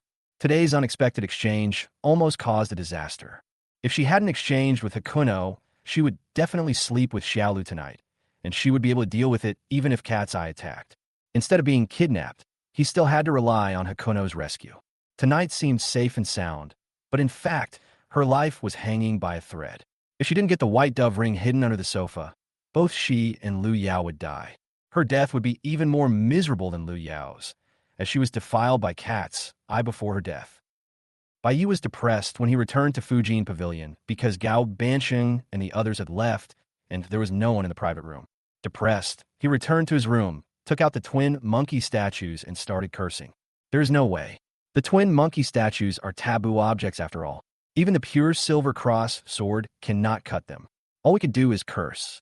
I'm going to trick you. Because of you, I wasted 2 more seconds today. How many 2 seconds do you get in a lifetime? In fact, he could have ended the battle in just 1 second, but the feeling of being sure of victory was really intoxicating. As a player who deliberately did not destroy the crystal when he was about to win the game, it was really uncomfortable not to make a few mocking remarks. You can save up time again if you run out of it, but once Cat Eyes dies, he's really dead. You can't just taunt the corpse, right? Fortunately, although he wasted an extra second, he can completely blame 169. After scolding the monkey for half an hour, he felt his mouth was a little dry, so he stopped in dissatisfaction. After drinking some water, Bai Yi lay heavily on the bed and threw the twin monkey statues aside. Damn, I can't go to Wangwenjing for the time being. It's my manner. Tomorrow is the day when Fatty Gao and others set off. He was going to go and enjoy the good life with them, but now he can't go. He is afraid that he will be enjoying the good life, and then another exchange will happen. That would be really embarrassing. Moreover, by that time he would be far away in Wangwenjing, and Xiaodong would be in Shuguang City, and the two would not be able to contact each other. If they wanted to switch bodies, who would find whom? The next day, at the entrance of Fujin Pavilion, Brother Xiaobai, are you really not going to Wangwenjing with us? Gao Bansheng asked in surprise. He didn't understand why Bai Yi changed his mind overnight. Could it be that he didn't entertain him well yesterday? Bai Yi shook his head. It's not that we won't go. It's that we go later, go earlier, go more efficiently, and let those who need to go first. Gao Bansheng. So are we going or not? Go. My big manner. I mean, my friends are all waiting for me. Of course I have to go, but not now. I'll go a few days later. I have some things to take care of in Dawn City. What's so important? Do you need help? No one else can help me with this matter. I can only handle it myself. Gao Bansheng had a strange look on his face. Women's affairs? Bai Yi was surprised. How could Fatty Gao guess this with such a high IQ? He nodded doubtfully. Chapter 141, You Have the Qualities of 10 Kings. Unexpectedly, Gao Bansheng asked again, Is she a very beautiful woman? Hakuno nodded again. A young woman with long hair and long legs? Fuck, Bai Yi was stunned. No, you really can read minds? Gao Bansheng suppressed his laughter and pointed behind Bai Yi. Bai Yi turned around, and his face suddenly turned dark. Amidst the bustling crowd across the street, a graceful young girl with long black hair stood tall and graceful.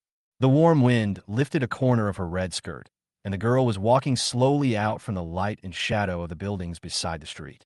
His facial features seemed to be carefully carved. His pupils were a calm light brown. His eyelashes were very long, but there was no trembling. He just stared calmly ahead. It was in Xiaodong. Why is this crazy woman here? Hello, my name isn't Xiaotong, and I'm Bai Ye's girlfriend. And Xiaodong stood beside Bai Yi naturally, holding his arm. Everyone looked surprised. No one knew where Bai Yi got such a beautiful girlfriend. You know, this guy just came to Dawn City yesterday.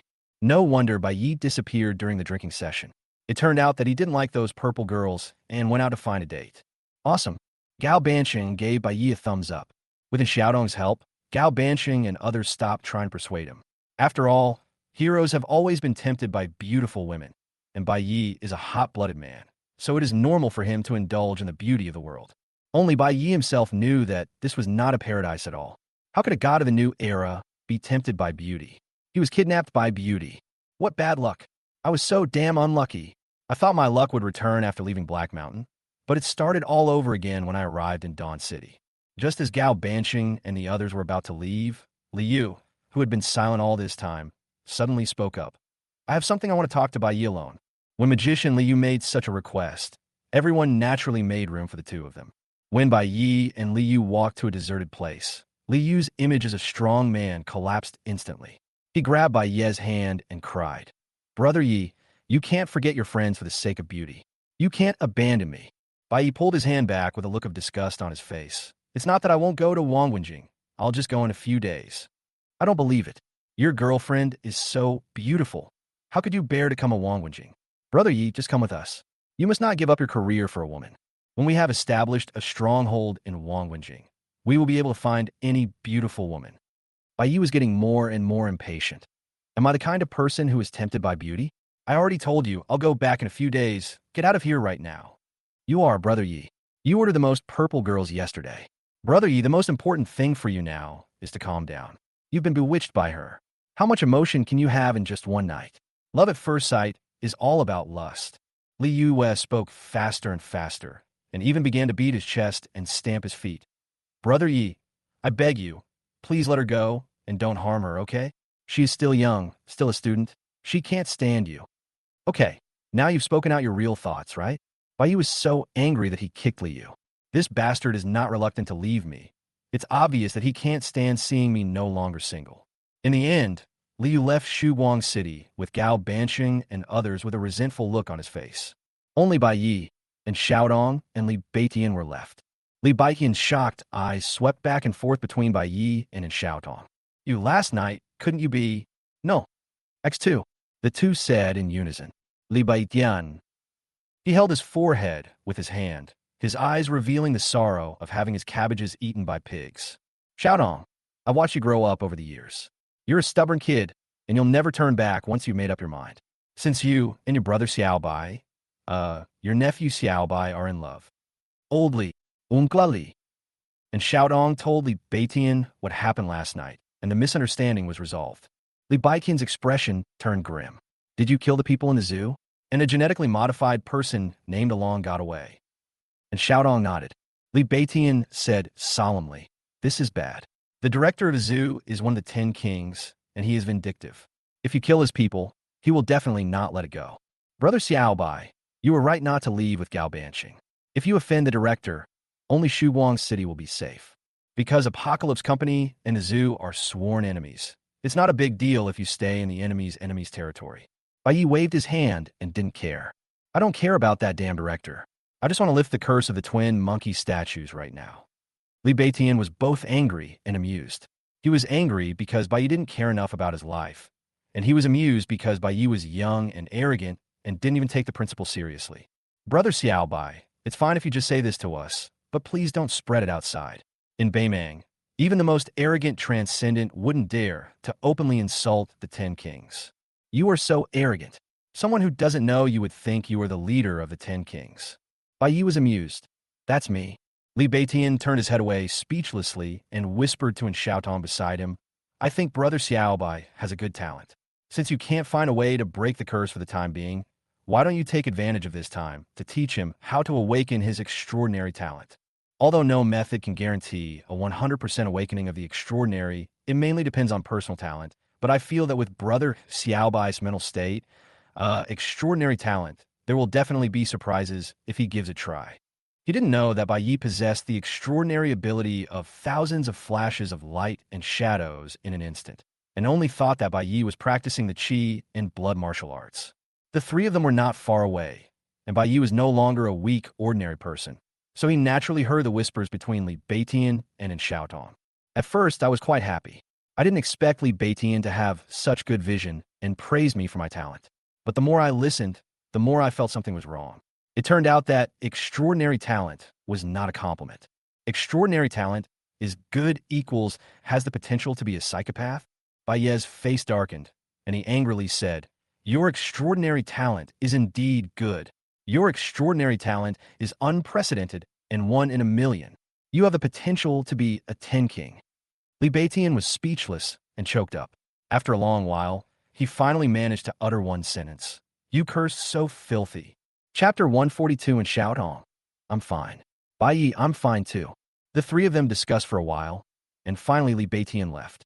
He wanted to report this matter to the presiding judge of the silent court. After all, it involved the director of the garden, one of the 10 kings, so it cannot be taken too seriously.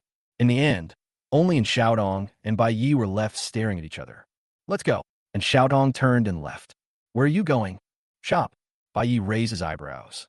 "Are you really going to be my girlfriend?" And Xiaodong turned around, and the hem of her red skirt spun and swayed, revealing 2 slender ankles. She looked at Bai Yi calmly and said, "Lu Yao saw me hugging myself, and she decided that we were boyfriend and girlfriend. Since she lives in Maxiang Garden, we'll definitely be in contact in the future. For convenience, we'll temporarily define our relationship as boyfriend and girlfriend. Then why go shopping? I hate wasting time, even with my girlfriend. The most urgent thing now is to find a way to lift the curse. Going shopping is to lift the curse." Half an hour later, Bai Yi looked at the neon sign in front of him, "One cut, one love," and said speechlessly, "So cutting hair can lift the curse?" And Xiaodong walked into the barber shop without looking back. "No, I just want a haircut. After all, I've been wandering around for a month, and my hair needs some care." Bai Yi became more speechless. He really wanted to open his Xiaodong's brain and see what the thought process was like. Is it time for a haircut? You already have long hair. Is it necessary to trim it? Besides, you're the Black Knight. It's obviously wrong for such a powerful person to go to the barber shop to get a haircut. As a model of beauty, strength, and misery, well, it doesn't seem so miserable. Not only does she have the 10 kings as her master, but she's also a rich woman. Bai Yi turned around and left. He was not going to waste time here with Xiaodong. He wanted to buy some supplies necessary for survival. An hour later, the two met at the agreed place. And Xiaodong looked at Bai Yi, who was holding a huge sack, and a hint of surprise appeared in her eyes. Bai Yi was also surprised when he saw Xiaodong, who hadn't changed at all. "Didn't you get your hair cut? Where did you get a cut?" And Xiaodong pointed at her hair. "Can't you see it's so obvious?" The girl stood gracefully, her princess-cut bangs hanging neatly on both sides of her cheeks, and the ends of her hair just above her collarbone, making her jawline look thin and soft. The line of her neck was stretched straight, like the edge of an ice sculpture or jade, and even her outstretched fingers were sparse, with the fingertips tinged with cold white. Bai Yi shook his head. "I can't tell." And Xiaotong said expressionlessly, "What did you buy?" Bai Yi smiled mysteriously. "Hard drives, a bag full of hard drives." In order to deal with Bai Zhe, who might wake up at any time, he spent nearly $1 million to buy hard drives and various electronic devices that could store data. Hashan spent most of the money he earned, but he didn't feel bad about it. Money is important, but not as important as time. Without a hard drive, he can only waste time running. The only thing that made him unhappy was that the hard drives and electronic equipment in Dawn City were completely inferior to those in Shelter 189. They were expensive and could store less data. "Let's go and verify the triggering conditions of the curse." And Xiaodong turned and walked towards the street. Watching her departing figure, Hakuno wondered what method this Black Knight of the Silent Court had to verify the triggering conditions of the twin monkey statues. A moment later, and Xiaotong entered a shopping mall and bought a set of men's clothing. When she came out again, she had turned into a thin man wearing sunglasses, a mask, and a hat. So mysterious? Could it be that he was going to an underground gathering of extraordinary people or a black market? When Bai Yi thought of this, he felt a little excited. This kind of place often means there are many treasures. If there are any good forbidden items, he can take them away without anyone noticing. The most convenient way to stop time is not to kill people, but to borrow things. He followed and Xiaodong all the way, and they came to a charming street. The streets are crooked, and the end is as far as the eye can see. The shops on both sides are hung with colorful signs, most of which are pink. I didn't expect that the gathering of extraordinary people would be hidden in such a place. It is true that the great are hidden in the city. Bai glanced at the bored women in the store and nodded affirmatively. A woman noticed the arrival of the two men, and her eyes lit up slightly. She didn't expect that they would come to do business in broad daylight. A heavily made-up woman hurried out of the store and said with a sweet smile, "Two handsome guys, come in and play." And Xiaodong stopped and turned to walk towards the woman. "Oh, is this a secret code?" Bai hurriedly followed. He had to remember the secret code so that he could go to the extraordinary gathering to purchase goods in the future. "How much?" And Xiaodong's deliberately hoarse voice sounded heavier through the black mask. The woman smiled brightly. "We have all kinds of prices, 198, 298, 398. And Xiaotong interrupted, "Let's get the cheapest ones, one for him and one for me." When the woman heard it was the cheapest, her enthusiasm immediately dropped 3 points. "Come with me in a house, you go to the left, and he goes to the right." And Xiaotong shook her head. "We share a room." The woman's face was filled with displeasure. "That won't work. If you two take turns, wouldn't that be like paying for one share and getting two treats? It would be a huge loss for our store. We'll have to pay more." Bai was amazed when he heard it. It was worthy of being the secret code for the gathering of extraordinary people. It was really perverted. "No, if your store is unwilling to accept it, then we will go to other stores." The woman was a little hesitant. There was no business in broad daylight, and she was free anyway. Finally, she nodded in agreement reluctantly. Soon, the two entered the same dim room. Not long after, two heavily made-up women came in. The foundation on her face was almost thicker than the soles of her shoes, which made Bai frown. "No, what about the extraordinary people's gathering? Could these two be the hosts?" "Two handsome guys, which of us would you choose?" And Xiaodong stepped forward, pulled the woman on the left away, and then gave Bai a look. Bai frowned and pulled the woman on his right over. "Hold me," and Xiaodong said, and then hugged the woman. Bai was dumbfounded. He understood completely that there was no gathering of extraordinary people at all. They were just here to do a hugging experiment. Even if you want to conduct experiments, can you find something of high quality? God also has dignity. Handsome boy, your friends have already started. Why are you still shy?" The woman chosen by Bai smiled charmingly and hugged him. "Don't move, just hold me like this." And Xiaodong stopped the two women from taking any further action. The atmosphere in the room was a bit weird. The two women didn't expect to meet such an innocent couple today. Were they here to experience the feeling of love? After a moment, and Xiaodong let go of her hand and shook her head slightly at Bai. Bai also let go of his hand, frowning. It seems that hugging is not the condition to trigger the exchange. Then what is the condition? "Hey, two handsome guys. Why are you leaving before it even starts?" Looking at the two people who were about to leave, the two women were stunned. "I'm Fina." And Xiaodong left without looking back. "Oh shit." Bai was stunned on the spot. "Awesome. You are really awesome." He really wanted to ask Xiaodong if she understood what this sentence meant. "Yeah." The two women were stunned. Seeing Xiaodong leave, they looked at Bai in surprise, astonishment, and astonishment. For a moment, Bai was shocked. "I'm fine too." Chapter 143. Justice without flexibility is not true goodness. Whoosh. The gods of the new age fled in panic. The two of them walked out of Fengxing Street quickly without looking back, and the whispers of the women behind their backs were still echoing in their ears. Bai picked his feet awkwardly. He looked at Xiaodong and found that although the other party had a calm expression, his ears were slightly red. It seems that hugging is not a necessary condition. And Xiaodong said calmly while taking off her disguise. Indeed, Bai agreed seriously. The two of them looked serious, as if they were studying a profound topic. But the swap yesterday was clearly because of the simultaneous hug.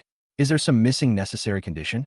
Before the swap As she spoke, and Xiaodong looked at Bai with suspicion. Bai's reaction was so quick. Realizing that something was wrong, he immediately took the initiative and asked, "Did you do anything else before the swap?" And Xiaodong was stunned and remained silent. After a moment, she slowly said, "It seems that you and I should have guessed the condition." Bai stopped being pretentious and said, "Since the words are on the tip of my tongue, you might as well say it. You go first. Say it together." "Good." The next moment, they both spoke at the same time. And Xiaotong, "I miss you." "Hakuno, drink." And Xiaotong immediately cast a murderous look at Bai, and her ears turned even redder for a moment, out of anger. Bai pretended not to see it and quickly changed the subject. So you have to think about the other person when you hug. Were you not thinking about me just now, so? I thought about it. And Xiaotong stared at him straight and said expressionlessly, That's really strange, why not? You didn't think? You're standing right next to me. Why should I even think about it? Do you really want to? And Xiaodong took a step closer to Bai Yi. Her flawless face was so close to him, and her warm breath hit his face. Bai Yi touched his nose, which was a little itchy from the breath, and said, I thought about it. And Xiaodong then took a step back. Hugging and thinking about each other doesn't make sense. Could it be related to time? She turned her head away and muttered to herself, her drooping hair blocking her profile. Then try again tonight. Night. In Xiaodong's villa. I cut. Bai Yi sneezed, touched his nose in dissatisfaction, and looked at Xiaodong, who was wearing silk pajamas and lighting incense beside him. Can you please kill Yukinaka Harunabu? If you like fragrance, you can spray some perfume. Burning incense all day long makes your house look like a temple. Burning incense is to calm the mind. The effect of meditation will be increased in a calm state. And Xiaotong gently inserted the snow spring letter into the incense burner, and her light brown eyes watched the green smoke rising and diffusing in the air. Meditation can increase mental strength, although it is very slow, but it is more stable. Unfortunately, most extraordinary people find it difficult to meditate quietly. They often stimulate their spirits through killing, fighting, and indulgence, thereby improving their strength. Although this method is fast, it has too many drawbacks. Bai Yi was immediately intrigued by the thought of a transcendent being. After witnessing Li Yu's transformation from an ordinary person to a transcendent, he had wondered more than once if he could become one himself. Or transcendent abilities. How much time can you save once you become a transcendent? Can extraordinary people only awaken on their own? Can they continuously increase their mental strength through meditation and then become extraordinary people? Bai Yi asked while inhaling the fragrance in the air. After lighting the incense, and Xiaodong walked to the sofa and sat down. As she came closer, the fragrance in the air became stronger. As far as I know, transcendents can only awaken on their own. Meditation cannot help people become transcendents, because the key to becoming a transcendent is not the strength of one's mental power, but the alienation of one's mind. It's like a glass of water. Even if it becomes two glasses, it still can't change the soft nature of water. Spiritual alienation turns water into ice.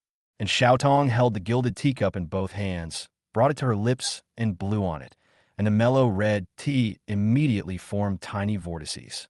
Bai Yi was still sucking, causing Xiaodong's hair to slightly curl up. He didn't care whether it was useful or not. He just wanted to improve his mental strength first. After all, extraordinary abilities must rely on mental strength as support. He doesn't believe that the increase in mental strength cannot lead to a qualitative change through quantitative change and awaken to become an extraordinary person. It's useless to inhale it like this. Snow Spring Letter is not a panacea. It's just a traditional incense passed down from ancient times. It's used to assist meditation, not to increase your mental strength. Then start meditating. A hint of doubt flashed across in Xiaodong's eyes. Weren't you anxious to lift the curse before? Why are you planning to meditate now? Bai Yi spread his hands and said, We've tried every possible method we could think of this day, but it's all useless. I'm too lazy to try anymore.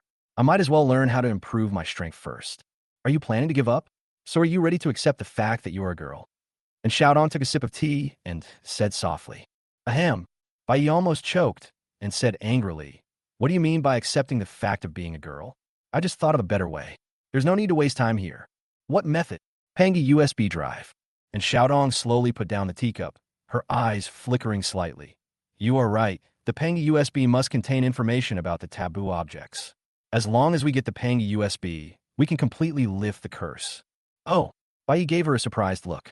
Haven't you always said you'd destroy the Pangy USB drive for the sake of all mankind? Now you don't plan to destroy it. There's no conflict. I can lift the curse first and then destroy it. Bai Yi was stunned.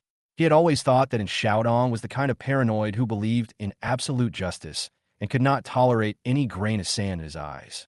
Since he believed that the Pangy USB flash drive was taboo and evil, then for the sake of justice in his heart, and Xiaodong would definitely not read the contents inside.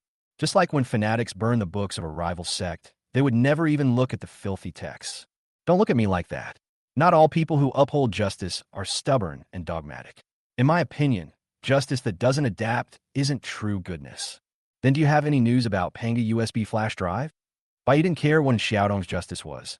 He just wanted Panga USB flash drive. He was alone in Dawn City, unfamiliar with the place, and it was extremely difficult for him to find the Panga USB drive. Finding something in a city was not something that could be solved by stopping time. With the help of the Silent Court, things would be much simpler. As for the Silent Court wanting to destroy the Panga USB drive, I'm sorry, you can talk to me about time stopping when the time comes. And Xiaodong didn't know what Bai Yi was thinking and just thought that he was trying to lift the curse. She was surprised and said, "Everyone knows about the Panga USB drive. Don't you know?" Chapter 144. How could I, Bai Yi, not know whether the Black King has Pangu or not? Bai Yi was stunned. Everyone knows? When did it happen? How is this possible? After Apocalypse Company got the Panga USB flash drive, they must have tried their best to hide it. How could they let everyone know about it? Isn't this crazy? And Xiaodong was even more surprised. You were there at that time. Huh? Bai Ye's expression turned strange. You don't mean? Black King. Yes, everyone knows that the Panga USB drive is in the hands of the Black King. Unfortunately, the Black King is too mysterious. No one knows his true identity or where he is. Even if they did, it would be useless. With his terrifying strength, I find it hard to imagine anyone being able to snatch the Panga USB drive from the Black King. Black King Bai Yi. Ahem. Black King Bai Yi coughed twice strategically. I think the Panga USB drive might not be in the hands of Senior Black King, but in the Apocalypse Company. Didn't you suspect the Hidden Rat, one of the 12 Zodiac animals, before? And Xiaotong explained, I did suspect Hidden Rat before, but if the Black King was truly from Shelter 189, a man from the old times, how could a mere Hidden Rat have stolen the Panga USB drive from right under his nose? Forehead. Bai Yi now felt like he was shooting himself in the foot, and he wanted to curse. Does Nima Haywang have a Panga USB drive? How could I not know? But he couldn't just say that he was the Black King, mainly because no one would believe him even if he did. Who could believe that a wastelander with an HP value of only 69 is the spark left over from the old times, the releaser of the mutated scarlet virus, the subverter of order and civilization, the controller of time, the owner of the Panga USB flash drive, the executor of the Panga plan, the last civilized person in the world, the one with a bounty of 2.96 billion, the first person with the highest bounty in Beimang in history, the one who killed the tyrant Yang Jia in seconds, and the Black King, who ranks first among the 10 kings. After thinking for a moment, Bai Yi said, the Black King is too mysterious. Everything we know so far is just speculation by the Federation. I think the Panga USB drive should be in the hands of Apocalypse Company. Why? It's simple, because Hidden Rat is still alive. Currently, the only news from Apocalypse is the deaths of Eagle and Dark Tiger, not Hidden Rat. If Black King is truly from Shelter 189 and has been living there, how could Hidden Rat not die when he stole Panga's USB drive? And Xiaotong nodded hesitantly, feeling that it made some sense. Bai Yi quickly struck while the iron was hot. Also, think about it. With Senior Black King's strength, if he really was in charge of Shelter 189, how could a shelter have become such a horrible state? Wouldn't Senior Black King be able to destroy a mere mutant scarlet virus with a single blow? And Xiaodong looked thoughtful. Indeed. Bai Yi breathed a sigh of relief. Finally, he was fooled. So, the Panga USB drive is very likely in Apocalypse Company. I think we should work toward Apocalypse. You've been lurking in Dawn City for so long. Where do you think Apocalypse Company would hide the Panga USB drive? And Xiaodong pondered and said, if it's really in Tianqi, then I can roughly guess where it is. Bai Yi's eyes lit up. Where? I've been lurking in Dawn City to investigate organ trafficking. Apocalypse, in order to research genetic drugs, has been secretly conducting human experiments that violate human nature. This involves the trafficking of large amounts of organs and even living people. Can you please stop talking so much and get to the point? He urged impatiently. He has two great strengths. One is that he always looks forward and is not trapped by the past, forgetting his roots. Second, I always maintain a fresh and broad enthusiasm for the world. Because my love is so broad, I am reluctant to spend too much time on one thing. I am impatient. And Xiaotong gave him a blank look, then said concisely, Core Laboratory. What Core Laboratory? Please explain it more clearly. And Xiaodong turned around and went to take a shower without saying a word. The sound of splashing water came from the bathroom, and Bai Yi was pacing around the bathroom door anxiously. Bang, bang, bang. Didn't you just take a shower yesterday? Why don't you explain yourself clearly first? Bai knocked on the door hard, complaining in his heart. What a petty woman. She was clearly pretending to be my girlfriend, but she acted more like a real girlfriend than me. She wouldn't tolerate me talking a little louder or being impatient. There was no response from Xiaotong in the bathroom. Only on the bathroom door. A graceful figure was softly and vaguely outlined by the water vapor, and the curve of her shoulders and back rose and fell gently as she raised her hands to scoop up water. Occasionally, when he raised his hand to brush his hair, or when he turned around, the arc was all covered by a layer of hazy mist. Seeing the figure on the door, Baez's knocking gradually slowed down, and his mind couldn't help but recall the scenery he saw yesterday. The next moment, two exclamations were heard simultaneously from inside and outside the bathroom. Fuck! Ah! And Xiaodong outside the bathroom was defeated. Even when she faced a life-and-death crisis, she had never been as panicked as she was at this moment. Looking at the panicked figure at the door, she hurriedly reached out to turn the doorknob, but it didn't open because she had locked it from the inside. Although Hakuno had seen it before, there was no way she would go take a shower without locking the door. I'm testing you for a whole day without changing it. Why are you suddenly changing it now? Bai, stop washing and open the door. And Xiaodong knocked on the door hurriedly. Snap! Bai, who was soaking wet, came out from inside. I told you it was water, and you didn't believe me. Look, it changed as soon as you took a shower. Don't talk, just hold me. An Xiaotung, who get Bai? After a moment, the two switched back. Before the change, and Xiaodong was more anxious, but after the change, the anxiety changed. She could no longer convince herself that he was hugging herself, because the reality was that Hakuno, who had completely changed, was hugging her who had just taken a shower. There seemed to be a different meaning mixed in with the complex emotions of embarrassment, shyness, and anger. Even though she was the feared Black Knight, she was no different from other girls when it came to matters of the sexes. Putting aside all her identities, she is just a girl who is still in school. And Xiaodong pushed Bai Yi away in a panic, and Night was activated instantly. Silver-white armor wrapped around his entire body, and a silver-white mask covered his red cheeks. Even though she blocked Bai Yi's sight completely, she still felt uncomfortable all over, and her heart was pounding wildly. This time is different from the last time. Last time, at least the two of them were far apart when they changed positions, but this time, they were only separated by a door. Chapter 145 to 169, Exchange Mechanism. Compared to Xiaodong's panic, Bai Yi was much calmer. After all, it was not his first time, and he already had experience. He was now more focused on the exchange mechanism. The sudden exchange just now made him vaguely grasp the key point. It's not a bath. He had taken a bath in Fujin Pavilion, and it took quite a long time. Recalling the throbbing he had just felt, he suddenly raised his head. I might know. Bai Yi was stunned. His voice actually came from Xiaodong's mouth, and his gaze turned away. Change again? That's not right. I clearly didn't. He looked at Xiaodong, who occupied his body in shock. It was her. It turns out that unilateral change is also possible. So was the reason for the last swap because he and Purple Sister were drinking, or because Xiaodong was hugging Lu Yao while taking a bath? It must be in Xiaodong. The nonstick properties continue to work, and Xiaodong stared blankly at the silver-white figure in front of her. Under her gaze, the silver-white armor disintegrated bit by bit and turned into silver-gray all over the sky. Recalling the inexplicable throbbing I felt when I thought of Hakuno last time while taking a bath, and this time, she seemed to have a vague idea of the mechanism of exchange. 10 minutes later, Yukinaka Harunobu, who had been able to remain calm, was ignited again. The two people who were exchanged sat on the sofa, and no one spoke.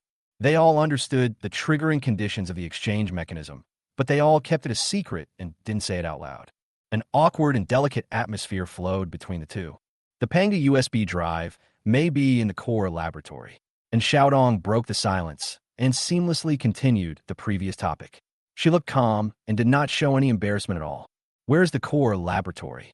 Bai Yi suddenly became excited. He was not pretending. He really wanted to know. This is also what I have been exploring, but I still haven't found it.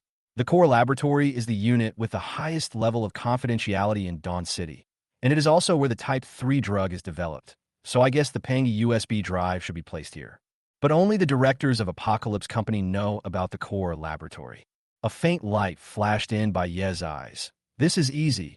Then kidnap the director of Tianchi. And Xiaodong was stunned. Do you know how difficult it is to kidnap the director of Tianchi Company on its territory? In Beimeng, except for the Ten Kings, no one else can do it. Moreover, the Ten Kings are only a possibility. During the 100 years since the Cataclysm, the Ten Kings have changed one after another, but the Apocalypse Company has always been there. But he didn't find it that difficult. He just felt a pain in his body. He felt uncomfortable when he thought about wasting a lot of time. Wait, now that I have mastered the method of exchange, wouldn't it save a lot of time if I just use Xiaodong's body to do this? He looked at Xiaodong with burning eyes, and his eyes revealed the desire of a level 10 small account for a full level big account. And Xiaodong subconsciously avoided the burning gaze. Even with your ability in my body, it would be difficult to succeed because this is not murder, but kidnapping a living person. How do you know if you don't try? Ba yi disagreed.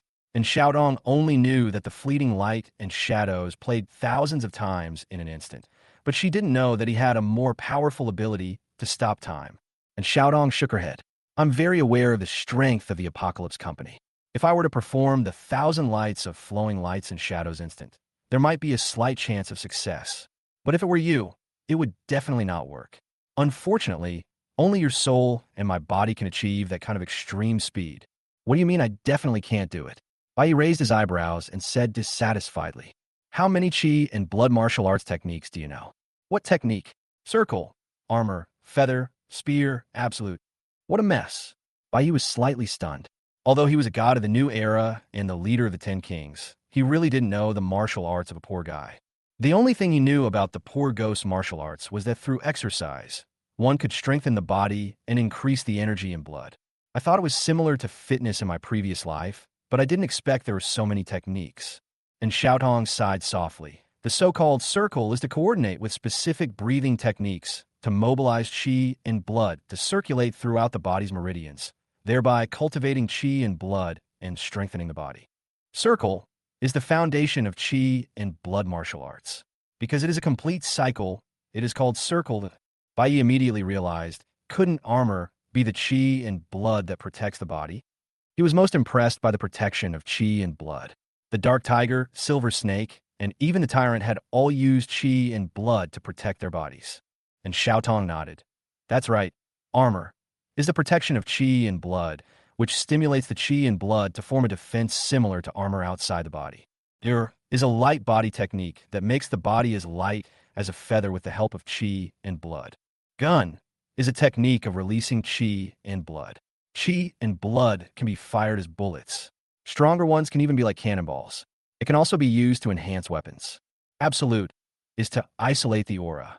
The glasses that Cat Eye and the others wore before were qi and blood value detection instruments, which can detect the qi and blood value of the human body. If you master Absolute, you can hide your qi and blood value to the level of an ordinary person. It will only be exposed when fighting or when you are emotionally excited and unable to control yourself. Hearing this, Bai instantly remembered that when he was fighting with Cat's Eye, a man in black exclaimed 19,800. At that time, he was wondering, how couldn't Xiaotong, with such a high blood and energy value, disguise herself as an ordinary female student in Dawn City? Now I understand. It's because of Jew. Only if you fully master these techniques can you unleash the power contained in my body. Then there might be a chance to kidnap Director Tianchi. Or there's a second method, which is simpler and safer, but I'm afraid you won't agree. Bai Yi immediately had a bad feeling. You don't want me to sell my body and seduce Lu Yao, the daughter of Tianchi's director, do you? And Xiaodong's eyes narrowed. How could I let you do such a thing? Xiaolu is my best friend. I won't do anything to let my friend down. What's the second option? It's simple. Become a candidate for the Chinese zodiac. What's the meaning? In the Black Mountain battle, the 12 zodiacs suffered heavy losses. The eagle was killed by an unknown person, and the dark tiger also died. With the loss of 2 key generals, the Apocalypse Company is preparing to select new 12 zodiacs. Naturally, the candidates will be selected from the 12 zodiac candidates. It's difficult to become one of the 12 zodiac signs, but being a candidate is relatively easy. Once you become a candidate, you will be taken to the core laboratory to be injected with type 3 gene drugs. Stop, what a rubbish genetic drug. Even dogs wouldn't be injected with it. Bai refused decisively. How could he possibly inject that kind of stuff? Silver Snake, Dark Tiger, Cat's Eye, are there any normal people like him? These are all people who dare to reproduce in public. In contrast, although extraordinary people have excellent mental states, they are ultimately human beings. A psychopath and a beast, what would you choose? You can vote for Feng Xiu and Buyu by searching for the Peak character producer. Please vote. Chapter 146. Genetic Medicine? Even dogs don't get the injection. And Xiaodong nodded.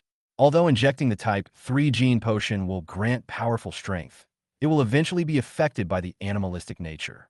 Unless one has an extremely strong mental will and a strong sense of identity as a human, it will be difficult to suppress the animalistic nature. When Bai heard this, he was suddenly tempted. There was no need for training, and he could gain powerful strength just by taking injections. The only side effect was bestiality. He felt that this was not a big deal because he was extremely confident in his identity as the god of the new era. He could get rid of the Eye of Ember. So how could he not suppress his animal nature? Is it possible? Can becoming a genetically modified person still awaken extraordinary abilities? And Xiaotong was a little surprised. You are already a transcendent. Why do you still care about these things? Are you worried that the genetic drug will make your extraordinary abilities ineffective? Don't worry, it won't. Although there are few extraordinary people who have been injected with genetic drugs, they do exist. As for whether becoming a genetically modified person can awaken extraordinary abilities, it is possible, but it is difficult, and such a person is rare. Why? Bai was a little confused. Why couldn't the other way around work? Because the bestiality in genes can affect a person's spirit. The key to a transcendence awakening lies in spiritual alienation. However, once the bestiality is added, it's like an impurity, and the difficulty of alienation will increase exponentially. Therefore, only transcendence can be injected with genetic drugs, and very few genetically modified people can become transcendents. His heart sank instantly. He still hadn't woken up and had long begun to suspect that he might not be a psychopath. If he were to be injected with genetic medicine, he would never have the chance to become an extraordinary being in this life. Wait, why does it have to be me who injects the genetic drug? Can't you just be a substitute for the 12 zodiac signs? Bai seriously suspected that Xiaotong had bad intentions and deliberately gave the most dangerous part to him. And Xiaotong seemed to guess what he was thinking and couldn't help rolling her eyes. Maybe she herself didn't even realize that after these few frank encounters, she and Bai became less restrained and serious when interacting, and there was a sense of casualness that seemed to have let go and given up everything. The brightness that is unique to a young girl was revealed inadvertently. If I could have passed the 12 zodiac animal selection, I would have gone a long time ago.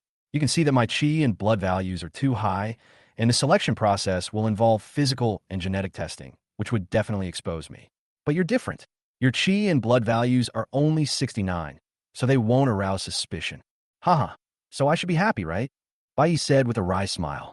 Indeed, and Xiaodong nodded. Bai was too lazy to argue with Xiaodong. He suddenly thought of a question. Even if you can't pass the 12 zodiac candidate selection, you can still inject genetic drugs to improve your strength. Why didn't you do it? He now cares more about Xiaodong's strength than she does herself. After all, Xiaodong is his second account, so naturally the stronger she is, the better. Also, why didn't all the extraordinary people I met in Black Mountain, including the tyrant, get the injection? That's why I said you might not want to. And Xiaodong paused and continued. Not all extraordinary people will see their strength increased after being injected with genetic drugs. Some may even see their strength greatly reduced. A significant decrease in strength. Take my knight, for example. Knighthood is a unique identity for humans. My armor and sword are both designed to suit the human body. Once I transform into a beast, the knight will be restricted. Beasts are better at using claws and fangs than armor and swords. But your fleeting glimpse of light is different in 1,000 ways. At this point, Xiaodong took a breath, probably because the name was too long to say in one breath. Your ability is to increase your speed, not to be bound by form. After becoming a genetically modified being, your physique will be strengthened, allowing you to better unleash the power of the stream of light. So you don't need to worry about the conflict of abilities. The only thing you need to worry about is the purity of your mental power. This is also the reason why most extraordinary people are unwilling to inject genetic drugs to enhance their strength. I just said that people who have not become extraordinary people will be affected by their animal nature after being injected with genetic drugs, which will make awakening more difficult. People who have become extraordinary people will also be affected by their animal nature after being injected with genetic drugs, which will greatly increase the difficulty of breaking through their mental power. You just mentioned the tyrant. Do you think giving the tyrant the physique of the dark tiger will increase his strength? Bai Yi thought about it, and it seemed to be of no use. With the strength of the tyrant, he could completely crush the enemy with the metal ability. If he really encountered an enemy that could not be crushed by the metal ability, even with the physique of the nether tiger, he could not change the situation of the battle. It seems you figured out. For Tyrant, injecting genetic drugs won't significantly improve his strength. Instead, it will create more obstacles on his path to transcendence, which is not cost-effective.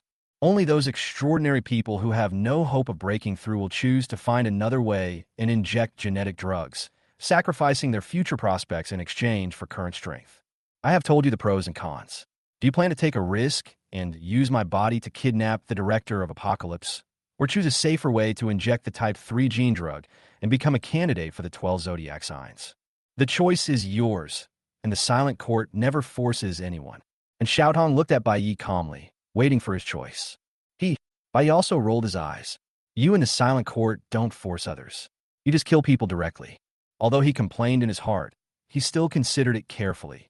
The animal nature in the genetic medicine will affect the awakening and breakthrough of the extraordinary people. Although it will not completely block the road, it will greatly increase the difficulty.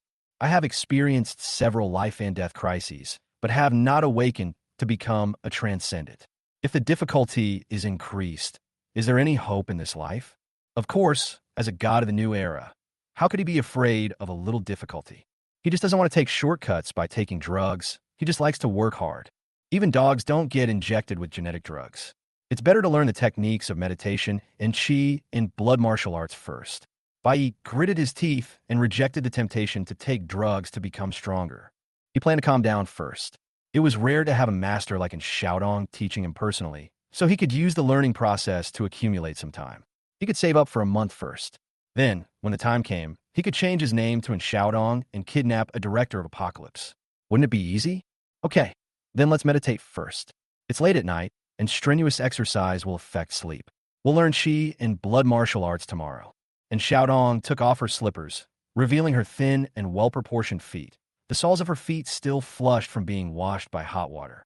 She sat cross-legged with her hands on her knees and made eye contact with Bai Yi. Chapter 147, Am I the One in a Million Genius? Bai Yi frowned slightly. Must meditate? The posture is not fixed. Just relax your whole body. You should have said it earlier. Bai Yi just lay down like Guyu and collapsed on the sofa. And Xiaodong's long eyelashes trembled twice, and she was a little speechless. You are too relaxed like this. It's easy to fall asleep in meditation. Bai Yi waved his hand. That's impossible. Let's get started. And Xiaodong took a deep breath to adjust her breathing, and her chest, which had begun to take shape, rose and fell slightly. Follow the rhythm of my breathing. Bai Yi, who was lying like Guyu, stared in Xiaodong's slightly open mouth and the heaving of her chest without blinking. Gradually, the breathing rates of the two began to synchronize. Now close your eyes and feel the scent of Harunabu in the snow with your heart. This will help you enter a state of meditation quickly. Upon hearing this, Hakuno closed his eyes and focused his senses on his nose, the scent of Yukinaka Harunabu permeating his nostrils. And Xiaodong's calm voice came slowly. The smell of spring in the snow is not strong, like the first breath of air brought with it the coolness of icy chips when you open a snow-covered window. Imagine that you walk out of the room and step into the world covered with ice and snow. Suddenly, you see a touch of bright red in the snow, and a wisp of the fragrance of plum blossoms hits you, bringing warmth and vitality. The first smell is the crispness of snow wrapped in the cool fragrance of plum blossoms, like the first blooming of red plum blossoms in the white snow, cold and stunning. If you smell it carefully, you can smell the vigorous vitality of the spring trees, the spring buds breaking through the soil, and the revival of all things. Finally, the lingering sandalwood fragrance is like a quiet moment under the warm spring sun. Hululululu. A snoring sound suddenly broke the beautiful mood described by Xiaotong. She opened her eyes and fixed Bai Yi with sharp eyes. Bai Yi seemed to sense the murderous intent and opened his eyes blankly. Keep going. Why did you stop? What did I just say? And Xiaodong gritted her teeth, and the voice seemed to be squeezed out from between her teeth. It's just snow, plum blossoms, sandalwood. And Xiaodong was startled. She blinked, a little surprised. Is this a skill only for boys? How can she hear me talking even when she's asleep? Do you smell it? Bai Yi shook his head. You're exaggerating. I just smelled the fragrance, and it's quite pleasant. Nothing else. No more. For the first time, and Xiaodong understood what it meant to play the lute to a cow. She had only shared the spring message in the snow with two people. One was Lu Yao, and the other was Bai Yi. When I shared it with Lu Yao, she understood the artistic conception as soon as she smelled it. Forget it, stop smelling it, and just get started. Whether you can enter a state of meditation depends on you. Bai Yi curled his lips. It should have been done earlier. What kind of bullshit is smelling the spring news in the snow? He didn't believe that he could smell the fragrance and see the plum blossoms in the snow. He slowly closed his eyes, and his Xiaodong's calm voice flowed into his ears like a spring. Place your tongue against the roof of your mouth. Focus on your breathing. Feel the breath coming in and out, and imagine your thoughts sinking down, gradually entering the deepest part of your body. A light begins to appear before your eyes, a pale red glow at first. Chasing it with your mind, the light becomes brighter and brighter, its color gradually deepening until it turns scarlet. At this time, you will feel a slight stagnation, as if there is a membrane blocking you. Hold your mind and concentrate your thoughts to pass through that membrane, and you will reach the spiritual space. Bai Yi felt more and more sleepy the more he listened. He had been busy all day and hadn't had a good rest yet. As soon as he closed his eyes, he felt sleepy, half asleep and half awake. A flash of light appeared before his eyes. In an instant, he became a little more awake. The feeling was very strange. Although he had closed his eyes and everything in front of him was dark, there was a ray of light in the darkness. Wait, why is it white light? Bai Yi did not stop, but instead focused his mind on the white light. The white light became brighter and brighter, and a slight sense of stagnation came over him. He concentrated his mind according to the method taught by Xiaotong, and soon he stepped in, his mind entering a vast white space. Buzz.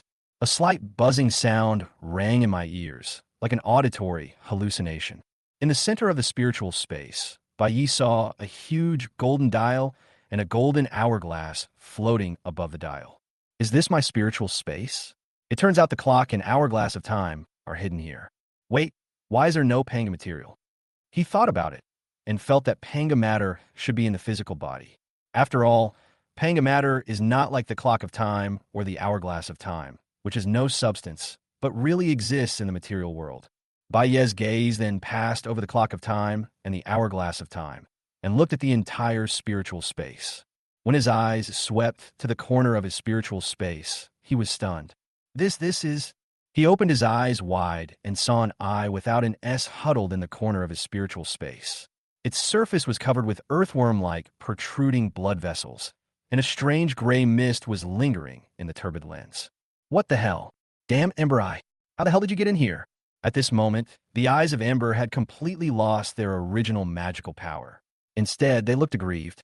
They didn't dare to approach the center at all, and try to squeeze toward the edge. Buzz. As Bai Yi's mind fluctuated violently, his consciousness withdrew from his spiritual space like a tide, and the white light in front of him completely dissipated. He opened his eyes, and his face looked a little ugly. No one would be in a good mood if they had so many messy things on them. He was wondering whether the eye of Ember in the spiritual space was real or just a projection. He had been contaminated by the eye of Ember, and perhaps it had left a mark in his spiritual space. After all, he had witnessed with his own eyes the eye of Ember being sealed underground by the tyrant. Fail! And Xiaodong looked as if it was just what I expected. Bai Yi came back to his senses and said disdainfully, "How could I fail? Then did you see the scarlet spiritual space?" And Xiaodong was not surprised to see Bai Yi successfully complete the meditation, because she had also entered into meditation instantly at the beginning. This is what gifted, extraordinary people are like. Bai Yi was slightly startled, and he realized that his spiritual space seemed to be different from that of others. I couldn't help but feel secretly happy. After all, who doesn't want to be special and unique? Am I really a one-in-a-million genius? So even my spiritual space is unique? He didn't say anything, but tentatively asked, "Why is the spiritual space scarlet?"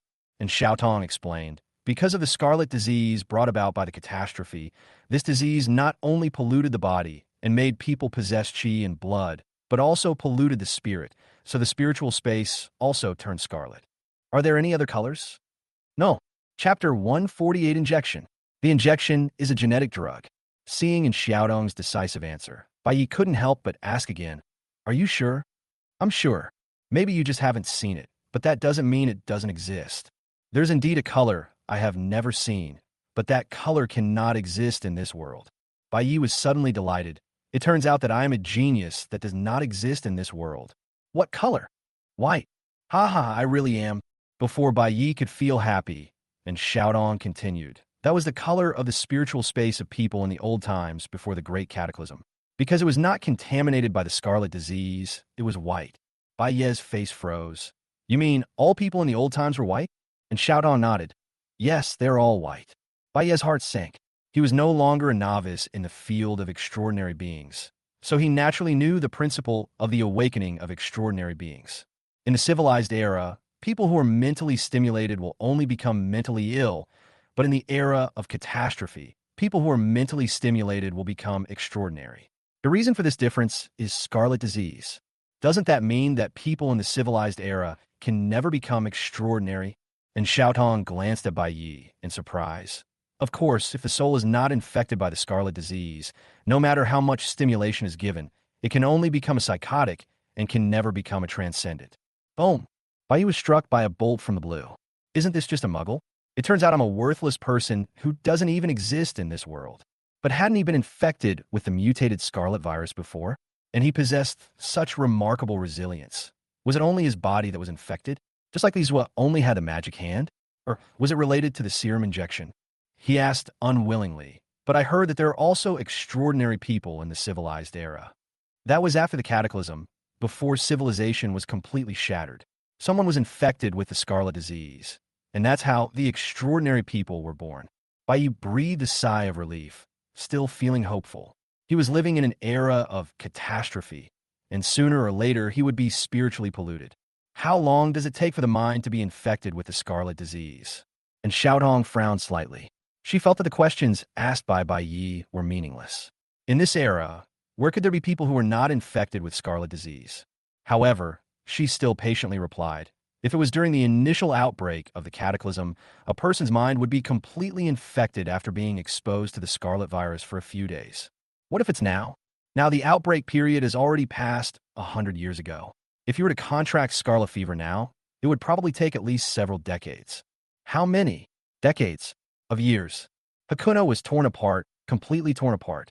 Also shattered was a young heart that yearned for the extraordinary and was full of hope for the future. Why do you look so grim? Bai Yi suddenly raised his head, his eyes blazing as he said, I've thought about it carefully. Using your body to kidnap Director Tianqi is too risky.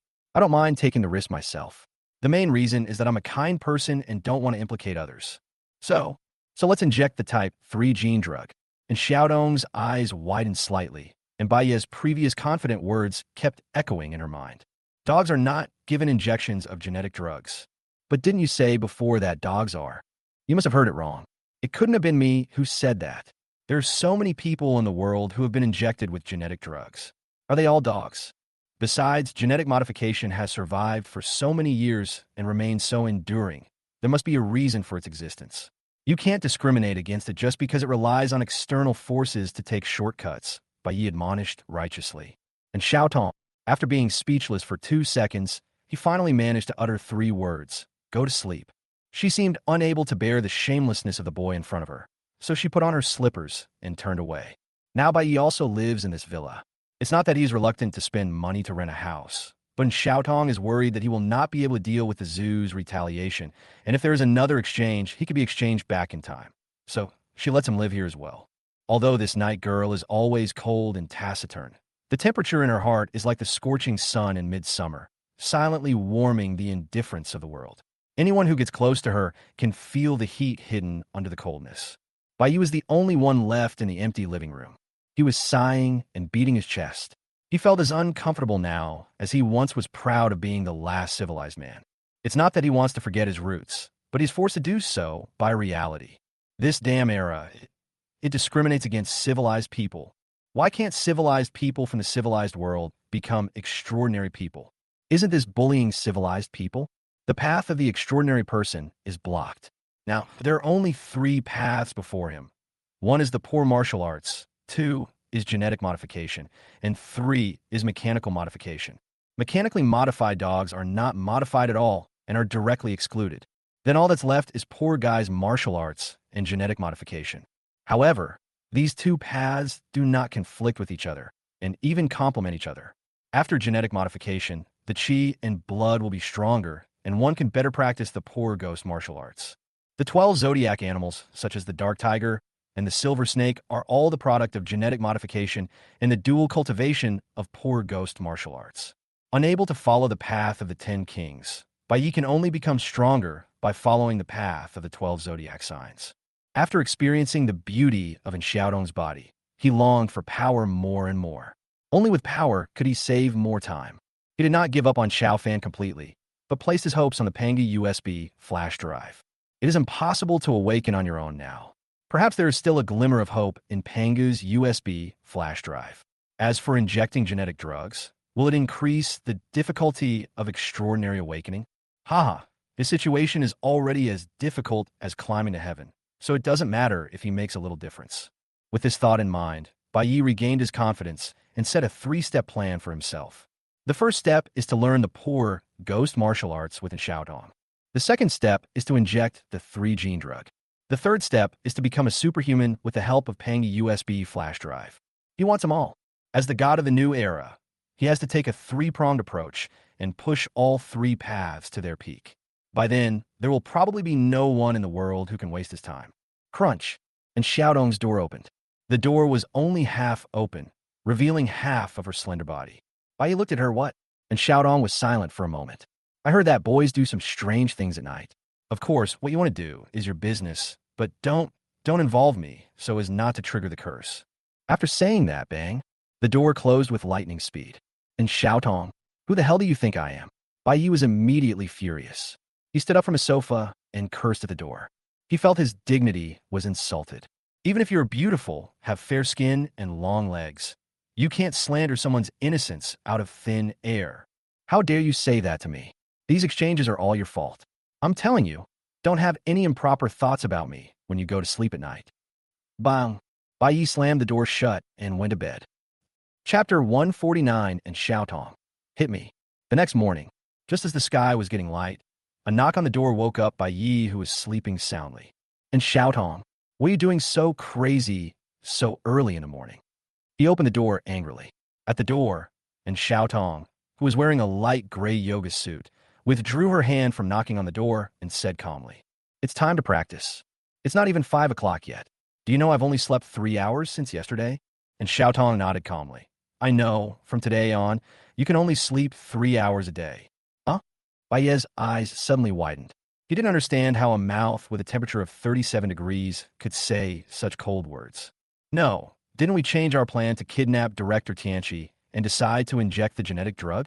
Is it really necessary to fight so hard? Because you decided to get the gene potion, you need to hurry up and practice. The selection of candidates for the 12 zodiac signs will begin in half a month, and the minimum requirement for getting the 3-gene potion is a chi and blood value of over 100. If your chi and blood values aren't over 100, your physique won't be strong enough to get the 3-gene potion. By then, the genes will collapse and the person will die. In fact, the safest way is to reach 200, but time is too tight and 200 is not realistic.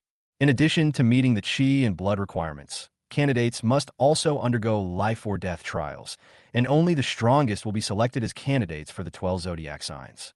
So dangerous? Bai Yi suddenly felt something was wrong. He wasn't worried about the life or death test, but he was worried about the genetic breakdown. Doesn't that mean that even if he stopped time, it would be useless? It's dangerous for ordinary people, but it's nothing for you. As long as your chi and HP reach 100 with your super strong recovery ability, you can definitely survive the injection of the 3-gene potion. As for the life and death test, I will ask Lu Yao for specific information and conduct targeted training at that time. Although your foundation is weaker than the other candidates, you are transcendent. With your fleeting skills, even if you can't be number 1, you should have no problem getting selected. When Bai Yi heard this, he knew that he had to work hard. He had thought that injecting genetic drugs was the most convenient way to become stronger, and that it would be a completely effortless way. However, it turned out that there was a threshold for injecting genetic drugs. If you think about it carefully, if everyone could be injected with Gene 3 drug, Then how could there be only 12 zodiac animals? How many injections of type 3 gene potion are needed to reach the level of the 12 zodiac signs? And Xiaodong stretched out 5 white fingers. 5 injections can reach the level of the 12 zodiac animals, and the upper limit of genetic drug injections is also 5 injections. Is there an upper limit to this thing? Bai Yi had always looked down on genetic medicine, and now that he heard there was an upper limit, he looked down on it even more. No wonder Tyrant Yang, Jie didn't inject the genetic drug. This thing didn't improve his strength much after injection, but instead hindered his path to transcendence. And Xiaotong shook her head. You can't compare everything to the 10 kings. There are only 10 kings in the entire Beimang. In fact, the 12 zodiac animals who have been injected with 5 injections of type 3 gene medicine are absolutely strong no matter where they are, as long as they don't encounter the 10 kings. Okay, don't waste time. Today we will learn the foundation of Qi and blood martial arts circle. After a while, and Xiaodong brought Bai Yi to the wardrobe in her bedroom. Bang! The wardrobe door flew open, revealing a colorful array of dresses. Seeing these skirts, Bai Yi's face looked a little strange. He turned his head to look at the light gray yoga suit on his Xiaodong. Where did you hide your yoga clothes before? I always thought you only had skirts. And Xiaodong leaned forward, her upper body tucked into the skirt in the closet, her waistline straightened, and she slightly tiptoed. Her hips, wrapped in gray yoga pants, curved into a round shape. She rubbed the inside of the wardrobe and replied, I have 2 wardrobes. This one is for skirts. Bai Yi's face darkened. He suffered from poverty after all. In his impoverished world, there should be only 1 wardrobe. After all, there were not enough clothes to store them. Snap!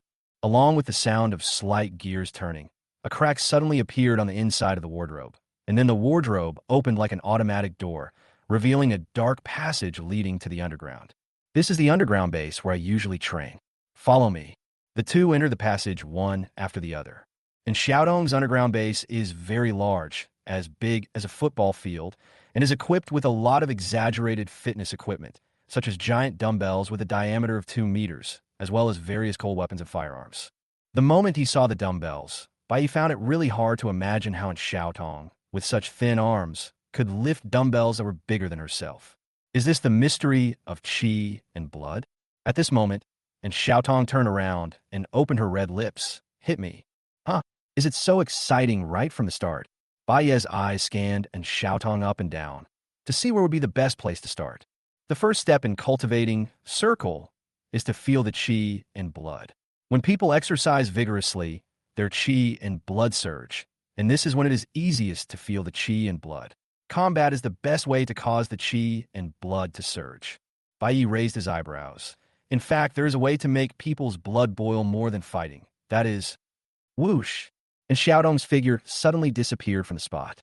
At the same time, a violent sound of breaking through the air was heard on Bai Yi's left. He raised his hand to block it, and when the slender hand touched his arm, a huge force suddenly erupted. Bai Yi's body moved sideways several steps, and only then was the force completely relieved. He said angrily, Didn't you ask me to hit you? And Xiaodong said nothing, but just kept working. Bang, bang, bang. The sound of flesh hitting flesh continued to ring out in the underground base. Faced with Xiaodong's attack, Bai Yi, who didn't know any fighting skills, could only keep defending. 5 minutes later, Bai Yi's forehead was covered with sweat, and his breathing was rapid. However, his eyes became sharp, and the high-intensity battle made the blood in his body roar. And Xiaodong stopped and sat cross-legged. Remember this feeling. Now, meditate following the rhythm of my breathing, and try to control the flow of qi and blood in your body. Bai Yi nodded slightly, staring at Xiaodong's mouth and nose, imitating her breathing rhythm. Sink your qi into your dantian. Concentrate your mind and focus your spirit. Imagine a fire burning in your dantian, and cast your thoughts into the fire. Bai Yi did as he was told, but what Xiaodong said was too mysterious. He imagined that there was a fire burning in his dantian. Could such a thing really be imagined? The picture is easy to come up with, but the feeling can't deceive people. He was unable to get into the state. Don't be impatient. Getting started is the hardest part. It usually takes people 3 days to get the hang of it. Bai Yi paused for a moment. 3 days? Does that mean I have to meditate here for 3 days, wasting 3 days? Chapter 150, completed in an instant. And Xiaodong was a little surprised. For some reason, She always felt that Bai Yi seemed to be gritting his teeth when he said the word waste of time. Recalling her past interactions with Bai Yi, she suddenly discovered that Bai Yi seemed to have a deep obsession with time, as if wasting his time was like asking for his life. She thought for a moment and said, "A talented person can do it in a day, or even less. If you don't want to waste time, then find a feeling as soon as possible." Bai Yi seemed to be stimulated, his expression froze, and he closed his eyes. With every breath, the scent of spring in the snow on Xiaodong's body permeated his nostrils. Although his body was in a restless state after the intense exercise, his heart calmed down very quickly. Boom! The fire in his dantian was suddenly ignited, and Xiaodong's mouth dropped open. So fast! Ignite instantly? She stared blankly at Bai Yi, who was in a trance, and suddenly felt that Bai Yi was not without his merits. Although he loved to swear, was arrogant, and was a scoundrel, he definitely valued time more than most people. And Xiaodong is also a person who hates wasting time. She always believes that people should use their limited time to do more meaningful things so that they will not have regrets when they die. Now guide the flame along your sinews and bones. Under in Xiaodong's guidance, the fire in Bai Ye's body first spread along his tendons and bones with a slight burning sensation, and suddenly the fire exploded, like a spring flood breaking through a frozen river, making a dull roar in his meridians. Every pulse made my temples throb. It rushed through every part of his body with scorching force, and it felt like countless small snakes were swimming in his meridians, sometimes converging into a rushing torrent, and sometimes dispersing into a dense network. With every breath, you can seem to hear the whistling of qi and blood passing through the throat, and when it sinks to the dantian, it turns into a long vibration, circulating back and forth until it turns into an irregular circle around the human body. Congratulations, you have learned the foundation of qi and blood martial arts circle. Bai Yi opened his eyes, a little surprised. So simple. If it's not easy, why is it said that anyone can practice qi and blood martial arts? But your performance is indeed impressive enough.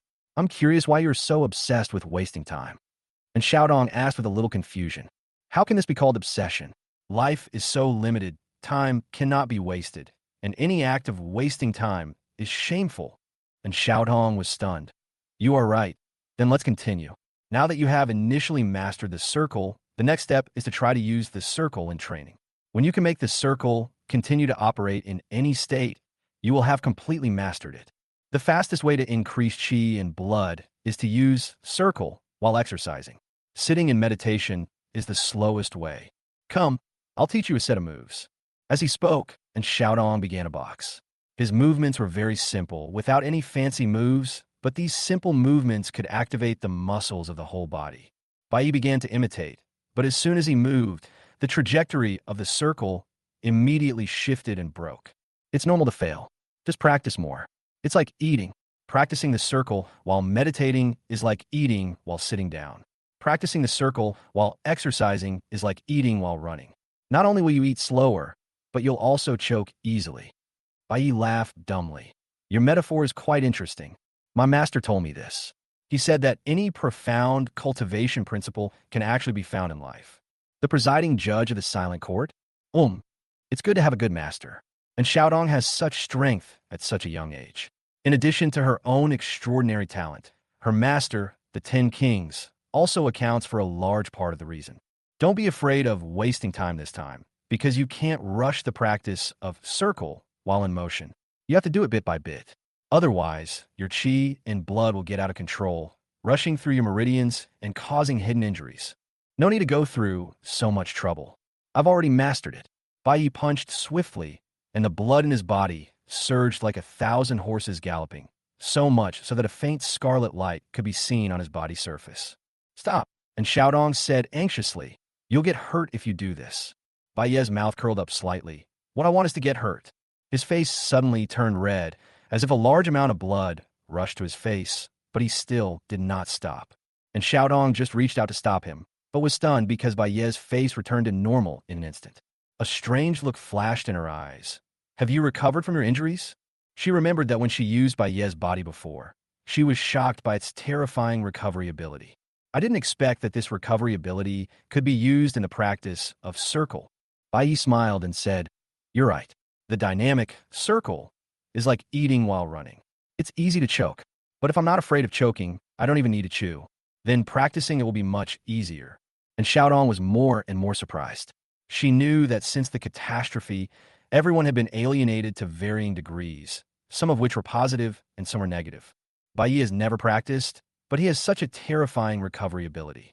It is obviously the result of alienation, or it can be called a natural talent. Just like her, except that her talent is not in recovery, but in cultivation. Should I practice armor, feather, spear X? Those techniques can only be practiced after your chi and health value exceeds 100. For the next half month, you should practice circle. If you only sleep 3 hours a day, you may be able to reach 100 before the selection. What? Bai Yi was stunned. I learned circle in an instant, but it takes me so long to practice it before I can break 100. Of course, there's no shortcut to increasing chi and blood. Just like fitness, it requires hard training and perseverance to achieve results.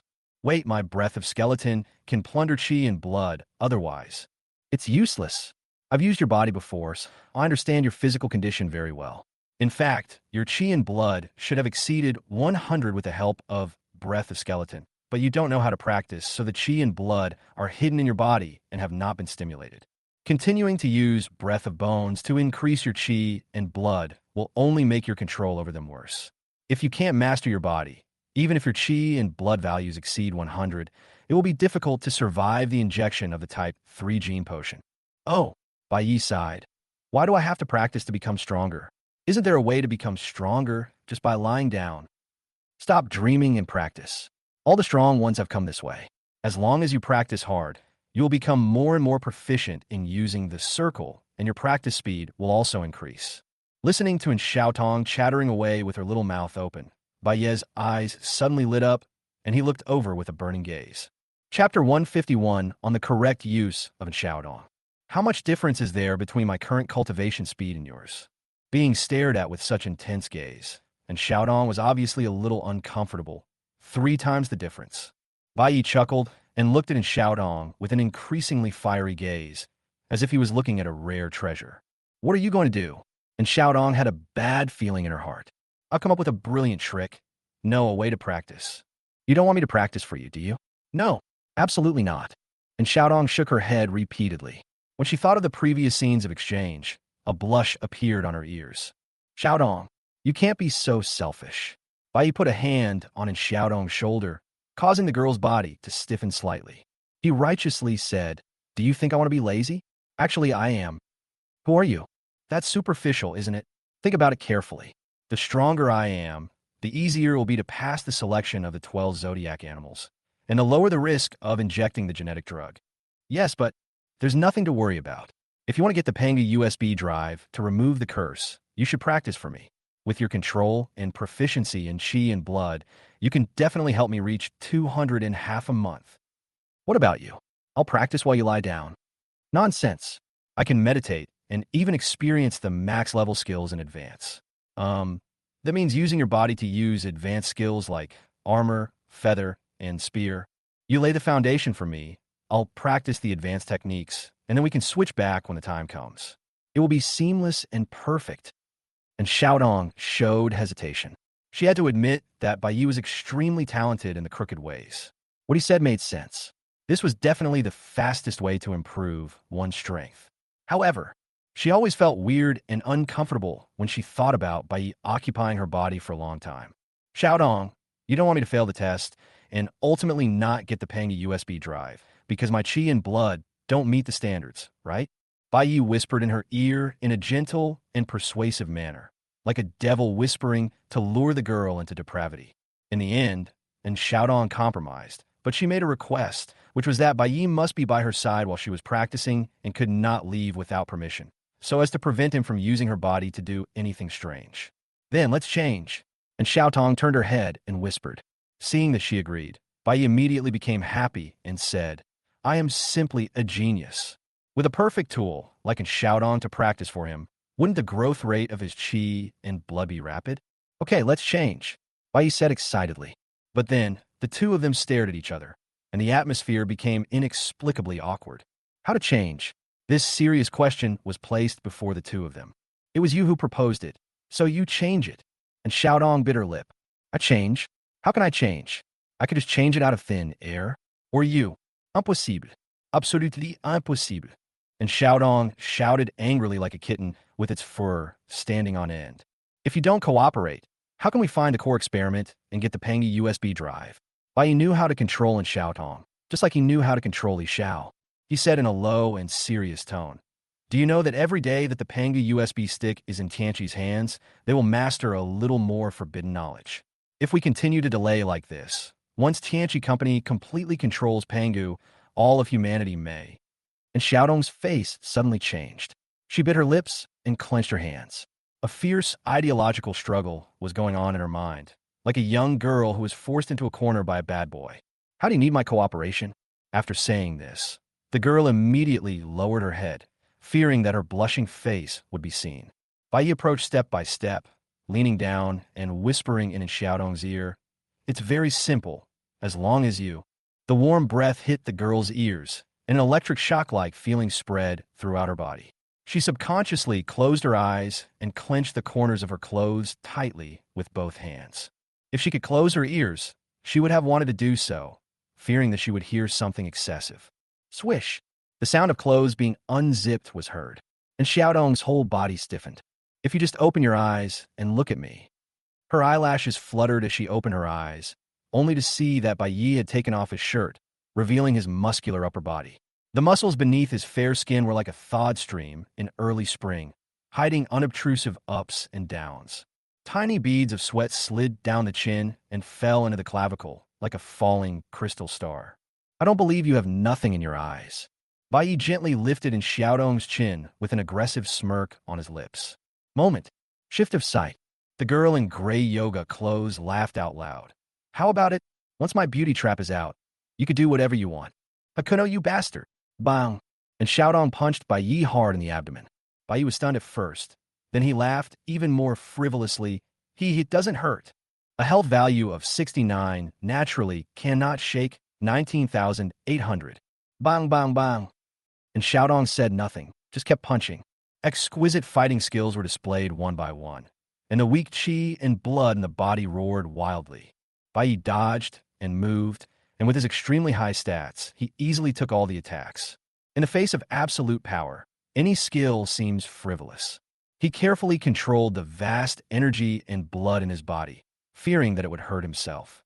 And Xiaodong fought harder and harder, and a scarlet light emanated from his body, which seemed to be about to penetrate his body. Only when the qi and blood exceed 100 can they float on the surface of the body, which is the prototype of armor. Seeing how hard she was practicing, Bai Yi nodded with satisfaction. "She's indeed my perfect tool."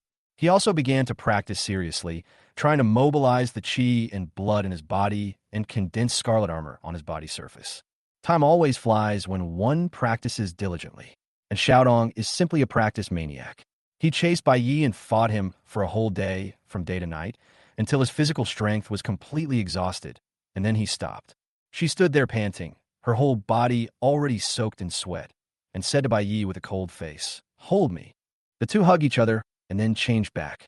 "This." The moment he came back, Bai Yi took a breath of cold air. His eyes turned white. He felt his legs go weak, stars appeared in his eyes, and he fell to the ground. The muscle pain and fatigue from all over his body overwhelmed him like a tide. And Xiaodong, "You crazy woman, don't you feel tired? Vote, vote, vote." Super loud. Chapter 152. Use people forward, don't use people backward.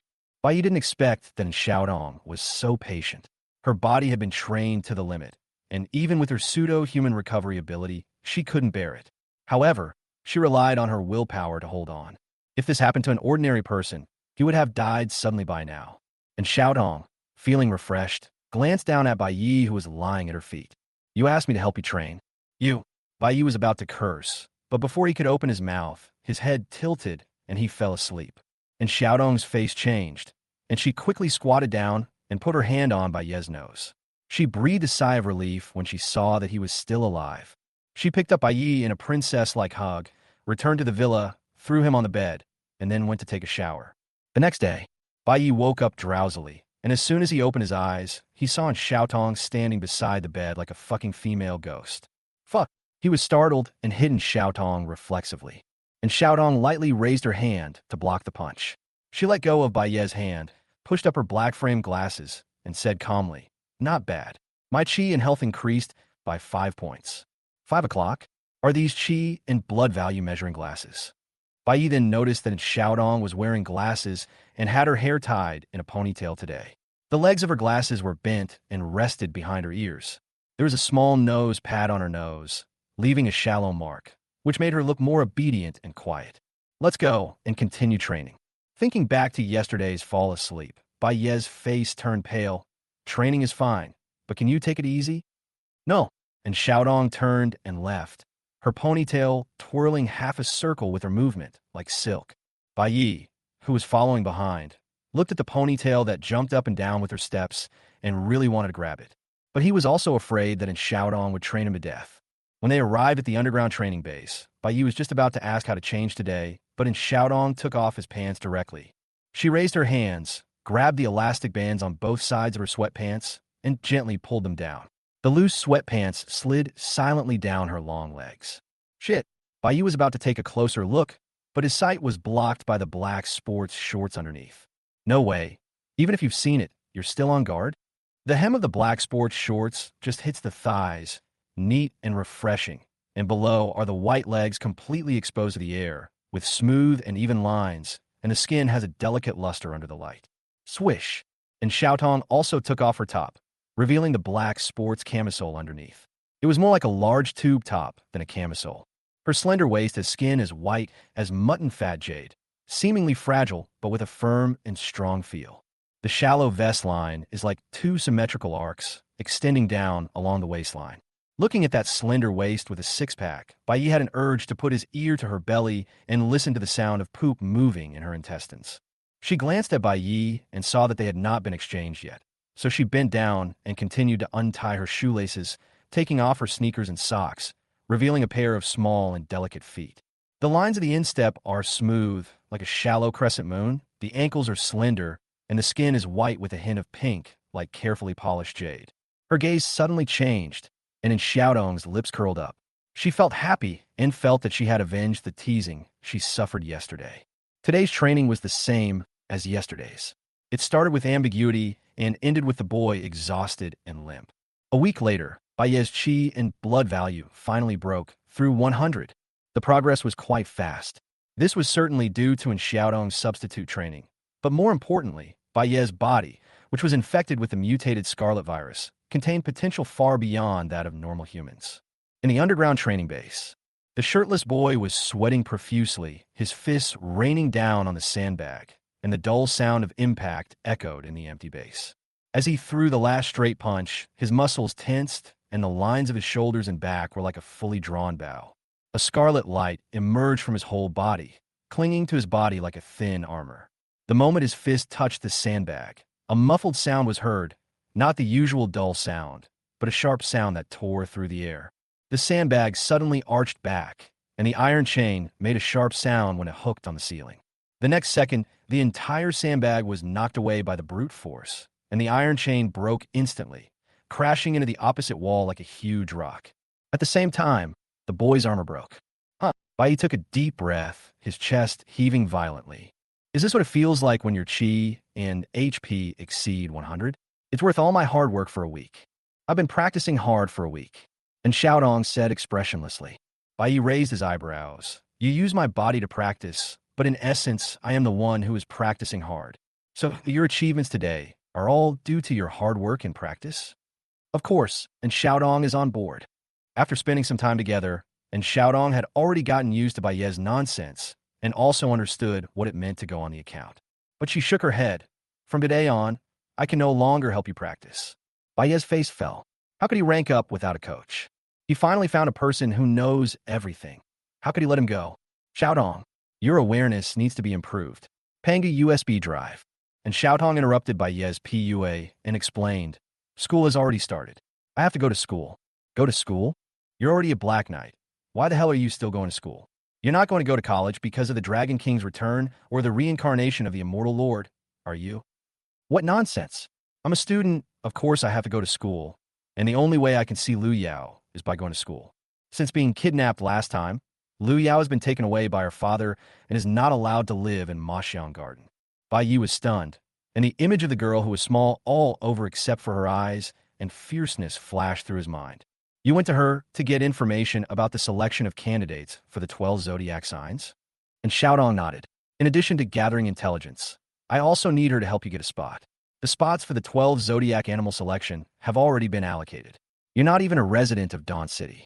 Unless Director Tianchi helps you, you won't get spot. Bai Yi was not surprised. The Type 3 gene drug was the treasure of Apocalypse Company. Naturally, not everyone could get the opportunity to be injected. There was no way without going through the back door. Your Qi and HP are already over 100, and you've mastered the basic techniques of armor and feather. The remaining time is to become proficient. Only by fully controlling your body can you unleash your full combat power. This cannot be achieved through coaching, so you have to work hard on your own. All right, got it. Stop rambling on and on all the time. Go back to school. Seeing that in Xiaodong couldn't train for him, Bai Yi immediately revealed his true nature based on the principle of using people who are forward-looking rather than backward-looking.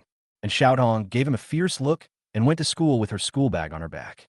Chapter 153, 7 minutes and 38 seconds. After Xiaodong left, Bai Yi started training alone. Although he was lazy on weekdays, he worked harder than most people when he needed to, because only by working hard to become stronger can you save time. During the week that Xiaodong was training for him, he seemed to be lazy, but in fact he was not idle at all. He had been using Xiaodong's body to practice armor and feather. It takes an ordinary person a year to master the armor and feather, but he only took a week, which is like cheating. His cheat isn't Xiaodong. With the blessing of 19,800 Qi and blood, you can waste Qi and blood without restraint when practicing. It's like a course that takes an elementary school student 6 years to complete, but a mentally normal adult can't even take 1 year. Compared to the armor that breaks at the slightest touch, Hakuno has made great progress in the training of feather. He really likes the feather that can increase his speed. If he had known feather when fighting the tyrant before, he wouldn't have had to waste a minute. 30 seconds would have been enough. It only takes 30 seconds to rush to the tyrant and kill him. A few hours later, Bai Yi dragged his tired body back to the villa, but the joy on his face never faded. It's not that he has made any breakthrough in the art of Qi and blood martial arts, but time. 7 minutes and 38 seconds. This astronomical figure made him dizzy, and he even smiled every day when he was unconscious. Ever since he traveled through time, the time has never exceeded 5 minutes. Now that he suddenly has such a huge sum of money, he even walks lightly. 7 minutes and 38 seconds are enough for him to kill 15 tyrants. 7 minutes and 38 seconds. I really want to go out for some fun. Bai Yi, who was slumped on the sofa, sighed. He had been staying at Xiaodong's house for a week and had really not left the house. It's not that he doesn't want to go out, but he's afraid of wasting time. He always felt that he had the legendary trouble physique. Whenever he went out, he would encounter trouble and waste time. Whether Montenegro or Dawn City, troubles are endless. So much so that after being in Dawn City for a week, he still didn't know what Dawn City looked like. Damn, is there a painter behind this? Bai Yi suddenly jumped up from the sofa with a murderous look in his eyes. He seriously suspected that the painter was behind this, just like the trip to Montenegro, although he had no evidence. But the evidence was unimportant to him. Once suspicion arose, the charge was established. Regardless of whether he was a painter or not, he had already made up his mind. You son of a bitch, don't let me run into you. If I do, I'll kill you. The more Bai Yi thought about it, the more strange it seemed. Maoyan could have kidnapped Lu Yao at any other time, but he chose to do so when Xiaodong and himself were exchanging places. If Xiaodong hadn't been quick-witted and gotten the white dove ring, the consequences would have been disastrous. It was a coincidence that Aaron ran away. If he had finished writing the ransom letter early and delivered it, he could have come back to die. Or if he had finished writing it later, Aaron would not have been there when he came. This luck is really good. The Abnormal Paradise is an abandoned city left over from a bygone era. The once tall buildings have long been dilapidated, and several towering trees have grown wildly inside them, breaking through the walls. The bustling commercial street is covered with green vines. It seems as if endless alienated plants are growing and spreading in this city, turning the Abnormal Paradise into a forbidden zone for humans. But this place is a paradise for mutant beasts. They have replaced the former humans and are multiplying in this abandoned city. They will attack all humans who dare to enter the abnormal paradise, except the genetic modifiers in the zoo. Because the absolute ruler of the abnormal paradise is the director, one of the 10 kings. No one knows his real name. He seems to have deliberately erased his past name. Because the power he created is called the zoo, people call him the director. Some people think that the name of the zoo is very funny and not even domineering at all, but the director never thinks so. He wants to use his own power to captivate all the alienated beasts and genetically modified people in the world and create a deformed paradise. He wanted to tell everyone in the world that the true king of beasts was not the tiger or the lion, but the director of the zoo, a human being. On this day, an uninvited guest came to the abnormal paradise. A man in white clothes, holding a paintbrush and carrying a canvas. The painter stood in the center of the city as tens of thousands of mutated beasts poured out of the abandoned buildings, surrounding him from all directions like a black torrent. The mutated beasts stopped 3 meters away from the painter, growling threateningly, with foul-smelling saliva dripping from the gaps between their fangs, but they did not rush forward. On top of several tall buildings not far away, several figures in black suits stood. Their eyes were cold and beastly, looking down at the painter condescendingly. The terrifying pressure emanating from them was even more terrifying than those alienated beasts. Faced with such a terrifying scene, the painter showed no sign of panic. He smiled faintly and said, "Director, this is how you treat your guests." Achu. He sneezed in an opportune moment and looked confused. Is that Gu Huangquan saying bad things about me behind my back? At this time, an unusually tall man slowly walked out from the shadows on the rooftop of a high-rise building. When the man appeared, those figures in black suits knelt on one knee, and even the tens of thousands of mutated beasts whimpered and lowered their heads, and all the beasts surrendered. The tall man quickly reached the edge of the rooftop, but he did not stop. Instead, he jumped down from the rooftop of the 100-meter-high building and hit the ground like a cannonball. Boom strapia! A violent roar sounded, and a deep pit was instantly smashed into the ground, with spiderweb-like cracks spreading densely in all directions. In the deep pit, a man in a black suit stood silently. The smoke and dust flying around him did not fall on him at all, as if they were avoiding him. The painter narrowed his eyes and looked at the zoo director, who was known as one of the 10 kings. The headmaster was very tall, over 2 meters tall.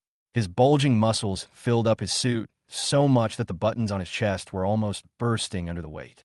His eyes were cold and aggressive. His mouth was pursed into a straight line, and although he was wearing a decent suit, he looked like a beast in human skin, exuding the aura of an apex predator.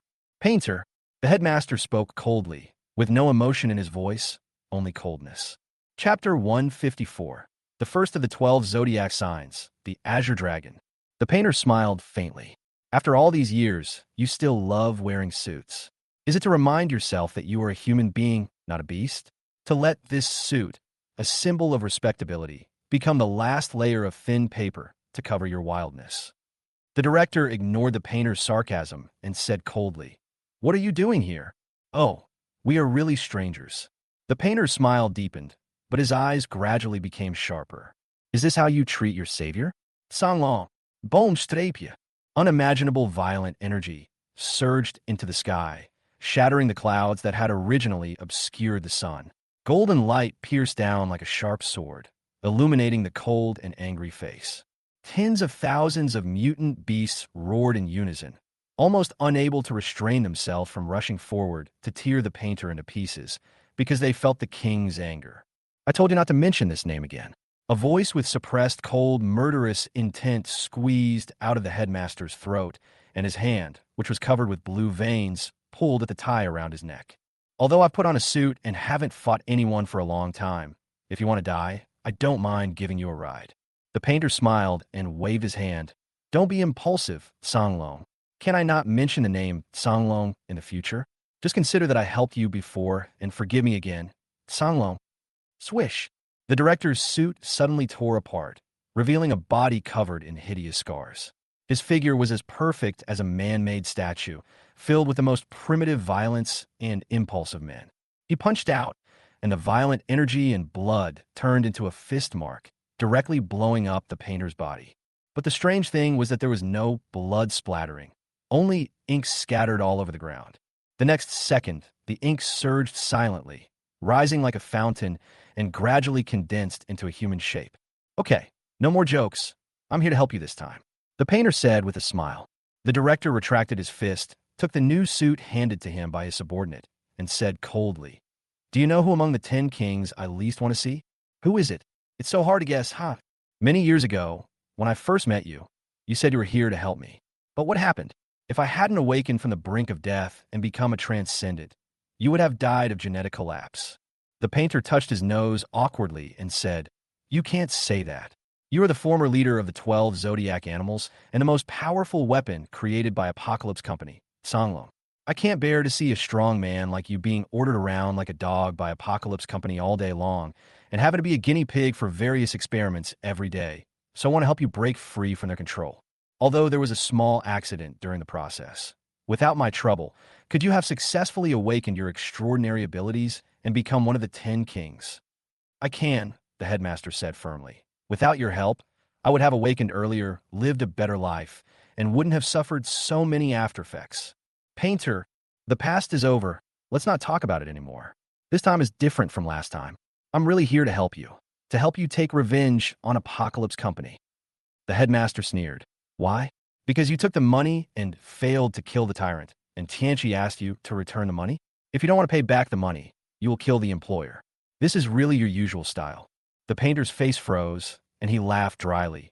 "You have misunderstood me too deeply, and I am too lazy to explain it to you. I came here to tell you that the best time to destroy the Apocalypse Company has come."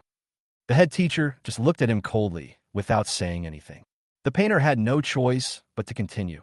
"The Pangi USB drive is in Tianchi's hands." The director narrowed his eyes slightly and asked, "Did Tianchi Company kill the Black King?" The painter was speechless.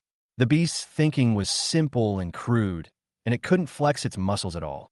If Apocalypse Company could kill the Black King, he wouldn't have to escape. No, that's not the case. The news that the Pangi USB drive is in the hands of the Black King is fake. It was deliberately spread by the Apocalypse Company in order to confuse the public and buy time to crack the USB drive. So what? So, as long as you spread this news, all the major forces will definitely target Tianchi Company. No one wants to see Tianchi crack the USB drive and dominate the market. The headmaster sneered. "Since you know this news, why don't you spread it yourself? Why do you have to ask me to spread it? Because you are the headmaster of one of the 10 kings.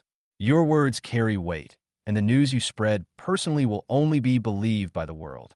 You are also one of the 10 kings."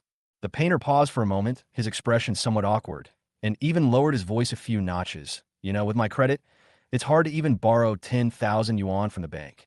"Ha ha." The headmaster suddenly burst into laughter. "You're quite self-aware. But even if the news you said is true, how could the major forces start a war against Apocalypse Company just because of a rumor? This will not shake Apocalypse at all." The painter organized his words and began to deceive. "Listen to me and let me analyze it for you slowly. Now is definitely the best time for you to attack Tianchi Company. First, the mutated scarlet virus is raging in Black Mountain and has now affected Dawn City. Apocalypse Company must send troops to deal with it. This is a victory. Second, 2 of the 12 zodiac animals died, and it is difficult to replenish them in a short period of time. This is 2 wins. Third, the chairman of Tianchi has little time left to live, and the board members are in a state of uncertainty.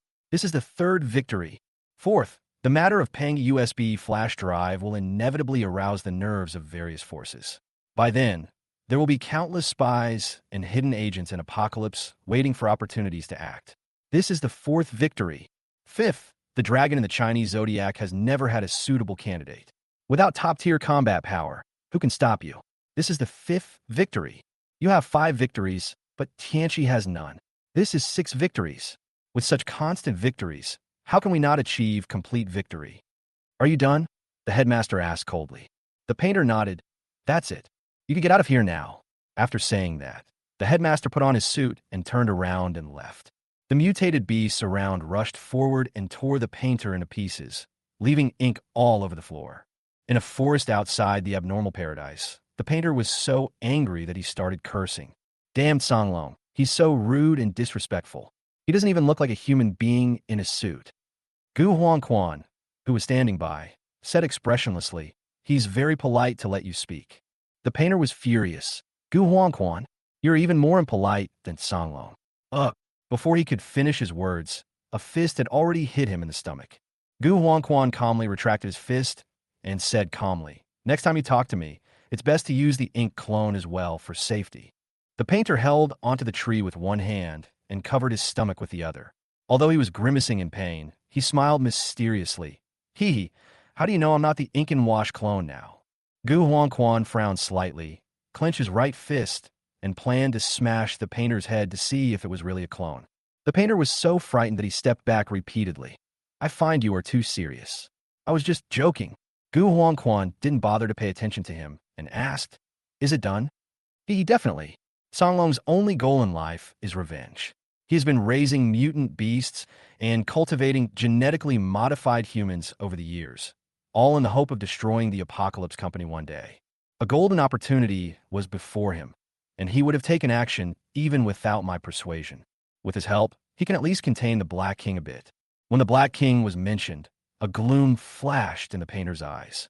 He had been unable to eat or sleep well these days, for fear that the Black King would come to him as soon as he opened his eyes. So why did you go to Songlong? Just to be a jerk to his face. Painter, those who understand will understand. Chapter 155 in Xiaodong's Lies. Qiming College is the highest institution of learning in Shuguang City and the cradle for cultivating talents for Tianqi Company. There are two colleges here, the civil and military colleges. The civil college studies mathematics, physics, chemistry, business administration, and other knowledge. Those with excellent academic performance can enter the Tianqi Company as slaves upon graduation. Students in the martial arts academy learn knowledge, such as firearms combat and military command. Those with excellent academic performance can join the genetic forces or law enforcement agencies upon graduation. In Dawn City, Apocalypse Company is the sky and the only law. For the residents of Dawn City, being able to work in Apocalypse Company is like reaching heaven in one step. Therefore, they're the chosen ones among the common people in Qiming College, as well as the second generation of high-level officials in Tianqi, but there are no ordinary people who have neither background nor talent. And Xiaotong, carrying her school bag, stepped into the school gate she had been away from for a long time. Walking in the beautiful campus, she looked straight ahead, walked lightly, and shuttled through the scenery. Her youthful face was not made up, but it attracted the attention of countless students. She who appreciates the scenery is also the most beautiful scenery in the eyes of students. Xiaodong, in the spacious and bright classroom, Lu Yao, who had already taken her seat, noticed in Xiaotong, who came in at a glance and waved her little hands happily. And Xiaodong smiled slightly, and the classroom seemed to be brighter. The male students who were originally chatting lowered their voices unconsciously. She walked to Lu Yao, and the two sat together and talked in private. Long time no see, little dear. Lu Yao held in Xiaodong's hand coquettishly and said, Xiaodong, I miss you so much.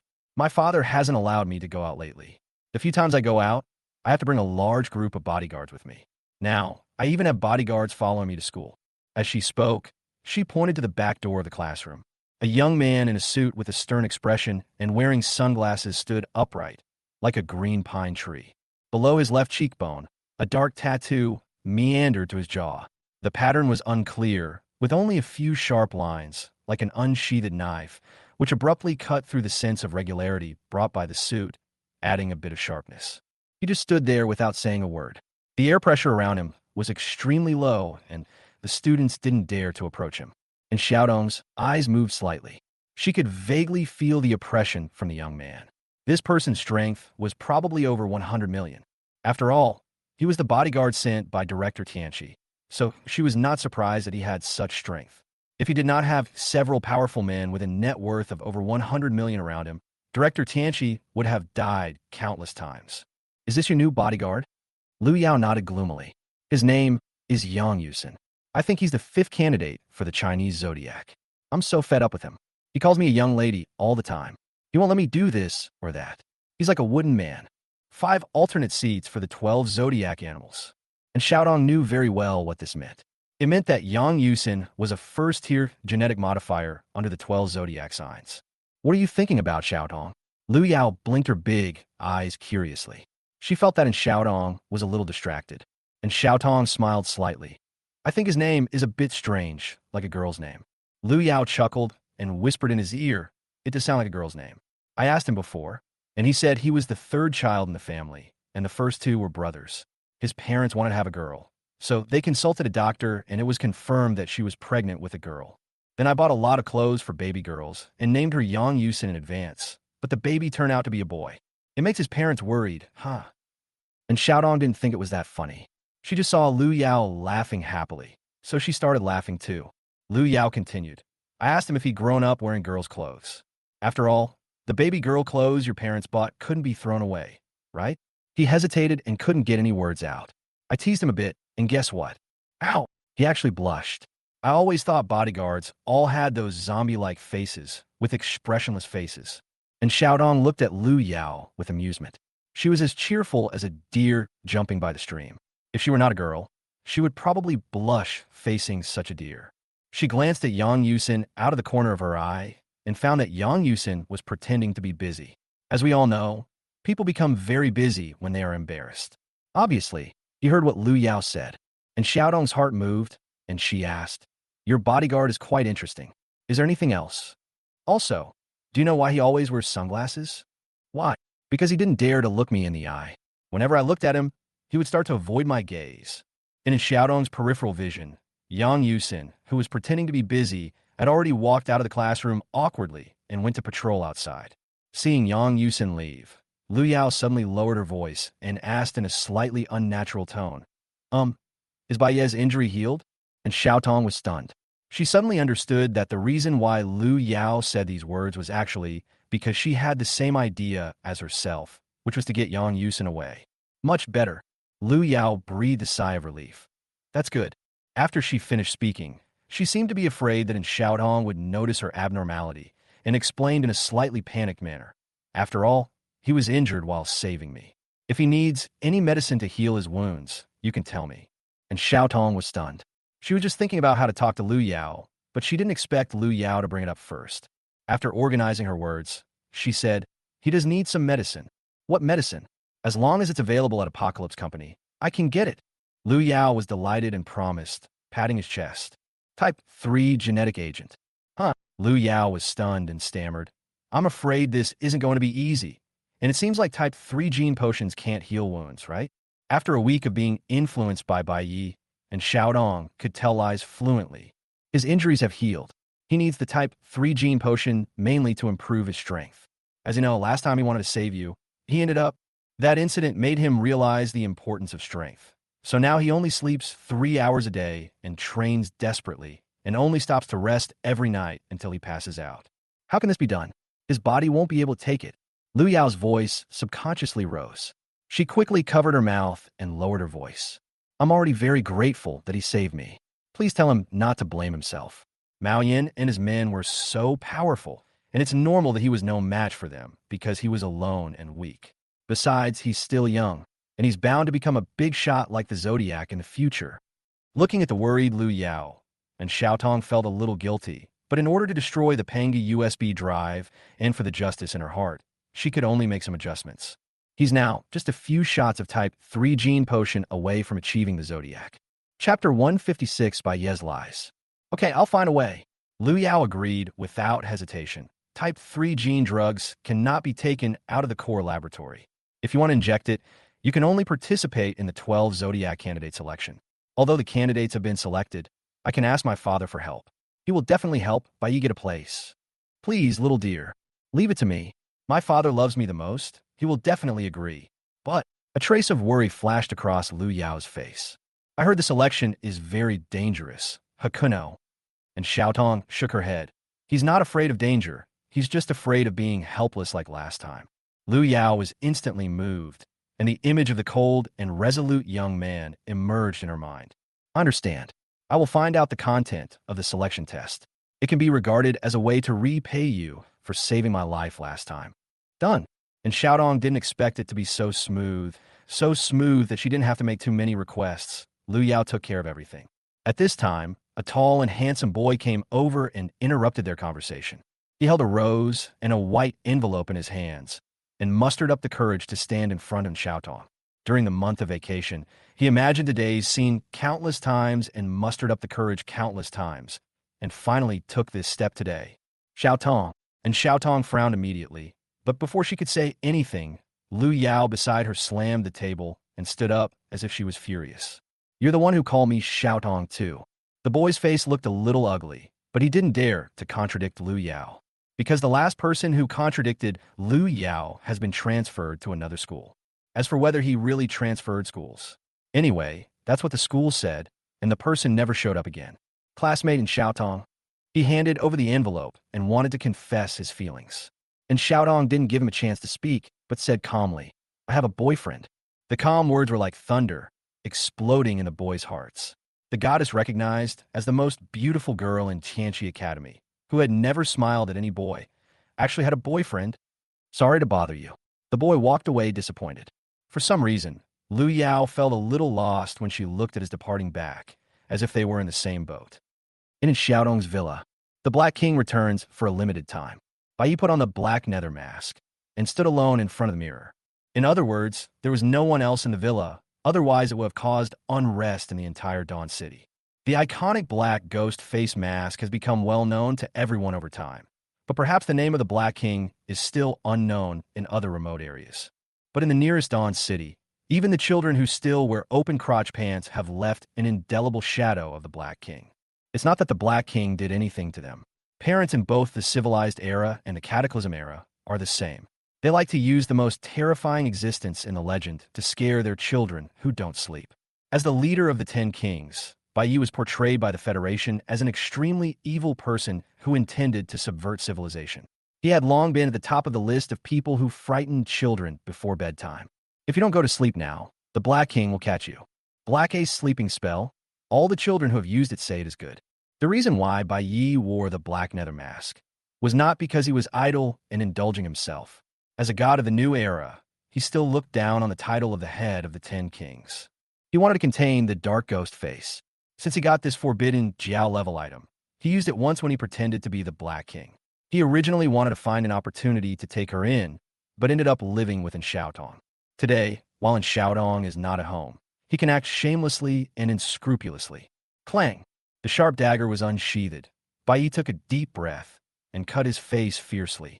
He first cut a long gash on his face, then endured the pain and inserted the blade into the gash, peeling off his skin bit by bit. The scene that was extremely bloody and exciting to others could not shake Bai Yi's nerves. After experiencing the Eye of Ember, his mental state has been very good. It hurts so much. The bloody face reflected in the mirror looked like a ghost from a horror story. Blood continued to drip from Bai Yi's face, soaking his clothes and the floor. He held the thin piece of human skin in his hands covered in blood, and applied the human skin on the black and nether mask like a facial mask.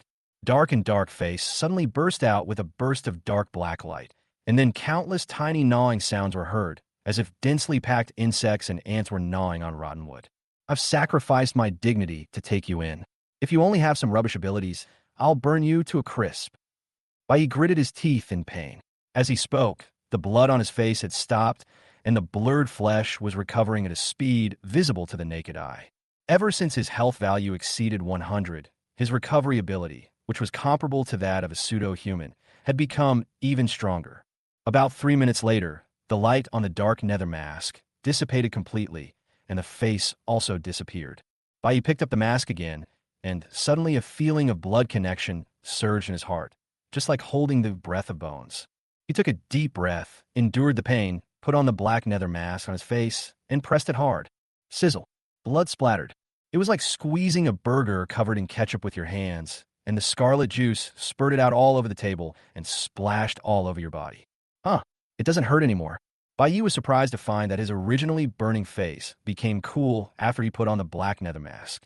There is no foreign body sensation on my face like applying a mask.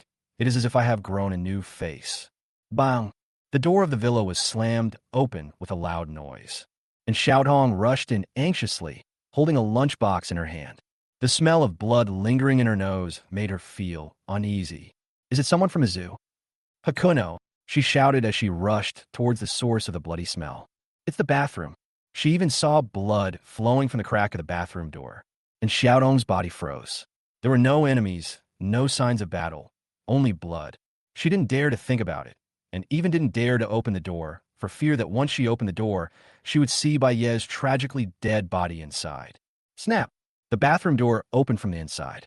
Baez walked out slowly, his body covered in blood. His face was extremely pale, as if he had lost a lot of blood. He laughed and said, "Don't you finish school in the evening? Why are you back at noon?" His gaze moved down from Xiaodong's shocked and nervous face to his hands.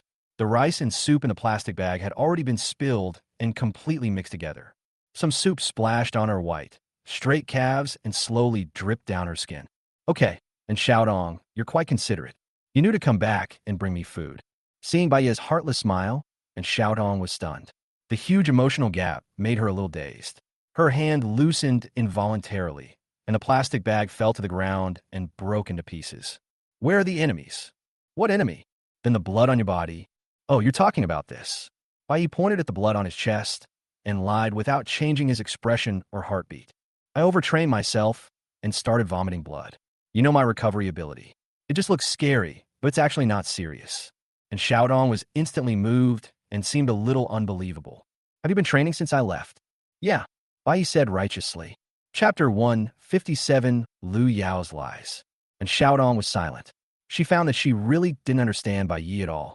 She thought Baez was lazy and casual by nature and liked to take shortcuts. Otherwise, he wouldn't have come up with the idea of asking someone to play for him to be lazy. Now it seems I was totally wrong. After I left, he not only did not slack off, but doubled his training and even trained himself to the point of vomiting blood. It turns out, he was not lying before. He asked himself to play for him, not to be lazy, but to become stronger faster.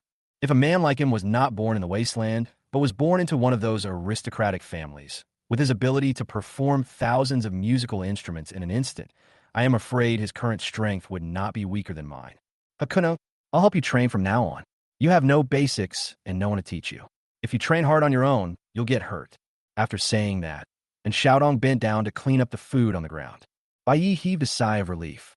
He had finally gotten away with it. Damn that black nether mask. If it hadn't had the ability to change its appearance, it would have been exposed this time. His face actually didn't fully grow back. The reason it returned to its original appearance was because the dark nether mask could change his appearance and even his body shape. In addition, it can also hide the breath. It is worthy of being a forbidden item of the Jiao level, much better than the garbage breath of skeleton. "Dad, I'm going to live in Moxianjuan. It's too boring at home." In a luxurious manner, Lu Yao pouted and acted coquettishly to a middle-aged man. The middle-aged man was Lu Yunxiao, one of the directors of Tianqi Company.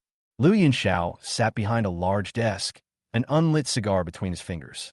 His silver-gray custom-made suit was wrinkle-free. The tiny diamond on the silk tie clip exposed at his collar flashed a cold light under the refraction of the ceiling light. It was a gift given to him by a congressman during a meeting at the East Continent Federation last year. He casually pinned it on like an ordinary button.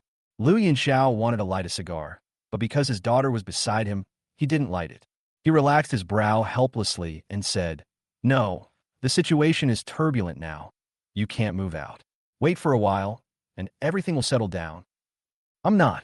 I'm so bored living here alone. I want to go play with Xiaodong. After graduation, you will definitely arrange a marriage for me, and then I won't be able to see Xiaotong anymore." Lu Yao looked at him stubbornly, tears of grievance welling up in her big eyes. Even a man as powerful and hard-hearted as Lu Yunxiao couldn't help but soften his heart when he saw his daughter's attitude. But he still did not agree.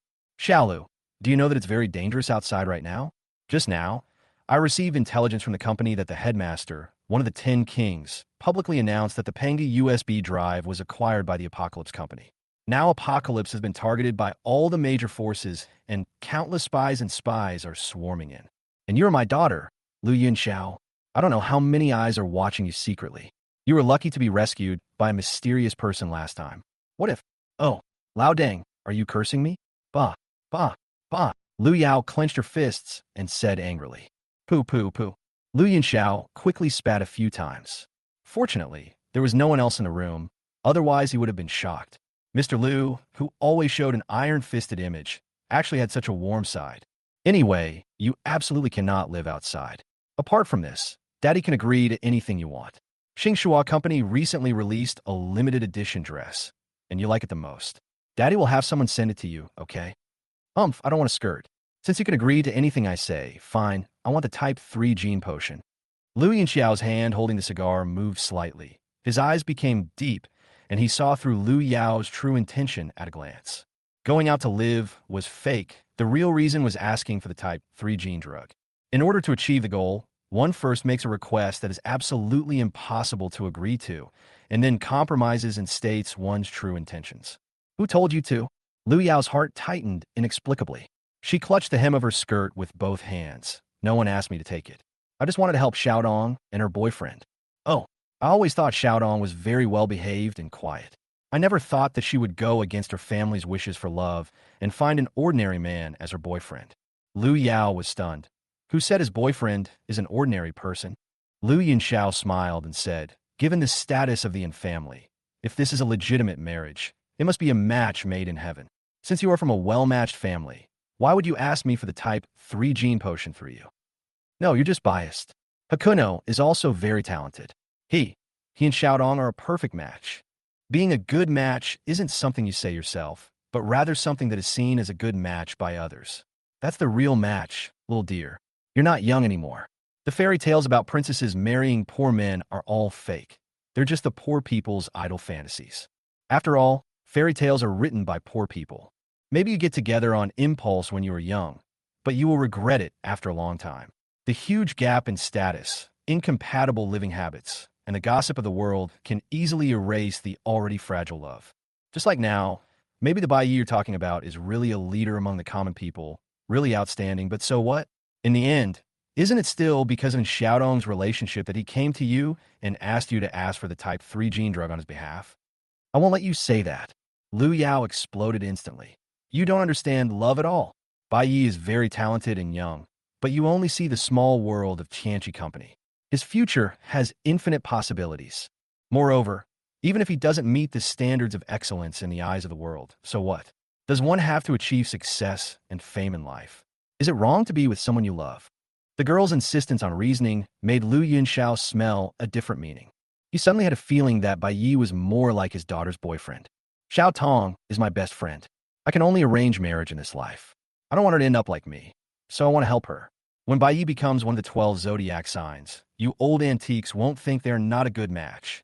The doubts in Liu Yunxiao's eyes disappeared, and he looked at his daughter, who was like a little tiger, and shook his head helplessly. Dear, remember to vote.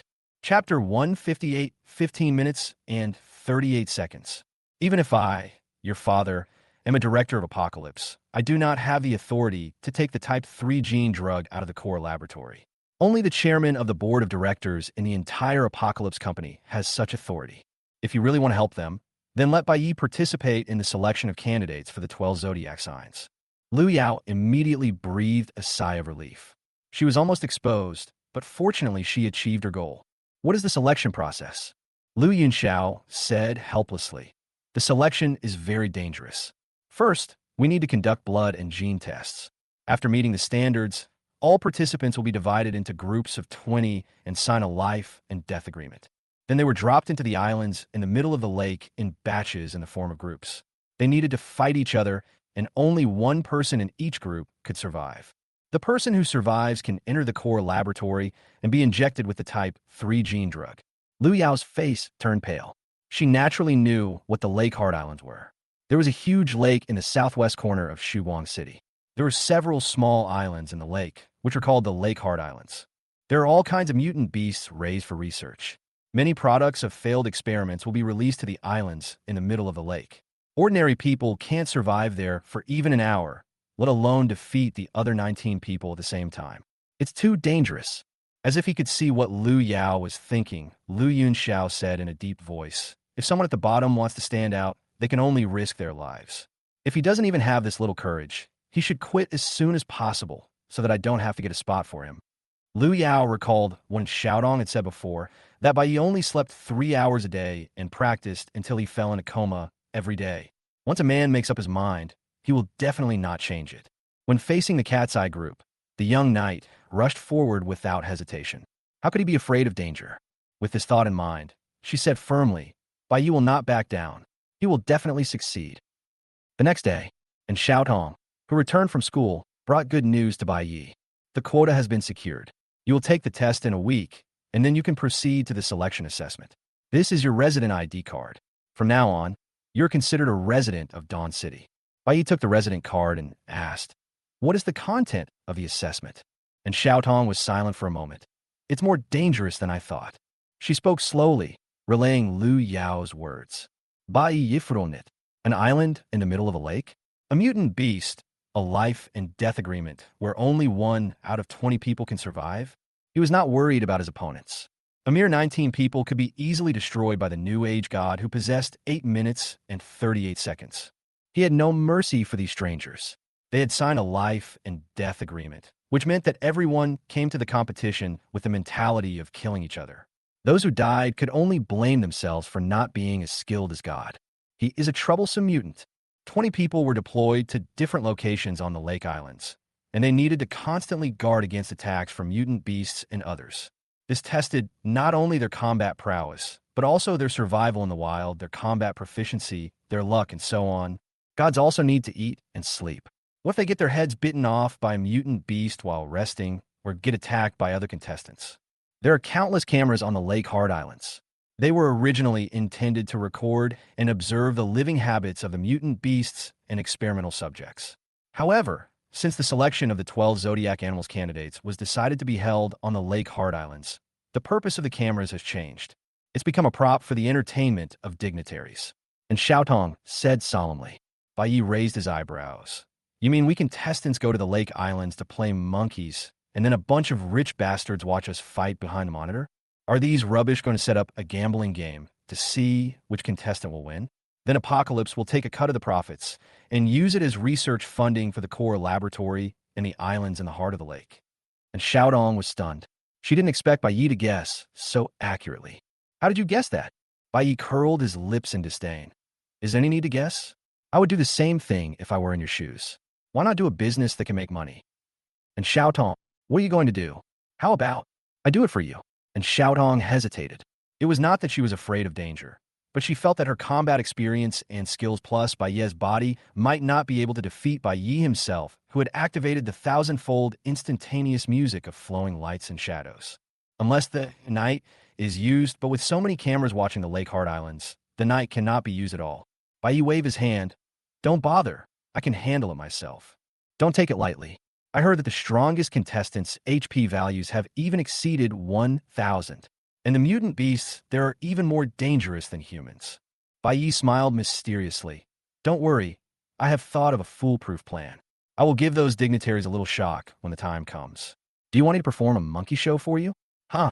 What's the perfect plan?" "Come closer." And Xiaodong came over curiously, and Bai Yi whispered in her ear. Her eyes widened instantly, and she looked at Bai Yi in disbelief. "Isn't this too? You know shit. This is what we call foolproof. Hurry up and prepare as I say. If you delay my selection and can't find the Pangy USB drive, it will all be your fault." And Xiaotong. A week passed in the blink of an eye. After BAI.AN Xiaodong.Ye's unremitting efforts, his health value has exceeded 200 points, which is completely worthy of the bounty of Black Gun, Xiaobai, excluding taboo items. The sudden increase in strength did not make him feel much. What really made him ecstatic was time. 15 minutes and 38 seconds. Bai Yi felt that he had never fought such a rich battle in his life. Even if all 10 kings were gathered together, plus the dead tyrant, he would dare to challenge them alone. After being a stay-at-home for half a month, everything went smoothly and uneventfully, allowing him to roughly understand the painter's ability mechanism of fate. Although the painter can control fate to a certain extent, kill people without them knowing, and has boundless abilities, he does have certain limitations. That is, once the person realizes that his fate is being manipulated, he can avoid his fate to a certain extent by hiding himself and not contacting the outside world. It's like the painter set your fate as being hit by a car when you go out, but if you don't go out, you won't be hit by a car. As for whether the painter can make good luck come directly to his home, Bai Yi has no idea for the time being. Anyway, he hid there for half a month and nothing happened. And today, he finally went out. With 15 minutes and 38 seconds in his possession, he didn't know who in the world could stop him. Even if the painter is so extraordinary that he can gather all 10 zodiac animals to become his enemy, it would only take a wave of his hand. Chapter 159, I Never Make Mistakes in Love. On the most prosperous commercial street in Dawn City, Bai Yi walked down the street with an arrogant step, not caring about his relatives. Even though the road was crowded with people, he couldn't see anyone in his eyes because he looked down on everyone, and Xiao Tong, who was standing by, held her forehead with her hand, calmly distanced herself from Bai Yi, pretending to be a stranger. Why are you so far away from me? It's your honor to stand next to me. Bai Yi raised his eyebrows. He knew the principle of keeping a low profile, so he did not call himself a god directly. And Xiao Tong became more speechless. She didn't understand why Bai Yi seemed like a different person. Could it be that he had developed a problem after being cooped up at home for half a month? Do you really have to walk like this? What's the problem? I'm afraid you'll get beaten. You know shit, this is called momentum. By the way, let's wait a while before going for the test. I need to go buy some clothes. The clothes Fatty Gao gave me are too tacky and don't suit my status. The test is about to start. If you don't go now, you'll be late. That's what I want. Don't you know that the protagonist always appears last? And Xiaodong rolled her eyes silently. What clothes do you want to buy? Of course, the most expensive and luxurious clothes. Any recommendations? Then you can go by Xingshua, the high-end brand under the Zhenfu Chamber of Commerce. Xingshua? What a ridiculous name. And Xiaodong pointed to the tallest building in the commercial street, where a huge display screen was playing Xingshua's advertisement. That's Xingshua, but I don't recommend you buy it because it's too flashy. Bai Yi looked up and saw a man in a burgundy suit on the screen, surrounded by a dozen little fans. He was surrounded by women, with a charming smile on his face. He pointed to the 3 small silver stars on his chest and began to recite the advertising slogan. I never make mistakes in love, because I wear the starry sky. Every stitch is a promise from the galaxy. Every thread sparkles with the rhythm of my heart. Wearing the starry sky is like the stars twinkling. And Xiaotong complained helplessly. How is it? Isn't it very superficial? Just buy it. Bai Ye's eyes lit up. He liked bright colors. The fiery red, coupled with the 3 star-like trademarks, simply suited his aesthetic taste. And Xiaotong, half an hour later, in front of the mirror in Xingshua's shop, Bai Yi looked at himself with great satisfaction. He turned to Xiaotong and asked, how is it? And Xiaotong was slightly distracted, and she suddenly realized that Xingshua was not that vulgar. The young man stood there wrapped in a burgundy suit, as if he had draped over his body a whole cluster of burning sunset glow. The color was bright, just like the confidence and boldness in his eyes. The collar of his suit was slightly open, one hand was in his trouser pocket, and his back was straight, as if this overly bright red color was meant to belong to him. Her tall and slender figure, coupled with the training during this period, perfectly supports this dress. Not very good, and Xiaodong said hypocritically, "Humph, a woman with no sense of taste, go and pay the bill." And Xiaodong was stunned and pointed at herself. Me? Why don't you go by yourself? Nonsense. Bai Yi raised his eyebrows. If I had money, wouldn't I go there myself? And Xiaodong was speechless after hearing these righteous words. In the end, she still went to pay the bill, 200,000. In fact, Bai Yi still had some money after buying the hard drive, but when he saw that the clothes cost 200,000 yuan, he decisively chose to lend Xiaodong, the rich woman, pay the bill. Now he understood why Fatty Gao's family was so rich. Damn, if a piece of clothing could be sold for 200,000 yuan, how could they not make money? After the test, shouldn't the time and location of the assessment be announced? Why haven't they announced it yet? The test isn't over yet. Didn't you see Professor Pei hasn't put away the equipment yet and is still waiting there? In a square in the Martial Arts Academy of Qiming College, many people were whispering. Dozens of people gathered here. They were all students from the Qiming College Martial Arts Academy, and they were also the chosen ones who came to participate in the selection of candidates for the 12 zodiac signs. There are only 2 kinds of people in a martial arts academy. One is the student who just wants to graduate safely and go into law enforcement or the military. The other type is more ambitious and intends to become a student of the Chinese zodiac. As the model of genetic modification launched by Apocalypse Company, the 12 zodiac animals have an extraordinary status and are directly under the jurisdiction of the board of directors. They are second only to the president and above everyone else. In terms of treatment and power, they are much higher than those law enforcement officers. Therefore, even though the selection process for the 12 zodiac signs is very strict and even requires signing a life and death agreement, there are still people who flock to it and dream of reaching the top overnight. Professor Pei, why haven't you announced the time and place of the exam yet? A student couldn't hold back his temper and came up to Professor Pei to ask. If other professors were here, They would not dare to ask because the professor's status in Cheeming College is very high, and he has already worked in Tianchi Company, and his position is not low. But facing the gentle Professor Pei, the students became much bolder. Professor Pei is a woman in her 30s named Pei Qingwei. She has a strong scholarly air. She wears a pair of black-framed glasses, has her hair tied up, and even a white coat cannot hide her classical and elegant beauty.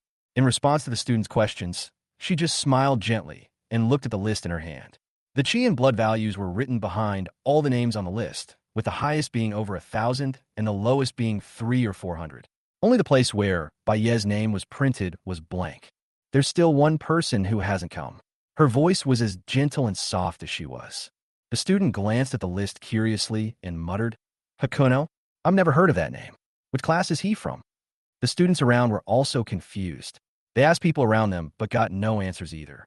It's not that they know all the students in the martial arts academy, but those who can come to participate in this election are all top-ranked students in the martial arts academy, and they all know each other to some extent. He is not a student of Cheeming College. Pei Qingwei said softly. As soon as these words were spoken, the faces of the students around him suddenly turned ugly. Although he is not a student of Cheeming College, he has been selected. The meaning behind this is self-evident. Damn it. Is it the same as every year, forcing people in? In the past, if you wanted to get someone in, they'd at least let them come to the school and get the transfer student status. But this time, they didn't even bother pretending. They just shoved it in. It seems like this person has a very powerful background. I'm afraid he's not from the board of directors. It's one thing to force your way in, but he's also late, making all of us wait for him. Haha, just put it in there. Ultimately, it's your ability that matters. Once you get to the Lake Islands, those mutant beasts won't tell you about their backgrounds. Having said that, I'm afraid those who come here are the private soldiers of those big shots. After all, the Type 3 gene potion is limited, and who among those big shots wouldn't want to give more to their own people? Have you forgotten Yang Yusin, the current 5th candidate for the 12 zodiac signs? He wasn't even a student at Cheeming College, but he was forced in. Damn, he relied on the support of the board of directors and was several years older. When he arrived, his chi and blood were already over 2,000. Chapter 1, 60 Arrogant Debut. 2,000? Someone exclaimed. The strongest contestant in our class, Feng Chaming, only scored 12,000. I'm sure Yang Yusin's class wouldn't be much higher either. This isn't just bullying the weak. Who said it wasn't? I guess the person who came this time is similar to Yang Yusin. Damn, please don't let me be grouped with him. Fuck, there aren't many spots to begin with, and some are being taken away by these people with connections.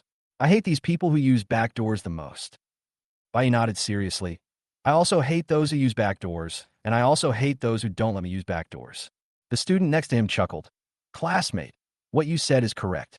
Who wouldn't want to take the back door if they could? You're right. Please make way. I'm going through the back door, Bai said with a smile, pushing through the crowded crowd. The people around were stunned. They all looked sideways at the young man in the burgundy suit in front of them. He was dressed in bright clothes and had a flamboyant look.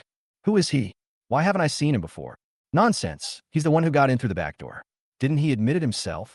Look at the 3 stars on his clothes. I've seen the clothes he's wearing in an ad. They're the latest model from Xinhua Company, and they cost $200,000 each. Holy crap. Is this true? A piece of clothing costs $200,000. A civilian student exclaimed. Of course it's true. I saw the advertisement on Qingyun Road 2 days ago.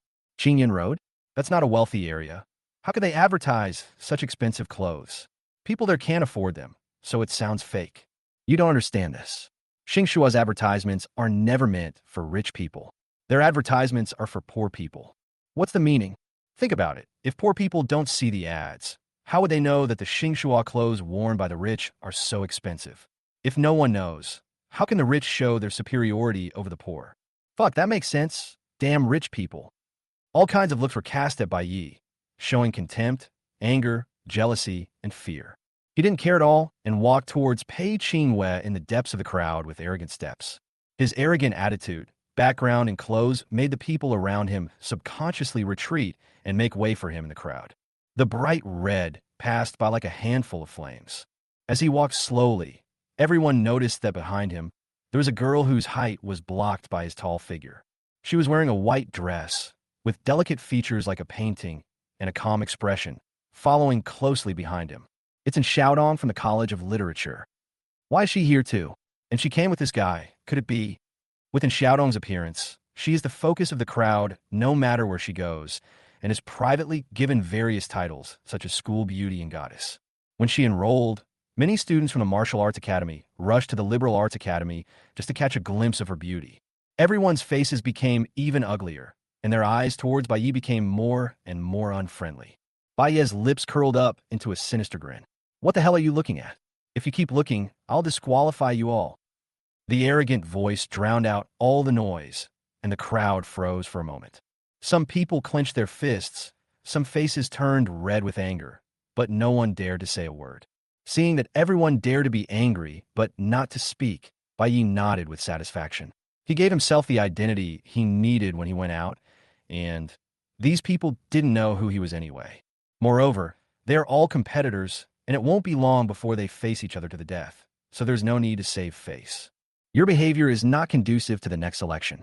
People in the same group will target you. Pei Qingwei reminded softly. Bai Yi sneered and asked the student closest to him, "Will you target me?" The student was startled, and his face froze without saying a word. He looked at another student and asked, "Do you dare to target me?" The man subconsciously took a half step back and didn't dare to answer at all, for fear that he would be eliminated from the quota by the man with a strong background in front of him. Ha ha ha! Bai Yi laughed arrogantly. "Professor Pei, you're joking. Look, the students are obviously very friendly." Pei Qingwei laughed dumbly and shook his head helplessly. "Let's start the test." She tapped her finger on the edge of the glasses frame, and suddenly a fluorescent green light lit up on the lens, like a display turning on.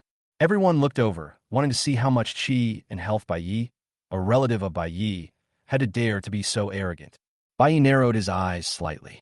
He had already seen the test form placed in front of Pei Qingyue's desk, which was filled with names and blood values.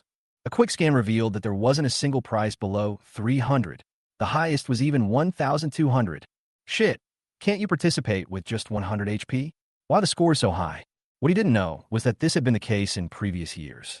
100 was only the minimum threshold for the injection of type 3 gene drug, and what was truly rare was standing out in the Lakehart Islands. There were people who were foolish enough to try their luck with only 100 HP, but without exception they all died miserably. Your qi and blood value. Pei Qingyue was a little surprised, as if he felt it was unbelievable, and repeatedly confirmed the number displayed on the glasses several times. Everyone was thinking differently. Professor Pei hadn't shown any surprise when he detected Feng Changming's HP at 1,200 before, but now he was so surprised. Could it be that this person's HP was over 2,000? That can't be possible. This person doesn't look very old, even younger than his classmates. How could he have such a high qi and blood value? When they thought of this, everyone prayed that they would not be assigned to the same group with Bai Yi. To Bai Yi's surprise, Pei Qingwei did not tell the exact number of his qi and blood value. Instead, he silently picked up a pen and wrote on the list, then put it away. Your qi and blood values are qualified. Come into the house for genetic testing, Pei Qingwei said with a faint smile. Bai Yi looked at Pei Qingwei in surprise. He didn't expect that the woman in front of him would hide it for him. He was ready to teach a lesson to anyone who dared to speak rudely later. It seems that she's just like in Xiaotong, impressed by my handsomeness. It turns out that I made the right decision to buy this Xingshua suit. It was not a waste of my $200,000. He firmly believed that if someone showed malice towards him, that person must be inferior, and if someone showed kindness towards him, that person must be excellent. Everyone was itching to find out, as their curiosity had already been piqued by Pei Qingyue's surprise. Unexpectedly, Professor Pei did not report his qi and blood values. Obviously, everyone has signed up before. Professor Pei is so gentle. Is he afraid that our qi and blood levels will be too high and will undermine our confidence? Guess the riddle. Sure, type one word. Chapter 161, it turns out, I am immortal. When you enter the laboratory, the alloy door closes automatically. Don't be nervous, just lie on the bed. Pei Qingwei pointed to the silver bedboard beside him. There was a detection instrument similar to a cover on the bedboard. This is a genetic testing device. It's mainly used to detect whether your genes are suitable for injections of type 3 genetic drugs, and what type of injection is suitable. Type, Bai Yi thought thoughtfully. Just like the 12 zodiac animals, each of them was injected with a different type 3 gene potion. For example, Silver Snake is highly compatible with the snake-type gene potion, so she was injected with the snake-type potion. Compatibility is crucial. If an incompatible genetic drug is injected, it could affect future development at best, or even lead to genetic collapse at worst. Pei Qingwei explained patiently. Bai Yi suddenly became interested. What genes are compatible with him? Of course, it's the legendary dragon. Is there a dragon in the Chinese zodiac? Pei Qingwei smiled and said, Of course I have. I'm a dragon. You are so special. Who asked you what your zodiac sign is? If it weren't for Pei Qingwei helping him just now, he would really have cursed. Huh, just kidding. There's no dragon in the current Chinese zodiac. I heard there was one in the past, but all the files about dragons have been sealed, so I don't have the right to view them. Anyway, the position of the dragon is still undecided, because the dragon symbolizes a mythical creature and is a unique existence far beyond the other zodiac signs. Why not? Is it because you can't find anyone suitable for making dragon-shaped potions? Pei Qingwei smiled and nodded. Yes, I've done many genetic tests, and I've never met anyone who's compatible with a dragon. Okay, lie down now. Maybe you'll be the next dragon. Bai also thought so. The type 3 gene potion was rubbish, and only the dragon type was barely worthy of him. He lay on the bed, and the huge detection instrument emitted a horizontal red light, scanning back and forth on his body like a scanner. This thing can't detect that I've been infected with the mutant scarlet virus, right? Probably not. After all, I'm not a true pseudo-human, and I've been injected with virus serum. He was just thinking when suddenly, beep beep, the instrument made a sharp sound of electricity. Warning, warning, the gene sequence is abnormal. The gene sequence is abnormal. Suspected non-human gene sequence. Bai Yi was shocked. Oh no, something bad is going to happen. It's fate. Damn you, painter. Regardless of whether it was the painter's doing, he had to find someone to take the blame first. He sat up from the bed and looked at Pei Qingwei, who was frantically checking the equipment. He kept thinking about countermeasures in his mind. Apocalypse Company started out with genetic research, so it was inevitable that it would be interested in researching his own body. He didn't know what would happen if it was exposed, but there was a high probability that he would become a guinea pig. Drop. Pei Qingwei pressed a red button, and all the alarms stopped abruptly. Her face appeared from behind the monitor, and she smiled gently. Don't worry, it's just a malfunction of the machine. That gentle smile seemed a bit weird in Bai Yi's eyes. Even a fool can see that this is not a malfunction. What on earth does Pei Qingwei want to do? At this time, Pei Qingwei picked up the syringe beside him and walked over. The machine is broken. Let's use the blood test method to test your genes. Don't worry, I have my own dedicated genetic testing room. I will take it for testing myself when the time comes. The results will be available in no time at all, and I can get the results at the same time as everyone else. Bai Yi's eyes narrowed slightly. A dedicated genetic testing room?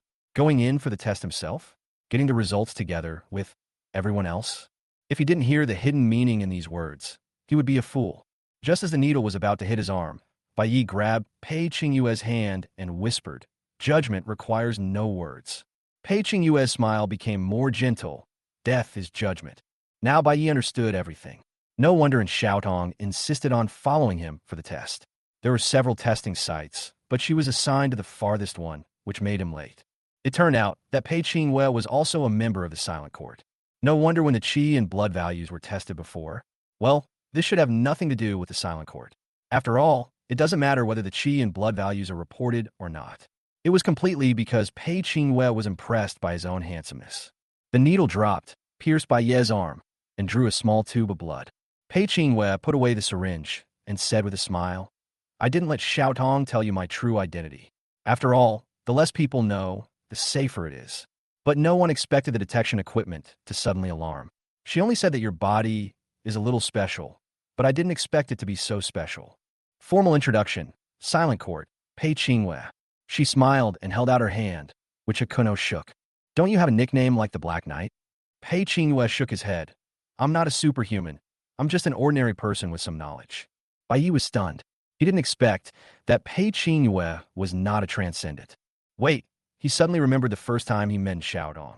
When Xiaodong invited him to join the Silent Court, she also said that as long as one is a like-minded person, even if he is not an extraordinary person, he can join the Silent Court.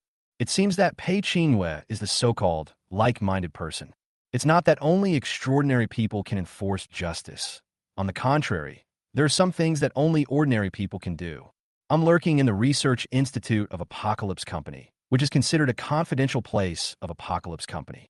The inspection here is very strict, and only ordinary people like me could sneak in. Bai nodded and asked, "By the way, what's going on with my genetic test?" The test results just now shocked me. Your gene sequence is actually somewhat similar to the pseudo-humans that have been wreaking havoc outside the city recently. Your cells contain extremely high activity. Bai has always been worried about being infected with the mutated Scarlet virus. Although this thing gives him strong recovery ability, who knows if there will be any sequelae? Pei Qingwei happened to be from the Silent Court and an expert in this field. He hurriedly asked, "Is there anything wrong with my body? Not only are you fine, you're also very healthy, possessing resilience and potential far beyond that of an ordinary person. With a physique like yours, you're exactly the experimental subject that Apocalypse Company has always dreamed of." The company captured some pseudo-humans for experiments and found that the pseudo-humans did not have the fatal weaknesses of normal humans. Theoretically, as long as they had enough qi and blood, the pseudo-humans would be immortal. I guess you are in the same situation now. You will not die even if your head is broken before your energy and blood are exhausted. It's just that your qi and HP are too low, and I don't think you can withstand a few fatal injuries. Chapter 162, No One Can Hurt God Except the Black Knight. Bai Yi was immediately delighted.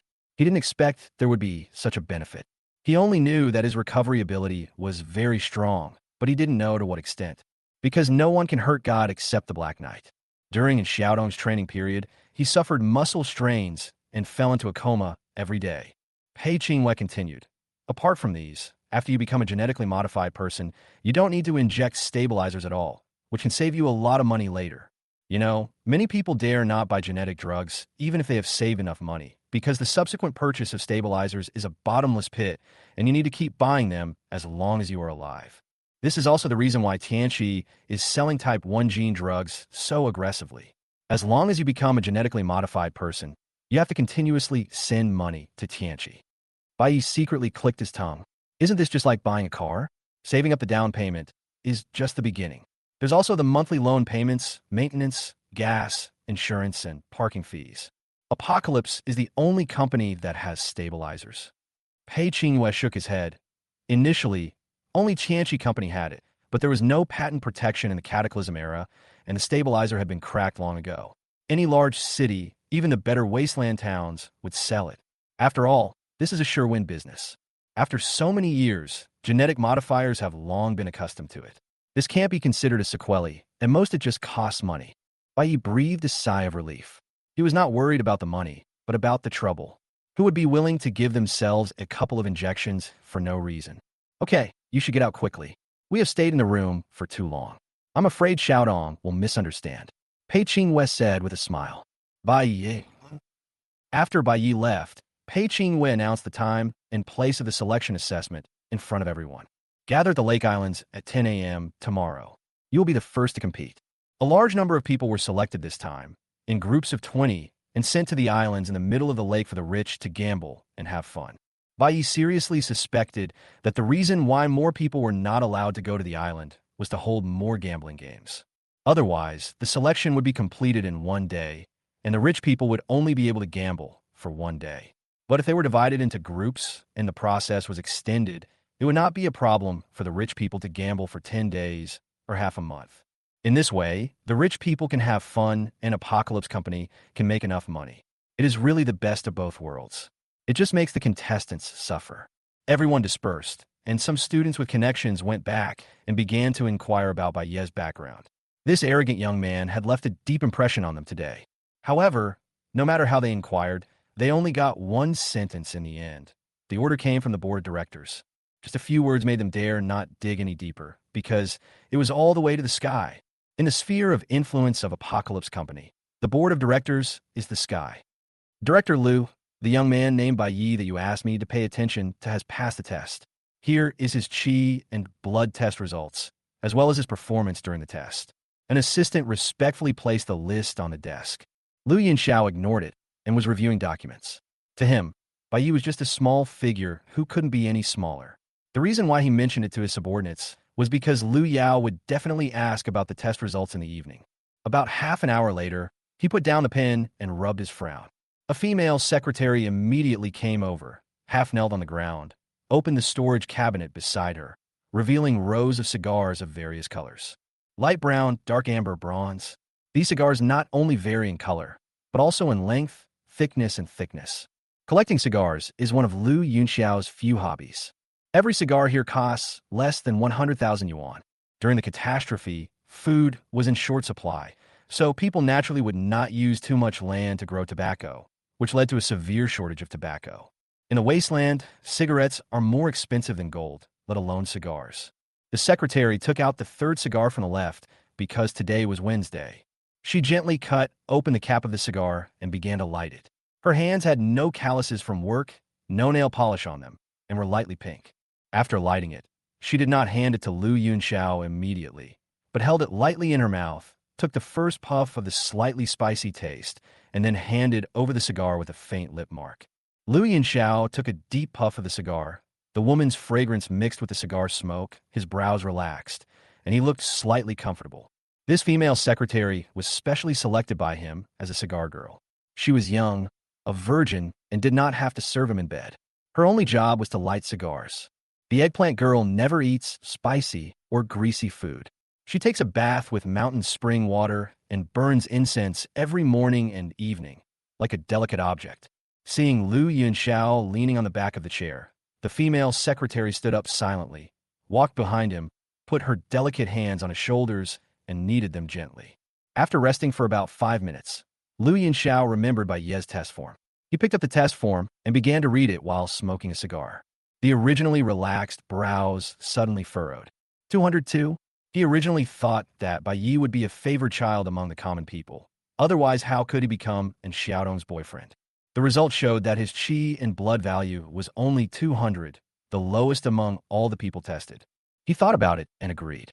After all, those who were tested were all top students from Ximen College, and one couldn't use their standards to hold an ordinary person to an ordinary person. If an ordinary person practices qi and blood martial arts since childhood and can have a qi and blood value of 200 at this age, he can barely be called a genius among the common people. He continued to look down, and his frown deepened. Xing Shuo, who was wearing a 200,000 yuan outfit, threatened to disqualify others from the selection. This time Liu Yunxiao was really surprised. Even the chairman's own son would not dare to say such words in public, but Bai Yi said it. The family's daughter actually likes this kind of person. Could it be that Bai Yi has some leverage over her? He found his own absurd idea funny. A handle is only a handle when it is in the hands of someone of equal status. But if the status is not equal, the handle is nothing more than a death warrant. It seems that Jia is not as good as I am at educating my daughter. Anyway, Bai Yi is Xiaodong's boyfriend, not his daughter Liu Yao's. Even if he is a bad person, it has nothing to do with him. With a health value of 200, he has offended others before the selection even started. Such a person will never survive the selection and is not worth his trouble. Chapter 163, A Man Crazier Than God. In Xiaodong's villa. Are all the things I want ready? Bai Yi asked, and Xiaotong nodded, took out a black suitcase from the room, and handed it over. I'm ready, but are you sure you want to do this? Bai Yi took the suitcase and opened it to examine it, a sneer curling up at the corner of his mouth. Of course I'm sure. But, and Xiaodong hesitated to speak. There's nothing to complain about. I didn't break any rules. Where in the selection and assessment rules does it say that I can't do this? I didn't write that, but I just felt it had a bad impact. It's fine if it's not written in the regulations. If it's not prohibited, then it's allowed. By the way, go find that person later. Who? Hakuno thought about it carefully. It's that deer. The fawn. And Xiaodong was speechless. Liu Yao had always been concerned about your injury, but you even forgot her name. With her status and position, she should be able to participate in the gambling game, right? Go tell her to take out all her pocket money and steal some from her father to bet on me to win. And you, give her all the money you have and mortgage this house so that she can bet. After we win, we'll split the bill 20 to 25. And Xiaodong was stunned. What do you mean by 20%? You must have said it wrong. It should be 28%. How could I be wrong? It's a 20-20th split. You two should give me all the winnings. Of course, I won't take the principal. After all, I have principles. And Xiaodong was so angry that she laughed. We both put up the money, and in the end we only got back the principal. Should we still thank you? Bai Yi raised his eyebrows. Isn't that nonsense? As the saying goes, 9 out of 10 gamblers lose. I not only let you enjoy the fun of gambling, but also protected your principal. If not me, who else can you thank? And Xiaodong clenched her fists and wanted to punch Bai Yi, but was afraid of beating him to death. Finally, She gave up and said expressionlessly, "You don't have to give up my money, but I can't make the decision for Xiaolu. Also, her name is Lu Yao, and she's my best friend. Don't forget her." All right, got it. Bai Yi waved his hand impatiently. If you hadn't called her little dear every day, how could I not remember her name was Lu Yao? You bastard. You blame me for everything. And Xiaodong couldn't help it after all and punched Bai Ye's arm. And Xiaodong, are you crazy? Hey, it doesn't hurt. I didn't expect my armor to be strong enough to defend against 19,800 HP. Ha ha ha. The next day, in front of a military building outside the Lake Islands, dozens of students stood with nervous and solemn expressions. In front of them were 4 instructors with sturdy builds wearing black combat uniforms. "Line up and come over sign the life and death agreement," an instructor shouted sternly. Everyone's heart sank suddenly, and the 3 words life and death statement hit their hearts like a heavy hammer. They all knew what this meant. Once they signed the life and death agreement, their life and death would depend entirely on their own abilities and fate.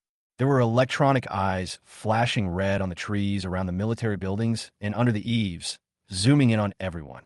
The footage was transmitted to a magnificent room, where a dozen bosses and ladies dressed in luxurious clothes were sitting elegantly on the sofa with wine glasses in their hands, watching the surveillance footage with great interest. These people are all wealthy people from all walks of life in Dawn City. Dear guests, let's follow the old rules. Let's start the first round by guessing how many people will withdraw. A young casino manager stood in front of them and said with a smile, 10 million. I bet no one will quit, shouted a fat man with a cigarette in his mouth. Boss Chen has great confidence in these people. Someone laughed. Boss Chen blew out a smoke ring, then lifted the slightly warped cigarette from his lips with his plump fingers. He grinned and said, "It's not that I have confidence in them, but if I'm going to gamble, I'll gamble big. The odds are highest when no one quits or when more than 10 people quit, so why not give it a try?" It seems that Boss Chun is ready to kill everyone today. Of course, last time the tyrant hijacked my train, I suffered heavy losses. Today I want to win it all back. Everyone burst into laughter. After the tyrant incident, they had talked about it a lot during the gathering. I'm also betting that no one will quit. Let me try with 5 million first. A beautiful lady with a lazy look stretched out her hand full of jewel rings. Miss you, this is your first time here. Don't follow old Chen's lead. He has notoriously bad luck. The noblewoman named Miss You casually fiddled with the jewel ring on her finger and said lightly, "Although this is my first time here, this is not the first time the 12 Zodiac Animals candidate selection has been held. Since these contestants dare to come, they must have been mentally prepared, so I bet they won't quit. Ms. Yu is still too young to understand the bad nature of these people. People at the bottom of society are like this. They are full of confidence before the beginning, but when the game really starts, they will start to retreat. 15 million. 5 people quit. Sister Lu Yao, this is your first time here too. Why don't you play a game with me? Don't worry, if you lose, it's my fault." Miss Yu said to Lu Yao beside her. Her tone was soft, but there was a hint of flattery in her words. Everyone has more or less the intention to curry favor with this jewel in the crown of the Apocalypse Director. Even money has to bow down before Tianqi's power. However, Lu Yao seemed not to have heard it. Her big eyes were staring intently at the screen, as if she was looking for something. "Why haven't you come yet? Are you lost? Sister Lu Yao? Huh? Oh." Lu Yao came back to her senses and smiled sweetly. "I'll take a look first and play later. Thank you, Sister Yu, for your kindness." On one side, the rich are placing bets, while on the other side, they're signing life and death agreements. Some people look calm and sign their names directly, while others hesitated for a long time before stepping forward. At this moment, a loud voice broke into the quiet scene. "Why did it start at 9:59? Wasn't it supposed to start at 10? Why didn't they send someone to notify us a minute early?" A figure as bright as flame strode over, carrying a black suitcase in his hand. The contestants had different expressions, and there was more or less a hint of fear in their eyes. The instructors frowned. "Are you a contestant too?" an instructor asked coldly. "Nonsense, if I'm not a contestant, why would I come to this godforsaken place?" Bai Yi said disdainfully. "He is a little crazier today than yesterday, because the time has been increased by 1 minute. If you ask who in the world is crazier than Bai Yi, it must be Bai Yi the next day." The instructor's face flashed with anger at the blunt words. "What's your name? You're here late on purpose. Do you still want to participate in the selection? You don't even know who I am? Didn't the board of directors notify you when they arranged for me to come in?" Bai Yi glanced at the instructors and suddenly realized, that's right. Seeing that your ranks are not high, it's normal that you don't know. Okay, stop talking nonsense and get started. I hate wasting time the most. Good news, good news. The physical book of Until Death will be available for pre-order on July 25th at 7:30 p.m. It's available on Tomato and Douyin. Search for Zinmengxiang Culture on Douyin to enter the live stream. Orders placed within the first 20 minutes will receive the autograph version, and orders placed after 20 minutes will receive the color-printed, specially signed version. The physical book also includes a new extra chapter, an investigation bureau where permit, a top-secret file on the Spirit Master talent pool, character cards, posters, and a card containing a strange weapon prop. Stay tuned. Chapter 164. The HP value is only 200? Such arrogant words and the mention of the board of directors shocked even the instructors who were usually tough. They knew about Bai Yi, but they didn't know his specific identity. After all, when the big shots above gave orders, they would not explain anything to the people below. At most, they would say that they would arrange for someone to come in. They thought that he was arranged by those big shots to be trained as before, but Bai Yi's arrogant attitude made them vaguely realize that this person was different from before. With this thought in mind, the instructors dared not say anything. Their job was to arrange the groups, send the contestants to the island, choose a location for each person to go on the island, ensure the viewing experience of this gambling game, and satisfy the perverted psychology of the dignitaries behind the monitors. For example, put close friends or classmates into the same group, or let men and women go to the island at the same location and see them team up to kill everyone first and then kill each other. Those bigwigs have long been tired of pure fighting, so they want to add some storytelling. Since they are people who serve the powerful, they naturally dare not offend those who are suspected of having power. Get out of the way. Bai Yi swaggered through the crowd, walked to the table, and casually signed his name, Bai Yi. The instructors saw this and silently remembered the name. Instructor, I want to quit. I'm quitting too. In an instant, 3 people raised their hands and quit at the same time. Obviously, he was frightened by Bai Yi. He has a strong background and even looks down on the instructors. He must have a knowledge of the alien beasts and resource distribution maps of the islands in the center of the lake, and he naturally has the terrain advantage. The high chi and blood values surprised Professor Pei. Anyone who was grouped with such a person would surely die. With these 3 taking the lead, those who were originally hesitant also began to raise their hands. In an instant, there were more than 10 people. Behind the monitor, the bigwigs had different expressions. Some were cursing, some were sneering. Fuck. No one had withdrawn, and I was about to win, but this guy came and scared everyone away. Boss Chin cursed. That's great. We all lost. No one pushed more than 10 people to quit. Judging from the tone of this man, could he be a relative of a certain director?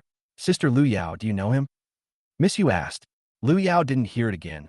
Her eyes were already filled with that bright figure. The red clothes suit him so well. The instructor's face turned very ugly.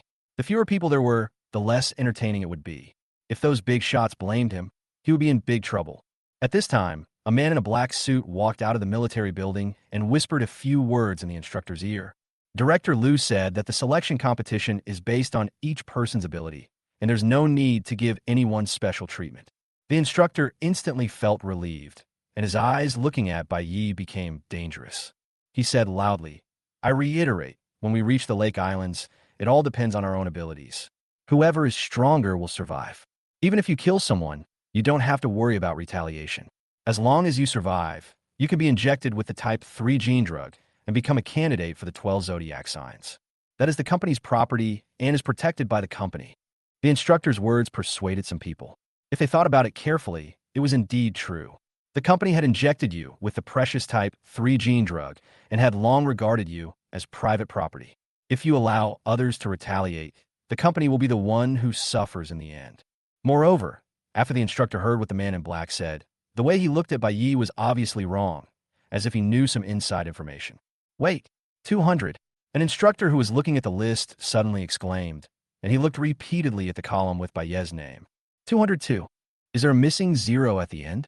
After reading it several times, he was sure that there was number 0 after 202. What 200? Asked another instructor. The instructor holding the list looked at Bai Yi with a strange expression. His health value is only 202. What? Did you miss a 0? No, if you don't believe me, just look. When the instructors passed the list around, the contestants went wild. 200. His HP is only 200? Doesn't that make him the last among all the contestants? Isn't it that his chi and blood are hidden? Impossible. Even if he can deceive the blood and chi test glasses, he definitely can't deceive the test equipment in a laboratory. Then why is he so arrogant? I know, he's deliberately trying to scare us off this way. Humph. Such despicable behavior. It would be better if I were put in the same group with him and see how I deal with him. Feng Changming said with a grim expression.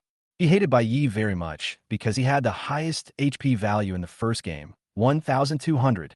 He originally thought that he was safe and not afraid of anyone, but Bai Yi's appearance yesterday made him unable to sleep well the whole night, for he was afraid that he would be unlucky and be assigned to the same group with Bai Yi. Now, as much as he was afraid of being assigned to the same group with Bai Yi, he wanted to do so much. Instructor, I'm not quitting. Me too. Bai Yi on the side shook his head helplessly. As a kind-hearted god, arrogance was not his nature, kindness was. He couldn't bear to see these people blindly lose their lives because of their ambition, so he wanted to scare them away. But they don't understand God's good intentions. Well, you've already got the way to die. Quietly, those who want to withdraw should leave now, and those who want to continue participating, come and sign the life and death agreement. 5 minutes later, the instructor collected the life and death notices and divided the students into groups. All the students participated and no one dropped out. There are 61 contestants in total, divided into 4 groups. Those whose names are called, please stand up. Group 1, Chun Fong Wang Ming. Group 2, Li Hu. The third group.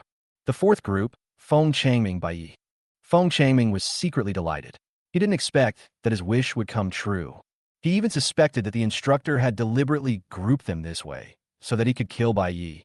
Bai Yi dared to be so arrogant with only 200 HP points. He must have used his connections to get the map of the Lake Heart Islands and knew all the activity areas of the mutant beasts and where the supplies were hidden. There are hidden supplies in the islands in the middle of the lake. In addition to the hidden supplies placed by Apocalypse Company, the bigwigs who participate in the gambling can also spend money to place supplies. The purpose of doing this is simple, which is to help the player you bet on win. Of course, the price of the supplies is more than 10 times higher than the market price. The supplies include not only food and medicine, but even weapons. The instructor must be worried that Bai Yi's strength would increase greatly after he got the weapon, so he deliberately arranged himself to be in the same group with him. Only with his health value of 1,200 can he ensure that there will be no mistakes. As for Hakuno's background, who cares about background when it comes to life and death? Is it because he has such a strong background that his fellow competitors will commit suicide to let him win? What's more, the instructor's meaning just now was very clear. He was just short of explicitly saying that we don't need to care about Bai Yi's background. Chapter 165. Anyone can be killed? Does that include the instructor? Soon, all the groups entered the military base and waited for the arrival of the ship. Each group is led by an instructor into a separate room. Hakuno was in Group 4, so he entered Room 4. The layout of Room 4 is a bit like a classroom with a podium. The contestants sat in their seats while the instructor stood at the podium and began to explain the rules. Hand over all the items you have on you. You are not allowed to bring anything onto the island to prevent cheating. The instructor looked at Bai Yi when he said this, because among the 20 people in the classroom, only Hakuno brought a black suitcase. The others already knew the rules, so they didn't bring anything. Bai Yi, hand over your box. Seeing that Bai Yi had no reaction, the instructor walked straight to his side. He reached out to take it, but Hakuno didn't stop him. What's in your box? He wanted to open it, but found that there was a combination lock on it. It's filled with 1 million in cash. Now the box is in your hands. If the money is missing, you will be held responsible. The instructor's face was gloomy, and he didn't believe Bai Yi's words at all. Who would bring 1 million to participate in the competition for no reason? He said stiffly, I'll keep the box for you first. When you come back, I'll return it to its rightful owner, provided you can come back. He took the box, placed it on the podium, and began to explain the rules. I'm sure you all know the rules of the selection, but I still want to explain them in detail. In this selection, no means are restricted. Whether you poison, launch a surprise attack, or team up with others, as long as you can win, everything is acceptable. As the instructor spoke, a ferocious smile appeared on his lips, and his cruel eyes seemed to be looking at corpses. The 21 people in the room suddenly became solemn. Some looked at others with fear, some remained calm, and some are trembling. From the moment you sign the life and death agreement, this game of fate has already begun. Of the 21 people present, only one can survive. This is also your goal of victory, to kill everyone except yourself, in exchange for that chance to ascend to heaven. Are you sure you can use any means? Baye's voice suddenly interrupted the instructor. The instructor frowned, but still replied with a cold face. Any means are acceptable as long as you can win. Even if you have to kneel down and beg for mercy, or even sneak attack your opponent, it doesn't matter. Any other questions? There was sarcasm in his words. Baye shrugged and asked casually, then if I kill everyone, will I not have to bear any consequences? Just you, Feng Changming sneered. Your HP isn't even a fraction of mine. Once we get to the island, you'll be the first to die. In this life and death battle, everyone had already fallen out with each other, and there was no mercy in their words. Baye didn't even look at him and ignored him. There was no need for him to waste his breath on a dead person. The contemptuous attitude made Feng Changming angry. He decided to find Baye's location as soon as he got to the island. The instructor continued, that's right, you won't have to bear any consequences even if you kill everyone. This is the highest decision of the board of directors. During the selection competition, no one will be held responsible. But that's not what you need to think about now. You should think about how to survive first. Baye smiled slightly and said something surprising. Among all people, does that include you? Everyone in the room was stunned. Kill the instructor? Is this kid crazy? How dare he even challenge the instructor? Not only were they surprised, but even the bigwigs behind the monitors were stunned. Ha ha! This year's selection is interesting. I didn't expect such a lunatic to appear. I really want to see how he dies. Someone, come and inform the contestants and group, for that no matter who meets Baye, don't kill him too quickly. I want to see if this kid is still so arrogant when he is dying. Boss Chen laughed heartily. Lu Yao clenched her fists immediately and silently memorized Boss Chen's expression in her mind. She was very worried, but did not show it. She believed that this brave and resourceful young knight must have his own plan, and his current arrogance was only a part of the plan. Dear guests, you can place your bets now. The earlier you place your bets, the more chips you will win. The casino manager reminded with a smile. There are multiple time periods to bet on a game, but the later you bet, the clearer the outcome, and therefore the lower the odds. 50 million. I bet on 4 groups of Feng Changming to win. Boss Chen started betting directly. He chose the betting method with the lowest odds but the safest. Feng Changming has the highest qi and blood value among the 4 groups.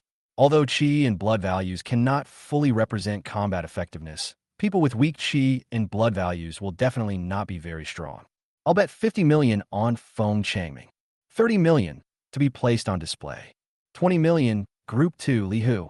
When they first started betting, no one was thinking of making a small bet for a big win, so naturally they wouldn't place a big bet. The real highlight was when the fight came to the last few people left. 300 million, bet on 4 groups of Baye to win. The slightly childish girl's voice made the scene silent for a second. Sister Lu Yao, are you sure you want to spend 300 million to bet on Baye? Missy was stunned. Although these big shots are rich, they would not do such a thing as throwing money away. In their opinion, what is the difference between Lu Yao spending 300 million to bet on Baye and throwing money away? Could it be that Lu Yao has inside information? Could it be that Baye is hiding some unknown means? But no matter what means are used, it is difficult to make up for the gap of 1,000 health points. The only means they can think of are taboo objects, extraordinary people, and the like. However, regulations prohibit bringing any items onto the island, and the supplies on the island do not include taboo items. It is even more impossible for extraordinary people to bring anything on board. If Baye is an extraordinary person and uses his extraordinary abilities in front of so many cameras, there is only one outcome, and that is to be captured by Apocalypse Company and used as experimental supplies. The instructor's face suddenly darkened, and spiked wolf hair sprouted from his body, making him look even more ferocious. No one has ever asked me this question before. You're the first. He stared at Baye intently, then laughed in anger. It's not that the rules don't say you can't kill an instructor, but if you can kill me, you can give it a try. Don't worry if I die. It's because I'm not as skilled as you, and it has nothing to do with you. Everyone was shocked by the instructor's terrifying aura. They were just ordinary people who practiced qi and blood martial arts and had not yet been injected with genetic drugs. Facing the instructor who had been injected with type 2 gene drug, every cell in his body was trembling, just like an animal seeing its natural enemy. Okay. Bai Yi raised his lips into a sinister smile and stood up from his chair with his tall and straight body, his eyes looking arrogant and domineering.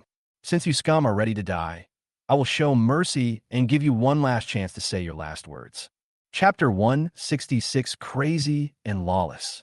Bai Yi, who are you calling trash? A weakling whose health value is not even a fraction of mine. What qualifications do you have to speak so arrogantly? Feng Changming's eyes were cold. He slammed the table and stood up with murderous intent. Bai Yi laughed, his smile wanton and ostentatious. He swept his gaze over the angry faces of the crowd and spoke word by word. Don't get me wrong, I'm not targeting you. I mean, everyone here is garbage. What did you say? Say it again if you dare. 20 examinees slammed their desks and stood up, their angry glares almost tearing Bai Yi into pieces. Bai Yi turned a blind eye and looked at the instructor with disdain. Oh, I almost forgot. You are rubbish too. Asshole. The instructor was furious. Do you want to die? If he hadn't considered that the big shots behind the monitors still had to watch the game, he really wanted to rush up and twist off Bai Yi's head. All kinds of obscene words were heard, and the scene was extremely chaotic. Behind the monitor, in that magnificent hall, the well-dressed dignitaries laughed heartily. This madman is really interesting. I can see now that he's not here to compete. He's here to commit suicide. Ms. Liu, are you sure you want to bet 300 million on this lunatic? The light in Liu Yao's eyes gradually became dangerous. Just as she was about to speak, she heard the young man's loud voice coming from the monitor. Hey, can you so-called big shots hear me? The smiles in the hall suddenly stopped. They frowned slightly and looked at the large monitor screen. The young man in a burgundy suit stood in front of the camera with his hands in his pockets. The smile on his lips was full of sarcasm and contempt. Don't say I didn't give you a chance. I can still make some money if I bet now. Otherwise, I'll lose everything in a little while. There was a pause in the hall, and then angry curses were heard. How dare you? Give us a chance. Who does he think he is? Master, come here. I'll bet 50 million on him and make him the first one to die. I'm with 80 million. The anger in Liu Yao's eyes disappeared immediately. She stared at the face of the young man on the screen, flamboyant and wanton. With his fiery red clothes, he looked like a young general in fine clothes and riding a fierce horse. That young and bold face contrasted sharply with the gloomy faces of the bigwigs behind the monitors. The cursing in the classroom stopped abruptly, and they looked at Bai Yi in front of the camera in shock, as if they were looking at a monster. When a person does something that completely goes against the secular view and common sense, then in the eyes of others, such a person is a monster. How dare he to provoke those big shots? In the past, it was common for contestants to curse at each other and expose each other's shortcomings, but no one dared to provoke those high-ranking figures through the screen. If you offend a contestant, you can fight to the death and have a chance to survive and become the ultimate winner. But if you offend those big shots, you will definitely die. Da-da-da. The sound of footsteps, neither light nor heavy, echoed in the classroom where you could hear a pin drop. Under everyone's astonished gaze, Bai Yi walked out of the classroom step by step. Bai Yi, what are you going to do? The boat will be here soon. If you run away now, it will be considered as a forfeit, the instructor shouted. He thought Bai Yi wanted to escape. And I'm telling you, the moment the life and death agreement is signed, the selection competition has already begun. No one is allowed to withdraw midway. Violators will be put to death. Bai Yi, who had already opened the door, turned around with a smile and said, Who said I want to give up? Then what are you doing? Of course it's to give you and the big guy behind the monitor a little shock. The instructor was stunned, completely not understanding the meaning of this sentence. By the way, before we begin, let me confirm the rules one last time. The moment the life or death agreement is signed, the trials begin, right? Nonsense. I've said it many times, the instructor said gloomily. Hakuno smiled and nodded. Are you sure it's not against the rules for me to kill everyone by any means? Of course, this is the rules set by the board of directors. Then I feel relieved. As he said this, Bai Yi slowly took out his hand from his pocket. A small black remote control caught everyone's eye. The remote control has a simple structure and only has one red button on it. The 20 contestants were stunned, not realizing what Bai Yi was going to do for a moment. But the instructor's face changed drastically, and he looked at the black briefcase on the podium in horror. Hakuno you! Say goodbye to this world, everyone. Snap! The boy smiled and pressed the red button on the remote control, then closed the door in front of everyone's horrified gaze. Ah! It's a remote-controlled bomb. Run. The chaos in the house just started. Boom. The deafening explosion engulfed everything, and flames suddenly burst out, blowing up the monitor along with it. Ah! Snap! In the hall, a violent explosion reached the ears of the bigwigs. Some people screamed in fright, and some people dropped the red wine glasses in their hands. Scarlet wine and glass fragments were scattered all over the floor. Their arrogant attitude was shattered by this unexpected explosion. Outside the classroom door, a figure dressed in bright red stood elegantly, quietly admiring the flames that had burst through the door. The bright flames raged, the bodies were blown into pieces, the charred corpses screamed in the flames, the black smoke billowed. Everything was like the gates of hell had been opened. Bai casually threw the remote control into the sea of fire, and then took out a pack of cigarettes from his pocket. He pulled out a cigarette, put it in his mouth, and leaned forward slightly, closer to the orange-red flames on the wall. The flame fell on the cigarette, and also fell into the black jade eyes. This! He took a deep breath and exhaled slowly. The smoke, hair, and bright red hem of the dress all swayed in the wind amidst the heat wave. The cameras in the corridor transmitted this frozen scene to the lobby and the eyes of those important figures. Some were still in shock, some had gloomy faces, and some had eyes shining as if little stars were lighting up. Lu Yao looked at the young man, standing beside the fire with shining eyes. This scene slowly overlapped with the figure of the knight who had carried her to the window before. Bright and dazzling. It turns out he smokes too. Lu Yao thought of her father's cabinet full of cigars. Actually, Hakuno doesn't smoke, but he's pretending to be cool. In this situation, shouldn't we light a cigarette to liven up the atmosphere? No one expected it to unfold like this in the end. These bigwigs finally understood why Bai Yi asked about the rules many times. It turned out that they had no intention of going to the island from the beginning. Instead, they adopted an unexpected and shocking method that no one expected and instantly eliminated all the contestants, including the instructors. Perhaps someone has thought of this method over the years, but no one has ever dared to do it. Crazy. Lawless. This is simply a blatant exploitation of loopholes in the rules, trampling on the selection competition that has been held for many years with the most arrogant and conceited attitude. I forgot to ask for votes yesterday, so I'm asking twice today. Votes. Votes. By the way, I'm shamelessly asking for small gifts, a little attention, some relief from my book shortage, 5-star reviews, support for physical books. There are too many to remember, but I ask for everything. I want all 6 gourds. Chapter 167. Fast forward to God descends upon the dawn. The city is destroyed and people die. Cheating. He is blatantly cheating. I want to complain to the manager. Boss Chun, with a large wet spot on his pants, yelled in disgrace. The explosion just now scared him so much that the red wine spilled on his pants. He didn't cheat. Lu Yao, who usually spoke very little, suddenly spoke, but her voice was not loud enough to drown out all the noise. Even the furious boss, Chun, calmed down. He couldn't afford to offend Director Lu's daughter. There's no rule in the rules that forbids taking action before landing on the island, nor does it forbid the use of bombs. There are even bombs among the supplies on the island. Lu Yao slowly stood up, a look of authority emerging on her young face.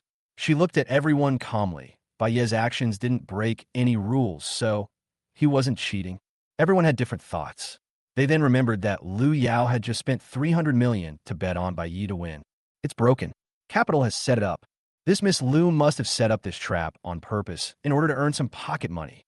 Bai Ye's arrogant provocation made them place bets without thinking, and Lu Yao's support made them angry but not able to speak out. Sister Lu Yao is right. Bai Yi did not cheat. On the contrary, he was very smart and found loopholes in the rules. He deserved the victory. Miss Yu agreed with a smile. Oh, it's all my fault for not betting with you. Otherwise, I would have won a lot of money.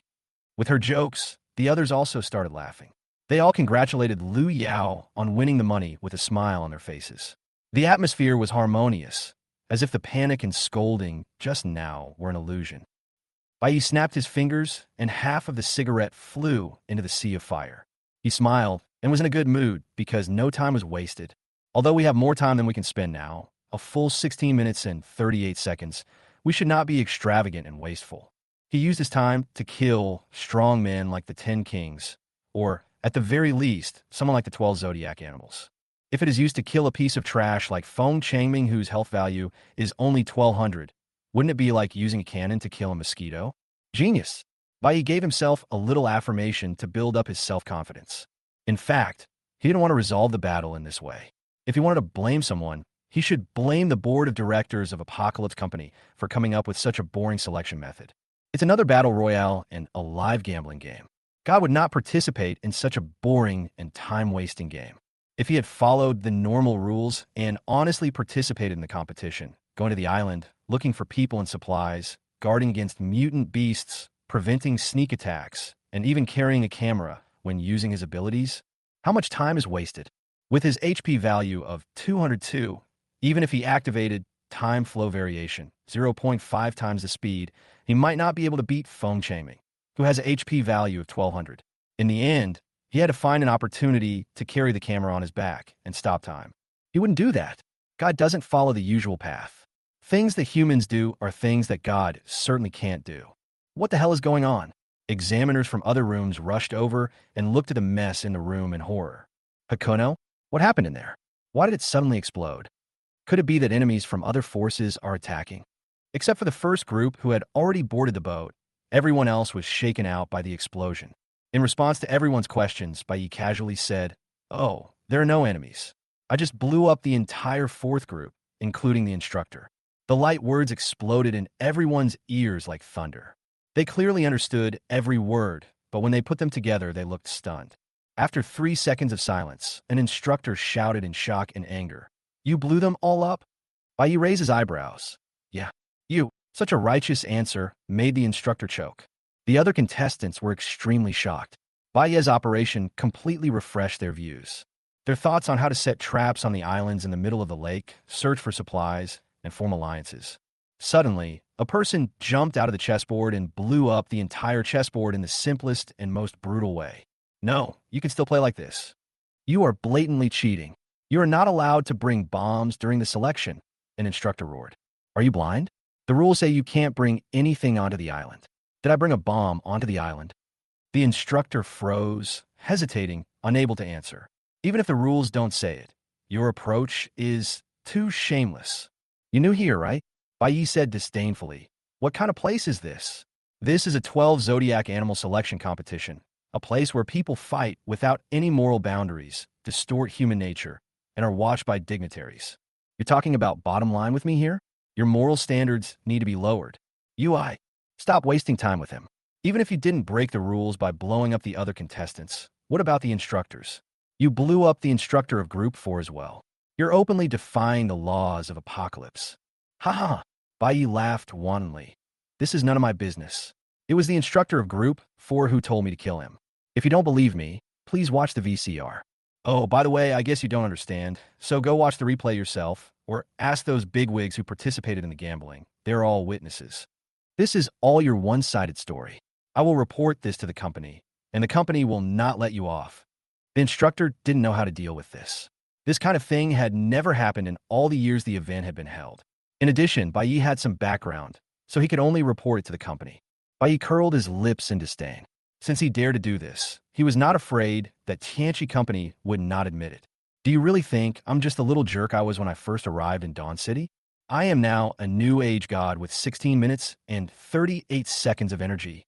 Hakuno's idea is very simple, which is, when I want to act, you'd better pretend to be blind and try your best to cooperate with the performance. Otherwise, I will reveal my cards. Fast forward to the moment when God descends upon the dawn, destroying the city and killing everyone. At this time, a man in black clothes and sunglasses with tattoos on his face appeared on the scene. No one knew when he came, and no one noticed where he came from. When the instructor saw this person, his expression suddenly changed. He hurried over and said respectfully, "Mr. Yang, do you have any instructions?" Yang Yusin said coldly, "Miss Lu means that this matter ends here. Do you understand?" The instructor's body trembled. He naturally knew who Miss Lu Yang Yusin was talking about. She was the apple of the eye of Tianchi's director Liu Yunxiao. Such a big shot can take his life with just one word. Although it is against the rules, it is the rules anyway. He nodded repeatedly. Yes, yes, I understand. Chapter 168, Tianchi's surname should have been Liu. Soon, the instructor came back and looked at Bai with a complicated expression, mixed with a hint of fear. Since you have one, go back and wait for notification. Bai grabbed the instructor by the collar and said coldly, I brought a black box with me containing 1 million in cash and gave it to the instructor of Group 4 for safekeeping. He didn't take good care of it. Now you don't want to compensate me, and you want to send me away."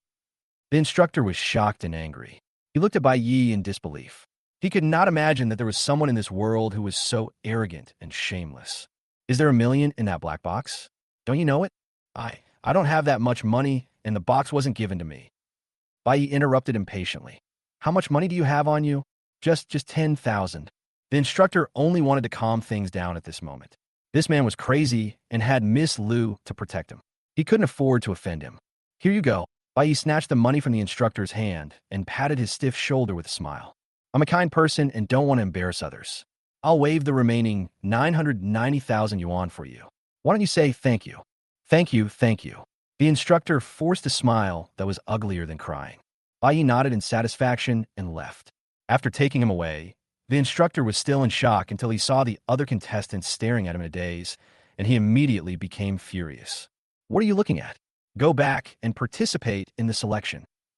Lu Yinxiao sat at his desk with a frown on his face, looking at the recent intelligence in the confidential documents.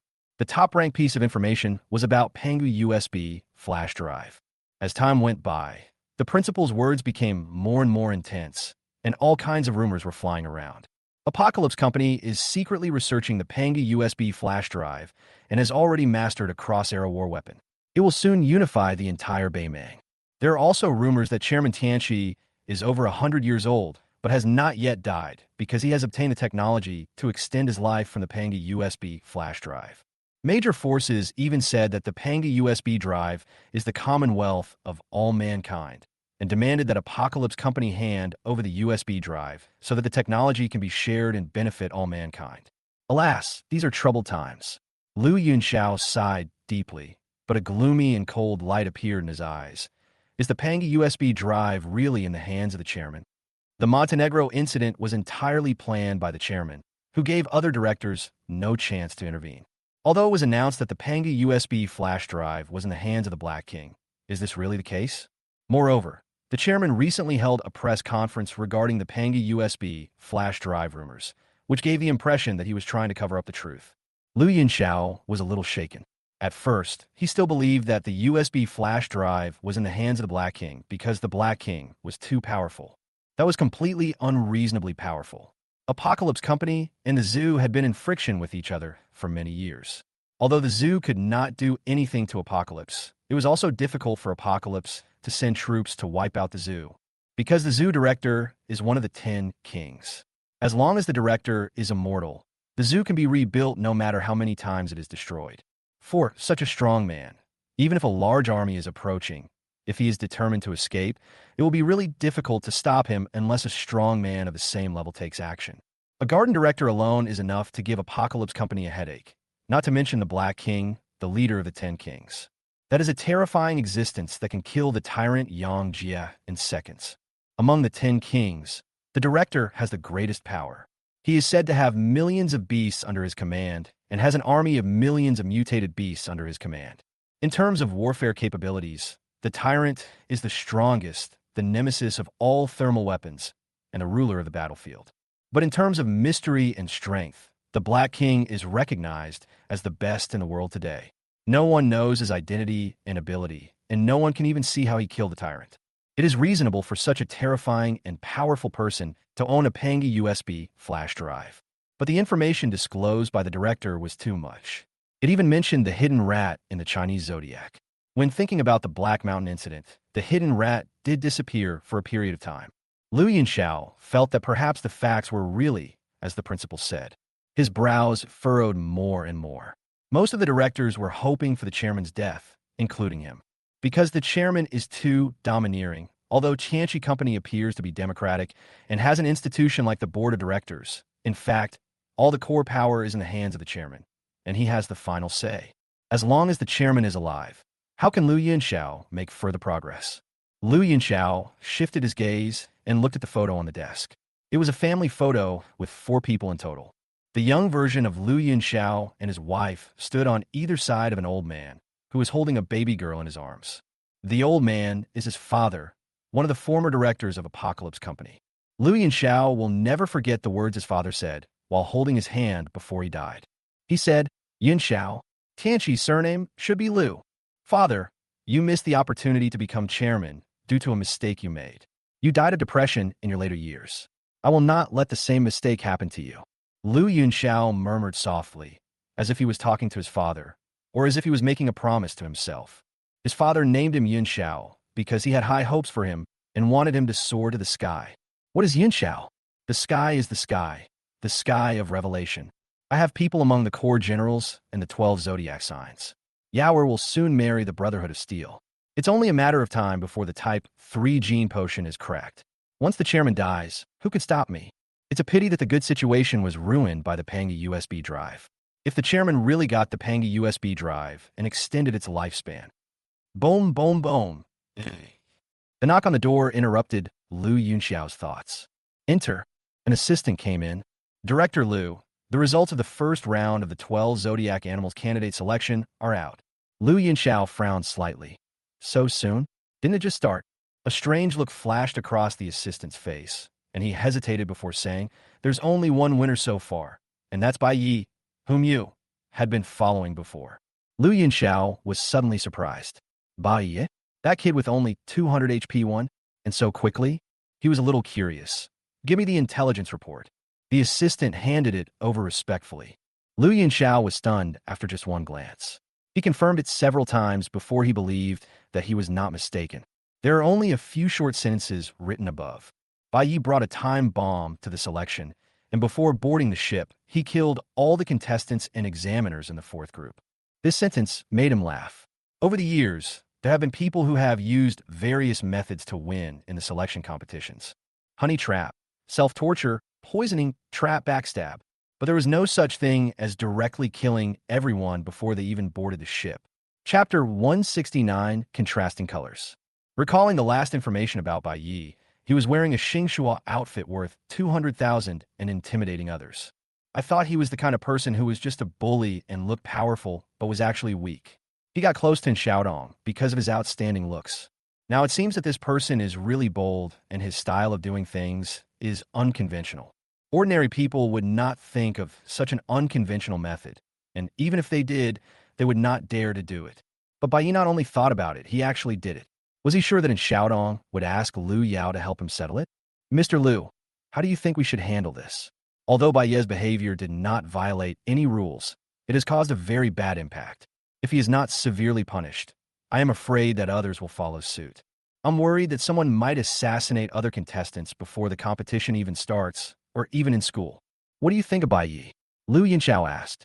The assistant glanced at Lu Yunxiao's expression and said tentatively, This person is extremely arrogant and reckless. Using such means to win the competition is truly despicable. Lu Yunxiao smiled slightly. You are wrong. I think this person is very smart. The assistant's heart skipped a beat. Oh no, he had said the wrong thing. He had thought that Lu Yunxiao looked down on people like Bai Yi who were the lower class, so he wanted to belittle them. If you were Bai Yi and participated in the 12 zodiac selection, how would you win? The assistant was stunned and thought for a moment. His HP is only 200. If he wants to win, he can only hide, wait for others to fight, and then launch a surprise attack. You mean, let the monkey attack a wounded tiger? The assistant was a little embarrassed.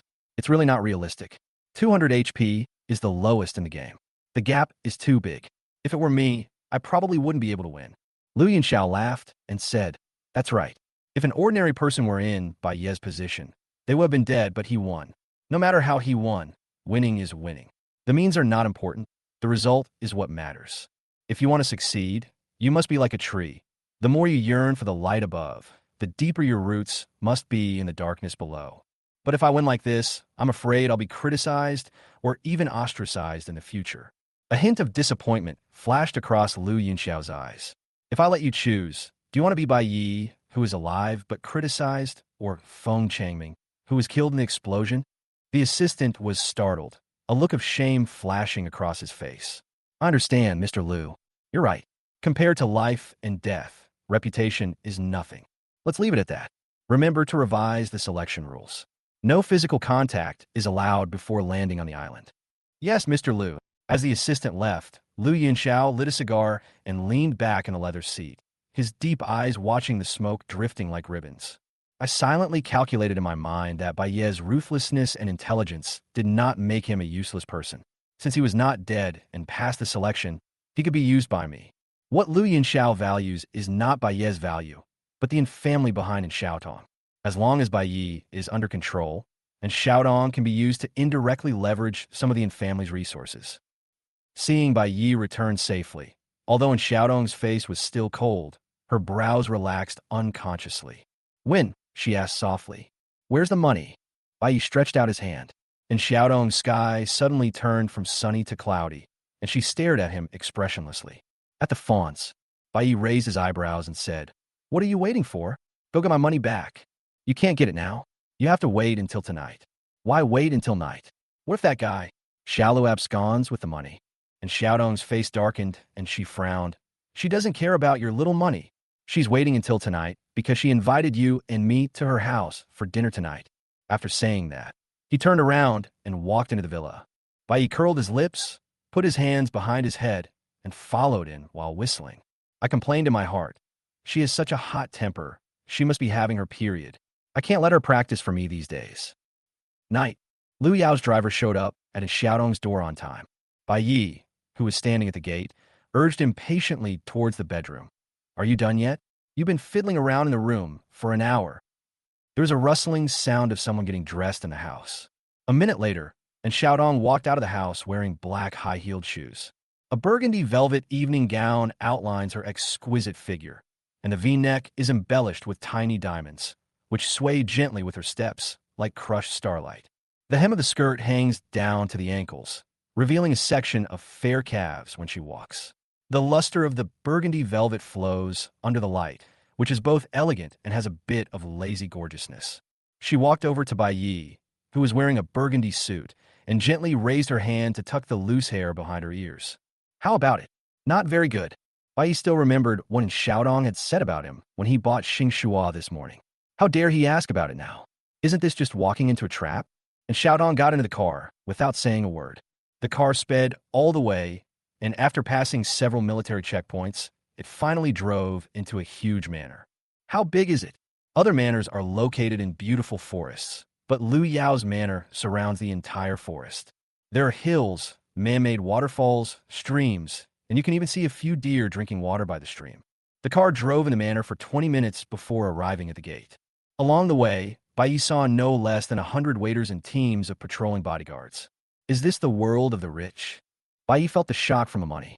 If a director of Tianqi Company is so rich, how rich should Gao Shanhe, who is known as the richest man in Beimang, be? No wonder Fatty Gao wants to give a manor to each person. He can really afford it. He couldn't wait to know how much money the deer had made for him. The car stopped in front of a castle-like building, and a waiter immediately opened the door respectfully. Baye and Xiaodong got out of the car and stepped onto the spotless red carpet. On both sides of the red carpet stood a row of waiters with polite smiles on their faces. An old man with gray hair, glasses, and a tuxedo stood on the red carpet and bowed slightly to the two of them. "Welcome to our two distinguished guests. The young lady is already waiting in the banquet hall. Please follow me." When you step into the castle, you will find that the decoration style inside is not exaggerated, but rather exudes grandeur and elegance everywhere, like a noble home with profound heritage. "Xiaodong." Lu Yao ran up the stairs happily, like a happy little deer. Little deer. And Xiaodong seemed very happy to see her good friend. But she was slightly stunned when she saw the short little deer walking down the stairs, and the figure that was blocked by the stairs was completely revealed. Today, Lu Yao was wearing a burgundy dress with a fluffy gauze hem that looked like crumpled red velvet when it fell, and raised delicate arcs when she walked, like petals stretching out in the dark night. Chapter 170, and Dai stops practicing. And Xiaotong looked at Xiaolu in the burgundy dress, then looked at her own burgundy evening gown, and Baye's burgundy suit worth 200,000. Her eyes moved slightly, and she didn't know what she was thinking. Haha, you guys are going to play Candy Crush, right? Looking at the two people with conflicting colors, Baye was amused. He felt more and more that his aesthetic taste was very good. Didn't he see that everyone liked burgundy? Baye, hello Baye. Standing in front of Baye, Lu Yao's originally cheerful smile became reserved. Is your injury healed? It's been a long time since I last read it. Let's not talk about this for now. Xiaolu, how much money did you win for me this time? Bai Yi asked the question he cared about most. Uh, Lu Yao screamed inwardly. Her face flushed slightly, and her eyes dodged. Why did he call me Xiaolu directly? This is only the second time we've met. Hey, little dear, I'm asking you a question. What did you say just now? Lu Yao pretended to be busy and smoothed her hair, then fiddled with the decoration on her chest. I'm talking about the money. The money I won this time. Oh, I saved all the winnings this time into the card. Please take a seat first. And Xiaodong interrupted. Lu Yao came to her senses and hurriedly asked them to take a seat. During the meal, she took out a card and handed it to Bai Yi. There are 300 million in here. The password is on the back. How much? 300 million. Bai Yi paused, holding the chopsticks, and looked over with burning eyes. Lu Yao was a little embarrassed. Don't think it's too little. It's mainly because the gambling ended just as it started. So, I only won this much. 300 million? Don't think it's too little? Are these two words really meant to go together? Damn rich people. No, I'm a rich man now. So, rich people are not that bad. 300 million is indeed not a lot. Bai Yi nodded seriously, then quickly took the bank card. Lu Yao took a sip of juice, her lips glistening. She continued, originally it was even less, only 100 million. Thanks to your provocation in front of the camera, the gambling crowd got angry and immediately invested a lot more money, betting on you to be the first to die, to be eliminated. Ha ha, Bai Yi laughed. He didn't expect that his provocation would bring him an unexpected surprise. He didn't think too much about it at the time. He just felt that there was a group of big shots behind him watching him like a monkey show. So he felt unhappy, so he teased them. As a result, in just one sentence, he earned an extra 200 million yuan. It is really easy to make money from big shots. Seeing Bai Yi smiling happily, Lu Yao also laughed. They bet on you being eliminated, so I bet against them and won all the money in the end. In fact, at the beginning I was planning to spend money to buy some supplies for you on the island, but I didn't expect that you would win in this way and didn't even get to the island. How did you come up with this genius idea? It's totally unexpected. Bai Yi found that Xiaolu had better vision than in Xiaotong, and discovered that he was a genius at first glance. Huh, where's in Xiaotong? He glanced at Xiaotong beside him. The night girl was cutting the steaks silently. She didn't say a word from beginning to end, as if she was invisible. People's vision is limited by the rules. Only by breaking out of the rules can we see a wider world. Master Bai, the wasteland Pua, speaks philosophy at will. So awesome, Lu Yao blinked her big eyes, as if making a jingling sound. Bai Yi, you definitely can't imagine how interesting the scene in the hall was at the moment of the explosion. Many people were scared silly. Mr. Chun, the freight company, even peed his pants. Here's your steak. And Xiaodong pushed the steak in front of Bai Yi. Her voice was not loud, but it made Lu Yao's laughter get lower and lower. Bai Yi looked at the steak, then looked at Xiaodong, who looked calm, and alarm bells started ringing in his heart. The sun rises from the west. She will be so kind. He asked suspiciously, did you spit in it? And Xiaotong rolled her eyes at him and said, I'm going to throw up. Eat it if you want. Bai Yi flipped the food around with his chopsticks twice to make sure there was nothing wrong before eating a piece. Bai Yi, this is for you. Lu Yao took out a box and handed it over. You saved me last time, and I haven't thanked you properly yet. During the tryout, I saw you smoking, so I got some cigars from my dad. They're not available on the market, so smoking them won't hurt you. No one dislikes receiving gifts, just as no one likes giving gifts. Hakuno put down the steak and opened the box. A row of dark brown cigars were neatly arranged, with a glossy sheen. What a good thing. He smokes just to show off. And how can ordinary cigarettes compare to cigars and showing off? I accepted it without hesitation. Then Lu Yao took out 2 playful and cute cartoon hairpins, each with a miniature deer as the cartoon image. She gave one of them to Xiaotong. Thank you, Xiaotong. This is a little deer hairpin I made myself. There are only 2 of them in the world. Let's get one each, hee hee. And Xiaodong looked at the little deer hairpin in her hand. The crooked lines were cute and a little funny. She smiled slightly and said, Thank you, little deer. I like it very much. As long as you like it, I'll help you bring it. I'll help you too. 2 girls in burgundy dresses came together, reached out their hands at the same time, and pinned hairpins on each other's smooth hair. Looking at the crooked hairpin, the 2 smiled at each other. After eating and drinking, Bai Yi went home satisfied. 300 million. How many hard drives can you buy with that? If Bai Zai dares to come and beat him up so hard that his mother can't even recognize him. That's if he has a mother. The accommodation conditions for life buying money are also met, and Xiaodong walked over after taking off her burgundy evening gown and putting on cartoon pink pajamas. The loose pajamas made her figure look even slimmer and thinner, as if she could be blown away by a gust of wind. From today on, you will practice on your own. After so many days, you have mastered the skills of cultivation. Bai Yeteng, who was in high spirits, suddenly jumped up from the sofa and said anxiously, "Xiao Tong, you must not forget your roots. This is a good training session. Why do you just stop training now? The trials are over. There's no need for a power player anymore. What we need to do next is strengthen my body. That will increase your chances of getting the Panga USB drive from the core lab." These words were well-reasoned and made the Wasteland PUA master by speechless. The plan they discussed was indeed as follows. After passing the selection, they would be injected with type 3 gene agent to determine the location of the core experiment, and then exchange bodies. With Bayan and Xiaodong, you go into Steel Panga's USB flash drive. The last step is the most critical, and naturally the stronger Xiaodong's body is, the better. Okay then. Bai Yi nodded reluctantly, his eyes revealing an endless desire for Xiaotong to be his substitute player. He could have endured the boring upgrades if he had never hired a coach and had never felt the thrill of rocketing to the top. And Xiaodong ignored by his eager gaze and turned away. In fact, there's another reason why she can't play for others, but she didn't tell her, mainly because she couldn't say it out loud. After such a long career as a substitute player, Bai Yi is no longer satisfied with just watching. She is worried that if she continues to substitute players, the sacrifice she will make will be a bit too great. Chapter 171. It's broken. It's fate again. The next day, substitute coach and Xiaotong went to school. Hakuno started to stir up trouble at home alone. He did not go out and spend the huge sum of 300 million yuan to avoid being tricked by the painter again. After all, he had just been tricked during the genetic test. If Pei Qingyue wasn't one of them, something would definitely have happened. He had received a notice that tomorrow was the day for the injection of the type 3 gene drug. In order to ensure that everything would be safe, he decided not to go out today. As for the one causing trouble, it was naturally the Eye of Ember in the spiritual space. Ever since he saw the Eye of Ember during meditation last time, Bai has felt like there was something stuck in his throat. This thing is lurking in his body like a time bomb. Who knows when something will happen? So he had to figure it out. Light up the spring message in the snow, and the elegant fragrance wafts away. Bai Guyu lay on the sofa, his body slumped and completely relaxed. Close your eyes gently, focus your mind, and start meditating.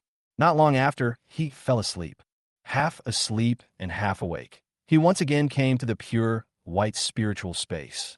Mashiro, Hakuno sighed. This proves that my heart is pure. One sentence cured me of the mental fatigue caused by being a muggle.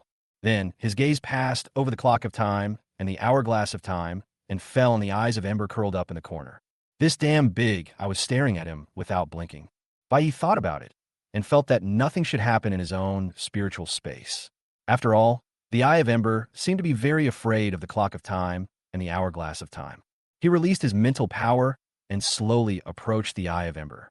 Unexpectedly, at this moment, the Eye of Ember flew up like a demon breaking free from a cage and hit Bai Ye's mental power. Boom strapia! Bai Ye only felt the world spinning and his mind was constantly shaking. It's broken. It's fate again. Damn you, painter. He instantly fell back to reality from the spiritual space and suddenly opened his eyes. The vision of his left eye seemed to be stained red by blood, and the entire room turned scarlet in his eyes, but his right eye was still fine and he saw normal scenes. His vision seemed to be split in two, half normal color and half scarlet. Fuck. Bai Yi cursed at the sudden severe pain in his left eye, as if countless red-hot needles were stirring wildly in his eyes. Then, his left eye began to beat like a heart. He quickly pressed his left eye, fearing that the eyeball would pop out of the socket. Could it be that this Eye of Ember is not a projection of the mind? Bai Yi stumbled towards the bathroom. He wanted to look in the mirror. But just as he took a step, something unexpected happened. A suffocating pressure exploded from his left eye, and the air around him instantly solidified into lead. All the furnishings, furniture, and decorations in the house all began to vibrate violently. Hakuno could even see the dust on the ground dancing. His eyes were hurting more and more, and the noises were getting louder and louder. 202's magnificent energy and blood burst out, and with the blessing of you, he quickly rushed to the mirror in the bathroom. The boy in the mirror seemed like a different person, with pale skin and indifferent eyes, like the indifference of a god looking down on all living beings. His left eye had already changed its appearance. The iris turned into a thick blood red, and twisted black lines lurked deep in the pupil, like some ancient and evil totem slowly moving. Sizzle, sizzle. The light in the bathroom began to flicker, and the whole villa began to shake slightly. Baez left eye hurt even more, and veins popped up on his face. But the next second, those veins turned into black lines wrapped around his eye socket, like living tentacles. Black lines spread from around the eye sockets, appearing even more eerie and terrifying against the pale skin, as if this eye contained a dark power that could devour everything. He quickly closed his right eye, because just by staring at his left eye in the mirror, he felt as if he was about to be swallowed up. Picture. Snap. Spiderweb-like cracks appeared on the mirror, dividing the godlike figure of the young man in the mirror into countless parts. Black lines spread wildly on his body surface and inside his body, and he could feel his body gradually losing control. Time stands still. Buzz. A brilliant golden light suddenly appeared, transforming into countless golden lightning-like lines, outlining a huge golden dial under his feet. The power of time arrives, and the world is dead silent. The black lines that were spreading wildly also stopped. Eyes of Ember. Damn it. Baez's eyes were fierce. He took out a dagger and was about to dig out his own eyeballs. But when the tip of the knife was about to touch the pupil, he stopped again. He suddenly thought of something. If the Eye of Ember in the spiritual space wanted to invade his left eye, then digging it out now would be equivalent to releasing the Eye of Ember. Back in Shelter 189, it was the ebony box that completely isolated the influence of the Eye of Ember. If it really escaped, there would be no ebony box here. Wait, since the power of time can suppress the Eye of Ember, can I close it again? Bai tried it immediately. He sat cross-legged, closed his eyes, and began to meditate. But he obviously overestimated himself. After experiencing such a strange scene, even for him, it would be difficult to calm down in a short period of time. Bai was anxious. Isn't this a waste of time? The next second, he entered a state of meditation. Facts have proved that human potential can be forced out. After entering the spiritual space, Bai saw a magical scene. In a world where time stands still, the second hand on the clock of time is ticking away bit by bit, which means that his time is passing by rapidly. When the passage of time became concrete, he became even more anxious. Where's the Eye of Ember? He was so anxious that he was circling in his mind, but no matter how he searched every corner, he could not find a shadow of the Eye of Ember. Could it be that I have completely escaped? So my left eye is now the Eye of Ember? But that's not right. Bai felt something was wrong. His left eye was not at the level of the Eye of Ember at all. The Eye of Ember was suspected to be the Eye of God, one of the top 10 taboo objects of God, and the one that could control tyrants. Just now, my right eye saw my left eye through the mirror, and the gaze did not feel as if I was facing a god. That's why he concluded that his left eye has not yet completely transformed into the Eye of Ember, which means that the Eye of Ember has not yet left the spiritual space. Where the hell are we? Bai was stunned. He recalled the scene when the Eye of Ember pounced on his mental power. It was his own spiritual will that brought the power of the Eye of Ember to the outside world, manifesting it in his left eye. Doesn't that mean the Eye of Ember is in my mind? Chapter 172 Shout Ong. Come and understand the secrets of life with me. Bai entered the spiritual space with his thoughts and had no entity. His current state was more like the legendary soul, a group of white smoke in the shape of a human that gathered and dispersed unsteadily, and his appearance could be vaguely seen. He moved his mind, and two illusory hands kept groping around his body, and finally he touched a hard object at the position of his left eye. Get out here! He pulled hard, and a scarlet eyeball was pulled out. It was the Eye of Ember. He was so angry when he saw the Eye of Ember. If he was not in a state of mind now, he would have stepped on the Eye of Ember. Looking at the constantly rotating golden second hand, Bai Yerong didn't think much and directly threw the Eye of Ember towards the clock of time and the hourglass of time. The Eye of Ember bounced directly into a corner like a bouncy ball hitting a wall. Time to recover. Buzz. The power of time suddenly dissipated. The time in the outside world began to flow, but the second hand on the clock of time stopped. 17 minutes and 1 second. Just wasted another 37 seconds of his time. The Eye of Ember, which had been frantically agitated, now huddled in the corner as it had done before. What the hell is going on? Damn painter. Bai cursed angrily and returned to the outside world.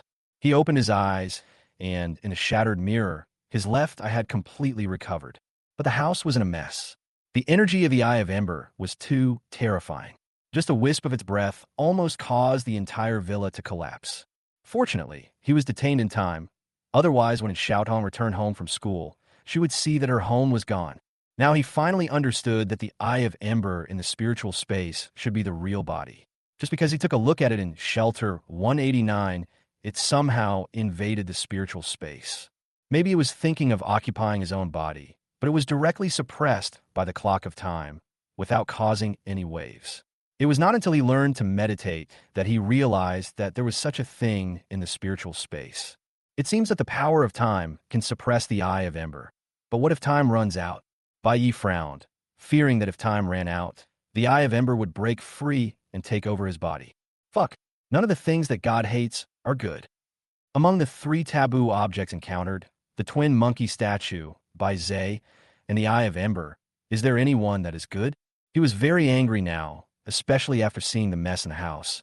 He became even more angry. Because it still needs to be cleaned up, otherwise Xiaodong won't be able to explain her behavior of destroying the house when she comes back. In the afternoon, Xiaodong returned home from school. As soon as I entered the door, I saw Bai Yi wearing a dust hat and an apron, cleaning with a broom and mop in his hands. Bai Yi heard the door open, looked up, and saw Xiaodong looking at him with a strange look. Zet. He was just about to say something to make up for himself, but Xiaodong took 2 steps back and walked out the door. She stood at the door and looked around, as if to confirm whether she had come to the wrong place. Stop looking. This is your house, Bai Yi said unhappily, and Xiaotong walked in again, with brisk steps, her hands behind her back on her skirt, and a faint smile on the corner of her mouth. A New Age god also does housework. Aren't these chores something a mortal girl like me should be doing? Bai Yi's face suddenly turned dark. It was indeed Xiaodong who did the housework before, and he was only responsible for making trouble. And Xiaodong asked him to work several times, but he refused righteously. The reason is, how can the god of the New Age do such trivial things? Now the boomerang hits him. As the old saying goes, if you can't even clean your own house, how can you clean the world? Every aspect of life is a form of spiritual practice. Even seemingly trivial matters contain the secrets of life. Bai Yi walked quickly to Xiaodong and handed the broom to her. Come and understand the mysteries of life with me. And Xiaodong smiled slightly and passed by Bai Yi as lightly as a butterfly through flowers. She left without looking back and even waved her hand. My Lord God, please slowly understand it yourself. A dark line appeared on Bai Yi's forehead, and he glared at her fiercely. A sinister woman. She's not cute at all. The next day, the god of the new era entered the gate of Qiming College's Martial Arts Academy with 18 minutes and 1 second in his pocket. Today is the day to inject the Type 3 gene drug. He had been looking forward to it for a long time. Once he had the body of a dragon, he didn't know who in this world could stop the coming of God. As for the minor side effects, a pseudo-human body doesn't need stabilizers, and its bestiality is negligible. Could it possibly be comparable to the divine contamination of the Eye of Ember? In the empty classroom, the 3 winners who survived the first round of the selection competition were sitting quietly waiting. Although they're all winners, the 3 are in obviously different conditions. There was a hint of arrogance on Li Hu's young face. As the strongest in the same group, he won without any surprise. He knew that he would soon be injected with the Type 3 gene drug and become a candidate for the 12 zodiac signs, thus completely shedding his civilian status and becoming a true superior person. He even began to look forward to the day when he would become a Chinese zodiac sign. Chun En's looked sad, with hatred in his eyes.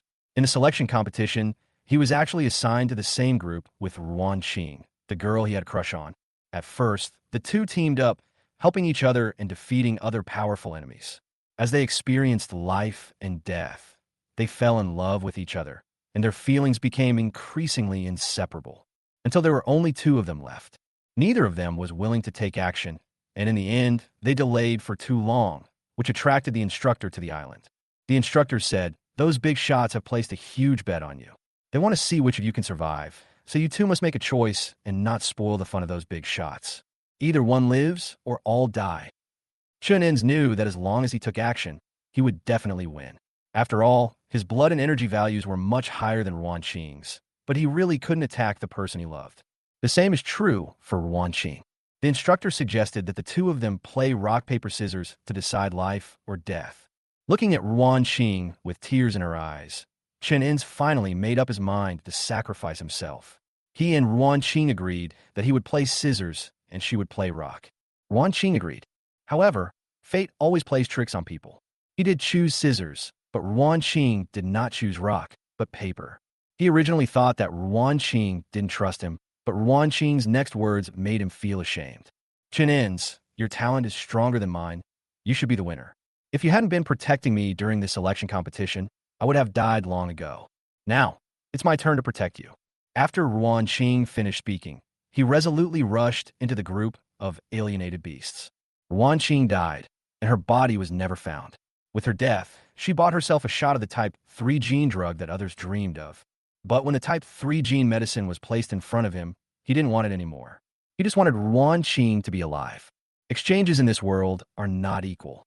Ruan Qing's death can be exchanged for type 3 gene medicine, but type 3 gene medicine cannot be exchanged for her. Compared with Li Hu's arrogance and Chen In's grief, Wu De seemed much more normal. A pair of slightly cunning green eyes rolled around, looking around as if looking for something. Please vote, it's the last few days. Let Feng Xiu and Buyu's rankings rush up again. And also the big guys, please write more 5-star reviews. This book currently only has a score of 9.2, which is the lowest score among the 4 books in Hulu. I'm so upset, I can't sleep. Chapter 173. Wu De is not the strongest in their group, but he is the most immoral.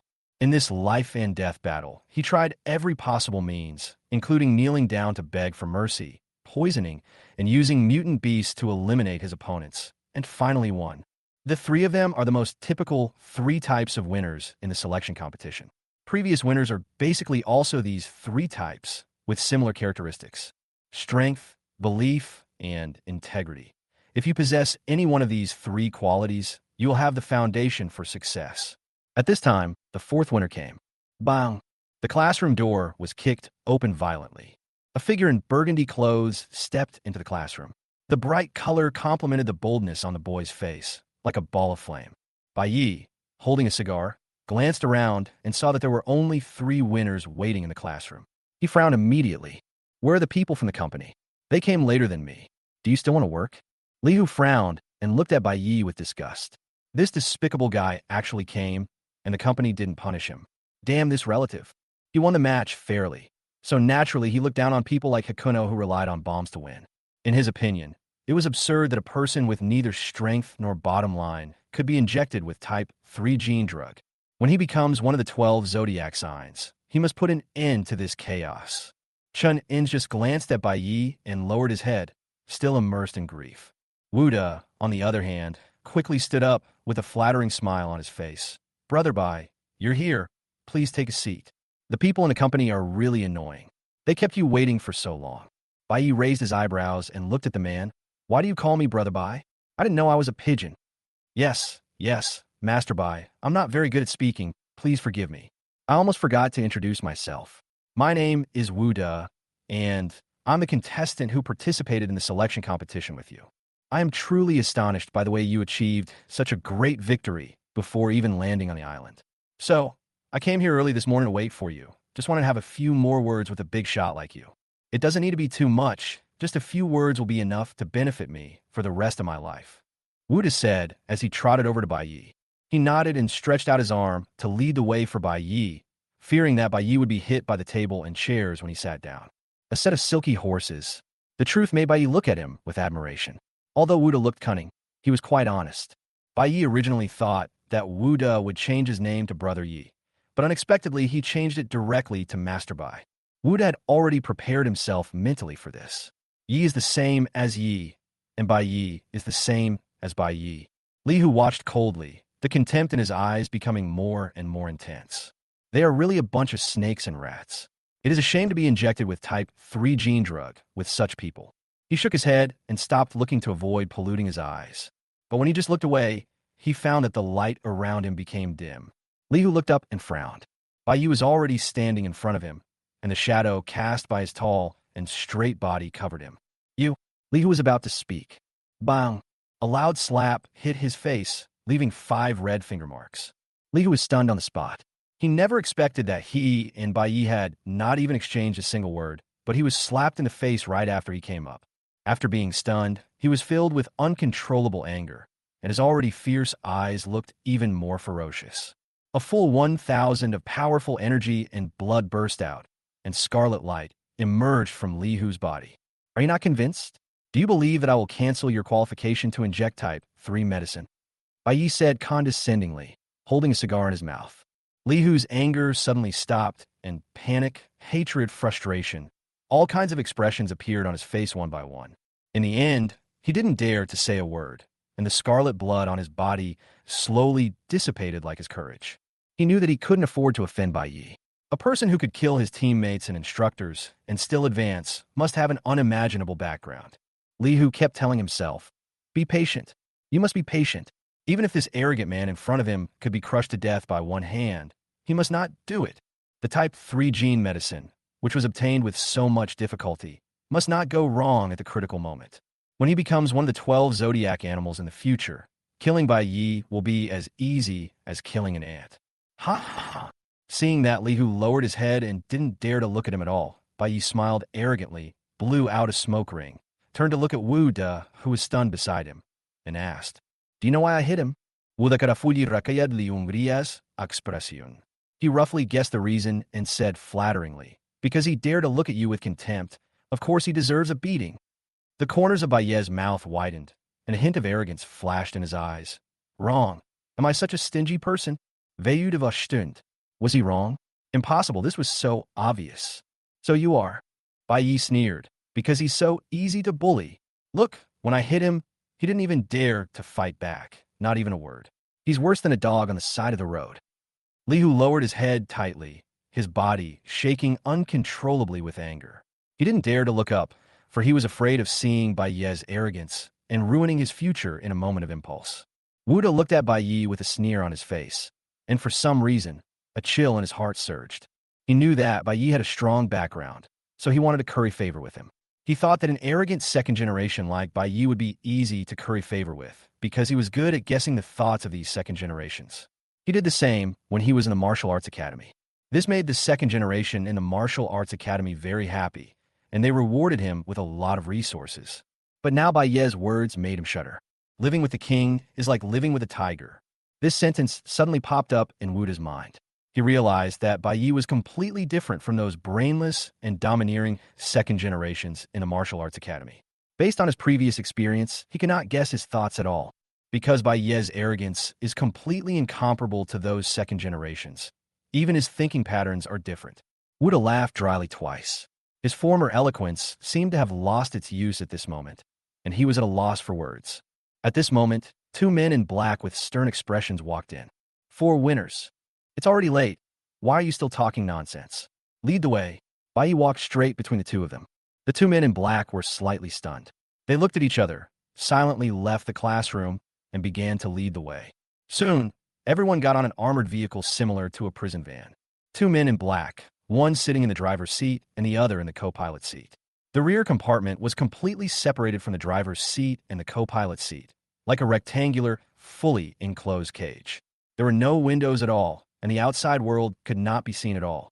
Chapter 174 Silver Snake's 19th Heartbeat. Inside the carriage, Li Hu lowered his head in silence. Chun Inz was immersed in grief, Wu De was concentrating on flattery, and Bai Yi accepted everything. "I'm finally going to the core laboratory, paying a USB drive. Here I come." Bai Yi's lips curled up into a smile. As long as he found the most mysterious core laboratory, he would be able to find the Panga USB flash drive he had been thinking about.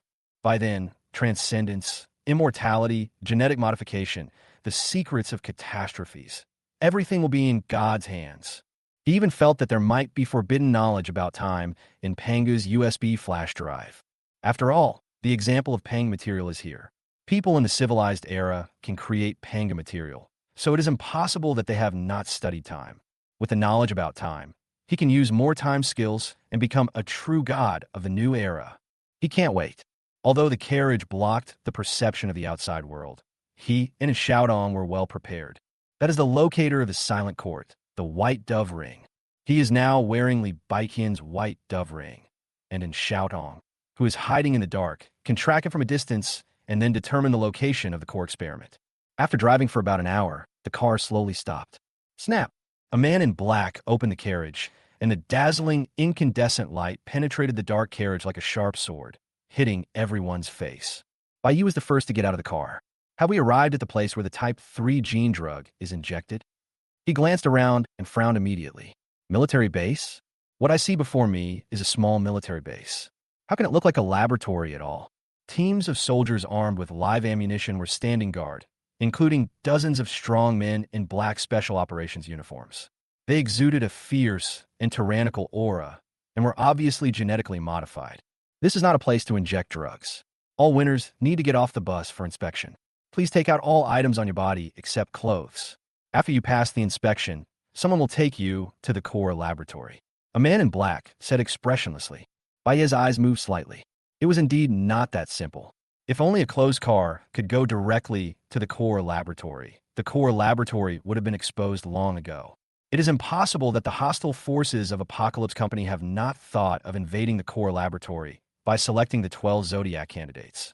In particular, the zoo, which had long been determined to obtain the Type 3 gene drug, must have tried various methods, but all ended in failure. Wow, I didn't expect there would be such a handsome guy among the contestants this year. Haha. It's really worth it for me, your sister, to wait here for such a long time. A familiar voice came from the gate of the military base. The voice was extremely charming. Even though we were several meters apart, it sounded like a soft moan right next to my ear, like a cat's claws scratching my heart, turning around and around. I saw an enchanting figure walking towards me, her steps swaying, her body as soft as a snake, swaying with every step. Before anyone arrived, a fragrant breeze blew towards me. Bai looked closely and found that it was an acquaintance. Chinese Zodiac, Silver Snake. The Silver Snake walked over with a charming smile, and the soldiers and genetically modified people around it lowered their heads and growled. Greetings, Lord Silver Snake. Li Hu and the others' expressions suddenly changed. Silver Snake. The Silver Snake, one of the 12 Chinese Zodiac animals. The 12 Zodiac signs are the goals of all students at Qiming Martial Arts Academy. They have often heard the legends about the 12 Zodiac signs since the moment they entered the academy. To them, the 12 Zodiac signs are not only goals, but also idols. When a legendary idol showed up, they naturally couldn't hide their excitement and awe. The Silver Snake didn't pay attention to them, but stared at Bai Yi. The burgundy suit and handsome appearance made her heart beat fast. This was the 19th time her heart had moved since Minghu died more than half a month ago, because Minghu had only been dead for 19 days. When Yinshi looked at Bei was also observing this old acquaintance. After a period of recuperation, her skin seemed to have grown back. She was no longer a lowly from Montenegro, but a mature and charming lady. The silver sequin skirt fits her curves perfectly, and the silver sequins cast tiny lights with every step she takes. The skirt is so short that it barely covers her thighs. Beneath the skirt were black stockings with a fine texture, the texture of which looked hazy in the sunlight, flowing down the ankles into the thin-strap high heels. The sound of her heels hitting the ground seemed to set the rhythm for every look she gave. Little brother, you look familiar to me. Have we met somewhere before? Silver Snake came in front of Bai Yi and raised the corners of his eyes slightly while speaking. His eyes moved and were captivating. Bai Yi thought, I have seen it before. When you and Minghu were playing in public in Heishan, I was watching from a distance. Silver Snake hasn't changed at all, always calling me brother. On the Black Mountain, 2 people she had called brothers were dead. Brother Minghu and Brother Tyrant. How unlucky. I couldn't be recognized, right? After all, I was covered in dirt and wearing beggar's clothes. He was not afraid of being recognized, but was worried about exposing his identity. The identity of Black Gun, Xiao Bai. It's so shameful, he said calmly. Your way of chatting people up is too old-fashioned. Silver Snake laughed sweetly, as expected of someone who dared to kill the instructor with a bomb. Even after knowing my identity, you spoke without a care in the world. I have to say, little brother, you have successfully caught my attention. Baiye's face turned dark. It was not a good thing to attract the attention of the biochemical matrix. After all, the pseudo-human body should be resistant to poison, right? While the two were talking, Li Hu clenched his fists, the flames of jealousy burning his internal organs. Why? Why does he get Silver Snake's attention? I should be the one being noticed. I'm the strongest of these 4. He looked down on the 3 people in the same group. Chun In's weakness, Wu De's lack of morals, and Bai Ye's backdoor dealings. He thought he was the best. Moreover, He has always had a special feeling for Silver Snake because his idol is Minghu, that man who is as ferocious as the king of beasts. Maybe it's because his name contains the word tiger, and he likes the tiger, the king of beasts, so his biggest goal is to become someone like Minghu, or even replace Minghu and become the tiger, one of the 12 zodiac signs. And Silver Snake is Minghu's woman, so he has naturally put himself in Minghu's shoes many times, imagining the story between him and Silver Snake after he becomes Minghu. It is said that the Silver Snake is charming and naturally beautiful, but after seeing it today, I found that the rumor is false. This is not charming at all. It is simply a disaster to the country and the people, a woman among women. But now, this goddess he once imagined was actually smiling at Bai Yi in front of him, and he was powerless to do anything. Lord Silver Snake, it's time to search him. Dr. Jane is still waiting. A man in black reminded in a low voice. He was afraid that the Silver Snake would lose its bestiality and kill Bai Yi in front of everyone. Chapter 175, How Daring. Blasphemy. A hint of dissatisfaction flashed in Silver Snake's eyes. She had finally been moved and wanted to talk more, but she didn't dare to offend Dr. Jian. Dr. Jian is the leader of the core laboratory. Although he does not hold power, he controls the Type 3 gene drug. He is the founder of Type 3 gene pharmaceuticals. Even the directors treat him with courtesy because of his talent. Little brother, let's talk after you were injected with the genetic medicine. As he said that, Silver Snake stuffed a small note into Bai Ye's hand and tickled his palm with his tender fingers. My address is on it. Remember to come find me. Bai Yi suddenly felt a chill. Am I being teased? Damn Silver Snake, you dare to blaspheme God. You deserve to die. Follow me. The Silver Snake turned and left, leaving everyone with an enchanting back. Everyone followed behind him and walked towards the interior of the military base. Only then did Li Hu dare to look directly at the Silver Snake, staring at the enchanting back and scrupulously, his eyes scanning back and forth. When his gaze moved down and landed on the Silver Snake's thigh, he couldn't help but breathe quickly. The sequins on the edge of the silver sequin skirt actually hooked the stockings, leaving a few small holes in the black stockings at the roots of Silver Snake's thighs, exposing her fair skin and adding a bit of charm. Along the way, Li Hu didn't even pay attention to the surrounding environment. His mind was completely attracted by those exposed skins. The Silver Snake, leading the way, heard the rapid breathing behind him, and a charming smile appeared on the corner of his mouth. How could she not know that the silver sequin skirt would match the flowered stockings? Of course, she did it on purpose without any care. Soon, the four were taken to a closed room. The silver-white metal walls made Bai Yi feel as if he had returned to Shelter 189. The room was very spacious, with a full-length mirror as tall as a person placed in the middle. There were some desks around it, on which were placed several electronic devices similar to testers. There are several staff members behind the desk, debugging the equipment. The forbidden item of the Jiao level, True Shadow Mirror. The Silver Snake stood next to the mirror, put one hand on it, and smiled sweetly at everyone. As soon as they heard the word taboo, everyone's eyes immediately shifted to the mirror. Taboo objects always carry some mystery and are treasures that are hard to come by. True Shadow Mirror is more than 1 person tall, and the frame is forged from a whole piece of dark silver metal. The surface is covered with fine cloud patterns, and deep in the patterns are faintly inlaid with tiny white crystals. It will emit a very faint cold light under the light, like a layer of frost on stars. The mirror surface is not as transparent as ordinary glass, but has a slight foggy feeling, with a soft silver halo at the edge, like moonlight immersed in water. Don't worry, little brother. This forbidden object is not offensive. Its only function is to reveal your true reflection, that is, your true face. There are too many strange taboos and bizarre supernatural powers in this world, some of which can even change their appearance, so you must make sure that you are you, and not someone else impostoring you. In addition, it can also show whether you are carrying any prohibited items on your body or even in your body. When Silver Snake spoke, he didn't even look at the others, as if they didn't exist.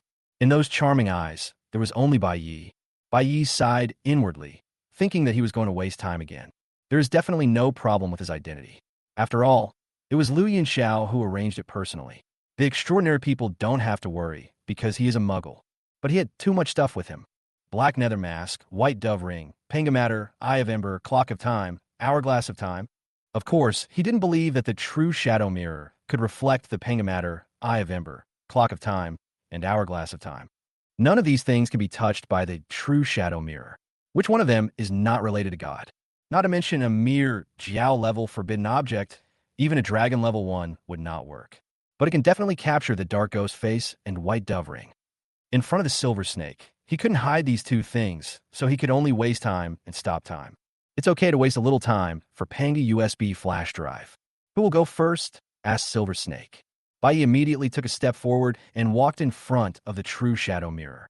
Silver Snake laughed sweetly. Little brother, the mirror will emit light later. If you are scared, you can hold your sister's hand. Stop talking nonsense. I'll report you to the board of directors for harassment. Silver Snake laughed even more happily. Sister, I just like the way you look when you have a cold face. I really want to strip you naked and press you on. She was slightly stunned. Was it an illusion? She looked at Baiye's face. For some reason, she felt that Baiye seemed whiter and tenderer than before, and her skin was as tender as a baby's. This was not an illusion, but Baiye took off the black nether mask, revealing his newly grown face. He had just secretly stopped time and hid the black nether mask and white dove ring in the drawer of his desk. At this time, the true shadow mirror emitted a silver light that hit Baiye. After a moment, a white skeleton appeared on the mirror. Baiye's expression was slightly odd, as if he was in the hospital for an X-ray. Lord Silver Snake, he is not a transcendent and does not have any contraband on him. He is allowed to pass, said a staff member sitting behind the desk. Oh, really? Silver Snake narrowed his eyes and stared at Baiye. But why do I feel like there's something wrong with him?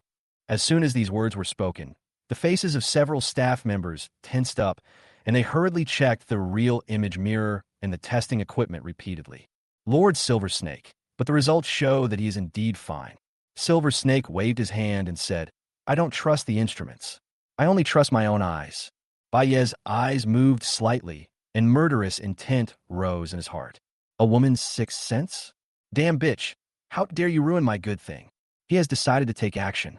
If the Silver Snake really senses something unusual, he will have no choice but to massacre the entire military base. At this time, Silver Snake said again, I want to search you myself. As she spoke, a small, soft hand placed on Baiye's chest and slid down slightly teasingly. Such tight muscles, you have a great body, little brother. Baiye's face darkened. Damn it, he thought he'd been discovered to be abnormal. But it turned out that the bitch Inshi was deliberately making things difficult for him and came to defile him. He raised his hand to slap, but the Silver Snake grabbed his hand. Silver Snake's smile became more evil. There really is something wrong with you. Otherwise, why wouldn't you dare let me search you? She simply grabbed Baiye's hand and forced him to the corner, licking her red lips with her wet tongue, her eyes fiery. Chapter 176 Silver Snake. I'm very angry now. For the first time, Baiye felt troubled by his handsomeness. What a beast. Silver Snake is simply a beast. In full view of the public, in public, how dare they openly harass? This is more difficult than being discovered to be abnormal. The consequence of being discovered is nothing more than throwing in the towel, starting a killing spree, and then finding another way to find the core laboratory later. Can be defiled. How can you resist? How can I resist the Silver Snake with a health value of 202? Stopping the machine immediately while it's on will only lead to exposure. There are only two choices before Baiye now. Either do not resist and watch yourself being defiled. Either you resist or you miss the chance to enter the core laboratory. He could endure it for a while, but he was afraid that the Silver Snake would lose its bestiality. The more he endured, the more it would become presumptuous, so he just killed it. Seeing the Silver Snake's hand moving lower and lower, Baiye couldn't bear it anymore. His privacy has never been touched by any other woman except the Black Knight. Even the Black Knight did it secretly when he was changing bodies. Time stand still. Buzz. The Silver Snake was like a frozen statue of a beauty, motionless, and her hand stopped at Baiye's abdomen, almost reaching into his pants. Grass. Baiye's eyes were blazing with anger. He never thought that one day he would waste his time because of a woman's teasing. Damn, I didn't even want to use time stop to tease a woman, but ended up being teased by a woman instead. If it was a shout-on, he could just endure it, but he really couldn't tolerate Silver Snake. He suddenly took action, first prying open the Silver Snake's claws, and then immediately ran to Li Hu. The boy's face was full of anger and desire. He stared at the enchanting back of the Silver Snake, his body slightly bent, and he didn't dare to stand up straight. You like Silver Snake, right? I'll give you a chance to show your face in front of Silver Snake." As he said that, Bai loosened his belt, then quickly returned to the corner and put Silver Snake's hand back in its original place. Time to recover. The Silver Snake smiled lewdly and was about to take a step further. But then Bai exclaimed, "Li Hu, why the hell are you taking off your pants?" The loud voice startled everyone. Silver Snake's hand paused. She looked back and was stunned. Because Li Hujin took off his pants, his two thighs covered with black hair were exposed to the air, and the most eye-catching thing was Li Hu was stunned and felt a chill in his lower body. He looked down and his face suddenly changed. No, no, Li Hu. His face flushed red, and he was frantically pulling at his pants on the ground. Everyone present looked at him, their eyes filled with surprise, strangeness, and astonishment, making him feel so embarrassed that he almost fainted. Why? Why did this happen? My pants are too big. Damn profiteers. I shouldn't have bought such cheap pants. I could have done it at any other time, but I had to do it in front of Lord Silver Snake. My image has been completely ruined. Seeing his panic, Silver Snake chuckled. The little thing is quite unique. He even knows to salute me. When these words were spoken, everyone was stunned. When they saw the legendary 12 zodiac animals today, they found that they were completely different from what they had imagined. This was too something. Bai took advantage of the Silver Snake's distraction and quickly broke free from her clutches and ran out from the corner. At this time, the staff on the side also hurriedly stood up and ran over. "Master Silver Snake, please continue the test, and don't make Dr. Jian wait any longer." The Silver Snake seemed a little bored. It glared at Bai fiercely and licked its lips with its scarlet tongue. "It seems to be saying, man, you can't escape from my palm." She put her palm to her nose and sniffed gently, a hint of intoxication flashing across her face. The smell of a man is really intoxicating. Silver Snake put down his hand, and the smile on his face faded. "Continue testing." Bai breathed a sigh of relief and almost lost her chastity. The test continued, but Silver Snake turned and left the room. Outside the room, "Lord Silver Snake, why did you come out?" asked a very thin staff member with sunken eyes. The Silver Snake narrowed its eyes and said coldly, "Am I beautiful?" The staff member carefully glanced at the extremely charming Silver Snake and said respectfully, "Beautiful. I'm so beautiful. Why would any man reject me?" The staff secretly groaned.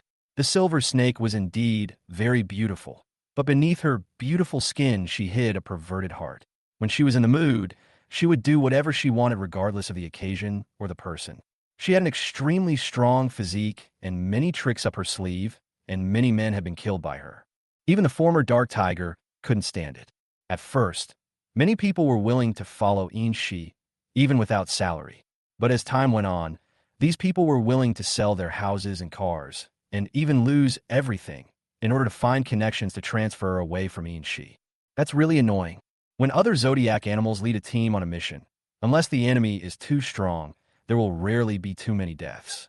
After all, the strength of the zodiac animals is there. But if Silver Snake leads the team on a mission, several team members will die before they even see the enemy. He had been following Silver Snake for some time. Before he followed her, his chi and blood points were over 5,000, and he was physically strong. After he followed her, he lost 3 times the weight, and his chi and blood points were only 3,000. If it weren't for the lack of money, he would have been transferred long ago. It must be because that person is blind. The staff member said unwillingly. "Oomph." Silver Snake snorted coldly. "I'm very angry now." The staff member's face suddenly turned pale, and he looked terrified. However, facing the angry eyes of the Silver Snake, he could only kneel on the ground, trembling. A moment later, the Silver Snake god left feeling refreshed, leaving only the staff who were retching continuously, with a look of despair on their faces. Silver Snake returned to the room, frowning slightly. In the testing room, Chun Ins was in a stalemate with the staff. He clutched a silver earring tightly in his hand and glared at the staff. "It's just an ordinary earring, not a forbidden item. Why did you take it away?" The staff member said coldly, "Company regulations stipulate that no items other than clothing may be brought into the core laboratory, regardless of whether they are taboo items or not. Furthermore, we detected a mutant beast genetic sample from that earring. So who can be sure it's just an ordinary earring?" Chapter 177, How Can a Person Be So Courageous? Apocalypse Company attaches great importance to the core laboratory. They do not have 100% confidence in the true shadow mirror. and are worried that some special items may be able to hide from the true shadow mirror. Therefore, even if the test is correct, you're still not allowed to carry any suspicious objects. What's wrong? The refreshed silver snake strode over and asked. The staff member said respectfully, Master Silver Snake, Chen In's violated company regulations and was carrying a suspicious earring. Oh, why is it suspicious? He's a man with no pierced ears, yet he's wearing earrings. This is already very suspicious. Furthermore, my subordinates even detected a mutant beast genetic sample from the earrings. Silver Snake nodded and turned to look at the nervous Chen In's. Hand it over. Chen In's eyes flushed, and he refused to give in. This is my girlfriend's only relic. It's just an ordinary earring. As for the mutant gene, it's because tears welled up in his eyes, but he couldn't say the rest of the words. The earring has the mutant beast gene because Ruan Qing was killed by the mutant beast. He wanted to collect the body, but he only found broken meat and bones on the ground, as well as this blood-stained earring. Because nothing works, Silver Snake said coldly. As soon as he finished speaking, the Silver Snake did not make any movement, but Chen In's suddenly groaned, his abdomen caved in, and he flew backwards, hitting the wall hard. The violent collision caused his hand to loosen uncontrollably, and the small silver earring slipped off, leaving a parabolic silver trajectory in the air. Finally, it fell to the ground, making a crisp sound of tinkling. Phew! Blood gushed out of Chen In's mouth, and he felt a burning pain in his abdomen. He was in so much pain that he couldn't stand up, but he ignored the pain and crawled towards the earring as hard as a maggot. Muen Tang. He stretched out his hand, as if trying to keep his lover. Finally, he got the earrings, and a caring smile appeared on his face. But the next second, a high-heeled shoe fell heavily on his hand. Ah! Chen In screamed miserably and wanted to pull his hand back, but he couldn't do it at all. The only thing he could do was to hold the earring tightly. Even though his palm was bloody from being stepped on by high heels, he still didn't let go. Snap! A slight crisp sound was heard.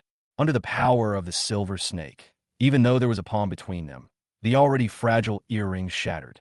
The Silver Snake retracted its foot, but Chen In's stared blankly at his bloody palm, as if his soul had been extracted from his body. In the palm of his hand, the silver earring broke into 7 tiny pieces, which pierced into his flesh. Everyone was silent, watching the cruel scene before them with some dismay. Silver Snake frowned slightly as she looked at her beautiful high heels stained with blood.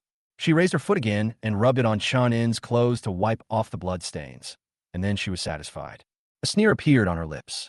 I can see that you love your girlfriend very much, but that's why you can't keep this earring. Why? Why did you destroy Ruan Qing's last relic? Chen In's crawled up from the ground like a wounded beast and rushed towards the Silver Snake. But he couldn't even see how the Silver Snake attacked, and he flew backwards again. Silly boy, I'm helping you. Silver Snake laughed. In your current state, you can't successfully inject the Type 3 gene drug. You can hate me.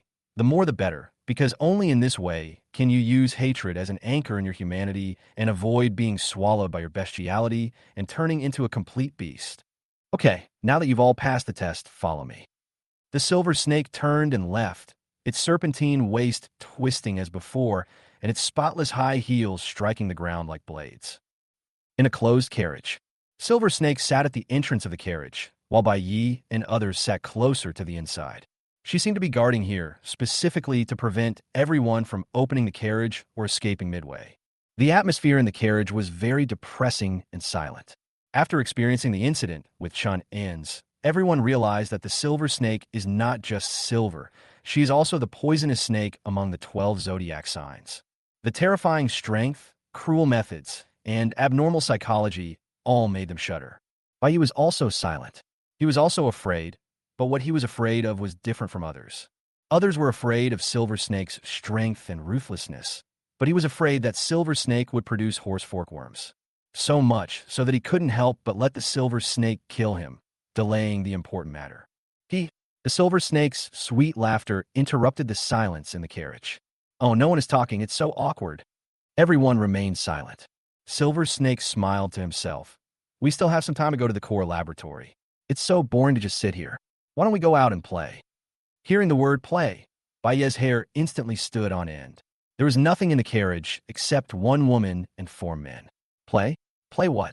What the hell could there be to play? He quickly spoke to divert Silver Snake's attention. I find you a truly evil woman. Breaking Chun In's earrings is one thing, but you even claimed you were doing it to help him. You have no shame at all. Li Hu and Wu De raised their heads and looked at Bai Yi in amazement. How could a person be so bold? This is the silver snake of the Chinese zodiac. How dare you call it shameless to its face? They knew Bai Yi had a background, but that background was obviously not enough to suppress Ian Snake. Otherwise, how could Ian Snake dare to? Now, they have discovered that Bai Yi's arrogance has nothing to do with his background. It is innate. When facing handsome guys, Silver Snake always has a lot of patience. She smiled sweetly and said, I don't care about shame. I only want you. It's numb. Bai Yi's scalp is tingling. Those who send harassment letters should be shot. Fortunately, Silver Snake had just let out his anger and did not do anything excessive. Instead, he explained, you still don't know what injecting the type 3 gene agent means. They only know that they will gain powerful strength, but they don't know that this strength has side effects. That's animality.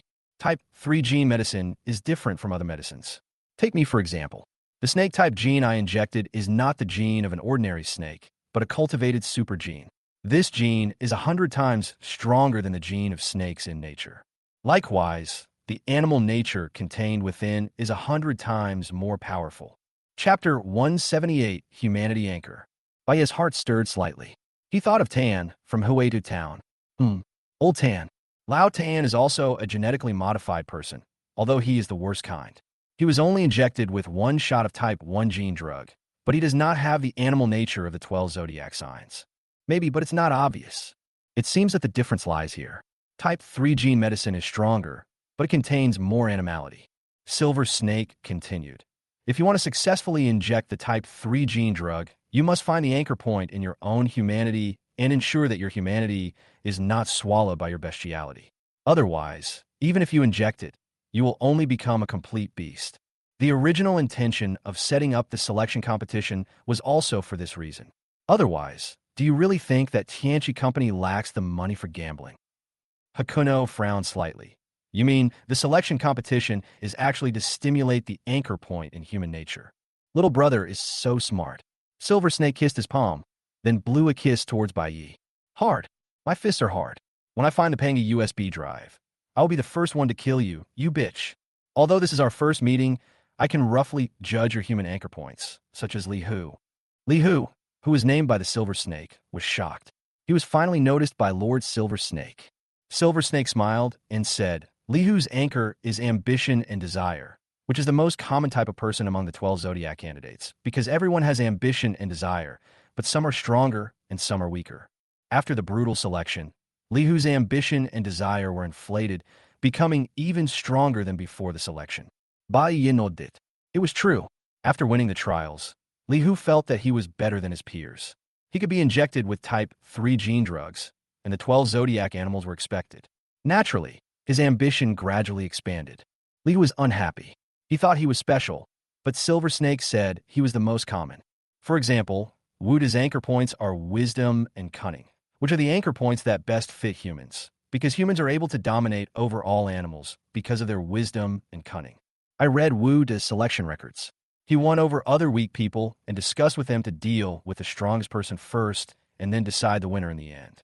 As a result, he turned around and went to inform the strongest person, causing everyone to fight each other and reaping the benefits himself. Finding hidden supplies but not taking them, deliberately poisoning supplies, using feces to attract mutant beasts, etc. Liu looked at Wuda with contempt in his eyes. Wuda smiled awkwardly, trying his best to look honest. The Silver Snake looked at Chun In's, who had been keeping his head down and silent. Chun In's anchor point is more obvious. Love and hate. Love for his girlfriend and hate for the company. But his girlfriend died, and love as an anchor is like a loft in the air, ready to collapse at the slightest touch. Among all anchor points, love is the most fragile. Love is like glass. There are too many things that can destroy it, such as the wear-off of novelty, suspicion, misunderstanding, betrayal, etc. It is so fragile that if your girlfriend has a meal with another man, the originally passionate love will be cracked. But hatred is different. Even if the object of your hatred kneels down and begs for mercy, crying bitterly, the hatred in your heart will not diminish in the slightest. That's why I said I was helping him. Chun In's suddenly raised his head, his bloodshot eyes fixed on the silver snake, the cold, murderous intent and anger almost overflowing from his eyes. If someone destroys something you love, but then turns around and says he is helping you, what would you think? Silver Snake laughed even more happily. You see, hatred is the best anchor. Even though he knows that I am helping him, his hatred has not wavered at all, but has become even stronger. As for you, little brother, she placed her finger on her lips and tilted her head in thought. It's hard to tell where your anchor is because you didn't even get to the island. You just blew people up. Bai curled his lips in disdain. Can't you see it's so obvious? My anchor is, of course, confidence. Silver Snake smiled and said, I know, it's arrogance. You idiot. Bai was furious. You can't even tell the difference between confidence and arrogance. How can you be one of the 12 zodiac animals? Everyone, you are indeed arrogant. Silver Snake nodded seriously. Fuck you. What's your anchor point? I think it's your last name. Bai Yiditortet. Silver Snake smiled shyly and waved at Bai. Brother, don't talk nonsense. How could someone use a surname as an anchor? It's just their hobby. Bai Yi. He once naively thought that since Silver Snake was so charming, she must have gotten to the top of the Chinese zodiac through improper relationships. Now he knew that it was not the case at all. Silver Snake did not get to the top by relying on improper relationships, but got to the top to facilitate the use of more improper relationships. Why are you looking at me like that? You men are allowed to have 3 wives and 4 concubines, but we women can't have 3 husbands and 4 wives. Are you the 3rd Duke and 4th Duke? I'm too lazy to expose you. I just want to give all the cute boys a home. What's wrong with me? Bang! The closed compartment was opened. Bai rushed out hurriedly. The whole carriage was filled with Insh's dirty words, and he really couldn't stand it anymore. But just as he passed by the Silver Snake, snap, the Silver Snake actually tapped the junction of his waist and legs. F***K. Is there any law left? Silver Snake is openly molesting decent women and men. Is there anyone to stop it? Outside the carriage, a group of stern-looking men in black were stunned and looked at each other. What's going on? As soon as they opened the car door, they saw a wine-red figure rushing out cursing, and the person cursing was the Silver Snake, one of the 12 zodiac animals. The Silver Snake walked out, twisting its waist, kissed its own palm, and smiled evilly like a master of facial expression. Behind the Silver Snake are Li Hu with his waist bent, Chun Ins with his head lowered, and Wu Da with a simple smile on his face. At this time, a man in black special operations uniform came over with a walkie-talkie in his hand. Master Silver Snake, it's Dr. Jian. Silver Snake's smile suddenly faded, and her expression became serious. She took the intercom and said respectfully, Dr. Jane. A calm male voice came from the intercom. Silver Snake, you are late. Silver Snake hurriedly explained, sorry, Dr. Jane, someone among the candidates this time is carrying contraband. No need to explain to me. Dr. Jane's calm voice sounded, I don't like wasting time. Remember, there won't be a next time. Silver Snake lowered his head deeply. Yes, Dr. Jane. Beep, beep, beep. The intercom hung up. Bai's eyes flickered slightly. This was Dr. Jian, the developer of the Type 3 gene drug? He values time as much as I do. No wonder he was able to develop Type 3 gene medicine. It seems that he might be an important person in the core laboratory. Perhaps he knows where the Panga USB flash drive is hidden in the laboratory. Led by the man in black, the crowd walked into a steel military fortress. Chapter 179, Defending the Fortress of the 10 Kings. In the Iron Fortress, Bai followed everyone silently, but his eyes were looking around. Is this the core laboratory? It doesn't look like it at all. A circular steel wall surrounds the steel fortress, stretching as far as the eye can see like a coastline.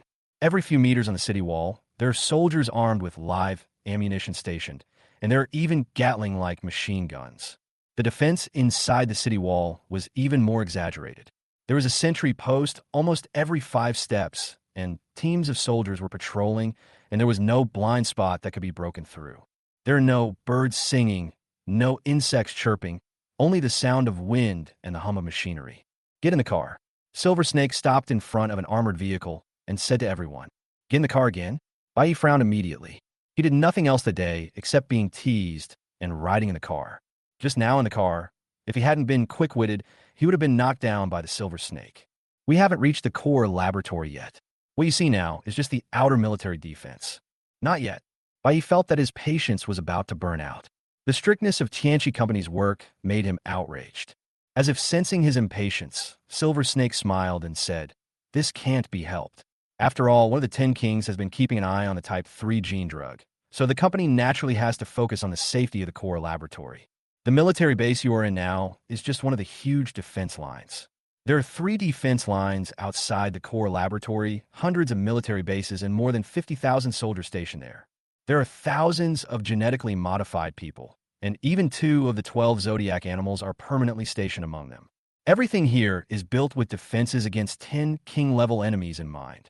Even if the director finds this place, he won't be able to break into the core laboratory. What if the director doesn't attack by force, but sneaks in secretly?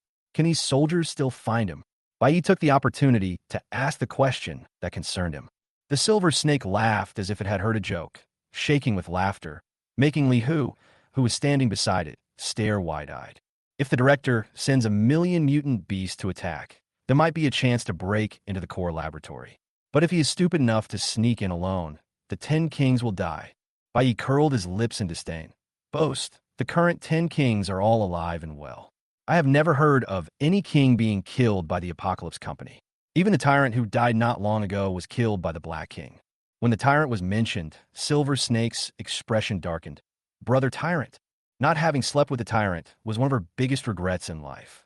She has slept with all the 12 zodiac animals, and now her biggest dream is to sleep with the 10 Kings. This is just like collecting cards. If you don't collect them all, you'll feel bad. I have collected all the 12 zodiac cards, except for the 10 Kings. Bai Yi suddenly felt a chill. The tyrant killed Minghu, one of her boyfriends, and you are here missing the tyrant? As if feeling something was wrong, Silver Snake suppressed his sadness and said seriously, "The company has never killed the 10 Kings because they dare not sneak in here. If they dare to come, they will surely die. There are not only soldiers and genetically modified people here, but also experimental subjects created by the company and taboo objects." God's taboo? That is indeed dangerous. Bai Yi is now worried and wary of this thing. This thing really lives up to its name, making even him, a god of the new era, wary of it. The main thing is that gods and monsters don't care about reason or strength. They just play by concepts and rules. What taboos are there here? Silver Snake's mouth curled up into an inexplicable smile. "Little brother, you ask so many questions. Are you planning to sneak into the core laboratory?" Bai Yi raised his eyebrows and said startlingly, "You're right. I'm going to sneak in soon." "Hee. Then why don't you sleep with me before you sneak in? That way, even when you die, you'll still be considered a playboy." Silver Snake joked. She couldn't possibly believe Bai Yi's words. She just thought he was humorous. Bai Yi's face darkened, and he stopped talking. This woman, Yin Shi, had nothing on her mind except sleeping, and she kept talking about her surname every 3 sentences. Soon, everyone got on the bus again and set off. It was still a fully enclosed compartment, and they couldn't see the road outside clearly. When Bai Yi got off the car again, he finally arrived inside the legendary core laboratory. The car didn't stop outside at all, but drove directly into the core laboratory, so that Bai Yi didn't even know what the core laboratory looked like in its entirety. This is bad. Bai Yi thought to himself that this was troublesome. Even with the white dove ring for positioning, it was useless. And Xiaodong could at most find this military base, but she couldn't get in at all. How could a mere Black Knight possibly break into a military base that claims to be able to stop even the 10 Kings? The military base covers a large area and is filled with various military fortresses. If Xiaodong cannot get in, how can she determine the specific location of the core laboratory hidden in the military base? Moreover, when he was riding the car just now, he could feel a slight downward sensation, which meant that the core laboratory was not on the ground, but underground. The Silver Snake led the 4 people walking in a long, silver-white passage, and the incandescent lights above their heads were bright and dazzling. Bai Yi thought to himself that his plan to change his body and sneak into the core laboratory might fail. Even if he boarded in Xiaodong's ship, he still had to break through 3 long steel lines of defense and the defense of countless soldiers. It's useless to activate time flow variation. It can avoid the eyes of soldiers, but not those life detection radars. Not to mention that there are 2 zodiac animals and thousands of genetically modified people stationed here. If you want to sneak in silently, you can only use the time stop function. The problem is how much time will be wasted searching for the core laboratory hidden underground while using the time stop function. With this thought in mind, Bai Yi decided to change his plan temporarily. Since he had already entered the core laboratory, Why did he need to change his name to Xiaodong and sneak in again? After injecting the Dragon Gene potion and increasing my strength, I can stop time and find Panga's USB drive. Even if the overall strength is not as good as Shangan Xiaodong's account, at least there is no need to waste time looking for the core laboratory. Chapter 1, 80 Dragon. Dr. Jian, the 4 candidates for the 12 zodiac signs have been brought here. Silver Snake pushed open the door of a laboratory and said respectfully to the man in a white coat behind the experimental equipment. The man in the white coat frowned, pretending not to hear anything, and continued to stare at the computer screen. About 30 seconds later, he raised his head. Everyone finally got a clear look at his appearance. He was about 35 years old, with gold-rimmed glasses and slightly curly hair. He looked gentle and refined, but there were deep wrinkles on his forehead, and it was obvious that he frowned often. Dr. Jian didn't even look at the others and ordered, "Tie him up." After saying that, he continued to lower his head and immerse himself in his research. Silver Snake seemed to be used to it. He pointed at a row of white beds on the left and said, "Everyone, get on the bed. There are handcuffs and leg cuffs by the bed. Remember to fasten them." Wu's face changed slightly, fearing that he would become a test subject. He bent over and asked, "Master Silver Snake, this is..." After seeing Dr. Jian, Silver Snake also became serious. She said coldly, "Type 3 gene agent will invade your gene sequence and disrupt and reorganize it. The process will be a little painful. To prevent you from moving around, you must be tied up. See that little stick next to it? Remember to bite it, or you might accidentally bite off your tongue." Everyone suddenly felt a chill in their hearts. Any outrageous rule must have an outrageous story behind it. Being tied up and gagged, wouldn't this be extremely painful? But now that things have come to this, faced with the temptation of type 3 gene medicine, no one will back down even if there are mountains of swords and seas of fire ahead. Soon, everyone secured themselves to the bed. At this time, a laboratory assistant in a white coat walked in with a silver metal tray. There were 4 syringes emitting crystal blue light placed on the tray. Each syringe is numbered 1 to 4. The lab assistant took out an A4 paper and started comparing. "Who is Li Hu?" Li Hu, who was tied to the bed, quickly said, "I am." The lab assistant nodded. "Li Hu, number 1. As he spoke, he began to stick some instruments for detecting vital signs on Li Hu's temples and various parts of his body. This is to collect experimental data after injection. Seeing the lab assistant approaching with a syringe, Li Hu couldn't hide his nervousness. "Sir, which type 3 drug am I injecting?" The lab assistant glanced down at the list and said calmly, "Tiger type." Li Hu was instantly ecstatic. Tiger form. I knew it. He had always dreamed of becoming a man like Ming Hu, and now he had finally taken the first step. It just so happens that the Hades tiger died, leaving a vacant position in the Chinese zodiac. In the future, it might be possible for him to take over and become the Real Hades tiger. His ecstasy came to an abrupt in the moment the needle entered his body. Ah! A shrill scream came from his mouth, and his body trembled violently, as if he had been electrocuted. If he had not restrained his body in advance, he would probably have been unable to stand. The lab assistant was already used to it and moved on to the next person. Before the experimental assistant could speak, Silver Snake picked up the A4 paper and started reading it. Surprise flashed in his eyes. "Gecko? It's rare to find someone genetically compatible with a gecko. I didn't expect you to be a gecko." Wuda asked nervously, "Master Silver Snake, does the gecko have anything to say?" The Silver Snake smiled slightly. "It has a strong ability to save its life. The gecko can regenerate its tail after it is cut off.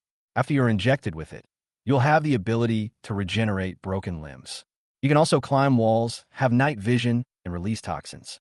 Although its strength is far inferior to that of a tiger, its overall quality is good." Wuda breathed a sigh of relief, as long as it wasn't a junk gene. He had heard before that a senior from the Martial Arts Academy had passed the selection after a life-and-death experience and ended up being compatible with the sloth gene. After the injection, although his chi and blood increased significantly, the speed was extremely slow and his reaction was sluggish. On his first mission, he was treated as a living target by the enemy and was beaten to death. It is said that the senior was only 100 meters away from the lake at that time. As long as he entered the lake, he could escape with the help of the sloth's swimming ability. But it was precisely this distance of 100 meters that the enemy made him run 50 meters first and then killed him at 51 meters. Before Wu De could ask more questions, the sharp needle had already pierced his arm. "Ah!" He screamed even more miserably than Li Hu. The next one is Chen-In's. Silver Snake looked surprised. Another rare genetic species. Do you want to know what it is? Chen-In said nothing. The Silver Snake smiled strangely. You don't want to know, but I have to tell you, it's the honey badger. Honey badger? A hint of surprise flashed across Baye's eyes. Isn't this the flathead brother? He had read the introduction of the honey badger in the animal world before. This creature is not big in size and is not a mainstream silverback. It looks a bit cute, but it has an extremely strong personality. It doesn't care about life and death and will fight if it is not convinced. There is no wild beast in nature that the honey badger dare not fight. There are even many jokes about the honey badger on the internet. In a zoo, just because a lion roared at the honey badger was so angry that it dug a hole to escape at night and went to fight the lion. The honey badger ate a venomous snake raw and was poisoned until he fainted, then continued eating after waking up. Although he sounds like a fool, if Bai really has to choose between a honey badger and a tiger, he will definitely choose the honey badger. Honey badgers have thick skin and flesh, strong defense, and are not afraid of poison. It is difficult to find an opponent of the same size. After the honey potion was injected into Chun-In's body, his expression suddenly became ferocious and terrifying. He clenched his teeth and did not scream like Li Hu and the others, but groaned continuously. Finally, we arrived at Akuno. He couldn't help but look forward to it. It should be a dragon, right? With his immortality comparable to that of a pseudo-human, wouldn't it be inappropriate not to give him a dragon? Others cannot adapt to the dragon because their bodies cannot withstand the dragon's power. Can it be that I cannot withstand it? Silver Snake glanced at Bai Yi, who was expecting something, then looked down at the A4 paper, his expression becoming surprised. Bai Yi understood the Silver Snake's reaction.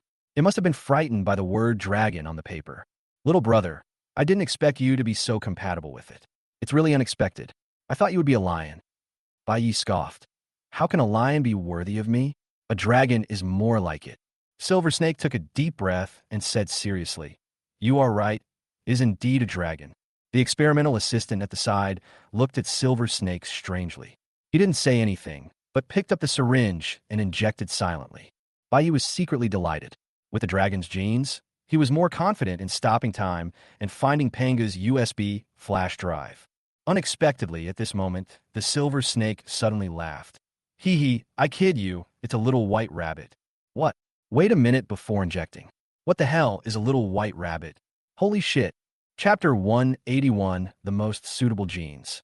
Before Bai Yi could finish his words, he felt a cool liquid merge into his blood, and then the cells in his body began to tear apart, and unimaginable pain began to sweep over him. But the pain only lasted half a second before the cells in his body began to repair rapidly, and waves of warm currents gushed out. It doesn't hurt. Is it the mutated scarlet virus that is at work? He became increasingly aware of the power of the mutated scarlet virus. If he thought about it carefully, the mutated scarlet virus was a product of the civilized era. The type 3 gene potion is a product of the cataclysm era, and in the final analysis, it is just a copycat. If you're infected with a mutated scarlet virus, you can gain immortality. Can you inject the type 3 gene drug? Although it didn't hurt, Hakuno always had to pretend to be in pain so as not to appear too special and get caught by the guinea pig. He closed his eyes and started shaking himself. Everyone else was trembling, but you weren't. How unsociable you are. A hint of surprise flashed in Silver Snake's eyes. She didn't expect Baye's willpower to be so inhumanly strong. As someone who had been injected with the type 3 gene drug, she was well aware of the pain it felt during the injection, a pain that was beyond the limits of what humans could endure. Every cell in my body felt like it was being pricked by a needle, and it wasn't just one prick at a time, but rather it was piercing and stirring inside the flesh, and the needle was red hot. If she had not been tied up at the time, she would have definitely committed suicide. But Baye's reaction was completely different. He didn't even scream, just kept his eyes closed. Little brother, I really like you more and more. Silver Snake's eyes lit up, but then his expression dimmed. It's a pity that you were injected with the little white rabbit gene, which basically has no connection with the 12 zodiac signs. It is not within my collection range. But as long as you follow me, I will protect you. Bai suddenly opened his eyes. Tell me clearly, what exactly did I inject? Silver Snake was startled, as if he had seen a corpse. You can still speak? Not only her, but even Dr. Jane, who had been observing the experimental data, raised his head with a look of surprise. Bai Yi quickly pretended to be in pain. I am naturally insensitive to pain. Tell me clearly, what the hell is a little white rabbit? It's a rabbit. Haven't you seen a little white rabbit?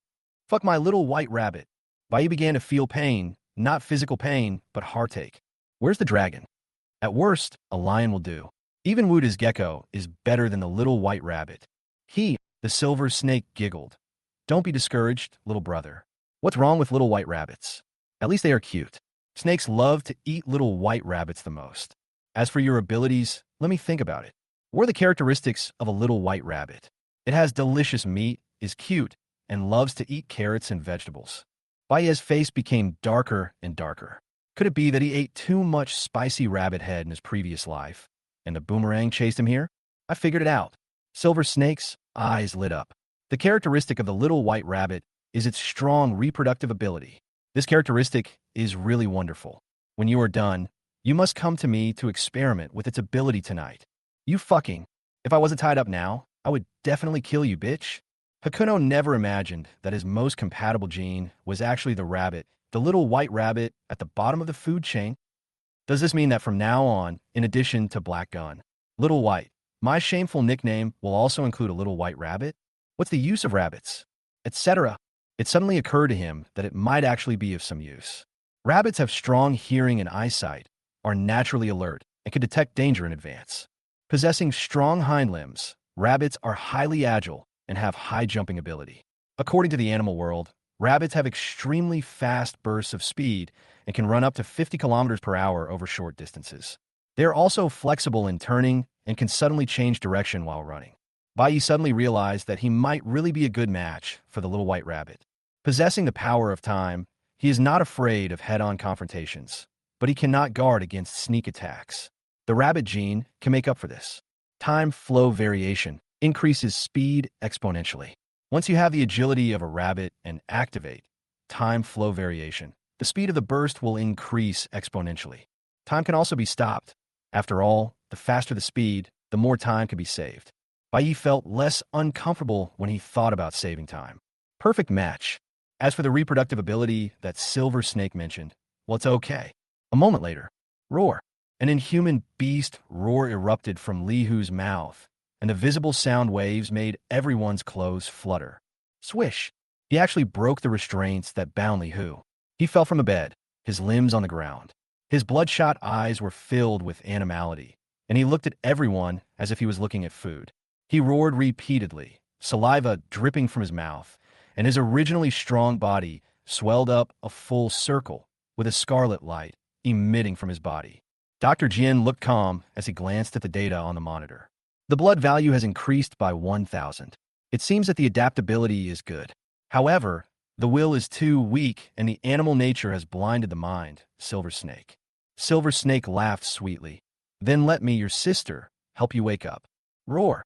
Li Hu roared and rushed towards the Silver Snake, like a hungry tiger pouncing on its prey.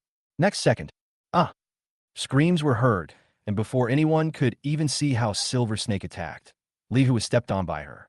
The sharp high heels pierced through his clothes and skin and dug into the flesh of his back, causing blood to spurt out. Are you awake? Silver Snake asked condescendingly. Li Hu's eyes, full of animality, instantly cleared up. I'm awake. Lord Silver Snake, please show some mercy. Humans have proven countless times that wild beasts can be tamed, and tigers are no exception. At this moment, a gust of evil wind sounded beside the Silver Snake's ears. She curled her red lips, and her right hand stretched out like a poisonous snake, grabbing Chun In's neck like lightning. She turned her head to look into Chun In's eyes, and found that although there was animality in his eyes, there was more hatred. Hee. So it's not that you're just being beastly, but that you want revenge on me now that you become powerful? Unfortunately, with your strength, you can't even touch the edge of my clothes. Chun In swung the Silver Snake fiercely and instantly smashed towards Wu De, who was about to go crazy. Bang! The two men's heads collided, blood flowed down their foreheads, and they both woke up. Little brother, it's your turn. What are you talking about? Hurry up and untie me. The Silver Snake was stunned, looking at Bai Yi, who seemed fine, and blinked in confusion. No. Where is your animal nature? The reason why the company asked the 12 zodiac animals to escort them was to help them suppress their animal nature with absolute strength. No matter how strong a person's willpower is, if his mind is suddenly invaded by animal nature, he will experience a brief period of frenzy and confusion. At this time, as long as you use absolute strength to make them feel the fear between life and death, you can dispel the animal nature and restore clarity. Chapter 182: The Scapegoat King of the Ten Kings. Bai didn't know if it was an illusion, but he felt a powerful force filling his body, much stronger than before. He originally wanted to break free from the restraints like Li Hu and others, but when he exerted force, only the restraints on his legs opened, while the restraints on his hands only had a small tear.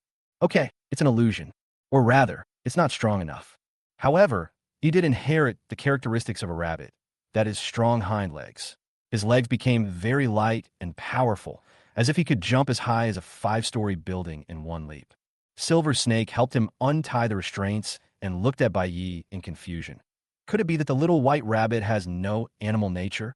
Dr. Jian suddenly said, "No, animal nature is not just the hunting instinct of wild animals. Their living habits, reproduction, and behavior are all part of animal nature.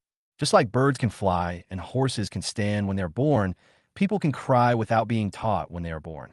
These are things that are engraved in their genetic instincts. Injecting genetic drugs will increase animal instincts in the human body. If you can't overcome them, you will eventually be consumed by the bestiality and become a complete beast." Bai Yi understood what he meant. He once thought that he was consumed by animal instincts, like a rabid dog, biting everyone he saw. In fact, this is not the case. Some herbivores do not have hunting instincts. When they're overwhelmed by their animal nature, they will only become irrational and like to eat grass. Although he was injected with a rabbit-shaped potion, the animal nature contained in it is no less powerful. It's the same as that of other people, just manifested differently. Tigers and honey badgers have aggressiveness in their genes, so they're influenced by their animal nature and show aggression. And you, Dr. Jian stared at Bai Yi with a strange look and said, "Your behavior is incredible. Logically, even if you don't show any aggression, you will still be affected by your rabid animal nature, walking and eating grass in a bouncing manner. Your consciousness may even fall into self-doubt, forgetting that you are a human, and you will not be able to communicate normally until you wake up. But none of this is reflected in you. Your animal nature has not affected your humanity in the slightest." Bai Yi raised his eyebrows slightly. Isn't this nonsense? Can animality affect divinity? He vaguely remembered that when he injected the genetic drug, he seemed to see the figure of a little white rabbit breaking into his spiritual space. And then it happened. Less than a second after entering, he was glared at by a big eyeball, Eye of Ember, and then disappeared. The spiritual space is a projection of the mind, a concrete manifestation. Bai Yi guessed that the little white rabbit that materialized in the spiritual space should represent animality. TSK, what tragic death. I've only seen one person with such a strong mental will as yours. Dr. Jane said with a burning gaze. Ooh, that's my mentor's most perfect work. Dr. Jian's words suddenly flashed with enthusiasm. I'm determined to create a work that surpasses my mentor's, but I've been struggling with a lack of perfect experimental subjects. Now, I see the possibility in you. Bai Yi felt a little sick at the fanatical gaze. He felt as if Dr. Jian was going to dissect him on the spot. What kind of people are there in Tianchi Company? It's bad enough that he's being targeted by a woman like Silver Snake, but now he's being targeted by Dr. Jane too? Damn you, painter. Is this you who did this again? At this moment, the painter who was taking a sauna in a bathhouse shuddered inexplicably. Why are you shaking? Gu Huangquan asked. The painter's face turned pale. For some reason, I've been feeling very strange lately. I often get a chill on my back, cold hands and feet, and sweat all over my body. You know that my destiny is a destiny-related ability, so I'm very sensitive to good and bad luck. I suspect some terrible omen has befallen me. You have kidney deficiency. Gu Huangquan, I'm not kidding you. I'm telling the truth. I seriously suspect that it's the Black King who's behind this. Hee. Are you sure you're talking about the Black King and not the ghost? I'm not sure it's the Black King, but I only had this feeling after the Black King was born. This is the second time I've had this feeling in my life. The first time was when I first became the 10th king. That feeling of being the scapegoat is exactly the same as it is now. Gu Huangquan's expression became a little strange. That's really serious. After all, you're a well-known scapegoat. The painter's face darkened, and he pulled at his hair in frustration. Do you think I want to be the scapegoat? People look at me with prejudice. What can I do? He grew angrier as he spoke. Those bastards of the Brotherhood of Steel clearly wanted to expand their territory, so they found an excuse to attack Apocalypse. After 2 years of fighting, they found they couldn't win. They wanted to stop the war, but didn't want to admit defeat, so they blamed me, insisting that I was the one who secretly used fate to provoke the war. Call for a ceasefire and don't let the painters' conspiracy succeed. What the hell is this conspiracy? Why would I start a war when I have nothing better to do? As a result, they reconciled, and my bounty skyrocketed, becoming the top 10 kings. And before that, the Jinfu merchant's caravan was hijacked, the chief judge clashed with the tyrant, the Mechanicus stronghold was destroyed, the infamily's old patriarch died of a heart attack, and Songlong, the leader of the 12 zodiac animals, rebelled. All these things are pinned on me. I'm so fucking convinced. Whenever there's a conspiracy or an accident happens, it's always blamed on me. Why did I awaken a destiny-related ability? What a twist of fate. The blame I bear this time is definitely no less than when I first became a 10 king. Gu Huangquan pondered for a moment.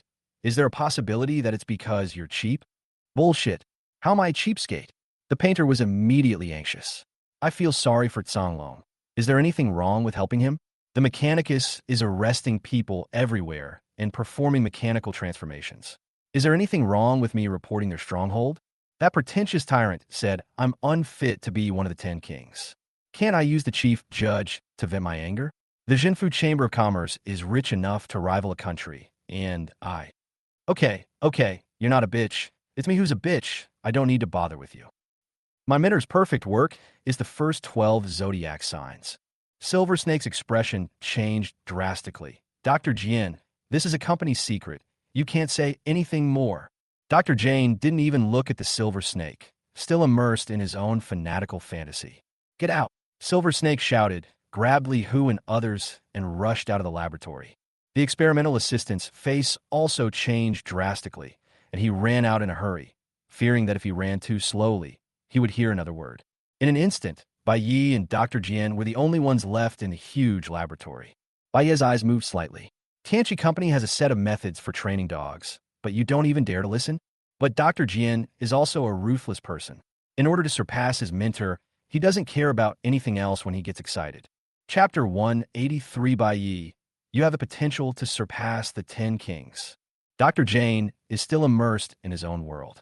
The first of the 12 zodiac animals, the Azure Dragon. Bai Yi frowned slightly. Songlong? Never heard of it. Dr. Jane then added, now he has become the director of the zoo, one of the 10 kings. Principal? Bai Yi was stunned. He had heard it before. Your name is Hakuno, right? Your physique and mental strength are perfect for a dragon. I just looked at the experimental data. Dr. Jian excitedly grabbed Bai Yi's arm. When you injected the genetic drug, there was no rejection reaction at all, and the animal nature couldn't affect you. Wait, Bai Yi interrupted. I've already been injected with a rabbit-forming potion. How can I become a dragon? Can't you only inject one type of genetic potion? Dr. Jian did not show any dissatisfaction and asked, do you think there are dragons in this world? Bai Yi was slightly stunned. Dragon? In his memory, there really were no dragons in this world. At least he had never seen one. Dragons were more of a symbol, a spiritual totem, and only existed in myths and legends. However, he couldn't be sure that there were really no dragons in the world. Perhaps dragons really existed a long, long time ago. After all 11 animals in the Chinese zodiac exist, so there is no reason to list a non-existent dragon alone.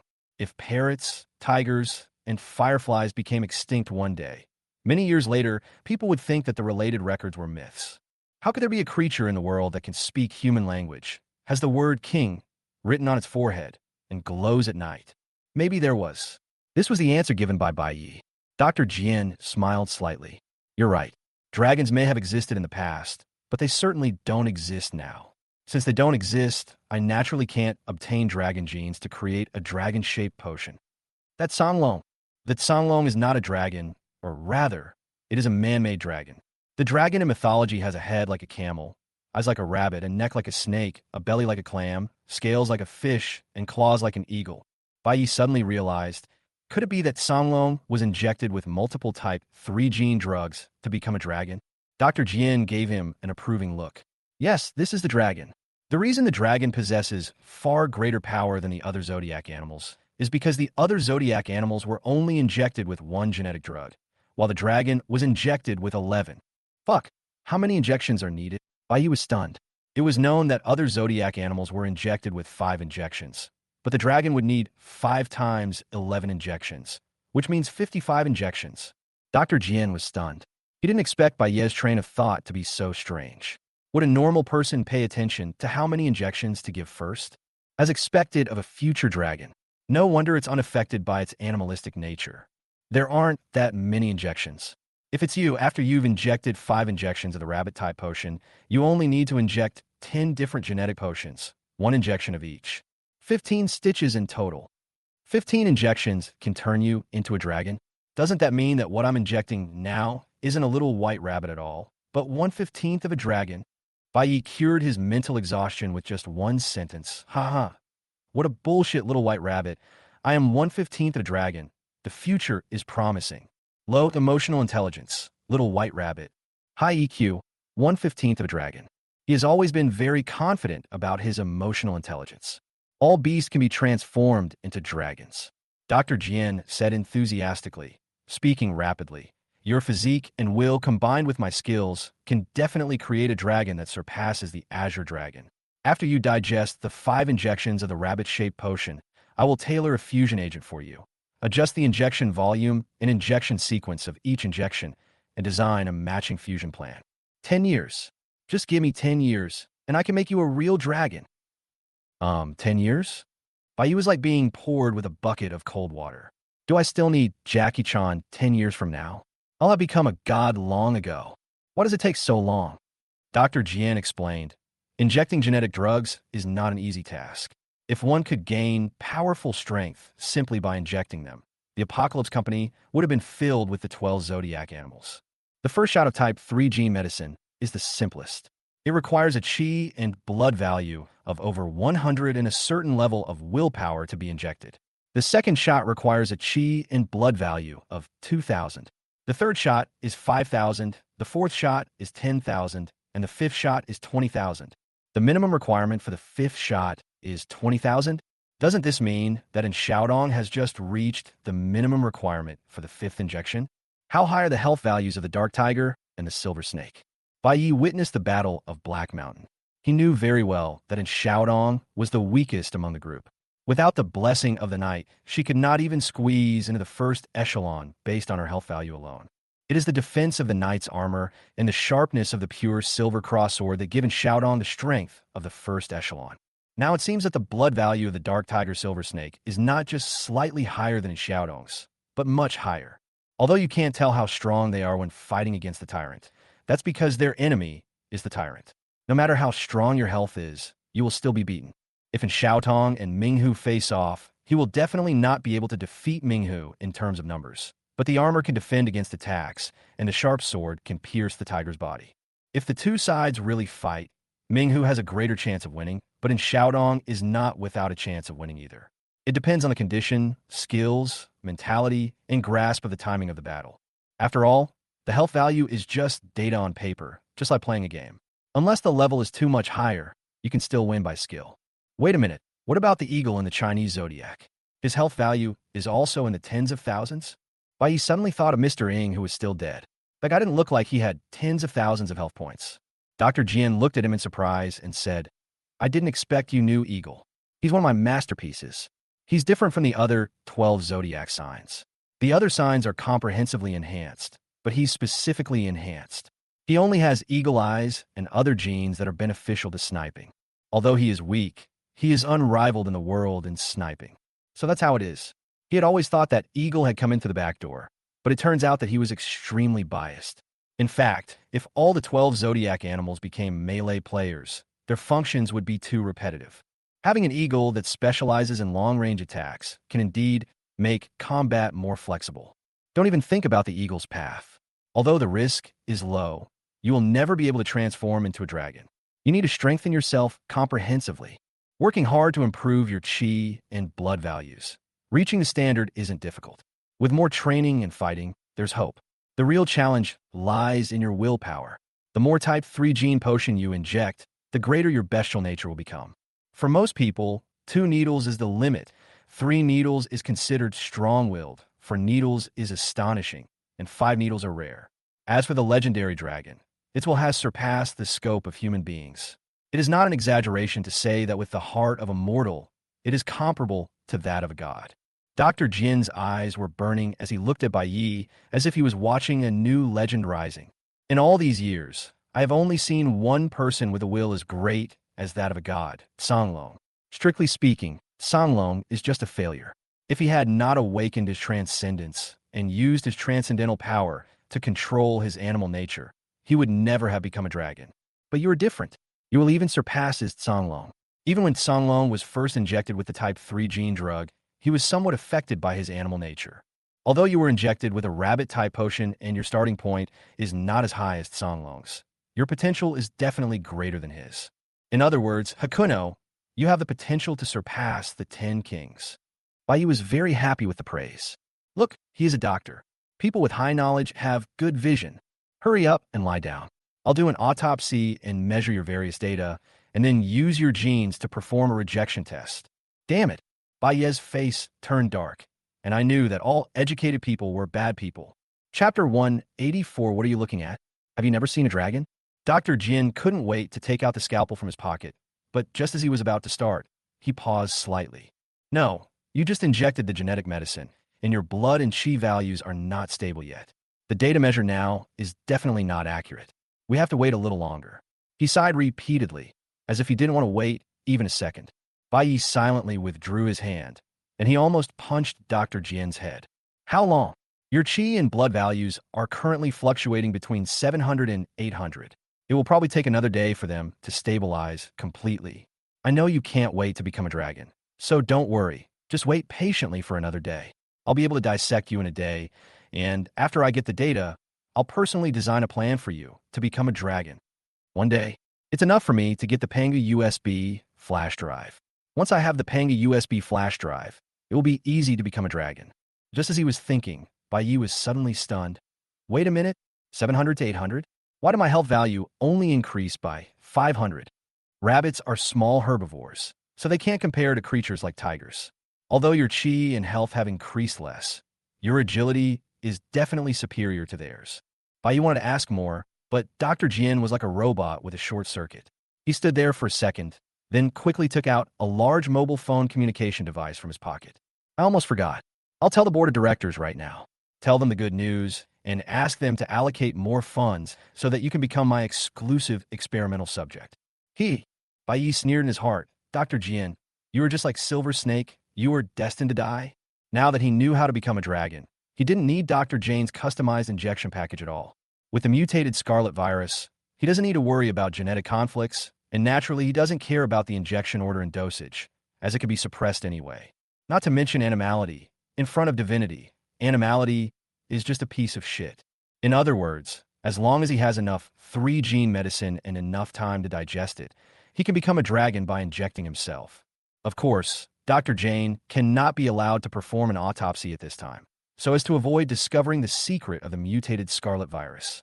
Given Apocalypse's behavior, he might really become a guinea pig. It's me. Help me connect to the chairman. Dr. Jin ordered into the communication device. Bai Yi's eyes moved slightly. Dr. Jin's status was really not low. He directly called the chairman of Tianqi. A deliberately lowered voice came from the other end of the communication device. Dr. Jin, the chairman is resting in the hibernation chamber. If you have anything, just tell me.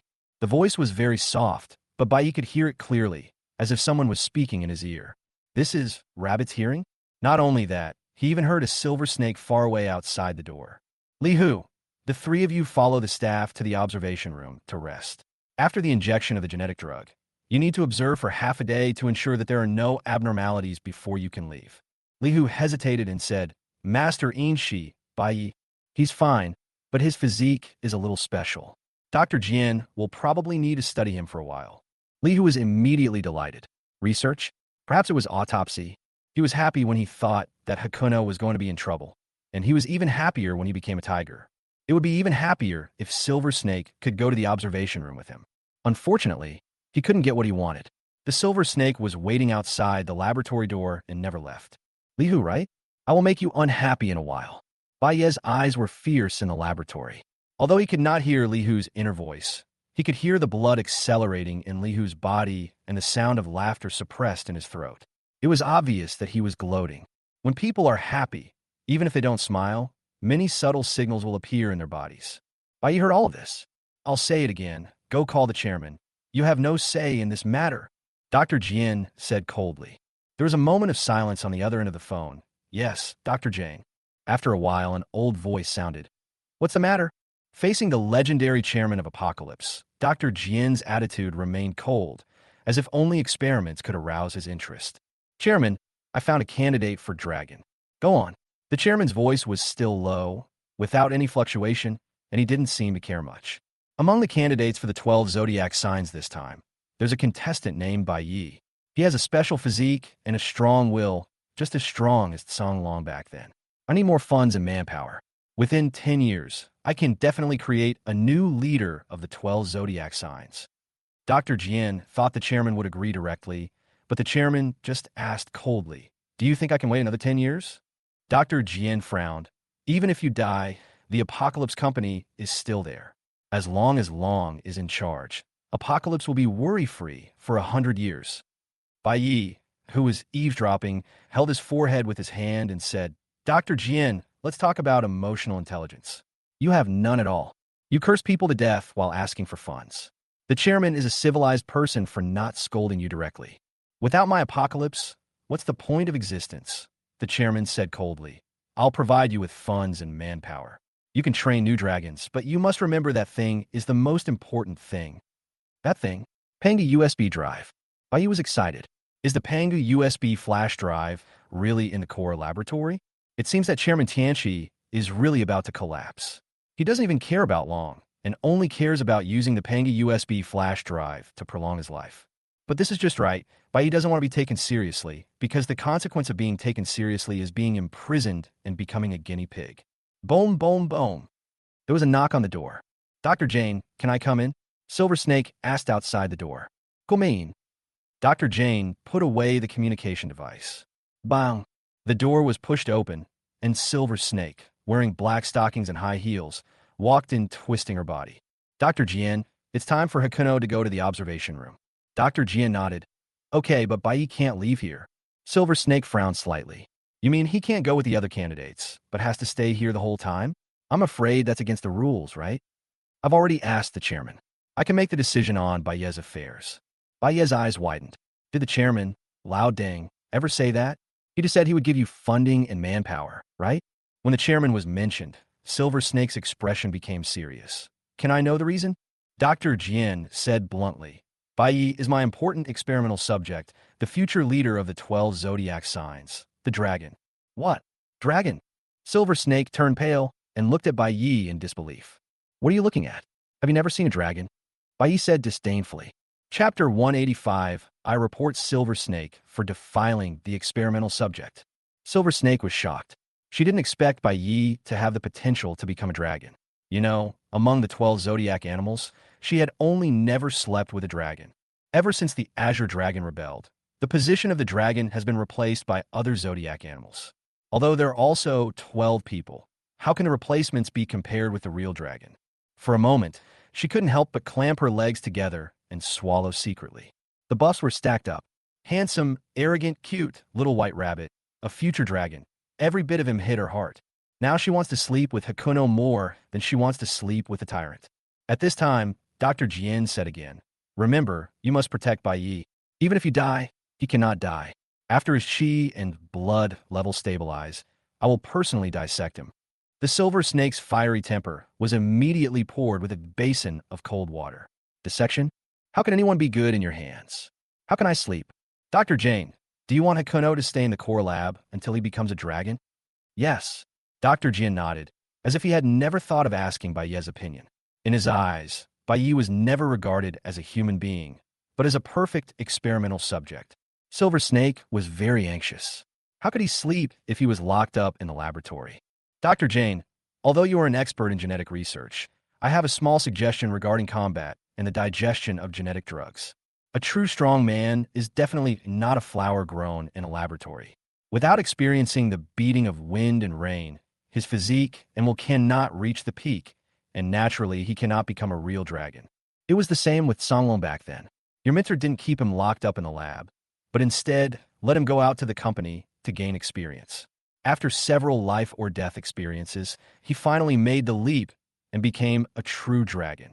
When Bai Yi heard this, he suddenly felt that the silver snake was not so bad after all. He even knew how to speak for him. My damn charm has nowhere to go. If others help you, it must be because you are excellent. Dr. Jane frowned, as if thinking about Silver Snake's words. If this was said by someone else, he would naturally not listen to it. But if it was said by the Silver Snake, one of the 12 zodiac animals, it was indeed worth his consideration. After all, Silver Snake was the one who had been injected with 5 doses of type 3 genetic medicine.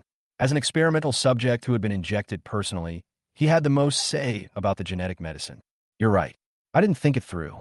Let's do the autopsy every once in a while and spend the rest of the time training outside. Don't let him leave today. Let's wait until tomorrow after the autopsy is finished. After saying that, Dr. Jin no longer paid any attention to the two of them and buried himself in his computer. But he didn't expect that he couldn't avoid the dissection tomorrow. Forget it. There was no need to hide because he would take away the Pangi USB drive today. Now that I have the Pangi USB drive, what else can I do with you?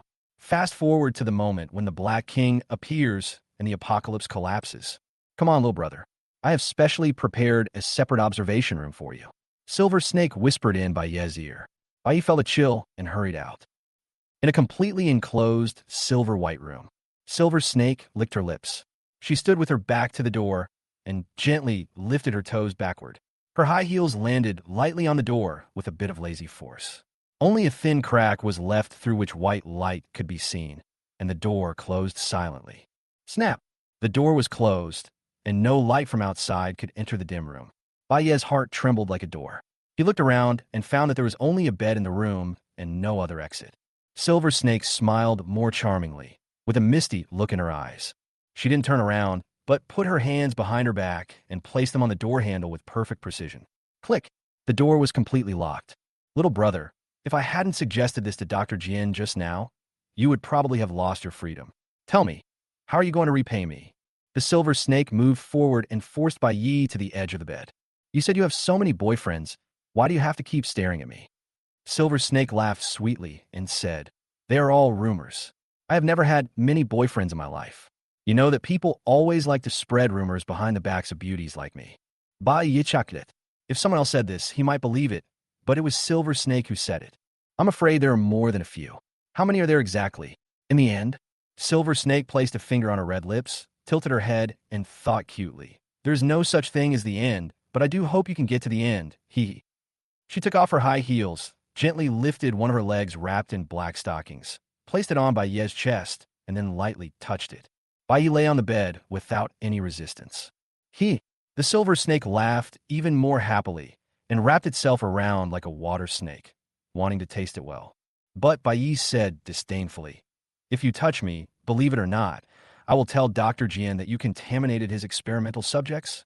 Silver Snake's expression changed slightly, but she still smiled sweetly and said, I don't believe you could be so cruel. She admires you so much and has helped you. How could you bear to hurt her? Bai Ye pushed the Silver Snake away, turned over, and stood up, his eyes defiant. Then you really don't understand me.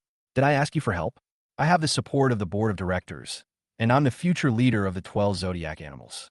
I'm destined to be a powerful being that surpasses the 10 kings. Who the hell are you? Are you worthy of helping me? Silver Snake was stunned. You unfaithful man. Shut up, you bitch. You're clearly lusting after my body, yet you insist on pretending to be deeply in love with me. Do you think I don't know what you're trying to do? Aren't you just worried that I won't be able to leave the lab and you won't have a chance to attack me? Silver Snake's smile faded, and he looked at Bai Ye coldly. Don't refuse a toast and then drink a forfeit. It won't hurt to let me sleep with you once. Go to hell. Am I the man you can sleep with whenever you want? Dream on. How can a snake and a dragon be together? Bai Ye said angrily. Silver Snake stood up coldly and put on his high heels again. Bai Ye, do you really think you are a real dragon? I tell you, you and I are just a dog raised by Tianchi Company. Do you really think the company is so kind as to inject you with the type 3 gene drug for free? To tell you the truth, the type 3 gene drug is flawed. You need to inject a gene stabilizer every month, otherwise you will suffer genetic collapse and die. Moreover, this stabilizer is not the kind sold on the market. Type 3 gene drugs have special stabilizers, and only the company has this stabilizer. If you don't inject the stabilizer for a month, you will feel pain 10 times more intense than the first injection of the type 3 gene drug, leaving you unable to live or die. Hakuno almost couldn't help but laugh out loud. 10 times the pain? What's 0 times 10? As for genetic collapse, he had already witnessed the suppression of the mutant scarlet virus on the type 3 genetic drug, so he was not worried at all. He had always found it strange that the 12 zodiac animals seemed to have a high status, but in front of the Apocalypse Board of Directors, they were nothing more than high-level thugs who could be summoned and dismissed at will. When other forces train death squads, they all provide them with fine clothes and food and treat them sincerely, but Apocalypse does not care about the loyalty of the 12 zodiac animals. It turns out that he relies on stabilizers to control them. At this time, the silver snake had already walked to the gate. She opened the door and slowly tilted her head. When you see the darkness of the company in the future, you will understand that what I said is true, so don't be self-righteous. In Tianqi, there is no difference between dragons and dogs. Give up your pitiful self-esteem and enjoy life in the moment. This is the right way. If you figure out, my door is always open to you. Get out of here now. I'm annoyed just by seeing you. A murderous look flashed in Silver Snake's eyes, and she slammed the door shut. Chapter 186. Are you teaching me how to do things? Bang! The room fell into darkness again. Baye's face was immersed in the darkness. He smiled silently, his teeth shining white. Dog? Ha! You still don't understand the value of God. Tianqi is indeed a behemoth standing on the land of Beimang, and the fate of countless people is controlled by him. But in front of him, those high-ranking directors are no different from ants. He got out of bed and started to stretch his body. Having just obtained 1/15 of a dragon's genes, he still needs to adapt. His figure suddenly appeared on the ceiling, and if he hadn't raised his hand in time, he would have almost hit his head. The room was estimated to be 3 meters high, and he had already jumped 3 meters without even exerting any strength. If he had jumped with all his strength, it could have been 10 meters. Then he started running around the room. The air was suddenly torn into blurry lines, and Baye's figure was like an elongated flaming tail, moving swiftly and with light steps. His speed was so fast that it left afterimages. What was even more bizarre was the trajectory of his feet. He seemed to be adhering to a vertical wall, with his knees slightly bent and running upwards by inertia. I was clearly running on the wall, but it felt like I was walking on flat ground. Baye suddenly stopped. The transition between extreme movement and extreme stillness was very abrupt, completely violating the laws of physics. What a fast speed! A hint of joy flashed across his face. If it is combined with feather, the speed will be even faster. After adjusting for a while, Baye started to act. Time stand still. Buzz! A brilliant golden light suddenly appeared, and the whole world was immersed in a majestic divine power. Bang! Baye opened the door and rushed out at full speed. There were 2 soldiers guarding the door, their expressions as stern as statues. He ran wildly in the long silver corridor like a wild horse. When he ran to an empty corner, I made sure there were no surveillance cameras around. He released the time freeze. As a man who values time the most, how could he possibly keep the time, stop to look for the paying USB drive? It's your turn, dark and dark face. Black and dark mask had been disguised as human skin and worn on the face, and now it finally came in handy. An obscure light burst out from Baye's face, enveloping his entire body. His figure became illusory, as if shrouded in a layer of hazy mist. In an instant, the fog changed. A middle-aged man wearing gold-rimmed glasses, slightly curly hair, and a white coat walked out slowly from the corner. It's Dr. Jane. After becoming Dr. Jian, Baye began to stroll around slowly. Not long after, 2 scientific researchers holding experimental notebooks came towards them. When they saw Baye, they hurriedly greeted him. Dr. Jane. Yeah. Baye hummed lightly and walked straight past the 2 of them without looking around. Fortunately, Dr. Jian is a scientific research fanatic and is eccentric on a daily basis, so he doesn't have to worry about being exposed during the conversation. Dr. Jian, I have a research report I'd like to ask you for advice. Please see. A researcher stopped him and handed him the experimental report. Grass. It's too early to be happy. Baye took the experimental report calmly and glanced at the words on it that looked like hieroglyphics. Is this human language? Why do I recognize every single character, but not all of them when put together? You're still asking me for help on such a simple question? Do you know I hate wasting time the most? The two researchers' expressions suddenly changed, and they quickly apologized. I'm sorry, Dr. Jane. I'm so stupid and disturbed you. Everyone in the core laboratory knows that Dr. Jian is a research fanatic who hates wasting time on things other than research. After apologizing, the two turned around and were about to leave. Wait a moment. The two stopped and looked at Bai Yi in confusion. Hakuno said calmly, "Go to my lab. I have a research that I need your two help with." The two exchanged glances, their faces filled with uncontrollable joy. Is this a step to the sky? Can we also participate in Dr. Jian's research? What are you standing there for? Hurry up and leave. Don't waste my time. In fact, Bai Yi didn't know where Dr. Jian's laboratory was, so he tricked the two people and asked them to lead the way. He thought that since Dr. Jian was the leader of the core laboratory, the Pangi USB drive was most likely in his exclusive laboratory. Yes, yes, yes. The two nodded quickly, quickened their pace, and walked ahead to lead the way. Hakuno followed silently and soon arrived in front of a large metal door. There are several sturdy, genetically modified people guarding both sides of the door. The two men ignored these genetically modified humans, picked up the badges hanging around their necks, and swiped them, and the door opened immediately. Need to swipe a card?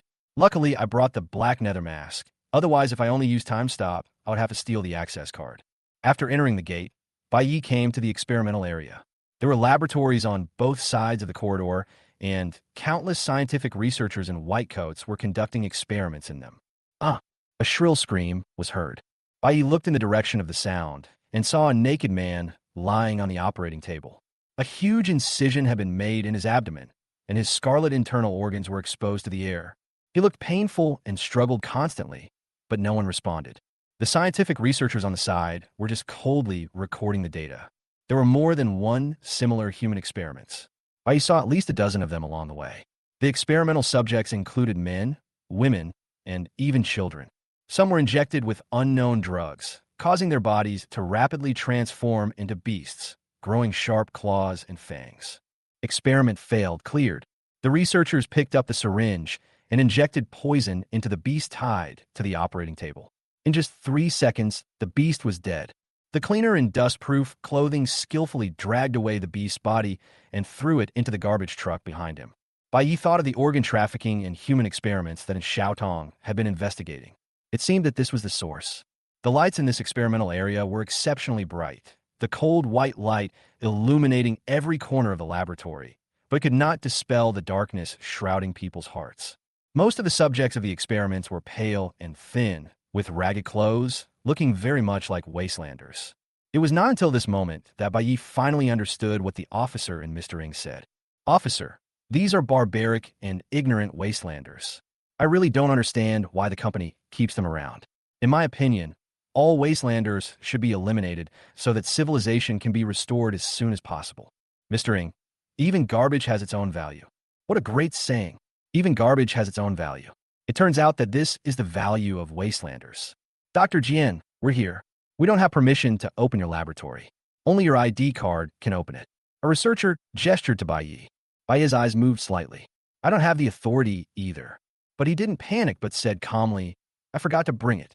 The researcher was stunned and quickly said respectfully, It's okay. I'll go find the supervisor and ask him to open the door for you. He trotted into an office area and soon brought in a middle-aged man with a big belly.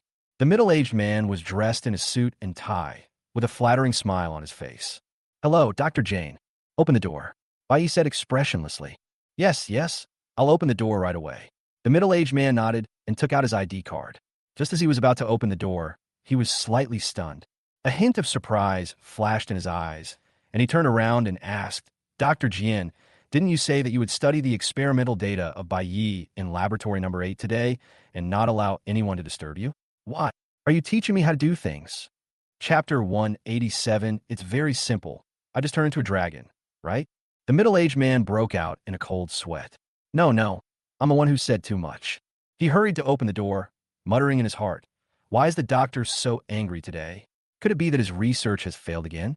Drop. The door opens. Hakuno entered. This is a slightly empty experimental area with dozens of scientific researchers moving around. Each of them looks quite old, and there are even a few elderly men with gray hair. Dr. Jian, you're finally here. Experimental subject number 1478 just made Ing Long open his eyes. Our experimental direction is correct. Come take a look. A white-haired old man came hurriedly, dancing with excitement. Ing Long? Why another dragon? Who the hell cares about the dragon? Where's my Pangy USB flash drive? In order not to reveal his identity, Bai Yi allowed the old man to lead him forward. Soon, he was in the elevator, which went straight down. In the elevator, the old man excitedly recounted various experimental parameters about Ing Long. Bai Yi's scalp tingled as he listened. Could he speak human language? He didn't dare to say a word, for fear of exposing his knowledge. By the way, what about the thing we brought back from Black Mountain?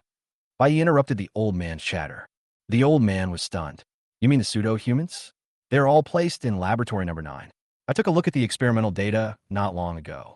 The life reactions of these pseudo-humans have reached an astonishing omega level. Their energy density. I'm not talking about a fake person. A trace of confusion flashed across the old man's eyes. Are you asking about the plants infected by the mutant scarlet virus? No. Bai Yi was so anxious that he almost said the 4 words, Pangy USB drive, but he didn't want to show it too obviously. But the company only brought back these 2 things from Montenegro. Damn it. I'm talking about the Pangy USB drive. The old man was horrified. Pangy USB drive? The company got the Pangy USB drive. Bai Yi was even more surprised than the old man. No, you ask me? Which one of us is from the core laboratory? He stretched out his hand and rubbed his furrowed brow. I almost forgot. Your level of expertise doesn't allow you to access these secrets. I've been so busy lately that I can't even think before I speak. You just kept what I said to yourself. You know the consequences of prying into company secrets without going through your superiors. The old man turned pale with fear, his body trembling unconsciously. Secret? What secret? I'm old and hard of hearing. I didn't hear anything. I said this, but in my heart I was cursing. You knew it was a secret, but you still said it casually? Are you trying to kill me, an old man? At this time, the elevator slowly opened. The same spacious hall came into view, but the only difference was that the edge of the hall was surrounded by a transparent glass curtain wall. Bai Yi walked out of the elevator, and the researchers around him greeted him. Dr. Jane, Ph.D. He nodded in response without looking away, his expression cold. Dr. Jian, please take a look at Ing Long. We've made a new breakthrough in our research. Yeah, Bai Yi, under the guidance of the old man, calmly walked to the glass curtain wall and was about to make a pretentious comment. But when he saw the creature behind the glass curtain wall, he was shocked. Oh shit, this is Ing Long. A dragon-shaped creature, several dozen meters tall, stands behind the glass curtain wall. Its torso is covered with layers of dark gold biological shells. Each piece looks like a natural dragon scale, with a faint light flowing around the edges. The dragon's head is majestic and ferocious. Its whiskers flutter like silver threads, its huge wings spread out behind it. Its mechanical structure and biological tissue complement each other, and its tail is winding. It's like a creature from ancient mythology, perfectly blending the majesty of dragons with the weirdness of biomachinery. Feeling the powerful oppressive feeling coming from Ing Long, Bai Yi was secretly amazed. He had only seen this feeling in the tyrant who used the iron flow sky puppet. Perfect, powerful, impeccable. Anyone who sees Ing Long can intuitively feel its power. What the hell is this? Bai Yi felt as if he had accidentally known the trump card of Apocalypse Company. You two come here. He turned his head slightly and instructed the 2 researchers who followed him. It was obviously the first time for the 2 of them to see Ing Long, and they were stunned with shock. Dr. Jian, please give your orders. One of them suppressed the shock in his heart and stood respectfully beside Bai Yi. Bai Yi calmly pointed at Ing Long and said, I think you 2 have some talent, so I want you to join Ing Long's experiment. As soon as these words were spoken, the 2 of them were instantly ecstatic and their bodies began to tremble with excitement. Thank you for your support, Doctor. We will work hard and will never let you down. Don't be too happy too soon. Bai Yi interrupted coldly. I just have this plan, but whether you can join depends on your ability. Don't say I didn't give you a chance. First, tell me about your understanding of Ing Long. If you can't satisfy me, then there's no point in discussing this. The 2 of them were startled and rushed to talk about what they knew about Ing Long. Dr. Jian, as far as I know, Ing Long is a biological mecha, the top priority of the entire core laboratory. Its strategic value even exceeds that of the type 3 gene potion. Its power can shake mountains, and its defenses cannot even be penetrated by missiles. Another person quickly responded. The reason the dragon hasn't been chosen for the Chinese zodiac is because the human body can't tolerate multiple injections of type 3 gene drugs. So your mentor took a different approach and launched the Biomecha project in his later years. These unconscious mechas don't need to worry about the effects of their bestiality. As the two of them talked, Bai Yi finally understood what Yinglong was. Yinglong was Dr. Jian's mentor and presided over the project in his later years. This man is truly a genius. After creating the Canglong, he was unable to create a second dragon. So he took a different approach and created a biological mecha. Let the unconscious mecha take on the animal nature, and then let people enter the mecha to control it. This plan is really perfect. No wonder the chairman didn't care about Long's candidate. It wasn't just because of his lifespan. It turned out that there was already a replacement. Dr. Jian was determined to surpass his mentor, so he naturally looked down on the Yinglong project. That's why he was ecstatic when he discovered it, thinking that he could create a more perfect dragon. Broken, Bai Yi realized a tricky problem. After he took away the Pangi USB flash drive, his identity would definitely be at risk of being exposed. After all, the core laboratory has always been peaceful. It was only today that 4 outsiders appeared, and as a result, the Pangi USB flash drive was lost. Even if there is no evidence, Apocalypse will point the finger at these 4 people. At that time, if you don't want to be caught and tortured in prison, you can only resist. He had already imagined the situation of going to war with Tianqi. If something as important as the Pangi USB flash drive was lost, Tianqi Company would definitely find it at the first time. There would be no stupid plot in TV dramas where they would not realize that the thing was missing until half a year later. Apocalypse will immediately seal off the core laboratory and not allow anyone to leave. His original plan was to find the Pangi USB drive and fast forward to the dawn of God. But Yinglong's existence added variables to his plan. Once the 2-station zodiac signs are unable to stop the footsteps of God, Tianqi will certainly activate Yinglong. Looking at Yinglong, who looked like an ancient mythical creature, Bai Yi was a little hesitant. How could he break through the defense of Yinglong, which could even defend against missiles? It would be great if Xiaodong was around. With the help of the pure silver cross sword, she might be able to break Yinglong's defense. Too bad he's not here. How to fight against Yinglong without a pure silver cross sword? Bai Yi thought for a moment and came up with the answer. He looked at the huge monster with burning eyes. It's very simple. I just turn into a dragon, right? Chapter 188, Dr. Jane's speech. Dr. Jian, Yinglong just opened his eyes. Look, this is the experimental data. A researcher handed over a thick stack of A4 paper with an excited look.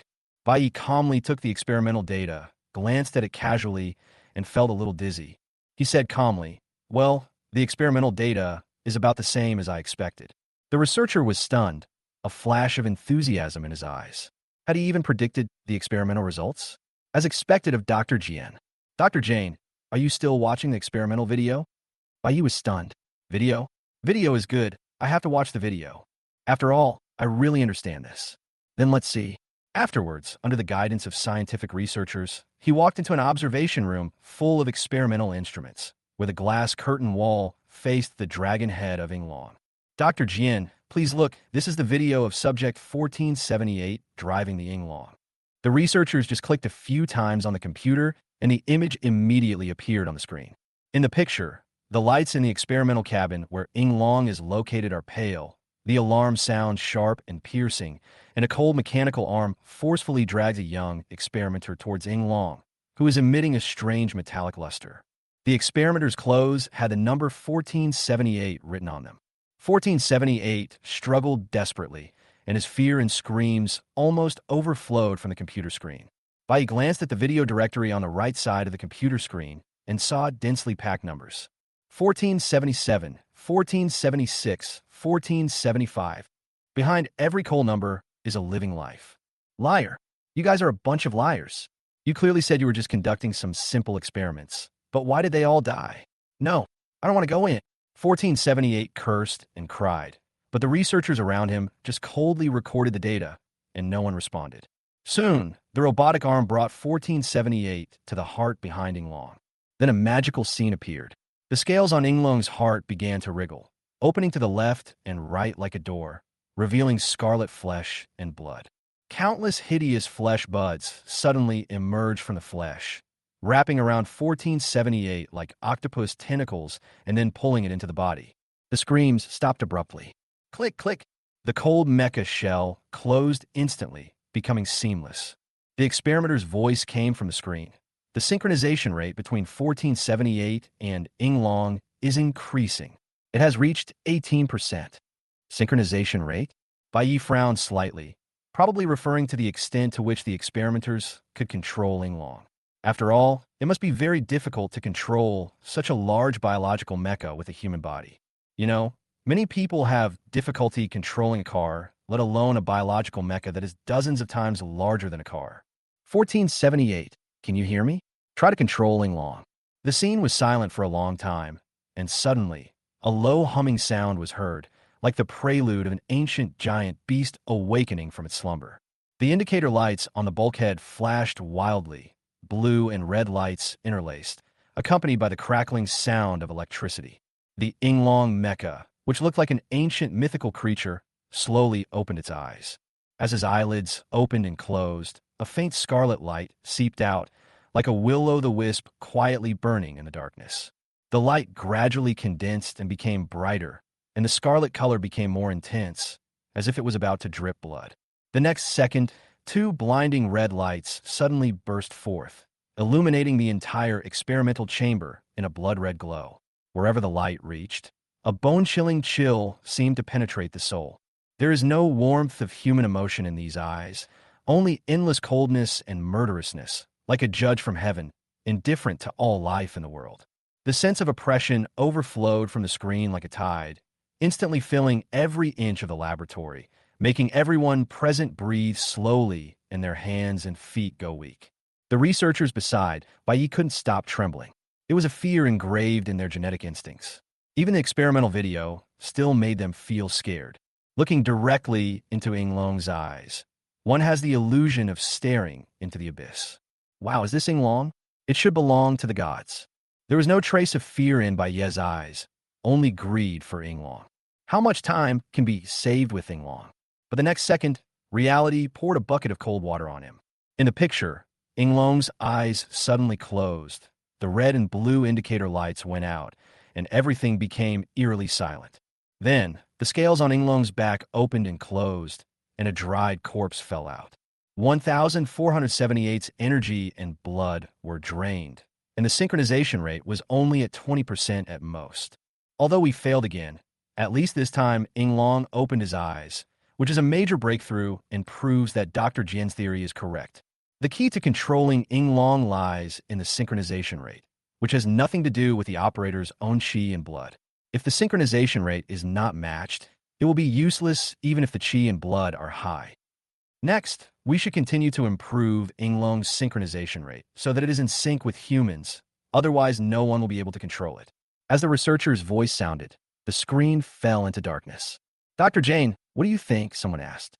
Bai Yi just wanted to laugh. I want to sit down and watch. These scientific researchers have no emotional intelligence. Don't they know to move a seat for the leader? Looking at the tragic death of 1478, he had already anticipated his own fate after entering Yinglong. It is true that the pseudo-human is immortal, but the prerequisite is that his energy and blood have not been exhausted. This Yinglong thing can directly suck away the qi and blood. Even the gods of the new era can't withstand it. As for synchronization, who knows what that is?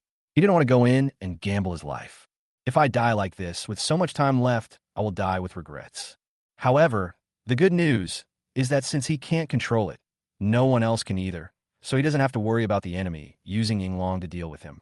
The current Yinglong is obviously a semi-finished product and is not suitable for human control at all. Dr. Jian, how do you think we should improve the experiment next? Another researcher asked sincerely. More and more eyes were focused on Bai Yi, wanting to hear his guidance, and some even took out small notebooks to take notes.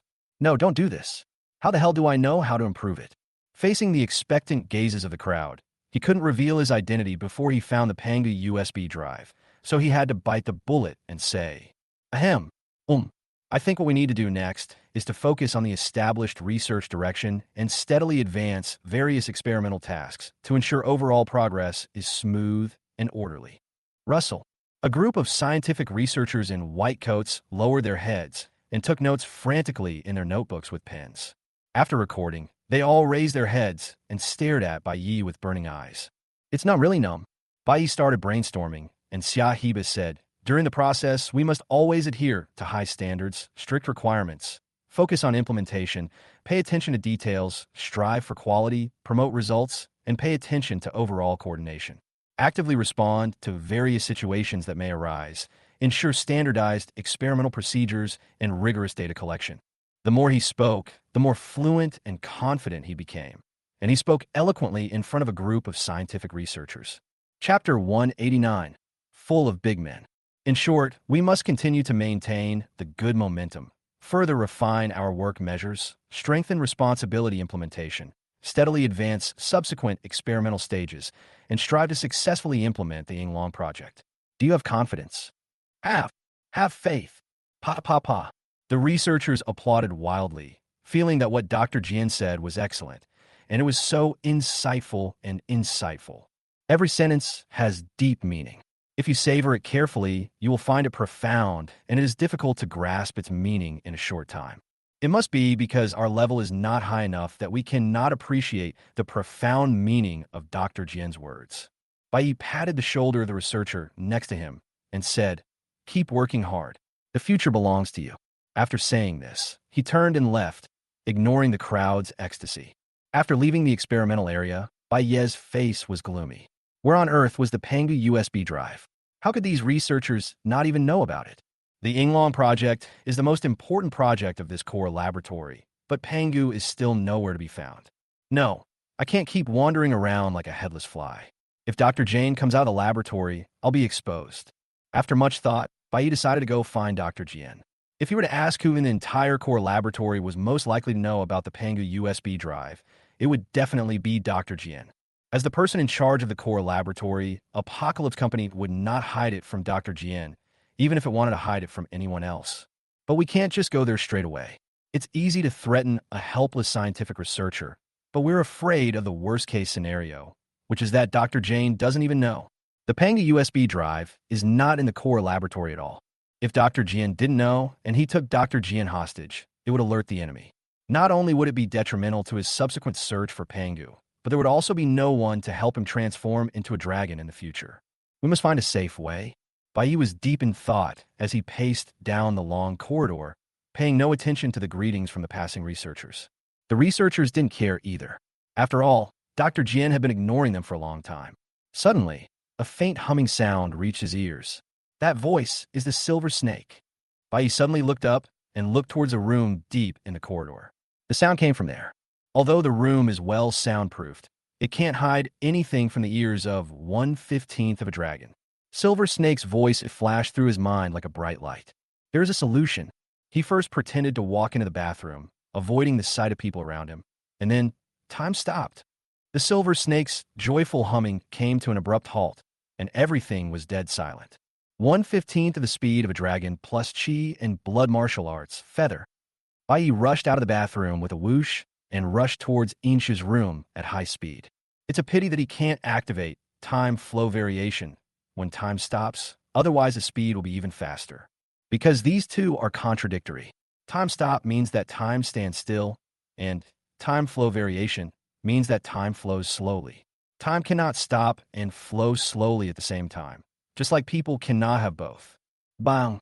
Bai Yi opened the door to the room and said, "Fuck." He was startled by the scene in the room. He thought he had guessed what the Silver Snake was doing in there, but when he saw it with his own eyes, he had to admit that he was still too young.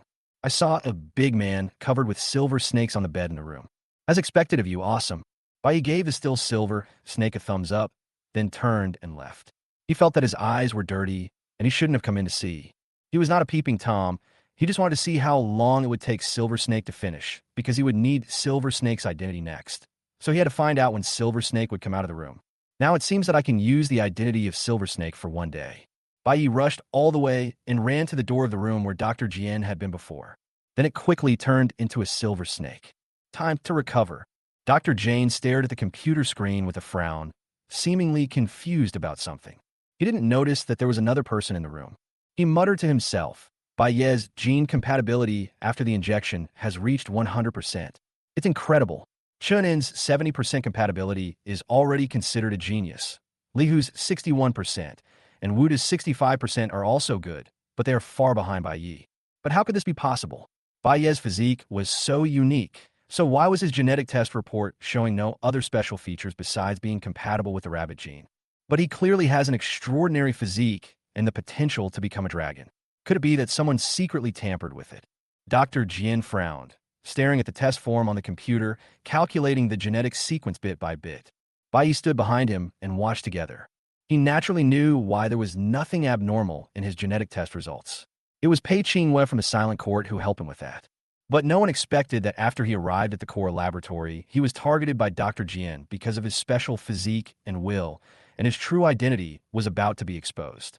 Just as Dr. Jian picked up the encrypted communication device and prepared to ask, Dr. Jane. Dr. Jane was startled and turned around suddenly, only to see a woman wearing a silver sequined miniskirt and torn stockings standing behind him. His frightened expression disappeared in an instant and turned into anger. Silver Snake, who let you in? Don't you know to knock on the door? Bai Yi smiled mysteriously. Don't worry about these details. I came here this time to talk to you about something important. Dr. Jian seemed to have thought of something, and his expression changed drastically. Bai Yi is in trouble. Bai Yi. Thank you so much for caring about me. He felt a little strange in his heart. He didn't expect Dr. Jane to care about him so much. He looked so nervous, as if his father had died. Of course, he knew very well that Dr. Jane cared not about himself, but about the dragon. He's fine. Dr. Jian breathed a sigh of relief. That's good. Then his brows furrowed again. Then what are you doing here? The rapid change of expression made Bai Yi exclaim that he had met an opponent. I'm here to help you. Bai Yi stopped talking nonsense and started to fool people. Help me. Dr. Jian looked at him suspiciously and said hesitantly, Do you also understand genetic science? Damn it. Are you mentally retarded?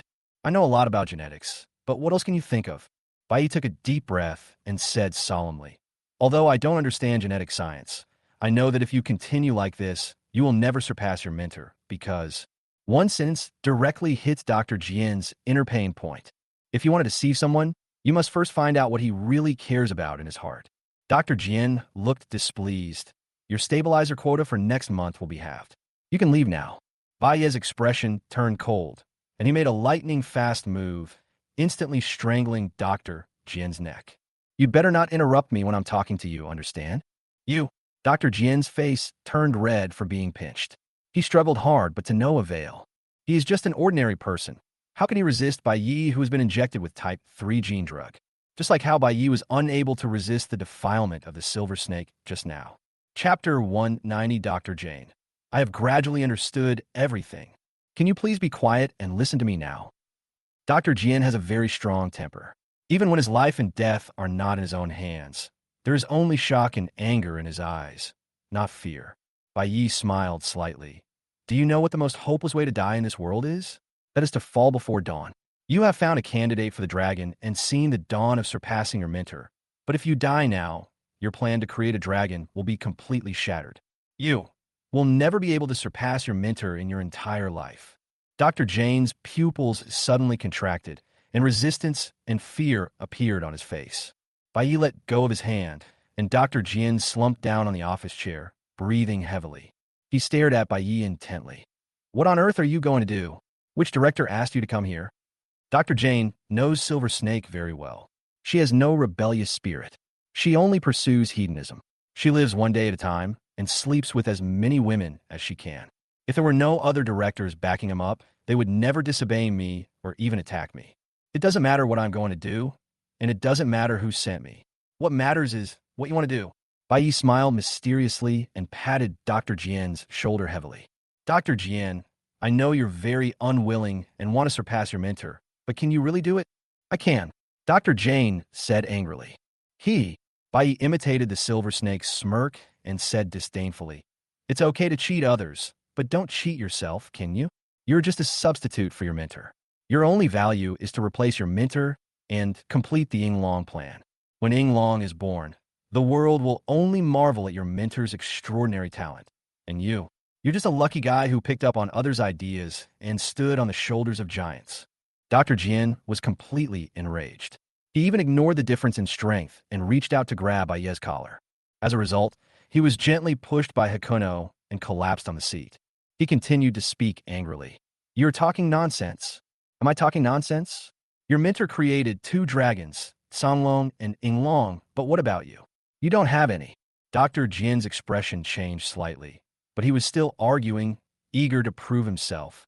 I will be able to turn Bai Yi into a dragon soon. Just give me some more time. Don't be naive, Bai Yi said coldly. The chairman doesn't care about Xinlong at all. Capital is profit-seeking. Your teacher has already succeeded.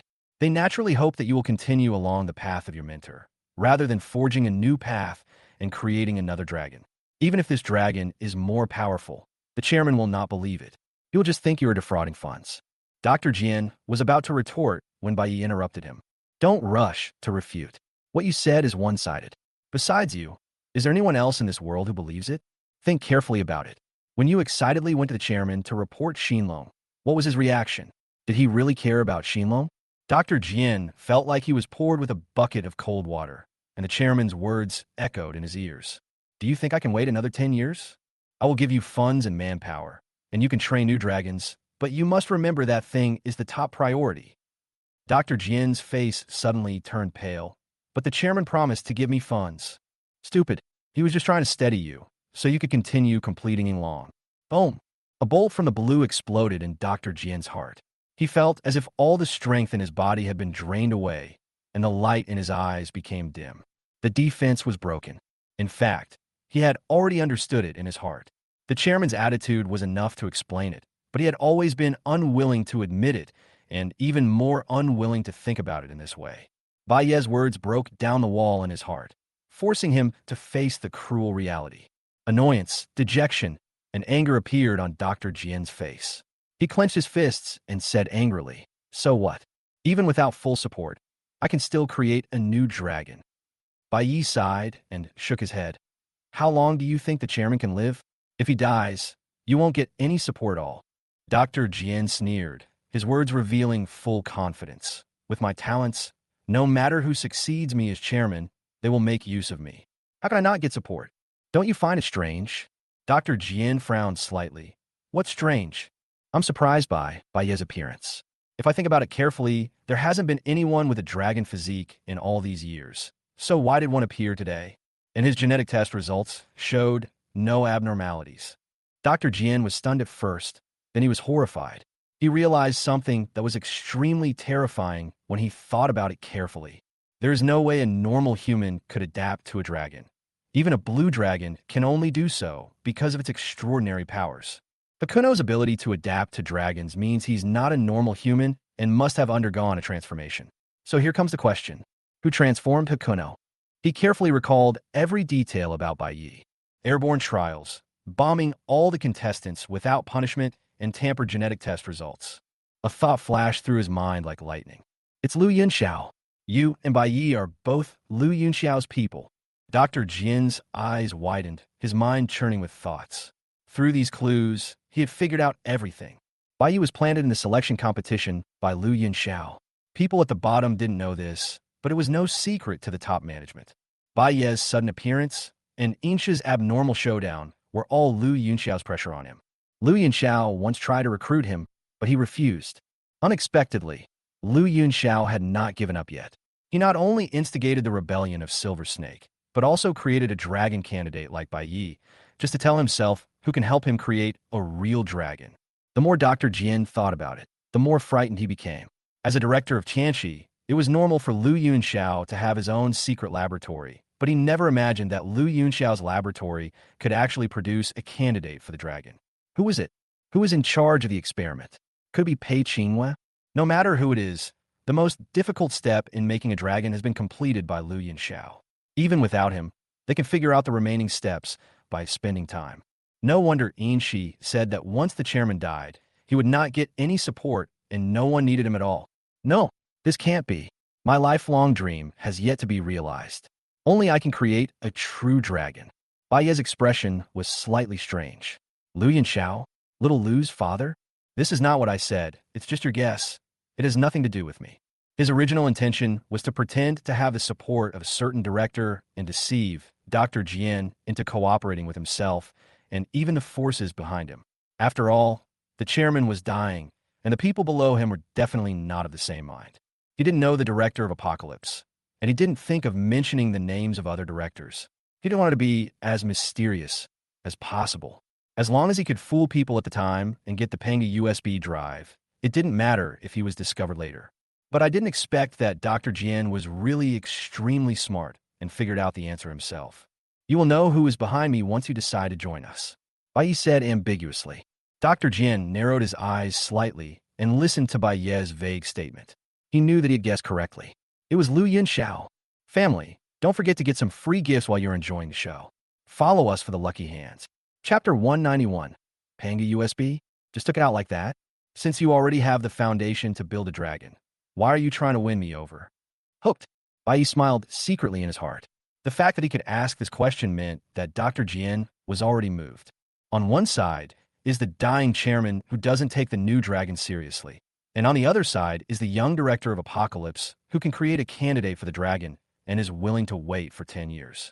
It goes without saying who he will cooperate with. We can certainly create a new dragon, but we can't guarantee that the new dragon will have the power to surpass Yinglong and Songlong. But you are different. Bai Yi grabbed Dr. Jian's shoulders and said with a stern gaze, "You are a scientific research genius that only appears once in a century. It's just that you were born at the wrong time. Before you could fully grow up, your brilliance was overshadowed by your mentor. Talent, hard work, determination, experience, you have everything. The only thing you lack is a chance to prove yourself. If you join us, we can forge the most perfect dragon in the world. A dragon that will surpass all your mentor's creations. The chairman doesn't support you, but we do. The chairman can't wait 10 years, but we can." Dr. Jian was shocked and even dared not look directly into Bai Ye's fiery eyes. "I just need an opportunity. I'm a scientific research genius. I will surpass my mentor." The fire in Bai Ye's eyes was like a spark of hope, successfully igniting the burning flame in Dr. Jian's heart. His eyes grew brighter and brighter, his expression excited. "You're right. I just lack an opportunity, a chance to prove myself. With your support, I will dissect Bai Yi tomorrow and get the experimental data. Soon, I will be able to. You are so special. Grass." Bai Yi was so angry that he cursed in his heart. "Are you still thinking of dissecting me? We have all the data on Bai Yi. You don't need to do an autopsy. As long as you join us, I can provide you with experimental data. And there's no point in doing an autopsy. To prevent you from regretting it, we've already tampered with Bai Ye's body." Dr. Jian exclaimed in surprise. "You injected Bai Yi with a genetic information noise factor?" "Huh? What? What factor?" Bai Yi was stunned. He didn't understand what Dr. Jian was saying at all. He wanted to say that he had put poison in Bai Ye's teeth, just like in the TV series. He can commit suicide without any hesitation. As long as you don't agree to join us, Bai Yi will commit suicide and prevent you from obtaining the experimental data. Anyway, if we can create one dragon candidate, we can create a second one. Dr. Jian had no idea what Bai Yi was thinking. He stood up angrily and said, "How could you treat the experimental subjects like this? This is a blasphemy against science. Did you know that although genetic information noise factors can mask gene expression, excessive dosage can easily cause genetic disorder? You'll destroy the experiment. Did Pei Qinghua do this? That half-baked woman managed to create a dragon candidate. But did she really think she could create a second one? I've conducted countless experiments and know full well that the birth of a dragon candidate is due to a 1 in a billion uncertainty factor. How could that woman be so foolish as to attribute her momentary luck to her own scientific research prowess? Damn it, where's your laboratory? Take me there quickly. Without me in charge, Pei Qingwei will definitely destroy the future strongest dragon. Bai Yi. No, buddy, what are you talking about? Are you agreeing to join now? Dr. Jane, calm down first. Calm down. Dr. Jin slapped Bai Ye's hand away and said angrily, "How can you ask me to calm down? How can a half-baked person like you know how precious the experimental materials are? No one in this world understands dragons better than me. Without me..." Stop, stop, stop. Bai Yi felt a headache coming on. "We haven't decided to let you join yet." Dr. Jian was stunned. "What did you say? Who knows if you agreed verbally, then secretly change your mind and turn around to tell the chairman about it?" Dr. Jian was furious. "Who do you take me for? I'm not the kind of person who would betray you." "Huh? What are you saying now that you're betraying the chairman?" Dr. Jian, call. Bai Yi breathed a sigh of relief. He finally managed to fool someone. He didn't expect that fooling a scientific researcher would be so tiring. In fact, Dr. Jian was very easy to fool. He was so obsessed with research that he believed everything he said. But the scientific research terms that popped up from time to time and the attitude of the scientific research fanatic were really too much for him to handle. Dr. Jian, if you are truly sincere, you should pledge your allegiance. After fooling around for a long time, Bai finally showed his true colors. Okay. Dr. Jian took out a silver metal USB flash drive from his pocket without any hesitation. Holy shit, it's not my friend, but you just took it out like that? Bai's eyes widened instantly, staring at the USB drive. The Panga USB drive is actually on Dr. Jian? If I had known earlier, I wouldn't have wasted so much time and effort. I should have just grabbed it. He snatched the USB drive and examined it carefully in his hand. The USB flash drive is small and exquisite, and its silver surface is not smooth, but has a fine frosted texture. The shape is extremely simple, and the smooth curves seem to have been carefully calculated, as if hiding a condensed galaxy. Flawless. It's worthy of being called Panga USB. Dr. Jian sneered. I knew you wanted the formula for the type 3 gene drug. How about this token of allegiance? Is it enough? Bai looked up in surprise. Is this filled with the formula for the type 3 gene drug? Dr. Jian nodded. Of course.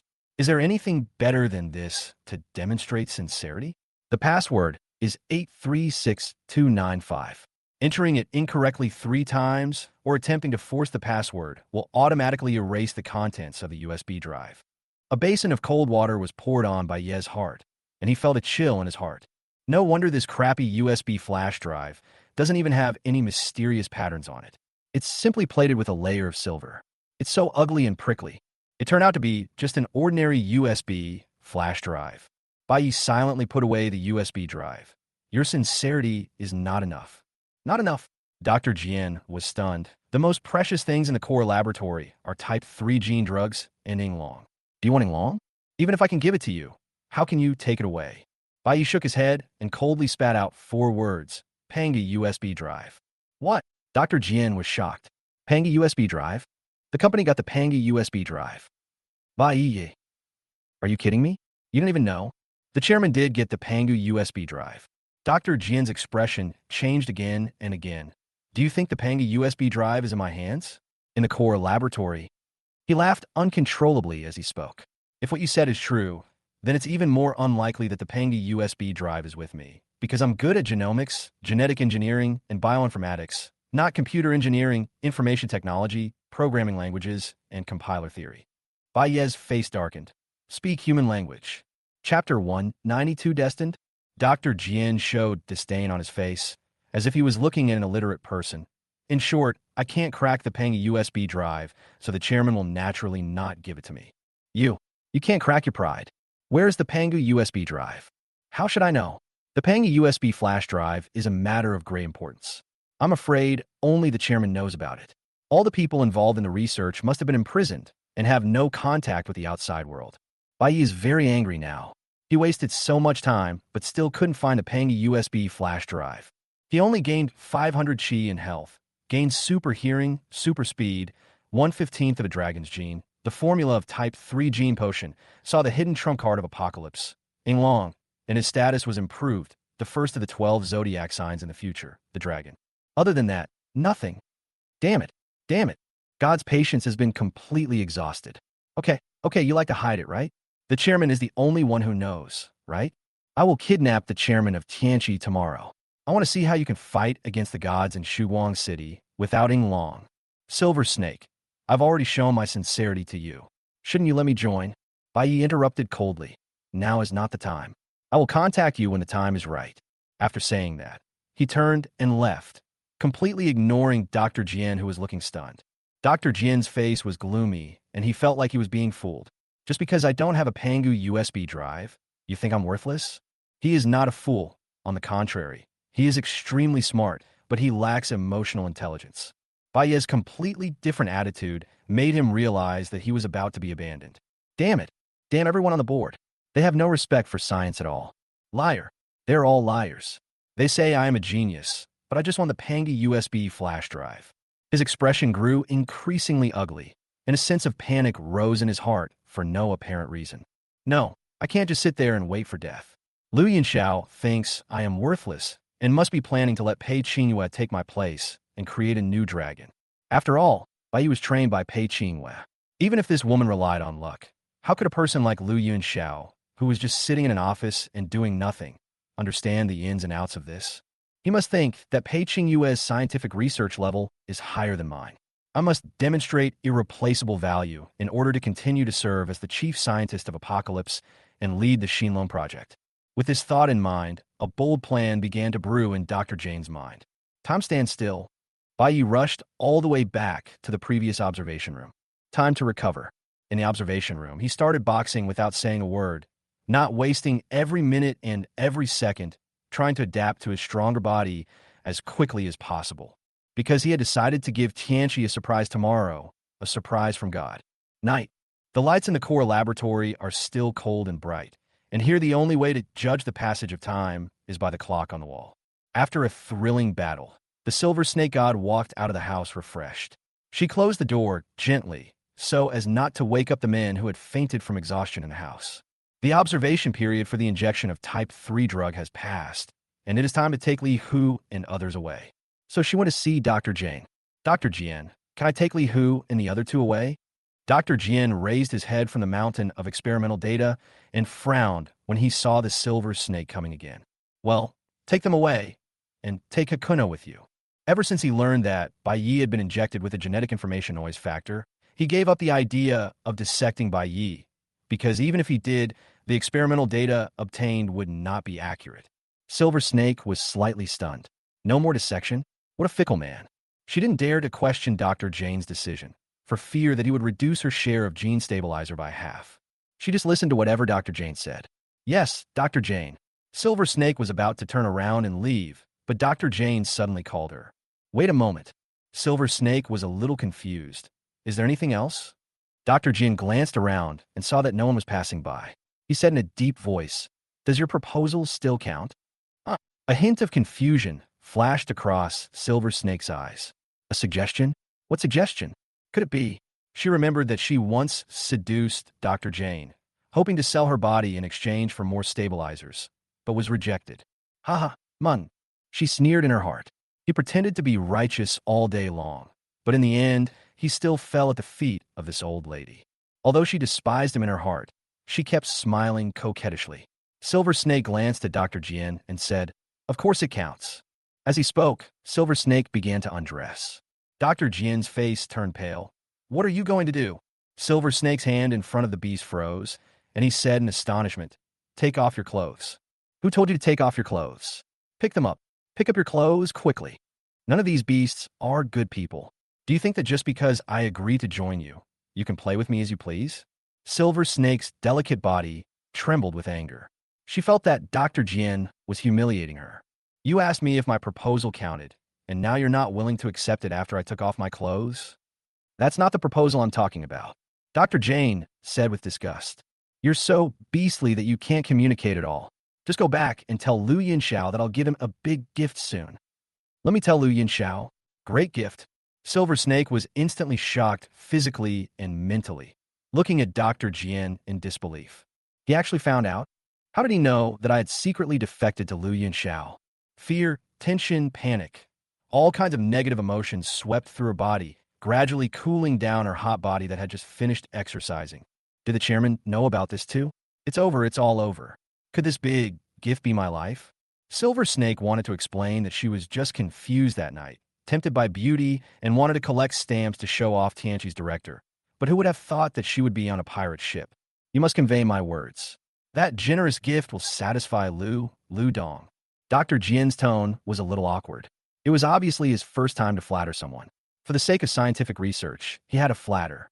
After saying this, he turned around and left, as if afraid that the Silver Snake would notice something was wrong with him. Only the petrified Silver Snake was left standing there stiffly.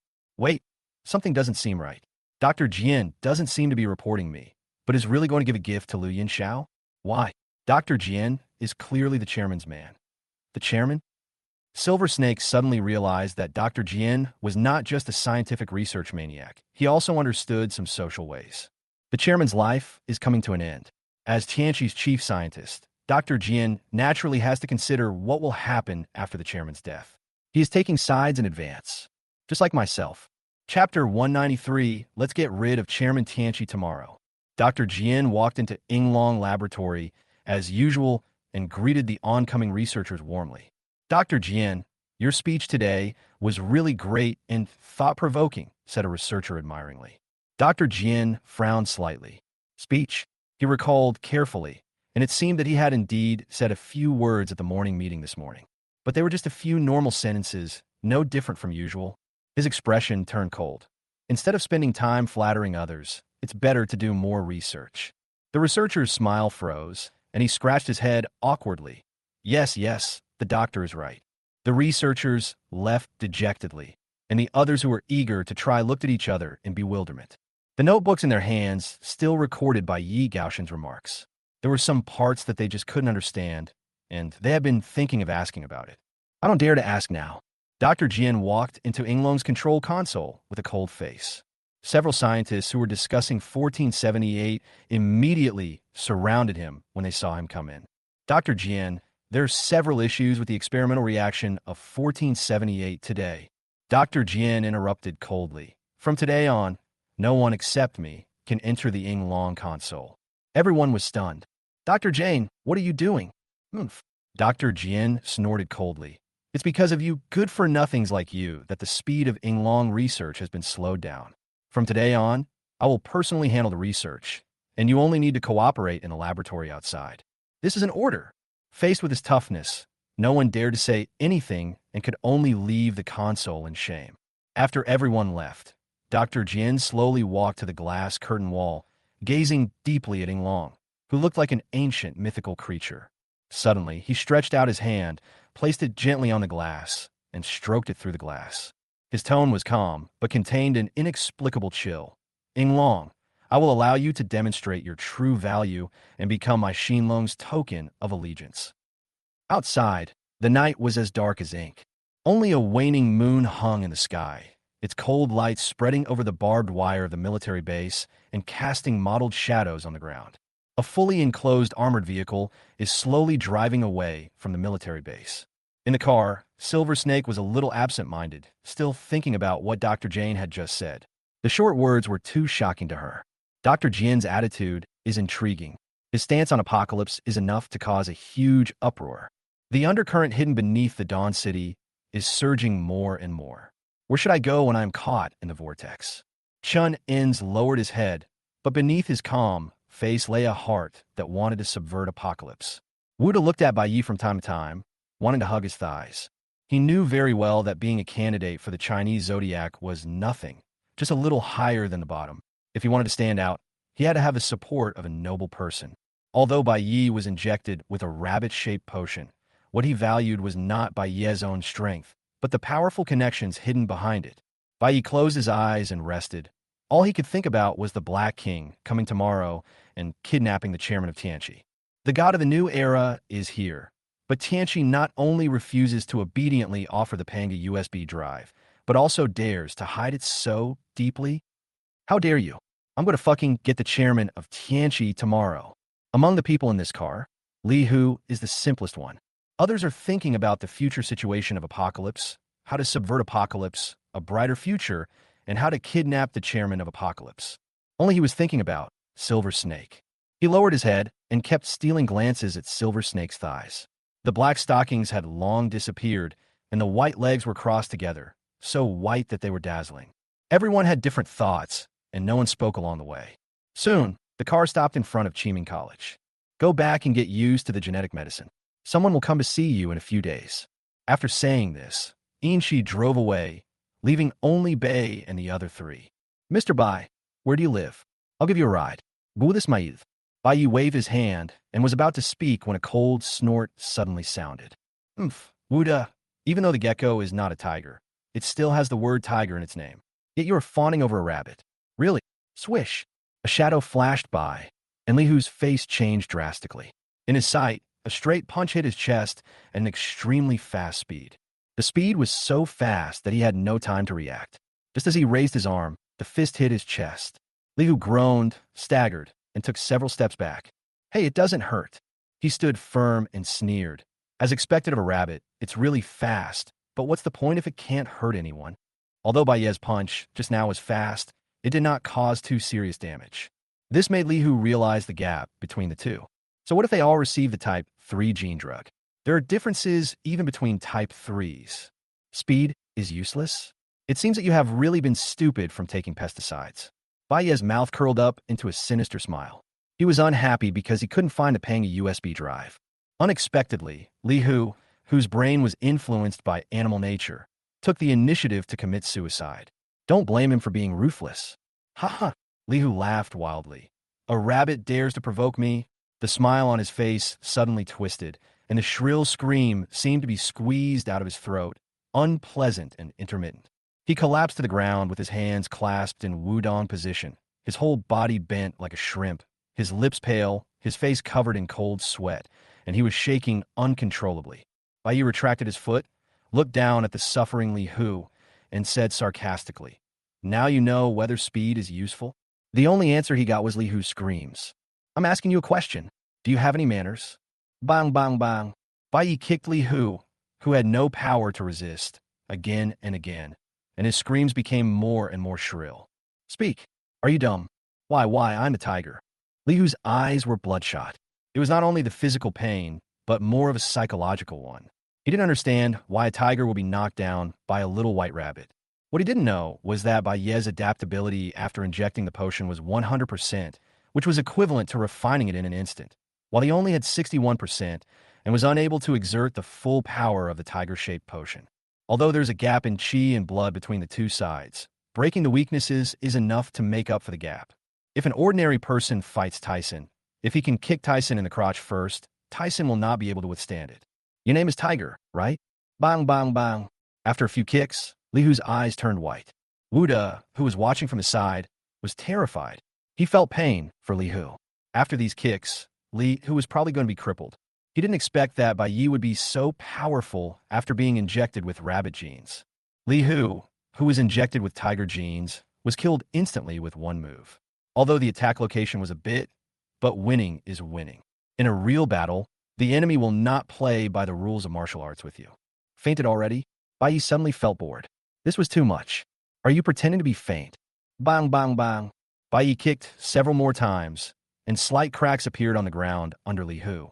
Wuda hurried forward and said, "Master Bai, stop hitting him. If you do, you'll kill him."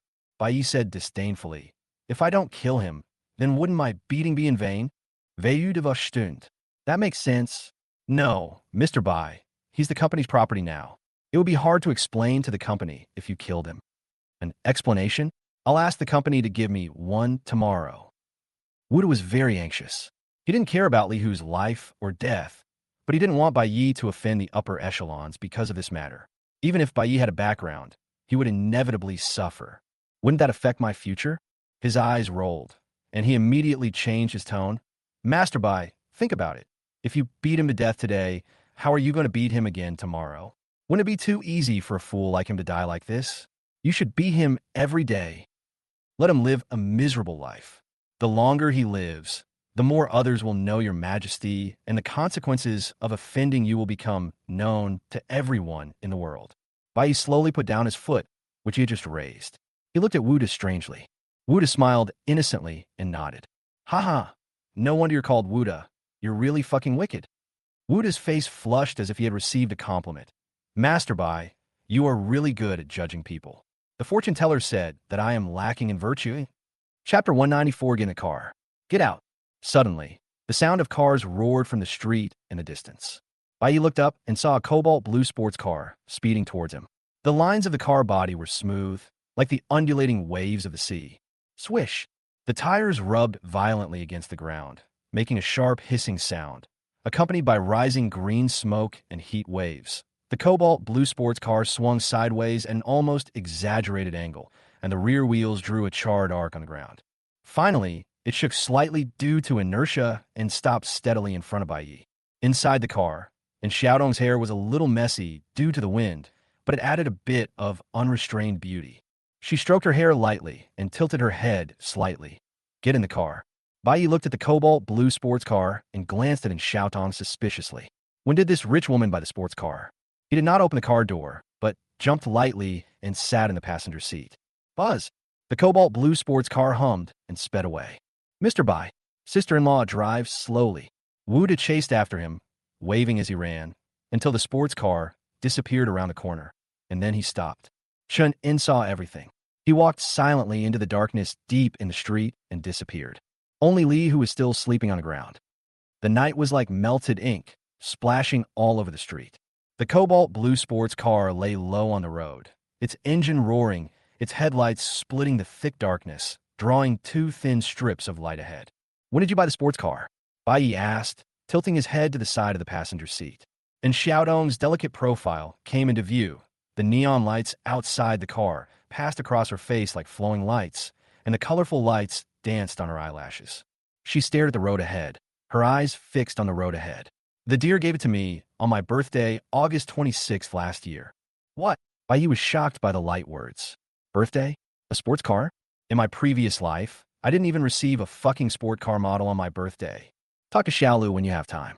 Ask her to celebrate my birthday when it's convenient for her." And Xiaodong tilted her head slightly, her playful hair brushing against her face. "When is your birthday?" "It depends on when Xiaolu is convenient, when she is convenient, and when my birthday is," Bai said. And Xiaotong, "What if she has it convenient every day?" Then it's not impossible for me to celebrate my birthday every day." And Xiaodong was speechless for a moment. "So, when is your birthday?" Bai was slightly stunned. He really didn't know his birthday in this life, because most people in the wasteland didn't have birthdays. "I don't know either. It seems like I have never celebrated a birthday in my life." He thought carefully, and there was indeed no such thing as a birthday in his previous life's memory. The confusion in the boy's eyes was like a dusty star, hiding all its light. It touched in Xiaodong's heart lightly and accidentally, causing her fingers gripping the steering wheel to tighten unconsciously, and even the night wind seemed to stagnate for a moment. She no longer looked at Bai Yi, but looked at the dark street ahead with an inexplicable gaze. After a moment's silence, she said softly, "Then let's set it for August 26th. Bai Yi was slightly stunned. "Why choose August 26th? Does this date have any special meaning?" Sizzle. The cobalt blue sports car came to a sudden stop, leaving two long tracks on the ground. "Gao the car," and Xiaodong said expressionlessly. Bai Yi rubbed his chest, which was hit by the sudden braking, and said angrily, "What are you doing? Why are you getting off the car before you get home?" "Because you weren't listening to me." "Nonsense. Xiaolu gave you a sports car for your birthday. Why didn't I listen?" And Xiaotong turned her head, her cold eyes staring at him. "You just heard about the sports car, right? So what's my birthday?" Bai Yi was stunned. He laughed dryly twice and said, "It can't be August 26th, right?" And Xiaotong remained silent, still staring. "Haha, actually, I was just kidding. I find you're a bit too serious." Buzz. The sports car started slowly, and Xiaotong drove silently and stepped on the accelerator to the bottom. The cobalt blue sports car was moving through the streets like a fish swimming in the deep sea. "Well, why don't you ask me about the situation in my core laboratory?" Bai opened his mouth and was swallowed by the wind. "What's with the lip prints on your clothes?" And Xiaodong suddenly asked. "Lip print." Bai suddenly looked down and saw a faint light red lip print on the burgundy suit. "Damn silver snake. It must have been the silver snake rubbing against me." Aren't Xiaodong's eyes like microscopes? She can even see the red lipstick marks on red clothes? As expected of a strong man with 19800 chi and HP, he has good eyesight. This was done by Silver Snake. "The first time this bitch saw me, she set her sights on me." Bai gritted his teeth in anger. "I spent 200,000 to buy Xingshua, and you dared to dirty my Xingshua." As he spoke, and Xiaotong, who was driving, gripped the steering wheel tighter and tighter. Clang! A crisp sound of sword rang out. "Holy crap." Bai was horrified and quickly dodged the suddenly appearing pure silver cross sword. "Why did your sword pop out?" And Xiaodong's mind moved, and the pure silver cross sword turned into a silver glow that disappeared.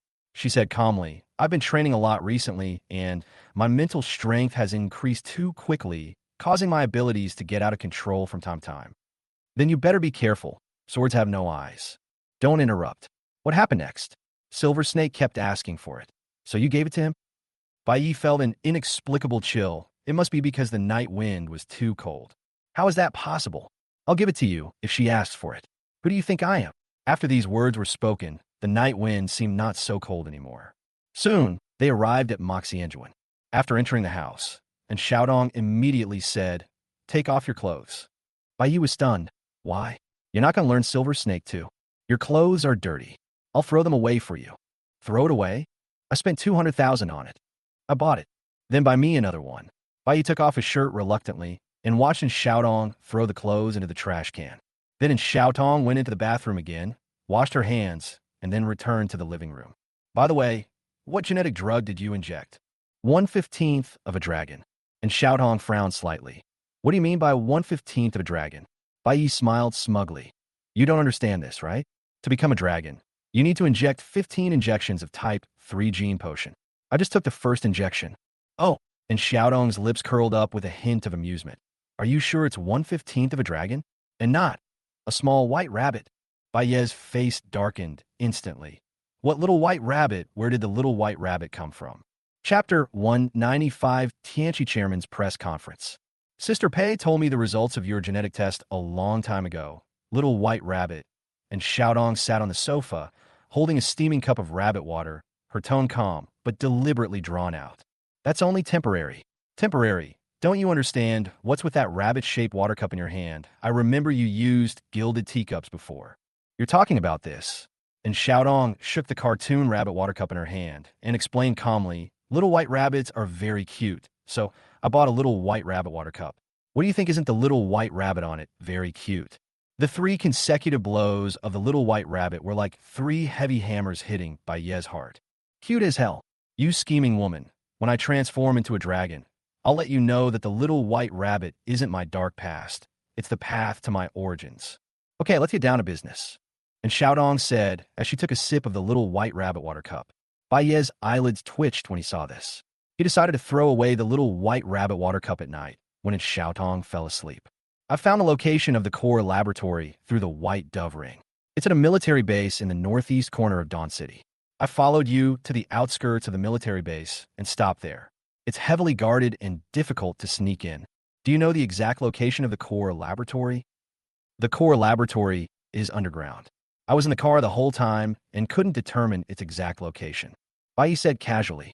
He already knew that there was no Pengy USB flash drive in the core laboratory, so he naturally wouldn't ask Xiaotong to go through the core experiment again.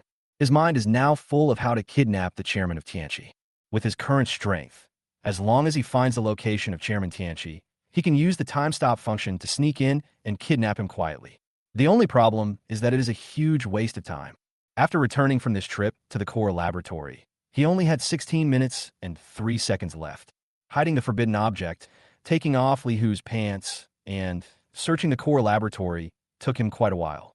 If it weren't for the injection of 1/15th of the dragon-shaped potion that increased the speed, it would probably have taken even longer. It would be great if I could log into Xiaotong's account and kidnap Chairman Tianqi. It would definitely save time, but how can I fool her?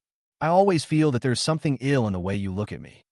And Xiaotong calmly buttoned up her collar, hiding her slightly exposed collarbone under her collar. Bai Yi was furious. What an attitude. I am attracted to your body, but this body is not that body. It is not the same concept. Such straightforward words made Xiaotong feel a little uncomfortable. You rascal.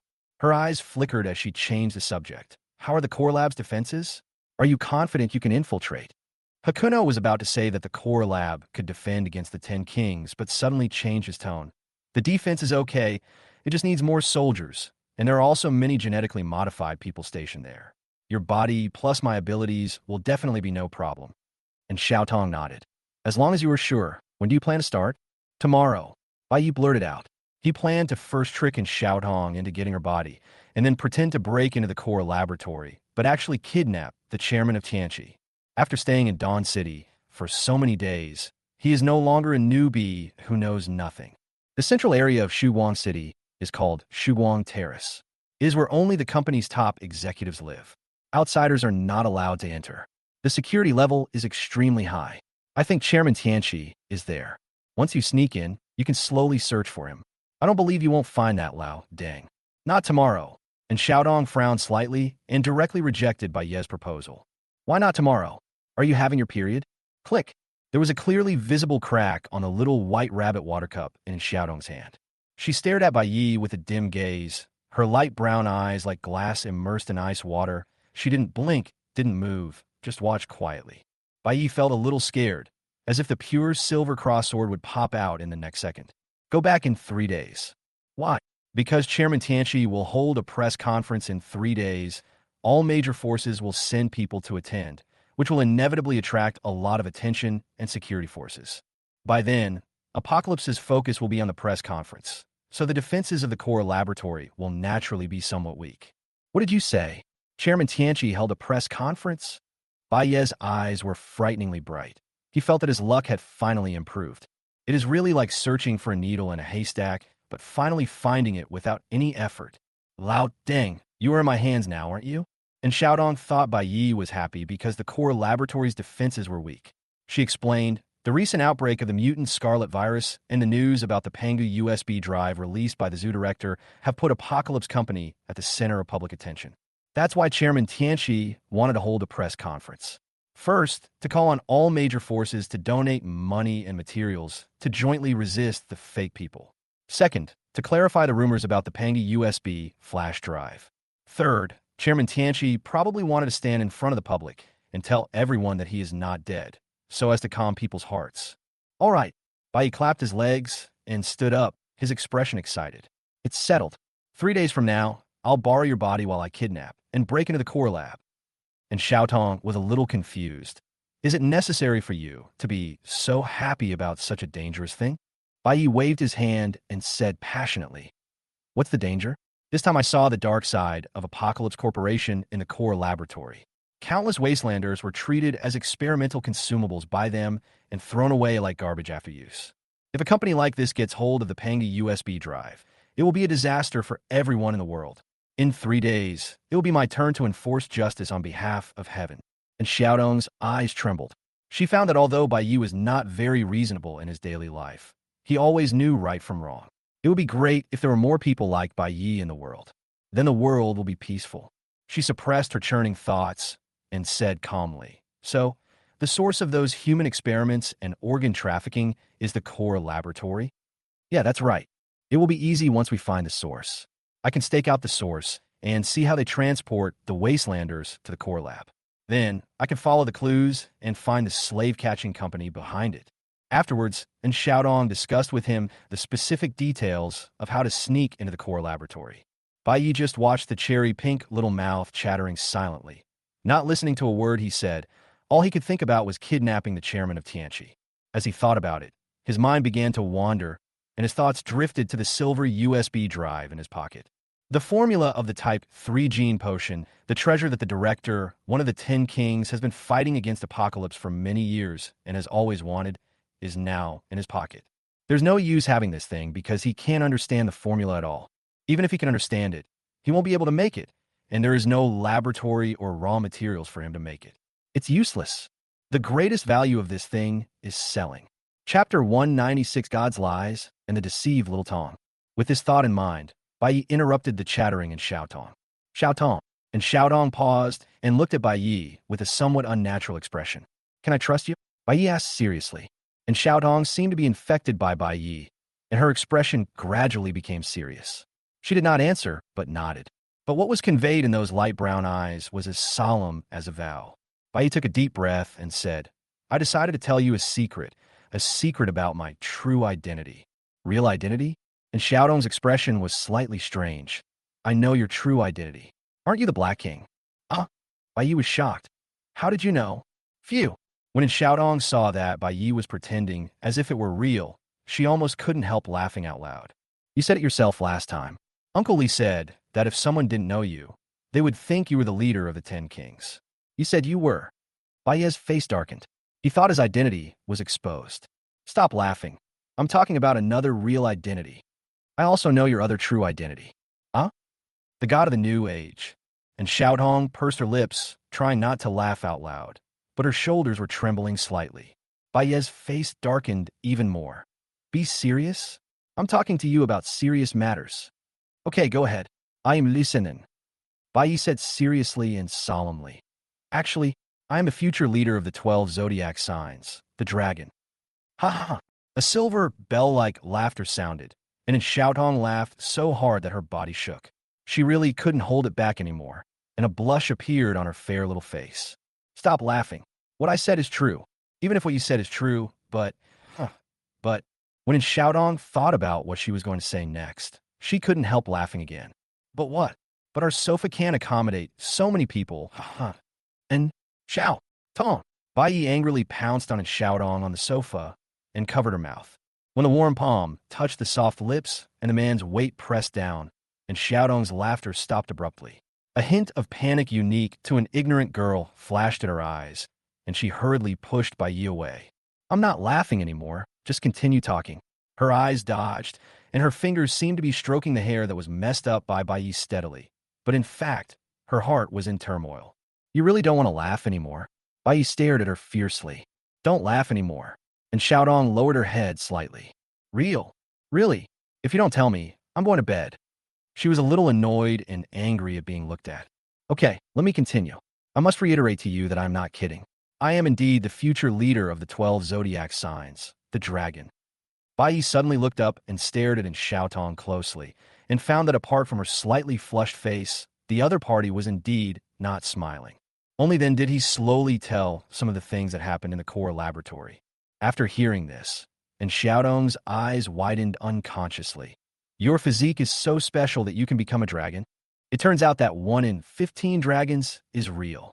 Then, her expression hardened, and a hint of worry and guilt flashed in her eyes. I'm sorry, I got into this trouble. I didn't know that the type 3 gene drug required a corresponding gene stabilizer. Hey, Bai Yi stood with his hands behind his back, looking at the moon at a 45-degree angle. He found that there was no window in front of him, so he turned his body, changed direction, and aimed at the window. After being injected with the type 3 gene drug, I became the future leader of the 12 zodiac animals, but my life and death are no longer under my control. Hey, I was kidding you. The version of the mutated scarlet virus is above the type 3 gene drug, and Xiaodong's eyes were filled with even more guilt. I will definitely help you find a Pangy USB drive. It must contain a cure for the aftereffects of the type 3 gene drug. Seeing that the fire was almost ready, Bai Yi turned around and said calmly, Don't bother. I already have a solution. And Xiaodong's eyes suddenly lit up. What method? Here. Bai Yi directly threw out the silver USB drive. This contains the formula for the type 3 gene drug. With it, making the stabilizer will not be a problem. And Xiaodong stared blankly at the USB drive in her hand, her eyes filled with disbelief. Type 3 gene potion formula? Where did you get that? She could never have imagined that the recipe that the headmaster had been dreaming of was actually in Bai Ye's hands. After Dr. Jian discovered my potential as a dragon, he brought me to his laboratory for testing. Because dragons are of great importance, Silver Snake took the others away to prevent leaks. Bai Ye's lies came out of his mouth almost without thinking. So, it was just Dr. Jian and I left in the lab. Dr. Jian is a research geek. When he found out I could transform into a dragon, he started fiddling with the lab equipment like crazy. Then he took out the USB flash drive from his pocket and started writing, saying that he got inspiration from me to improve the type 3 gene drug. When all the data measurements were almost complete, I took the opportunity to activate the 1,000-fold instant stream of light and shadow, and using 1/15 the speed of a dragon, I stole his USB drive. And Xiaodong held the USB drive tightly in her hand, her heart trembling.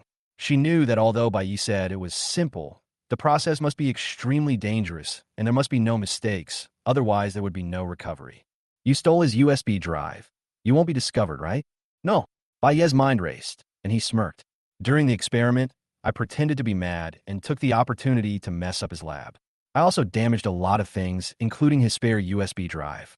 He must have thought this one was destroyed too. The boy's smug smile made Xiaodong's heart clench. Experiment going crazy. She could almost imagine what Hakuno had gone through in the lab. The light brown eyes were instantly filled with heartache and guilt, as if a small stone was thrown into the center of a lake, creating ripples of worry. Are you okay? Does it still hurt? Do you need some medicine? I'll find some for you.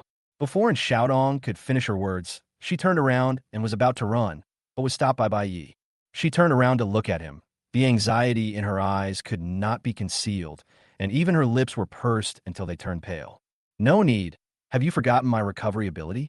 Bai Yi smiled, but that smile made Xiaodong's heart ache even more. Hey, why are your eyes red? No, it's okay. I was inhaled by the smoke from Shui Zongchengsen, and Xiaodong struggled to break free from his hand in panic. I'll go cook for you. Although you have strong recovery ability, it must be very consuming. Looking at Xiaodong busy in the kitchen, Bai Yi couldn't help but touch his chin. Is it really okay for me to lie to a little girl like this? People really can't do this, but God can. Chapter 197 Dragon Level Taboo Item. Soon, a table full of delicious dishes with good looks, aroma, and taste were ready. Looking at the black, incomprehensible stir-fried dish in front of him, Bai Yi calmly put down his chopsticks. Although Xiaodong is perfect in every aspect, her cooking skills are terrible. The two of them usually buy food from outside when they are at home. Why don't you eat? Business is more important, Xiaodong.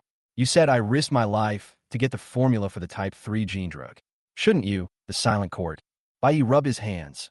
Show your appreciation? And Xiaodong, already feeling guilty, said without hesitation, what do you want? As long as the silent court has it, I can give it to you. Wow.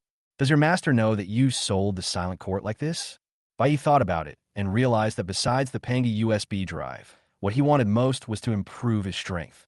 I want the fastest way to improve my strength. Is there a way that can make me stronger than you overnight? It would be best if the process is effortless and has nothing to do with hard work. I even enjoy the process. And Xiaodong's face darkened. I've only seen the method you mentioned in the storybooks, collected by Xiaolu. Bai Yi was stunned. Is there such a method in the storybook? What method? Dual cultivation. Ahem. If there really is such a secret method, it's not impossible. And Xiaodong rolled her eyes at him. What are you thinking? How could there be such a method? The fastest way to improve your strength in this world is to inject genetic drugs. You've already been injected with the most advanced type 3 genetic drug. You just need to practice hard, and you can improve your strength step by step. Then let me change my request. God's taboo. And Xiaodong was even more speechless. No. What? You, the Silent Court, are an organization of the 10 kings, but you don't even have a divine taboo? Xiaodong, girls are not easy to deceive. No, that's all. Objects that are tabooed by gods are hard to come by. And even if you do come across one, it's difficult to contain. Oh, I do have half of one. Would you like it? Yes. Of course I do. Which half? What's the serial number? And Xiaodong said lightly, 169. Damn, 169 was originally mine. Bai Yi felt like he was being fooled, and Xiaodong was a little speechless. 169 was originally half for you and me. When did it become yours? I know you have a bad memory, but you can't just remember things that benefit you, right? Bai Yi. It hurts, Xiaodong. I risked my life for you, the Silent Court, and you didn't even show any appreciation. We would like to express our gratitude, but you specifically asked for things that we don't have. How about you order something that we have, Little White Rabbit? And Xiaodong deliberately lengthened the tone. Don't call me Little White Rabbit. I'll be angry if you call me that again. Okay, Xiaobai. Bai Yi was furious. Even Xiaobai can't do that. How about the dragon-level forbidden item? Xiaobai. That's fine. Bai Yi's expression lit up. Although a dragon-level forbidden item wasn't as valuable as a divine-level forbidden item, it was still a rare treasure. Even someone as wealthy as Fatty Gao didn't have one, which showed how rare it was. The forbidden item of Jiao level, Black Nether Mask, has infinite uses. Without it, the trip to the core laboratory would have wasted a lot of time. Of course, the more taboo objects there are, the better. As for the accommodation conditions, they're not a problem for him at all. No matter how harsh the conditions are, they cannot bypass the body and spirit. Unfortunately, his body is indestructible and his spirit is immortal. Okay, my master happens to have a dragon-level forbidden item. I'll get it for you next time. And Xiaodong nodded, and with just a few words, the presiding judge lost a forbidden item. Exchanging the formula of a Type 3 gene potion for a dragon-level forbidden item doesn't sound very cost-effective. After all, Type 3 gene medicine can cultivate a large number of genetically modified people. For any force, it is a treasure that can enhance the overall strength. Although the dragon-level forbidden items are the top-level forbidden items and are also hard to come by, they can only be used by individuals. In terms of overall effect, the dragon-level forbidden substance is definitely not as good as the Type 3 gene potion. But we should not only look at the value of things, but also whether they are suitable for us. The formula for the Type 3 gene potion is just a piece of waste paper in Bai Yi's hands, but the dragon-level forbidden item can improve strength and save time. The most important thing is that the recipe can be copied infinitely. Bai Yi will not be so stupid as to sell it only to the Silent Court. If he has the chance in the future, he can also sell it to the zoo, to Fatty Gao, and to anyone in need. Of course, he didn't do this for money. In fact, he had a dream in his heart. Humanity had suffered from alienated beasts for a long time, and he wanted to change this predicament with his own strength. Let everyone in the entire East continent be like a dragon. The same thing, sometimes from a different perspective, has a completely different meaning. The saying, "a thought can make the world wide open," is exactly like this. Thinking of this, Bai suddenly felt that his act of selling goods to three parties had become noble. And Xiaodong thought for a moment and continued. Also, if you need the potion to transform into a dragon in the future, or if you want to sell it or give it to friends, the Silent Court will help you make it. Unfortunately, we don't have a channel to sell type 3 gene potion, and I guess the master wouldn't sell such a dangerous thing to others. Otherwise, he could give you a share of the sales. Thoughtful. Very thoughtful. The more Bai Yi looked at Xiaodong, the more satisfied he became. This little girl was so genuine and so good at bargaining. Not only was it not enough to give him a dragon-level forbidden item, he also contracted the genetic medicine he would need in the future and wanted to give him a share of the sales. He felt a little embarrassed to lie to others. Damn you, painter. It must be the effect of fate that's causing me to harbor evil thoughts, betray my true feelings, and tell lies. Damn the painter. At this time, and Xiaodong stretched out her hand and handed over the silver USB flash drive. Wait until I get the dragon-level forbidden item. Then you can give me the USB drive. Bai directly held her hand, pushed the USB drive back, and said nonchalantly, "No, you can use it first. I trust you.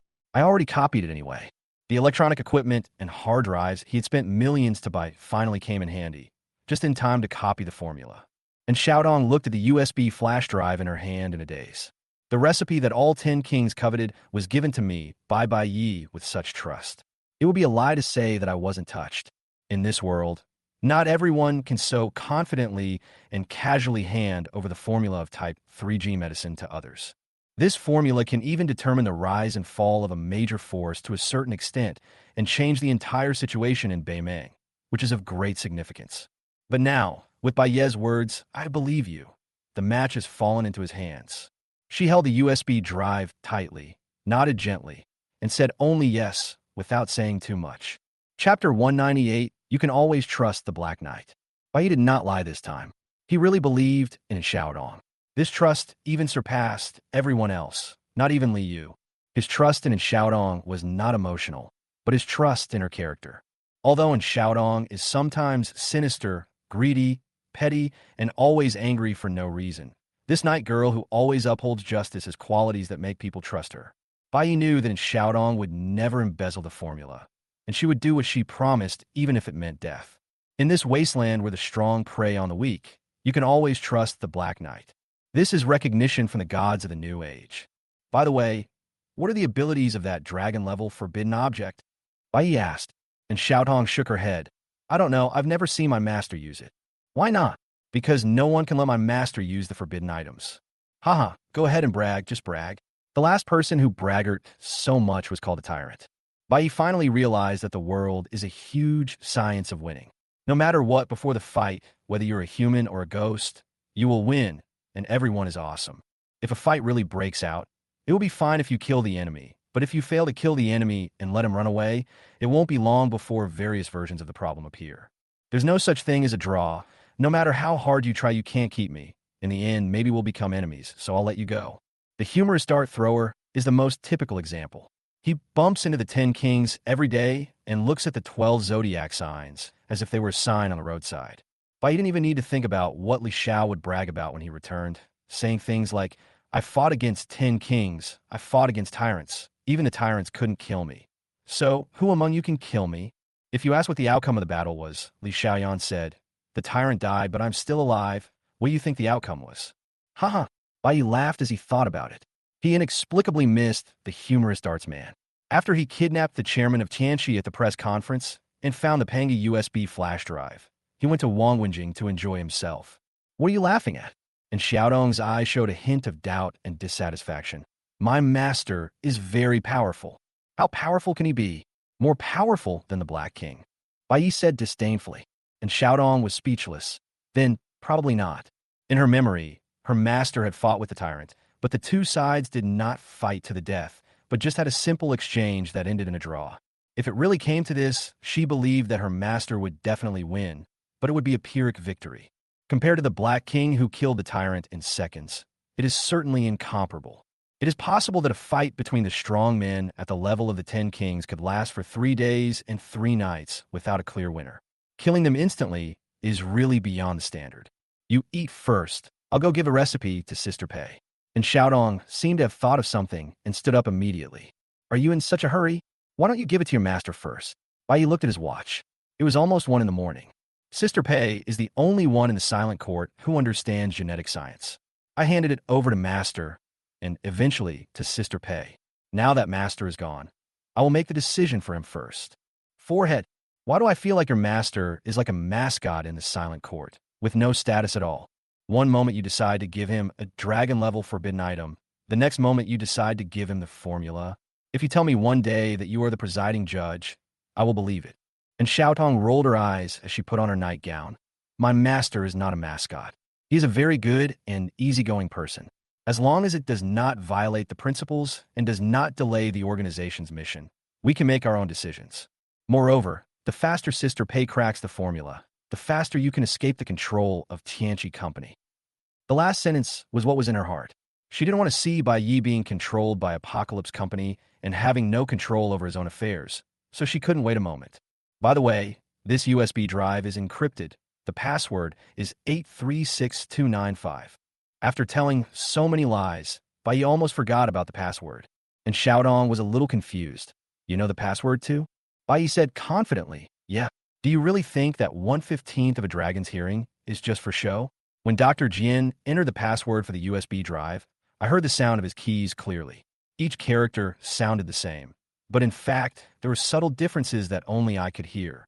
Anyway, and Xiaodong has never taken the genetic potion that is 1/15th of a dragon, so the final right of interpretation is in her hands. And Xiaodong felt confused and shocked. Is this the power of 1/15th of a dragon? A moment later, as soon as a ray of moonlight leaked out from the clouds, the carved window lattices on the second floor of the villa slid open silently. A slender black shadow stuck out half of its body like a cat, the black nightgown tightly wrapped around the girl's outline. The loose hair hanging from the edge of the hood was picked up by the evening breeze and quickly stuck back to her neck. And Xiaodong bent her knees and lightly tapped the windowsill. Then her figure glided away like a black swallow. The exquisite feather made her as light as paper, and she floated to the bushes in the dark at an extremely fast speed. She lowered her body and silently blended into the thick, inky night and disappeared. I didn't even know to close the window when I left. Click! Bai Yi on the balcony closed the window and watched in Xiaodong's disappearing back. And Xiaodong had completely disappeared from his sight, but his extremely sensitive ears could vaguely hear a slight movement, which was the sound of clothes sliding across the grass, almost imperceptible. Apart from that, there were no sounds of footsteps, heartbeats, or breathing. Anything. This was a little unbelievable to him. With 1/15th of the dragon's hearing, he could even hear the sound of blood flowing in the blood vessels, but it was difficult to hear the sound of Xiaotong leaving. Is this Zay? The absolute in qi and blood martial arts can conceal fluctuations in qi and blood, breath, heartbeat, etc. When practiced to the peak, it can be detected by all senses except the visual sense. Bai Yi couldn't help but think of himself. He only knew circle, armor, and feather now. He tried to practice absolute, but each time ended in failure. And Xiaotong said that it might be because Zhu was contrary to his personality. Because Zhu represents low-key and restrained. Bai Yi felt that it was all nonsense. Wasn't this just a way of calling him arrogant? As a god of a new era, he pretends to be a human being and puts on a show every day in Dawn City. He is so low-key. How can he be arrogant? He thought that the pseudo-human body was too active and was unable to restrain its own aura because it was too active. Well, that must be the case. It's all because of that damn mutated scarlet virus. It really is the formula for the type 3 gene potion. Pei Qingwei, who was wearing light gray cotton pajamas, was shocked. She sat in front of the computer desk, watching and verifying over and over again. The warm yellow light from the desk lamp fell on her body. The thin-frame glasses on her nose reflected the faint light, and her eyes behind the lenses were wide open. It's incredible. The formula that the director has been unable to obtain for years actually fell into my hands so easily.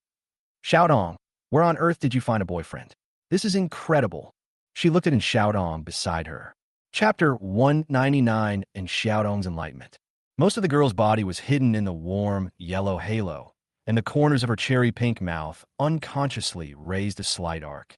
Seeing Pei Qingyue's gaze sweeping over, the arc immediately disappeared, and he said calmly, he was lucky this time. Jojo used Lucky. Pei Qingyue playfully imitated in Xiaodong's tone. It seems that love can make people say one thing and mean another. My well-behaved Xiaodong has also become arrogant. You're being modest on behalf of your boyfriend, but you're actually incredibly proud, right? Sister Pei. And Xiaodong said angrily with a blush on her face. Ha ha. Okay, Xiaodong is shy, so I won't say anything more. After the joke, Pei Qingyue buried her head in the formula again. She turned the mouse wheel, and countless academic characters flowed across her glasses like water. The more she read, the more shocked she became. In short, he is indeed a genius. His scientific research ideas are wild and imaginative, yet interconnected. He is truly a genius. He added many designs based on his mentor's work, making the Type 3 gene potion even more perfect. Unfortunately, he still couldn't fix the design flaws, so that people who had been injected with the Type 3 gene potion still needed special stabilizers to maintain their genes. And Xiaotong narrowed her eyes slightly and said in a deep voice, perhaps he has already perfected the flaws, but the top management of Tianqi will not allow him to produce the final version of the Type 3 gene drug. Pei Qingyue was startled, and a chill rose in his heart for no reason. You are right. This is indeed something that Tianqi can do. Perhaps for Tianqi, a defective gene medicine is the best medicine. Sister Pei, can you make a gene stabilizer according to the formula? Pei Qingyue deliberately said, no, and Xiaotong suddenly became nervous. Even Sister Pei, you can't do it? Then Bai Yi. Ha ha. Pei Qingyue laughed maliciously. I am kidding. Although I'm not as good as Jian Yanji, I'm still a PhD in genetics. The answers are right in front of me. If I can't even make a stabilizer, I don't deserve to be a PhD. Sister Pei, you? And Xiaodong felt a little embarrassed and angry. Although her sister Pei looked gentle and spoke softly on weekdays, she always liked to play pranks and took pleasure in other people's embarrassment. Pei Qingyue's smile faded slowly, and she said seriously, Xiaotong, you're a good kid in every way, but you're too trusting. You believed everything I said casually, and you'll be deceived in the future. I only trust people who are worthy of trust. And Xiaodong's words touched Pei Qingyue a little. She seemed to remember something from the past, and her smile unconsciously showed a hint of sadness. Someone worthy of trust? Oh, but how do you judge who is worthy of trust? I'm worried that someone will take advantage of your kindness and make you do something you'll regret. By the time you discover the truth, it will be too late. The more you pursue justice, the more darkness you will encounter. The moment you realize the truth and feel regret, justice becomes extreme and you are no longer yourself. And Xiaotong fell silent. She always felt that Pei Qingyue was hinting at something. She was silent for a long time and only raised her head after a long time. Her light brown eyes stared at Pei Qingyue without any dodging. She said, I will not regret my choice. If that day ever comes, I will need to reflect on my own knowledge and vision, not doubt my sincerity and kindness. Pei Qingyue's pupils trembled, and she opened her mouth as if she wanted to say something, but in the end she didn't say it. She was silent for a moment, then suddenly smiled and said, It's all my fault, sister, for suddenly talking about such a serious topic. Now that we have the formula, we should be happy. You don't have to worry about Bai Yi. I will be able to research the gene stabilizer soon, but any problems? Pei Qingyue nodded. It's a bit of a problem. You know that Lu Yunxiao has been supporting my lab behind the scenes. Many of my lab assistants are his people. If I create a gene stabilizer in the lab, Lu Yunxiao might find out. And Xiaotong frowned. What about building another laboratory? Building a new laboratory is no problem, but it will take a lot of time. I'm afraid you'll feel bad for Bai Yi and can't wait. Sister Pei. Oh, sister. I won't say anything more. You're such a fool. Having a boyfriend is not something shameful, but you are not allowed to talk about it. He and I are just pretending to be boyfriend and girlfriend. Pei Qingyue smiled and said, In this world, what is true? What is false? Who can tell clearly? However, I do have a method that can quickly produce a gene stabilizer. What method? Give Lu Yunxiao the formula for the Type 3 gene potion. And Xiaotong was stunned. For Lu Yunxiao? Pei Qingyue nodded. I am not aiding the enemy. Although I have worked with Lu Yunxiao for many years, Your master is the only one in my heart. And Xiaotong, she always wondered, when a woman reaches a certain age, can she speak freely about these love affairs? Lu Yanxiao also has a secret research team that has been researching type 3 gene drugs and has made substantial progress. He doesn't trust me, so he hasn't let me join this research team yet. It's a pity that the team's level is limited. Even with the type 3 gene drug samples, they still encountered many scientific research problems that could not be solved. So Lu Yanxiao asked the experimental assistant to come to me to seek advice from his side.